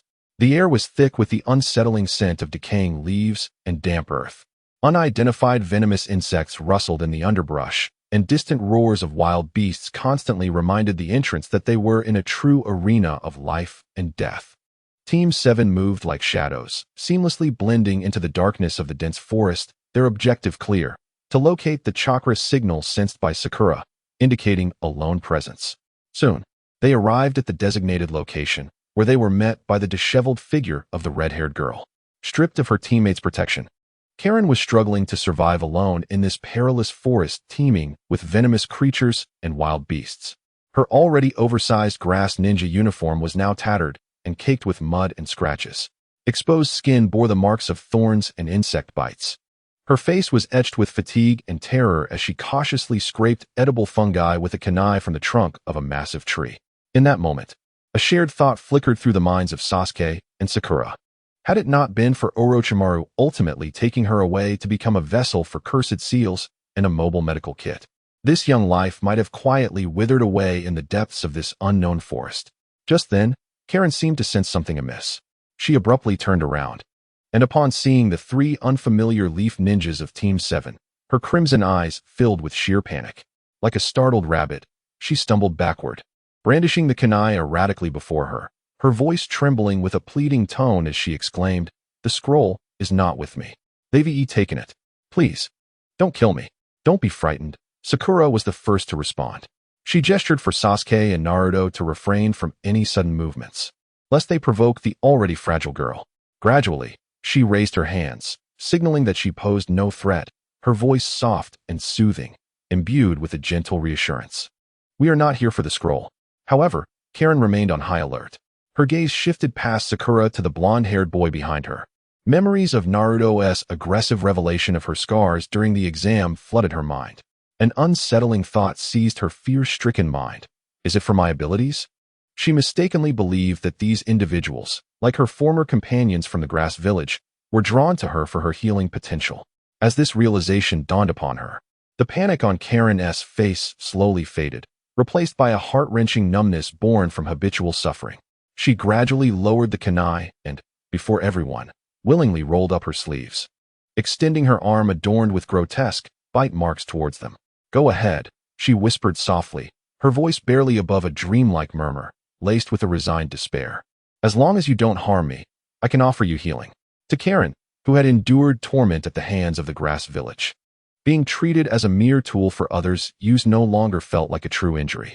Her words and actions struck Naruto's heart like a heavy hammer, igniting an uncontrollable fury within him. He gazed at the countless bite marks on her arm, his azure eyes reddening with overwhelming anger.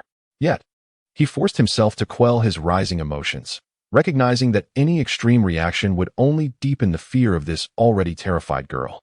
Stepping forward slowly, he spoke in an unprecedentedly gentle tone. "We are not here for your abilities. We've come to save you." Before Xianglin could respond to the unexpected revelation, Naruto continued, unveiling the core secret that could potentially upend her entire understanding. "You are my kin, Xianglin. My name is Uzumaki Naruto. Like you, I belong to the Uzumaki clan. My mother, just like you, possessed beautiful, long hair as red as flames." Xianglin's crimson eyes widened in astonishment. She stared blankly at Naruto, her face reflecting a mixture of disbelief and intrigue. At that moment, Sasuke spoke up. His voice was calm and rational, yet it carried an undeniable weight that compelled belief. "If we harbored ill intentions towards you, in your current state, you would stand no chance of resistance."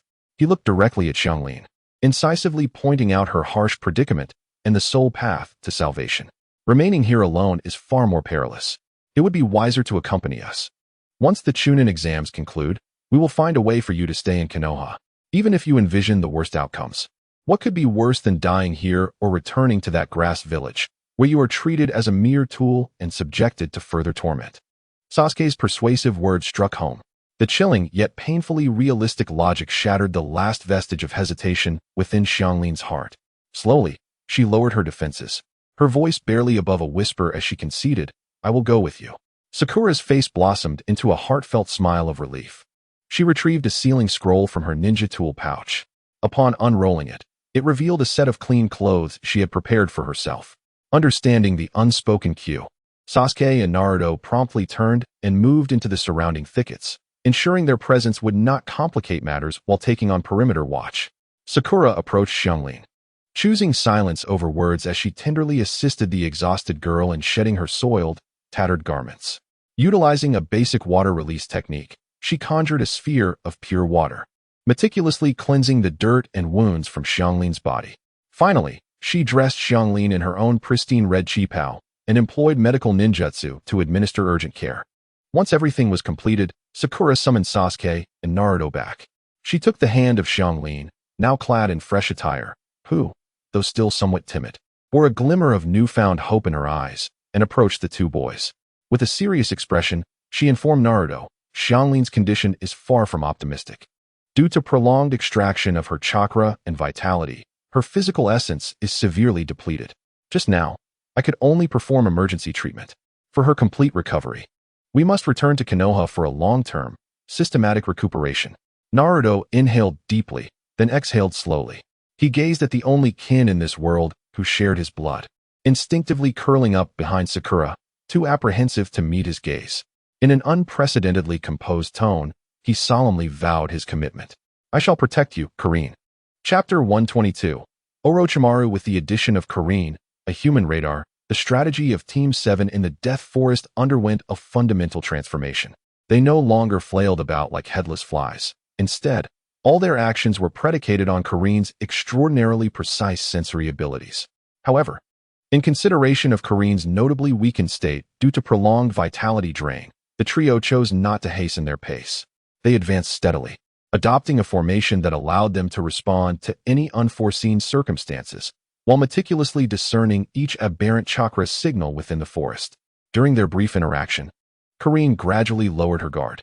She revealed her abilities in full, in addition to the unique healing prowess of the Uzumaki bloodline, which allowed her to mend others through bites.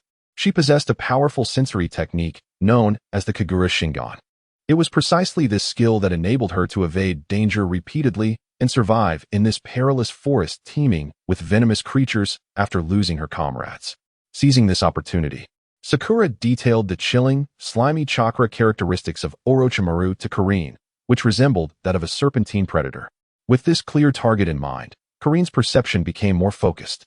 2 kilometers to the northwest, a trio was moving swiftly, their chakra levels moderate.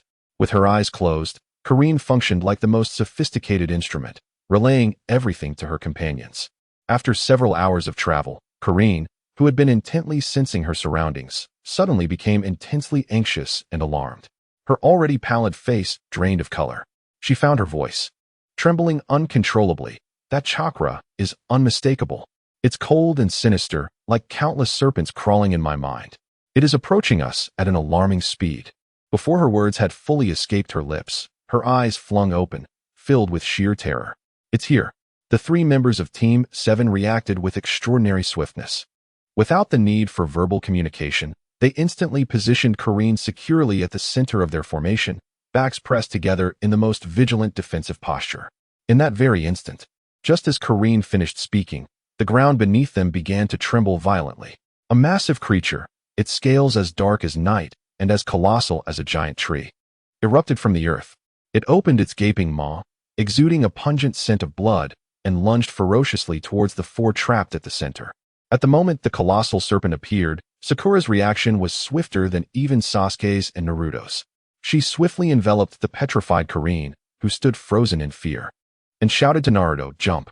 Understanding immediately, Naruto and Sakura leapt to either side, like arrows released from a bow, propelling Karin away to safety.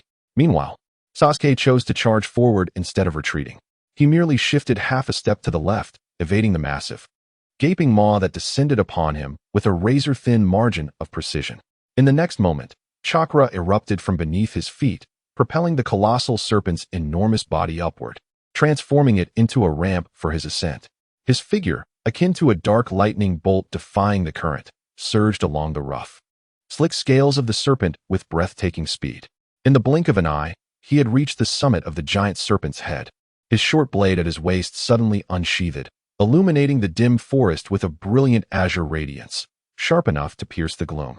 With a swift motion, Sasuke leaped from the top of the serpent's head, executing a seamless flip in midair. The blade of thunder, gripped in his hand, descended with tremendous force, piercing through the center of the serpent's formidable skull, embedding itself to the hilt.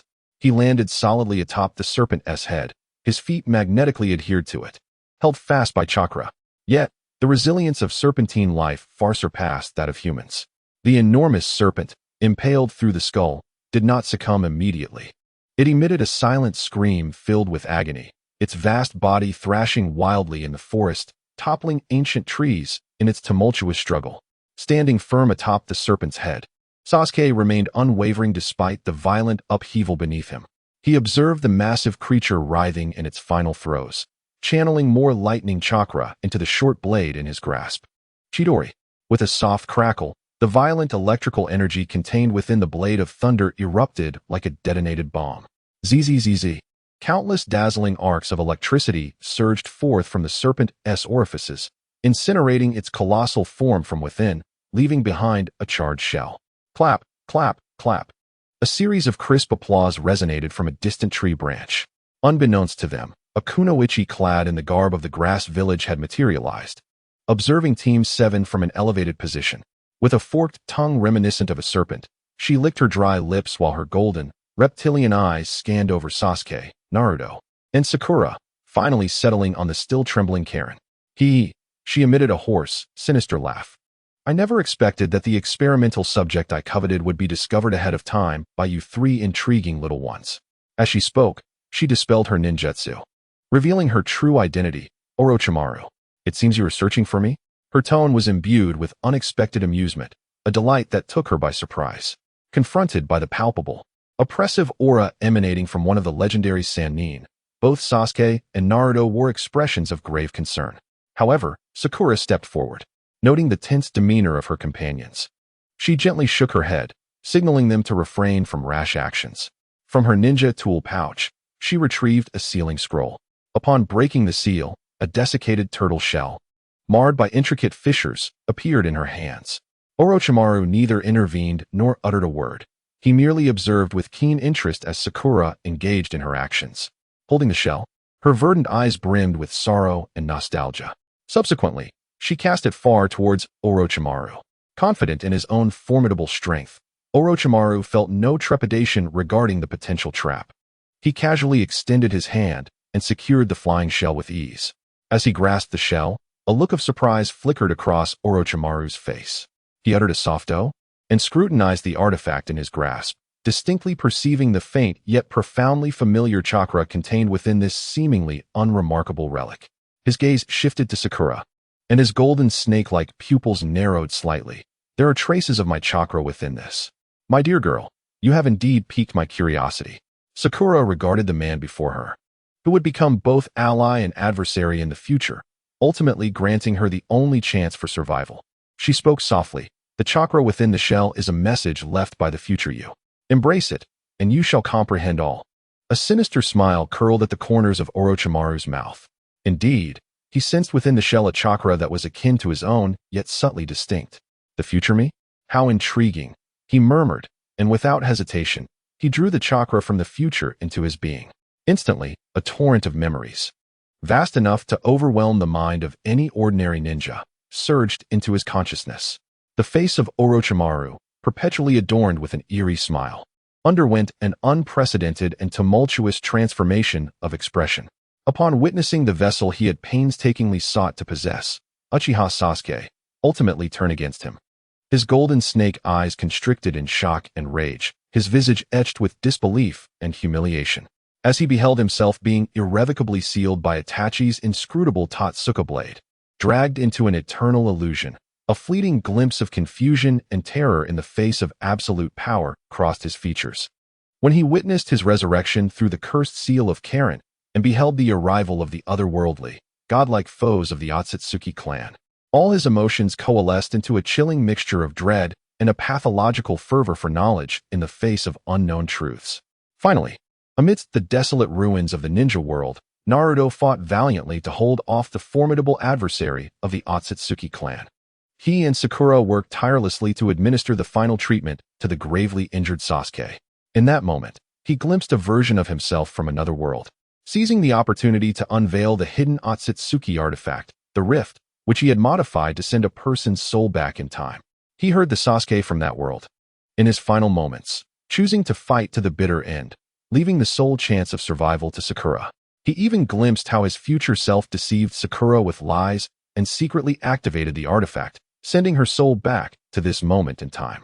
Orochimaru's expression underwent a series of intense transformations in an instant. Within just a few minutes, he absorbed the memories and experiences of the next several decades of his life. Is it truly so? When Orochimaru raised his head again, all traces of murderous intent, greed, and amusement vanished from his golden serpent eyes. In their place was an unprecedented complexity, a blend of bewilderment, self-mockery, and resignation.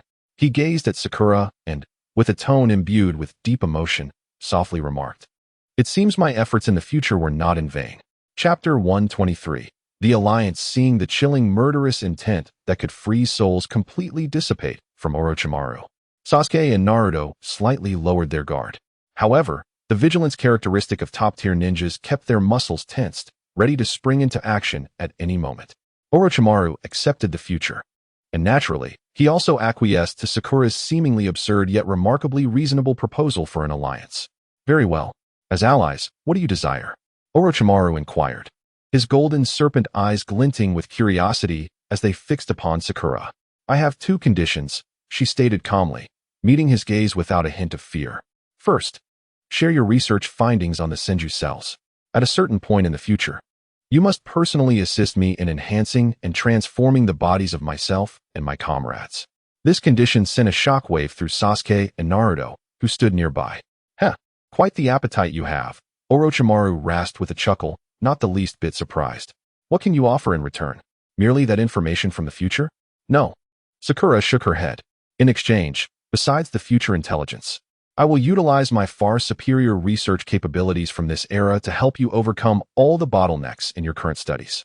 She paused for a moment before revealing the true ace that even Orochimaru could not refuse. "In fact, I can combine my medical knowledge and future cellular technology with cloning techniques to cultivate a truly perfect reincarnation vessel that can fully accommodate your soul and power." Without any rejection, Orochimaru let out a characteristic raspy laugh. For the first time, a genuine appreciation flickered in his golden serpent eyes as he regarded Sakura. "I naturally believe in your abilities and techniques. After all, it is a treasure that future me has risked everything to send back." Then, he shifted his tone to one of playful intrigue, asking, "However, I assume you would not betray Konoha and leave with me right now?" Naruto and Sasuke felt their hearts race, anxiously watching Sakura. She calmly shook her head. "Now is not the time." My voice was steady, filled with undeniable determination. "After the exams, I will contact you. I have my own plans." "That is inconsequential," Orochimaru replied nonchalantly. From his mouth, he produced an ancient summoning scroll, inscribed with intricate spells, and casually tossed it to Sakura. "This is the summoning scroll of the dragon's lair. In the future, you may communicate through the summoning serpent." He paused for a moment and added a phrase laden with temptation. "Once your strength is sufficient, you may also attempt to inherit the celestial legacy of the dragon's lair. The power there is no less formidable than that of the wet-bone forest or the mysterious wood mountain." Subsequently, Orochimaru's gaze gradually settled upon Sasuke and Naruto. His golden serpent eyes, devoid of any greed, were instead filled with the intense curiosity and scrutiny of a scientist examining rare specimens. "Your powers are still vastly insufficient," he remarked candidly. "To confront the impending crises, you must become stronger." He meticulously scrutinized Sasuke's crimson eyes, then glanced at Naruto, whose vitality radiated like the scorching sun. Softly murmuring a few ancient and forbidden names in a barely audible voice, Indra and Ashura of the Sage of Six Paths. Then, a fervent smile, even somewhat fanatical, emerged on his face. He chuckled, declaring them to be the most perfect experimental subjects. "Fear not. I shall expedite my research into the dormant powers within your bloodlines." This statement sent a chill down the spines of both Sasuke and Naruto. At that moment, Naruto could no longer contain himself and asked the question that weighed heavily on his heart. "Orochimaru," he inquired, gazing at the man who had slain his grandfather in his dreams, "will you still initiate the Leaf Village destruction plan?" His tone was laden with concern. He did not wish to witness the kind visage of his grandfather meet a tragic end in this brutal conflict between master and disciple. Upon hearing this question, a chilling smile resurfaced on Orochimaru's pale face. "Of course," he acknowledged, "I will proceed with the Leaf Village destruction plan as originally intended." As Naruto's eyes flared with anger, Orochimaru slowly revealed the latter part of his statement. "However, its purpose will no longer be annihilation, but purification." A cold, blade-like gleam flickered in his golden serpent eyes. "To eradicate the decayed and stubborn factions led by Danzo, clearing all obstacles for the budding sprouts of your new era." Consider this my first gift to you upon our meeting." With that, Orochimaru's body seemed to dissolve, like a shadow without bones, gradually sinking into the depths of the earth, vanishing from sight. The forest returned to its tranquil state. Yet, the conversation that had the potential to alter the course of history within the ninja world was etched into the minds of all present, like an indelible mark. Karen witnessed it all, huddled behind Sakura, trembling uncontrollably. She could not comprehend the dialogue that had just unfolded. All she knew was that these three seemingly ordinary genin were engaged in an incomprehensible transaction regarding the future with one of the legendary Sannin, a figure as fearsome as a demon. As Orochimaru vanished, an even more profound sense of dread enveloped her heart in an instant. Would I be silenced for good? She gazed at the three members of Team 7, her crimson eyes brimming with a plea and trepidation. Naruto, noticing her fearful demeanor, felt a pang of compassion. Understanding her thoughts, he spoke gently, offering solace in the softest tone. "Do not worry, Karen, we will not harm you." Sasuke approached as well. He looked at this orphan of the Uzumaki clan, whose fate was intricately tied to his and Naruto's, and with a calm demeanor, he bestowed upon her the most steadfast promise. "Karen, as a scion of the Uzumaki clan, you are, like Naruto and me, a descendant of the Sage of Six Paths. Within you lies a formidable potential that you have yet to recognize." He met her gaze, his dark eyes filled with unwavering trust. "You are not merely a tool. From this day forth, you are a part of Team 7. We shall fight side by side." Sasuke's words served as the most potent reassurance, dispelling all of Karen's anxieties. The matter of Orochimaru was momentarily resolved. The four of them set forth once more towards the central tower, having already gathered the two scrolls of heaven and earth. Now, all that remained was to await the arrival of the next examination. Chapter 124, Arrival at the Tower. Team 7, accompanied by their new member Karen, traversed the path without incident, successfully reaching the colossal tower nestled in the heart of the Forest of Death. Perhaps it was because Orochimaru had achieved his preliminary objectives and forged a fragile alliance with them that they encountered no further obstructions from the Sound Village ninjas along their journey. Karen's remarkable sensory abilities also enabled them to deftly evade any potential conflicts with other teams. Within the tower, numerous teams that had successfully passed the second examination had already gathered. As Team 7 pushed open the heavy stone door, they instantly captured everyone's attention, particularly the timid girl with striking red hair among them. Hinata, Kiba, and Shino, who had come to check on them, breathed a collective sigh of relief upon seeing that all were safe. Naruto formally introduced Karen to the group, faced with the unfamiliar surroundings and the curious gazes of others. Karen remained somewhat timid, instinctively retreating behind Naruto, her red eyes reflecting her unease. However, when Hinata approached her, the gentle, kind aura emanating from her, devoid of any aggression, caused Karen's taut nerves to relax unconsciously. "Hello," Hinata said shyly, offering Karen a sincere and reassuring smile. "I am Hinata Hyuga. Your hair is truly beautiful." Whether it was due to Hinata's kindness or the sense of shared solitude she felt in her presence, the two gentle-hearted girls quickly forged a friendship. Meanwhile, at the entrance of the Forest of Death, the proctor of the second examination, Mitarashi Anko, scrutinized a death list in her hands, her brow furrowed in concern. Had the team from the Grass Village still not arrived? She turned to a nearby Chunin and inquired. "Indeed, Lady Akane," the Chunin replied, "according to regulations, they have been deemed disqualified." Disqualified? A shadow of foreboding flickered in Akane's eyes. "We must dispatch a team to investigate the area where they were last unaccounted for. I sense that something is amiss." Half an hour later, the reconnaissance team relayed their findings. As Akane arrived at the scene and beheld the cold, rigid corpses of the grass ninjas, her countenance darkened considerably, particularly when she noticed that the faces of the bodies seemed to have been obliterated by some forbidden technique. Vanishing completely, her heart sank heavily. This method is unmistakable. The figure of that man surfaced in her mind, the one who had once been her most revered teacher, yet had betrayed the village, leaving upon her neck this indelible curse mark. Orochimaru. She realized that the serpent lurking in the shadows, harboring malice towards Konoha, had stealthily infiltrated this examination that would determine the fates of countless new lives. Without delay, she issued a command to a nearby ninja. "Immediately report this matter to Lord Hokage. Request support from the Umbu." Then she gazed upon the ominous, death-laden forest.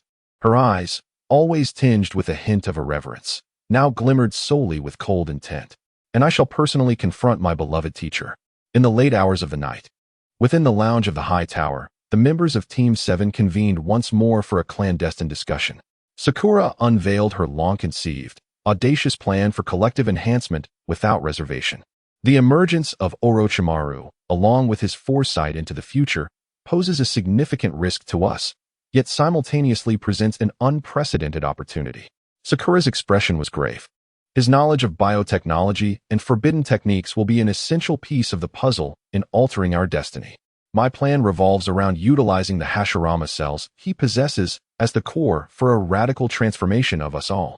She turned her gaze toward Sasuke, her emerald eyes shimmering with unwavering determination. Sasuke-kun, by integrating mature Hashirama cells with your body in a controllable manner, we can not only vastly increase your chakra reserves and physical energy, but also fundamentally stimulate and enhance your ocular prowess. This will lay the strongest foundation for the eventual evolution of your Sharingan into the legendary Rinnegan. Then, she shifted her focus to Naruto. Naruto, as a descendant of the Uzumaki clan, your compatibility with the Hashirama cells is unparalleled. Once the transformation is successful, your physical attributes, chakra volume, and already formidable regenerative abilities will be amplified exponentially. At that point, you will be better equipped to harness the immense power of the Nine Tails. As for myself, Sakura pointed to herself. Upon completing the transformation, I will possess chakra levels comparable to the first Hokage. Concurrently, I will pursue mastery in wood release and sage techniques, breaking through the limitations of my current strength. As for Sharon, Sakura's tone became gravely serious. She is the most crucial element of our plan. I shall undertake a comprehensive and extensive enhancement transformation for her. Utilizing Orochimaru's techniques, I will completely unlock her innate sealing jutsu talent, which is deeply rooted in the heritage of the Uzumaki clan. This declaration left everyone utterly astounded. They had never anticipated that Sakura harbored such an ambitious and audacious scheme within her heart. Sharon, in turn, generously shared the fragmented teachings regarding the Uzumaki clan's sealing techniques, including the formidable King Kong blockade, which she had heard from her mother, without reservation to the trio. Naruto solemnly promised Sharon, stating, "Once the first phase of the exam concludes, I will approach Kakashi-sensei to formally request that you remain in Konoha." However, Sharon felt a twinge of anxiety. After all, she was still, in name, a ninja of the Grass Village. If Konoha were to openly accept her, it would undoubtedly attract diplomatic pressures from the village. Sasuke, however, dismissed her concerns. The few ninjas from the Grass Village had already perished. When the time comes, it would suffice to report that you two met an untimely end. He glanced at Sharon's striking red hair and calmly remarked, "As long as you change this hair color and adopt a new identity, no one will take notice of you." Sharon nodded emphatically, feeling a weight lift from her shoulders. Thus, the four of them peacefully slumbered in the tower's lounge, awaiting the arrival of the next day. Chapter 125. Prelude to the preliminary matches on the morning of the fifth day. As the bell signaling the conclusion of the second exam resonated within the tower, the harsh trials of the Death Forest finally drew to a close. Ultimately, 7 teams, including Team 7, with a total of 21 genin, successfully reached the finish line with their scrolls. Under the guidance of several Konoha chunin, the surviving candidates traversed a long, spiraling passageway. As the light at the end of the passage emerged into view, an expansive arena came into sight for all the survivors. This was the stage for the preliminary matches of the third exam. The walls of the arena were adorned with colossal seals depicting the snake and boar hand signs, exuding an air of solemnity. In the center lay a vast space, capable of accommodating numerous intense battles. Upon the entrance of the 4 members of Team 7 into this arena, they immediately captured everyone's attention. Not only were they impeccably dressed and unscathed, but their demeanor was also remarkably composed, standing in stark contrast to the other teams, who bore injuries and fatigue etched upon their faces. On the elevated platform of the arena stood several figures. At the forefront was the third Hokage, Sarutobi Hiruzen, adorned in the ceremonial Hokage robe, radiating vitality. Behind him stood a row of Konoha's elite jounin, the copy ninja Kakashi Hatake, the Azure Beast Might Guy, the Hokage's son Asuma Sarutobi, and the Genjutsu Master Kurenai Yui. All present. Additionally, the guiding jounin from the Sand Village, Maki, stood with arms crossed, exuding an air of indifference.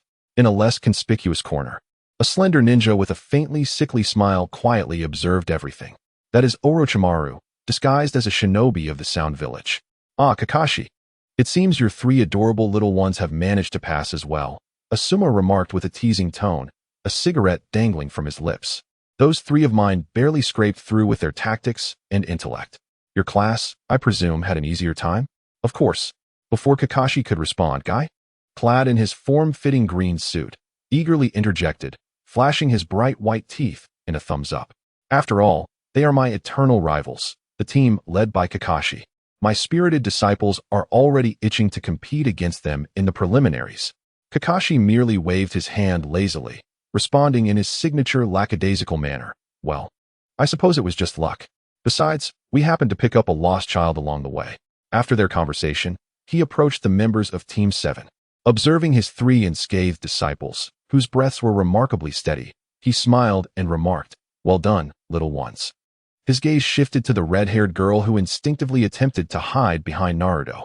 He lingered for a few seconds on her rare, flame-like crimson locks, a hallmark of the Uzumaki clan, a lineage he was all too familiar with as a disciple of the 4th Hokage.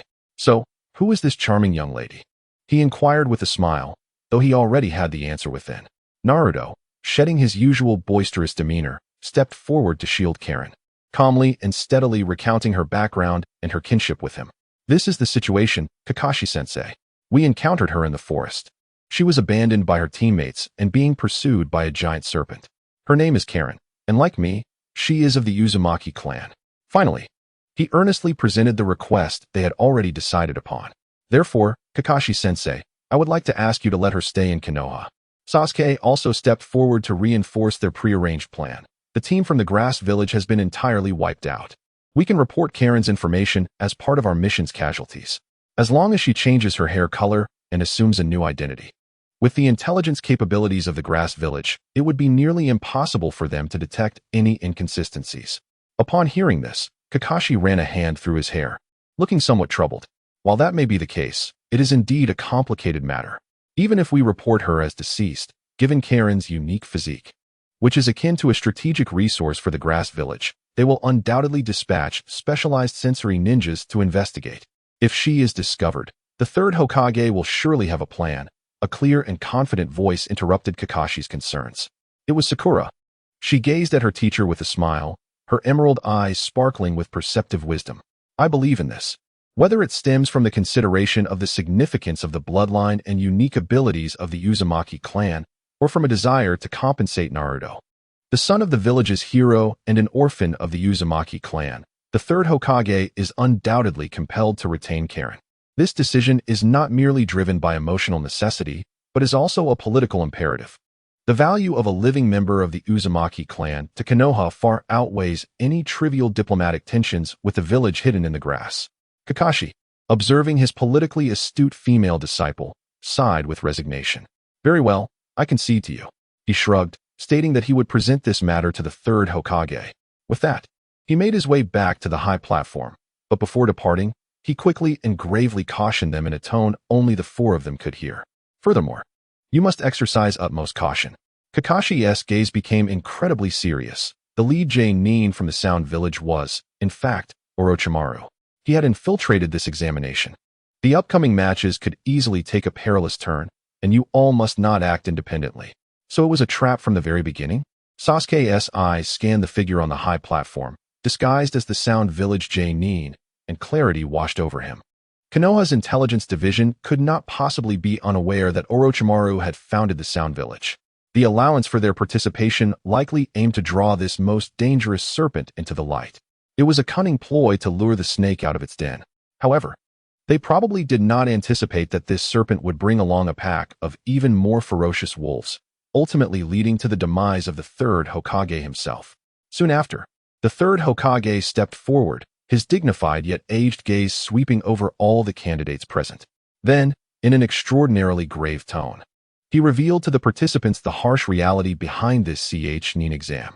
Although ostensibly a selection process for Nin, it was, in essence, a bloody microcosm of the power struggles among allied nations, devoid of open conflict. Recognizing that overt warfare would lead to mutual destruction, These so-called allies collectively chose the Ch-Nin exam as their arena for contest. The final match of the Ch-Nin exam would invite feudal lords and significant figures from various nations to observe. Consequently, a ninja village that performs exceptionally well in the exam would be deemed powerful, thereby securing more mission orders and political influence in the future.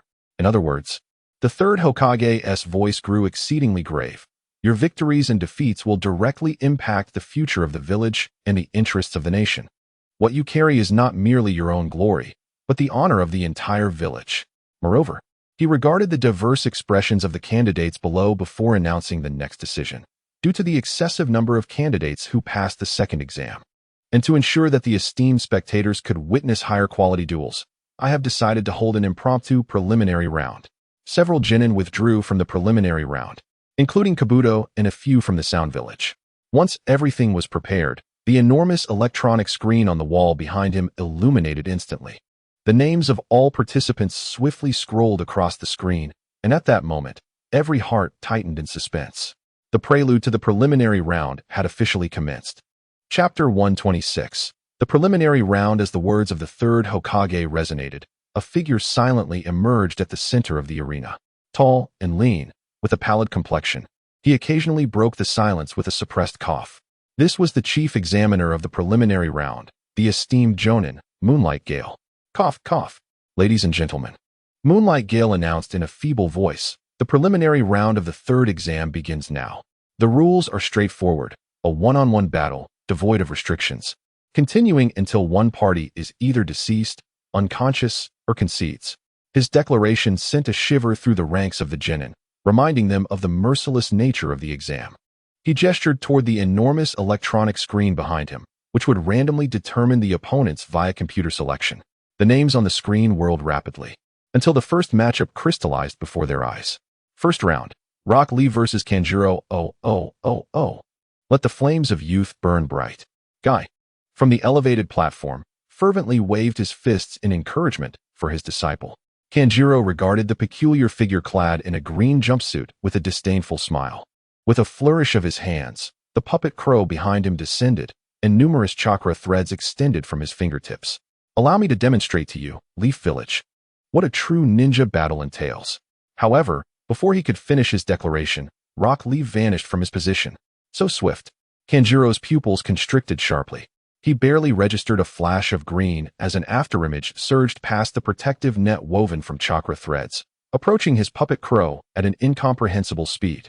Kanjuro attempted to retract the puppet and unleash poisonous needles, but Lee's velocity exceeded his reflexes.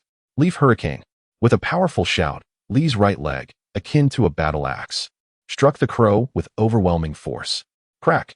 The puppet, crafted from exceptionally durable wood and mechanisms, was cleaved in two by the sheer impact, scattering countless parts and shards in every direction. Faced with a puppet master who had lost his creation, Lee refrained from launching a second attack. I concede. Kanjuro reluctantly raised his hand, gazing at his shattered companion with frustration. Second round. Akimichi Choji versus Uzumaki Naruto. Please go easy on me, Choji implored, his expression pained as he clutched a bag of chips. Don't worry, Choji, I'll be gentle, Naruto replied with a cheerful thumbs up. The moment the match commenced, Choji activated the Akimichi clan's secret technique, doubling technique and human bullet tank. His massive form transformed into a rapidly spinning, colossal sphere of flesh, barreling toward Naruto with tremendous force. Yet, Naruto stood calmly, unwavering in his stance. At the very moment the massive sphere was about to collide with him, he nonchalantly sidestepped. His movements, seemingly casual, allowed him to narrowly evade Dingji's charge with remarkable precision. Immediately following this, he propelled himself forward, his speed surging as he adopted a posture that enabled him to catch up with the rolling meatball-like war machine. With a mere application of the basic taijutsu technique, the Leaf Whirlwind, he delivered a powerful kick to Dingji. That precise point was the critical balance node that Dingji relied upon during his rotation. With a thunderous crash, Dingji's immense form lost its equilibrium, spiraling uncontrollably across the ground like a deflated ball, ultimately coming to a disoriented halt after several dizzying rolls. I concede, Dingji muttered weakly, shaking his still reeling head. He recognized that his opponent had far surpassed him in sheer taijutsu skill. In the third round, Haruno Sakura, and Inuzuka Kiba. Sakura, while I know you are formidable, I shall not shy away from this battle, Kiba declared, his fighting spirit ablaze, while Akamaru growled beside him, baring his teeth. Bring it on, Kiba, Sakura replied with her characteristic gentle smile. Four-legged technique. Kiba and Akamaru instantly transformed into their beastly combat stances, their figures merging into two white whirlwinds as they flanked Sakura from either side. However, Sakura remained calm, swiftly forming hand seals before bringing her palms together. Water release, water surge wave. With no visible water source, the hard ground erupted as if it were a boiling surface, unleashing a tremendous torrent that manifested before Sakura, morphing into a spiraling water vortex that shot skyward. This colossal whirlpool then exploded outward, transforming into an enormous waterfall that cascaded downwards upon Kiba and Akamaru. Caught off guard, Kiba and Akamaru scrambled to evade the deluge. Yet, as they landed atop the pooling water, dozens of water whips, composed of high-density streams, erupted from the surface like serpents with a life of their own, ensnaring the two figures with an inescapable speed, hoisting them into the air. Damn it! Put me down. I concede. Is that not enough? Kiba howled in frustration while suspended above. The ensuing battle concluded with an almost overwhelming efficiency. Tenten's proud arsenal of ninja tools was effortlessly swept away by Temari's wind release, Great Sickle Weasel. Ino's cherished mind-body switch technique was rendered a mere joke before Sasuke's already activated Sharingan. Sasuke did not even resort to any ninjutsu. With his ghostly agility and taijutsu, he easily knocked her unconscious on the field. Hinata, too, fell under Niji's cold, fated 8 trigrams 64 palms, sustaining severe injuries and regrettably succumbing to defeat. Meanwhile, one of the 3 ninjas from Takigakure directly faced Gaara. He was unable to unleash even a single ninjutsu before being mercilessly crushed into a puddle of flesh by the endless sea of sand. The gruesome nature of his demise sent a shiver deep into the souls of all the candidates present. Meanwhile, 2 others battled it out in a fierce internal conflict, resulting in a victor named Makawa. Once all participants had concluded their matches, Tsukuyomi swiftly gestured for everyone to direct their gaze towards the colossal electronic screen once more. Excellent. Everyone has performed remarkably, he proclaimed, clearing his throat. Next, we shall draw lots, which will determine the matchups for the 3rd formal examination. A palpable tension gripped the hearts of all present. In an orderly fashion, each person took their turn to draw, and moments later, the final matchup list was unveiled before their eyes. Round 1, Rock Lee vs. Shino Aburame. Round 2, Temari vs. Nara Shikamaru. Round 3, Gaara vs. Naruto Uzumaki. Round 4, Niji Hyuga vs. Makawa. And finally, the last matchup, which left everyone utterly astounded with its ironic twist of fate. Final round, Sasuke Uchiha vs. Sakura Haruno. With the drawing complete, the 3rd round of the Chunin preliminary selection exam came to a close. Chapter 127. The preliminaries conclude as the final matchup list solidified on the wall. Disappointment was etched across Naruto's face. Alas, he lamented with a heavy sigh, his spirit visibly dimmed. How could this happen? He slumped onto the ground, distressfully tugging at his hair. Firstly, he had not faced the insolent Niji Hyuga, thereby losing the chance to shatter his fatalistic beliefs in front of the crowd and vindicate Hinata. Secondly, he had also failed to confront Sasuke or Sakura, forcing him to temporarily shelve his fervent desire for an exhilarating showdown with his strongest companions. Sasuke approached him, observing the discontentment etched on Naruto's features. Contemplating the name of his next opponent, a flicker of seriousness crossed his deep, dark eyes. Naruto, he said softly to his dear friend, do not underestimate Gaara. He is extremely dangerous. At that moment, Kakashi arrived with Karen in tow. After engaging in conversation for a while, he cleared his throat to capture everyone's attention. I bring good news from Lord 3rd Hokage regarding Karen. He has given his consent, and once the Chunin exams conclude, we will officially arrange a new identity for her. Kakashi's gaze swept over the 3 members of Team 7, finally resting on the ever-reassuring pink-haired girl. Sakura nodded with a smile, willingly taking on the responsibility. She can stay at my house. During this time, I can continue to treat her lingering injuries from the years of abuse she suffered. Kakashi nodded in agreement, then turned his serious gaze toward his 3 disciples, who were on the cusp of their final battle. In preparation for the Chunin exam finals in a month's time, I have decided to arrange a month-long special training session for you. He first turned to Sasuke and said, Sasuke, during this period, you shall train alongside me. Sasuke nodded, neither affirming nor denying. He was aware that Kakashi would undoubtedly impart the advanced techniques of Chidori and the essence of the White Fang's swordsmanship without reservation. Then, Kakashi's gaze shifted to Sakura. Before he could speak, Sakura interjected, I can manage my training on my own, Kakashi-sensei. Her eyes brimmed with unwavering confidence. Kakashi regarded his disciple, who had long since surpassed the standards of a mere genin, and simply nodded in acknowledgement. Very well. Should you encounter any difficulties, feel free to come and ask me. Finally, Kakashi turned his attention to Naruto, who was feeling immense pressure in anticipation of his battle with Gaara. A mysterious smile graced his face. As for you, Naruto, he said with a grin, I have found a unique and perfectly suitable teacher for you. Huh? Who is it? Naruto inquired, bewildered. Kakashi merely chuckled, teasingly withholding the answer. You'll find out in due time. Meanwhile, in the conference room of the Hokage building, the preliminaries had long since concluded, and all the candidates and jonin had departed.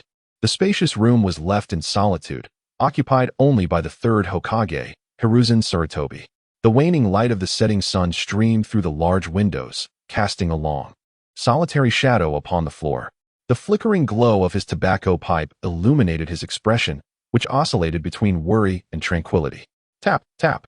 The quiet conference room echoed with the soft sound of the old man gently tapping his pipe, creating a rhythmic cadence. The legendary leader of the shinobi sat in silence, contemplating the emptiness of the room for an extended period. Then, he suddenly spoke softly to the vacant space. Jiraiya, what do you think? Do you believe Orochimaru is truly going to pursue this course of action? Unbeknownst to him, a robust figure had silently appeared on the windowsill. Clad in a red haori and bearing a massive scroll on his back, with wild white hair and rugged features, it was none other than Jiraiya. One of the legendary Sannin. Old man, Jiraiya's deep voice resonated in the conference room, tinged with a hint of resigned rasp, since I have already made my presence known. Is this not the answer? The third Hokage took a deep drag from his pipe, falling into silence. Indeed, Jiraiya had spent years traveling, gathering vital intelligence regarding the Ōtsutsuki and other nations for the village. His decision to return secretly to Konoha at this particular moment could only be attributed to one reason. The clues he had been pursuing regarding Orochimaru ultimately pointed to this Chunin exam in Konoha. Even the legendary shinobi, unflinching in the face of adversity, found his aged eyes flickering momentarily upon hearing Jiraiya's ultimatum-like conclusion. No one could discern what the third Hokage was contemplating at that moment. Was he reminiscing about the glorious past, recalling the arduous battles fought alongside his three exceptionally gifted disciples? He seemed to once again behold the ever-silent yet fervently yearning for acknowledgement Orochimaru, the boisterous Tsunade, whose heart was kinder than anyone else's, and the carefree Jiraiya, who would invariably rise to the occasion at critical moments. Was it the bittersweet sense of comfort and pride that arose from recalling their growth into formidable individuals, lauded as the legendary Sannin of the shinobi world? He remembered on the battlefield of the Second Shinobi World War the overwhelming pride he felt when he heard their names. A sentiment even more profound than the honor of being regarded as a hero of the ninja.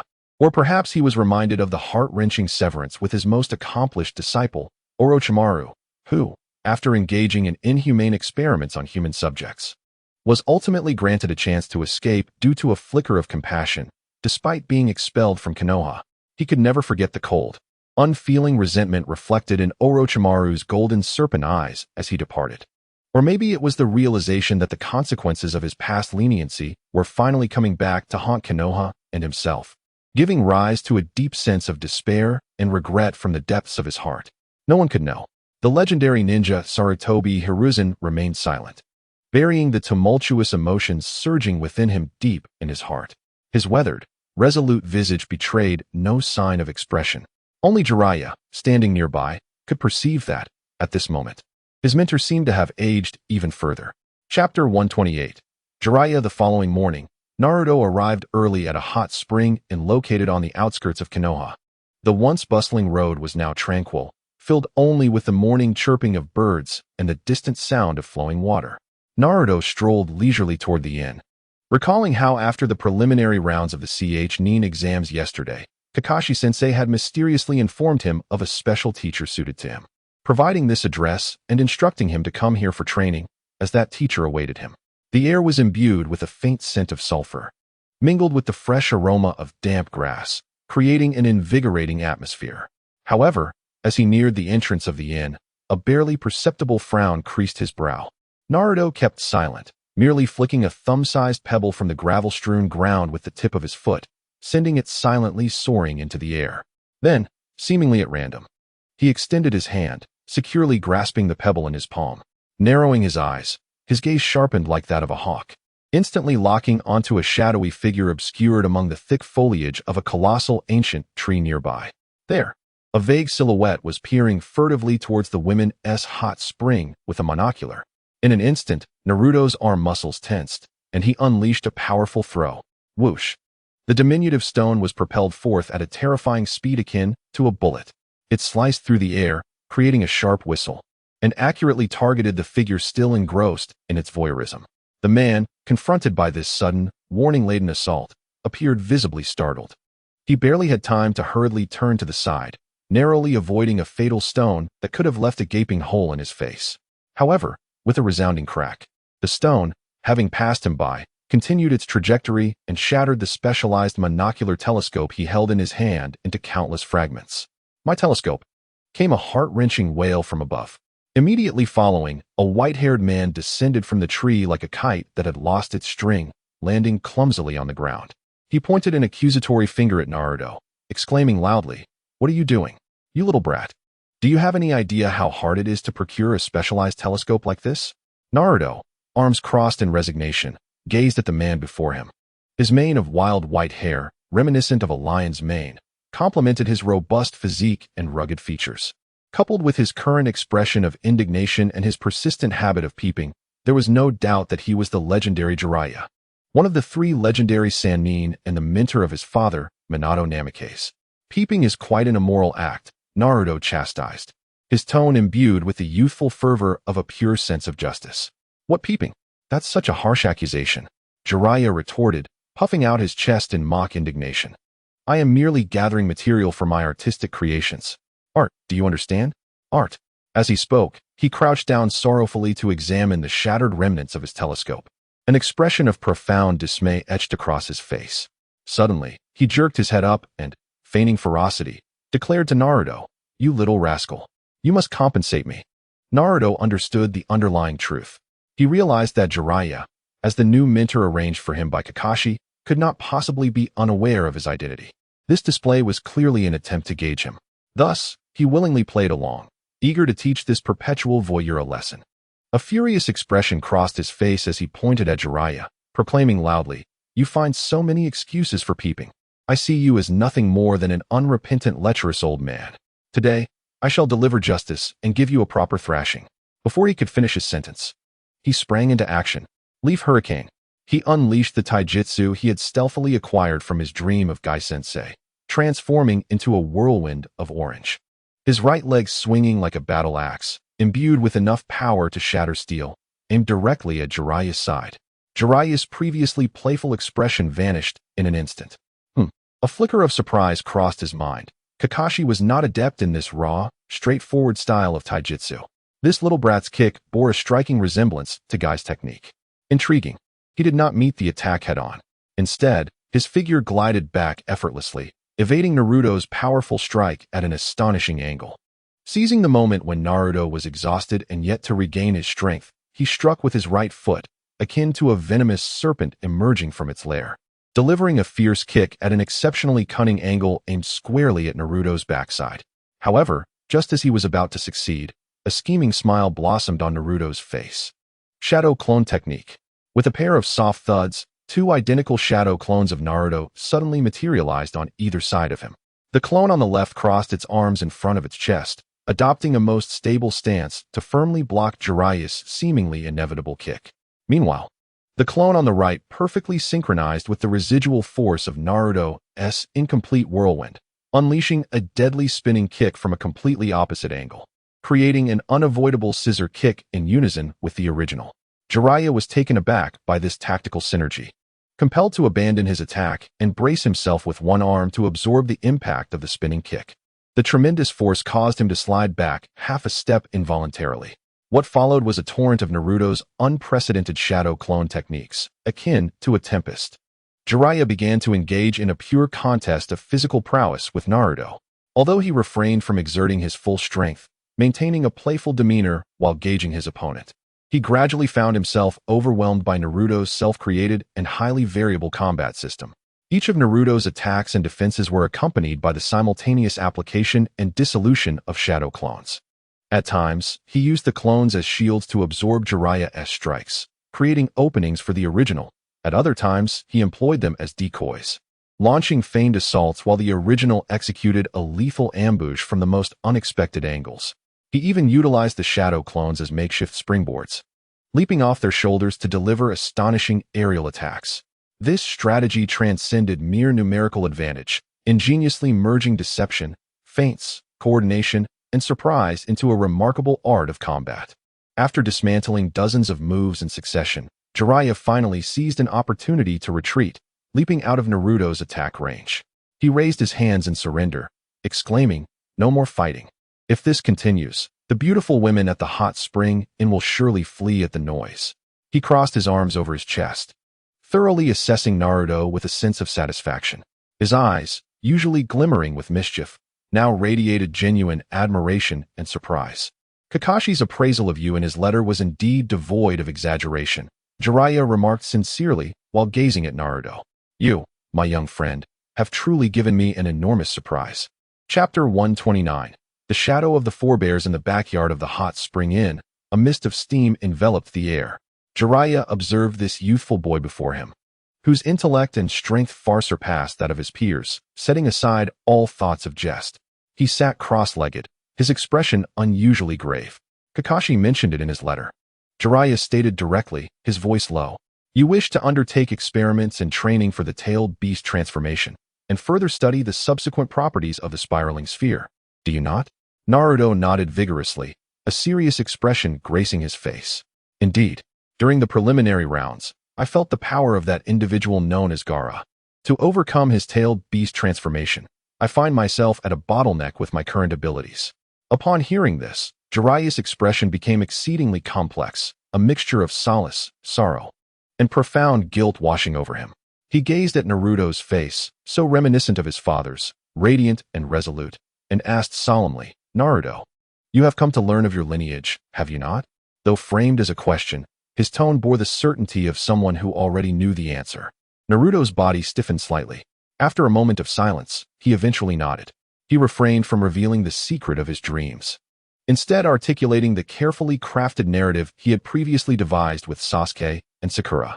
Yes, while sifting through his family's relics, Sasuke discovered some journals left by his mother, Makoto Uchiha. The journals contained numerous accounts regarding my mother. Jiraiya's gaze dimmed, devoid of doubt. After all, Makoto Uchiha and Kushina Uzumaki had indeed shared an inseparable bond as close friends in Konoha. It was entirely plausible to uncover the long-buried truth through her remnants. "Is that so?" Jiraiya murmured softly, his tone imbued with an indescribable desolation. He should have been the one to convey all of this to the child himself. Knowing their names is one thing. Jiraiya slowly rose to his feet, his towering figure appearing somewhat desolate at that moment. Yet comprehending the essence of who they truly were is another matter entirely. He regarded Naruto, speaking with an authoritative tone, "Follow me. Before you commence your training, there is a place you must visit." Jiraiya guided Naruto through familiar streets, ultimately halting before a cold and solemn black monument at the village's edge. The Konoha Memorial Stone. Here lie the names of countless heroes who sacrificed their lives to protect this village. The air seemed thick with a solemn and mournful atmosphere. Jiraiya stood before the stone in silence for an extended period, his gaze fixed upon the familiar names etched upon it, as if transcending time and space to return to an era engulfed in turmoil. Naruto stood quietly beside him, acutely aware of the sorrow emanating from Jiraiya. "Naruto," Jiraiya eventually spoke, his voice hoarse after a long pause. "Your father, Minato Namikaze, was a true genius, a hero of a century. He was the most accomplished disciple I ever had. In terms of talent, character, and vision, he surpassed me by leaps and bounds. I have always believed he was the prophesied child foretold by the great sage of Mount Myaboku, destined to bring transformation to the entire ninja world." A smile filled with nostalgia and pride graced Jiraiya's face. Yet, the source of his greatest strength was never solely his unparalleled flying thunder god technique or the spiraling sphere he developed. Instead, it was his unwavering resolve. The fiery will to protect his village, his comrades, and everything he cherished, that compelled him to selflessly offer his life. As Jiraiya turned to face Naruto, whose azure eyes mirrored those of Minato, his voice softened immeasurably. Your mother, Kushina Uzumaki, was a woman as fervent as flames. She possessed the distinctive crimson hair of the Uzumaki clan, akin to fire, and shared the same indomitable spirit. Yet, deep within her heart, she was more tender and resilient than anyone else. As the previous host of the Nine Tails, her life was a silent testament to the solitude and burdens that could crush any soul, endured solely for the village's sake. Yet, she never uttered a complaint, transforming all her suffering into the strength to safeguard this village. Together, they were the most extraordinary ninjas in the world and your most beloved parents. Jiraiya's voice began to tremble as he recounted the harrowing truth that had remained sealed for 12 long years, revealing to the young boy the events of the night Naruto was born. He spoke of the masked man who, taking advantage of Kushina's moment of vulnerability during childbirth, forcibly extracted the nine tails from her body. He recounted how Kushina, stripped of her tailed beast, summoned the formidable life force of the Uzumaki clan, managing to execute the adamantine sealing chains at the brink of death, binding the raging Nine Tails and granting Minato a final opportunity. He described how Minato, the fourth Hokage, made the most agonizing yet noble choice between his village and family, employing the Reaper Death Seal. He sacrificed his life to completely seal away the dark and hateful half of the Nine Tails chakra, while embedding the hopeful and radiant half, along with all the love and longing of both parents, into the body of their newborn son. In their final moments, Jiraiya's voice quaked with emotion. They left no parting words, entrusting all their hopes to you. They believed you would inherit their will and become an even greater ninja. They had faith that you would protect the village they cherished with their very lives. They died holding the deepest love and unwavering trust for you. Naruto listened in silence. He did not weep. Instead, he slowly lifted his gaze to the azure sky, as clear as it had been on that fateful night 12 years ago. Then, he smiled, a radiant smile that emanated from the depths of his heart. The loneliness that had clung to him for 12 years, like a persistent parasite, was dispelled in that moment. The emptiness and confusion that had arisen from being perceived as a monster by the entire village were filled at last by a profound, albeit belated, warmth of familial love. It turned out that I had always lived enveloped in their deepest affection. Chapter 130. Summoning and Tailed Beast Transformation. Following the profound baptism before the Spirit Memorial, Naruto's inner world underwent its ultimate metamorphosis. He was no longer the orphan plagued by confusion regarding his identity, but rather, he had truly become the heroic offspring, bearing the names of Minato Namikaze and Kushina Uzumaki. This realization imbued his sunlit heart with a weight akin to that of a boulder, a newfound clarity known as enlightenment. The following dawn, Jiraiya led Naruto to a vast and secluded primeval forest, far removed from the village of Konoha. Towering trees reached toward the heavens, casting shadows that obscured the sun, while the air was suffused with the pure essence of nature, an ideal sanctuary capable of harboring any form of power. Jiraiya observed his disciple, whose gaze had transformed entirely, and a proud smile graced his face. Kid, he spoke solemnly, you now possess the capacity to bear any strength. Thus, I shall formally bestow that power upon you. He believed that what Naruto lacked most was not merely offensive techniques, but rather a companion who could provide strategic support and substantial assistance in critical moments. Drawing blood from his thumb, he swiftly formed hand seals, then forcefully pressed his palms against the earth. Summoning technique. With a resounding boom, a vast cloud of white smoke erupted, revealing an ancient and mysterious scroll that materialized before Naruto. This was the summoning contract of Mount Myaboku. Jiraiya's tone brimmed with pride, for only those acknowledged as formidable by the Toad clan were deemed worthy of signing this blood pact, a symbol of trust and honor. As Naruto gazed upon the ancient scroll, he beheld an extensive list of names. At the top, in flamboyant handwriting, was Jiraiya's signature, and beneath it lay a name he knew all too well, Minato Namikaze. This is Dad's name, Naruto murmured, reaching out to gently trace the letters as if he could sense his father's lingering chakra. No longer hesitating, he pricked his finger, solemnly inscribing his own name upon the ancient scroll. Naruto Uzumaki. Excellent. Jiraiya nodded in satisfaction. Now, attempt to summon your new companion using your chakra. Obeying the command, Naruto formed hand seals, pouring his immense chakra into the earth without reservation. Summoning technique. A thunderous roar erupted, powerful enough to shake the very foundations of the forest. A colossal plume of white smoke surged skyward, tearing a gaping hole in the clouds above. As the smoke cleared, a figure as large as a small mountain emerged in the heart of the forest. Clad in a blue haori, a massive short blade hung at its waist, and a characteristic large pipe was clenched in its mouth. Its enormous yellow eyes, resembling lanterns, surveyed the surroundings with a gaze filled with irritation and authority. Toad Sage Fukasaku. Jiraiya, is it you who has summoned me to this wretched place? The thunderous voice of Wentai reverberated through the forest, causing the leaves to rustle in response. However, Jiraiya merely stood upon the trunk of a great tree, chuckling as he shook his head. Ha ha ha, Wentai, this time it's not me. Not you? Wentai's enormous head turned toward Jiraiya, only to lower in confusion, his spotlight-like gaze finally resting on the diminutive blonde boy below, who appeared as insignificant as an ant. Who was this little brat? He leaned forward slightly, scrutinizing Naruto with keen interest.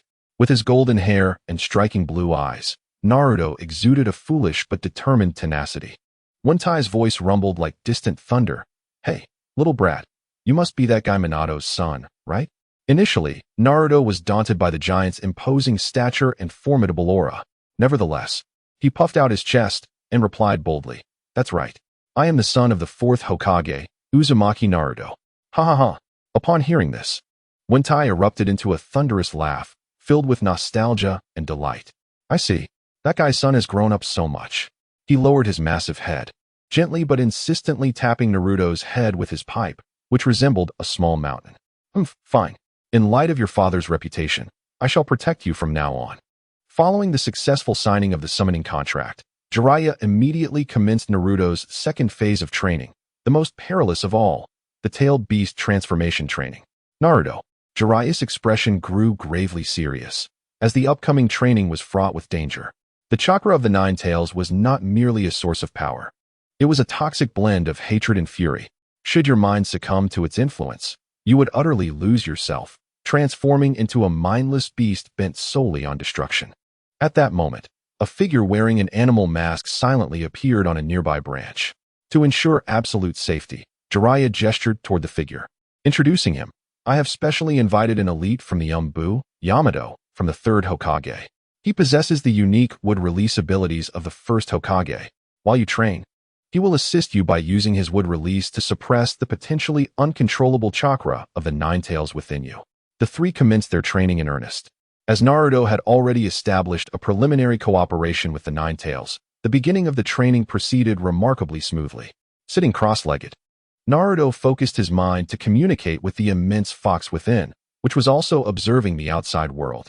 Upon receiving the Nine Tails' permission, a vast, ominous crimson chakra surged forth from within him like boiling lava. This chakra quickly coalesced on the surface of his body, forming a bubbling cloak of chakra. A tail composed purely of chakra swayed gently behind him. The one-tail state was successfully activated. However, the tainted chakra of the Nine Tails, filled with hatred and fury, inevitably began to influence Naruto's psyche. Although he did not succumb to the complete loss of control as depicted in the original narrative, his azure eyes were tinged with a bloodthirsty crimson. To assess Naruto's control and combat prowess in this state, Jiraiya stepped forward, initiating a training bout with him. The moment the battle commenced, Naruto's figure vanished. He appeared behind Jiraiya with a terrifying speed that far surpassed his previous abilities. His claws, now as sharp as those of a beast, sliced through the air with a piercing shriek, aiming for Jiraiya's back. Jiraiya's heart tightened, and he barely managed to evade the attack. Following closely was Naruto's relentless barrage of merciless assaults. He had completely forsaken all defense and technique, relying solely on the primal instincts of a predator. Each strike he delivered was lethal. Jiraiya's expression grew increasingly grave. He understood that Naruto's mind was being gradually consumed by the Nine Tails' hatred. After narrowly dodging another deadly claw strike from Naruto, Jiraiya shouted to halt what had escalated beyond mere training. Stop! Yamato! Yamato! who had been prepared on the sidelines, swiftly joined his hands together. Wood release, 4-pillar prison technique. With a thunderous crash, 4 enormous wooden pillars, formed from chakra, erupted from the earth around Naruto, swiftly enclosing him in an incredibly sturdy wooden cage, trapping the still raging Naruto within. With the assistance of the wood release's ability to suppress tailed beast chakra, Naruto's crimson gaze gradually regained a flicker of clarity. He looked at his beast-like hands enveloped in red chakra and recalled Jiraiya's admonitions, as well as the promises made to his comrades. "Let me go back," he roared, his voice imbued with unwavering willpower. Remarkably, he managed to force the Nine-Tails chakra back into his body through sheer determination. The crimson receded, and Naruto collapsed to the ground, utterly drained. The three began to reflect and summarize their experiences. In the ensuing training sessions, Naruto, with his monstrous tenacity, repeatedly endured this painful and perilous process. His willpower to combat hatred extended over time, growing from mere minutes to 10, then to half an hour. Ultimately, on the final day of training, when he once again entered the one-tailed state, although his eyes still flickered with red light, they were now clear. He successfully dispelled the tailed beast transformation solely through his own resolve, without any assistance from Yamato. Chapter 131, The Serpent's Lair. The month of intensive training leading up to the finals officially commenced. Sakura temporarily settled Karen in her home. The Haruno couple, though initially surprised by the sudden visit of the timid girl with crimson hair, welcomed her with open arms upon learning that she was a friend of Sakura, who had met her during a mission and was now homeless. They treated her as if she were their second daughter, showering her with warmth that Kankuro had only ever dreamed of experiencing as part of a family. After ensuring Kankuro was settled, Sakura returned to her room without delay. She retrieved the scroll containing the summoning technique from her ninja tool pouch, unsealing it with precision. The ancient, serpentine scroll unfurled slowly across the ground, exuding an aura of both antiquity and eeriness. Biting her fingertip, she inscribed her name, Haruno Sakura, upon it with her blood. Drawing upon the memories ingrained in her from a previous life, she began to gather her chakra. Summoning technique. With a resounding pop, a small cloud of white smoke erupted. Before her appeared a petite, snow-white serpent, adorned with a tuft of purple hair atop its head, exuding a lively demeanor. "Is this the esteemed Haruno Sakura?" The serpent inquired respectfully, having been instructed by Orochimaru. "Do you wish to proceed to the base at this moment?" Indeed, Sakura nodded. The small serpent bobbed its triangular head, and with a sudden pop, the summoning was dispelled. In the next instant, Sakura felt her body enveloped by an invisible force of spatial energy. As the world spun around her, she was transported to an unknown location. When her feet once again touched solid ground, she was greeted by a mingled scent of medicinal substances, disinfectant, and damp earth. Sakura surveyed her surroundings, finding herself in an immense underground hall constructed of bluish-gray stone. The walls were adorned with illumination devices that emitted a ghastly white glow, while dark passages led into the unknown depths. This was her first visit to the base of the Sound Ninja Village in this era. However, everything here, from the architectural style to the oppressive atmosphere filled with taboo and madness, bore a striking resemblance to Orochimaru's laboratory from her memories of the future. "Ah, Sakura, you arrived even earlier than I anticipated," a hoarse, chilling voice echoed from the deepest end of the passageway. Orochimaru emerged from the shadows, accompanied by Kabuto. Upon seeing Sakura, Kabuto's usually gentle smile flickered with a hint of unmasked surprise, yet he quickly mastered his emotions, adjusting his glasses without uttering a word or questioning Orochimaru. Sakura's expression was grave. Time was of the essence. She looked directly at Orochimaru and stated plainly, "The sooner we commence research on the Hashirama cells, the more advantageous it will be for us." Orochimaru chuckled lightly, offering no commentary. "In just a month's preparation for the Chunin exams, it is unlikely we will yield any significant results. I have my own plans," Sakura replied, her tone brimming with unwavering confidence. Orochimaru did not press further. His golden serpentine eyes curiously scrutinized the pink-haired girl before him, who was now entirely different from the one etched in his memory of the future. With a smile, he said, "Very well. Let us first introduce our laboratory's future head to the other villagers." He then turned to his companion, Kabuto, and instructed, "Kabuto, summon all the key personnel at the base." Kabuto respectfully acknowledged and vanished into the darkness of the corridor. Soon, The underground hall became abuzz with activity as the main members of the Sound Ninja village arrived one after another, summoned by Kabuto. Among them were Kidomaru, Jirobo, Sakan, and Yukon, the quartet of Sound Ninja, along with the strikingly beautiful woman with long blue hair, Honglian, who possessed the crystal release Kekkei Genkai. Lastly, a pale, emaciated boy with white hair, whose gaze was as sharp as a drawn blade, quietly appeared at the rear of the crowd, Kimimaro. All present were momentarily taken aback upon seeing the striking pink-haired girl standing beside Orochimaru, who seemed to contrast sharply with the chilling atmosphere of the place. Orochimaru candidly introduced her to the assembly, stating, "This is Haruno Sakura. From this day forth, she will be the head of all biological research projects in our Sound Village. Her position will only be subordinate to mine." This declaration detonated like a bombshell in the hearts of everyone present. Expressions of surprise and curiosity adorned the faces of the Sound Ninja Quartet, while Honglian displayed an unabashedly defiant gaze. In stark contrast, Kimimaro remained aloof, as if he would unconditionally comply with any decision made by Orochimaru. Sakura paid no heed to the varied looks cast her way. Her eyes casually swept across the group before settling on the proud figure of Kimimaro. Within her heart, a bold hypothesis, long held, resurfaced, though lacking direct evidence. The bone release Kekkei Genkai that Kimimaro possessed, his ability to manipulate his own bones, and the distinctive two red dots on his forehead akin to those of the Kagaya clan, bore remarkable resemblance to that of Kagaya Ōtsutsuki, the goddess of the moon.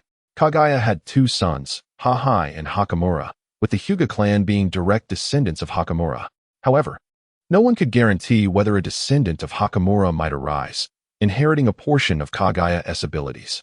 It was entirely possible that the bone release was a regressed inheritance of Kagaya's deadly bone manipulation.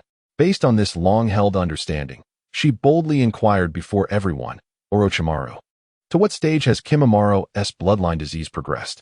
Orochimaru chuckled, responding with a tone brimming with confidence, "Rest assured, drawing from our previous treatment experience, I have devised a method to completely cure his bloodline disease. We are currently undertaking the treatment." Sakura nodded, choosing not to speak further. "Take me to your laboratory," she requested. Orochimaru dismissed the crowd, then, accompanied by the equally curious Kabuto, proceeded towards the deepest recesses of his base, a place shrouded in enigma, where a mysterious young woman awaited. Chapter 132. The Price of Truth. As they traversed the lengthy and dimly lit corridor leading to the laboratory, the sound of their footsteps reverberated against the barren stone walls, resonating with striking clarity.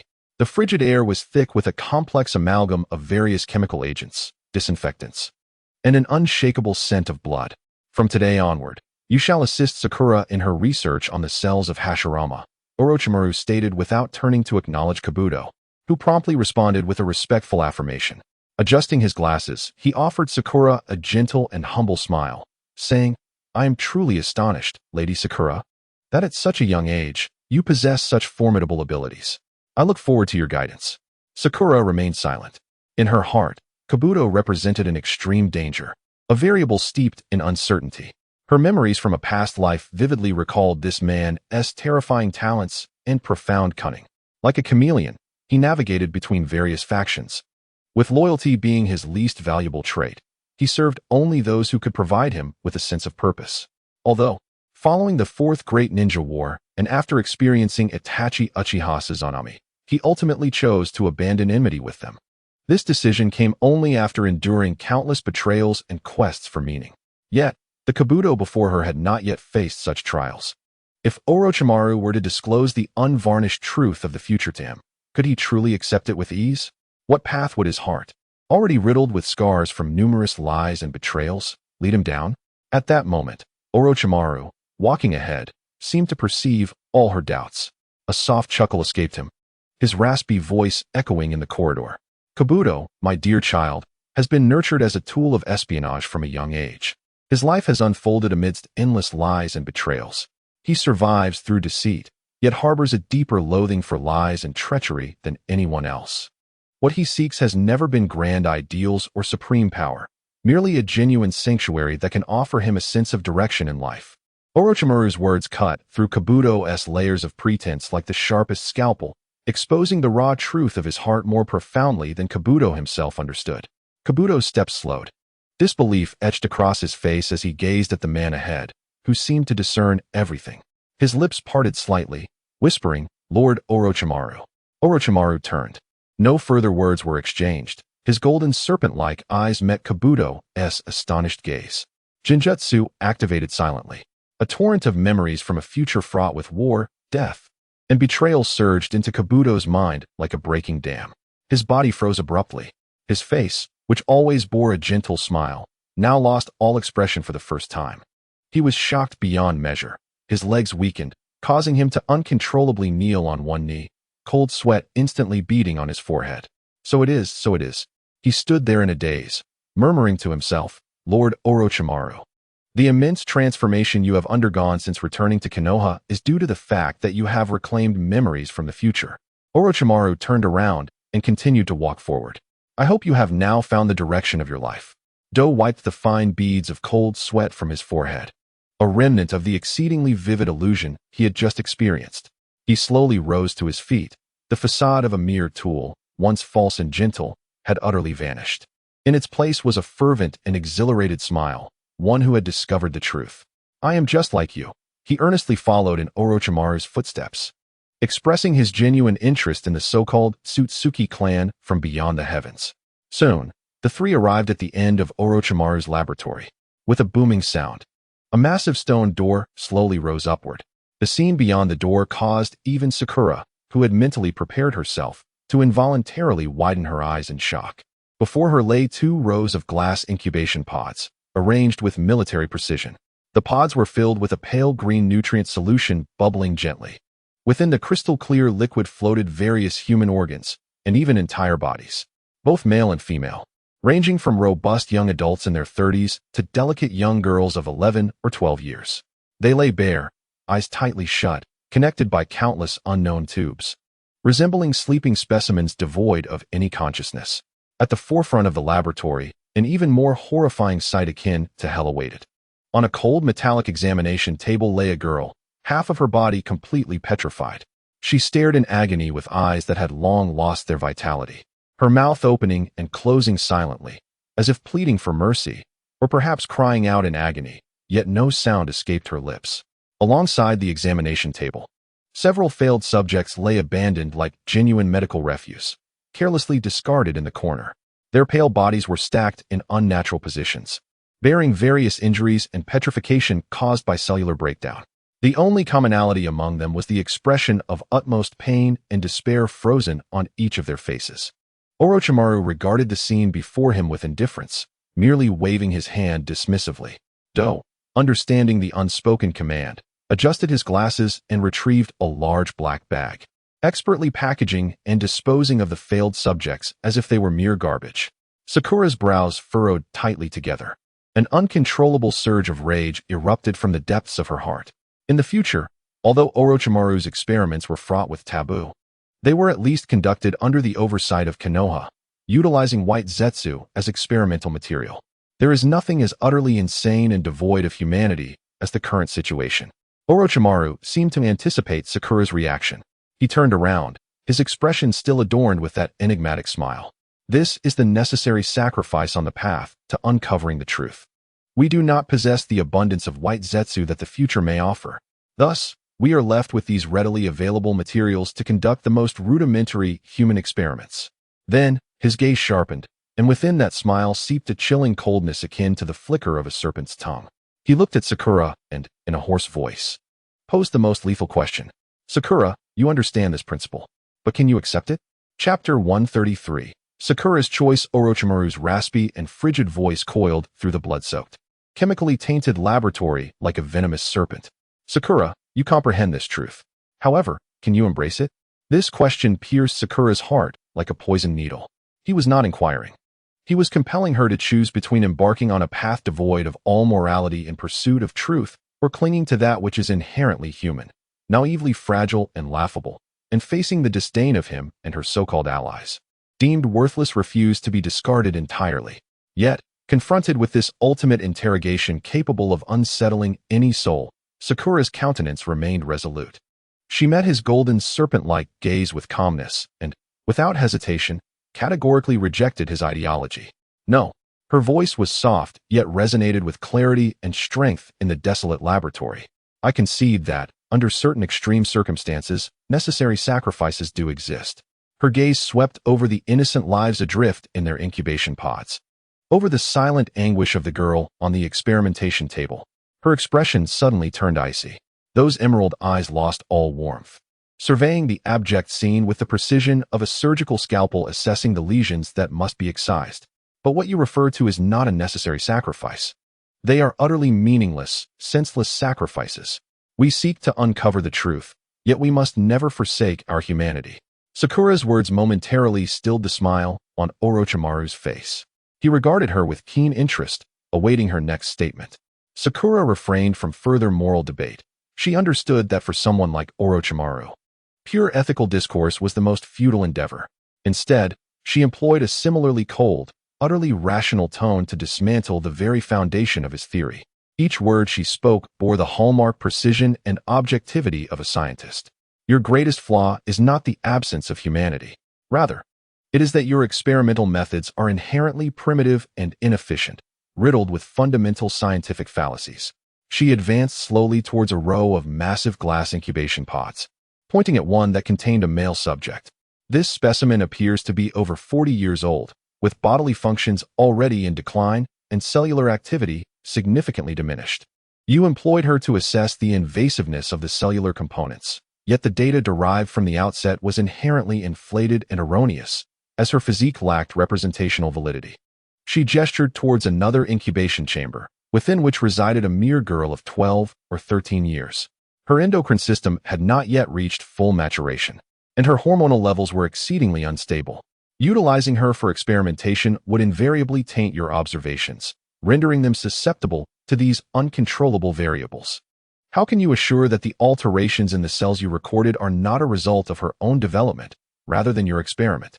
Furthermore, her hand swept across the array of nutrient chambers housing diverse human subjects, each with distinct bloodlines, chakra attributes, and bodily tolerances, each representing a significant uncontrollable variable.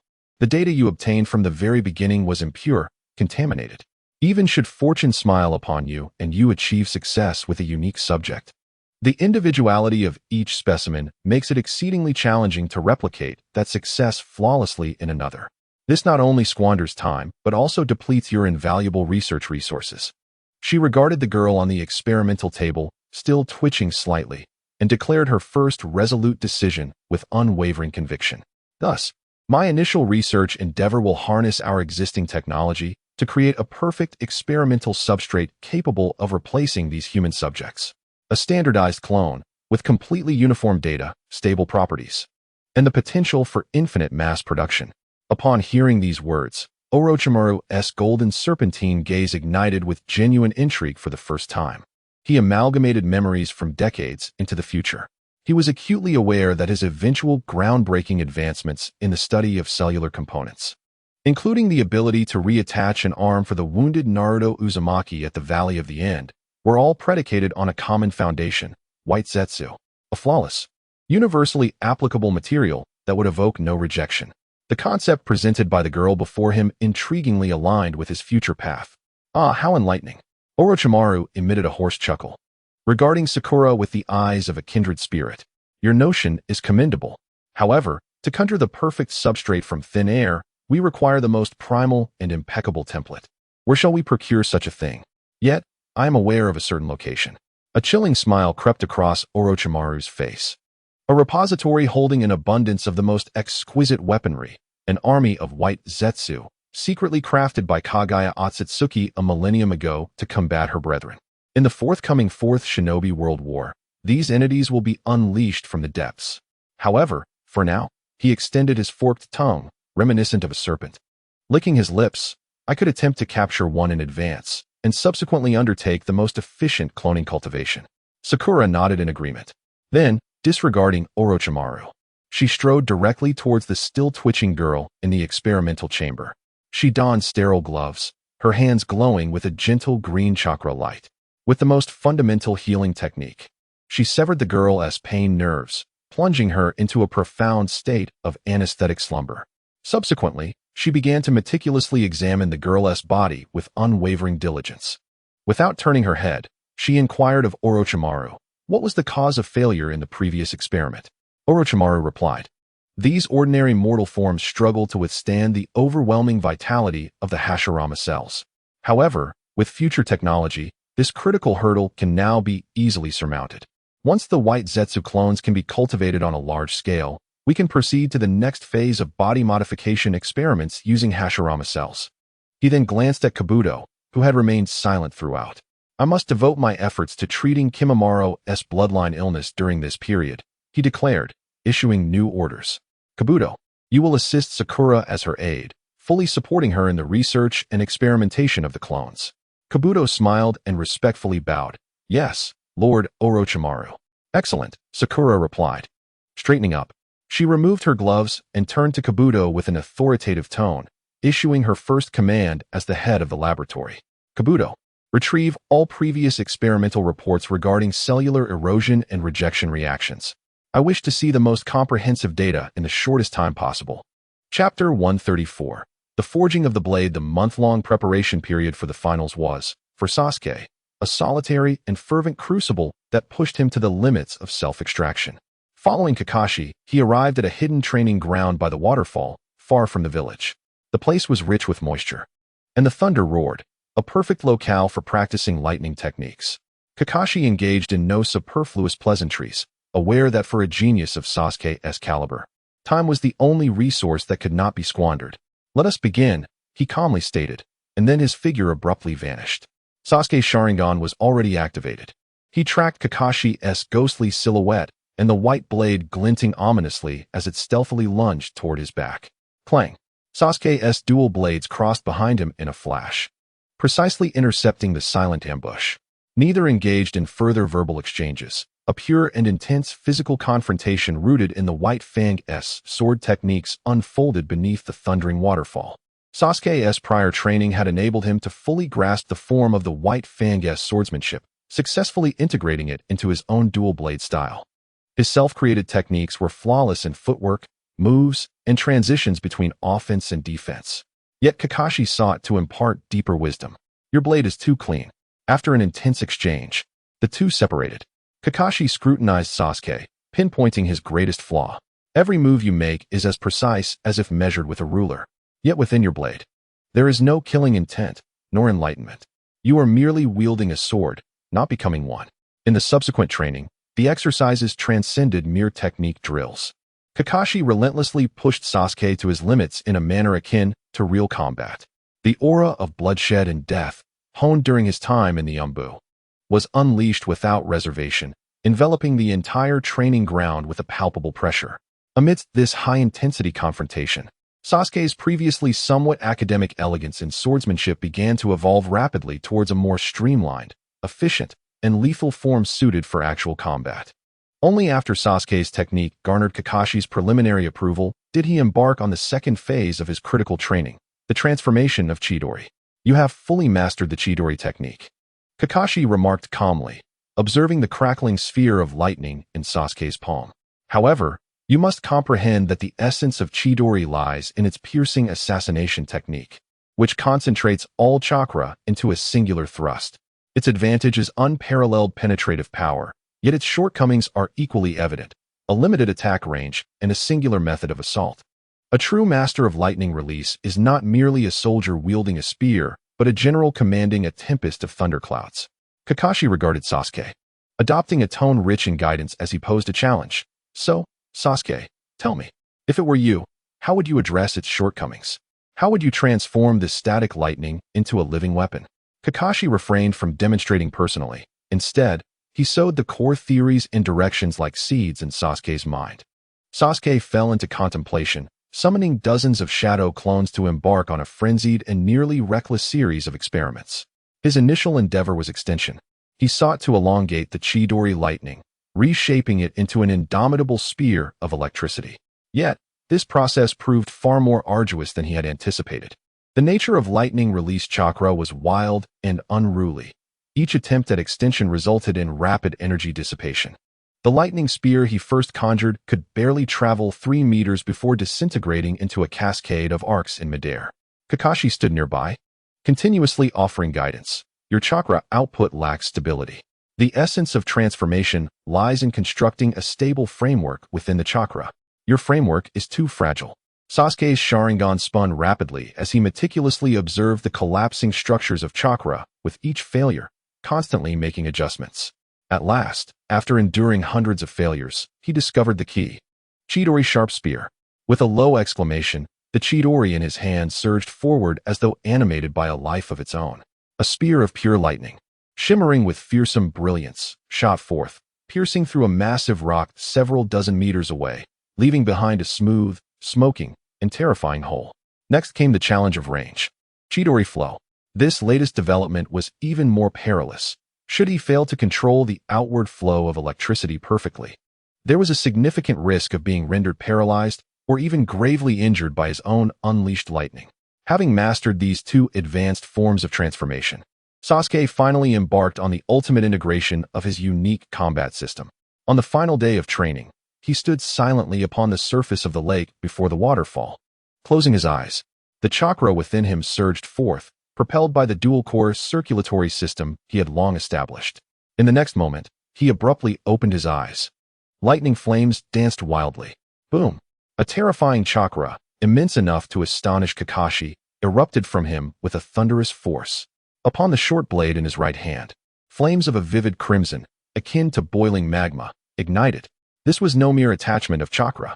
Sasuke had infused it with the highest level of Uchiha's fire release nature transformation, endowing the flames with a dreadful characteristic akin to Amaterasu, capable of inflicting continuous burning upon striking an enemy.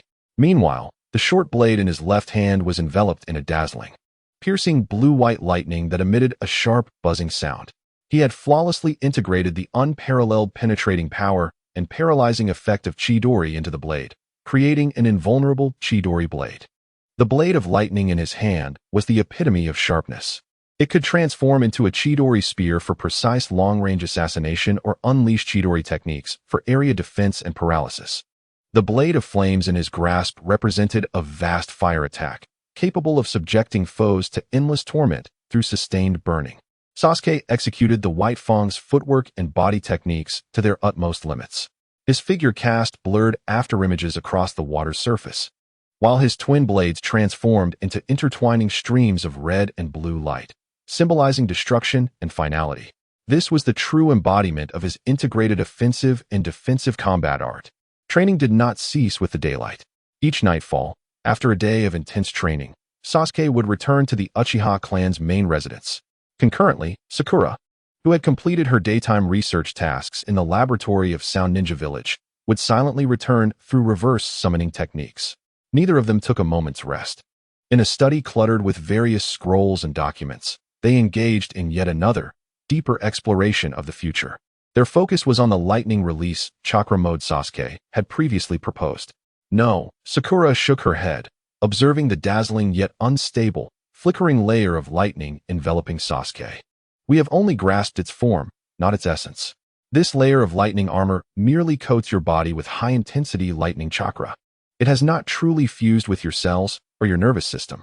If you move at high speed in this state, the raging lightning will incinerate your own body. Sasuke dispelled the lightning aura, his brow furrowed in agreement. This was precisely the bottleneck they had struggled to overcome for more than half a month. With his hands clasped behind his back, he paced back and forth in the study, his mind racing. Suddenly, he halted in his tracks. A burst of creativity, bordering on madness, illuminated his mind. He gazed at Sakura, his eyes sparkling with the exhilaration of discovering a new frontier. What if Sakura could merge with other modalities that significantly enhance the physical body? For instance, the 8 gates of bypass. The 8 gates of bypass. Sakura was momentarily taken aback. Indeed, Sasuke's words quickened, revealing that the essence of the 8 gates of bypass lies in releasing the constraints within the human body to forcibly unleash energy that transcends all limits. In contrast, the Reikage lightning release chakra mode stimulates the body externally through lightning, achieving a similar state of activation. One approach is internal, while the other is external. Yet, the underlying principles of body activation must surely share commonalities. If we can decipher the precise flow and stimulation points of chakra within the meridians during the activation of the 8 gates, Then perhaps we can analogously discover the correct pathway to safely and efficiently simulate the same effects using lightning release chakra. Upon hearing Sasuke's insights, an unprecedented light ignited in Sakura's eyes as well. Chapter 135. 100 Heroes Lightning Armor in the final week of their training month at Konoha Village's 7th training ground. The night descended, with only a few wisps of the waning moonlight filtering through the sparse clouds, casting a feeble glow upon the ground. Following their mutual establishment of this new technical direction regarding the 8 gates of bypass, Sasuke and Sakura's research finally approached a genuine dawn. Yet, new challenges arose. They required a true master of taijutsu to elucidate the core theories regarding how chakra interacts with bodily constraints. Looking across all of Konoha, the only candidate was the proud azure beast of Konoha, Might Guy. The following day, at the 7th training ground, Guy was vigorously conducting his usual, sweat-drenched, youth-filled hellish training session with Lee. Meanwhile, Sasuke and Sakura awaited patiently at the side of the training field. When Guy announced a break, they stepped forward to respectfully bow before the village's strongest taijutsu master. "Oh, is that you, Sasuke and Sakura?" Guy exclaimed, his face lighting up with a hearty smile upon seeing the village's top talents. "What brings you here? Have you finally been inspired by my youthful fervor and decided to join us in taijutsu training?" "Master Guy," Sakura stepped forward, addressing him directly. "We have come with a topic concerning the limits of the human body that we wish to consult you about." She explained to Guy their challenges encountered in training regarding how to safely activate the body with chakra, as well as their innovative concept based on the principles of the 8 gates of bypass, presenting their ideas without reservation. After hearing them, for the first time, a genuine seriousness appeared on Guy's typically exuberant face. He observed these 2 young prodigies, who had already far surpassed their peers in the exploration of ninjutsu and theory, and fell into a deep silence. After a considerable pause, he finally nodded. "I understand," he said solemnly, looking at them. "Although I cannot directly impart the methods of opening the 8 gates to you. However, I can elucidate the principles underlying this matter for you." He meticulously explained to the 2 individuals the core theories related to unlocking the limitations of the mind, harnessing bodily energy, and enhancing the recovery speed of life force. Particularly concerning the first 3 gates, the opening gate, the rest gate, and the life gate. This invaluable key, bestowed by the master of physical arts, has finally reached the hands of Sasuke and Sakura. Following Guy's theoretical guidance, Sakura's research achieved a decisive breakthrough. In Orochimaru's secret lair, within the central laboratory, she utilized her advanced medical knowledge, far surpassing that of this era, combined with the vast collection of forbidden techniques and the 8 gates theory provided by Guy, to craft a bespoke set of new sealing and healing techniques specifically tailored for Sasuke. This newly developed secret art fundamentally differs from Tsunade's technique, which solely focuses on regeneration. It possesses 3 extraordinarily formidable effects. Firstly, it significantly mitigates the catastrophic damage inflicted upon the muscles and bones by entering the 8 gates state. Secondly, it utilizes the immense chakra stored within the yin sealing to provide a continuous and enduring energy supply for the immensely demanding lightning release chakra mode. Most crucially, and terrifyingly, the third effect enhances the amplification of the 8 gates through the activation stimulation of the lightning release chakra.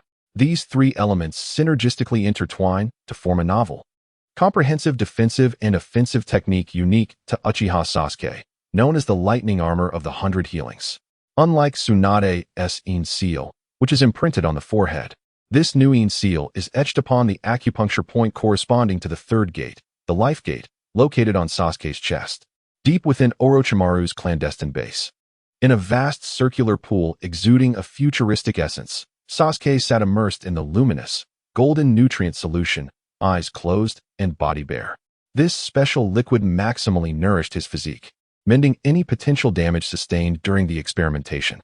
Meanwhile, Sakura, clad in a practical white research outfit, knelt quietly at the edge of the pool, her hands enveloped in a vibrant, life-infused emerald chakra. She remained poised to administer the most effective treatment should Sasuke exhibit any adverse reactions or signs of collapse. With his eyes tightly shut, Sasuke began to channel chakra within him, activating the new 100 healings mode. In an instant, intricate golden patterns, reminiscent of powerful seals, emerged upon his already fair skin.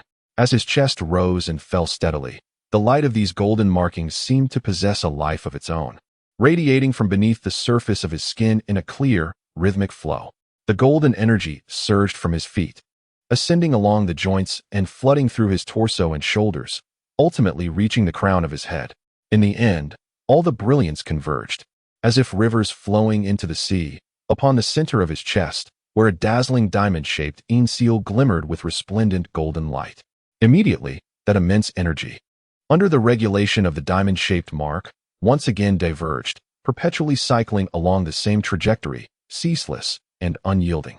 Sasuke's eyes fluttered slightly. An astonishing scene unfolded. The air surrounding him began to gradually coalesce into visible, flowing arcs of electricity. These electric threads, akin to golden filaments imbued with life, began to elegantly dance and swirl around his form. Crackle! The electric brilliance intensified. Countless golden sparks, resembling serpents, leaped and flickered around him. The intricate markings of his Byakugan mode became increasingly vivid under the augmentation of this power. The flowing golden luminescence gathered slowly within the seal on his chest, becoming ever more substantial. Ultimately, when the diamond mark transformed into a radiant core resembling a miniature sun, Sasuke exhaled deeply. He slowly opened his eyes. Within those obsidian depths, a fleeting flash of golden lightning flickered. The surrounding electric glow and the golden patterns upon his skin receded like the tide, gradually retreating into the diamond mark on his chest, vanishing from sight. He gazed at Sakura, who wore a relieved smile beside him, and softly uttered 3 words, "We succeeded." Chapter 136. The birth of Byakugan. Sasuke exhaled a long breath, as if expelling the last vestiges of impurities from his being. The oppressive sensation brought on by pure power began to dissipate as well. Truth be told, neither he nor Sakura had anticipated that this amalgamation of the 8 gates and lightning-release chakra would be executed so seamlessly. This triumph was not merely a product of talent, but rather the inevitable fruit born from countless sleepless nights of collaborative research and relentless exertion over the past month. He gradually opened his eyes, remnants of golden lightning still lingering within his dark irises. Turning his head, he beheld Sakura, resting her chin on one hand, smiling gently at him from the edge of the bath. Moonlight filtered through the laboratory's unique skylight, casting a soft glow upon her. Her long, cherry blossom pink hair, slightly dampened by the rising steam, had a few strands playfully adhering to her smooth cheek. Those emerald green eyes, always brimming with wisdom and warmth, now resembled the clearest lakes, reflecting his somewhat disheveled, bare form with utmost clarity. An inexplicable emotion, one he had never experienced before, surged within Sasuke's heart. He felt a twinge of awkwardness, even a hint of shyness, although they had long acclimated to this state during their training for Sakura's healing convenience. He had previously been either in a dazed state after extreme training or wholly absorbed in mastering his power, with no attention to spare. Yet now, in the aftermath of their success, he truly became aware, perhaps for the first time, of the unguarded and overly intimate distance that lay between them. He endeavored to maintain his usual expression of aloofness, yet the uncontrollable warmth blossoming on his cheeks had already betrayed the turmoil within him. "Thank you for your efforts, Sakura," he uttered, his voice tinged with a nervous dryness. He paused, noticing that Sakura showed no intention of leaving, her eyes sparkling with mirth as they remained fixed upon him. Reluctantly, he steeled himself and added, "I am about to emerge, Sakura." Observing Sasuke's innocent reaction, so starkly contrasting his usual composed demeanor, she couldn't help but emit a soft chuckle. Her laughter, akin to the delicate chime of silver bells, resonated gently in the quiet laboratory. "How adorable, Sasuke," she remarked with a smile. She rose gracefully, turning away from the bath to walk a short distance, displaying a considerate demeanor. Sasuke, seeing this, felt an internal sigh of relief. He wished to rise quickly, don his clothes, and conclude the awkward moment. However, he did not foresee what would transpire next. Just as he stood from the golden nutrient solution, droplets cascading down his youthful, athletic physique, Sakura unexpectedly returned, holding a soft, dry towel. Sasuke's body instantly froze, immobilized in place. Approaching from behind, Sakura began to gently wipe away the remnants of the golden liquid from his skin with tender movements. Sensing his rigid tension, she leaned closer, her lips brushing his ear as she whispered teasingly, "The way you shy away now is just as adorable as how you will be when we marry." Embarrassed, Sasuke hastily donned his clothing, his cheeks aflame as he dared not meet her gaze. He awkwardly explained, I do not possess your complete memories of the future. What I see are merely fragments of my future experiences observed from a third-party perspective. Upon hearing the phrase future experiences, Sakura seemed to contemplate something, her teasing smile widening, her beautiful eyes curving into charming crescents. Yet, she refrained from further teasing the bashful youth. She made an effort to compose herself, her demeanor shifting to one of seriousness. Have you mastered the medical ninjutsu I taught you? Seeing her earnest expression, Sasuke immediately adjusted his mindset and nodded solemnly. Rest assured, Sakura, I have fully grasped the fundamental healing technique. She replied softly. Then, she too began to remove her garments, and like Sasuke before her, stepped slowly into the golden nutrient bath, settling in. Now it was her turn. She was poised to commence her unique and unparalleled Baika mode. Her version of Baika mode was a new form born from a combination of subtractions and additions based on Sasuke's Reikage armor. She eliminated the frenzied stimulation associated with lightning chakra. However, she preserved and enhanced the core essence of the legendary healing technique inherited from Tsunade, known as Creation Rebirth, which endowed her with an almost immortal and formidable healing ability. Sakura closed her eyes, her brow slightly furrowing. Sasuke stood by the edge of the bath, his expression tense as he watched her. His hands, too, shimmered with a layer of emerald green chakra, poised to administer healing at the slightest sign of trouble from Sakura. Soon, the golden curse-mark patterns identical to those that had appeared on Sasuke earlier manifested upon Sakura's fair, delicate skin. A diamond-shaped golden sigil, brimming with mystery and power, slowly coalesced upon her chest. However, unlike Sasuke, her aura was devoid of any flickering lightning, as the infusion of lightning chakra was absent. Instead, an overwhelming surge of vibrant emerald chakra, teeming with life force, enveloped her. This chakra flowed around her like a living essence, even reviving the lifeless experimental specimens surrounding her, as if they were on the verge of rejuvenation. Sakura exhaled deeply, gradually opening her eyes. Upon seeing this, Sasuke finally relaxed completely, dispelling the medical ninjutsu he had been prepared to deploy. Sakura slowly raised her right hand, gently curling her fingers, feeling the boundless power within her, akin to an endless ocean. Then, with a sudden clench, she formed a fist. Boom! A deafening sound erupted from her palm, akin to the air being explosively compressed. The air surrounding her palm was visibly displaced, as her strength and speed, a fusion of monstrous power and the Byakugan technique, created a palpable vacuum explosion. A satisfied smile graced Sakura's face. She released the Byakugan technique, and the golden patterns along with the emerald chakra gradually retreated back into the sigil upon her chest. With a cheerful gaze directed at Sasuke, she softly declared, "It worked." Chapter 137. The day of the opening, the long-awaited day of the Chunin exam finals, had finally arrived. As a grand event involving multiple nations, this examination had transcended mere selection, evolving into a rare celebration within the ninja world. Given the significance of the ninja system and intelligence, the Chunin exam represented the highest level of public competition that each ninja village could host. Upon hearing the news, visitors flocked to Konoha from all corners of the ninja world, clad in diverse attire, speaking various dialects, their faces alight with curiosity and excitement. They filled the streets of Konoha to capacity. Additionally, the nobility and lords of the Land of Fire, having received invitations from Konoha, dispatched esteemed officials to represent them in witnessing this clash of a new generation's strength. In no time, the entirety of Konoha was bustling with activity, vibrant and lively. Colorful banners adorned the streets, while the sounds of merchants hawking their wares, travelers engaged in conversation, and children laughing harmonized into a wave of peace and prosperity.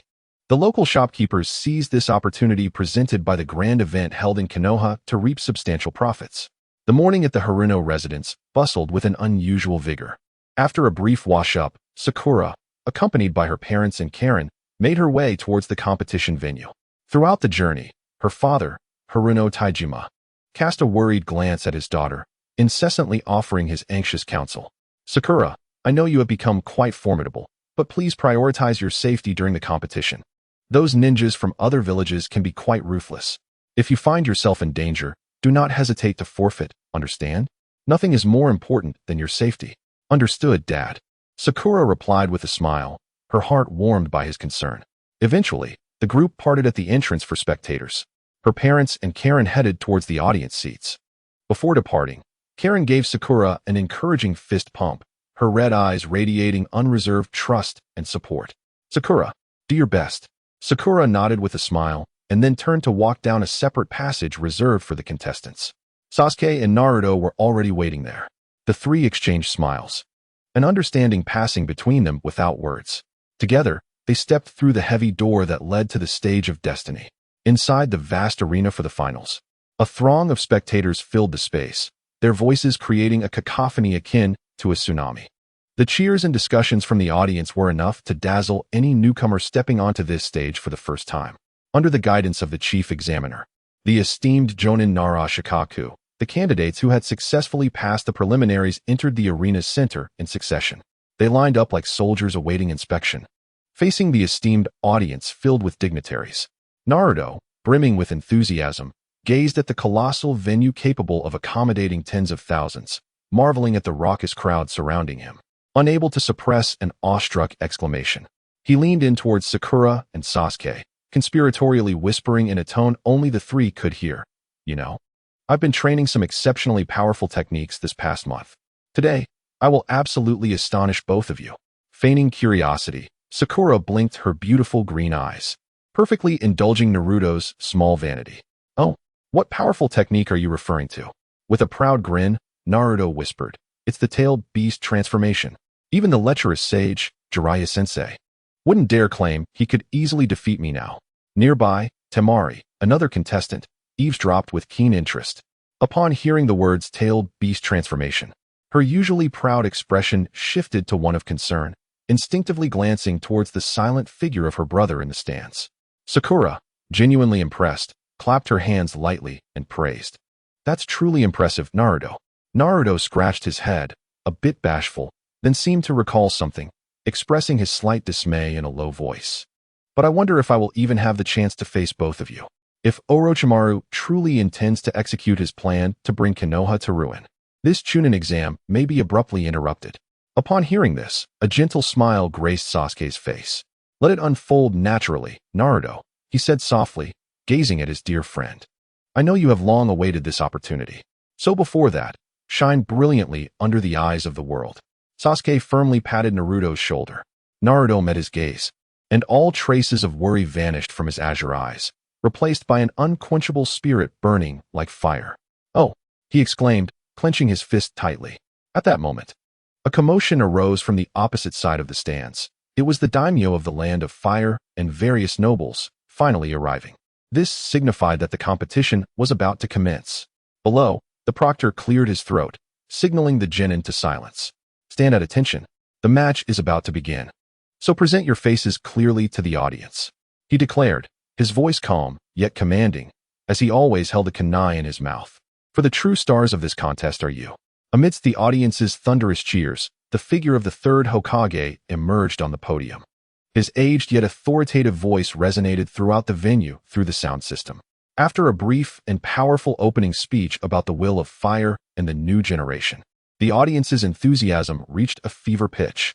Following a straightforward introduction of the competition rules by the proctor, the first round officially commenced under the watchful eyes of all. The inaugural match featured Rock Lee against Shino Aburame. "Please, the other participants, make your way to the contestants' rest area," he instructed, as the remaining individuals filed out. The vast arena was left with only the proctor, Narashikamu, and the eager Lee and the perpetually silent Shino. Chapter 138. The collision of skill and strength. As the clamor gradually subsided, the central arena was left with the proctor, Narashikamu, the spirited Lee, and the reticent Shino. From the elevated contestants' rest area, Naruto and the others looked down upon the impending duel. "Hey, Sasuke," Naruto queried, observing the two contrasting opponents below. "Who do you think will win?" Sasuke, with his Sharingan activated, calmly analyzed, "It's hard to say. Shino Aburame employs a combat style that utilizes insects for attrition and strategy, making him a quintessential tactical ninja. In contrast, Rock Lee is purely a martial arts specialist, pursuing absolute speed and power to overwhelm his opponent in a single blow. This battle will be a pure clash of technique and strength." Below, Narashikamu removed the kunai from his mouth, glanced at the two competitors, and announced the commencement of the match. "The first round begins." As his words echoed, Li's figure had already vanished from his original position. He transformed into a bolt of green lightning, devoid of any hesitation, crossing dozens of meters in an instant with a terrifying speed that was nearly imperceptible to the naked eye, appearing before the oil girl, Shino. How swift! From the audience, countless lower ninjas erupted in astonished exclamations. Konoha whirlwind. Accompanied by a cry brimming with youthful vigor, Li's right leg, reminiscent of a battle axe, swept with unparalleled force towards Shino's neck. Yet, in the face of this earth-shattering strike, Shino displayed no hint of panic. Calmly, he raised his right hand. With a chilling hum, an overwhelming sound of flapping wings filled the air. Tens of thousands of dark parasitic insects surged forth from his voluminous sleeves like a black tide. They swiftly coalesced in midair into an immensely thick, writhing circular insect shield, perfectly positioned to intercept Li's assault. Bang! A thunderous sound resonated. Li's powerful kick struck solidly against the insect shield. The immense force even left a distinct footprint indented into the shield formed by the insects. However, that was all. The fearless parasitic insects, upon enduring the blow, clung fervently to Li's right leg, beginning to devour his chakra. Startled, Li instinctively leaped back, creating distance between himself and Shino. Glancing down, he discovered that his green training outfit was now infested with dozens of writhing black insects. Ugh! He quickly brushed them off, his expression shifting to one of grave concern for the first time. Futile! Shino adjusted his sunglasses, his tone devoid of emotion, as he explained matter-of-factly. My parasitic insects feed on chakra. Each time you attack me, you only empower them further while depleting your own stamina. As he spoke, he slowly spread his arms wider. More parasitic insects poured forth from his being. They did not reform into a shield, but, under his command, transformed into dozens of black, serpent-like streams, encircling Li from all directions. Thus began a classic confrontation of extreme speed against impenetrable defense. Li unleashed a relentless barrage of attacks with his exceptionally swift taijutsu. His figure morphed into streaks of green, continuously searching for flaws in Shino's defense. Meanwhile, Shino employed his chakra-consuming insects to weave a web of entrapment, incessantly draining Li's stamina. He even created insect clones identical to himself, misleading Li's attacks multiple times, and utilized a secret technique, the insect substitution, to evade lethal strikes.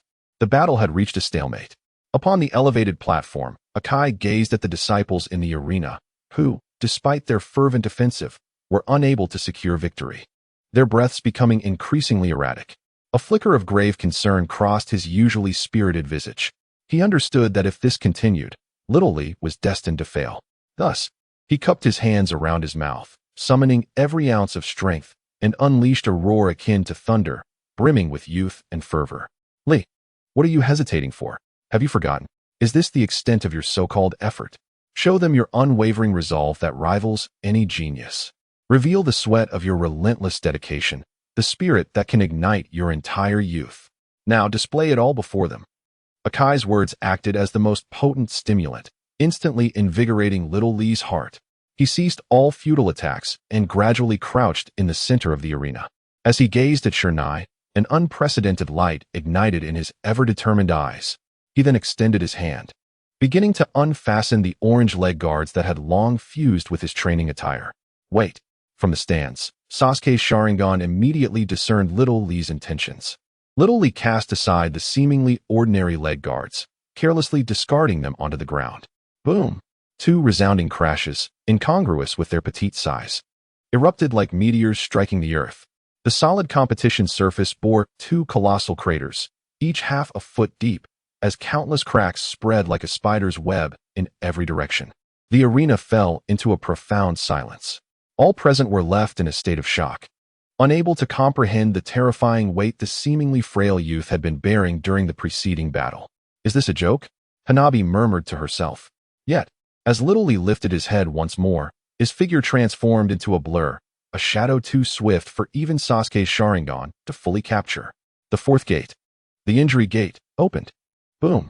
A colossal surge of emerald green chakra erupted from within him like a volcano. His already dark skin flushed a brilliant crimson. In the face of such extreme velocity, Shernai's proud swarm of insects had no time to react. He merely perceived a blur before an overwhelming pain surged from his chest. He couldn't even discern how the opponent had struck. When he regained consciousness, he found himself sprawled on the cold ground, while the green figure had already materialized behind him, poised to deliver a punch.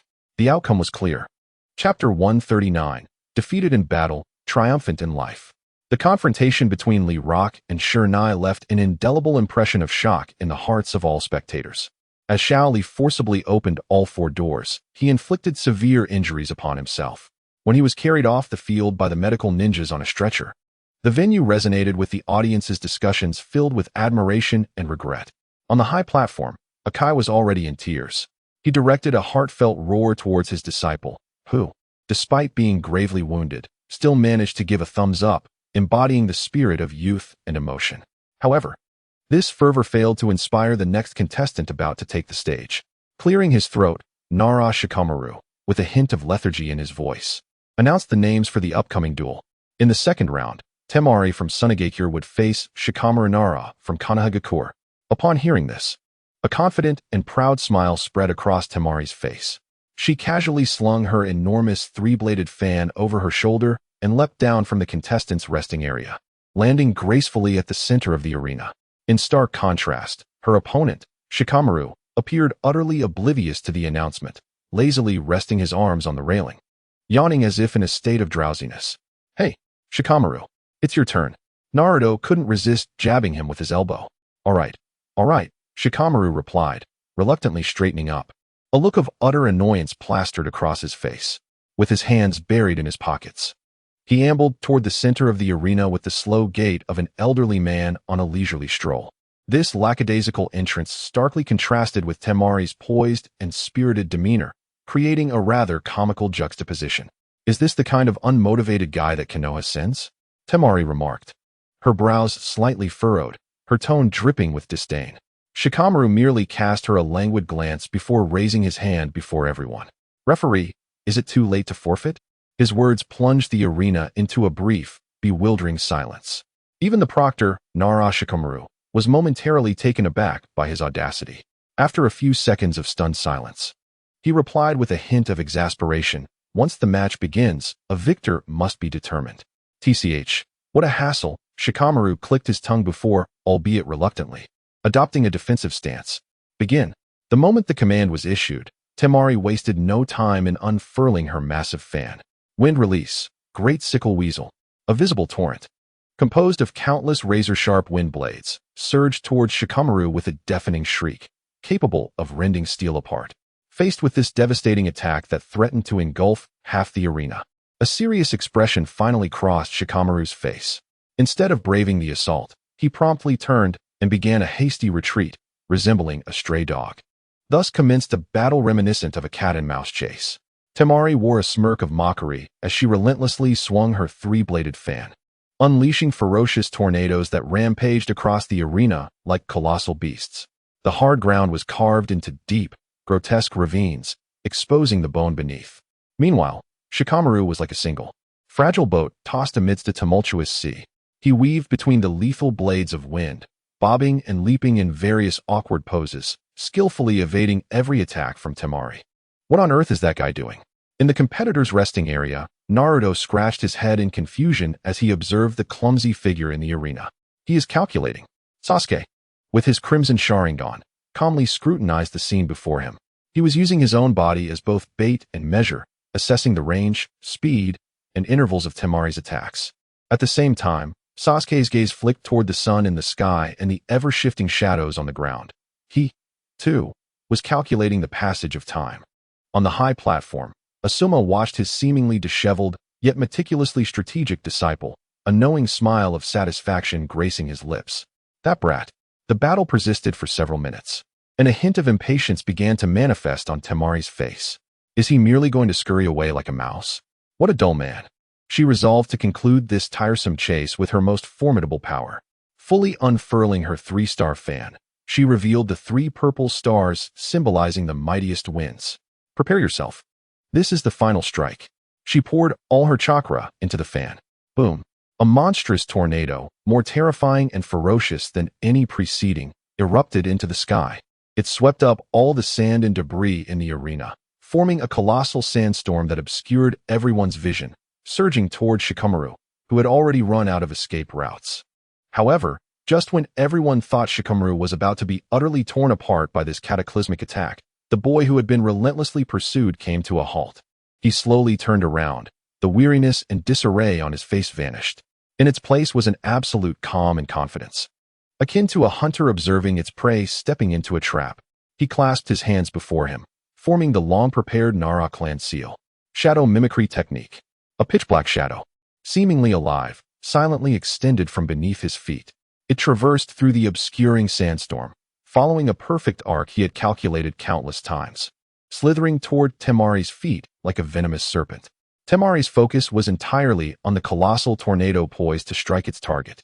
She was completely oblivious to the presence of something that did not belong to her lurking in the darkened shadow beneath her, obscured by the whirlwind. By the time she sensed something amiss, it was too late. The black shadow had seamlessly merged with her own. Success. Shikamaru's voice resonated calmly from the other side of the sandstorm. Temari's body stiffened. She was horrified to discover that she was immobilized, as though ensnared by a binding technique. She watched in stunned silence as her devastating tornado gradually dissipated before Shikamaru, losing its potency due to the depletion of chakra. As the dust settled, Shikamaru re-emerged before the eyes of all. He maintained his characteristic languid demeanor, exuding an air of lethargy. Slowly, he raised his right hand. Opposite him, several meters away, Temari mirrored his movements like a puppet controlled by invisible strings, her actions betraying her lack of autonomy. An uproar erupted in the arena.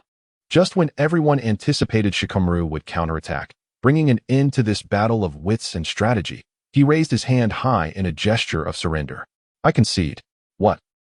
The venue erupted into an even greater clamor than before, filled with confusion and shock. Nara Shikamaru stood frozen as well, momentarily taken aback. Uncertain, he inquired. Are you certain, Nara Shikamaru? Yes. Shikamaru nodded, stifling a yawn as he explained in a tone that suggested it was obvious. I've nearly exhausted my chakra. Furthermore, contemplating my next move is far too troublesome. With that, he dispelled the shadow imitation technique, shoved his hands into his pockets, and ambled back to the contestants' resting area, leaving Temari, blushing and bewildered, unable to comprehend whether she had won or lost. The audience remained in a state of shock, grappling with the unfolding events. Chapter 140. Naruto vs. Gaara. The atmosphere in the arena grew palpably tense. The lightheartedness and awe from the previous matches evaporated, replaced by a chilling, almost oppressive air of hostility. Gaara appeared at the center of the arena amidst a swirling cloud of sand, silently bearing the weight of his colossal gourd. His pale, bloodshot eyes resembled still pools of water, devoid of emotion, calmly surveying his prey. Naruto inhaled deeply, leaping from the elevated contestants' resting area. He executed a deft roll in midair, landing firmly in the center of the arena, facing Gaara from a distance. Before the proctor, Nara Shikamaru, announced the commencement of the match. Naruto fixed him with an unprecedentedly serious gaze and declared his intent. Gaara. His voice resonated powerfully throughout the arena. I do not know what you have endured, but if you seek to assert your existence through bloodshed, then today, I, Uzumaki Naruto, shall personally obliterate you. Naruto's proclamation ignited a fury within Gaara, akin to a spark igniting a cauldron of oil. Uzumaki Naruto. His voice was eerily calm, yet it carried a palpable aura of bloodlust, the twisted malice spilling forth like whispers from the depths of hell. Naruto gazed intently at Gaara before him, his figure steadfast and unyielding, unaffected in the slightest by Gaara's menacing aura of death. I will kill you, Gaara proclaimed, a maniacal smile stretching across his face. A surge of murderous intent, far more ferocious than during the preliminaries, erupted from him with a thunderous force. He did not even wait for the proctor to signal the commencement of the match before launching his assault. Sand funeral. The grains of sand from the gourd behind him surged forth like a living waterfall. In midair, they transformed into serpentine torrents, imbued with the terrifying power to crush steel. As they surged toward Naruto, threatening to obliterate him and the proctor, Kazekage Nara Shikaku, standing beside him. Shikaku furrowed his brow, his figure vanishing in an instant to evade the onslaught, appearing at a safe distance outside the range of attack. He observed the two combatants clashing below with a sense of resignation, ultimately acknowledging the battle's commencement. Naruto's martial prowess had been honed to razor-sharp precision during the month of training with Jiraiya.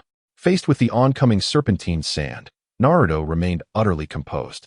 He crossed his arms before his chest. Shadow clone jutsu. Bang, bang, bang. Numerous identical shadow clones materialized on the battlefield. Two of them, akin to the most loyal guardians, positioned themselves to his left and right, executing powerful steel fist techniques, utilizing their formidable strength to disperse the relentless onslaught of sand. The trio then charged swiftly toward Gaara's true form, while the remaining clones leaped onto distant walls. They formed hand seals with remarkable speed, launching a barrage of wind-based ninjutsu at Gaara from various angles, compelling his automatically defensive sand to allocate some of its focus to blocking, leaving him momentarily overwhelmed. Gaara's murderous intent intensified. Ignoring the bothersome clones, he concentrated solely on Naruto's true self, commanding the sand beneath him as if it were a venomous serpent, launching lethal strikes from astonishing angles. However, Naruto was no longer the reckless fool he once was. His synchronization with his shadow clones was seamless, a paragon of perfection. He would occasionally leap onto a clone's shoulder to evade the piercing sand spears emerging from below, and at other times, propelled by his clones, alter his trajectory like a cannonball. In the face of unavoidable sand attacks, his clones would not hesitate to execute self-sacrificial maneuvers, using their bodies to carve a path forward for Naruto. When confronted with even more cunning assaults, Naruto adeptly utilized the technique of dispelling clones to its utmost potential. He would deliberately dismiss the clone targeted by Gaara's sand, allowing the attack to miss, while he seized the opportunity to advance once more, summoning new clones to join the fray. As the old adage goes, those who defend too long will surely falter. It was at this moment, as Gaara's sand struggled to simultaneously defend against coordinated attacks from both far and near, that a nearly imperceptible gap in his defenses, lasting mere fractions of a second, emerged. Naruto seized the opportunity.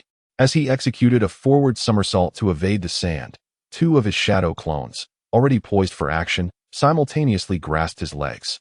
They spun him around like the most sophisticated centrifuges, imparting tremendous kinetic energy to Naruto's form. Go! Accompanied by a fierce roar, they released him. Naruto soared through the air like an orange projectile launched from a catapult, hurtling towards Gaara's face, which was perpetually shrouded in a layer of sand armor, along a trajectory that completely took him by surprise. Although Gaara's sand reacted instantaneously to defend, it was still a moment too late. A resounding thud echoed, reminiscent of a watermelon bursting. Naruto's foot, infused with all his power, landed squarely on Gaara's face. Gaara's slight frame was sent flying backward like a kite severed from its string, tumbling several meters before finally coming to a disheveled halt upon the hard ground. The seemingly indestructible sand armor shattered from his face like fragile porcelain, and a drop of crimson blood trickled slowly from the corner of his mouth. An eerie silence enveloped the arena. Gaara slowly rose from the ground, extending a hand to gently wipe away the blood that had escaped his lips. As he gazed at the vivid red staining his fingertips, he broke into a chilling smile, revealing a grin filled with horror and ecstatic madness. How long had it been since he had felt pain? Ha! How truly delightful it was. The previously calm Gaara erupted with a heavier and more frenzied aura of terror than ever before.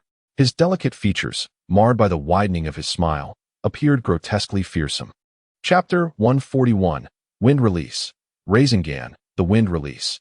Rasengan was developed by Boruto under Kakashi's guidance, alongside the Lightning Release, Rasengan, with official endorsement that the Rasengan can incorporate nature transformations. Gaara was actually wounded? In the audience, Maki, Kankuro, and Temari were momentarily struck with disbelief upon witnessing this scene. When they discerned the blood at the corner of Gaara's mouth, their hearts raced simultaneously. Temari and Kankuro's shock stemmed from their deeply ingrained, blind trust in their brother's absolute defense. Meanwhile, Maki, the leading jonin, was overwhelmed by a surge of profound unease. Could this Naruto truly injure Gaara? He thought in horror, realizing that the plan might be on the verge of unraveling. In his view, Gaara's strength was sufficient to dominate every Leaf Village genin throughout the exam. Even if injured, it would only be a trivial wound. Yet now, he had been struck directly and was bleeding. This unexpected turn of events sent his already taut nerves into a state of heightened alert. Fortunately, Gaara did not lose his composure. Or rather, he entered a state more terrifying than mere rationality. His murderous intent intensified. Boom. A dull explosion resounded. The enormous gourd behind Gaara suddenly erupted. Massive torrents of golden sand, vast enough to obscure the sun, surged forth like a living volcano, swiftly engulfing half of the arena. Gaara gradually raised his hand and gestured downward. The swirling sands obeyed their sovereign's command, transforming into countless serpents of sand, iron fists, and spears, overwhelming and attacking Naruto from various angles with a terrifying force capable of devouring him whole. Meanwhile, Naruto's shadow clones, which had been causing distractions at the periphery, were instantly swept away by the unstoppable tsunami of sand. Only Naruto and his remaining 2 clones were left, isolated and struggling to evade and block amidst the swirling yellow sands. Naruto's situation appeared precarious. On the stands, members of Team 8 and Team 10 gasped in disbelief. Hinata clasped her hands tightly against her chest, her pale eyes filled with concern. However, at the heart of the battlefield, despite his apparent disarray, Naruto's mind remained clear. This foe is indeed formidable, he assessed calmly, yet it is still insufficient. He did not wish to reveal the true extent of his tailed beast transformation prematurely. Should Orochimaru betray his promise and launch an attack on the 3rd Hokage or the village as part of his plan to destroy Konoha, this trump card would catch him off guard. Amidst the sea of sand, Naruto continuously dodged while retrieving several specially designed smoke bombs from his ninja tool pouch, hurling them around him with fervor. Bang, bang, bang. Dense clouds of white smoke erupted, completely enveloping his figure. Gaara's pale blue eyes glimmered with a chilling intent. The torrents of yellow sand, akin to sharks sensing blood, swirled through the thick fog, searching for the elusive Naruto. Simultaneously, a mass of sand above him rapidly coalesced into a colossal, ominous eye of sand, scanning the surroundings vigilantly for any potential ambush. Just then, a dozen shuriken, glinting coldly, pierced through the dense smoke, shooting towards Gaara from various angles. Gaara did not even flinch. He allowed the sand, acting as his guardian, to form a solid shield before him, effortlessly blocking the projectiles. His full attention remained fixated on the lingering smoke, convinced that these shuriken were merely a feint. However, at that moment, among the shuriken intercepted by the sand shield, several suddenly exploded in a puff of smoke, revealing Naruto's shadow clones. One of the clones held aloft a rapidly spinning, emerald-hued chakra sphere. Around the chakra sphere, for sharp cyclones resembling the blades of a windmill, composed of wind attribute chakra, swirled ominously. The terrifying cutting force even drew in the surrounding air, forming a small tornado. What? Kakashi in the audience abruptly rose from his seat upon witnessing the green chakra sphere. His solitary exposed eye brimmed with incredulous astonishment. There was no mistaking that form. It was the ultimate manifestation of the wind nature transformation perfectly integrated into the Rasengan. The 2 shadow clones, transformed from kunai, positioned themselves on either side and forcefully thrust the long-prepared, destructive green Rasengan towards Gaara's unsuspecting back. Gaara, taken aback, swiftly turned around, his hands sweeping as he gathered a massive amount of yellow sand, akin to 2 colossal hands reaching for the 2 Narutos advancing from behind. Boom! The green Rasengan collided violently with the sturdy yellow sand hands. The resounding roar echoed throughout the venue. Although the shadow clones were instantly crushed under that immense grip, the unstoppable rotation and cutting power of the Rasengan utterly disintegrated the 2 gigantic hands of sand. However, all of this was merely a prelude to the final strike. At the moment, Gaara's attention was entirely captivated by the assault from behind. The ground beneath him suddenly erupted without warning. Naruto's true form surged forth from the earth like a dragon breaking free from the soil, soaring into the sky. Caught off guard, Gaara attempted to defend with sand. But Naruto's even larger, fully formed Rasengan struck fiercely against his chest. In that instant, the entire world seemed to be muted. The next second, boom! The Rasengan in Naruto's hand detonated like a true cannonball. A powerful, visible white shockwave mixed with countless grains of sand and debris surged wildly in all directions.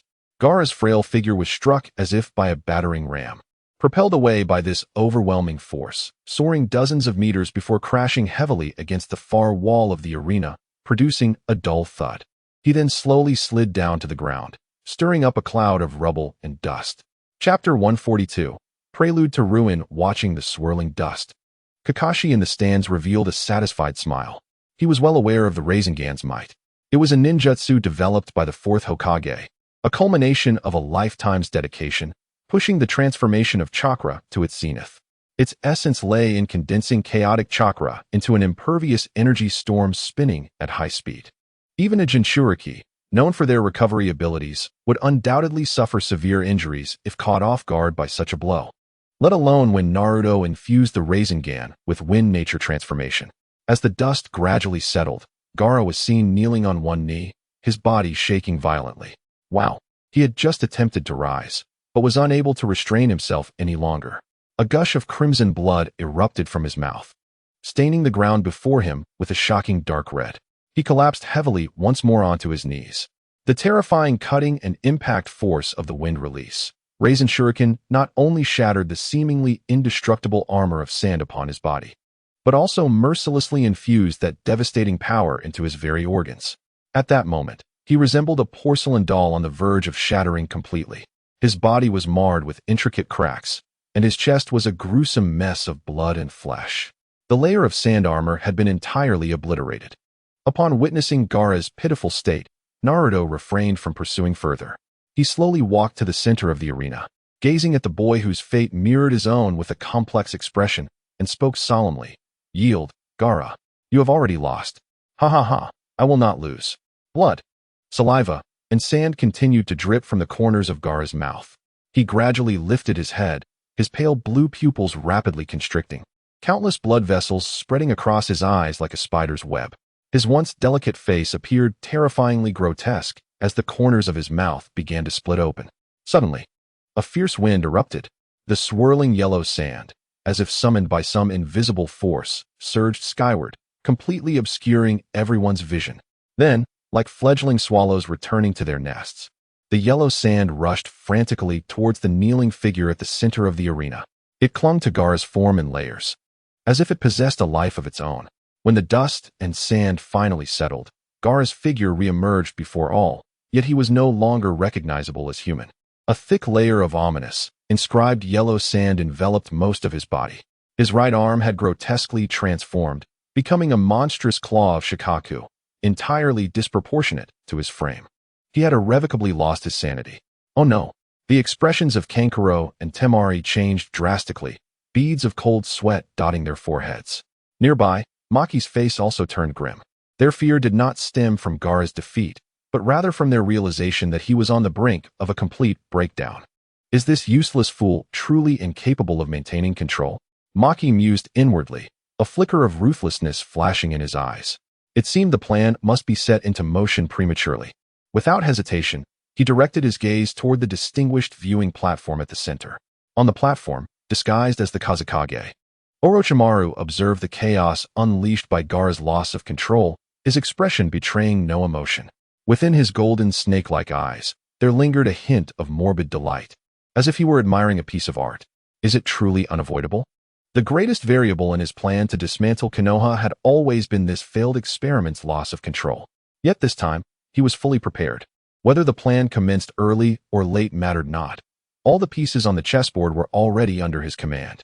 He gently nodded to the figure beside him, who was also disguised as a guard from the sand-hidden village, Kabuto.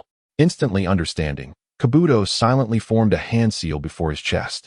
The technique of illusionary nirvana. A wave of concealed chakra pulsed forth, spreading like invisible ripples to every corner of the venue. Suddenly, white feathers, pure and ethereal like the wings of angels, began to descend from the sky without warning. The scene was so sacred and beautiful that all present instinctively tilted their heads upwards, entranced. Initially, the audience had been shrieking in terror at Gaara's horrific transformation, but as the pristine feathers floated down, they felt an irresistible wave of drowsiness wash over them, enveloping their consciousness like a warm tide. In the next moment, tens of thousands of spectators were quietly drawn into the deepest slumber simultaneously. The cacophonous world was muted in that instant. On the high platform, elite jonin such as Kakashi, Guy, Asuma, and Kurenai sensed the illusion's activation immediately. Each of them formed seals and shouted release, effortlessly shaking off the illusion's effects. However, upon witnessing the eerie sight of thousands of spectators collectively asleep as if time had frozen, shock and fury etched across their faces. The Jonin quickly summoned the genin on the stands to rescue the civilians, dispel the illusion, and provide cover for their evacuation. Temari, are you intending to wage war against Konoha? The third Hokage slowly turned his head, his once kind eyes now devoid of warmth, replaced by a cold, steely authority. He fixed a penetrating gaze upon the Kazekage beside him and spoke in a chilling tone. If you have been swayed by Orochimaru, let me clarify that no matter what promises he has made, Tsunagakure will gain nothing and will only lose more. In the face of the third Hokage's oppressive wrath, Orochimaru's expression remained unchanged. He merely lowered his head and emitted a raspy, owl-like chuckle. Though I yearn to assist you in answering your question, he slowly lifted his head, revealing the face of the fourth Kazekage beginning to melt away like a wax figure. The skin and flesh writhed and reformed under his chakra's manipulation, revealing a visage pale and adorned with an eerie smile. Yet, it seemed there would be no opportunity for further discourse. Sarutobi-sensei, you are Orochimaru. Chapter 143. Impure World Reincarnation. In response to the third Hokage's cold, steel-like inquiry, the sinister smile on Orochimaru's face only deepened. Sarutobi-sensei, you remain as simplistic in your views as ever. His hoarse voice resonated in the silent VIP section. Destruction? No, I do not engage in such aesthetically void annihilation. He slowly extended his arms, resembling an actor poised to step onto the stage. I merely believe that the flourishing tree of Konoha has grown too many decayed and parasitic entities that hinder the growth of new shoots. I shall personally wield the blade, undertaking the most thorough and exquisite of trims. His gaze seemed to penetrate through layers of architecture, landing upon a dark, obscure corner of the village, unbeknownst to others. My sole objective has remained unchanged, to eradicate the root led by Danzo. The moment the words fell from my lips, four figures materialized like phantoms, silently appearing at each corner of the high platform. The Sound Ninja Quartet, the ninja technique, 4 purple flames formation, the 4 simultaneously formed hand seals, placing their hands upon the ground. A series of violet, ominous chakra curtains surged skyward, instantly coalescing into a vast and impenetrable square barrier, completely isolating the upper portion of the VIP seats from the outside world. However, unexpectedly, Orochimaru remained outside the barrier. Enclosed within it, aside from the third Hokage, Hiruzen Sarutobi, was only the seemingly innocuous Yakushi Kabuto, who had stood behind the Kazekage all this while. Sarutobi gazed intently at the silver-haired youth, whose gentle smile remained intact, his expression shifting to one of grave seriousness. Ha ha ha, came Orochimaru's playful laughter from beyond the barrier. Hiruzen-sensei, please enjoy the grand spectacle I have prepared for you. With that, his figure melted away like a shadow, silently infiltrating the chaos of the village below, vanishing from sight. The third Hokage wished to intervene, but found himself powerless. Within the barrier, Yakushi Kabuto stepped forward slowly, bowing respectfully to the third Hokage. Now, esteemed third Hokage, allow me to present the first act of this drama. He swiftly formed intricate and taboo-laden seals with his hands before his chest. Forbidden technique, impure world reincarnation. Boom, boom, boom. 3 enormous coffins, inscribed with mysterious incantations, erupted from the hard ground with a thunderous roar. The lid slid open gradually. 3 figures, exuding an air of death and oppression, emerged slowly. Upon seeing the first figure, Hiruzen Sarutobi's pupils constricted sharply. Clad in ancient warring state's armor with flowing black hair and a gentle smile, it was none other than the god of ninja, the first Hokage, Hashirama Senju. The second figure donned blue armor, had short silver hair, and bore a cold, sharp expression. It was the second Hokage, Tobirama Senju, the brother of the first, who had developed countless forbidden techniques. And when he beheld the third figure, clad in the fourth Hokage's ceremonial robes, with golden short hair and a familiar expression of confusion and helplessness, Hiruzen's once untroubled heart was violently torn asunder. Minato. Hiruzen removed the ceremonial robes that symbolized glory and responsibility, revealing the battle attire he had long prepared beneath. He bit his finger and slammed it onto the ground. Summoning technique. With a resounding bang, his most loyal companion, Enma, materialized beside him. Hiruzen, as the enigmatic figure of the monkey demon gazed upon the 3 ominous silhouettes before him, his voice resonated with astonishment. Ah, what a grand gift from my unaccomplished disciple. He mused, a self-deprecating smile gracing his lips. Observing the young yet adept practitioner of the forbidden technique of Edo Tensei, Yakushi Kabuto, he could not help but exclaim, "Truly, heroes emerge in youth." "Thank you for your kind words," Kabuto replied with a smile, adjusting his spectacles. The third Hokage, witnessing Kabuto's lack of aggressive intent and recalling Orochimaru's ominous words about eradicating the roots of the village, found himself embroiled in intense inner turmoil. Should he engage in a futile, destructive battle with his former mentor, companions, and beloved students, one that could obliterate the very essence of Konoha? Or should he place his trust in Orochimaru once more, allowing him to eliminate Danzo, the festering malignancy within the village? Ultimately, he entrusted the decision to his most trusted disciple, Jiraiya, who lurked in the shadows.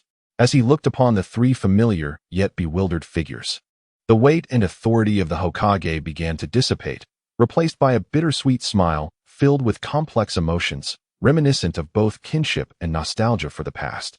He slowly settled into a meditative posture, genuinely conversing with these once feared adversaries. The murkiness in the eyes of the three Hokages began to fade, revealing flickers of the vitality they once possessed. "It is you, Hiruzen," the first Hokage, Senju Hashirama, was the first to regain clarity, scrutinizing Sarutobi Hiruzen. Then glancing around at the violet barrier and Kabuto, adorned with the headband of the Sound Village, his brow furrowed. Has Konoha been invaded? But by this technique? Hiruzen offered a bittersweet chuckle. "It's a long story." The third Hokage, with a heavy heart, looked at the scene before him, his blue eyes filled with confusion and sorrow. "I should be dead," he murmured, contemplating his beloved Naruto and Kushina. "Naruto is doing well," Hiruzen replied, a pang of pain piercing his heart. The first Hokage scratched his head, a somewhat helpless smile emerging on his face. "It seems much has transpired in the village since our demise, Hiruzen. You've borne a heavy burden." The third Hokage regarded these three individuals, the ones he held in the highest esteem and affection, and felt a rush of emotions. "Hashirama, Tobirama, and Minato. It has been far too long." Chapter 144. The arrival of Bunta within the main arena. The hunt belonging to the monsters had officially commenced. The completely uncontrolled transformation of Gaara into his half-tailed beast form slowly rose from the depths of the pit. Half of his once handsome visage was now obscured by a grotesque, demonic sand mask. He emitted a primal, anguished roar, filled with madness. A colossal and malevolent chakra erupted around him like a tempest, wildly sweeping through the surroundings. He no longer sought purposeful attacks. He was consumed solely by a desire to annihilate, to destroy, to shred every remaining life into fragments. Chaussuri. Under his control, the swirling sands transformed into countless lethal projectiles, capable of piercing steel. These sand bullets descended like a torrential downpour, relentlessly targeting every corner of the arena with indiscriminate ferocity. "Fall back." In the competitor's rest area, Shikamaru, Ino, and others hurriedly retreated toward the contestant passage. Meanwhile, the Nin and Umbu tasked with maintaining order swiftly leapt to the stands. Employing their ninjutsu to shield the already unconscious ordinary spectators and foreign dignitaries from the deadly assault, Naruto stood alone at the center of the field, confronting the terrifying spectacle akin to a natural disaster. He gazed at the boy, consumed by hatred and loneliness, who shared his fate as a Jinchuriki. In his cerulean eyes swirled a torrent of complex emotions, sympathy, sorrow, but predominantly an unwavering resolve belonging to a guardian. He could not retreat. Behind him were Hinata and Karen, who had not yet managed to escape, along with the comrades from the Hidden Leaf still struggling to resist. And this village he had sworn to protect with his very life. "Kyubi," Naruto softly called out to the immense fox that was also observing the outside world. "Lend me your strength."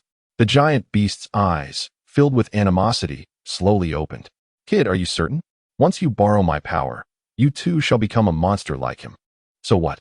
A radiant, confident smile broke across Naruto's face. "I've already embraced the monster within." He looked at the enormous fox and spoke with unwavering trust. "I believe in you, just as I believe in Sasuke and Sakura."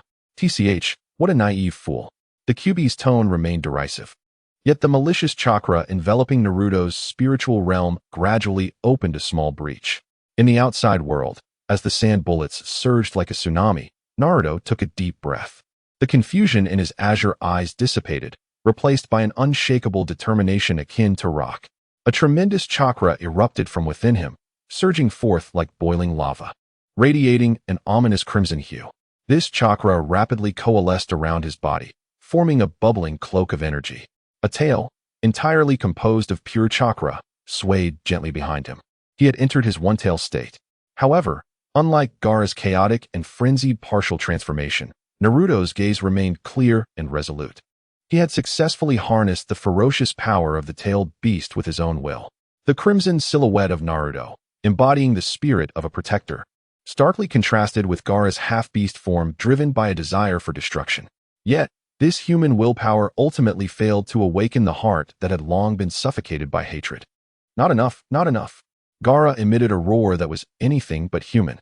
The heavy layer of sand armor upon him seemed to possess a life of its own, initiating its final and most frenzied proliferation. Countless grains of yellow sand erupted from the ground beneath his feet, akin to a surging tide that completely engulfed him. In the center of the arena, a colossal sphere, composed entirely of pure sand and exceeding 10 meters in diameter, swiftly took shape. Subsequently, the surface of this immense sand orb began to manifest sinister, deep purple patterns reminiscent of demonic incantations, and its form underwent violent transformations. A massive, grotesque head, sculpted from sand, slowly emerged from within. It bore the visage of a raccoon dog, its countenance marred by ominous seals. A pair of golden eyes, brimming with brutality and madness, fixated intently on Naruto. Following this, enormous limbs, akin to small mountains and also crafted from yellow sand, materialized, accompanied by a colossal tail adorned with sharp spikes. Within mere seconds, a legendary tailed beast, Shikaku, towering over 50 meters and forged from pure sand and hatred, descended upon this world in a display of cataclysmic power. A thunderous roar erupted from Shikaku. The overwhelming chakra, imbued with an ominous aura, radiated outward in a tangible shockwave, wreaking havoc across the surroundings. The entire arena trembled violently under the weight of this force. Is this a joke? In the competitor's resting area, Kiba stared in terror at the mythical beast before him, his legs quaking as he sank to the ground in fear. Is this the true power of a tailed beast? Kakashi's gaze remained fixed on the colossal creature, his heart stirred by tumultuous waves of trepidation. Faced with this calamity-like horror, Naruto's diminutive figure, enveloped in a shroud of crimson chakra, appeared utterly insignificant. Yet, he did not falter. Slowly raising his head, his eyes, ablaze with fiery red flames, reflected no trace of fear. "Come on, you big fellow," he whispered. "Let us see who the true monster is." He bit his thumb, swiftly forming hand seals before slamming his bloodied palm onto the ground. Summoning technique. Boom. A cataclysmic explosion of blinding white smoke erupted, even more immense than when Shikaku had manifested. As the smoke dispersed, a legendary toad, Gamabunta, towering over 50 meters and brandishing a massive pipe in its mouth, adorned with a colossal short sword at its waist, emerged in a most regal manner before all present. "Hey, Naruto." Gamabunta's voice boomed like thunder from above. "Are you deliberately choosing large opponents to battle?" "Enough chatter, Gamabunta," Naruto shouted from atop its head, pointing at the roaring giant raccoon dog. "We're going in." Wind release, Raisin Shuriken. Shikaku opened its massive mouth and inhaled deeply. Then, it launched an invisible, colossal projectile composed of highly compressed air and chakra toward Gamabunta. Water release, Gunshot. Gamabunta retorted defiantly. He puffed out his cheeks and expelled a colossal water sphere, formed from a torrent of high-density water. Boom. The wind and water collided violently in midair. A tremendous explosion unleashed a terrifying energy storm at the heart of the venue. An apocalyptic confrontation between monsters unfolded before the astonished eyes of the surviving onlookers. Simultaneously, within the confines of the high platform's barrier, the violent tremors and the ominous fluctuations of chakra rendered the peculiar gathering utterly unfeasible. The three reanimated Hokage gazed gravely at the extraordinary battle below, which had long transcended the boundaries of the Chunin exams. "Is that chakra from the toads of Mount Myaboku?"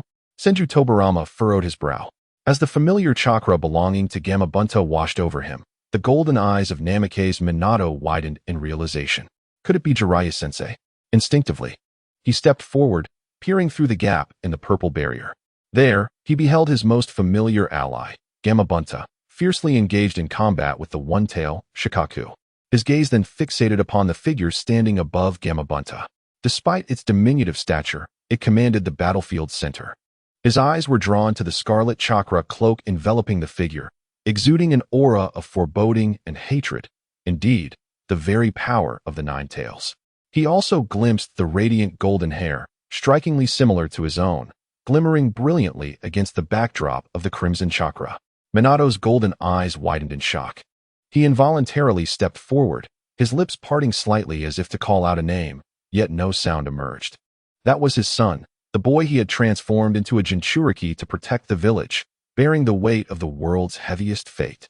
A torrent of emotions, shock, guilt, heartache, pride, and a long-delayed love, akin to a volcanic eruption, overwhelmed the heart of this once heroic savior of the village, now rendered silent. Chapter 145. The chaos within the confines of the barrier on the high platform. Namake's Minato's blue eyes brimmed with indescribable complexity upon witnessing his son, who had long carried a burdensome destiny. At the edge of his vision lay the main arena, now a wasteland. An ultimate confrontation between monsters had already commenced. Ha! Finally! I am free. Finally, I can truly unleash my power. Gaara, having fully liberated the one-tail form, let out a shrill, frenzied laugh. That laughter no longer belonged to humanity. It was a cacophony of wind, sand, and hatred, a devilish ecstasy. His colossal form, composed entirely of sand, casually swung an arm, effortlessly reducing several spectator stands. Already ravaged from previous battles, to mere fragments like fragile building blocks. He had not lost his sanity. On the contrary, at this moment, he was more lucid than ever before. He reveled in the chaos, intentionally wreaking havoc upon everything before him. Hey, Naruto! Frog Wanta observed the enormous, utterly frenzied raccoon before him, smoke billowing from the pipe clenched in his mouth, his tone imbued with an unprecedented gravity. This creature was entirely unlike the half-hearted foes we had encountered before. I know. Naruto stood atop its head, his own eyes ablaze with the same crimson flames, fixated intently on Shikaku's movements. Wanta, get ready. Wind release, air bullet. Shikaku opened its massive jaws and drew in a deep breath. Then, it launched a colossal projectile, crafted from highly compressed air and chakra, directly toward Wanta. The air bullet tore through the atmosphere, emitting a sharp, piercing shriek. Even the sturdy ground beneath was furrowed by the overwhelming pressure, gouging a terrifying chasm several meters deep. Water release, iron water ball. Wanta was not to be outdone. It puffed its cheeks and expelled a similarly immense sphere, composed of high-density water. Boom! The clash of wind and water resonated in the air. A tremendous explosion erupted at the center of the arena, unleashing a horrifying storm of energy. The violent currents, mingled with a cloud of vapor, swept wildly around, knocking the already unconscious spectators off balance. Now, Naruto seized the fleeting moment of stillness created by the titanic clash of ninjutsu. Wanta immediately understood. Its gargantuan body erupted with an astonishing leap, defying its size. It surged through the lingering energy storm like an orange meteor, crashing toward Shikaku's massive form. Shikaku was taken aback, unprepared for such a simplistic yet reckless, near-suicidal assault from the gigantic frog. Caught off guard, it staggered back a step under the weight and force of Wanta's impact. Seizing this opportunity, Naruto leaped from Wanta's head. He adhered to Shikaku's rough, sandy body like a gecko, firmly anchoring his feet upon its colossal form. He then began to ascend rapidly up the nearly vertical, violently shaking sandy precipice. Haha, an amusing little insect. You wish to climb onto me. Shikaku instantly sensed Naruto's intention. On its vast form, sand began to writhe, as if alive.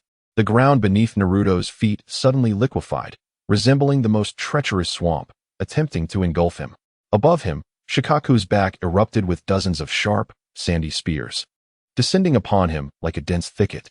Naruto's figure raced swiftly upon the steep sandy wall, continuously employing the shadow clone technique to create numerous decoys to confound Shikaku's assaults. Massive sandy hands repeatedly struck down upon those fragile shadow clones, producing a series of dull thuds. Meanwhile, Naruto's true form seized the opportunity provided by these clones. Ascending higher and higher, he deftly evaded the sand spears that pierced forth from Shikaku's body like venomous serpents, leaping over the quicksand traps that sought to engulf him like a swamp. His singular objective remained unwavering, to reach Gaara's slumbering form, nestled at the very apex of Shikaku's head. In the main arena, amidst the cataclysmic clash of two colossal beasts, a silent hunt unfolded on the opposite side of Konohagakure. Orochimaru's silhouette drifted through the chaos like a specter of despair. Strolling leisurely through the thoroughly disordered streets, he remained indifferent to the surrounding devastation marked by explosions, bloodshed, and the anguished cries of innocents. His target was singular, the insidious source of evil, the root base lurking in the depths of Konoha. However, just as he was about to turn into a concealed alley leading to the underground facility, a tall figure with white hair silently obstructed his path. Jiraiya's voice, hoarse and heavy, resonated with gravity. He gazed upon the figure of his once closest companion, now his greatest adversary, his eyes filled with sorrow, disappointment, and anguish, resting quietly upon Orochimaru. "This ends here," he implored, his tone earnest, urging Orochimaru to reconsider. "It is not too late to turn back. Come with me to see the master and clarify everything. No matter the magnitude of your transgressions, he will surely forgive you." Orochimaru halted his advance, regarding Jiraiya, whose unwavering naivety over the years struck him as almost comical. A scornful smile crept across his face. "Forgive?" he rasped, as if he had encountered the most ludicrous jest in existence. "Jiraiya, you remain as oblivious as ever. Do you truly believe my actions are aimed at earning that old man's forgiveness? What I am doing is rectifying the greatest mistake he ever made." His voice turned icy, resolute. "I am purging this village of its most malignant affliction. Is such a trivial reason worth dragging the entire village into the flames of war?" Jiraiya's tone ignited with fury. "Look around you. Those fallen comrades. The displaced innocents. Is this the truth you seek?" "Sacrifice is unavoidable," Orochimaru replied calmly, as though recounting a truth detached from his own existence. "To foster the healthy growth of new shoots, one must uproot the decayed roots."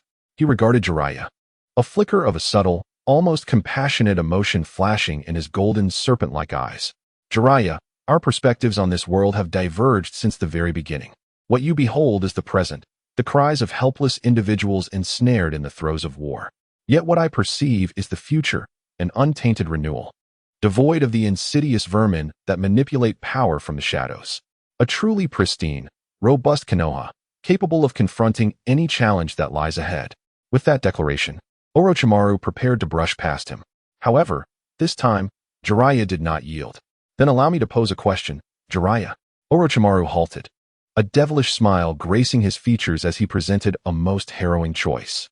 "What will you decide now? Will you remain here, attempting to thwart my malevolence with your laughable sense of justice? Or will you rush to the arena, ravaged by tailed beasts, to rescue those innocent villagers who wail beneath your feet? Your time is running short." Jiraiya's body stiffened abruptly. He slowly closed his eyes, and when he opened them again, the mischief that once sparkled in his gaze had been replaced by a profound weariness and sorrow. He chose not to look at Orochimaru again. Instead, he turned and vanished in the opposite direction, heading towards the main arena. He aimed to halt the rampaging monster that had spiraled into chaos. He sought to protect the child foretold in prophecy, who bore the will of his fallen disciple and dearest friend. Chapter 146. The purification of roots. The turmoil in Konoha persisted unabated. The earth-shattering clash of titans in the main arena and the eerie standoff within the barrier attracted the attention of the village's most formidable forces. Meanwhile, ordinary ninjas and Umbu, under their respective leaders, labored tirelessly in urban warfare against the influx of Suna ninjas, all the while ensuring the safe evacuation of civilians ensnared by illusions. This chaos provided Orochimaru with the perfect hunting ground, unencumbered by interference. He strolled leisurely through the transformed battlefield, his figure blending seamlessly into the shadows, silently evading unnecessary skirmishes as he made his way toward the hidden base of roots deep within Konoha. As he approached his destination, a training ground long abandoned and shunned by ordinary villagers, two figures, equally shrouded in darkness, emerged silently at his sides. Clad in simple black attire conducive to movement, their faces were concealed behind plain white animal masks devoid of any markings. "It appears you are also prepared," Orochimaru remarked, not turning to face them, his voice rasping yet calm. "Indeed."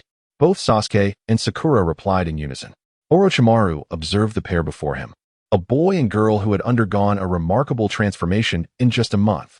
His golden serpent-like eyes were immediately drawn to the pulsating golden chakra patterns that hinted at immense vitality coursing through them. Like the most precise scalpel, his gaze meticulously dissected the flow of energy embedded within those patterns. Oh, a flicker of genuine surprise and admiration crossed his eyes. What impressive ninjutsu! It is indeed astonishing how you have seamlessly merged the technique of Baibao, brimming with the vigor of new life, with the destructive prowess of the 8 gates of Duanjia. However, he shifted his tone, a hint of playful admonition lacing his hoarse voice. But Sakura, even I can discern that the foundation of your technique stems from Tsunade. The traces of this technique are exceedingly apparent. You cannot hide from that woman. This is a trump card for Sasuke and me. It will not be used lightly. Sakura responded calmly. Moreover, once this turmoil subsides, Sasuke and I will seek to apprentice under Lady Tsunade. The master-disciple relationship will suffice to explain many matters. Orochimaru let out a soft, undeniable laugh. Tsunade is not a woman to be easily trifled with. He did not linger on this topic. Instead, turning to lead the two towards an inconspicuous underground entrance at the farthest depths of the training ground. The base, aptly named Root, resembled an immense, dark anthill entrenched deep beneath Konoha. The passage was narrow and oppressive, its walls constructed from unembellished rock. The air was saturated with a nauseating blend of dampness, blood, and the scent of disinfectants. There was no hint of light, save for the pale illumination of lamps embedded in the walls every few meters. Their glow stretched the shadows of the three into eerie forms that danced along the elongated corridor. As the trio stepped into the outermost perimeter of the base's alert zone, a flurry of shurikens and sunbon, gleaming with lethal intent, erupted from hidden compartments within the walls. They sealed off every possible escape route for the three, their precision and timing sharp enough to inflict grievous injuries upon any elite J-nin in an instant. Yet, Orochimaru did not so much as flutter an eyelid. With a swift motion, shadowy serpents sprang forth from his sleeves, their dark forms slicing through the air like living whips, intercepting the barrage of poisoned projectiles mid-flight with preemptive strikes. Following this, numerous members of Root, adorned with pure white masks and devoid of any emotional resonance, emerged silently from the shadows, surrounding the trio completely. They spoke not a word, uttering no battle cries. Like the most intricate machines of slaughter, their hollow eyes, long indoctrinated and devoid of humanity, fixated on the intruders before them, ready to launch a ruthless, suicidal assault. Sasuke, Sakura. Orochimaru gazed upon these once human tools with a hoarse chuckle. Let me witness the true fruits of your training over the past month. Sasuke slowly lifted his gaze, and in a tone devoid of emotion, he quietly pronounced the death sentence for them all. The personal traces and styles of Mai and Sakura's ninjutsu are far too evident. To conceal our identities, we shall leave none alive. In the moment the words fell, the chakra within Sasuke and Sakura erupted explosively. The technique of the 100 healings. Two colossal forces of terrifying energy surged from their beings, shaking the very foundations of the underground base. Amidst the cacophony of electric arcs crackling, Sasuke's eyes sparkled with a glimmer akin to fragments of gold. Countless golden seals manifested upon his body, each radiating brilliant golden light from within. Golden arcs of electricity flickered amidst the spectacle, leaving behind traces of gold in the air with each flash, burning fervently like flames. Meanwhile, Sakura's long, cherry blossom-hued hair shimmered with a golden hue, defying gravity as it floated upwards, resembling golden flames gently swirling around her. She too was adorned with golden seal patterns. Yet in contrast to Sasuke, her surroundings were devoid of flickering lightning. Instead, an overwhelming surge of vibrant, emerald green chakra, teeming with life force, threatened to overflow from her being. In the next moment, they sprang into action. Sasuke's figure darted like a phantom among the Root ninjas, mercilessly reaping lives. The twin blades in his hands transformed into intertwining streams of red and blue light. The Chidori blade in his left hand was unmatched in sharpness, each swing accompanied by a deafening thunderclap and a spray of blood. The flame blade in his right hand acted like a parasite. Any enemy struck by it would be instantly engulfed in an unquenchable crimson flame, reduced to cinders amidst endless agony. A Root squad captain, concealed in the distance, hastily formed hand seals, attempting to execute a large-scale earth-style jutsu to seal the passage. However, Sasuke calmly raised his hand, entwined with lightning. Chidori sharp spear. A slender spear of lightning shot forth from his palm, transcending the constraints of distance, piercing through the dark passage for dozens of meters, and accurately penetrating the captain's skull. The force continued unabated, melting a massive hole in the stone wall behind him. On the other side, Sakura's combat style appeared more straightforward and pure. She abandoned all extravagant jutsu, channeling the boundless chakra acquired from the 100 Healings technique into her fists and legs. A root ninja wielding a long blade launched a lethal ambush from behind her. Without turning her head, Sakura casually swung her elbow backward. Boom! A thunderous sound erupted, reminiscent of a battering ram striking a city gate. The root ninja's long blade, along with his fortified body, was utterly reduced to a mangled mass of flesh by that seemingly casual elbow strike. With each punch, visible shockwaves erupted in the air. Each kick shattered the hard rocky ground as if struck by a meteor.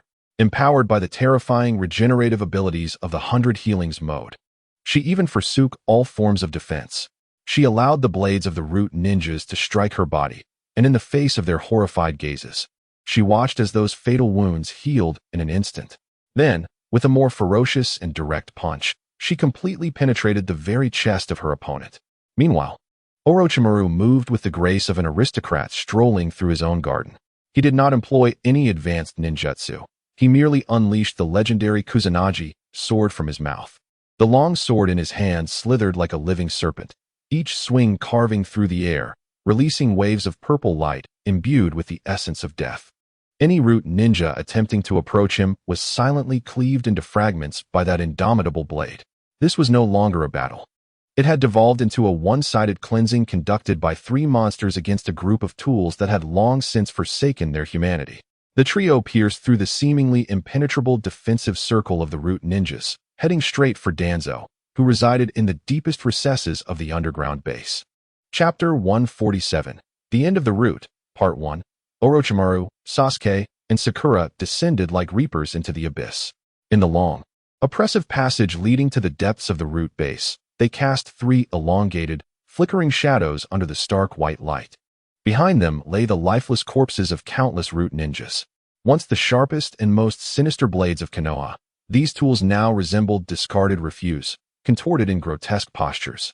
Sprawled in the cold pools of blood, the air was thick with an unbearable stench of blood, mingled with the acrid scent of scorched remnants of lightning-released jutsu and the dust of shattered rock, evoking a sense of nausea.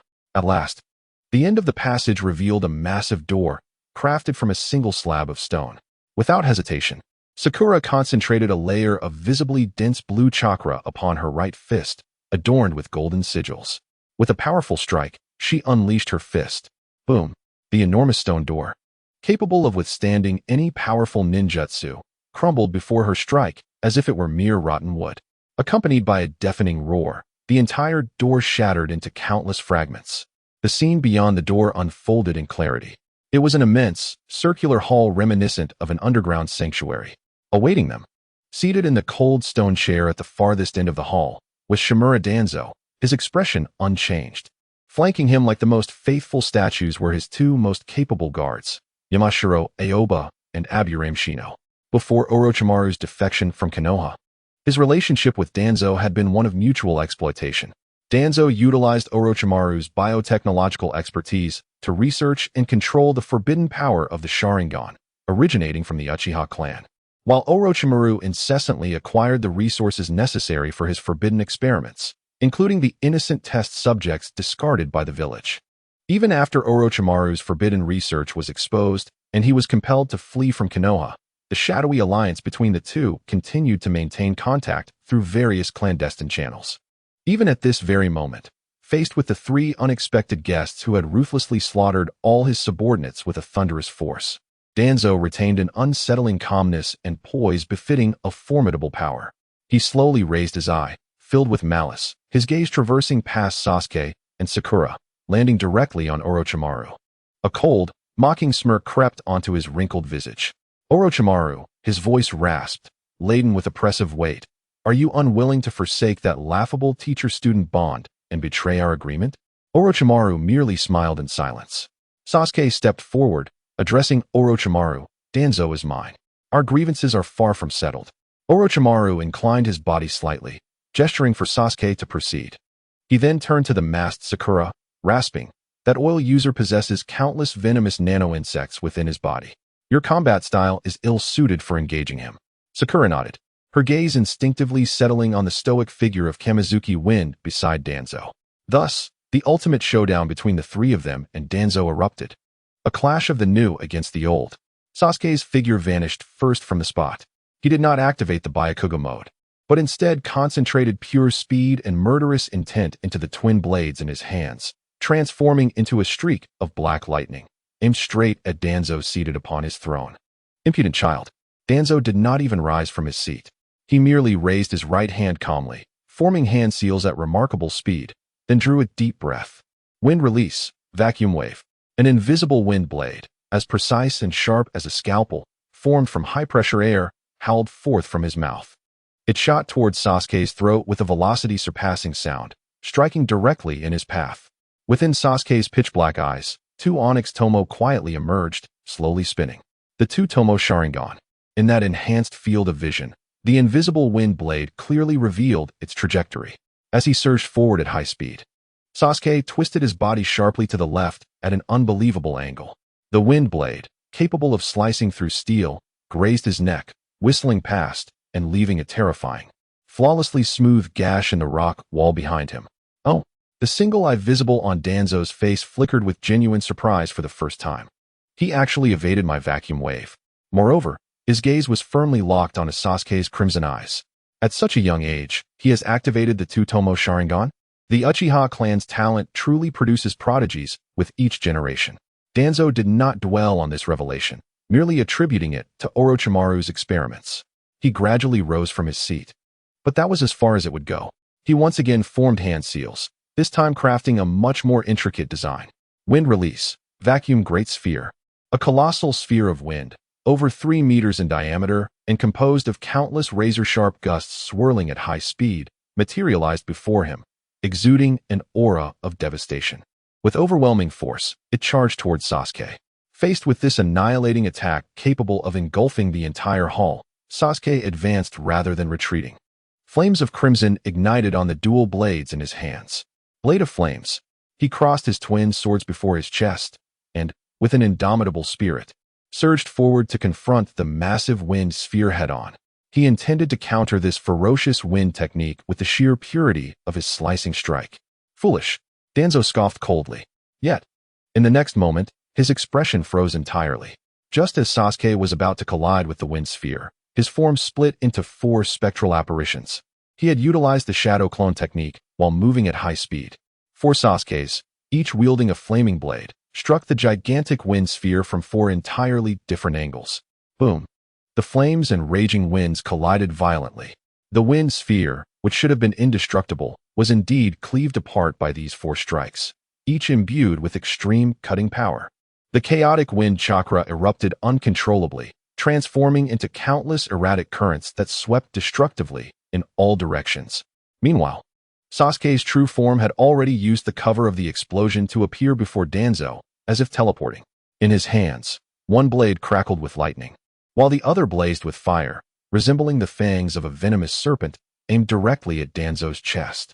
White Fang Technique. Faced with the deadly technique that felt so familiar, Danzo's one visible eye narrowed sharply.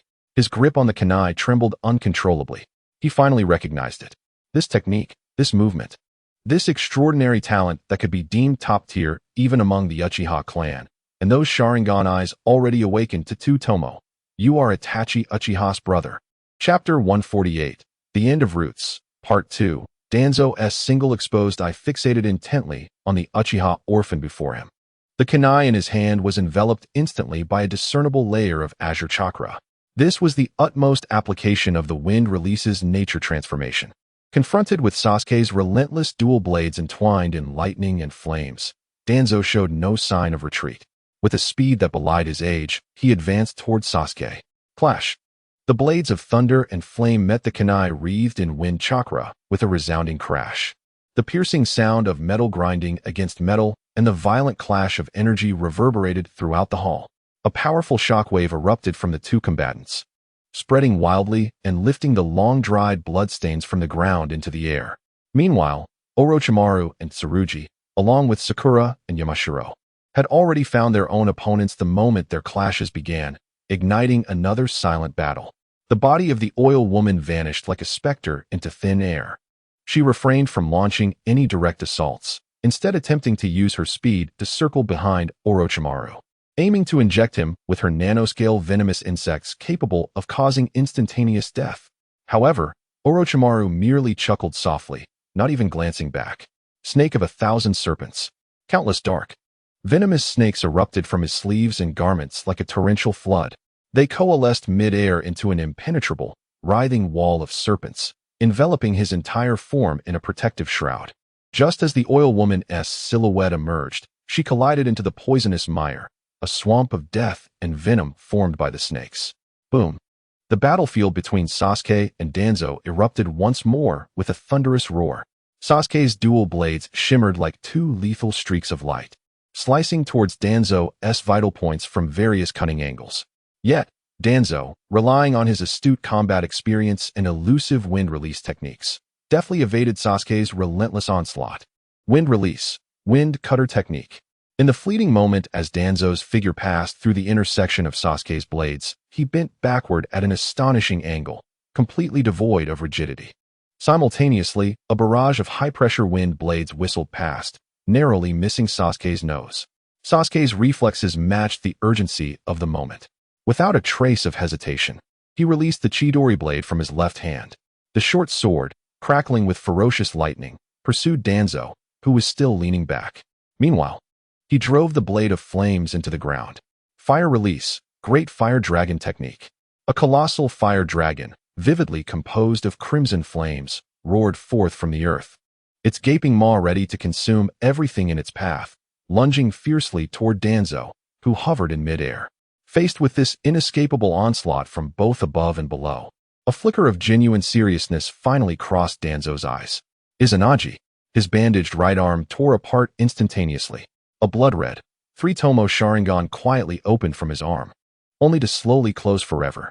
The Chidori blade, which should have pierced his chest, and the fire dragon, which was meant to engulf him completely, bizarrely passed through his form, striking nothing but air. Danzo's figure had already materialized like a phantom several meters away, and scathed.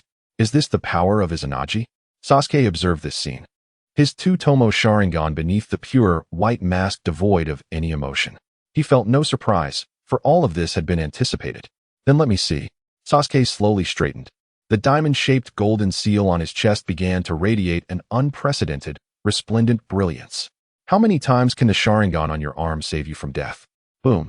A surge of terrifying chakra, more immense and ferocious than ever before, erupted explosively from within him. This time, it was no mere manifestation of a cursed seal. Golden radiance, akin to molten lava, burst forth from the diamond-shaped mark on his chest, instantly coursing through his limbs and bones. This luminescence did not merely linger upon the surface of his skin, it surged through his veins, as if alive. The air began to emit a deafening shriek. Overwhelmed by the intensity, countless fine golden arcs of electricity radiated from him, shattering the hardened ground beneath into charred fissures. Sasuke's figure vanished in an instant, and Danzo's pupils constricted to their utmost limit. He could not even discern Sasuke's movements, relying solely on his honed combat instincts to position the kunai, imbued with wind chakra, defensively across his chest. Clang! A piercing sound, sharp enough to rend eardrums, rang out. Danzo felt an irresistible force, as heavy and terrifying as a mountain, emanate from the kunai.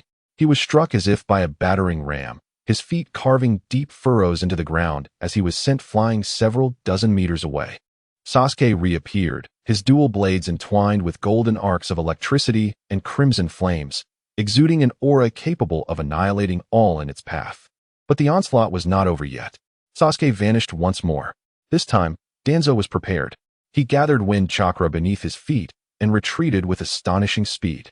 However, Sasuke was swifter still. Swish! A flash of red and gold streaked past, leaving a horrific gash on Danzo's left arm, deep enough to expose bone. The wind release, vacuum bullets were unleashed. Enduring the excruciating pain, Danzo, while retreating, unleashed a barrage of high-pressure air bullets from his mouth. attempting to slow Sasuke's relentless advance with indiscriminate area attacks.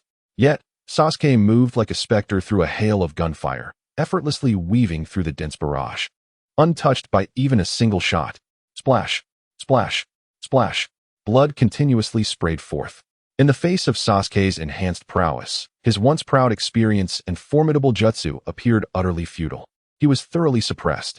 His wounds multiplied and deepened. Finally, in a moment of vulnerability, Sasuke's short blade, entwined with Chidori, plunged decisively into his heart. For the second time. Yet, a smile filled with malice and madness crept across Danzo's wrinkled face. Izanagi, the second Sharingan on his right arm, closed forever. The fatal wound vanished in an instant.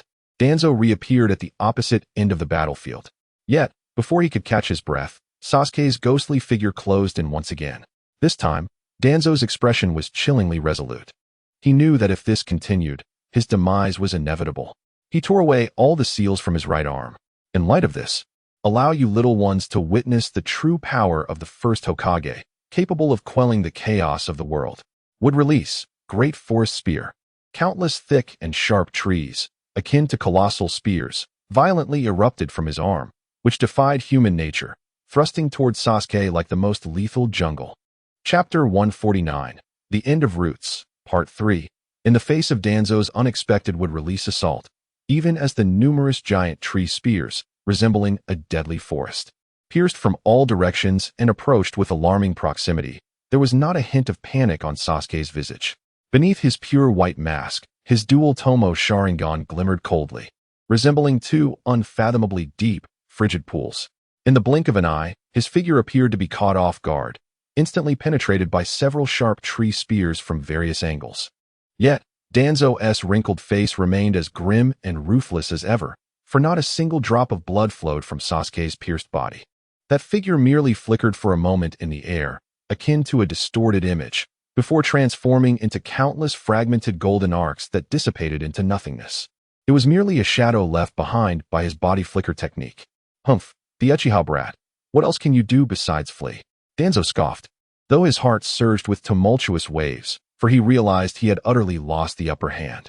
Faced with this phantasmal youth and his two equally formidable companions, his only chance lay in maneuvering through the complex terrain of the root base, seeking an opportunity to escape.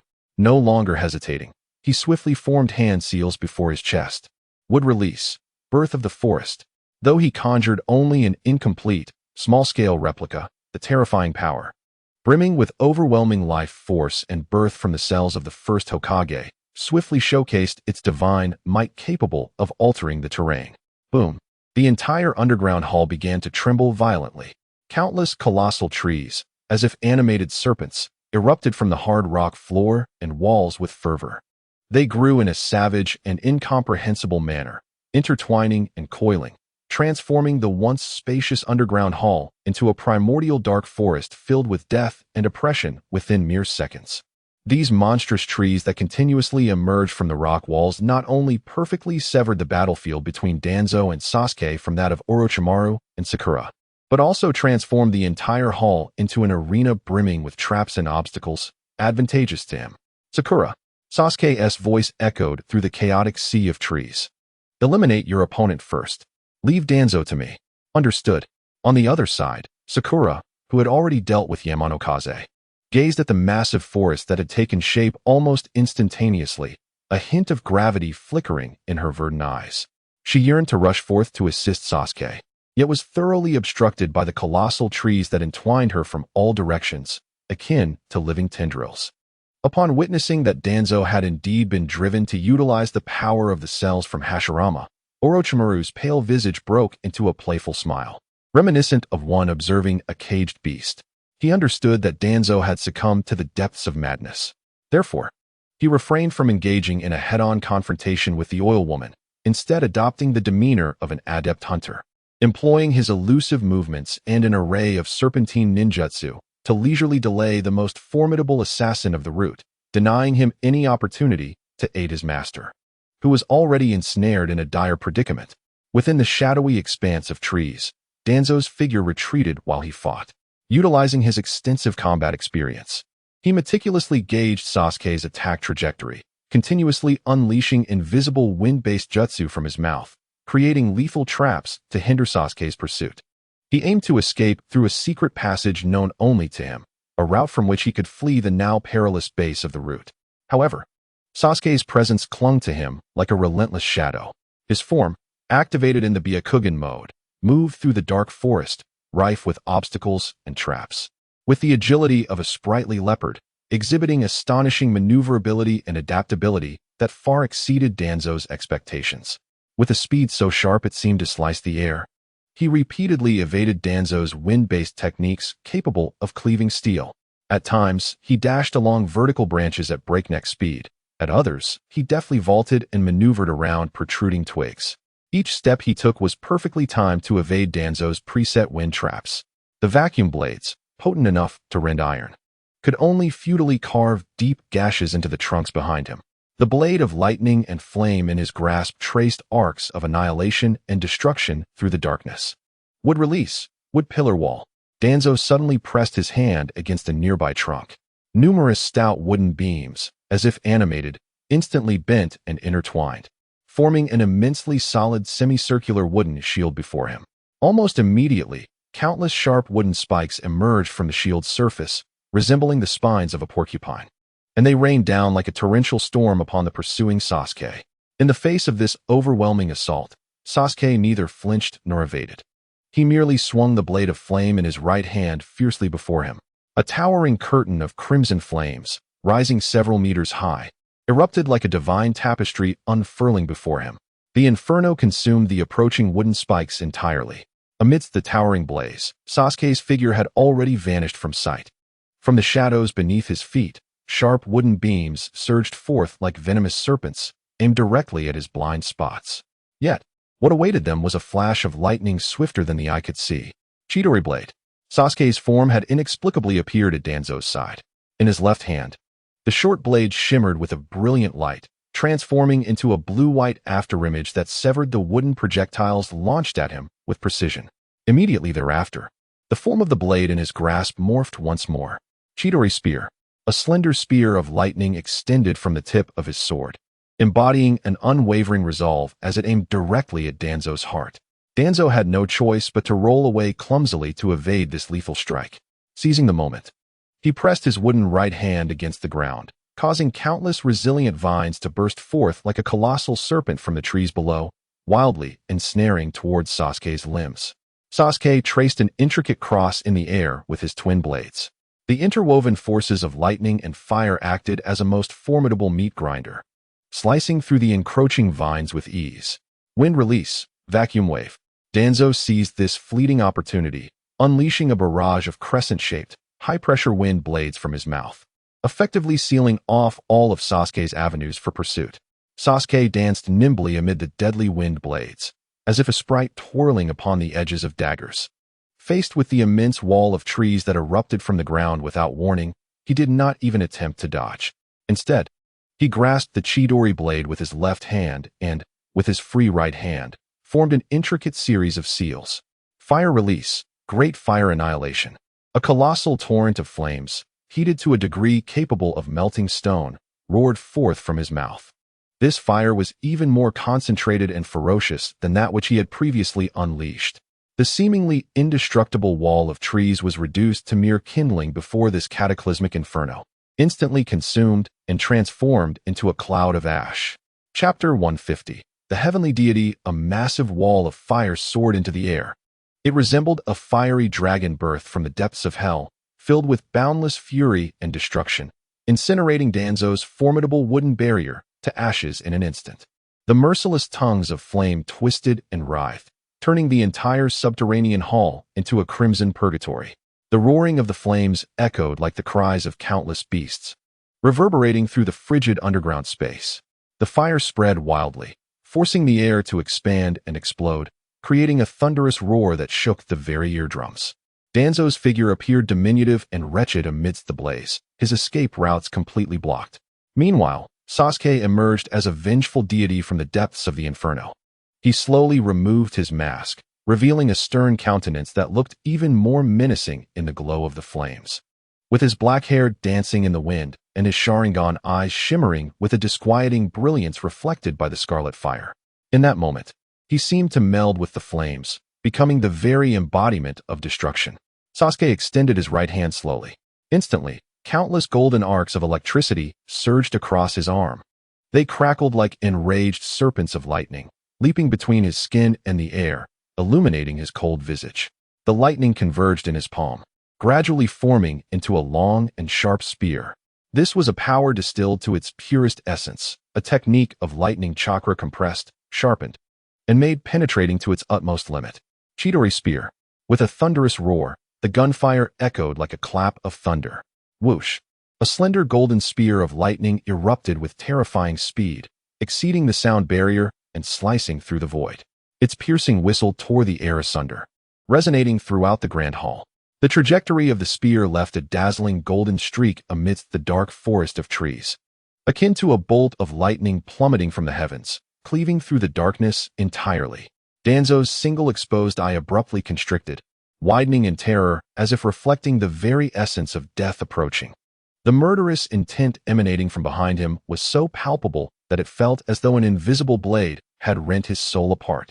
He yearned to evade, yet his body was ensnared in a fleeting state of immobilization, the remnants of past strength failing him.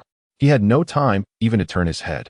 Desperately, he sought to activate Izanagi once more with the Sharingan on his arm, but time seemed to stretch infinitely, each second elongating into an eternity, allowing him to hear the thunderous beats of his own heart. Death was drawing near. Helplessly, he watched as the golden spear grew larger and larger within his pupils. Thud! A dull, chilling sound erupted. The lightning spear effortlessly pierced through Danzo's back. An explosion of violent chakra detonated within him as the lightning rampaged, turning his innards into a grotesque pulp. Blood spewed forth from the spear's tip, carving a blinding arc through the air. The agony threatened to shatter his consciousness. But Izanagi, Danzo's hoarse yet vengeful roar erupted. The third Sharingan on his right arm abruptly closed, forever extinguishing its light. In the next moment, the gaping wound that had pierced his chest vanished as if erased by an unseen hand. With a whoosh, Danzo reappeared on the other side, his chest intact. Yet cold sweat glistened at his brow. He gasped for breath, his gaze growing increasingly sinister. Sasuke, however, displayed no surprise whatsoever. His crimson Sharingan coldly fixated on Danzo's figure as he stepped forward, transforming into a phantom-like afterimage, closing the distance in an instant. Damn it! Danzo's expression darkened to the utmost. He comprehended that if this continued, his defeat was inevitable. The Sharingan on his right arm was dwindling. Each activation of Izanagi brought him closer to death. Meanwhile, the Uchiha brat before him seemed to possess an inexhaustible supply of chakra. In light of this, Danzo tore away the bandage concealing his right eye. As the fabric fluttered to the ground, a sinister eye was unveiled. It was the eye of Uchiha Shursui. Within the blood-red pupil, the Tomo pattern began to rotate slowly, eventually settling into a kaleidoscopic Sharingan reminiscent of a four-pointed pinwheel. The eye of Uchiha Shursui. Sasuke's pupils constricted, yet his demeanor remained icy. This technique was meant for a more pivotal moment. Danzo's voice was hoarse and low, tinged with uncontainable madness and greed. He fixated on Sasuke, his gaze intense enough to seem as though he wished to devour him whole. Yet now, it appeared that controlling the most perilous offspring of the Uchiha clan was worth the risk. Konoha Tsukumi. In an instant, the pupils of Danzo abruptly contracted. An eerie wave of energy silently spread forth. The power of this illusion art surged like an invisible tide, intent on drowning Sasuke's mind, utterly distorting his will. This was a technique revered as the most potent genjutsu, capable of altering a person's thoughts and resolve at its very core without the need for hand seals, contact, or even the target's awareness. Should it succeed, Sasuke would be irrevocably transformed into Danzo's puppet. Yet, Sasuke's Sharingan gleamed coldly as steel, his expression resolutely unwavering. Devoid of any confusion, Danzo's heart quaked. He had not anticipated that the Konoha Tsukumi would have no effect on the Uchiha youth before him.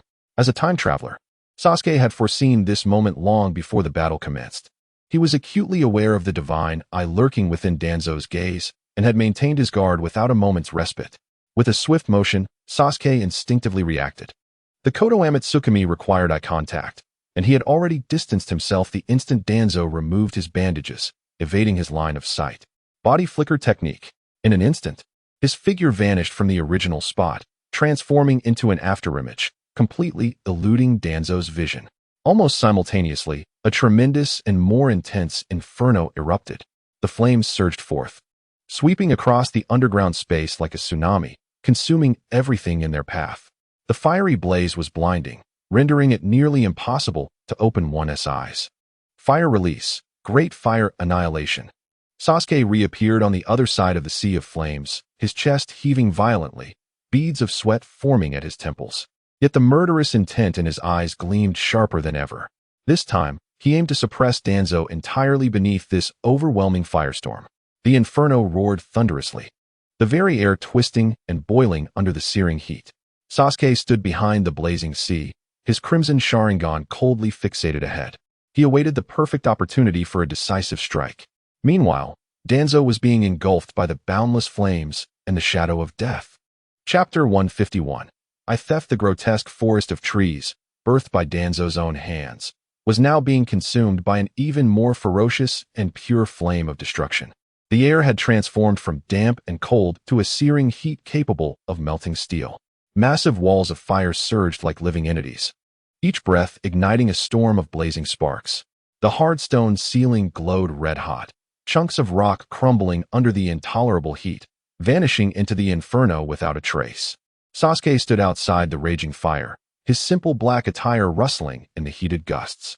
He did not wear the white mask that concealed his identity. His stern, handsome visage flickered in the dancing crimson light, while his pair of scarlet double tomo Sharingan resembled two unfathomable, tranquil pools, undisturbed by the chaos around him.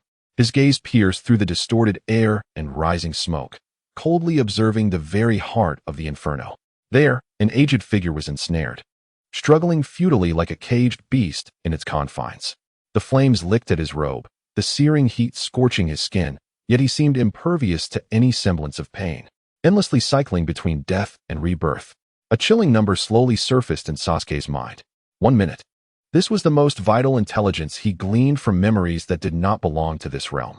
The ultimate forbidden technique of the Uchiha clan, Izanagi, demanded the price of eternal blindness of a Sharingan in exchange for the inversion of illusion and reality. When Danzo invoked Izanagi, the immortality granted by a single eye could be sustained for a mere 60 seconds. Thus, there was no need for him to calculate how many eyes had been transplanted onto Danzo's arm, nor to contemplate how to unravel this godlike forbidden art. He merely needed to conjure a hell that burned for over a minute, a prison from which Danzo could not escape. Then he would wait in silence. He would await the sinner who had stolen the Uchiha's power, to exhaust all his life through repeated cycles of death under the relentless flames. Sasuke slowly raised his right hand, and upon the dark blue short blade that had accompanied him through countless trials. The flame blade that had previously merely adhered to it underwent a profound transformation. Like a mode, the diamond-shaped golden seal on his chest suddenly blazed to life. A terrifying chakra, immense enough to make the surrounding air tremble, erupted from within him like a tidal wave. The golden curse seal patterns, akin to living vines, swiftly enveloped half of his body, harmonizing with his crimson Sharingan, exuding a nearly divine pressure. Under the enhancement of this colossal chakra, the flames on his blade instantaneously shifted from a crimson hue to a resplendent, searing golden color. The flames transformed from an ethereal plasma into a viscous, heavy liquid, reminiscent of molten gold flowing from the core of the sun. Then, an even more astonishing spectacle unfolded. The liquid golden flames began to rotate around the blade's axis at an astonishing speed, the edges of the flames being stretched into countless razor-sharp, saw-like blades by centrifugal force. In that moment, the entire blade seemed to metamorphose into a sword of pure flame and destruction, roaring with an unquenchable fury. Sasuke's gaze sharpened. He no longer needed to gather any more strength. He simply swung the flame blade, now a golden chainsaw, towards the towering wall of fire he had conjured. Seemingly with casual intent, a resonant roar, reminiscent of an ancient beast awakening, reverberated throughout the underground space. Upon the moment the spinning golden chainsaw made contact with the fiery curtain, the already ferocious flames seemed to be drawn into a black hole. All the flames were instantly attracted, compressed, and devoured by the unmatched rotational force along the path traced by the blade. Then, with a twist of his wrist, Sasuke thrust the blade upward. Boom, boom, boom. The flames, consumed and compressed to their utmost limit, erupted like a volcano that had found its release, bursting forth along the trajectory of his blade. The entire curtain of fire seemed to possess a life of its own, transforming into an immense tornado of flames that connected the earth to the heavens. The golden fire tornado whirled madly, drawing in the surrounding air, debris, and even light with unstoppable force. It emitted a terrifying roar akin to a divine wrath, forming a truly inescapable circular fortress constructed from fire and death, enveloping both Sasuke and Danzo in this stage of annihilation. This fortress of flames. This was a sword technique that Sasuke had developed during his leisure while training with Chidori, and it was the first time he had perfectly executed this set of techniques that combined the ultimate transformation of fire attributes with changes in form in actual combat. At the very center of the fire tornado, in the eye of the storm, Danzo's courage was being gradually eroded with each failed attempt. He had endeavored to forcibly break through the wall of hard rock behind him using wood release. If he could just breach that secret passage known only to him, he might find a chance to escape. However, the power of wood release generated from the cells he had transplanted from Hashirama was but a flicker compared to the brilliance of the original Hokage. Layer upon layer of rock shattered and crumbled under his wood release ninjutsu, yet that thick expanse of rock, measuring dozens of meters, stood as an insurmountable chasm, obliterating all his hopes. He had also attempted to escape the inferno using wind release in conjunction with the fleeting invincibility granted by Izanagi. However, his vision was entirely filled with the swirling golden flames that blotted out the sun, creating a cacophony of shimmering red gold. He could not discern Sasuke's position, nor could he determine the shortest route to break free. Each attempt only led him to perish painfully in the searing flames, depleting a precious Sharingan to respawn in place. What should have been the ultimate forbidden technique of the Uchiha clan, Izanagi, had now transformed into a cruel curse that merely prolonged his suffering in this fiery hell. I do not wish to die yet. Danzo gazed at the seemingly endless inferno of golden flames, murmuring, though he knew not to whom he spoke. His voice lacked the cold, ruthless edge characteristic of a ninja, replaced instead by a profound fatigue and reluctance akin to a hero at the end of his road. I am the leader of Root. I have thought many times that if I could just endure a few more years until that old fool Danzo steps down, the position of Hokage would surely fall into my hands, and the true revival of Konoha would be in my grasp. Why must I perish here today? With that, he slowly extended his hand, gently caressing the Manjiki Sharingan that belonged to Uchiha Shursui, nestled within the socket of his right eye. His expression turned cold once more. Kodo Ōtsutsuki must not fall into the hands of this evil remnant of the Uchiha. He sighed, resolute, with an unprecedented determination in his gaze. He had decided to invoke the ultimate and most malevolent of forbidden techniques at the cost of his own life, the Four Symbols Seal, with the invaluable kaleidoscopic Sharingan, along with Sasuke, Orochimaru, and this entire base of wickedness known as the Root. He intended to obliterate them all within the confines of this absolute seal. He drew forth a kunai gleaming with a chilling radiance from his ninja tool pouch and slowly positioned it against his own neck. Yet, just as he was about to sever his own artery, a bolt of golden lightning unexpectedly pierced through the inferno surrounding him. The speed was so astonishing that even the violently swirling fire tornado seemed to yield a fleeting gap to this blinding light. In that instant, Danzo, already fatigued in body and spirit, was left with no time to react. Sasuke's figure appeared before him, as if transported by teleportation, taking a perilous gamble as he locked eyes with Danzo in a final confrontation that would determine their fates. In a moment of calculated intent, Sasuke's awakened Sharingan activated its Jinjutsu, Amaterasu. It was a pure visual Jinjutsu devoid of any elaborate effects. Its sole purpose to instill within the opponent an excruciating sensation as though their very flesh was being consumed by flames. In the original timeline, even Kakashi, who had awakened the Kamui Manjiki Sharingan, dared not to meet Sasuke's gaze lightly. Danzo felt the world before him twist into a realm of despairing gray, followed by an indescribable agony, akin to his soul being cast into molten lava, erupting from within and without. Terror gripped his heart as he realized he had fallen prey to the Jinjutsu. He immediately activated his own Manjiki Sharingan, and the few remaining eyes on his arm, attempting to break free from the mental shackles with his immense ocular power. However, the moment his vision cleared from the genjutsu, what he beheld was no longer the gray world.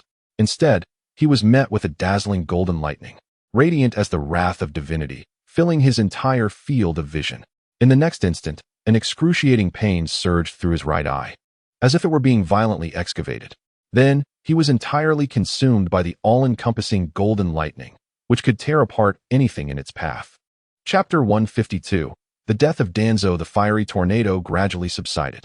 The immense wall of flame, which had once connected the heavens and the earth, let out a mournful groan, akin to a colossal beast expiring as it depleted its chakra supply, ultimately transforming into a cascade of golden embers that fluttered down like autumn leaves. The golden ashes danced silently, reminiscent of fireflies, within the subterranean space that had just witnessed utter annihilation before succumbing to silence. The scorching air gradually cooled, leaving behind a ground of solidified rock, remelted and reformed, along with the acrid stench of charred remains and blood that pervaded the underground chamber.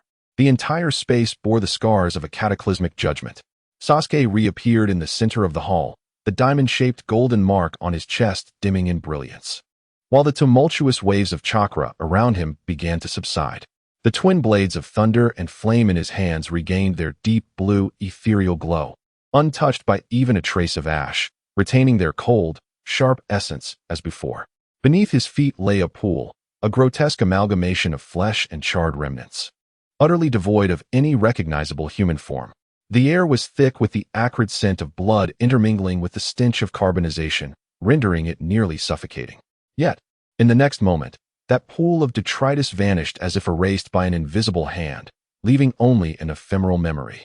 A figure, staggering, coalesced several meters away, and in the blink of an eye, the supposedly deceased Danzo reappeared, wholly intact. He grasped at the hollow socket where his right eye once resided, the calm demeanor characteristic of a formidable warrior having evaporated, replaced by a grotesque mask of horror, fury, and profound resentment. The veins on his forehead throbbed violently. His breath came in rapid gasps, and his chest heaved as if it might erupt in flames. Mere moments ago, he had barely managed to activate his Anaji. The taste of death had seeped into his soul like ice, allowing him, for the first time, to truly comprehend the weight of fear. In Sasuke's left hand lay a kaleidoscopic Sharingan, still faintly exuding an ominous aura, resembling a four-pointed pinwheel. The eye seemed to harbor lingering malice, as if it yearned to break free from its vessel and return to its rightful place within its master's eye socket.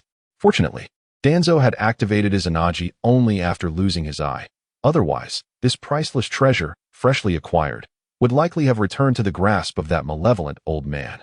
Meanwhile, with Danzo's death and rebirth, the vast sea of trees he had conjured rapidly withered, as though stripped of vitality. Branches splintered in convulsions, and leaves disintegrated into withered dust in an instant. The final struggle of the oil girl, Kurama, alongside Orochimaru and Sakura, stirred no ripples, despite the lethal nano-insects coursing through his body. Ultimately, he succumbed to Orochimaru's ever-evolving forbidden techniques, becoming a skeletal remains ravaged by countless venomous serpents. Sakura and Orochimaru appeared silently beside Sasuke, like two specters, without even a glance. Sasuke casually handed over the kaleidoscopic Sharingan capable of inciting madness across the shinobi world to Sakura. Her movements were so practiced, it was as if she had rehearsed them 1,000 times. She enveloped the eye in a vibrant green chakra glow, sealing its vitality with the purest medical ninjutsu. Then, she retrieved a specially designed container filled with a transparent, preserving solution from her ninja tool pouch, delicately placing the eye within. Lastly, she unfolded a blank sealing scroll, set the container atop it, formed hand seals, and uttered a decisive command, sealing away all traces of its essence. Danzo watched helplessly as the most potent illusionary eye, which should have belonged to him and had the power to reshape the world, was so effortlessly seized and sealed by his foes. His wrinkled visage contorted through a spectrum of emotions, ultimately settling into a profound sense of helplessness and resentment. Orochimaru, observing Danzo's discomposure with keen interest, taunted him in a raspy voice. How pitiable, Danzo! The divine power painstakingly pilfered from the Uchiha clan ultimately returned to their grasp. Perhaps this is what one might refer to as fate. Dan paid no heed to the mockery directed at him, confronted by the three formidable figures before him. Akin to insurmountable walls, his ever-shifting expression gradually settled into a calm demeanor. He covered his bloodied, hollow eye socket and spoke in an icy tone. "You cannot kill me." "Oh." Orochimaru let out a playful hum, a smile gracing his lips as he quipped, "Is it due to that power of yours which, upon your demise, would drag everything around you into ruin through the Shiki F gene?" Upon hearing this, Dan felt a wave of relief wash over him. His greatest fear was the ignorance of the Shiki F gene, which could compel him into a situation of mutual destruction.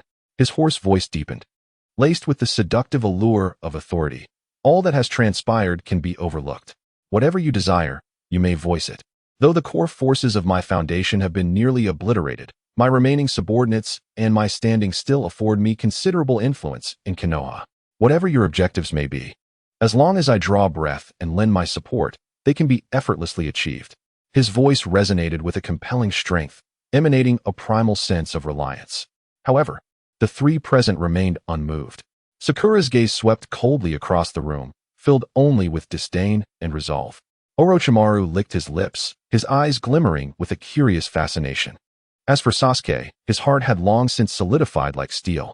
Upon hearing the words, Sasuke suddenly let out a quiet chuckle. The laughter, though soft, echoed sharply in the desolate underground space. Dan turned to see Sasuke wearing a gentle smile, as if he were indulging in a harmless jest. Gazing at Dan, the corners of his mouth curled upward as he slowly intoned, "Indeed, there is one more matter that requires Lord Dan's assistance." Dan's expression brightened momentarily, only to fall back into a composed demeanor as he inquired with a condescending tone, "What is it?" In that instant, the mirth in Sasuke's eyes vanished utterly, replaced by an absolute zero, as frigid as ancient ice. "That is, please die." As the words fell, two obsidian tomo abruptly manifested in his dark eyes, spinning with fervor. "Kenjutsu, K-Rin." Ah! Dan felt his limbs and torso pierced instantaneously by numerous ethereal iron nails, the soul-wrenching agony and the complete helplessness of his body eliciting a suppressed wail from him. Yet, Sasuke offered him no opportunity to escape the genjutsu. At the very moment the mental shackles were cast upon him, his right hand, poised and ready, transformed into a golden lightning bolt that pierced the heavens. Chidori, a slender spear of lightning, erupted from his palm. It defied the constraints of distance, instantly penetrating Dan's defenseless chest, ensnared in the illusion, leaving behind a gaping hole at the location of his heart, from which dark smoke continuously billowed forth. Tobirama's disbelief was palpable as he widened his singular eye. However, the astonishment etched upon his face was swiftly supplanted by a frenzy of vengeful madness. The chakra within him erupted with a thunderous force. Countless dark, ink-like incantations surged forth from the gaping wound in his chest, resembling living tendrils as they rapidly spread in all directions. Yet, the three individuals, having long prepared for this moment, communicated without words. Simultaneously, they pressed a hand to the ground. Reverse summoning technique. Just before being entirely engulfed by the black incantations, their figures transformed into three plumes of white smoke, vanishing from sight. Thus, the core faction of Konoha, led by Shimura Danzo, was utterly annihilated. The dark organization that had lurked beneath Konoha for decades was now but a ghost of its former self. On the outskirts of Konoha, within a tranquil forest, three enormous summoning snakes, having completed the reverse summoning, respectfully bowed to the three individuals before dissipating into white smoke, returning to the dragon cave. A gentle breeze swept through the forest, cleansing the lingering scent of blood. Orochimaru gazed at the distant village, ablaze with flames and filled with the cacophony of battle, and with a flick of his long tongue, lamented, "Such a pity. The base of root held many intriguing treasures. Now, they are buried alongside that old fool, Danzo." Sasuke remained silent, his brow furrowed, his ebony eyes fixated on the ruins of the main arena in the distance. His gaze pierced through the layers of smoke and chaos, landing squarely upon Naruto, who was fiercely battling the fully manifested Shikaku atop its back. Enveloped in a crimson aura of chakra, he appeared diminutive against the backdrop of the colossal forms of Gaara and Shikaku. Turning to Sakura, he spoke softly, "Sakura, assist the Konoha ninjas in protecting and treating the civilians. I will aid Naruto." Sakura nodded emphatically. Observing the resolute profile of Sasuke, she gently urged, "Be careful." With that, her figure vanished like a specter, hastening towards the most intense areas of conflict in the village. Orochimaru chuckled darkly, licking his lips as he remarked, "It seems I should pay a visit to my esteemed teacher. This reunion between master and disciple must come to an end."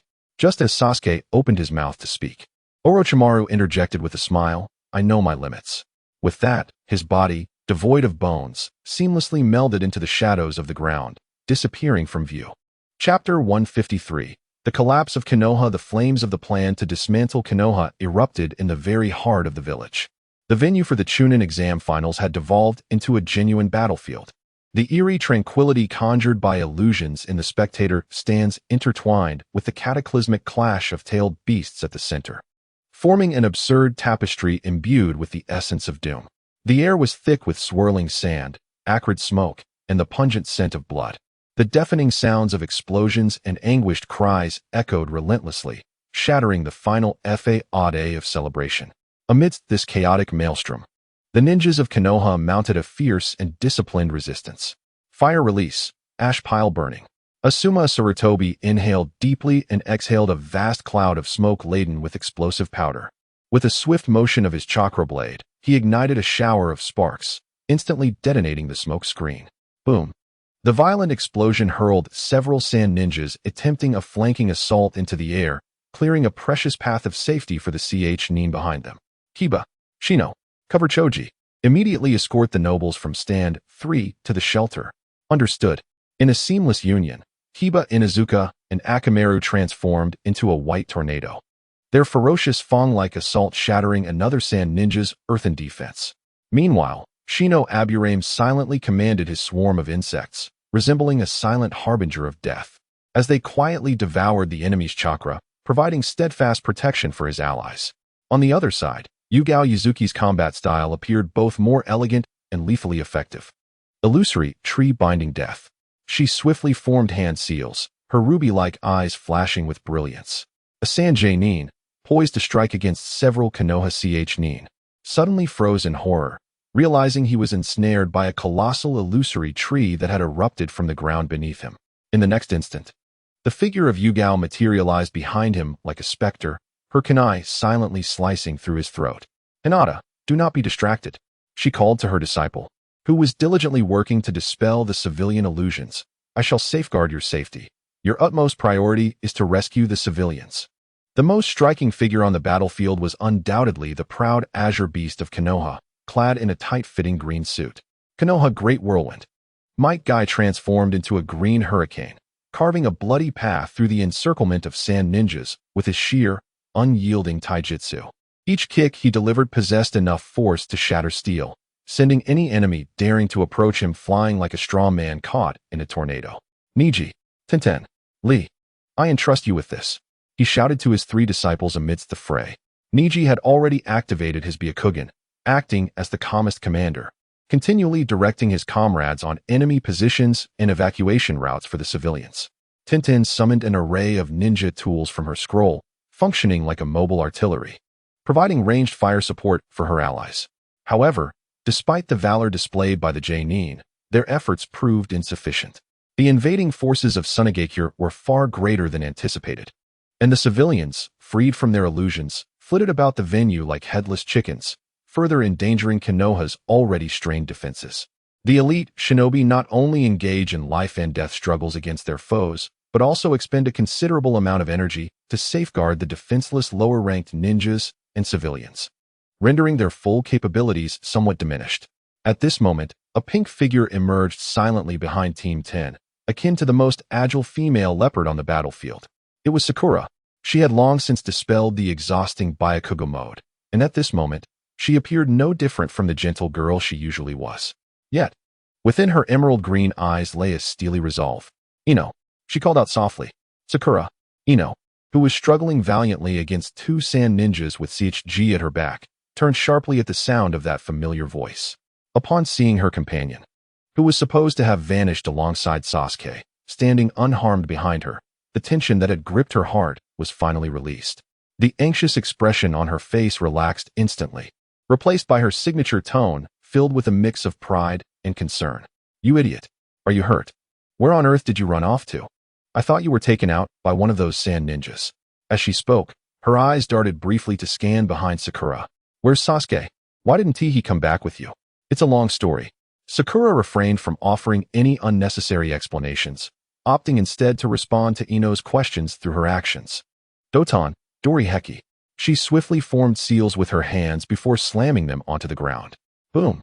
A massive and formidable earthen wall erupted from the earth, serving as an impenetrable shield that forcefully repelled the two sand ninjas poised to launch an assault. What?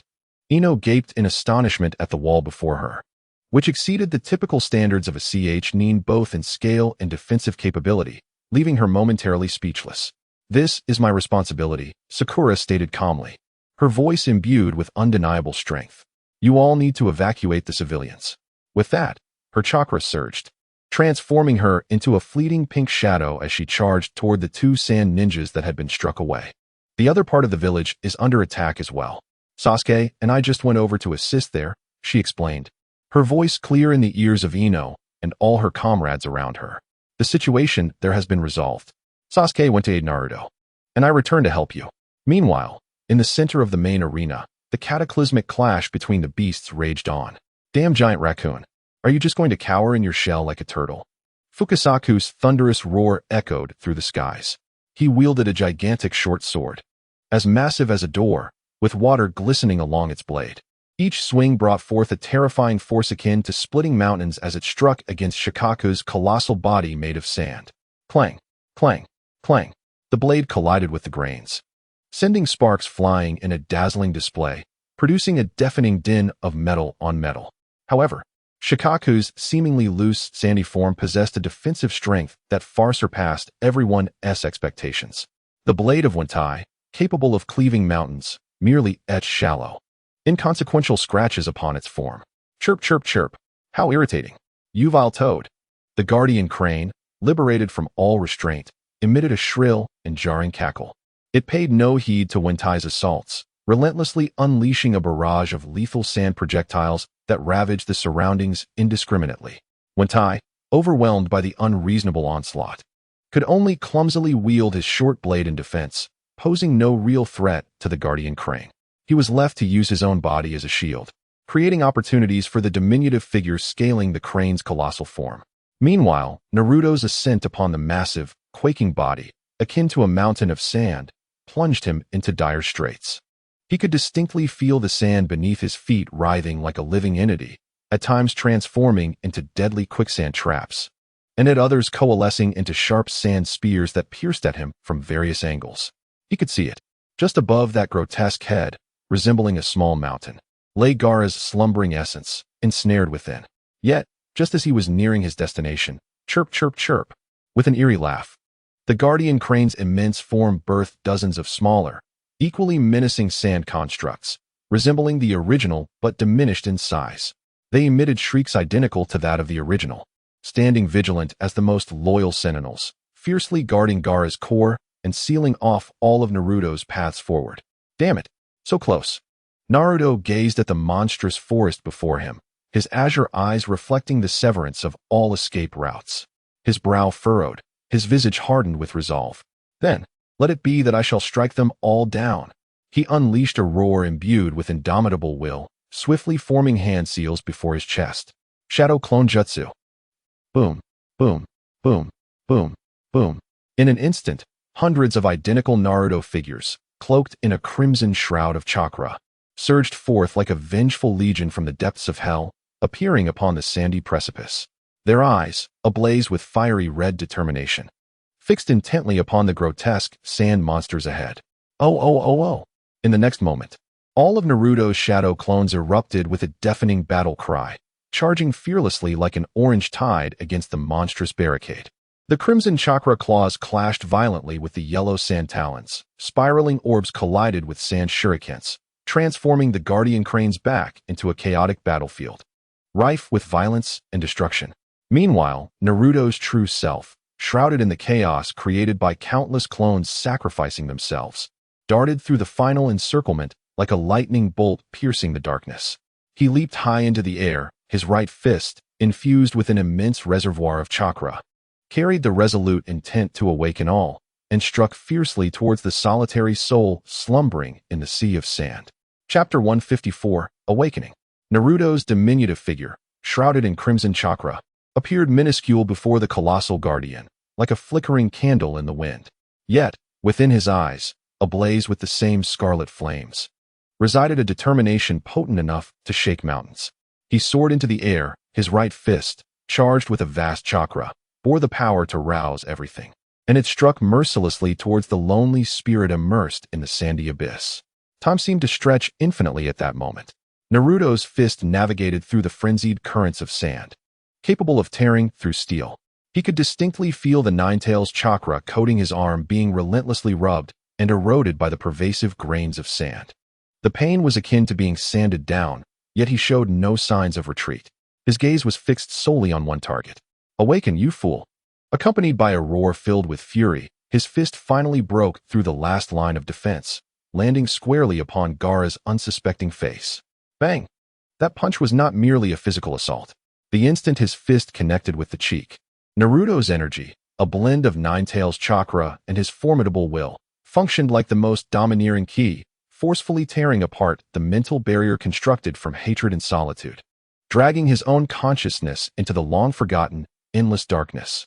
In that instant, the world was stripped of all sound and color. When Naruto's awareness regained clarity, he found himself ensconced in an infinite, eternal dark red desert. There was no sun in the sky, only an enormous, heart-stopping blood-red crescent moon casting an ominous glow. A chilling wind swept from the desert's edge, stirring the sands and producing a whispering wail that resembled the lamentations of countless lost souls, mingled with the pungent scent of rust and death. This was Gaara's inner world, a desolate expanse, bereft of anything but solitude and despair. Naruto scanned his surroundings and soon spotted a small, curled-up figure at the center of the dark red desert. It was a child, seemingly no more than 5 or 6 years old. He had short red hair, identical to Gaara's, and wore a plain kimono that had long since faded. Clutching a slightly tattered doll, the child buried his face deep within its soft fur, his frail shoulders trembling uncontrollably, emitting a suppressed whimper reminiscent of a wounded cub. It was the young Gaara. Naruto approached him slowly. However, just as he was about to draw near, the curled child suddenly lifted his head, startled like a frightened rabbit. In his pale blue eyes, which should have been innocent and untainted, there now flickered a profound terror and wariness. He gazed at Naruto, his voice trembling and hoarse as he shouted, "Do not come near. Stay away from me." Accompanying his desperate roar, the sand surrounding him came alive, transforming into numerous sharp spears of sand that lunged toward Naruto. Yet Naruto did not flinch. He allowed the crimson chakra enveloping him to deflect the hostile sand spears effortlessly. He looked at the trembling child, quaking with fear, and in his azure eyes, there was no trace of pity, only a profound understanding of a kindred spirit. "I will not harm you." Naruto's voice was soft, yet resonated clearly in Gaara's ears. However, this kindness seemed to trigger an even more terrifying response. "Liar. You are all liars." Gaara shrieked in a fit of hysteria, his delicate features contorted by sheer terror and rage. "Even my mother, even Yashimaru. You all claim to love me, but you just want to kill me, just because I am a monster." With his desperate accusation, the dark red desert behind him began to churn violently. Countless grains of sand soared into the sky, slowly coalescing behind him into a colossal shadow, one so immense that it obscured the entire blood-red moon, filled with resentment and hatred. It was the silhouette of a woman. She too had flowing red hair, but her face bore no features, only a vast mouth formed of sand, twisted in excruciating pain and hatred, emitting a silent roar.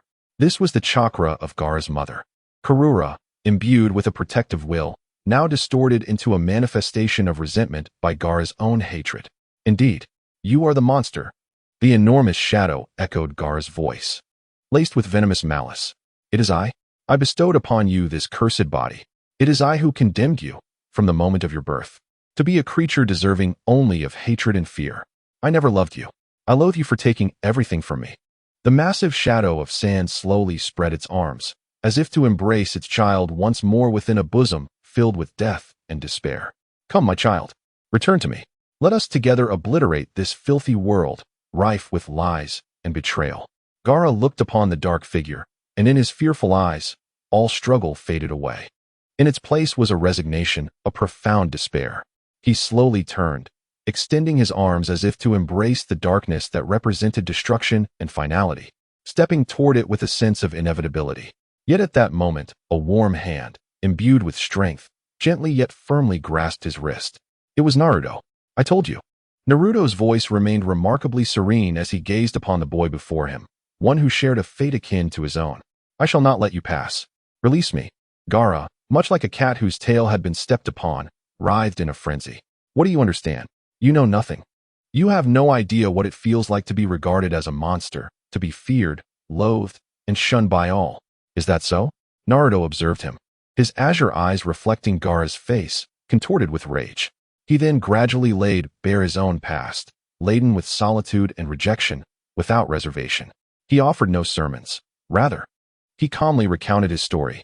He spoke of the disdainful and fearful gazes he had encountered throughout his life. He recounted sitting alone on that swing, watching other children as their parents held their hands, blissfully heading home. He described the childish, heart-wrenching pranks he had resorted to in a desperate bid for attention. He spoke of the haunting word, demon, that echoed incessantly in his ears. Just like you. Naruto regarded him with a somewhat melancholic yet profoundly sincere smile. I am a monster too. Gaara's body froze abruptly, his frantic struggles gradually subsiding. He stared in disbelief at the golden-haired youth before him, so utterly different from himself.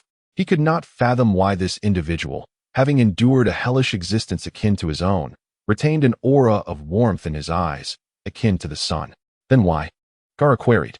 Because I encountered them, Naruto replied, his mind conjuring images of Iruka-sensei, with his perpetually stern yet exceptionally gentle countenance.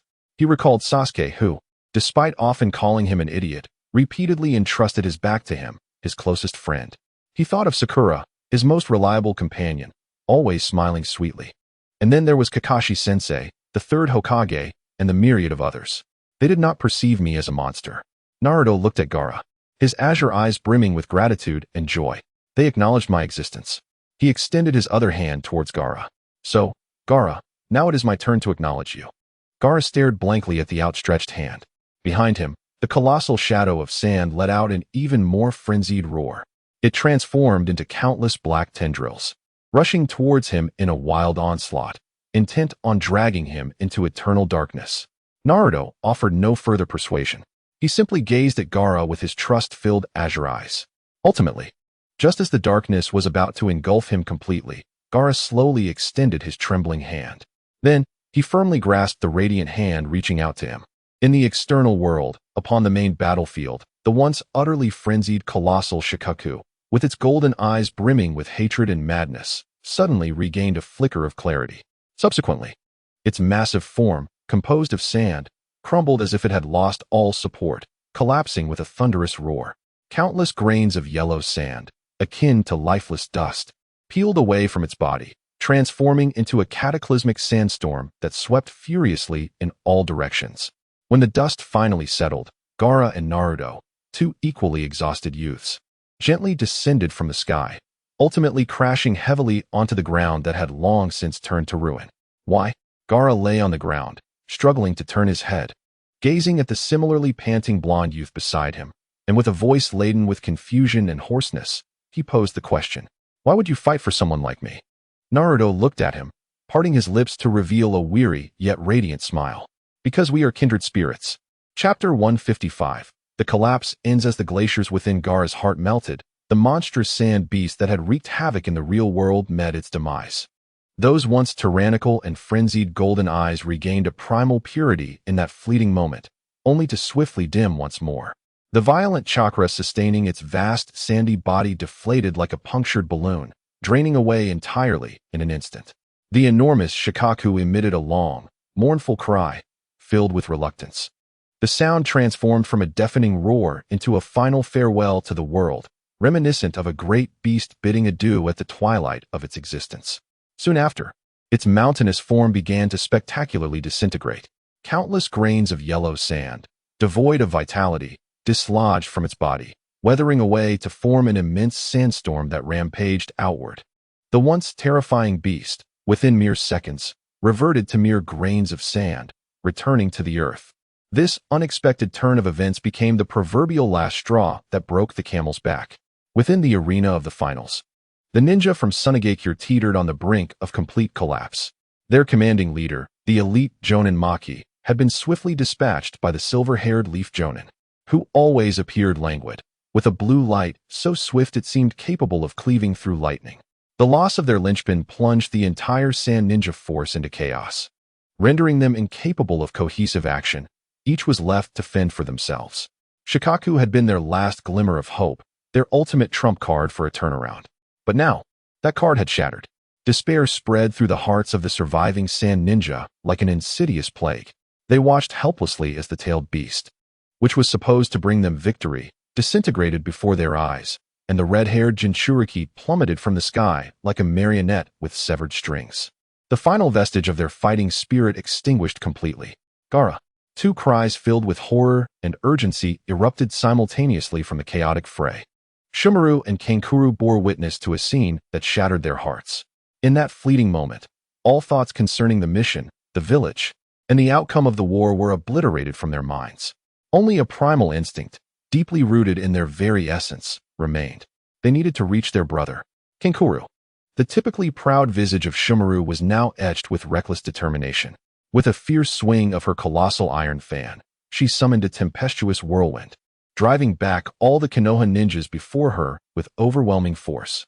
Without a moment's hesitation, Kankuro commanded his battered puppet, the Raven, to launch itself towards the seemingly impenetrable defense of the Konoha ninjas, embracing a nearly suicidal resolve in this final charge.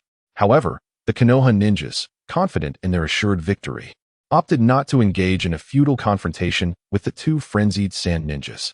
"Stand down," commanded a voice, calm yet piercing, from the rear. It was Nara Shikaku. Surveying the battlefield from a vantage point, his keen eyes akin to those of a hawk, meticulously assessing the situation. At his command, the Konoha defense, which had encircled the pair, parted as if torn by an invisible hand, creating a narrow escape route. Without hesitation, Shumaru and Kankuro, like trapped beasts seeking freedom, plunged into this solitary path to survival. They unleashed their full potential, racing towards the desolate square beyond, now reduced to ruins. Yet, upon exiting the venue and finally spotting the motionless figure of their red-haired brother at the center of the massive crater, they realized that the gap behind them had silently closed. Dozens of Konoha ninjas, resembling a silent pack of wolves, encircled them from all sides. The glinting kunai and blades in their hands reflected a cold, emotionless light under the fading rays of the setting sun. A perfect encirclement had been established. Iroh, Shumaru, and Kankuro rushed to their brother's side, positioning themselves protectively on either side of the still unconscious youth, their faces a blend of vigilance and despair. Kankuro raised his damaged puppet as a final barrier, while Shumaru slowly unfurled her enormous iron fan, her gaze icy and filled with murderous intent, fixated on the encroaching enemies. Particularly, her focus was drawn to the blonde youth who was steadily rising beside Iroh. Naruto, battered and breathless, bore wounds of his own. Yet his azure eyes remained strikingly clear. He regarded the Sand siblings, who had formed a protective barrier around him, devoid of hostility. With a tone tinged with exhaustion, yet unmistakably sincere, he spoke. "The battle is over. Konoha has no intention of exterminating you. Do not resist needlessly any longer." His voice, though soft, resonated clearly in the ears of all present. However, this goodwill, amidst the current atmosphere of tension and hostility, appeared utterly feeble and insipid. Temari bit her lip tightly, remaining silent. Meanwhile, Kankuro fixated on her with a gaze brimming with hatred and resentment. "Shut up. Isn't all of this you're doing?" Just then, a thunderous roar erupted, akin to the simultaneous cries of a myriad of birds, shocking everyone to their core. Following this, a brilliant azure lightning bolt, as if a divine punishment tearing through the fabric of space, descended from the heavens. In the fleeting moment before anyone could react, the lightning struck precisely before Temari and Kankuro. As the blinding light dissipated, Sasuke's figure emerged before them. With arms crossed, his jet-black eyes resembled two unfathomable, frigid pools, gazing down upon the two Sand shinobi who stood frozen in shock. In an instant, Kankuro and Temari's bodies became utterly rigid, paralyzed by an instinctual and uncontrollable fear. They could scarcely discern when this young man had appeared. Yet, The instincts of a ninja compelled them to instinctively prepare for a counterattack in the next heartbeat. However, Sasuke denied them this opportunity. He made no superfluous movements. A fleeting glimmer of electricity danced within his dark gaze. Crackle! A slender, menacing arc of electricity, akin to a venomous serpent, surged from him, swiftly ensnaring Temari and Kankuro. Ugh! Ah! Their piercing screams resonated simultaneously, though not a fatal strike. It was sufficient to render their bodies utterly paralyzed in an instant by the violent current. They felt their muscles convulsing uncontrollably, a searing numbness spreading from their limbs to the very depths of their souls. Ultimately, they could no longer support themselves, collapsing to the ground amidst desperate cries. Sasuke did not cast them another glance. His voice, cold and devoid of emotion, delivered the final judgment. The hidden sand village must pay the price for this invasion. There exists no alternative but surrender. At that moment, Gaara, who had been lying unconscious on the ground, slowly opened his pale blue eyes. His vacant gaze drifted over the powerful and ruthless Uchiha youth before him. Then, his eyes moved past Sasuke's shoulder, resting upon the golden-haired boy who had remained silent. Lips pursed throughout. Naruto's heart brimmed with sympathy. This resonance born from shared humanity almost compelled him to plead for them. Yet, in the end, he uttered not a word. He understood that, whether driven by emotion or reason, he ought not to, nor would he, defend the invaders of the hidden sand village. This represents the stance of Konoha, as well as that of him, Naruto Uzumaki, as a ninja of the hidden leaf. Gaara perceived the struggle and determination in his gaze. A flicker of relief emerged on his face, which was typically marred by hatred and solitude, as if a heavy burden had been lifted. Summoning his remaining strength, he softly uttered, "We surrender." Gaara, you, Kankuro, and Temari gazed at their brother in disbelief. They wished to voice their thoughts, yet ultimately, they were met with the sight of their siblings' serene countenance, no longer twisted by hatred. They glanced at the vigilant Konoha ninjas surrounding them, ready to strike at any moment. All their resentment and fury dissolved into a profound sense of helplessness. For the sake of Gaara's safety, they reluctantly bowed their proud heads. Sasuke observed Gaara's demeanor and understood. It seemed Naruto's exceptional persuasion had once again proven effective. Soon, several masked Umbu ninjas appeared on the scene. Utilizing sealing techniques, they transported the three, who had long since lost their capacity to resist, to a temporary prison within the venue. Naruto followed behind, silently watching the three forlorn figures depart. Sasuke approached him and gently placed a hand on his shoulder. Aware of Naruto's unspoken thoughts, rest assured, Sasuke's voice, unusually laced with comfort, conveyed that the failure of the Konoha collapse plan, due to Orochimaru's premature withdrawal, meant that Konoha's losses were primarily material. Moreover, with Sakura present, the injured ninjas would receive prompt medical attention. The casualty situation for Konoha's ninjas was far better than what he knew of the future. He paused before continuing. In that future, Konoha did not impose severe repercussions on the three of them. This time, they too would not face excessive hardship. Naruto lifted his gaze to meet Sasuke's, his azure eyes reflecting a tumult of emotions. He managed to force a strained smile. Thank you, Sasuke.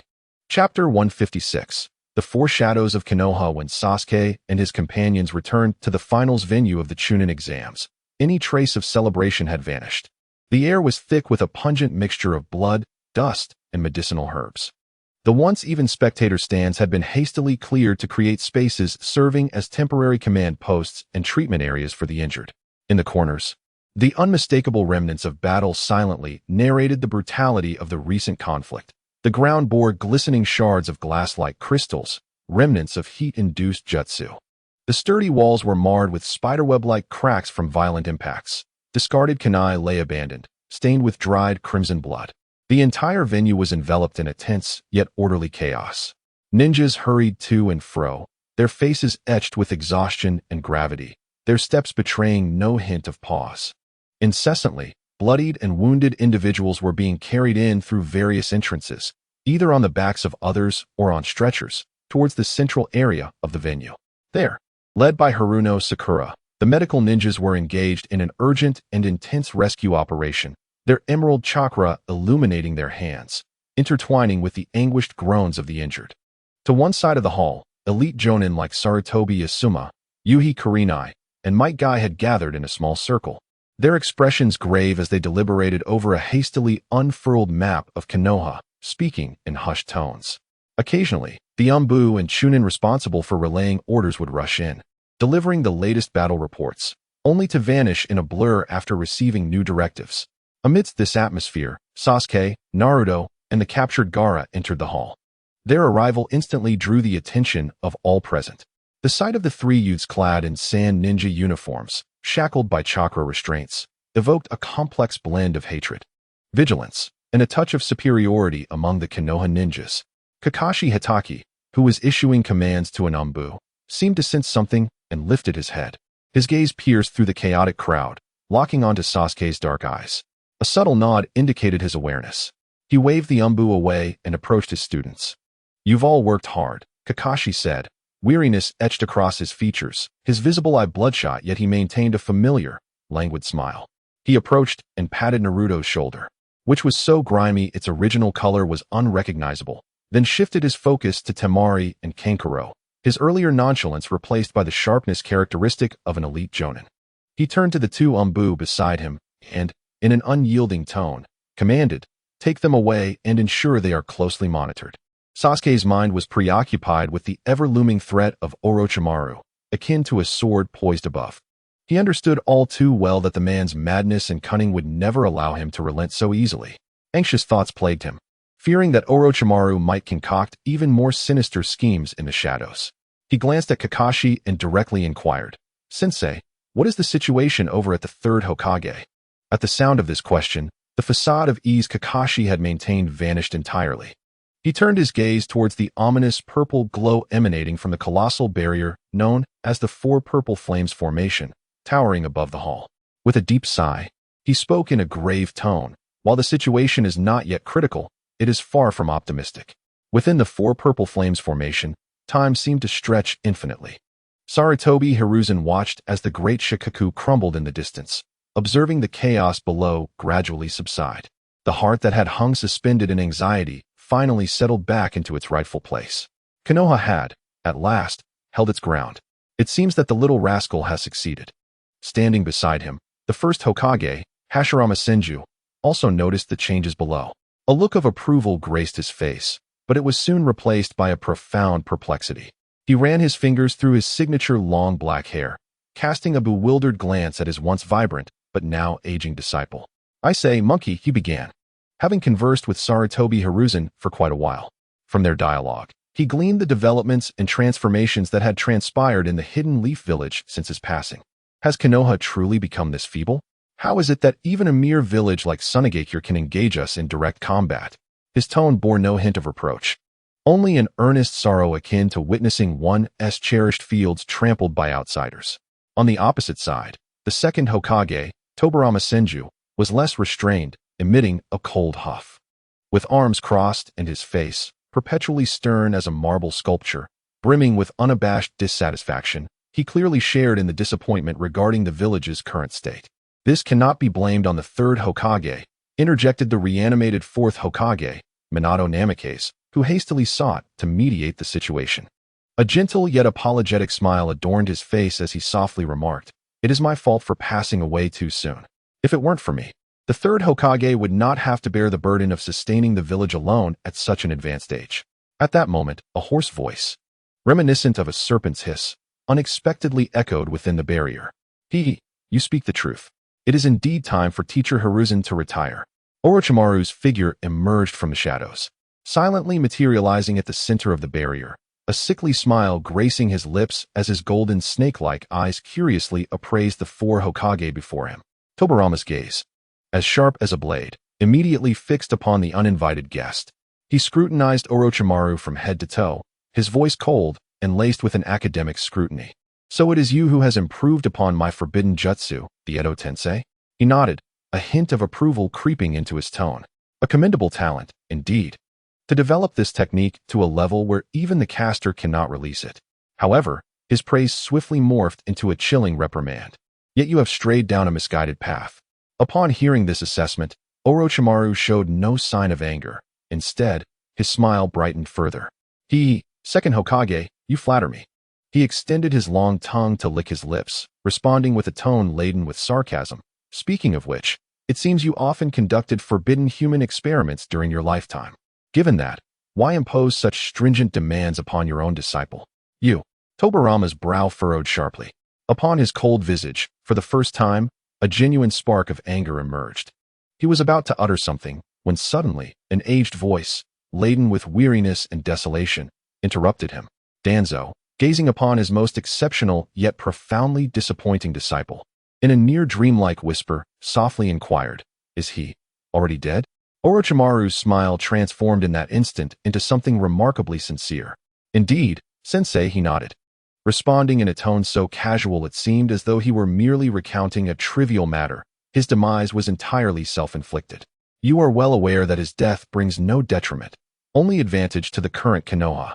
Upon hearing the name Danzo and the confirmation of his death, the first and second Hokages present could not suppress a slight shift in their expressions. A complex look flickered in their eyes, particularly in that of Hashirama Senju. He had learned from Hiruzen Sarutobi of the numerous transgressions Danzo had committed over the years. It was hard for him to fathom how that once ardent and driven disciple, who had trailed behind him, had ultimately devolved into such a monster, willing to resort to any means for power. His icy gaze returned to Orochimaru. This time, his voice bore no trace of scrutiny or judgment, but rather an undeniable authority belonging to the second Hokage. Danzo's crimes shall be judged and punished according to Konoha's laws. It is not for you, a traitor of Konoha, to assume such authority. With the utterance of these words, the air within the barrier tightened abruptly. Orochimaru's grin grew increasingly sinister, his figure elongated and twisted in the violet light, resembling a true serpent coiling about. The aura of the second Hokage silently surged forth, emanating a suffocating sense of oppression. Chapter 157. Father and son. In the face of Hashirama's indomitable reprimand, Orochimaru's smile remained unyielding. Within his golden serpent-like eyes, there was no trace of the reverence expected during a senior's admonition, nor the chill of anger. His gaze was as tranquil as a still pond, as if the legendary second Hokage before him was no more significant than a stone by the roadside.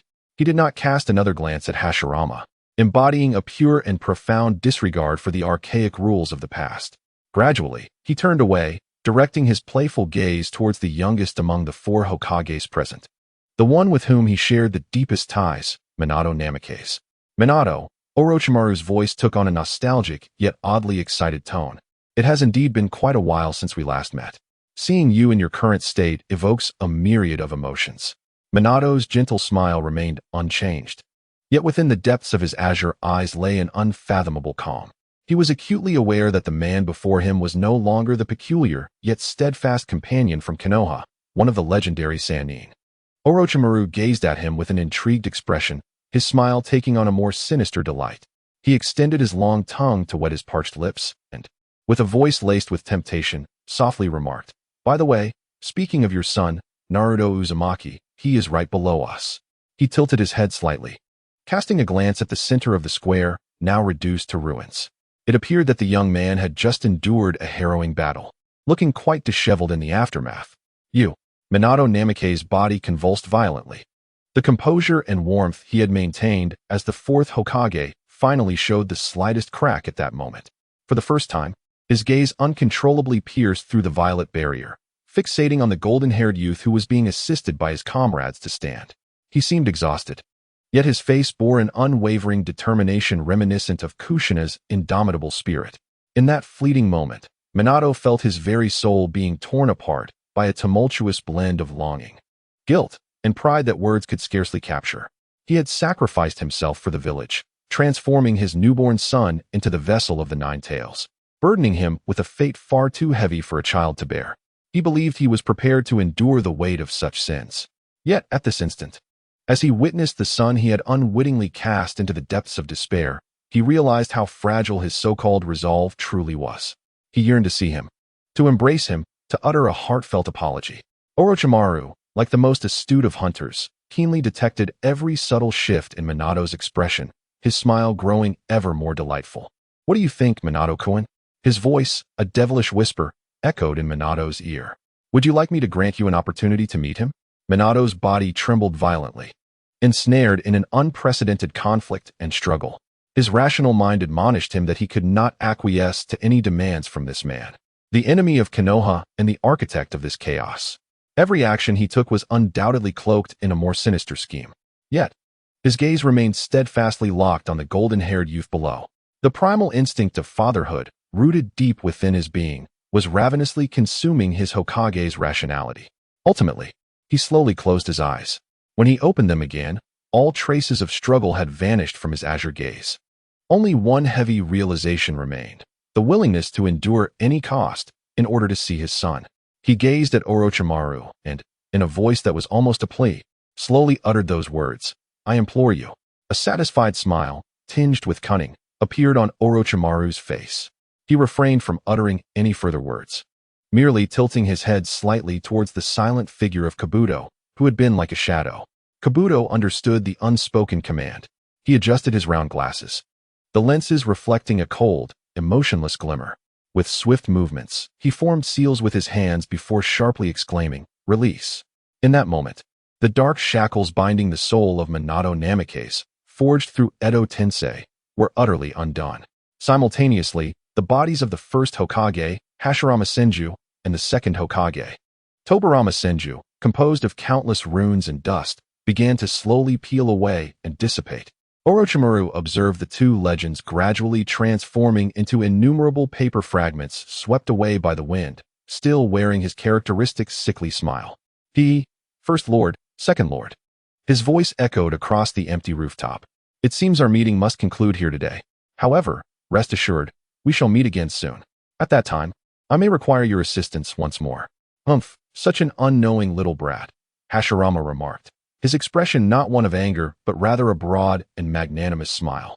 He glanced at the silent Hiruzen Sarutobi beside him, then at the thriving village hidden in the leaves below. It was as if he could envision the village emerging into a brighter future after weathering this storm. He sighed contentedly. Meanwhile, Tobirama's sharp, ice-cold gaze remained fixed on Orochimaru, filled with disdain and warning, as if to say, "No matter your schemes, as long as I exist in this world, I will not allow you to succeed." Ultimately, accompanied by a gentle breeze, the two legends who founded Konoha and an era itself transformed completely into dust, dispersing beneath the sky they had so diligently protected. Silence reclaimed the rooftop. Freed from his restraints, Minato Namikaze deeply bowed before the now elderly Hiruzen Sarutobi. "Third Hokage," his voice resonated with gratitude and remorse. "I leave the rest in your hands." Hiruzen gazed upon the young man who should have been the brightest sun in Konoha's history, a bittersweet smile of reflection and melancholy gracing his aged face. He knew he had failed the trust placed in him by this man. "It is I who did not take care of Naruto." His voice was hoarse, filled with self-reproach. Go see him." Wolfing Shuemin uttered no more words. He merely bowed deeply once again to the venerable elder who had safeguarded Konoha throughout his life. Then, his figure transformed into a dazzling golden flash that pierced the sky, vanishing completely from the rooftop. The high platform fell into a profound silence once more, leaving only Orochimaru, Kabuto, and the solitary figure of the third Hokage, Sarutobi Hiruzen, who seemed to have aged decades in an instant. The wind rustled his once resplendent Hokage robe, producing a sound that resonated with desolation. Chapter 158. Reunion. A brilliant golden flash erupted without warning at the heart of the bustling temporary command center. The radiance was not blinding, but exuded an absolute presence that seemed capable of freezing time itself. It resembled a miniature sun, instantly engulfing the hurried figures of the surrounding shinobi, the verdant glow of medical ninjutsu, and the dim shadows lurking in the corners. In that moment, the entire venue succumbed to an eerie silence. Footsteps halted abruptly, anxious whispers ceased, and even the pained groans of the severely injured in the corners seemed to be stifled by an invisible hand gripping their throats. All movements were abruptly frozen, their expressions captured in the previous moment of urgency, exhaustion, or gravity. Yet, their pupils involuntarily constricted, reflecting the astonishing golden light. As the glow dissipated, a tall figure clad in a white Hokage robe silently appeared before everyone. Behind him, two legendary characters were inscribed in crimson: the fourth Hokage. In that instant, the air within the temporary command center seemed to be completely drained. It was Wolfing Shuemin, the hero who, according to legend, nearly single-handedly ended the Third Great Ninja War. The one who sacrificed his life to save the entire village from the claws of the Nine Tails. The golden flash of Konoha, who should have long since passed away over a decade ago. The fourth Hokage, a nearby Konoha Jounin, after enduring several seconds of stunned silence, finally spoke the familiar yet unfamiliar title with a voice trembling in disbelief, akin to a stone cast upon a tranquil lake, stirring up towering waves. In that moment, all Konoha shinobi, whether seasoned elite Jounin or young genin who had just experienced life and death battles, completely lost the composure they had prided themselves on. Awe, reverence, shock, and the deep-seated nostalgia for this hero buried in the hearts of all Konoha residents erupted into uncontrollable cries and commotion. However, Naruto Uzumaki could hear nothing. His world had also descended into absolute silence, yet what he felt was not the shock and reverence experienced by those around him. It was as if his very soul had been extracted from his body, leaving him in a state of transcendence, detached from the realm of reality. He stared blankly at the man before him. This man, like him, possessed a dazzling mane of golden hair. His eyes, a gentle and clear blue, were more transparent than the sky itself. This man was the very image of the figure he had seen countless times in his dreams. The likeness carved into the stone of Hokage rock and the photograph in his textbooks. Yet, he was simultaneously entirely different. The photograph was cold, the statue devoid of emotion. Yet the man before him radiated warmth and authenticity. His gaze did not wander to the adoring ninjas around him. From the moment he appeared, it pierced through the chaotic crowd, transcending all obstacles, gently yet profoundly landing solely upon Naruto.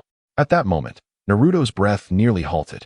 He felt as though his feet were laden with lead, heavy enough to render him immobile.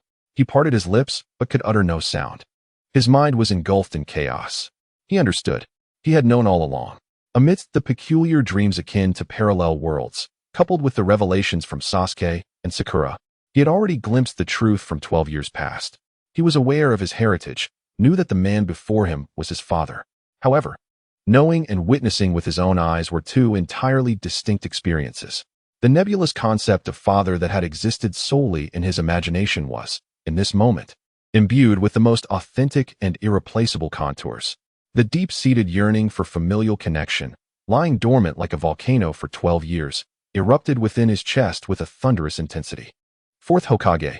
Naruto struggled to extract the title from his throat, one that had filled him with reverence since childhood.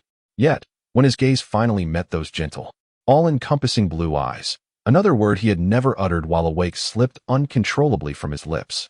Dad. Minato Namikaze gazed at the boy before him, who shared his hair color and IQ. He observed the weariness and scars etched upon Naruto's face, which still bore a stubborn resolve, refusing to reveal any hint of weakness. A complex smile, laden with both regret and tenderness, graced his features. Naruto. His voice quivered imperceptibly. It seems you already know. Naruto said nothing, merely nodding silently. He was at a loss for words. The frantic questions and anger he had harbored now felt trivial in the face of this genuine reunion. What remained was an overwhelming, almost suffocating sense of sorrow and grievance that threatened to drown his heart. Minato slowly extended his hand toward his son. However, just as he was about to make contact with Naruto's shoulder, Naruto instinctively recoiled, taking a large step back. With an expression laden with wariness and detachment, he fixated intently on the man before him, a figure both familiar and foreign. In his cerulean eyes, all traces of confusion had dissipated, replaced by a tumultuous blend of endless grievance, anger, and profound resentment, an intricate tapestry of emotion. Why? His voice emerged, raspy as two rough sheets of sandpaper grinding against one another. He refrained from hysteria, opting instead for a tone that, though near calm, resonated with heartbreak more poignant than any scream. Why do you appear before me? His body trembled violently, a reflection of his extreme emotional upheaval. Clenching his fists tightly, the knuckles turned pale, producing a grating sound that was almost unbearable. I already know. I truly know everything. I understand you had no choice. I know you acted for the village. I am aware of it all. He lifted his gaze, and for the first time, a layer of scorching mist welled up in his azure eyes. But do you not realize that knowing this does not alleviate the torment of those scorned nights? I'm sorry, Watergate said, his voice breaking the silence with a belated apology that had lingered for 12 years. To impose such a heavy fate upon you alone. To burden you with so much solitude and pain. I am not a qualified father. Naruto remained silent, biting his lip so fiercely that his trembling lower lip betrayed the tempest raging within him, hidden beneath a facade of calm. "What about mother?" he asked, his voice quivering with suppressed tears, almost inaudible as he sought the answer he had yearned to know. Did she feel the same? Upon hearing this question, Watergate's face, typically adorned with a gentle smile, finally revealed a flicker of unmasked sorrow. He recalled the vibrant red-haired girl, radiant like a small sun, filled with life. He remembered her last words at the brink of death, uttered to him and their newborn child. "Naruto," Watergate spoke softly, his tone imbued with tenderness. "Your mother, Kushina Uzumaki, loved you more than anyone else in this world." Observing Naruto's stubborn demeanor, Watergate felt his guilt deepen.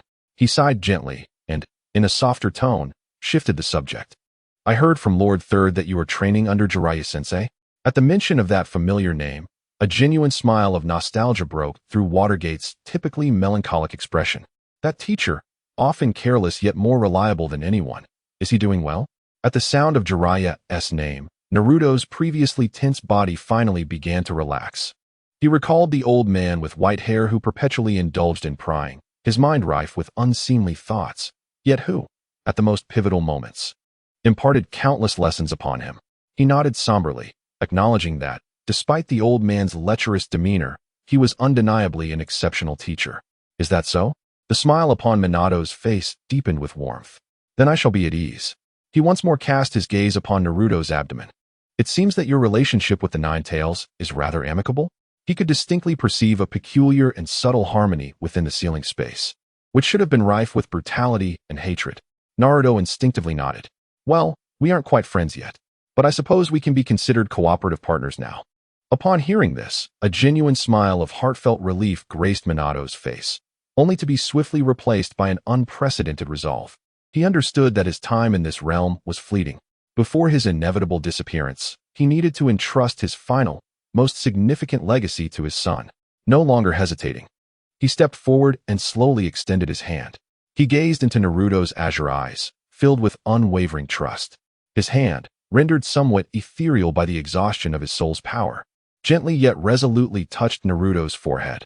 It was a final farewell imbued with love and reluctance. "Naruto," his voice became ethereal. "Next are the final words from me and your mother." A vast and gentle stream of information flowed from his fingertips into the depths of Naruto's consciousness. In that moment, Naruto beheld his father seated atop Mayaboka Mountain, hands clasped together, merging entirely with nature itself. It was the purest understanding of sage mode, derived directly from the essence of the natural world. He then witnessed countless golden coordinates, shimmering like stars, scattered throughout every corner of the space. He observed the golden-haired figure traversing these coordinates, performing unparalleled instantaneous movements that transcended time and space. This was the core insight and technique of the Flying Thunder God technique. At last, all visions faded, leaving only the vibrant voice of a red-haired woman, resonating softly within the depths of his soul. "Naruto, do not be picky.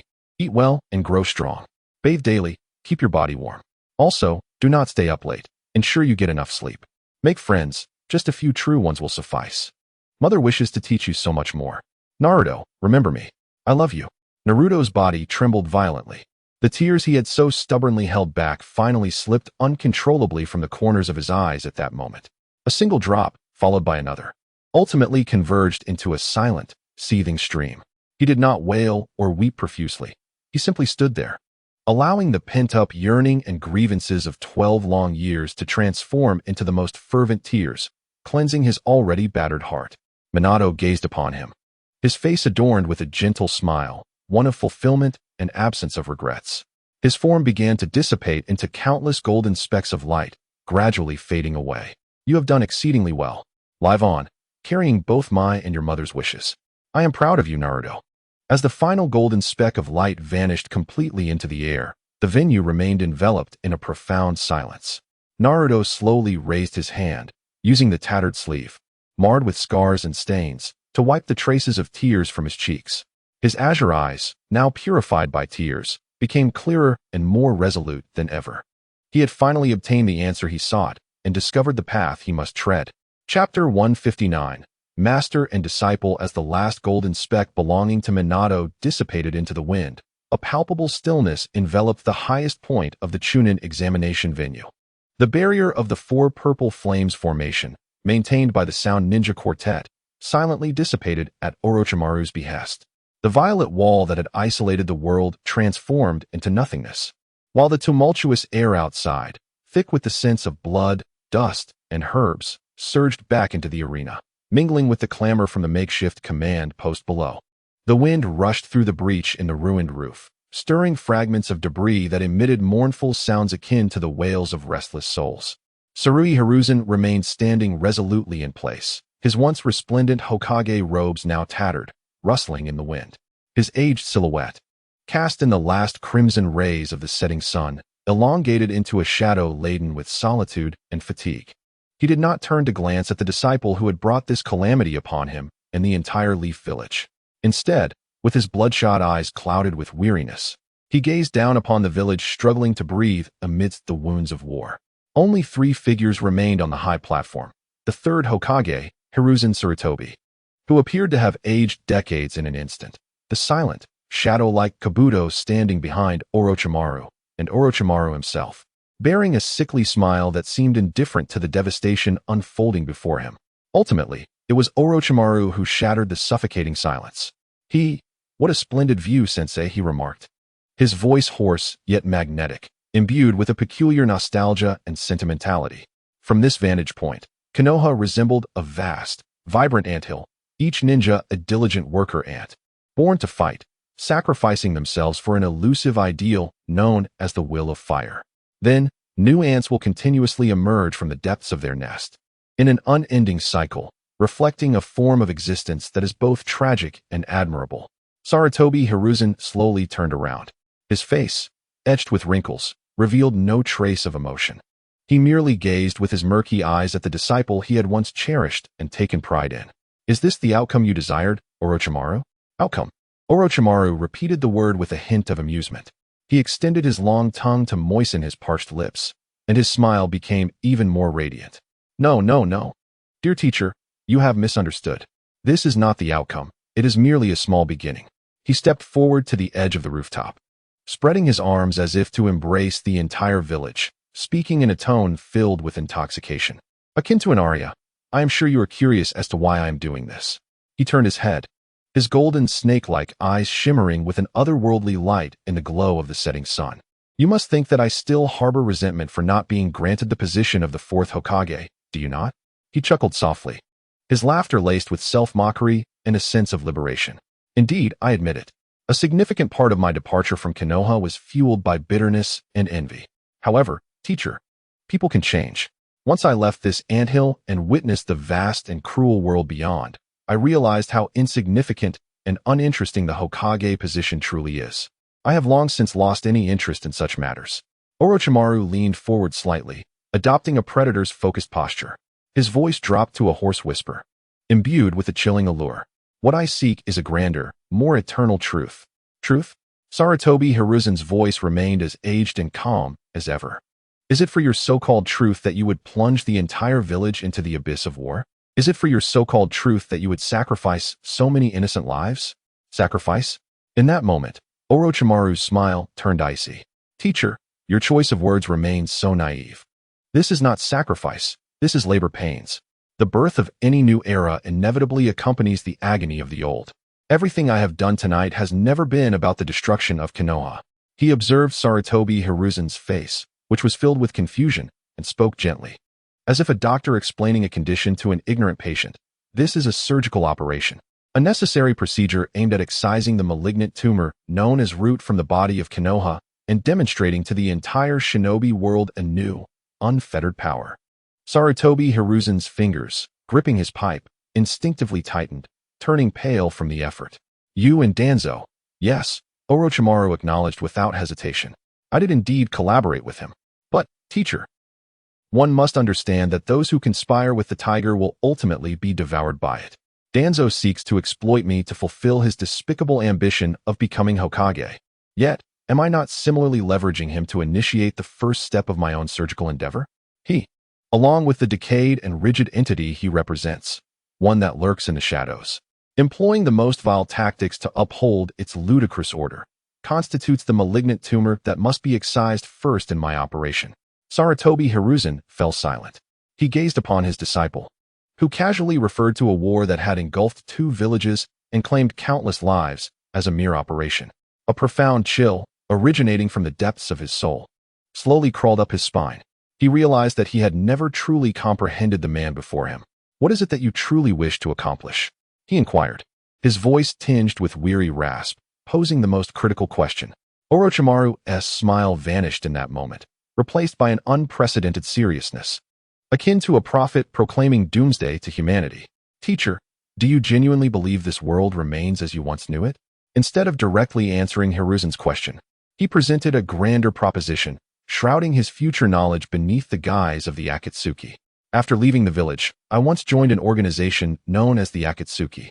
There, I encountered numerous entities that resembled monsters. Their power surpasses the very concept of a shinobi." He gradually lifted his gaze, his golden serpentine eyes seemingly piercing through the fabric of time to glimpse a foreboding future. "They are hunting-tailed beasts. They are gathering ultimate weapons of war capable of annihilating an entire nation. I am uncertain of their ultimate objective. However, I am certain that a monumental crisis, one that could engulf the entire shinobi world and potentially obliterate this realm, is quietly brewing. And this is merely the beginning. Behind this crisis lurks an even older, more terrifying existence, one that could be deemed divine." "Teacher," he regarded Sarutobi Hiruzen, his golden serpent eyes filled with compassion, "your so-called will of fire, your naive belief that where leaves dance, fire will burn, is utterly insubstantial in the face of such overwhelming, unreasoned power. Is this your justification for betraying the village and researching forbidden techniques, even going so far as to transform your very body into this grotesque form?" Hiruzen's voice trembled with suppressed fury. "No, that is not the reason." Orochimaru resolutely shook his head. "This is enlightenment. It is the necessary awareness to ensure that the small vessel of Konoha does not capsize amidst the impending tide of inevitable doom. The will of fire may indeed unite hearts during times of peace. However, teacher, it has long since fallen behind in this approaching brutal era. It merely instructs people on how to protect and sacrifice. Yet, it is incapable of teaching humanity how to evolve. The rigidity embodied by Danzo, along with the archaic mindset that knows only infighting and suspicion, serves as the greatest ballast hindering the evolution of the small vessel known as Konoha. Hence, I must personally carve through it." Sarutobi Hiruzen fell into a prolonged silence once more. Orochimaru's words thundered in his mind like the most violent of storms. He found it difficult, if not impossible, to accept the bleak and destructive future painted by the man before him. Yet, his reason relentlessly reminded him, Orochimaru was not lying. Whether it was this disciple, whose power had suddenly become unfathomable, or the legendary Hokage he had forcibly summoned back from the Pure Land through the reanimation jutsu, all of this had long surpassed the comprehension of this ninjutsu educator. Perhaps the times had truly changed. "So what do you mean by evolution?" he inquired in a voice nearly devoid of strength. A familiar, sickly smile reappeared on Orochimaru's face. "That is no longer something you need to concern yourself with," he replied, casting a gaze upon Sarutobi Hiruzen, his golden serpent eyes reflecting a complex array of emotions. "Teacher, you have sacrificed far too much for this village. It is time for you to rest." Sarutobi Hiruzen understood the implication behind those words. He looked into the eyes of the disciple he once cherished deeply, and a flicker of final hope emerged in his murky gaze. "What are your intentions from here on?" "The village gates will forever remain. I will not return." Orochimaru interrupted him without hesitation, shaking his head, his golden serpent eyes sparkling with a resolve Sarutobi Hiruzen had never witnessed before. "When I witnessed Tsunade's brother and lover perish on the battlefield, I once questioned the very meaning of life. It was precisely because of this that I developed such a profound interest in forbidden techniques that transcend life and death. However, I have now set my sights on far grander pursuits. My aspirations extend beyond the eternity of any single life or the survival of a mere village." He gazed at Sarutobi Hiruzen, a mysterious smile gracing his face. "I have told you, teacher, what I seek is the truth. As for the answer to this truth, you will not comprehend it at present. Yet, I believe that one day, you will come to understand." With that, he slowly turned away, devoid of any lingering attachment. "Take care, teacher. The elders of the old era should gracefully step aside and enjoy their twilight years. He strode confidently alongside Kabuto, heading towards the other side of the rooftop. Sarutobi Hiruzen did not intervene. Kakashi, Asuma, and the Umbu ninjas who had long surrounded them did not obstruct their passage either. They merely stood silently, watching as the two figures, akin to phantoms merging with the night, gradually vanished from their sight. On the rooftop, only Sarutobi Hiruzen remained alone. He stood there for an extended period, his mind echoing with the words spoken by Orochimaru: crisis, evolution, truth. Chapter 160, Prelude to a New Era. The night enveloped the war-torn land like a heavy shroud. The reconstruction and reckoning of Konoha proceeded efficiently, yet oppressively under the ninjas' tireless efforts. The temporary command center, having been bustling throughout the day, gradually succumbed to a semblance of tranquility as night fell. However, beneath this veneer of calm, a tumultuous undercurrent, which would shape the village's future, surged fiercely within the brightly lit confines of the Hokage's office. Sarutobi Hiruzen stood alone before the vast floor-to-ceiling window. He was not adorned in the ceremonial Hokage robes that signified ultimate authority. Instead, he wore simple attire. In his hand, he held the old pipe that had accompanied him throughout his life, yet it remained unlit. He gazed silently through the glass, overlooking the sparsely lit village below, his murky eyes reflecting an insurmountable weight of unshakable shadows. Orochimaru's words echoed in his mind like an incantation: crisis, evolution, the elder of the old era. He slowly closed his eyes, inhaling deeply, as if he could still sense the lingering scent of blood and char that hung in the air of the village.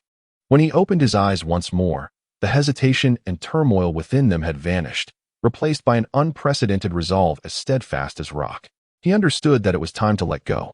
Half an hour later, an emergency meeting of the highest order convened in the Hokage's office.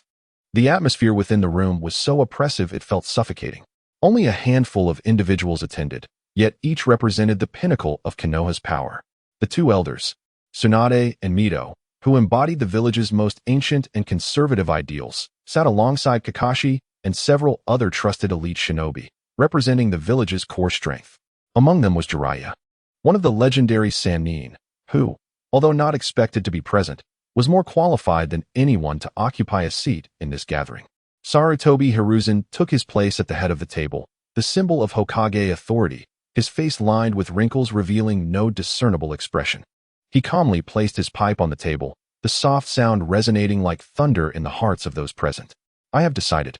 He spoke in a tone devoid of any emotional fluctuation, articulating the words that would send shockwaves throughout Konoha: to resign from the position of third Hokage. "What? Hiruzen, are you out of your mind?" Tsunade and Mito, his lifelong friends and colleagues, leapt from their seats in disbelief. Their usually calm expressions were now replaced by sheer shock and indignation. "Do you even comprehend what you are saying?" Mito Minyan forcefully struck the table, his face flushed with excitement, veins standing out prominently. The village had just endured a grievous blow. The threats from Sunagakure and Otogakure had not yet been completely alleviated. At this critical juncture, when stability was most needed, how could the Hokage choose to abdicate? What would other ninja villages think of us in Konohagakure? The voice of Nara Shikamaru also sharpened with intensity. They would perceive that we in Konoha had weakened to the point where even our leader could no longer sustain himself. This would invite an inexhaustible array of troubles. In the face of the two elders' nearly roaring opposition, Sarutobi Hiruzen's expression remained unchanged. He simply regarded them with calmness. It was precisely for this reason that his voice retained a tranquil, yet undeniable weight. "I must abdicate." He slowly rose to his feet, his already somewhat stooped back now standing straight. "Shikamaru, Mito, we have grown old. Our thoughts, our methods of combat, the world we understand, have long been left far behind by this era." He cast his gaze out toward the profound night sky.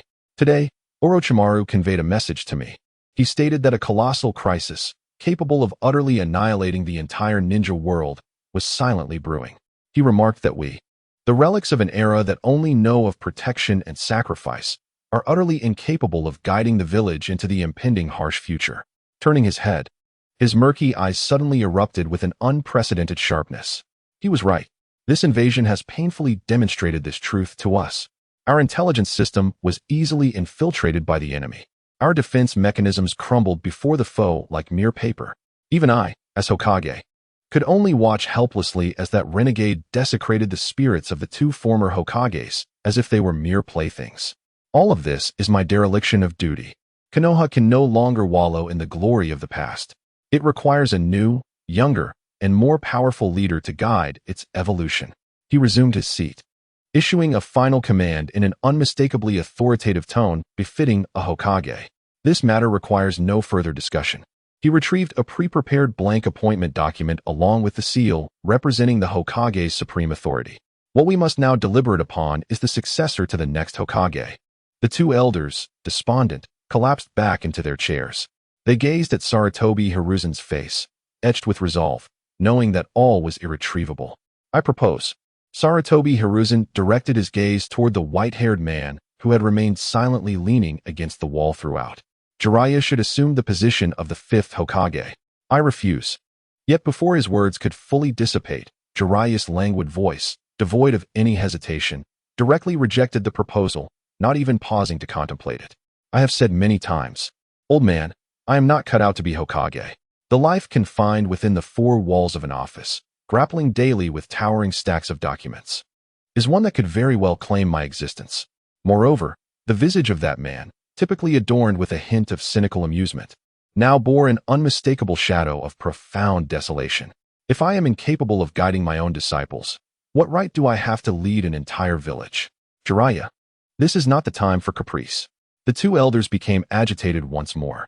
Yet, after several rounds of fruitless persuasion, all could do was resign themselves to this harsh reality. Ultimately, Sarutobi Hiruzen exhaled a heavy sigh. He grasped the official seal and pressed it firmly upon the blank appointment document. Then, he presented the weighty paper, symbolizing the village's future, to Jiraiya.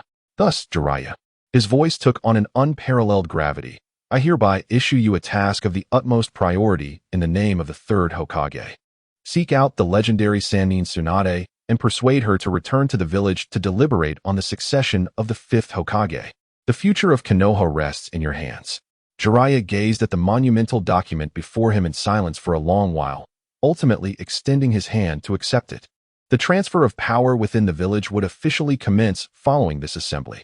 In the depths of the night, at the desolate training grounds of the Uchiha clan, long since extinguished, an unusual cacophony of explosions and shouts reverberated through the air. Sasuke and Naruto, two youths who ought to have been resting after their fierce battles during the day, were now relentlessly engaged in a frenzied spar. For them, sleep had become an extravagant luxury. Only by exhausting every ounce of their strength through continuous training could they momentarily escape the burdensome past and uncertain future weighing heavily upon their hearts. At that moment, a tall, familiar figure silently appeared at the edge of the training ground. It was Jiraiya. The two combatants instantly recognized him and paused, surprised, to approach him. The usual levity that adorned Jiraiya's face had vanished. As he gazed at Naruto, his eyes, typically filled with mischief, now conveyed a complex blend of love and concern. He had witnessed the brief reunion between father and son that afternoon. Approaching Naruto, he gently ruffled the boy's golden hair with his broad hand. Thank you for your efforts. Naruto, he spoke tenderly. Your father was a hero more remarkable than anyone else. And so are you. Naruto looked back at him, his already swollen eyes glistening with fresh tears, yet he stubbornly held them back. He merely nodded in affirmation. Jiraiya offered a reassuring smile, which gradually faded from his face. He regarded his disciple with an unmistakably serious demeanor and spoke with utmost solemnity. I will be leaving the village for a time to seek out Tsunade and persuade her to assume the position of the fifth Hokage. In that instant, Naruto's heart, which had only just been soothed, tightened sharply upon hearing the news. He was momentarily stunned. Was the perverse sage truly going to leave him as well? Just like his father and mother? A tremendous, indescribable sense of loss surged through him, as cold and overwhelming as a tidal wave, engulfing him entirely. Yet, in the end, he uttered not a word. He simply bowed his head and remained silent for a long while. When he finally lifted his gaze again, a familiar, radiant smile had re-emerged on his face. All right, I understand. Be careful as well, perverse sage. Observing his fade of bravado, Jiraiya could no longer contain himself. He erupted into laughter, his mirthful guffaws echoing as he doubled over, nearly shedding tears of joy. You, my friend, truly haven't changed at all. So easily fooled. He pointed at Naruto, his face adorned with that familiar, mischievous grin. Just kidding. You little rascal. Naruto was completely petrified. After a 3-second brain freeze, an overwhelming fury erupted within him. You unscrupulous perverse sage. Sasuke, standing nearby, watched the all-too-familiar spectacle with an impassive expression, letting out a resigned sigh. For a fleeting moment, even he had believed it. After all, it was entirely reasonable for Jiraiya to seek out Tsunade at this juncture. All right, don't be angry, Jiraiya said, dodging Naruto's tempestuous assaults while attempting to placate the irate young man. As much as I would like to personally retrieve that gambling-obsessed old hag, there is something far more important to address first. His smile gradually faded, and his eyes, usually filled with jest, turned profoundly serious. That is your training. Me? Naruto paused, a hint of confusion crossing his features as he pointed to himself. Do I still need to train? To him, his foremost priority was to complete the mastery of his tailed beast transformation, achieving a level where he could wield the Nine Tails power with ease. The insights his father had left regarding Sage Mode and the Flying Thunder God technique, while invaluable, could surely wait. After all, the power of the Nine Tails was currently the most significant enhancement to his strength. Yes, it is you, Jiraiya stated with grave intensity. It concerns the training for Sage Mode.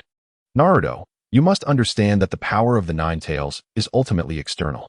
While you may be able to harness it effortlessly now, the essence of that power does not lie within your grasp. Sage Mode, however, is entirely different. It is a strength derived from nature and from within yourself. Embracing the legacy of Mount Myaboku will lead to a true qualitative leap in your abilities. Moreover, you already possess the insights left to you by Minato regarding Sage Mode, making your training a natural progression. He gazed at Naruto, continuing in a voice laced with temptation. Moreover, the cultivation of Sage Mode necessitates reaching a state of absolute tranquility akin to still water. This profound training of the mind can, in turn, assist you in better harnessing the power of the tailed beast, which is rife with hatred. The two are mutually reinforcing. Naruto felt a flicker of interest. He looked at Jiraiya and posed the most pivotal question. What about the task of seeking Lady Tsunade? Jiraiya chuckled mischievously.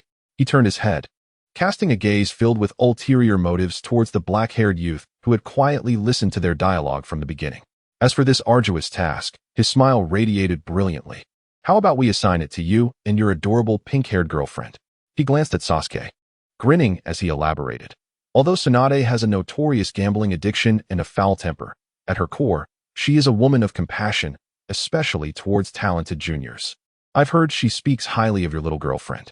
I believe if that girl, endowed with such remarkable medical talent, personally implores her, Tsunade would. Whether out of a desire to pass on her legacy or due to her enduring affection for Konoha, most likely choose to return to the home she has long forsaken. Chapter 161. Diverging Paths. Jiraiya's proposal instantly transformed the previously tense atmosphere of the desolate training ground at the Nana Shrine. Naruto's face, flushed from being teased, was caught between astonishment and fury, while Sasuke, after a brief moment of surprise, felt a flicker of understanding deep within his dark eyes. Although this suggestion appeared to be Jiraiya, the irresponsible and lecherous uncle, passing the buck at a critical moment, it was, for Sasuke, the optimal solution to their current predicament, aligning perfectly with his thoughts. His mind commenced a rapid and intricate analysis, akin to a finely tuned machine. Countless pieces of information and their respective pros and cons flashed through his consciousness, undergoing analysis and reorganization. Both he and Sakura had long surpassed the comprehension of their peers, with their rate of growth itself being an extraordinary anomaly. Such progress could perhaps be attributed to genius on one or two occasions.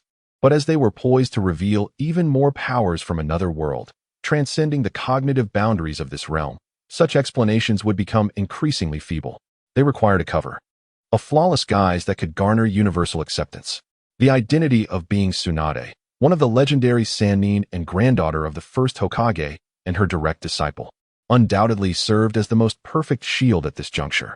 Whether it be Sakura's already masterful Byakugan technique or the potentially forbidden knowledge pertaining to life sciences and the mysteries of the human body that they might unveil in the future, it could all be plausibly attributed to this legendary mentor. Most importantly, it encompassed the research on the Ein sealing technique. This endeavor is not solely Sakura's undertaking. It pertains to the very future of their entire Team 7, and whether they can possess the essential trump card to contend with those formidable monsters. In recent days, Sakura has devoted the majority of her time to the research of sealing techniques, yet her progress has been agonizingly slow. This stagnation is not due to a lack of talent, but rather the absence of a true mentor. She is akin to a pioneer groping through a dark forest. Though her direction is clear, each step is fraught with difficulty and peril. Tsunade is the one who has forged this path, the only one capable of illuminating the beacon that leads Sakura to her destination. If Tsunade were to provide her personal guidance, combined with the knowledge and perspectives that both she and Sakura possess from another world, transcending this era, Sasuke is almost certain that the research would advance at an astonishing pace.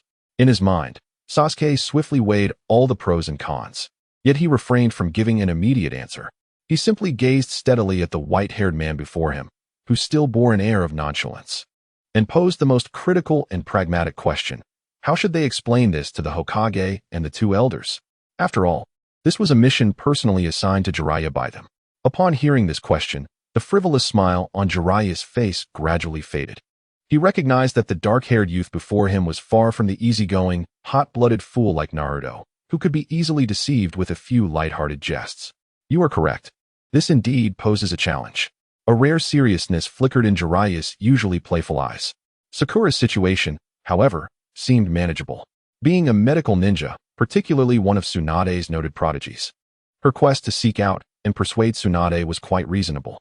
Neither the third Hokage nor those two old-timers would raise any objections. He paused, then shifted his tone slightly, tinged with a subtle irritation. But you are different, Sasuke. You are the last scion of the Uchiha clan. This identity is exceedingly sensitive. In the eyes of the old fools, Kurama and Mito, you are the village's most significant and unstable asset. They would never allow you to leave the village to undertake such a long-term mission fraught with uncertainties. Given their stubborn dispositions, the most likely scenario would be for Sakura to seek Tsunade alone, while you remain in the village under their vigilant watch. At this juncture, Jiraiya's serious demeanor was suddenly replaced by a boisterous grin. He clapped Sasuke's shoulder heartily with his large hand. But he winked at Sasuke, his face breaking into an understanding smile that only men could share. I know. You surely don't wish to be separated from that charming little girlfriend of yours. Fear not. I will take care of those two old codgers. I will personally persuade them. Sasuke, maintaining his stoic expression, let out a resigned sigh. He simply could not comprehend how the pure and steadfast bond he shared with Sakura could be reduced to the triviality of a mundane romantic relationship in the mouth of the unscrupulous sage, whose mind was filled with frivolous thoughts. Yet, he felt no inclination to provide any explanation, merely lowering his head slightly in calm acknowledgement towards Jiraiya. I will entrust this to you, Lord Jiraiya. My gratitude is sincere. Regardless of the process, this outcome is indeed what I desire most. Jiraiya chuckled heartily. He then gave a hearty pat on the shoulders of both Sasuke and Naruto, his eyes, usually brimming with mischief, now radiating a profound warmth and affection. So it's settled. You two should rest early. Tomorrow holds its own battles for each of you. With that, he made no further delay, his towering figure, as reliable as a mountain, slowly turned and strode towards the deepening night beyond the Uchiha clan's territory. Sasuke and Naruto accompanied him to the entrance of the clan grounds. As they watched the white-haired figure disappear entirely into the darkness, the two turned slowly to walk side by side towards the desolate abode that belonged solely to them. Along the way, silence enveloped them, the cool moonlight stretching their shadows long across the empty street. Ultimately, it was Naruto who broke the silence. Gazing at the familiar buildings, now appearing even more desolate in the moonlight, he spoke in a tone tinged with melancholy. I didn't expect us to part so soon again. Sasuke paused momentarily. He turned to see Naruto's profile, which appeared somewhat forlorn under the moon's glow, his usually radiant azure eyes now shadowed with a hint of sadness, akin to clouds obscuring the sun. After a brief silence, Sasuke finally spoke. Naruto. His voice was soft yet imbued with a steadfast strength. This brief separation is merely a prelude to our enduring companionship. Naruto looked at him with a hint of confusion. Sasuke met his gaze, his dark eyes reflecting absolute confidence and composure. Sakura and I will leave a summoning serpent in the clan's secret chamber. Whenever we wish, we can return here through reverse summoning techniques. This is not a true farewell. He looked at Naruto, speaking with the solemnity of a sacred vow. This is merely a temporary divergence in our paths. I seek Tsunade's knowledge to enhance our power system, while you require Lord Jiraiya's guidance to master the sage powers capable of changing the world. We are simply advancing towards the same shared goal in different ways." Naruto stared at him, captivated by Sasuke's earnest expression illuminated by the moonlight. The sorrow of impending separation that had lingered in his heart was swept away by a stronger emotion known as bond. His azure eyes rekindled with a brilliance akin to the sun. He nodded emphatically. Then, as if struck by a sudden epiphany, he clapped his hands together with fervor. "Of course, Sasuke." A radiant smile, brimming with confidence, illuminated his face. "Just wait for me outside. During this time, I shall devote myself wholeheartedly to training. I will not only master the Sage Mode thoroughly, but I will also completely learn that technique my father left behind. What was it called again? Ah, yes. The Flying Thunder God technique." He gazed at Sasuke, his azure eyes sparkling with boundless aspirations and dreams for the future. "When that moment arrives, no matter where you are, whether at the ends of the earth or the farthest corners of the world, as long as you need me, I will undoubtedly be by your side at the earliest opportunity." Sasuke looked at him, and even his usually stoic face betrayed a flicker of genuine warmth in a smile. He reached out and gently punched Naruto's shoulder with his fist. "You better work hard, you fool." "Who are you calling a fool?" "Damn it, Sasuke."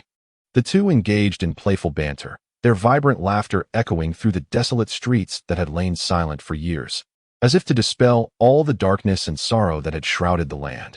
Together, they would return to that place called home, embarking on their individual journeys toward a brighter tomorrow that was destined to arrive. Chapter 162. Departure on the following morning. The first rays of sunlight struggled to pierce the gloom enveloping Konoha, casting mottled shadows within the heavy atmosphere of the Hokage's office. The urgent meeting from the previous night had not concluded. It had merely adjourned momentarily at dawn. As Jiraiya stepped once more into the familiar office, the atmosphere felt even more oppressive than the night before. Sarutobi Hiruzen remained seated in the main chair, the sleepless night etching more crimson lines into his weary eyes. The old pipe in his hand emitted curling wisps of smoke, shrouding his wrinkled visage in a haze. The elders, Tsunade and Mito, sat like stone statues, their expressions devoid of emotion. Yet their tense postures and the occasional piercing glances toward Jiraiya foretold an impending tempest. Jiraiya shattered the heavy silence. He succinctly articulated the final plans he had discussed with his disciples the previous night, his tone resolute and almost as if delivering a proclamation. "This is how it stands." He crossed his arms and leaned against the wall, a seemingly relaxed posture concealing an unyielding determination. "Naruto will accompany me to Mount Mayaboku for Sage Mode training. The task of locating Tsunade will be entrusted to Sasuke and Sakura." The moment his words fell, the air in the office ignited with tension. "I absolutely disagree." Tsunade slammed her hand on the table, her face, usually marked by a stern seriousness, now ablaze with unrestrained fury. "Jiraiya, do you even comprehend what you are saying? Uchiha Sasuke holds a significant status. He is the last surviving member of the Uchiha clan, the most vital yet volatile asset of the village. Are you so reckless as to permit him to leave the village to undertake a long-term mission with an unclear objective?" Tsunade's words rang true. Mito's hoarse voice resonated like two rough stones grinding against each other, laden with chilling inquiries. We could scarcely ascertain Tsunade's precise location. This mission was fraught with uncertainties and variables. Should Sasuke encounter misfortune outside the village or fall prey to other ninja villages or organizations akin to Ōtsutsuki? Who would bear the responsibility? Would it be you, Jiraiya? In the face of the two elders' vehement opposition, akin to a tempest raging, Jiraiya's expression remained unchanged. He gazed at them calmly, his eyes, usually glinting with mischief, now reflecting a rare, profound clarity. "Responsibility?" He chuckled softly, though devoid of mirth. "Elders, it seems you have misconstrued a matter from the very beginning." Gradually, he straightened from the wall, his towering figure exuding an oppressive weight akin to mountains. Rather than fretting over the potential misfortunes Sasuke might face outside the village, perhaps you should first consider what may unfold if you continue to confine him here like a prisoner. "What do you mean by that?" Koharu frowned tightly. "My meaning is quite simple." Jiraiya's gaze was as sharp as the finest blade, sweeping methodically over the two elders and the ever-silent third Hokage. What role did Konoha truly play in the Uchiha massacre? This may be concealed from the common folk. But do you believe Sasuke's sharp mind could remain oblivious for a lifetime? This statement struck the hearts of all present like a hammer. The faces of the two elders paled instantly. Ignoring their grim expressions, Jiraiya continued with an unwavering tone, articulating the stark and brutal possibility. I ask you, what will transpire when Sasuke eventually learns the entire truth? What kind of hatred will he harbor against Konoha? What actions might he undertake to avenge the village that obliterated everything he cherished? What will you do then? Will you, as with his predecessors, seek to erase him and his resentment from this world entirely? Jiraiya, mind your words. Mito admonished sharply. My words have been exceedingly measured, Jiraiya countered resolutely. I am merely stating a reality that you all are acutely aware of yet dare not confront. He inhaled deeply, his tone softening slightly. Yet the gravity of his words intensified. It is precisely for this reason that I insist on sending Sasuke alongside Sakura on this mission. Hiruzen took a deep drag from his pipe, gently tapping the bowl in the ashtray. He raised his murky eyes to Jiraiya, his voice hoarse and weary. Jiraiya, share your rationale. I trust your decision is underpinned by careful consideration. Receiving the teacher's consent, Jiraiya slowly turned back to face the still fuming elders. Elders, I fully comprehend your concerns. But have you pondered a particular question? His voice, though not loud, possessed a power capable of calming anyone. How long can we truly keep watch over Sasuke? He gazed at the two, his eyes, often filled with jest, now bore a sharp insight akin to that of a hawk. The intricacies surrounding the Uchiha clan massacre are undoubtedly more evident to those present than to me. At that juncture, our current vigilance and scrutiny will merely serve as the final straw that could shatter the fragile thread of belonging within him. Tsunade and Mito remained silent. Jiraiya's words struck them with the precision of a finely honed blade, piercing the most sensitive and unapproachable core of their hearts. One cannot simply stifle the truth. Jiraiya's tone shifted to one of grave seriousness, rather than adopting a passive stance to guard against a future fraught with potential upheaval. We should proactively forge an unbreakable chain of bonds for him. He turned his gaze toward the dawn rising outside, a symbol of Konoha's future. Haruno Sakura is the genesis of this chain. That girl is a native, humble ninja of Konoha with an unblemished lineage. More importantly, she is the sole individual in this world willing to embrace Sasuke with an open heart. Our first step must be to pair Sasuke with her on a mission, allowing their relationship to deepen along the journey.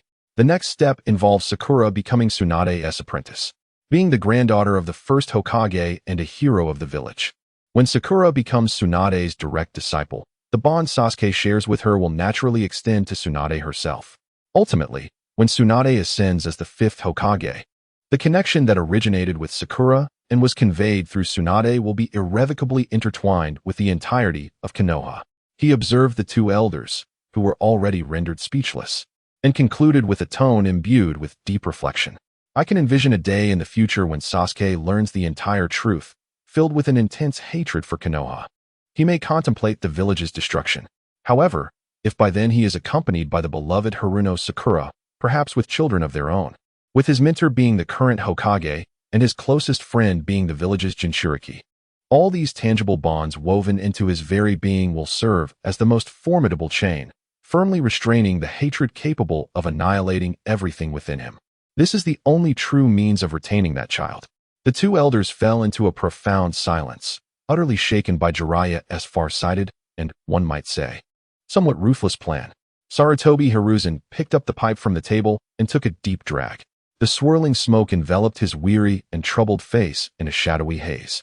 Finally, he pressed the pipe heavily into the ashtray. So be it. In the intensive care unit of Konoha Hospital, perpetually enveloped in the scent of disinfectant, Haruno Sakura was diligently administering the final treatment to a Konoha Chunin who had lost his arm to a wind release technique wielded by a sand ninja during yesterday's battle. Her movements were both gentle and precise, beads of fine sweat forming on her forehead. The usually vibrant smile on her delicate face appeared somewhat pale due to the prolonged concentration, yet her gaze remained focused and serene. Once her task was completed, she finally exhaled a long breath of relief, straightening up to gently wipe the perspiration from her brow. At that moment, a familiar cool voice resonated from behind her. Well done. Sakura turned to see the dark-haired youth, Uchiha Sasuke, who had silently appeared at the doorway of the ward. Sasuke-kun? A flicker of surprise crossed Sakura's face, quickly replaced by a warm, genuine smile. What brings you here? Where's Naruto? He's at the clan's territory helping me gather supplies, Sasuke replied, stepping into the room. He observed Sakura's slightly pallid complexion, a fleeting glimmer of concern flashing in his deep black eyes. Jiraiya-sama just visited us. He bypassed any unnecessary pleasantries, directly conveying Jiraiya's decision and the outcome of the high-level meeting in succinct terms. Sakura listened intently, her expression transitioning from initial surprise to a tranquil composure. This decision felt more like an inevitable fate than Sasuke's prophecy. Whether motivated by the profound bond of master and disciple from her past life, or by the practical need to secure the most perfect cover for herself and Sasuke in this life. She knew she had to accept this mission, and it could only be entrusted to her. I understand, she nodded, her verdant eyes reflecting an undeniable resolve. When do we depart? In an hour, Sasuke replied. In the Hokage's office, Sasuke and Sakura stood side by side before Sarutobi Hiruzen's desk. That concludes all the information regarding Tsunade, Sarutobi said, placing a stack of documents down, his tone grave as he imparted his final instructions to the two young shinobi. You must remember, while Tsunade is my disciple and one of the legendary Sannin, she is also a pitiable woman who has lost all her loved ones to war. Her heart has been thoroughly frozen by past traumas. Convincing her to return to the village and assume the Hokage position will not be an easy task. He gazed at them, his murky eyes imbued with a solemn hope. This mission, crucial to Konoha's future, I entrust to you both. Yes, they responded in unison. Sarutobi nodded appreciatively. From his drawer, he retrieved a thick envelope and handed it to them. This contains the funding for your mission, along with information regarding potential gambling establishments where Tsunade might be found. He paused for a moment, and a rare, somewhat awkward smile broke through the sternness of his aged visage. You must also remember one thing. Although Tsunade possesses unparalleled medical ninjutsu, she is, without exception, destined to lose at the gambling table. Thus, the ninja world has bestowed upon her the moniker of the legendary Big Fat Lamb. The mission was officially confirmed, and the two began their final preparations for what was sure to be an exceedingly long journey. Within the spacious abode of the Uchiha clan, Naruto clumsily assisted Sasuke in packing his belongings. Rather than being of help, he seemed to be creating more chaos. Hey, Sasuke, this is your favorite tomato-flavored instant noodles, right? Pack a few more. You can eat them on the road when you get hungry. And this is my newly purchased limited edition toad wallet, a gift for you. Oh, and this, Sasuke, expressionless, gazed at the blonde fool who was nearly stuffing his entire wardrobe into his bag. He sighed in exasperation but made no effort to stop him. Meanwhile, at Sakura's home, a different yet equally warm and awkward scene unfolded. Sakura, this outing is not like staying in the village. There are many more evildoers outside. You and Sasuke-kun must be extra cautious in everything, her mother, Haruno Mabuki, said, deftly folding various clothes and necessities into Sakura's pack while expressing the kind of concern only a mother could possess. Especially Sasuke-kun. Living alone must be quite difficult for him. As a girl, you must take care of him on the journey, all right? Also, she abruptly paused, leaning closer to Sakura's ear, whispering in a tone she assumed was discreet, yet loud enough for the whole kitchen to hear. You and Sasuke-kun are going on such a long mission together. Be sure to stay safe when you're staying at inns. Remember to keep that little pouch I prepared for you close at hand. Although I wish to hold my grandchild soon, you are both still so young. What I mean is, while I do like Sasuke-kun, you both are still too young for children. Sakura's always composed face flushed a charming shade of crimson upon hearing her mother's overly candid advice. Despite possessing a mature soul that had already experienced marriage and even had a teenage daughter in another life, she still felt a pang of long-forgotten embarrassment in the presence of her mother's pure, innocent love. Mom, she interjected, bemused, interrupting her mother's increasingly outrageous imaginings. We're going on a mission that concerns the future of the village. This is not a vacation, certainly not a honeymoon. Ultimately, when the sun rose once more over the horizon the following day, Sasuke and Sakura, clad in their battle attire and shouldering their packs, stood side by side at the entrance of Konoha village, a threshold symbolizing both departure and new beginnings. Behind them stood all their comrades who had come to bid them farewell: Naruto, Ino, Shikamaru, Seiichi, Hinata, Kiba, and Shino, the young leaf of Konoha who had survived the recent turmoil. They will stand here, bidding farewell to the two dazzling stars of the village, embarking on a new journey for the future of their homeland. Chapter 163, The Journey. The morning sun casts a gentle golden hue upon the battle-scarred silhouette of Konoha village. At the grand village gates, which symbolize both departure and adventure, a silent farewell is taking place. Naruto, forcing a radiant smile, vigorously waves his arms, as if to convey all his unspoken reluctance through this gesture. Ino, unusually, refrains from bickering with Sakura, standing there with reddened eyes and a gaze full of complexity. Shikamaru and Choji maintain their languid demeanor, yet their occasional glances toward the two departing companions reveal an unspoken understanding shared among comrades. Sasuke and Sakura stand shoulder to shoulder, offering one last gentle wave to their friends behind them. Then, without any hesitation, they turn and their figures transform into fleeting shadows, racing towards the vast expanse filled with the unknown. The gates of Konoha swing shut behind them, gradually fading from a magnificent structure into a distant black, ultimately vanishing beyond the horizon. Beneath their feet lies solid ground, and the sound of the rushing wind fills their ears. Having escaped the oppressive and sorrowful atmosphere of the village, a long-lost sensation called freedom quietly blossoms in their hearts. Yet this freedom is tethered by the heavy burden of responsibility known as their mission. They travel light and swiftly. According to intelligence provided by the third Hokage, their first destination is set within the Land of Fire, a lawless place known for its casinos and entertainment, scarcely governed by the feudal lord, Danzai Street. Sasuke retrieves a detailed map of the Land of Fire from his ninja tool pouch. The two slow their pace, analyzing the terrain while consulting the map. The straight-line distance from their location to Danzai Street is approximately 3 days. Sasuke's finger traces a straight red line on the map, but this route requires traversing an uninhabited forest devoid of supply points, posing too great a risk. "We shall take this path," he asserts, pointing to a more convoluted route that follows the official roads and extends through villages. "During the day, we will travel the main roads at full speed. Before nightfall, we will strive to reach the villages or towns along the way for rest. This will ensure our strength is restored while minimizing the chances of encountering unnecessary troubles in the wild." Sakura nods in agreement, her gaze fixed on Sasuke's sharply defined profile illuminated by the sunlight, her emerald eyes reflecting absolute trust. "Let us proceed as you suggest." With the plan thus established, they quicken their pace once more. The scenery along the way swiftly retreats like a painting as they pass through dense forests and cross babbling streams. Witnessing the resilient villagers diligently engaging in spring plowing, undeterred by the ravages of war. All of this feels so incongruous to the world of ninjas, rife with bloodshed and conspiracy. They understand that such leisurely and tranquil moments may be rare in the days to come. By the way, Sakura. On a relatively flat official road, Sasuke suddenly spoke up, inquiring about a question that had long weighed on his mind. Having departed from Orochimaru's base, what will become of the research on the cells of Hashirama? Will it come to a standstill? Upon hearing this, Sakura turned her head, her face lighting up with a playful smile radiating confidence. "Rest assured," she replied, her voice brisk and vibrant, "I am not that foolish.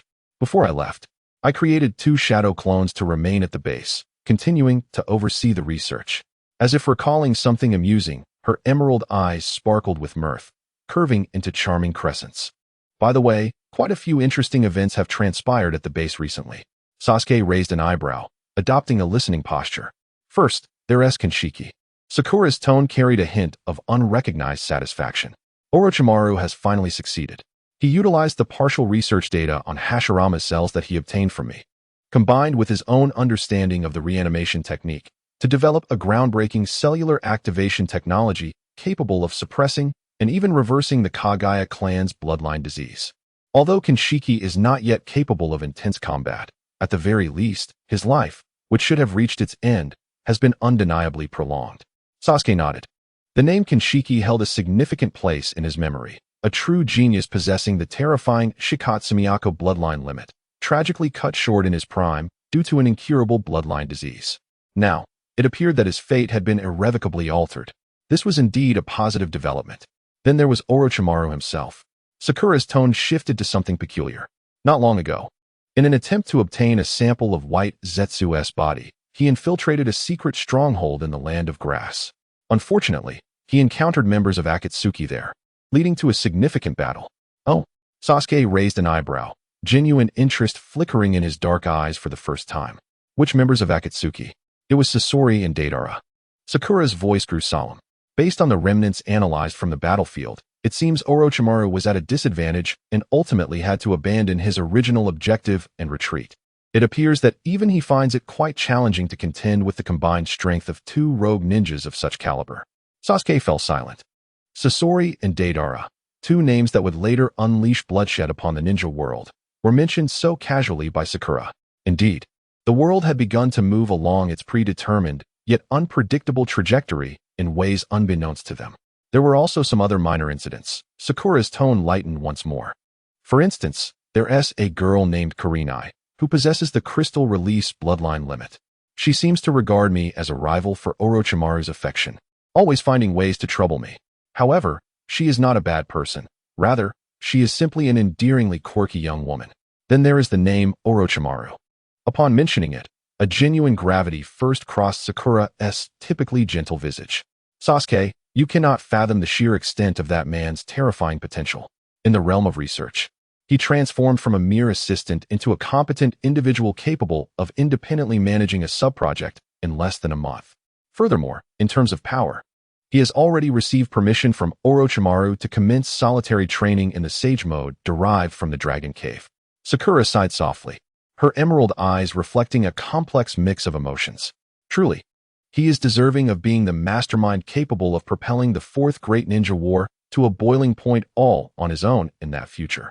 Sasuke attentively absorbed every word Sakura uttered, occasionally interjecting, as he compared these vivid, unfolding events with the predetermined outcomes etched in his mind. Thus, amidst their leisurely yet information-rich conversation, the daylight swiftly faded away. The night spread like ink, gradually staining the edges of the sky. As the last vestige of daylight vanished beyond the horizon, Sasuke and Sakura arrived at the bustling town of Tsukuyomi just before darkness engulfed the land.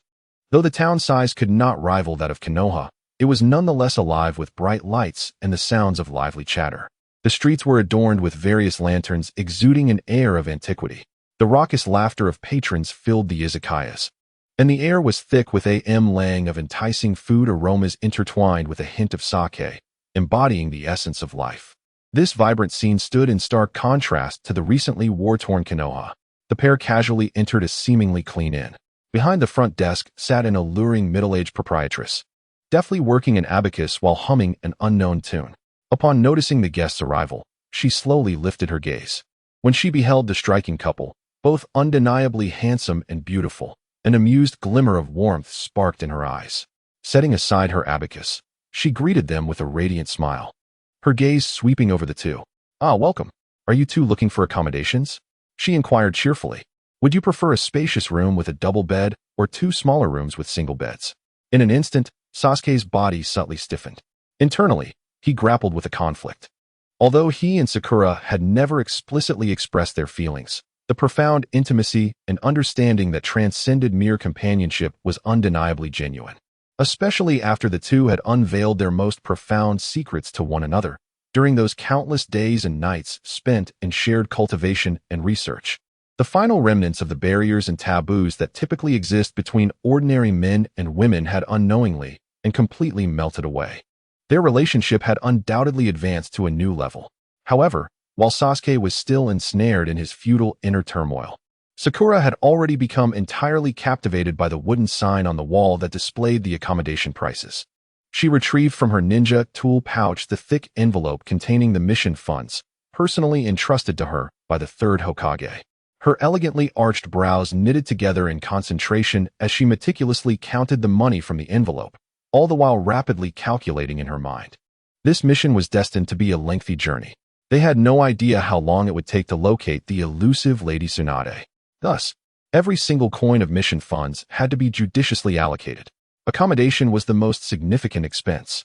If they could manage to save half in this regard, Sasuke couldn't help but feel a mix of amusement and heartache at the sight of Sakura. Deeply engrossed in her serious deliberation over a mere difference of 1 or 200 ryo, he suddenly recalled a future belonging to Sakura, where she would be diligently repaying a hefty mortgage all alone, while also tirelessly raising her daughter Sarada. Perhaps it was the hardships she had endured that had shaped her into such a frugal individual. No longer conflicted, Sasuke gazed at the pink-haired girl, still engaged in her internal struggle to save costs, and spoke to the innkeeper, who was still smiling at them, with a calmness devoid of hesitation. A room with a large bed. Sakura's counting came to an abrupt halt. Surprised, she looked up at Sasuke, and their eyes met. His dark gaze, illuminated by the soft light, appeared exceptionally profound. There was no hint of levity or mockery in his expression, only a gentle and tranquil depth reminiscent of the night sky. Sakura's heart inexplicably skipped a beat. She slowly lowered her head, a delicate flush gracing her fair cheeks. Yet, she ultimately said nothing, simply handing the innkeeper the amount she had already counted for the room with a large bed. All right. The innkeeper beamed even brighter. Swiftly, she accepted the payment and retrieved a brass key engraved with the number 302, handing it to Sakura. Receiving the key, the two of them, under the innkeeper's warmly ambiguous gaze filled with blessings, ascended the staircase together towards the unknown room above. Chapter 164. Enchanting night. The corridor on the second floor of the inn, adorned with a dark red carpet, appeared somewhat tranquil under the dim light of the wall sconces. The wooden floorboards creaked softly with age, as if whispering the tales of past travelers. Sasuke followed behind Sakura, listening to the crisp click of the brass key meeting the lock. As the door swung open, a mingling aroma of tatami and a faint hint of dust enveloped the room. Although the space was modest, even somewhat confined, it was kept relatively tidy. A polished wooden table, two simple wooden chairs, and a massive bed adorned with pristine bedding, occupying nearly 2/3 of the area, constituted the entirety of this temporary abode. Sakura entered first, casually placing the key upon the table, before expertly inspecting every corner of the room. She checked whether the window latch was secure, if there were any hidden compartments behind the walls, and whether the ceiling concealed any peeping holes. This was the essential protocol every competent ninja must adhere to upon entering an unfamiliar environment.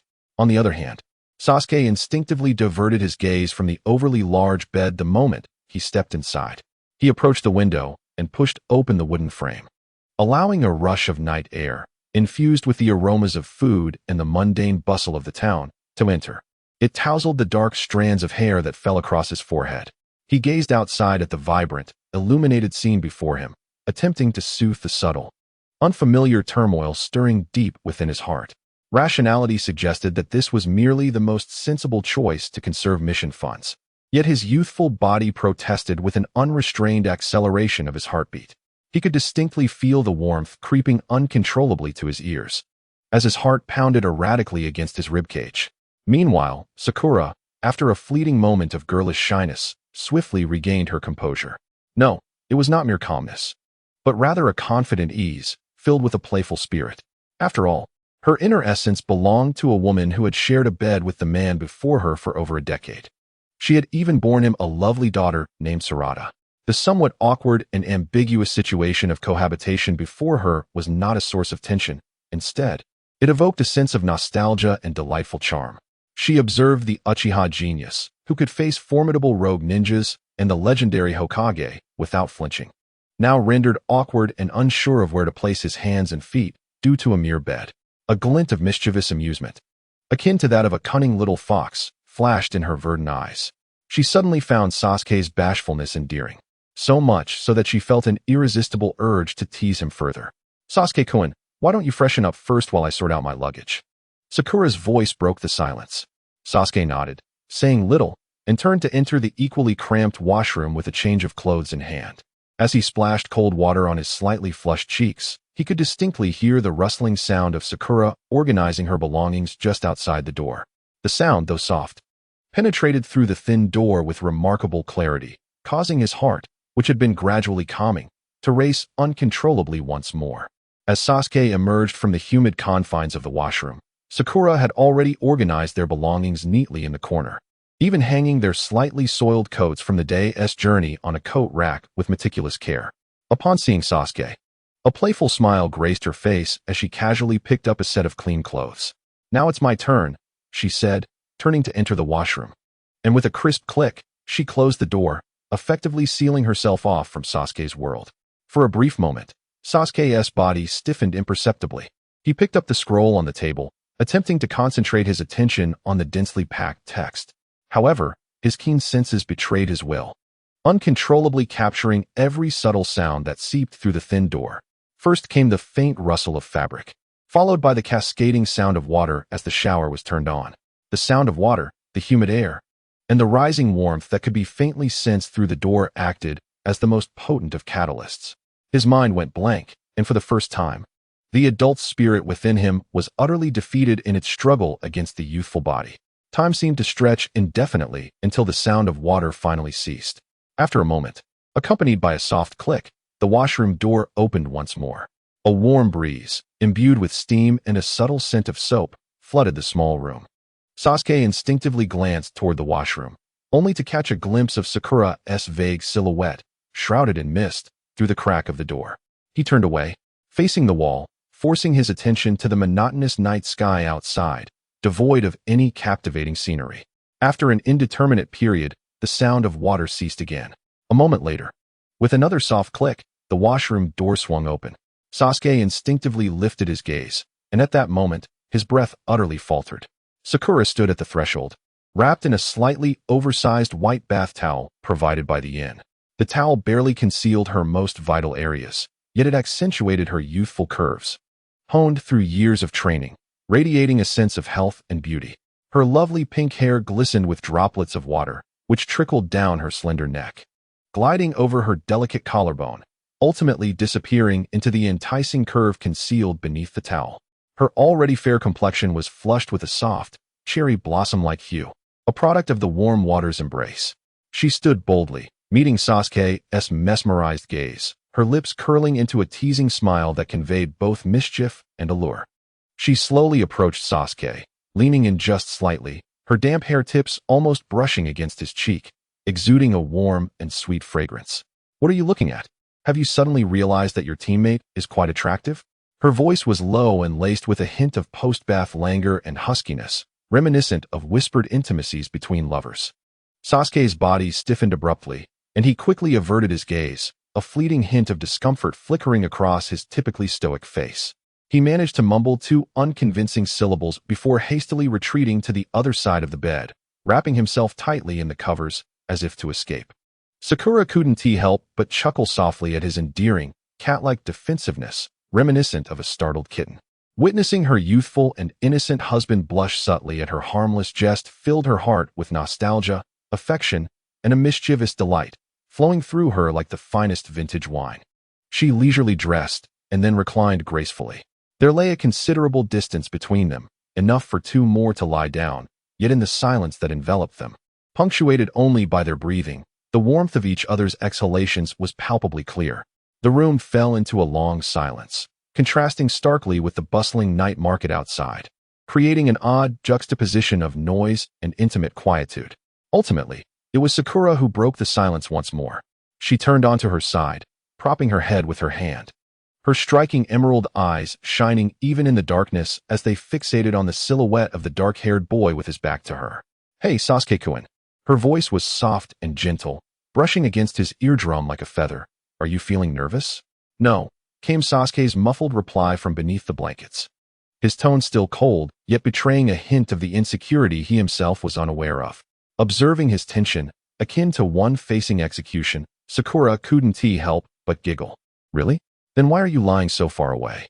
If you go any further, you might fall off." As she spoke, she gradually inched closer to him, her youthful warmth and fragrant essence becoming increasingly palpable. Sasuke could even feel the mattress dip slightly under her movement. "And why is your body so rigid? You're like a piece of meat about to be placed on the grill. What exactly do you want?" Sasuke's voice finally carried a note of irritable indignation. "Nothing at all," Sakura replied innocently, though her actions grew bolder. She moved like a boneless feline, silently pressing against Sasuke's rigid back. With a delicate yet powerful arm, she gently wrapped her slender embrace around his waist from behind. In that fleeting moment, Sasuke felt as though his entire being had been struck by a bolt of lightning. His heart, which had long since begun to race uncontrollably, seemed on the verge of bursting forth from his throat. The soft, warm sensation against his back, coupled with the gentle warmth of her breath whispering near his ear, drained him of all strength. "Do not move, Sasuke-kun," Sakura's voice floated in his ear, tender as a dream, devoid of any mockery, replaced instead by a profound affection akin to the gentle glow of moonlight. "I simply wish to confirm that this is not a dream, to reassure myself that you are truly by my side." Her arms tightened slowly around him. "So, let me hold you for a while, would you?" Sasuke surrendered completely, lying quietly as the warmth enveloped him, a gentle flow capable of melting steel. He slowly closed his weary eyes, surrendering to a night of blissful slumber. Chapter 165. A chance encounter the following morning. As the first rays of vibrant sunlight filled the room, Sasuke gradually opened his eyes. He had scarcely slept through the night. Turning his head, he gazed at the pink-haired girl beside him, who was already lost in sweet dreams. She seemed slightly cold, curling up like a kitten beside him, one delicate, fair arm resting innocently upon his chest. Her even, warm breaths lightly caressed the nape of his neck, sending a tingling sensation coursing through him. Sasuke remained still, quietly admiring her serene and beautiful visage illuminated by the morning light, feeling an unprecedented sense of tranquility and satisfaction. When they stepped once more onto the bustling and chaotic streets of Shortez, it was already morning. This town, notorious for its desires, resembled a ceaseless machine, pulsating with a morbidly fervent energy both day and night. The air was thick with a laying of cheap liquor, inexpensive perfumes, and an array of culinary aromas.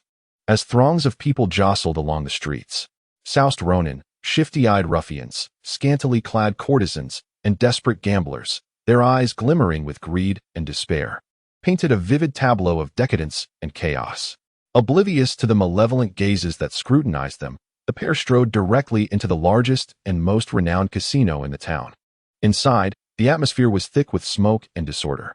The crisp sound of dice clattering in gambling bowls mingled with the fervent, desperate cries of gamblers, alongside the anguished wails of those who had lost everything, being dragged from the casino like forlorn animals. Everything intertwined into a frenzied symphony brimming with desire and destruction. It was indeed a most unwelcoming place.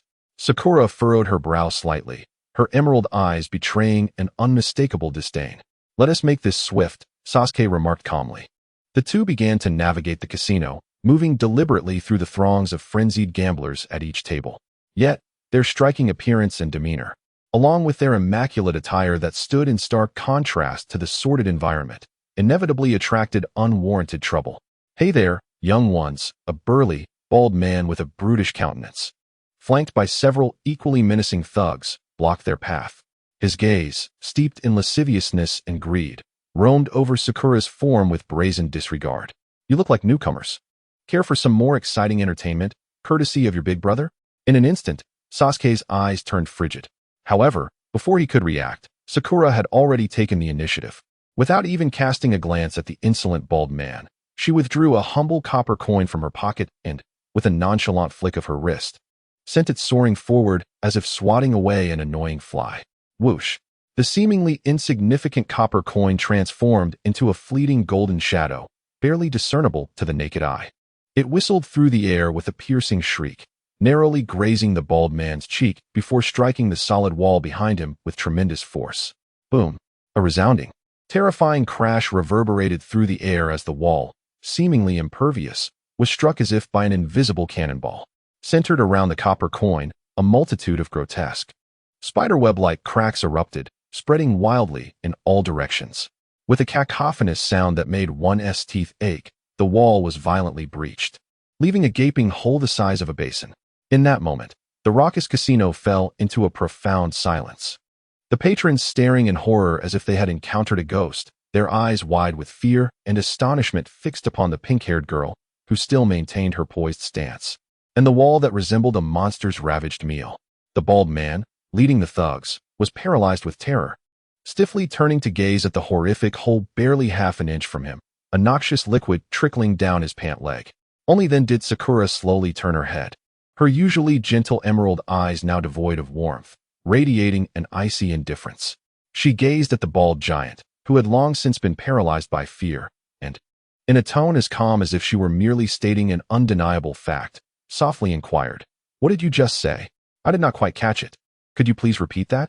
The cacophony of desire and clamor within the casino seemed to be choked by an invisible hand, rendering all sound utterly non-existent in that moment. The faces of the gamblers, twisted by fervor, froze in place, while the cards in the dealer's hands came to an abrupt halt. Even the desperate wails echoing from the corners, where individuals had lost everything, appeared to be momentarily paused. Hundreds of gazes converged like iron filings drawn to a magnet, coalescing into a torrent of astonishment and dread. Firmly affixed upon the figure of the girl with pink hair, time appeared to stand still. Then, a resounding crash, louder and more violent than the destruction wrought by the earlier coin, erupted from the second floor of the casino without warning. This was followed by the chaotic clatter of toppled furniture and the furious roars of several casino enforcers. The sudden, more intense commotion shattered the standoff below, compelling everyone's attention to be irresistibly drawn to the source.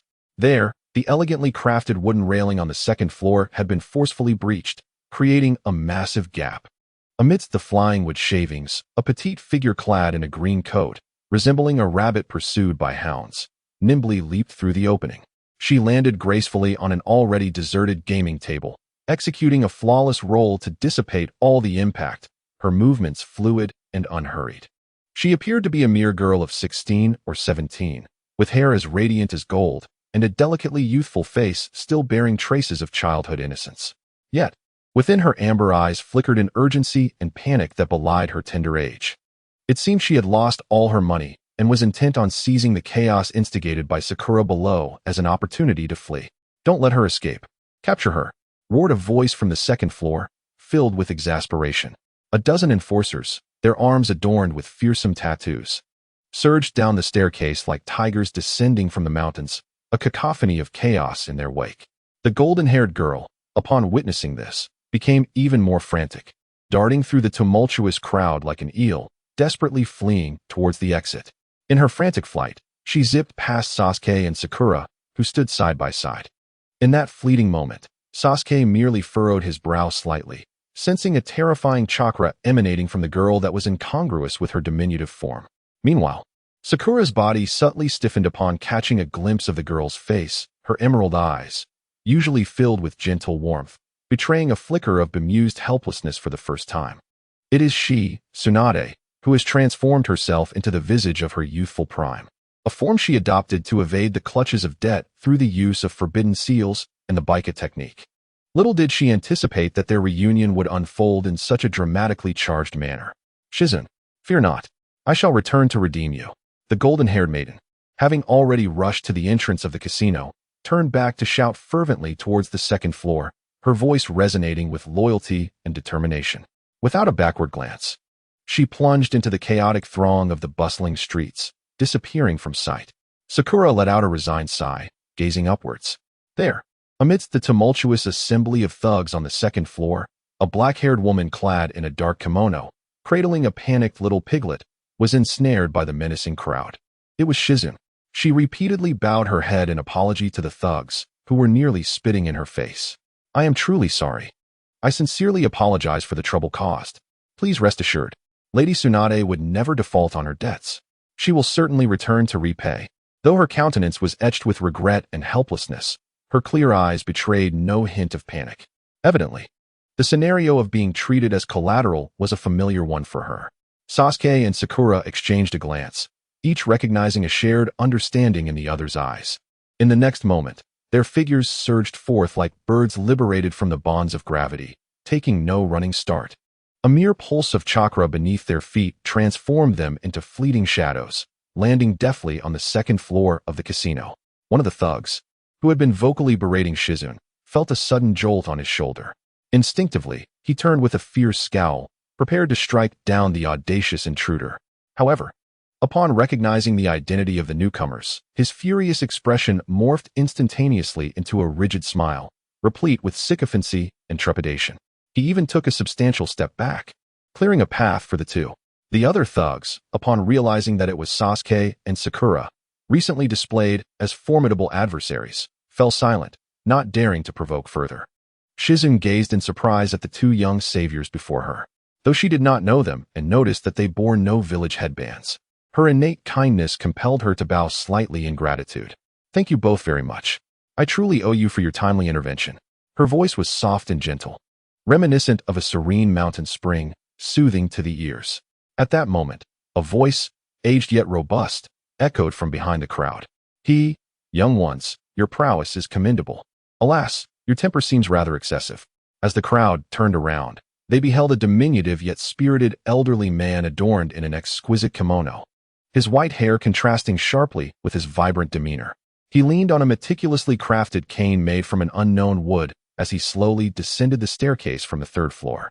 Following closely behind him were two composed and sharp-eyed bodyguards, unmistakably skilled warriors. I observed that despite their youth, their profound capabilities and extraordinary aura set them apart from ordinary rogue ninjas or traitorous shinobi. The old man approached the gathering with measured steps. His eyes, which appeared clouded yet sparkled with brilliance, scanned Sasuke and Sakura with a curious gaze devoid of hostility, filled instead with scrutiny and intrigue. I find myself somewhat curious. He began, for you are elite ninjas hailing from the 5 great ninja villages. Are you aware of the unwritten rule that exists among the 5 great nations? It is strictly forbidden for ninjas to wield their power to oppress the common folk. His voice, though calm, resonated with an undeniable authority. Een, sensing the tension, felt a pang of anxiety. She believed Sasuke and Sakura were inexperienced young ninjas unfamiliar with the accepted norms of the ninja world, and feared they might impulsively provoke a conflict with this evidently influential elder. She stepped forward to shield them, bowing deeply before the old man. Lord Kinmaru, I sincerely apologize. These two merely witnessed an injustice and had no intention of causing trouble in your domain. I implore you to show leniency. Ha ha ha, there is no need for such concern. Miss Een, the elder, referred to as Kinmaru, interjected with a wave of his hand. Clearly accustomed to dealing with Tsunade and showing no sign of malice towards the black-haired woman who often cleaned up after her master. His curious gaze returned to Sasuke and Sakura. I harbor no ill will towards you. I am merely intrigued. He gestured for them to follow. This place is too crowded for a proper conversation. If you do not mind, shall we retire to my tea room upstairs for a moment? Kinmaru's tea room was a world apart from the bustling and hedonistic casino below. The spacious chamber was infused with a refined aroma of high-quality sandalwood. The floor was adorned with pristine tatami mats woven from the finest rushes, and a powerful, zen-filled landscape painting graced the walls. Sasuke, Sakura, and Een knelt before a low table crafted from a single piece of precious wood while Kinmaru personally brewed a pot of fragrant high-quality jade due tea for them. Thus, after exchanging pleasantries, Sasuke laid bare their purpose for visiting, along with their identities. Naturally, he omitted the most critical information regarding the 5th Hokage, stating only that the 3rd Hokage required Lady Tsunade's return to the village for an important discussion. I see, Kinmaru replied, his demeanor shifting to one of understanding. After listening to the self-introductions of the two individuals, the usually anxious expression on Shizun's face transformed for the first time into one of enlightenment. She turned her gaze towards Sakura, her clear eyes reflecting a genuine admiration and closeness. So, you are Miss Haruno Sakura, she smiled. Lady Tsunade often speaks of you in my presence. She mentioned that Konoha has produced a prodigious young lady with an unprecedented talent for medical ninjutsu, and I can see that her words were not in vain. You're too kind, Shizun-senpai, Sakura humbly replied. I still have a long way to go compared to Lady Tsunade.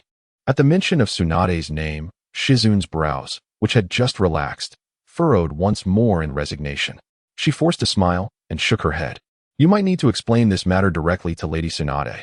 However, there is no need for you both to worry excessively. She glanced out the window at the bustling street and spoke in a tone filled with a mix of helplessness and unwavering certainty. We merely need to wait here peacefully for a few days. Though Lady Tsunade may appear unreliable, she would never abandon me. Once she gathers enough money outside, she will certainly return to repay her debts. Chapter 166. Waiting Elder Kinmaru did not linger in the tea room. After receiving assurances from Sasuke and Sakura that they would not instigate trouble, he took his leave, supported by his elegantly crafted cane, accompanied by 2 guards. As the heavy wooden door slowly closed, tranquility returned to the room.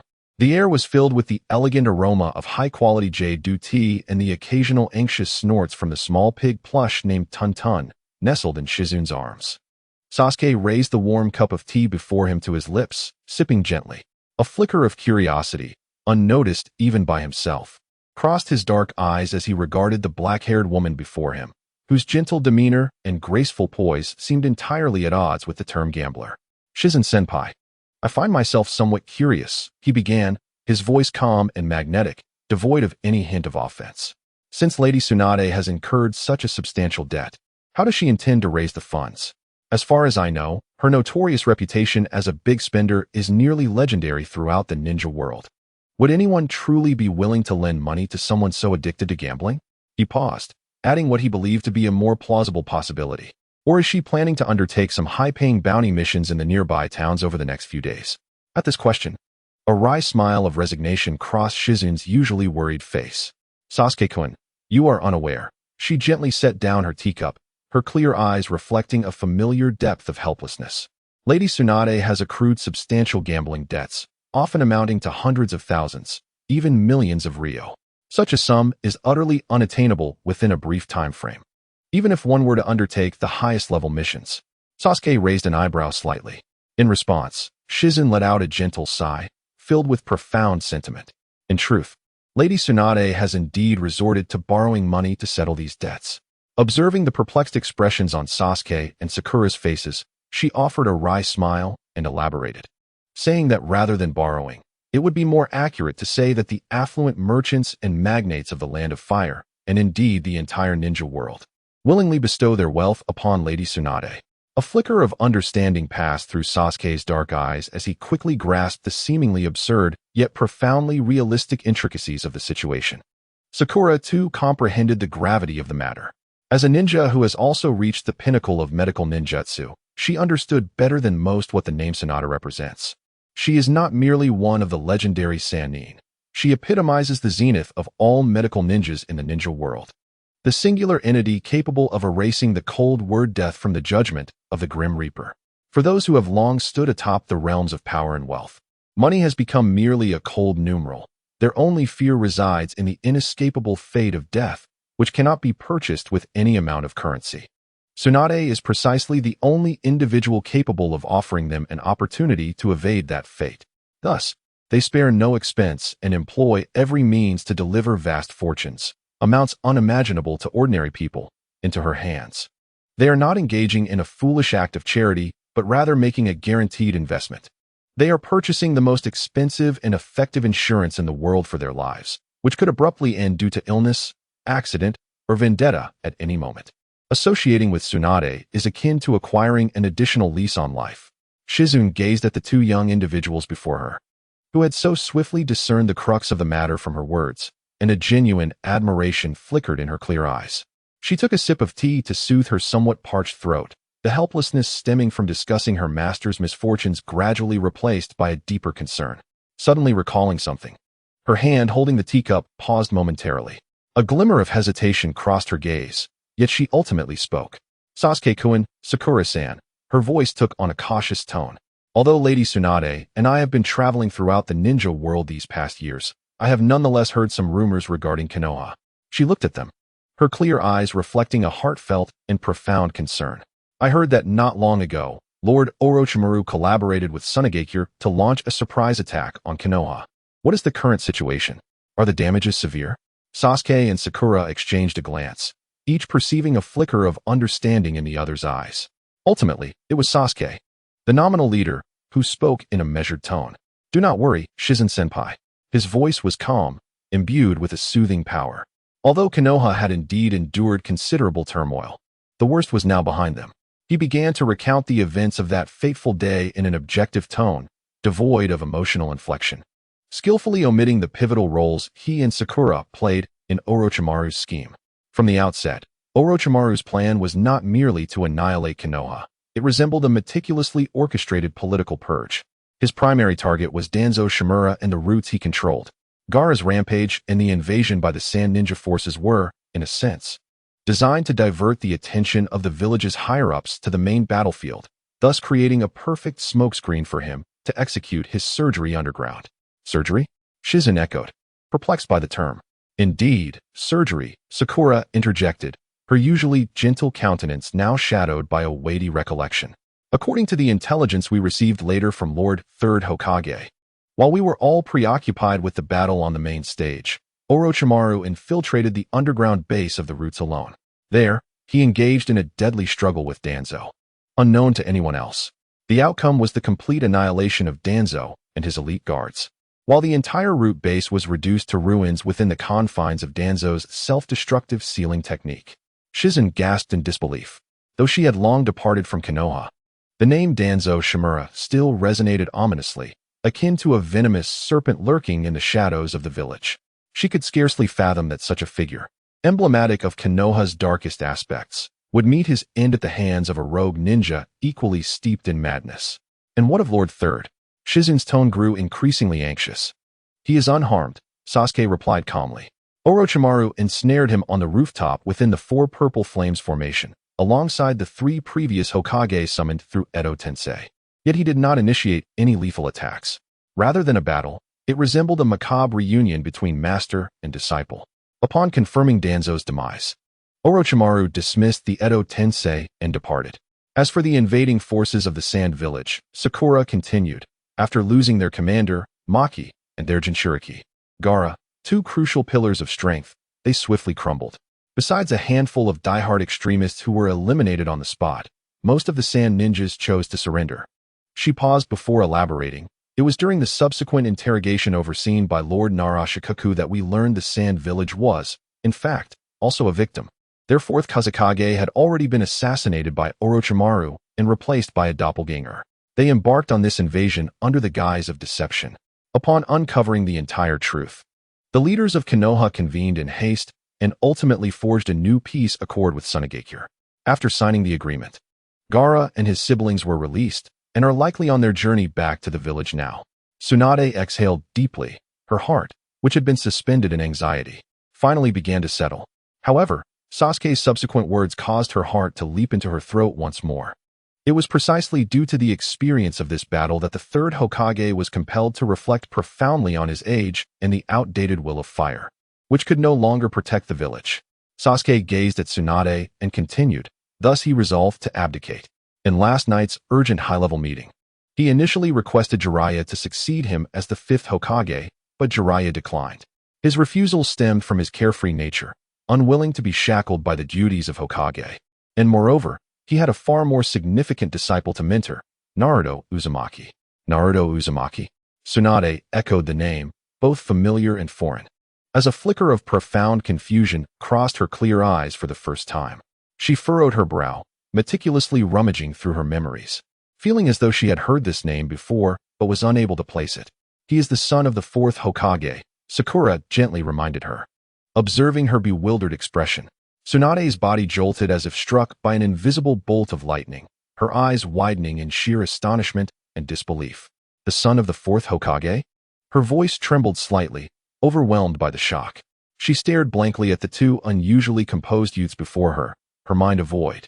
That man, that dazzling figure like a golden flash, his child? The fragile infant born on that fateful night 12 years ago, steeped in blood and despair? She murmured to herself, lost in a daze. Indeed, the fourth Hokage had sacrificed himself many years ago. His son had grown so much, had become an extraordinary ninja capable of standing on his own. Unbeknownst to her, her eyes began to glisten with unshed tears. Chapter 167. Tsunade. The critical objective of the mission was Tsunade. Although she made a dramatic entrance, she also vanished in an equally theatrical manner amidst the chaotic throng of Danzetsu Street. After a brief discussion, Sasuke and Sakura ultimately decided against immediately setting out to find her. Danzetsu Street was merely a town, yet its expanse was far more extensive than it appeared. Moreover, this place is a chaotic mix of individuals, largely unbound by the laws of any notable jurisdiction. Two outsiders from Konoha, recklessly embarking on a grand search for Tsunade, who is deliberately evading her debts, would only invite an overwhelming tide of unnecessary troubles. Instead, it would be wiser to wait patiently for an opportunity.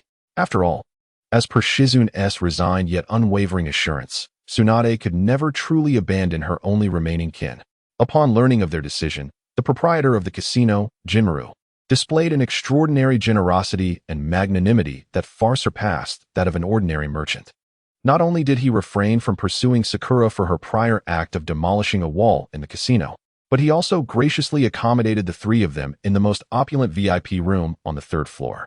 Thus, what had begun as a mission fraught with tension and uncertainty momentarily settled into a surreal and leisurely interlude. In the following 2 days, Sasuke devoted himself entirely to the in-depth analysis and study of the Ein Sealing Scroll. while Sakura engaged in a scholarly exchange brimming with camaraderie and sparks of inspiration with Shizune. It was not until the afternoon of the third day, during a discussion on a medical topic between Sakura and Shizune, that the lavish wooden door of the tea room, which had remained closed, was suddenly flung open with a vigorous and boisterous force. "Shizune, Pudding, I'm back." A triumphant and vibrant voice filled the room, announcing the return of the blonde girl, Tsunade, whose face glowed with exuberance. In her arms, she cradled an enormous, bulging pouch of money.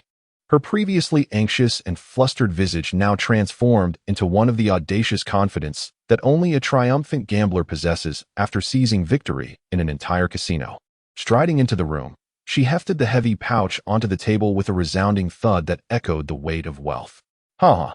See, I told you so," she proclaimed, raising an eyebrow at Shizune. "How could my luck, Tsunadeheim, possibly remain so dire? Not only have I cleared my debts, but I also have this much left. Come on, Shizune, let us go have a few more rounds of fun." Before her words could fully escape her lips, her gaze finally landed upon the two unfamiliar guests in the room.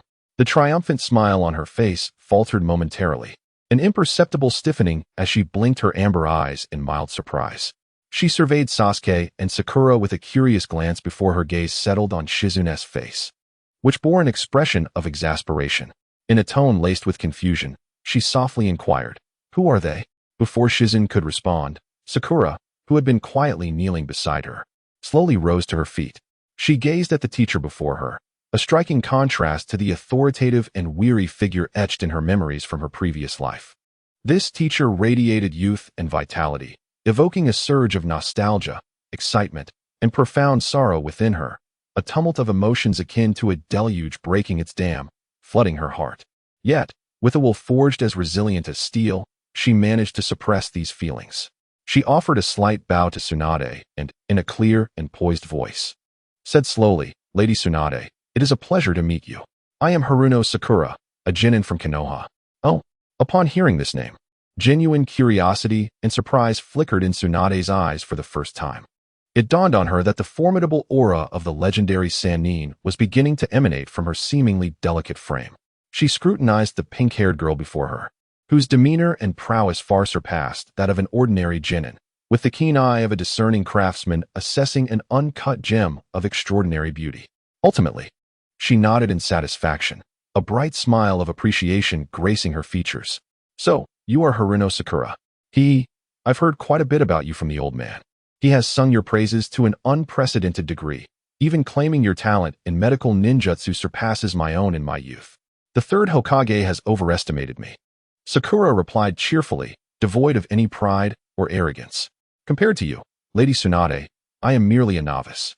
"Ha, quite right." Tsunade expressed her delight in Sakura's humble yet confident demeanor. She truly seemed to regard Sakura as a kindred spirit. Plopping down beside her and casually draping her fair arm over Sakura's shoulder. "Sakura, is it? I take quite a liking to you," she inquired with a grin. "By the way, how is teacher Hisashi doing lately?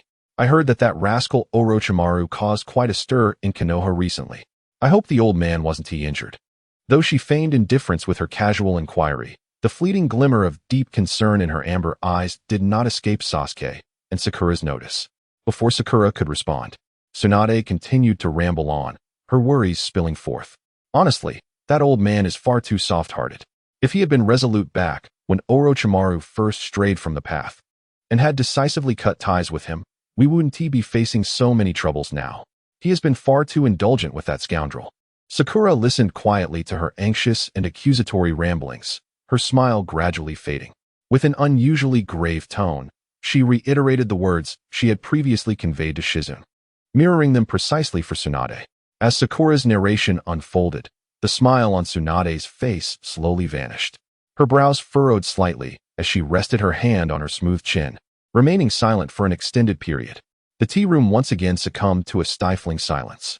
Eventually, she spoke with a heavy heart, expressing her astonishment at Orochimaru's unexpected moment of clarity. Her voice was laced with an ineffable complexity of emotions. Although his so-called surgical methods and notions of evolution remained radical and eccentric, they were infinitely preferable to his previous obsession with grotesque human experiments and the pursuit of immortality. She exhaled deeply, the weight on her heart finally lifting, murmuring to herself, well, at least that old man is not facing any grave issues. With that, she resumed her nonchalant and carefree demeanor. She glanced at Sakura, waving her hand dismissively, saying, all right, I have grasped Lord Hisashi's intentions. Return and inform him that I will never return to the village.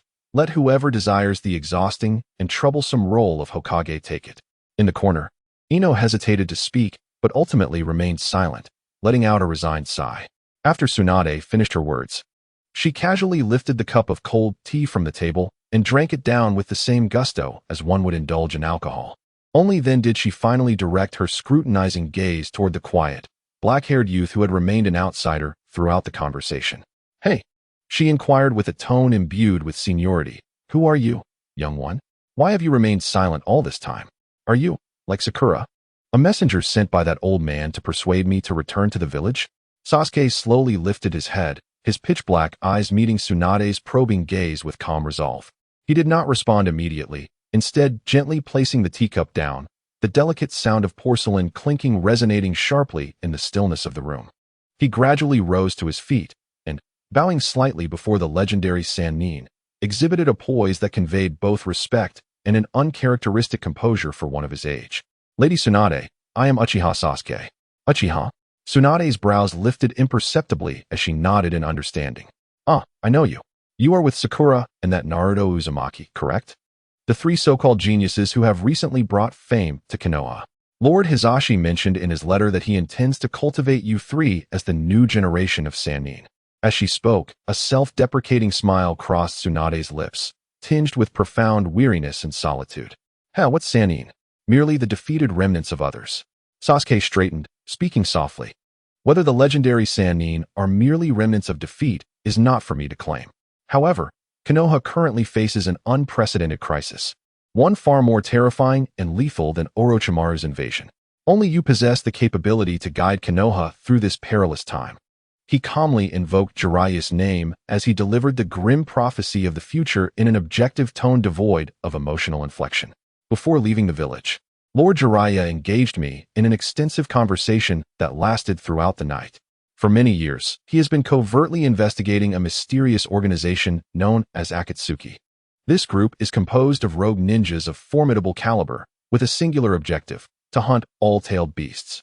According to Lord Jiraiya's intelligence, their next target is likely to be Naruto Uzumaki, the Jinchuriki of the Nine Tails from Konoha.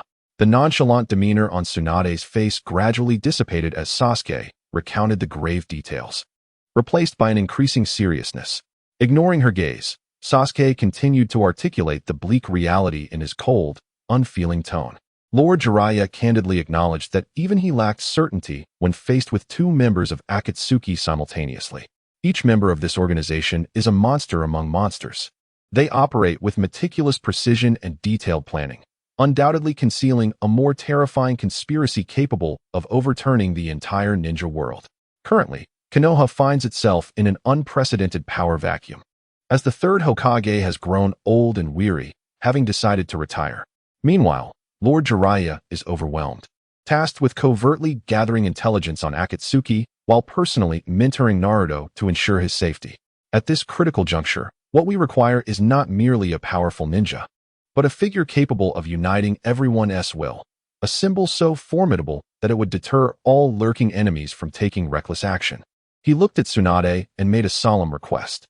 Lady Tsunade, please return to the village and assume the position of the fifth Hokage.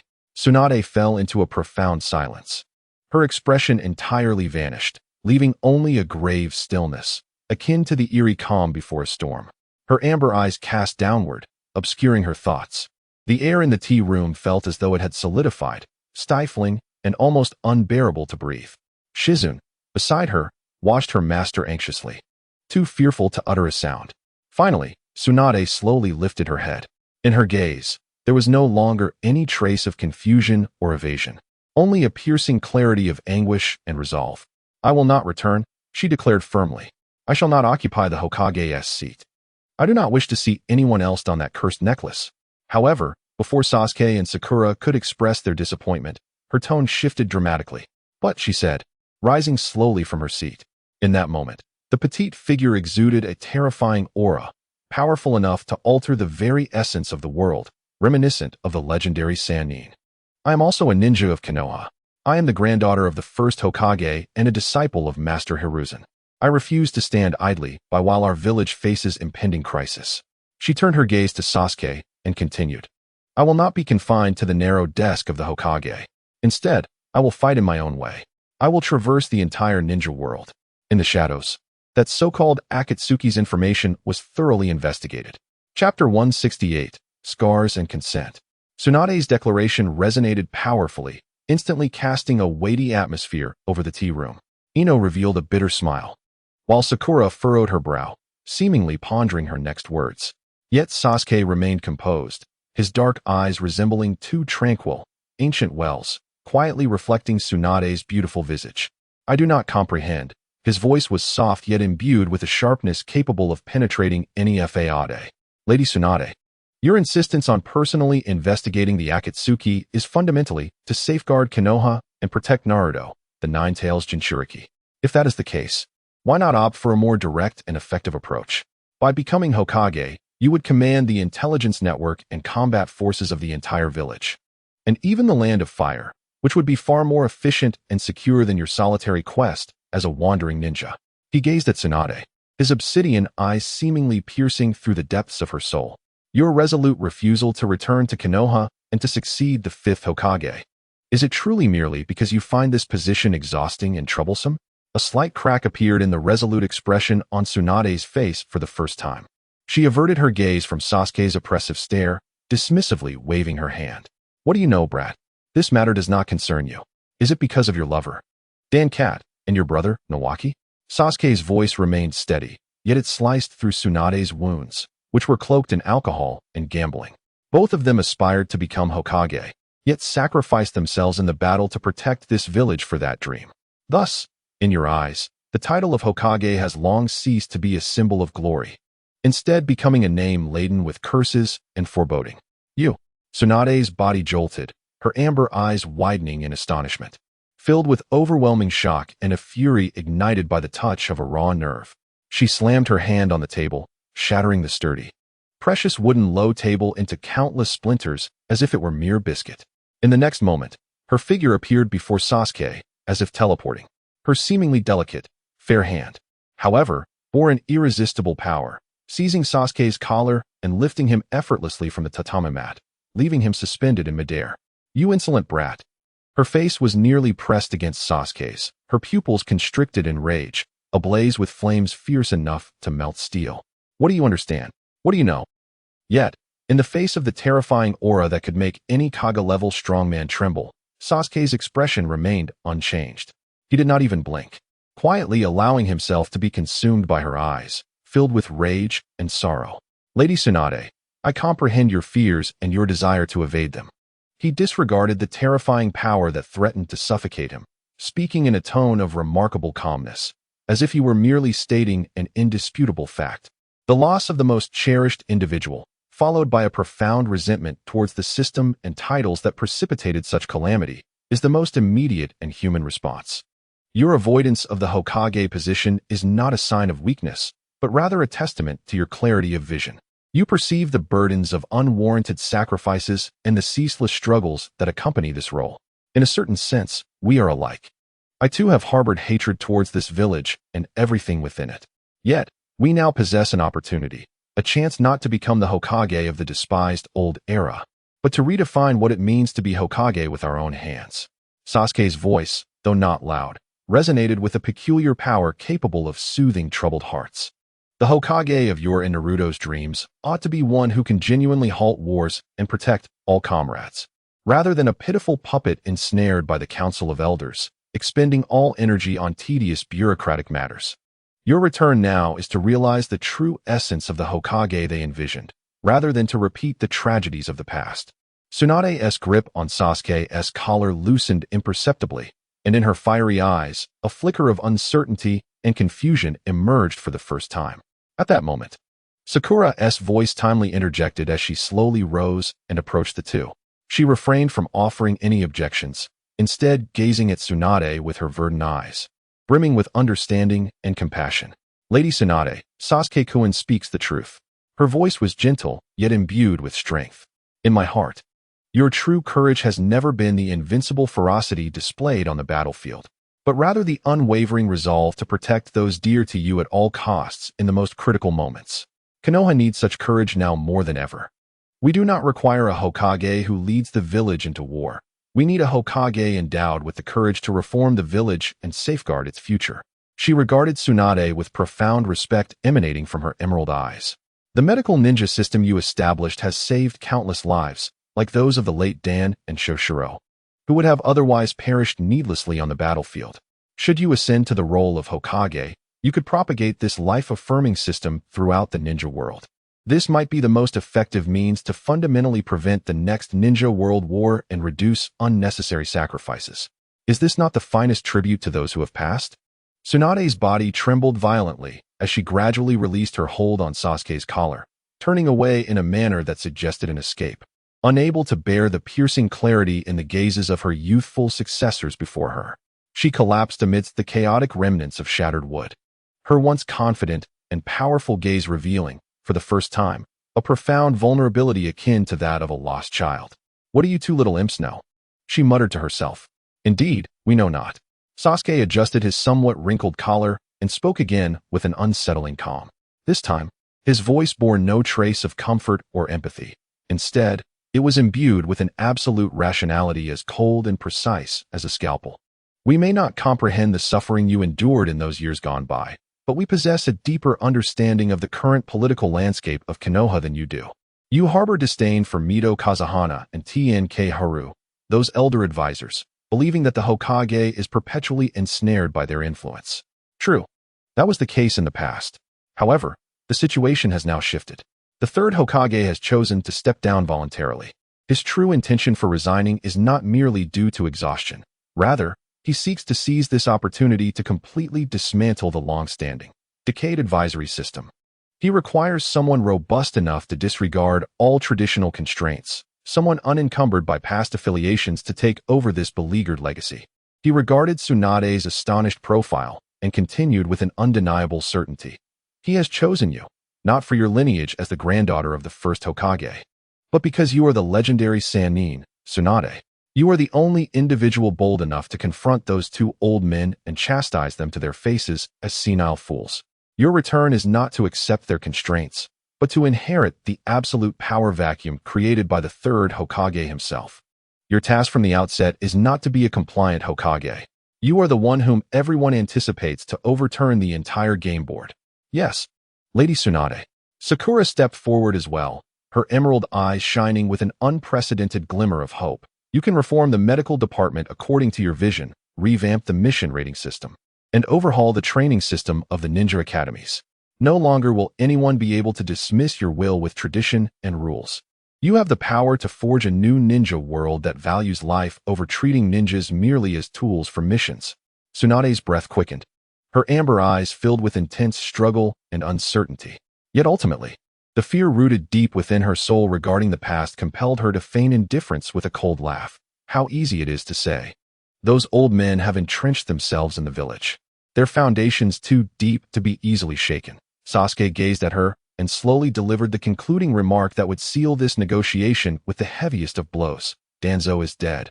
Tsunade's body jolted. This signified that the formidable dark force, which had lurked in the shadows of Konoha for decades, was now in a state of unprecedented chaos, leaderless and disarrayed.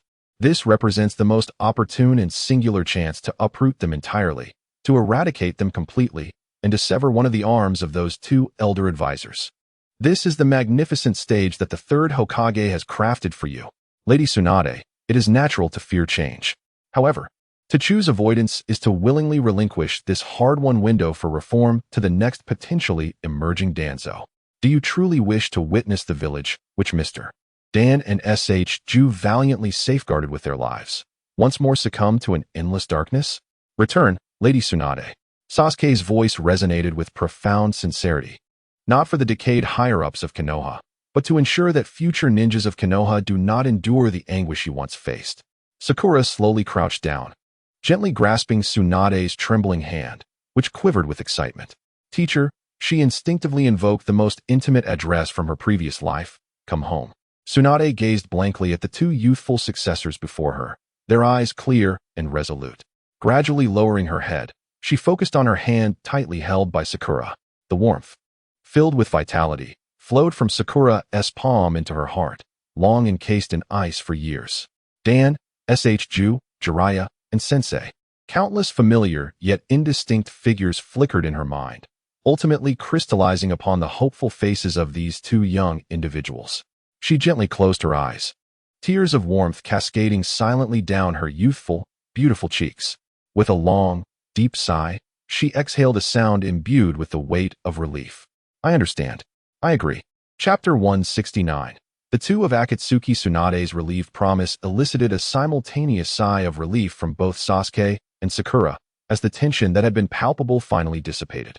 Ino, overwhelmed with joy, wept as she beheld her teacher, who had finally decided to emerge from the shadows of the past. For the first time, her usually anxious, clear eyes revealed genuine, unadulterated joy. However, just as Sasuke believed this negotiation had reached a perfect conclusion and was preparing to discuss the specifics of returning to Konoha, Tsunade's subsequent words left everyone momentarily stunned. Rising slowly, Tsunade stretched her petite form, revealing an astonishing curve that belied her appearance, exuding a surprising sense of strength.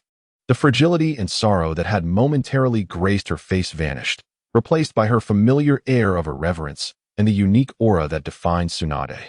Though I have agreed to return as the fifth Hokage, I did not specify that I would return immediately. As she spoke, she formed seals with her hands before her chest. The diamond-shaped purple sealing mark on her forehead suddenly glowed, and a massive, pure chakra surged within her, awakening like a dormant volcano. Accompanied by a series of delicate crackling sounds reminiscent of skeletal growth, her petite form, once the embodiment of a 16 or 17-year-old girl, began to undergo an astonishing transformation at a visibly rapid pace. Her stature rose, her shoulders broadened, and her previously somewhat loose green jacket was stretched to its limits, unveiling the alluring curves of a mature woman, far beyond the confines of youthful innocence, for all to behold. In a mere few seconds, the blonde girl, who had disguised herself to evade debt, vanished entirely.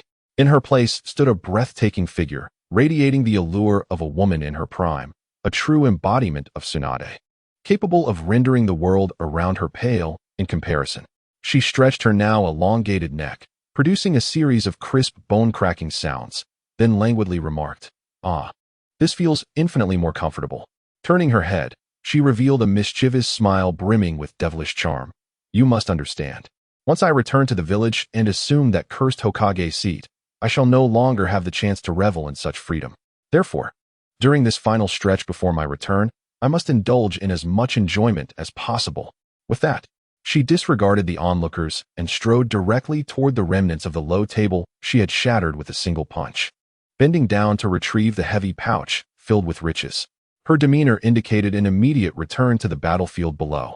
However, just as she was about to brush past Sakura, her footsteps suddenly halted. She slowly turned her head, her amber eyes once again fixating on Sakura. The playful teasing had vanished, replaced by a sincere admiration and anticipation. "Oh, Sakura," her tone became gravely earnest. "You called me teacher just now, did you not?" Before Sakura could respond, she nodded to herself, a genuine smile of satisfaction gracing her features. "Very well. From this day forth, I officially accept you as my student." She extended her hand, gently patting Sakura's shoulder, the weight of her touch conveying a profound warmth and legacy. "Sakura Haruno, remember this. You possess an extraordinary talent capable of transforming the entire medical ninjutsu realm, even altering the landscape of ninja warfare. I hope this power can truly flourish in your hands." Her gaze held a weighty expectation, filled with hope. Blue emerges from indigo, surpassing its origin. Sakura trembled at these words, gazing at the figure before her, an echo of her past master, once marked by authority and fatigue. A surge of nostalgia, excitement, and profound admiration enveloped her, akin to a warm tide that completely submerged her being. In her usually serene emerald eyes, a layer of uncontrollable, heated moisture began to gather for the first time. She nodded emphatically, then deeply bowed to her only teacher, who had transcended two epochs, and softly exclaimed in a voice brimming with joy and gratitude, "Yes, master." Just as this scene, rich with the essence of inheritance, was about to be immortalized. A calm yet undeniably compelling voice abruptly shattered the atmosphere. "Lady Tsunade, it is Sasuke." He gradually rose to his feet, his pitch-black eyes meeting Tsunade's gaze, which was filled with astonishment. "I wish to learn from you too." He also inclined his head slightly toward Tsunade. "I seek to master your sealing technique and the Baiken no Jutsu, and I hope you will accept me as your disciple." "You?" The look of satisfaction on Tsunade's face was instantly replaced by profound surprise and bewilderment. She scrutinized the black-haired youth before her, who was entirely different from her in both combat style and chakra affinity. "Uchiha Sasuke, is it not? I must be mistaken." Her tone was laced with confusion. "As a ninja of the Uchiha clan, renowned for your lightning and fire techniques, as well as your exquisite swordsmanship, why would you wish to learn a sealing technique that can only be mastered by medical ninjas possessing the highest level of chakra control?" She shook her head dismissively. "I acknowledge your strength, but your combat framework is entirely incompatible with mine. I have nothing to impart to you in this regard." "No, you do." Sasuke straightened, his eyes radiating absolute confidence and composure. He began to articulate the extraordinary theory he had conceived countless times in his mind. "Lady Tsunade, the sealing technique you developed is fundamentally a supreme sealing technique that can compress and store vast amounts of yang chakra, releasing it at critical moments. Am I correct?" Tsunade nodded. Though she was uncertain of the boy's true intentions, his theory was indeed accurate. "Then, since there exists a sealing technique capable of storing yang chakra, might we not reverse engineer it?" Sasuke's voice sounded like the calmest scholar presenting a groundbreaking scientific hypothesis. "Could we perhaps develop a corresponding yang sealing technique, capable of storing immense amounts of chakra?" "Yang sealing technique." For the first time, Tsunade's brows furrowed tightly, a hint of seriousness flashing through her eyes as she encountered a knowledge-blind spot. "Indeed, the yang sealing technique," Sasuke affirmed. "The power of our Uchiha clan's Sharingan does not stem from yang physical energy, but rather from pure spiritual energy. Each evolution of the Sharingan, from the single tomo to the three tomo, and ultimately to the legendary Manjiki Sharingan, is fundamentally a result of the brain secreting a special chakra triggered by extreme emotional stimuli, which alters the visual nerves of the eyes. This method of evolution, born from extreme emotional triggers, is uncontrollable and steeped in tragedy." He gazed at Tsunade and continued, "But what if my hypothesis regarding the yang seal holds true?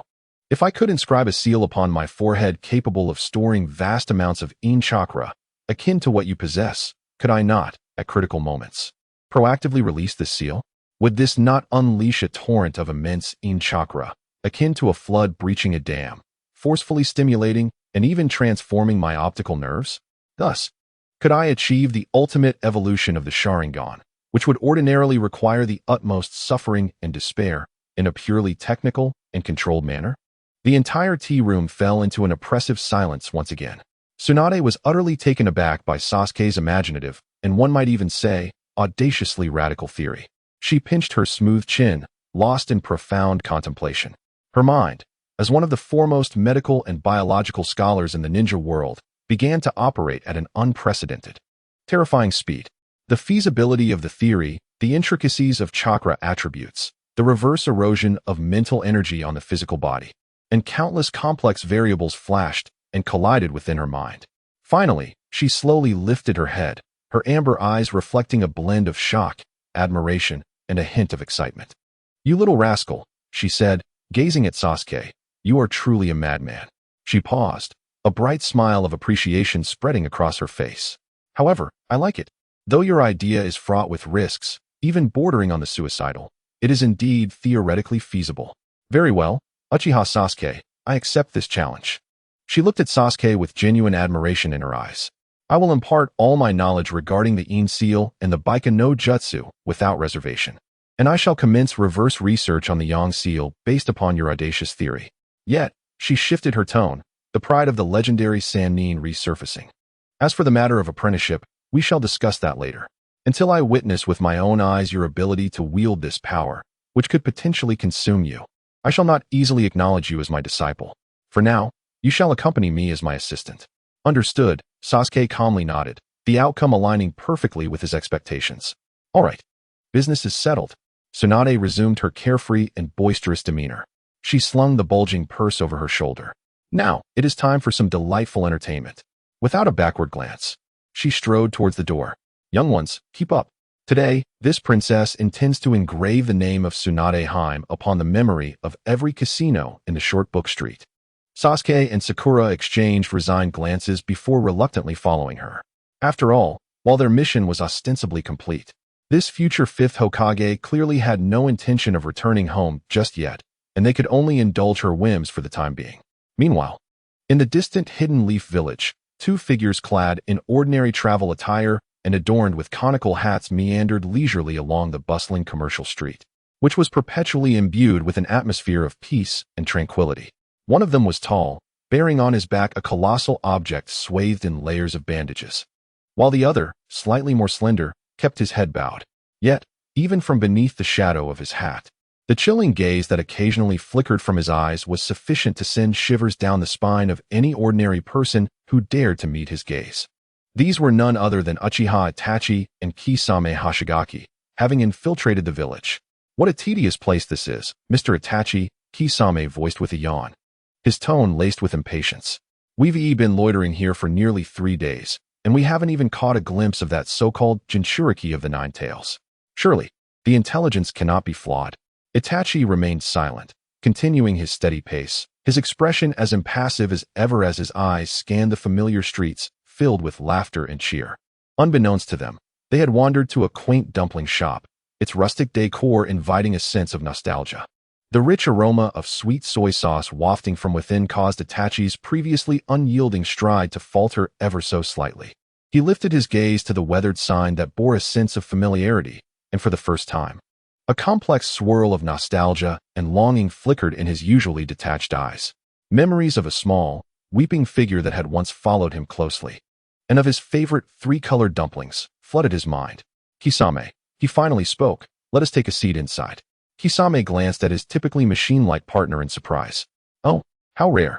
I never imagined you had a fondness for such sweet delicacies, Mr. Itachi. Without further elaboration, Itachi pushed aside the fabric curtain at the entrance and stepped inside. The two settled at the bar and ordered the simplest of 3-colored dumplings. While Kisame continued his incessant complaints, Itachi remained silent, savoring each bite. Just then, 2 vibrant young voices burst through the door. Boss, 2 large servings of grilled meatballs, and 2 large servings of red bean dumplings. It was Choji and Inuzuka Kiba, who settled boisterously at the bar, devouring their food with reckless abandon while chatting loudly. Speaking of Naruto, that guy really is something. He just met the 4th Hokage, and before we know it, he's whisked away by Jiraiya. Who knows how long it will be before he returns. But heading off to that place, Mayaboka Mountain. Sounds impressive. Kisame abruptly halted his movement, poised to pop the last dumpling into his mouth. He exchanged a subtle glance with Itachi. It seemed their mission was destined to yield no results. Just then, Kiba's voice, tinged with envy, echoed once more. Ah, Sasuke really has it the best, doesn't he? The task designated as an executive mission is, in reality, a sweet journey shared with his beloved girlfriend. How infuriating. It truly evokes a sense of envy. Itachi, whose demeanor is usually as calm as a still pond, subtly trembled for a fleeting moment, his hand gripping the bamboo skewer. He slowly consumed the last morsel of his dumpling, rose from his seat, placed the payment on the bar, and walked purposefully towards the gates of Konoha. His silhouette remained as indifferent as ever, yet it bore an oppressive weight reminiscent of an impending storm. Chapter 170. The storm approaches. The vibrant clamor of Konoha village, filled with new life and hope, gradually faded into the background as the two figures moved on. The enormous village gate, emblazoned with the character for fire, diminished in their view, ultimately transforming into a vague black on the horizon before vanishing entirely. Uchiha Itachi and Kisame Hoshigaki traversed the ancient highway leading into the heart of the Land of Fire, their pace unhurried, appearing no different from the ordinary merchants bustling about. Yet beneath this facade of tranquility, a chilling aura, akin to the dark currents of the deep sea, silently surged between them. What a wasted trip, Mr. Itachi. Kisame's gravelly voice shattered the silence first. He casually shifted the enormous wrapped sword slung over his shoulder, revealing a face reminiscent of a shark, openly displaying his impatience.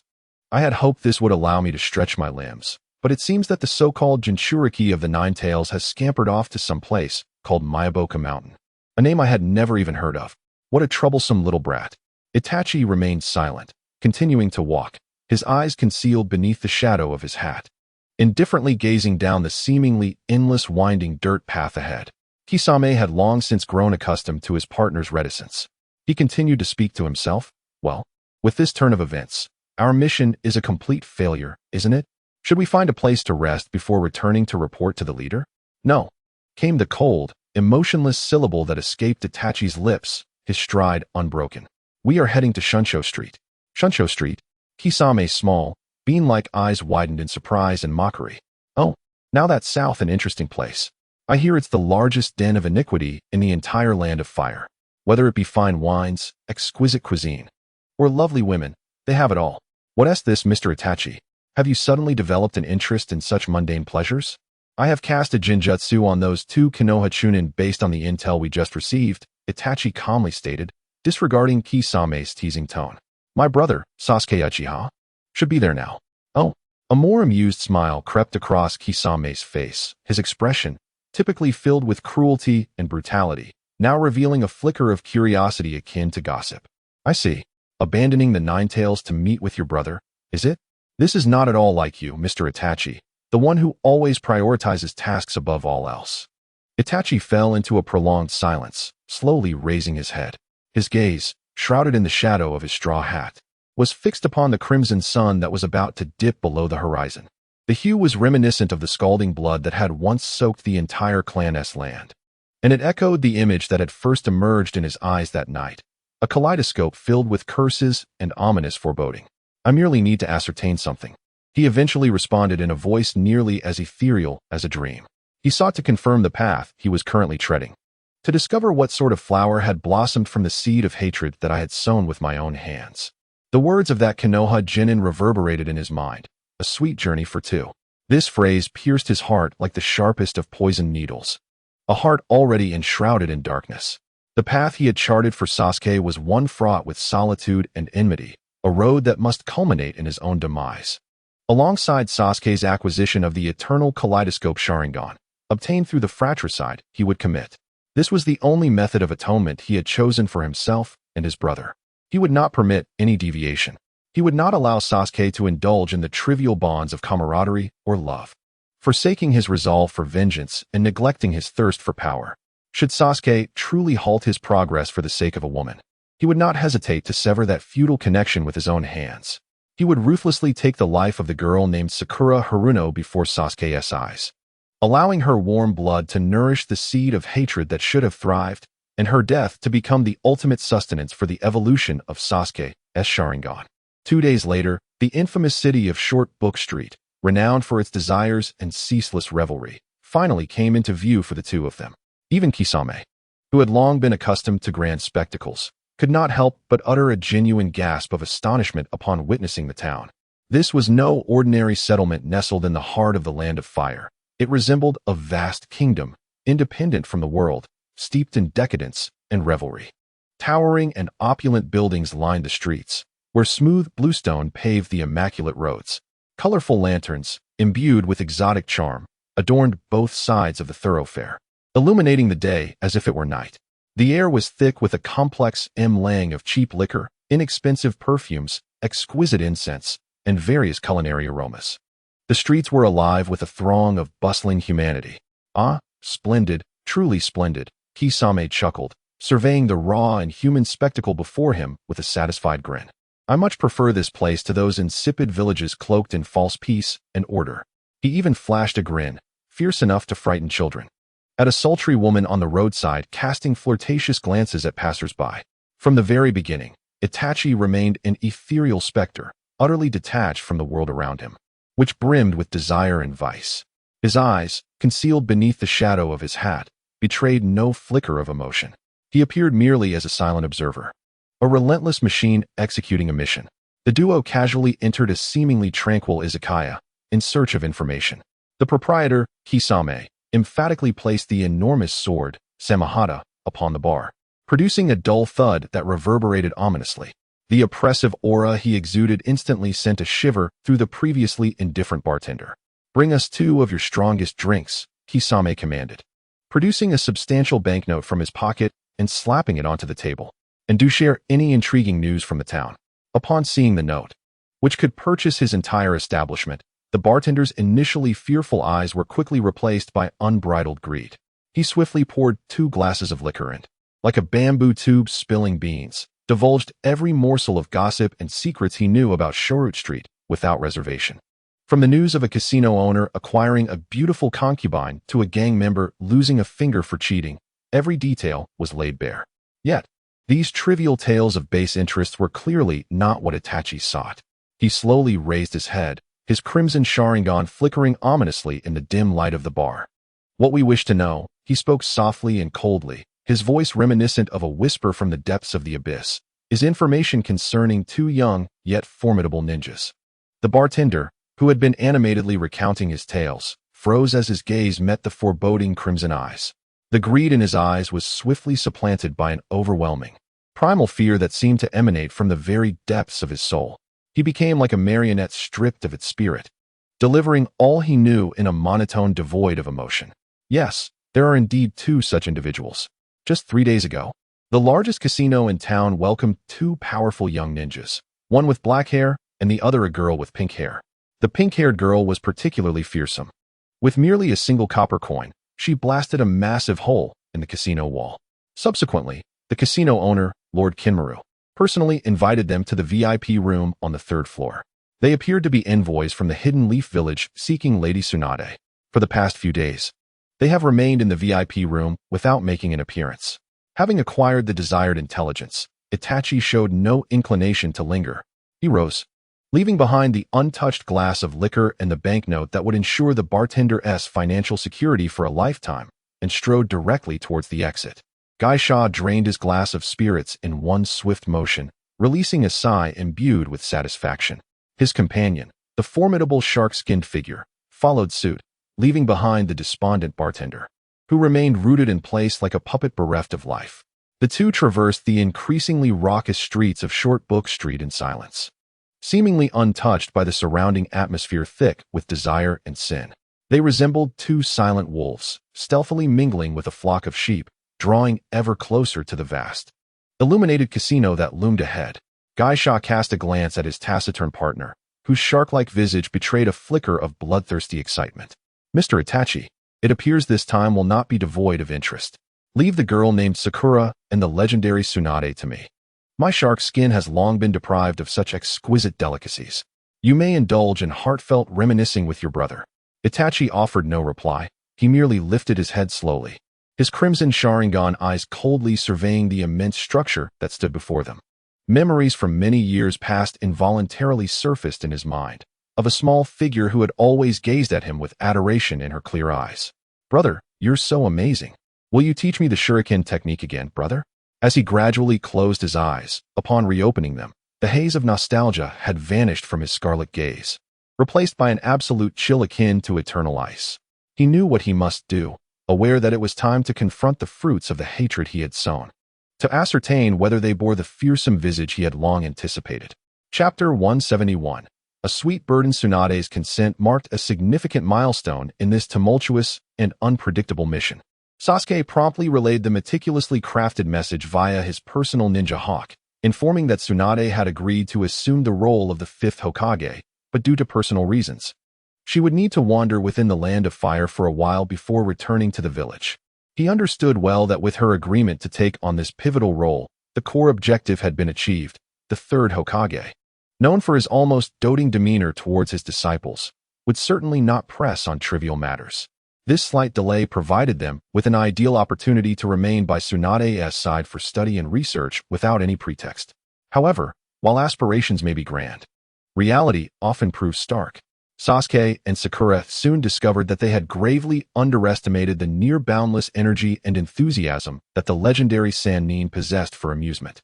In the days that followed, they found themselves thoroughly swept up in a whirlwind of chaotic revelry orchestrated by Tsunade, as if they were mere marionettes, turning Short Book Street upside down. From the very first rays of dawn that seep through the window, Tsunade, with an energy that starkly contrasts her retired demeanor, forcibly rouses the 2 from their slumber, thus commencing a day replete with chaos and clamor. The morning is spent in extravagant indulgence at the casino. The afternoon lost to frenzied shopping on the commercial streets, and the evening culminates in raucous revelry at an izakaya, where intoxication is the only acceptable state. Sasuke's mature soul, born of adulthood, and Sakura's spirit, shaped in the era of Boruto, both encounter for the first time a profound weariness that emanates from the depths of their beings. As they stand before this vivacious creature, a veritable whirlwind of energy. This exhaustion surpasses the fatigue of 3 consecutive days of intense battle, presenting a torment that is far more depleting. In the depths of the night, after Tsunade has consumed copious amounts of sake sufficient to intoxicate even a full-grown elephant, she sighs contentedly in a dreamy stupor before collapsing onto the soft bed, surrendering to deep slumber. At last, Sasuke, Sakura, and Shizune experience a fleeting moment of tranquility amidst the day's tumult. The opulent decor of the VIP room appears serene and vast under the cool moonlight. Sasuke kneels quietly on the tatami by the window, neither reading nor practicing, simply gazing with indifferent dark eyes at the town outside, aglow with artificial light as if it were day. Meanwhile, Sakura, alongside Shizune, kneels before a modest tea table, rubbing her temples, which ache from a day spent accompanying Tsunade. Her typically vibrant countenance now betrays an unmistakable weariness. She observes Shizune, who is attentively preparing a soothing herbal tea for her. And within Shizune's emerald eyes lies a profound admiration mixed with bewilderment. Shizune, I truly cannot fathom how you have endured this for so many years. Today has been utterly exhausting. Her fatigue is not solely physical. It is a mental strain, a constant vigilance against a Tsunade who might, at any moment, upend the entire casino in a fit of despair over a gambling loss. This psychological burden far eclipses that of facing rogue ninjas. Upon hearing the title of senpai, Shizune pauses momentarily before a gentle, resigned smile graces her lips. One simply grows accustomed to it. She delicately pushes the fragrant herbal tea towards Sakura, her movements gentle and steady, as if she had performed this ritual countless times over the decades. In truth, Tsunade does not always engage in such reckless antics. Shizune casts a glance at the golden-haired woman sleeping soundly, akin to a cherubic infant, and her clear eyes reflect a complex mix of compassion and concern. She is merely using this behavior to evade the people and matters she wishes to avoid. The more she acts out, the more profound her inner turmoil. All I can do is accompany her, providing an outlet for her to release her pent-up emotions. Vent. Sakura lowered her gaze to the teacup, watching the wisps of steam rise delicately, a flicker of complex emotions passing through her eyes. As a woman who had endured immense pressure and pain, she understood the fragility behind such behavior more than anyone else. She softly inquired, "Has it always been this way?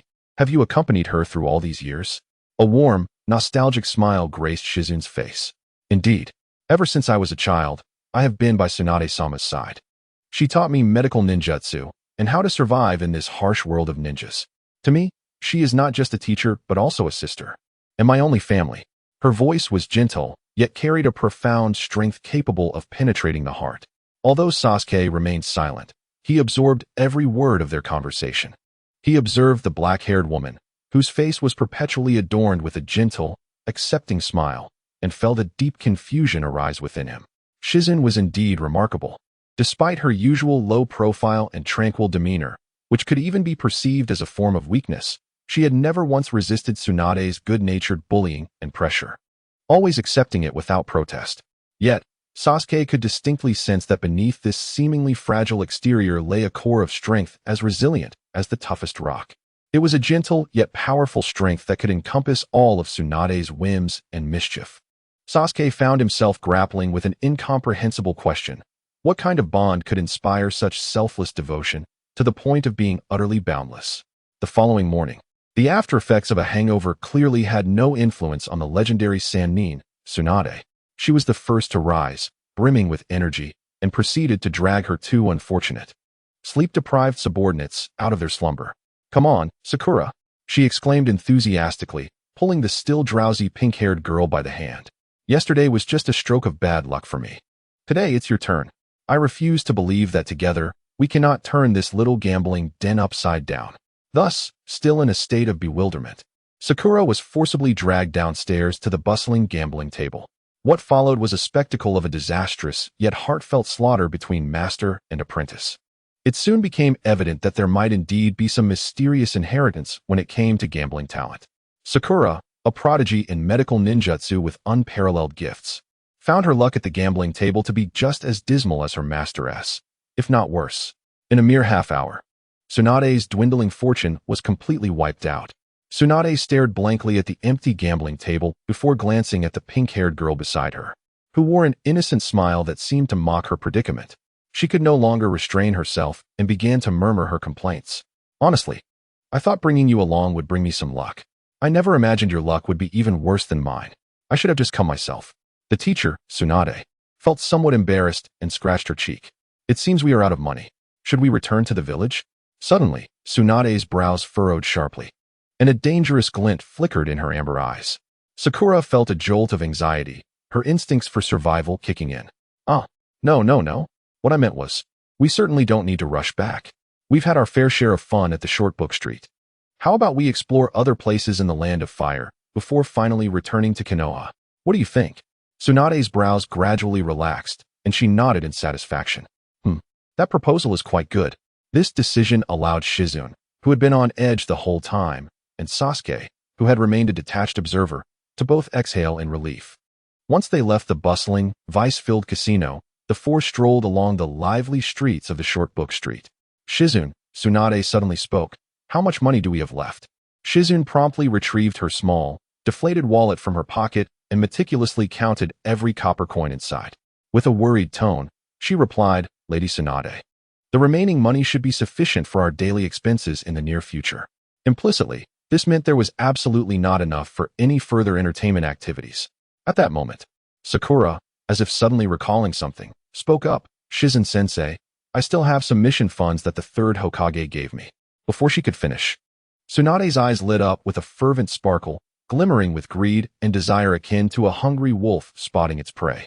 Sakura instinctively crossed her arms protectively over the pocket containing her money, her voice laced with caution. No, you can't. Teacher, that money is certainly not enough for you to gamble with. Oh dear, Sakura, what are you saying? Tsunade chuckled playfully as she drew closer, wrapping her fair arm affectionately around Sakura's shoulders. In a coaxing tone, she suggested, just think about it. Since this money was given by that old man for the mission, and I am the ultimate target of this mission, logically, shouldn't this money be spent on me? As she spoke, her gaze wandered over the myriad shop signs around them until it settled on a rather impressive-looking izakaya nearby, her eyes gleaming even brighter. Well, since we indeed don't have enough to gamble a bit more, how about we go for a drink instead? She turned to the others, flashing them a radiant smile. Let's go have some sake. As the topic of drinking arose, Tsunade became increasingly animated, resolutely pulling Sakura and Sasuke along with her. In a voice brimming with exuberance and a sense of wild abandon, she proclaimed, let us go. Don't just stand there in a daze. Consider this a welcoming banquet for our two newly acquired prodigious disciples. Join me for a few delightful drinks. I assure you, once we finish this feast, we shall set off immediately. Well, perhaps after indulging in a good night's rest. With no other recourse, Sasuke and Sakura exchanged resigned glances before being towed along by Tsunade toward the enigmatic izakaya. Meanwhile, Ino could only smile wryly and shake her head, reluctantly following along while cradling her own disenchanted pet, the small piglet. Chapter 172. Wine and old friends. The night in the bustling short book street was far more boisterous than the day, and the izakaya chosen by Tsunade was at the heart of this whirlwind of noise. The air was thick with the enticing aroma of grilled meat, the cloying sweetness of inferior sake, and the coarse laughter and banter of men, suffused with a mundane yet decadent vitality. Tsunade paid no heed to the astonished and avaricious gazes directed at her mature figure. She strode forth like a queen surveying her domain. Taking her place at the center of the polished wooden bar, crafted from a single piece of timber, its surface gleaming from the wear of time. Without casting a glance at the bartender, she directed her amber gaze toward her two beleaguered disciples trailing behind her, lazily extending her fair hand toward Sakura. With a resigned sigh, Sakura reluctantly extracted a bundle of bills from the pocket she had so carefully guarded, hesitating as she separated a modest portion, merely a third of the total, and cautiously placed it into Tsunade's hand. However, Tsunade did not bother to look down.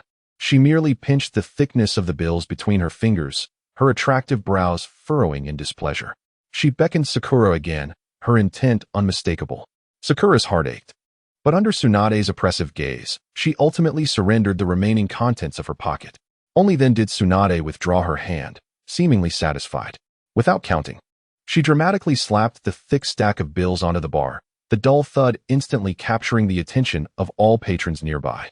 "Bartender," she called out with a voice booming enough to be heard throughout the izakaya, "bring me a bottle of every finest spirit you have." "Tsunade-sama, you cannot possibly drink this much," Ino urged anxiously from the side, her face betraying her helplessness. "What is there to fear?" Tsunade waved her hand dismissively, her eyes sparkling with an excitement that seemed to revel in chaos. "You are all here with me, are you not? Let us drink together.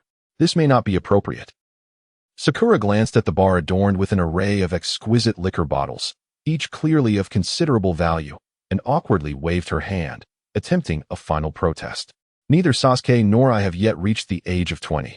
According to the 3 prohibitions for ninjas, we are not permitted to partake in alcohol." Sasuke, maintaining an outward calm, concurred, "Indeed, Lady Tsunade, we are not yet suited for drinking. As ninjas, we must always keep a clear mind and restrain our desires." However, deep within, he harbored profound disdain and derision for this so-called prohibition. How absurd it is that in this cruel and twisted ninja world, children as young as 7 or 8 can be thrust into the battlefield to engage in the most brutal of conflicts, their hands, still not fully developed, stained with the warm blood of their enemies. Yet, this group of childhoods robbed and transformed into instruments of death is strictly forbidden by a ludicrous rule from touching alcohol, which could momentarily alleviate their suffering. A bitter irony indeed. As Sasuke had anticipated, Tsunade was momentarily taken aback by Sakura's earnest argument, then erupted into a fit of laughter, as though she had heard the funniest joke in the world. "Ha! The 3 prohibitions for ninjas?" She laughed until she nearly cried. "Oh, Sakura, you truly are an adorably naive girl." Turning her head, her amber eyes, rendered even more enchanting by the effects of alcohol, swept back and forth between Sakura and Sasuke, her gaze akin to that of a beautiful siren luring innocent lambs. "Aren't you curious? This delightful experience reserved solely for adults." She poured herself a generous glass of premium sake, its rich aroma wafting through the air, the translucent liquid glimmering enticingly in the light. "Rules are dead, people are alive. Besides, the 3 prohibitions were established by that old relic, Jiraiya, to prevent you little ones from mishaps during missions. But is this a mission? No. This is a welcome gathering for the 3 of us." She raised her glass, revealing a mischievous smile to the 2. "Moreover, what sort of strength is a ninja who cannot even control themselves? A true ninja should master everything, including the desires brought forth by alcohol. So what's this? Do you 2 lack confidence in yourselves?" Sakura's once steadfast resolve began to waver under Tsunade's alluring persuasion, her deep-seated admiration and affection for her vibrant mentor prompting her to acquiesce, albeit reluctantly. Witnessing Sakura's capitulation, Tsunade's smile grew even brighter. She then cast a gaze, filled with mischief, towards the black-haired boy who had remained as unyielding as ice throughout. "And you, Uchiha's little one?" Sasuke found himself with no choice but to concede as well. Thus, a gathering rich with the bonds of teacher and student commenced within the bustling izakaya. Sakura, Sasuke, and Shizen merely sipped a few cups, while Tsunade, as if liberated from all shackles, drank fervently, 1 cup after another, as though she would never succumb to inebriation. Soon, a faint blush indicative of mild intoxication graced the faces of Sasuke and Sakura. Under the influence of alcohol, Tsunade finally shed her hardened fade. She began recounting tales long buried beneath the dust of history, stories of the legendary Sannin in their youth. "You have no idea," she said, her voice languid and slightly husky from the alcohol. Her eyes, usually brimming with confidence and strength, now shimmered with a nostalgic and melancholic haze. Jiraiya was an incorrigible fool from a young age. Lacking any natural talent, he always insisted on trailing behind Orochimaru, proclaiming his intent to surpass him. In his reckless pursuit of learning the summoning technique, he even dared to perform reverse summoning on himself without signing any contract, nearly meeting his demise in the uncharted Mayaboku Mountain. And those so-called Ica Paradise novels? You mustn't read them. All of his material is merely the embarrassing recollections of being nearly beaten to a pulp while peeping at a women's bath. She chuckled self-deprecatingly, the usual bravado and recklessness absent from her laughter, replaced by a gentle warmth. As for Orochimaru, upon mentioning his name, the warmth that once adorned Tsunade's face gradually faded, replaced by an expression of complex emotions, regret, confusion, and profound sorrow. He is the complete antithesis of that fool Jiraiya. A true genius, a once-in-a-century prodigy that even our teacher, Jiraiya, marveled at. Though dark in temperament, he possessed a calmness and insight unparalleled by anyone. She slowly closed her eyes, her long eyelashes trembling softly in the glow of the lanterns. I truly do not know when it began, the time when that once rational genius, who could maintain composure in despair, transformed into this monster who regards life as mere playthings for his experiments. At that moment, the lively and boisterous atmosphere of the izakaya fell abruptly into silence without warning. A chilling, deathly aura permeated the air, as if the Grim Reaper had arrived. Two figures, their heads adorned with hats, yet exuding a coldness akin to ancient ice, silently appeared at the doorway illuminated by the dim lanterns. They were none other than Uchiha Itachi and Kisame Hoshigaki, who had tracked them down. Itachi slowly raised his head, his crimson Sharingan hidden beneath the shadow of his hat, piercing through the heavy air filled with the scent of alcohol and smoke, locking onto the black-haired youth who held a cup of sake, a faint blush still lingering on his face. His younger brother, Uchiha Sasuke, the avenger who should have devoted all his time to his thirst for power and hatred for himself, was now, astonishingly, indulging in drunken revelry with his so-called girlfriend in this town rife with sin and depravity. A wave of icy, disappointment-fueled fury erupted within him. How infuriatingly complacent. Ha ha ha, Mr. Itachi. Beside him, Kisame let out a low, amused chuckle, remarking on how much more comfortable Sasuke seemed to be living than they had anticipated. One could only wonder if his seemingly sharp fangs had been dulled by this life of ease. That malicious voice rang like the most jarring alarm, instantly jolting Sasuke and Sakura, whose senses had been dulled by alcohol, back to acute awareness. The moment their inebriated eyes fell upon the ominous figures at the door, it was as if they had been splashed with a bucket of icy water, restoring them to a state of absolute clarity and sharpness. It was them, almost simultaneously. Both sprang from their seats, their bodies taut and poised like two leopards ready to strike. Sister Shizune. Sakura, understanding that Tsunade, due to her hemophobia, would be unable to fight against these formidable foes and might hinder their efforts, called out sharply to the bewildered dark-haired woman behind her. Take Teacher Tsunade and leave. Chapter 173. Pursuit. The two figures, akin to reapers, tore through the raucous atmosphere of the izakaya, filled with laughter and the scent of alcohol. A chilling, palpable intent to kill surged into the room like an invisible tide, swallowing all warmth and noise. Just a moment ago, the boisterous patrons had been laughing and jeering, but now they resembled chickens whose throats had been gripped, their expressions frozen in drunken exhilaration, pupils constricted in primal fear, plunging the entire space into a suffocating silence more oppressive than death itself. Tsunade's once slightly inebriated eyes were instantly doused with clarity upon the arrival of the two figures, the haze of intoxication evaporating in an instant, leaving behind only an icy calm. Her seemingly relaxed form draped over the bar, tensed silently, her chakra awakening like a slumbering volcano within her. She did not even need to discern their faces, the ominous black cloaks adorned with red clouds, along with a massive weapon wrapped in bandages and exuding a malevolent aura, spoke volumes. Akatsuki. Her reaction was swift as lightning, yet Sasuke and Sakura reacted even faster. The moment the two figures materialized, the two youths broke free from their stupor entirely. They sprang from their seats in unison, their bodies taut and ready for action. Sister Shizune.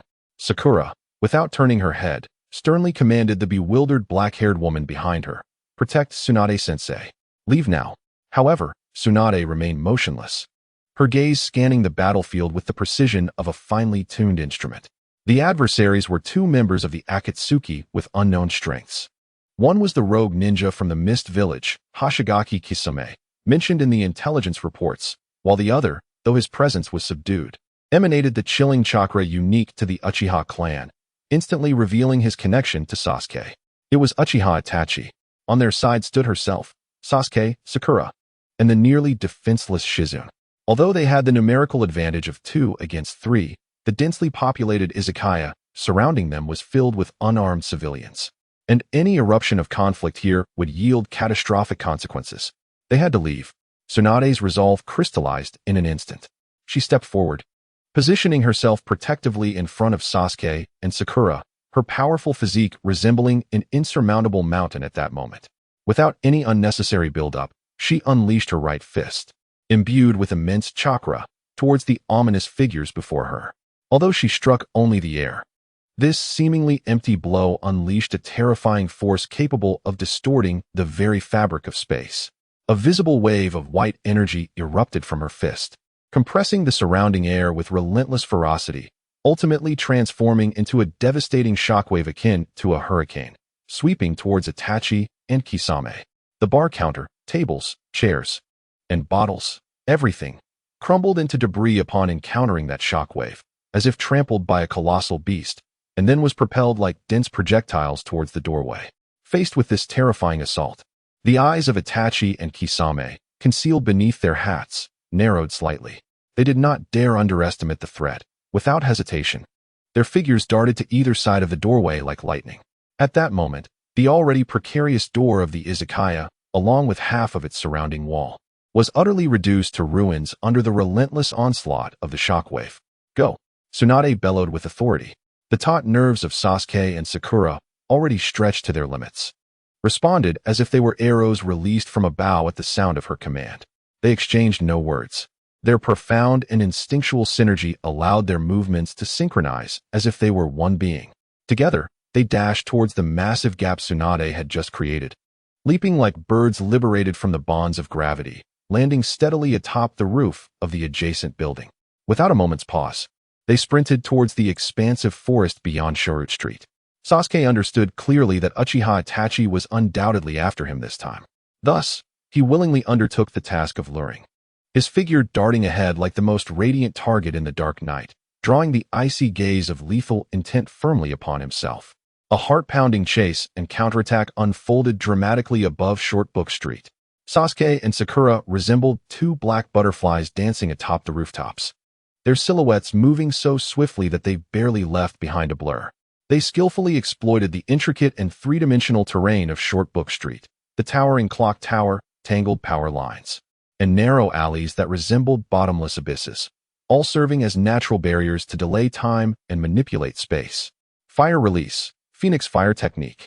At the moment of a high leap, Sasuke swiftly formed hand seals, unleashing dozens of vibrant fireballs resembling phoenix flowers, which acted like guided missiles with keen precision, trailing long crimson tails as they shot toward the relentless figures pursuing him from behind.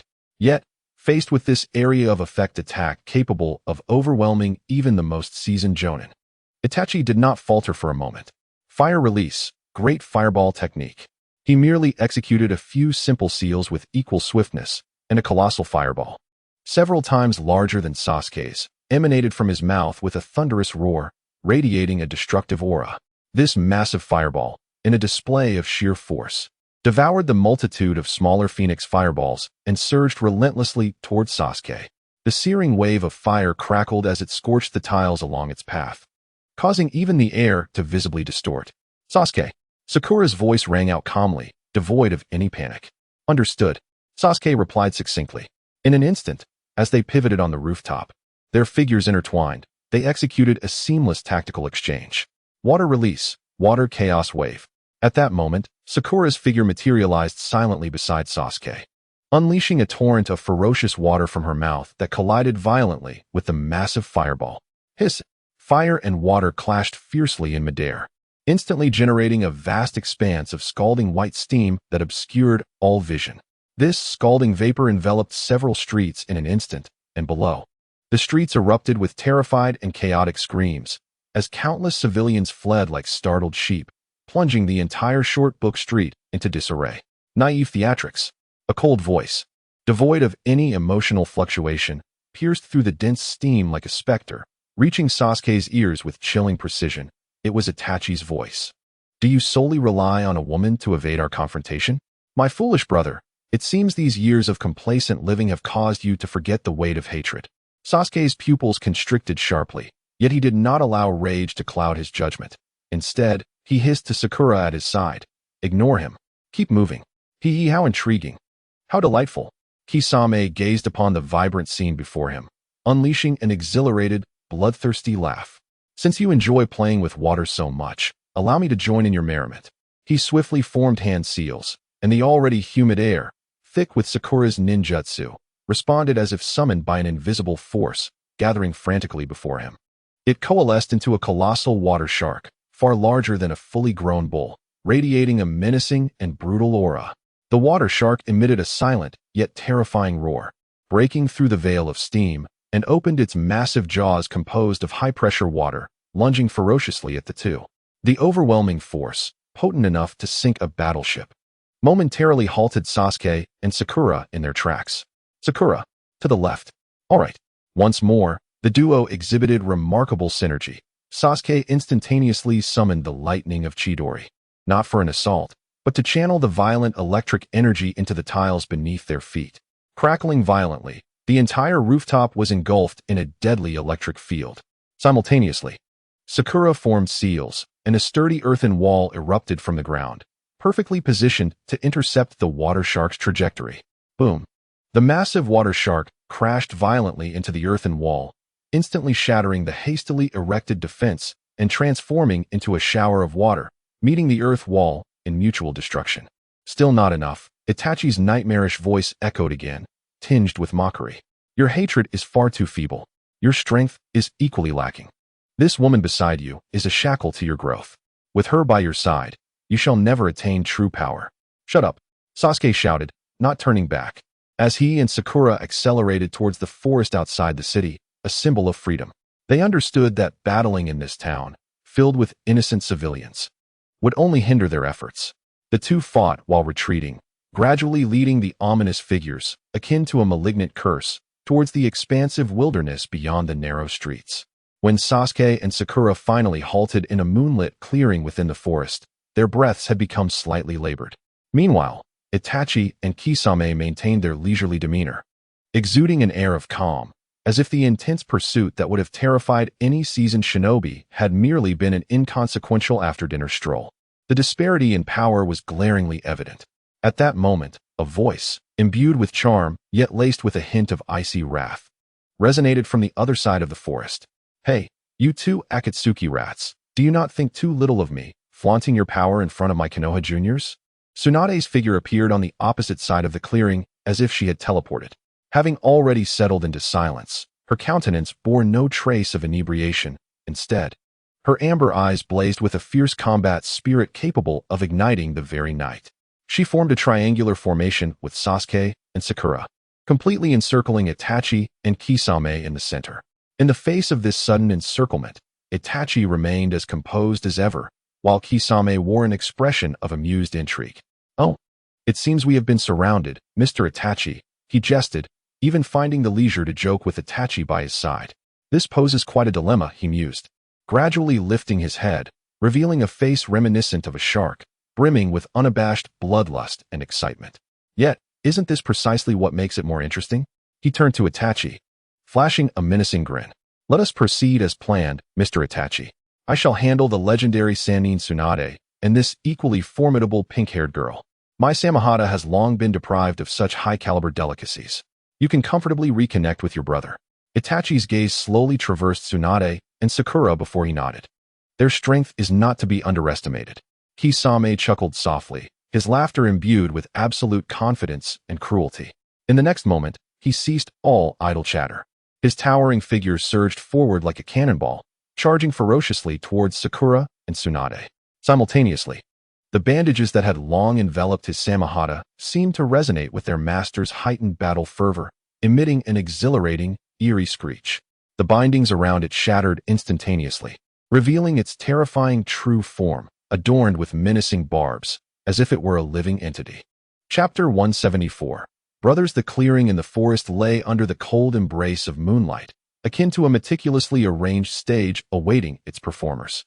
Yet at this moment, the atmosphere was saturated with a chilling intent more frigid than the biting wind. An invisible, oppressive aura clashed, rendering the surrounding air thick and heavy. Uchiha Itachi stood silently at the center of the encirclement. His face, always as impassive as ice, appeared even more pallid and detached under the moon's glow. He did not glance at Tsunade and Sakura, whose spirits were already aflame with battle fervor. Instead, his crimson eyes, hidden beneath the shadow of his straw hat, remained fixed like two venomous daggers upon the black-haired youth. His gaze focused on Sasuke, whose own crimson Sharingan bore only two tomo. In Itachi's eyes, there was no warmth of reunion, only the coldness and disappointment one might feel toward a once valuable tool now rendered useless. To Tomo, he spoke slowly, his voice devoid of emotional fluctuation, yet it pierced Sasuke's heart like the sharpest ice pick. On the fateful night of annihilation, you awakened your Sharingan, propelled by an extreme sense of dread and loathing. I once believed this hatred would serve as your sole sustenance in your pursuit. Yet, after all these years, you remain ensnared in the ludicrous stage of the Tsutomo. He shook his head slowly. The motion was delicate yet imbued with a heavy disdain. How profoundly disappointing you are, my foolish brother. His voice, reminiscent of a devil's whisper from the depths of the abyss, dripped with venomous seduction. It appears that the hypocritical tranquility of Konoha has dulled your once razor-sharp fangs of vengeance. You have even succumbed to the mundane ties of love and affection. Much like an ordinary person, you have forgotten the blood and tears of that night, the despairing gaze of our parents, their eyes forever shut in hopelessness. You have forgotten the singular purpose of your existence. Sasuke, undeterred by his venomous words, maintained a facade of calm upon his typically stoic visage. Yet, his fingers clutched the hilt of his blade with such intensity that they emitted a disconcerting creak. He refrained from engaging in futile verbal sparring, choosing instead to respond to the man's mockery and contempt through action. He slowly drew forth his two dark blue daggers. A surge of immense and pure chakra erupted from within him. The short dagger in his left hand ignited with viscous, hellish crimson flames, which clung to the blade as if alive, warping the air around it with intense heat, producing faint crackling sounds. Meanwhile, the dagger in his right hand was enveloped in a tempestuous, deep blue lightning, crackling with ferocity. Countless arcs of electricity danced wildly along the blade, ionizing the surrounding air with a sharp scent of ozone. Fire and lightning, two violently opposing forces, now harmonized under his flawless chakra control, achieving a bizarre equilibrium imbued with a sense of destructive beauty. Oh, a hint of imperceptible surprise flickered across Itachi's ice-carved features for the first time. Yet, his disappointment deepened. So this is the new power you have discovered over the years, abandoning the Uchiha clan's supreme ocular prowess in pursuit of this superficial spectacle? He shook his head once more, resigning himself to the reality. Very well, let me show you the chasm of absolute disparity that lies between us. In the very instant his words fell, he needn't form any seals. He merely drew a standard kunai from his ninja tool pouch, and in the blink of an eye, his figure vanished like a wraith. Sasuke's pupils constricted sharply. Even his enhanced two-tomo Sharingan, honed to its utmost potential, could barely discern a blurred silhouette, almost merging with the night itself. Swift beyond reason. However, Sasuke exhibited no trace of panic.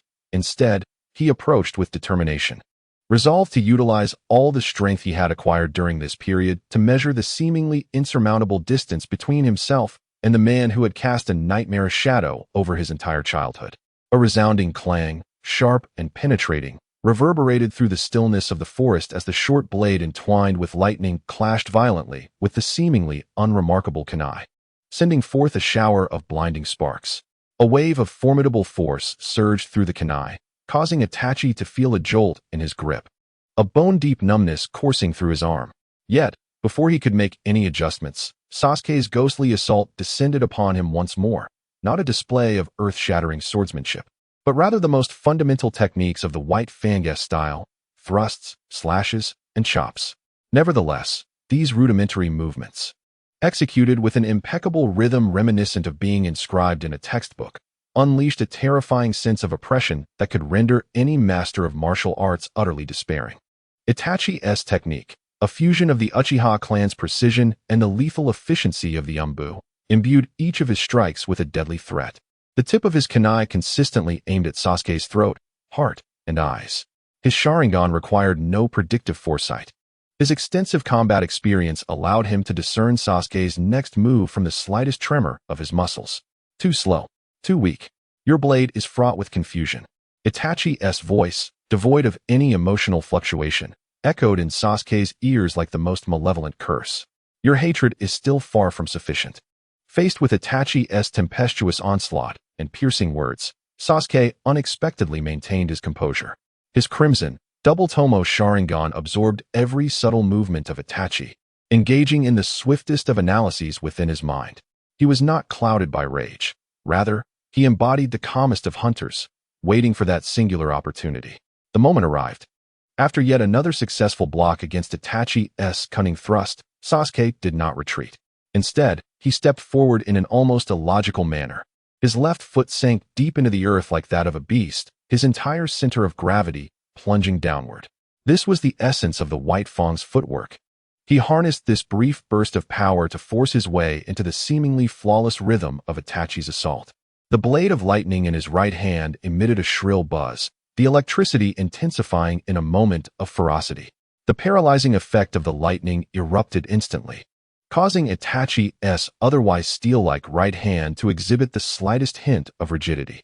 Now, Sasuke's previously restrained flame blade finally moved, the short knife wreathed in crimson fire. Akin to a venomous serpent lying in wait, surged upward toward Itachi's throat with a searing heat capable of incinerating all. This strike was as swift as lightning, as fierce as a viper. This strike embodies the indomitable essence of Konoha's White Fang. Even within Itachi's crimson eyes, which had long foresaw countless futures, a flicker of genuine astonishment emerged. He was compelled to abandon his assault, his body arching backward at an uncanny angle that transcended human limits. The deadly blade, ensnared in crimson flames, narrowly grazed the tip of his nose, the searing heat intense enough to melt steel, instantly reducing several strands of black hair at his forehead to ash. With a thunderous explosion, the red flames of the blade of fire erupted, engulfing Itachi in a fierce inferno. However, Sasuke showed no inclination to linger. With a flash of lightning beneath his feet, he retreated as if teleporting, swiftly creating a safe distance between himself and Itachi once more. In tandem, his right hand summoned the blade of lightning. Chidori blade. He infused the tempestuous lightning, gathered to its utmost fury into the short blade in his grasp, then swung it fiercely at the disheveled Itachi, who had just stabilized himself amidst the flames. A crescent-shaped lightning slash, extending over 10 meters, cleaved through the air like a divine retribution, bearing the terrifying might capable of plowing through the earth, aimed directly at Itachi's midsection. Confronted with this flawless lethal strike, impeccable in timing, angle, and power, Itachi's expression remained one of serene indifference. He exhibited no intention of evasion, merely observing the cataclysmic lightning surge rapidly magnifying within his pupils, his crimson Sharingan filled with profound disappointment. So this is your limit? To place all your hopes upon such ostentatious trinkets. The so-called swordsmanship holds no significance before the Sharingan. You remain oblivious, my foolish brother. Do you truly believe that the mere two-tomo Sharingan suffices? In that instant, his body transformed into an ethereal shadow, dissipating into a flurry of ominous black crows that scattered into the night just before being consumed by the devastating lightning. Sasuke's pupils constricted in disbelief as he witnessed this bizarre and absurd scene unfold before him. Almost immediately, he felt the world around him begin to warp violently. The devastated forest, ravaged by their battle, the charred black trunks, the gaping rifts carved by lightning, all of it appeared as if erased by an invisible hand, returning within mere seconds to the pristine state it had been in at their first encounter. Before him, Itachi vanished, as did the figure of Kisame, who should have been fiercely battling Tsunade and Sakura. Even the familiar silhouettes of Tsunade and Sakura evaporated without a trace. In the vacant glade of the forest, only Sasuke remained, accompanied by the cold, mocking brilliance of the moonlight. Sasuke stood motionless, a chilling dread, potent enough to freeze his very soul, surged violently from his tailbone, spreading upward with terrifying intensity. Genjutsu? When did this occur? When did I fall prey to this illusion? Could it be that, no? Just moments ago, at the instant his blade clashed with Itachi's. Concealed within that seemingly mundane exchange of martial prowess lay the deadly trap of illusion. A frigid, mocking voice echoed from behind him. Have you only just now realized? Alas, it is far too late. Sasuke's body jolted, and before he could turn around, a flash of lightning surged beneath his feet, instinctively prompting him to employ the body flicker technique, creating a safe distance from the source of that voice. He whirled around, only to behold the black figure, which should have vanished long ago, reassembling amidst a swarm of ominous black crows. With your mere two-tomo Sharingan, you cannot hope to unravel my illusion. Itachi gazed at him with an expression filled with pity, as though observing an ant. You are utterly oblivious to the moment you succumb to this genjutsu. You are so feeble, so pitifully weak that I find myself devoid of the desire to end your life. Just then, the once soft, verdant earth beneath Sasuke's feet began to undergo a violent transformation. The vibrant green, teeming with life, swiftly faded as if doused in concentrated sulfuric acid, replaced by a harrowing dark crimson, a color reminiscent of long-dried blood. Countless cold, rigid corpses began to emerge from the blood-stained earth, their faces etched with expressions of terror and despair, illuminated starkly by the moonlight. The familiar streets, now thoroughly tainted with blood, the familiar homes in ruin. The pervasive stench of death filling the air, everything conspired to drag Sasuke back into that hellish night of despair, a nightmare he could never forget. Ultimately, two familiar corpses materialized before him, his father, Fugaku Uchiha, and his mother, Mikoto Uchiha. Fugaku's countenance, typically marked by authority and sternness, was now frozen in an indescribable shock and sorrow, his eyes wide and fixated on the void. Meanwhile, Mikoto lay quietly beside him, her face, usually radiating warmth and kindness, now pale, her lips still bearing the trace of unuttered concern. The light had vanished from her beautiful eyes, leaving behind an abyss of silence. Itachi's emotionless voice delivered the final commentary on this cruel, illusionary trial. The overly comfortable existence in Konoha has caused you to forget the taste of hatred. If that is the case, allow your brother to help you relive it.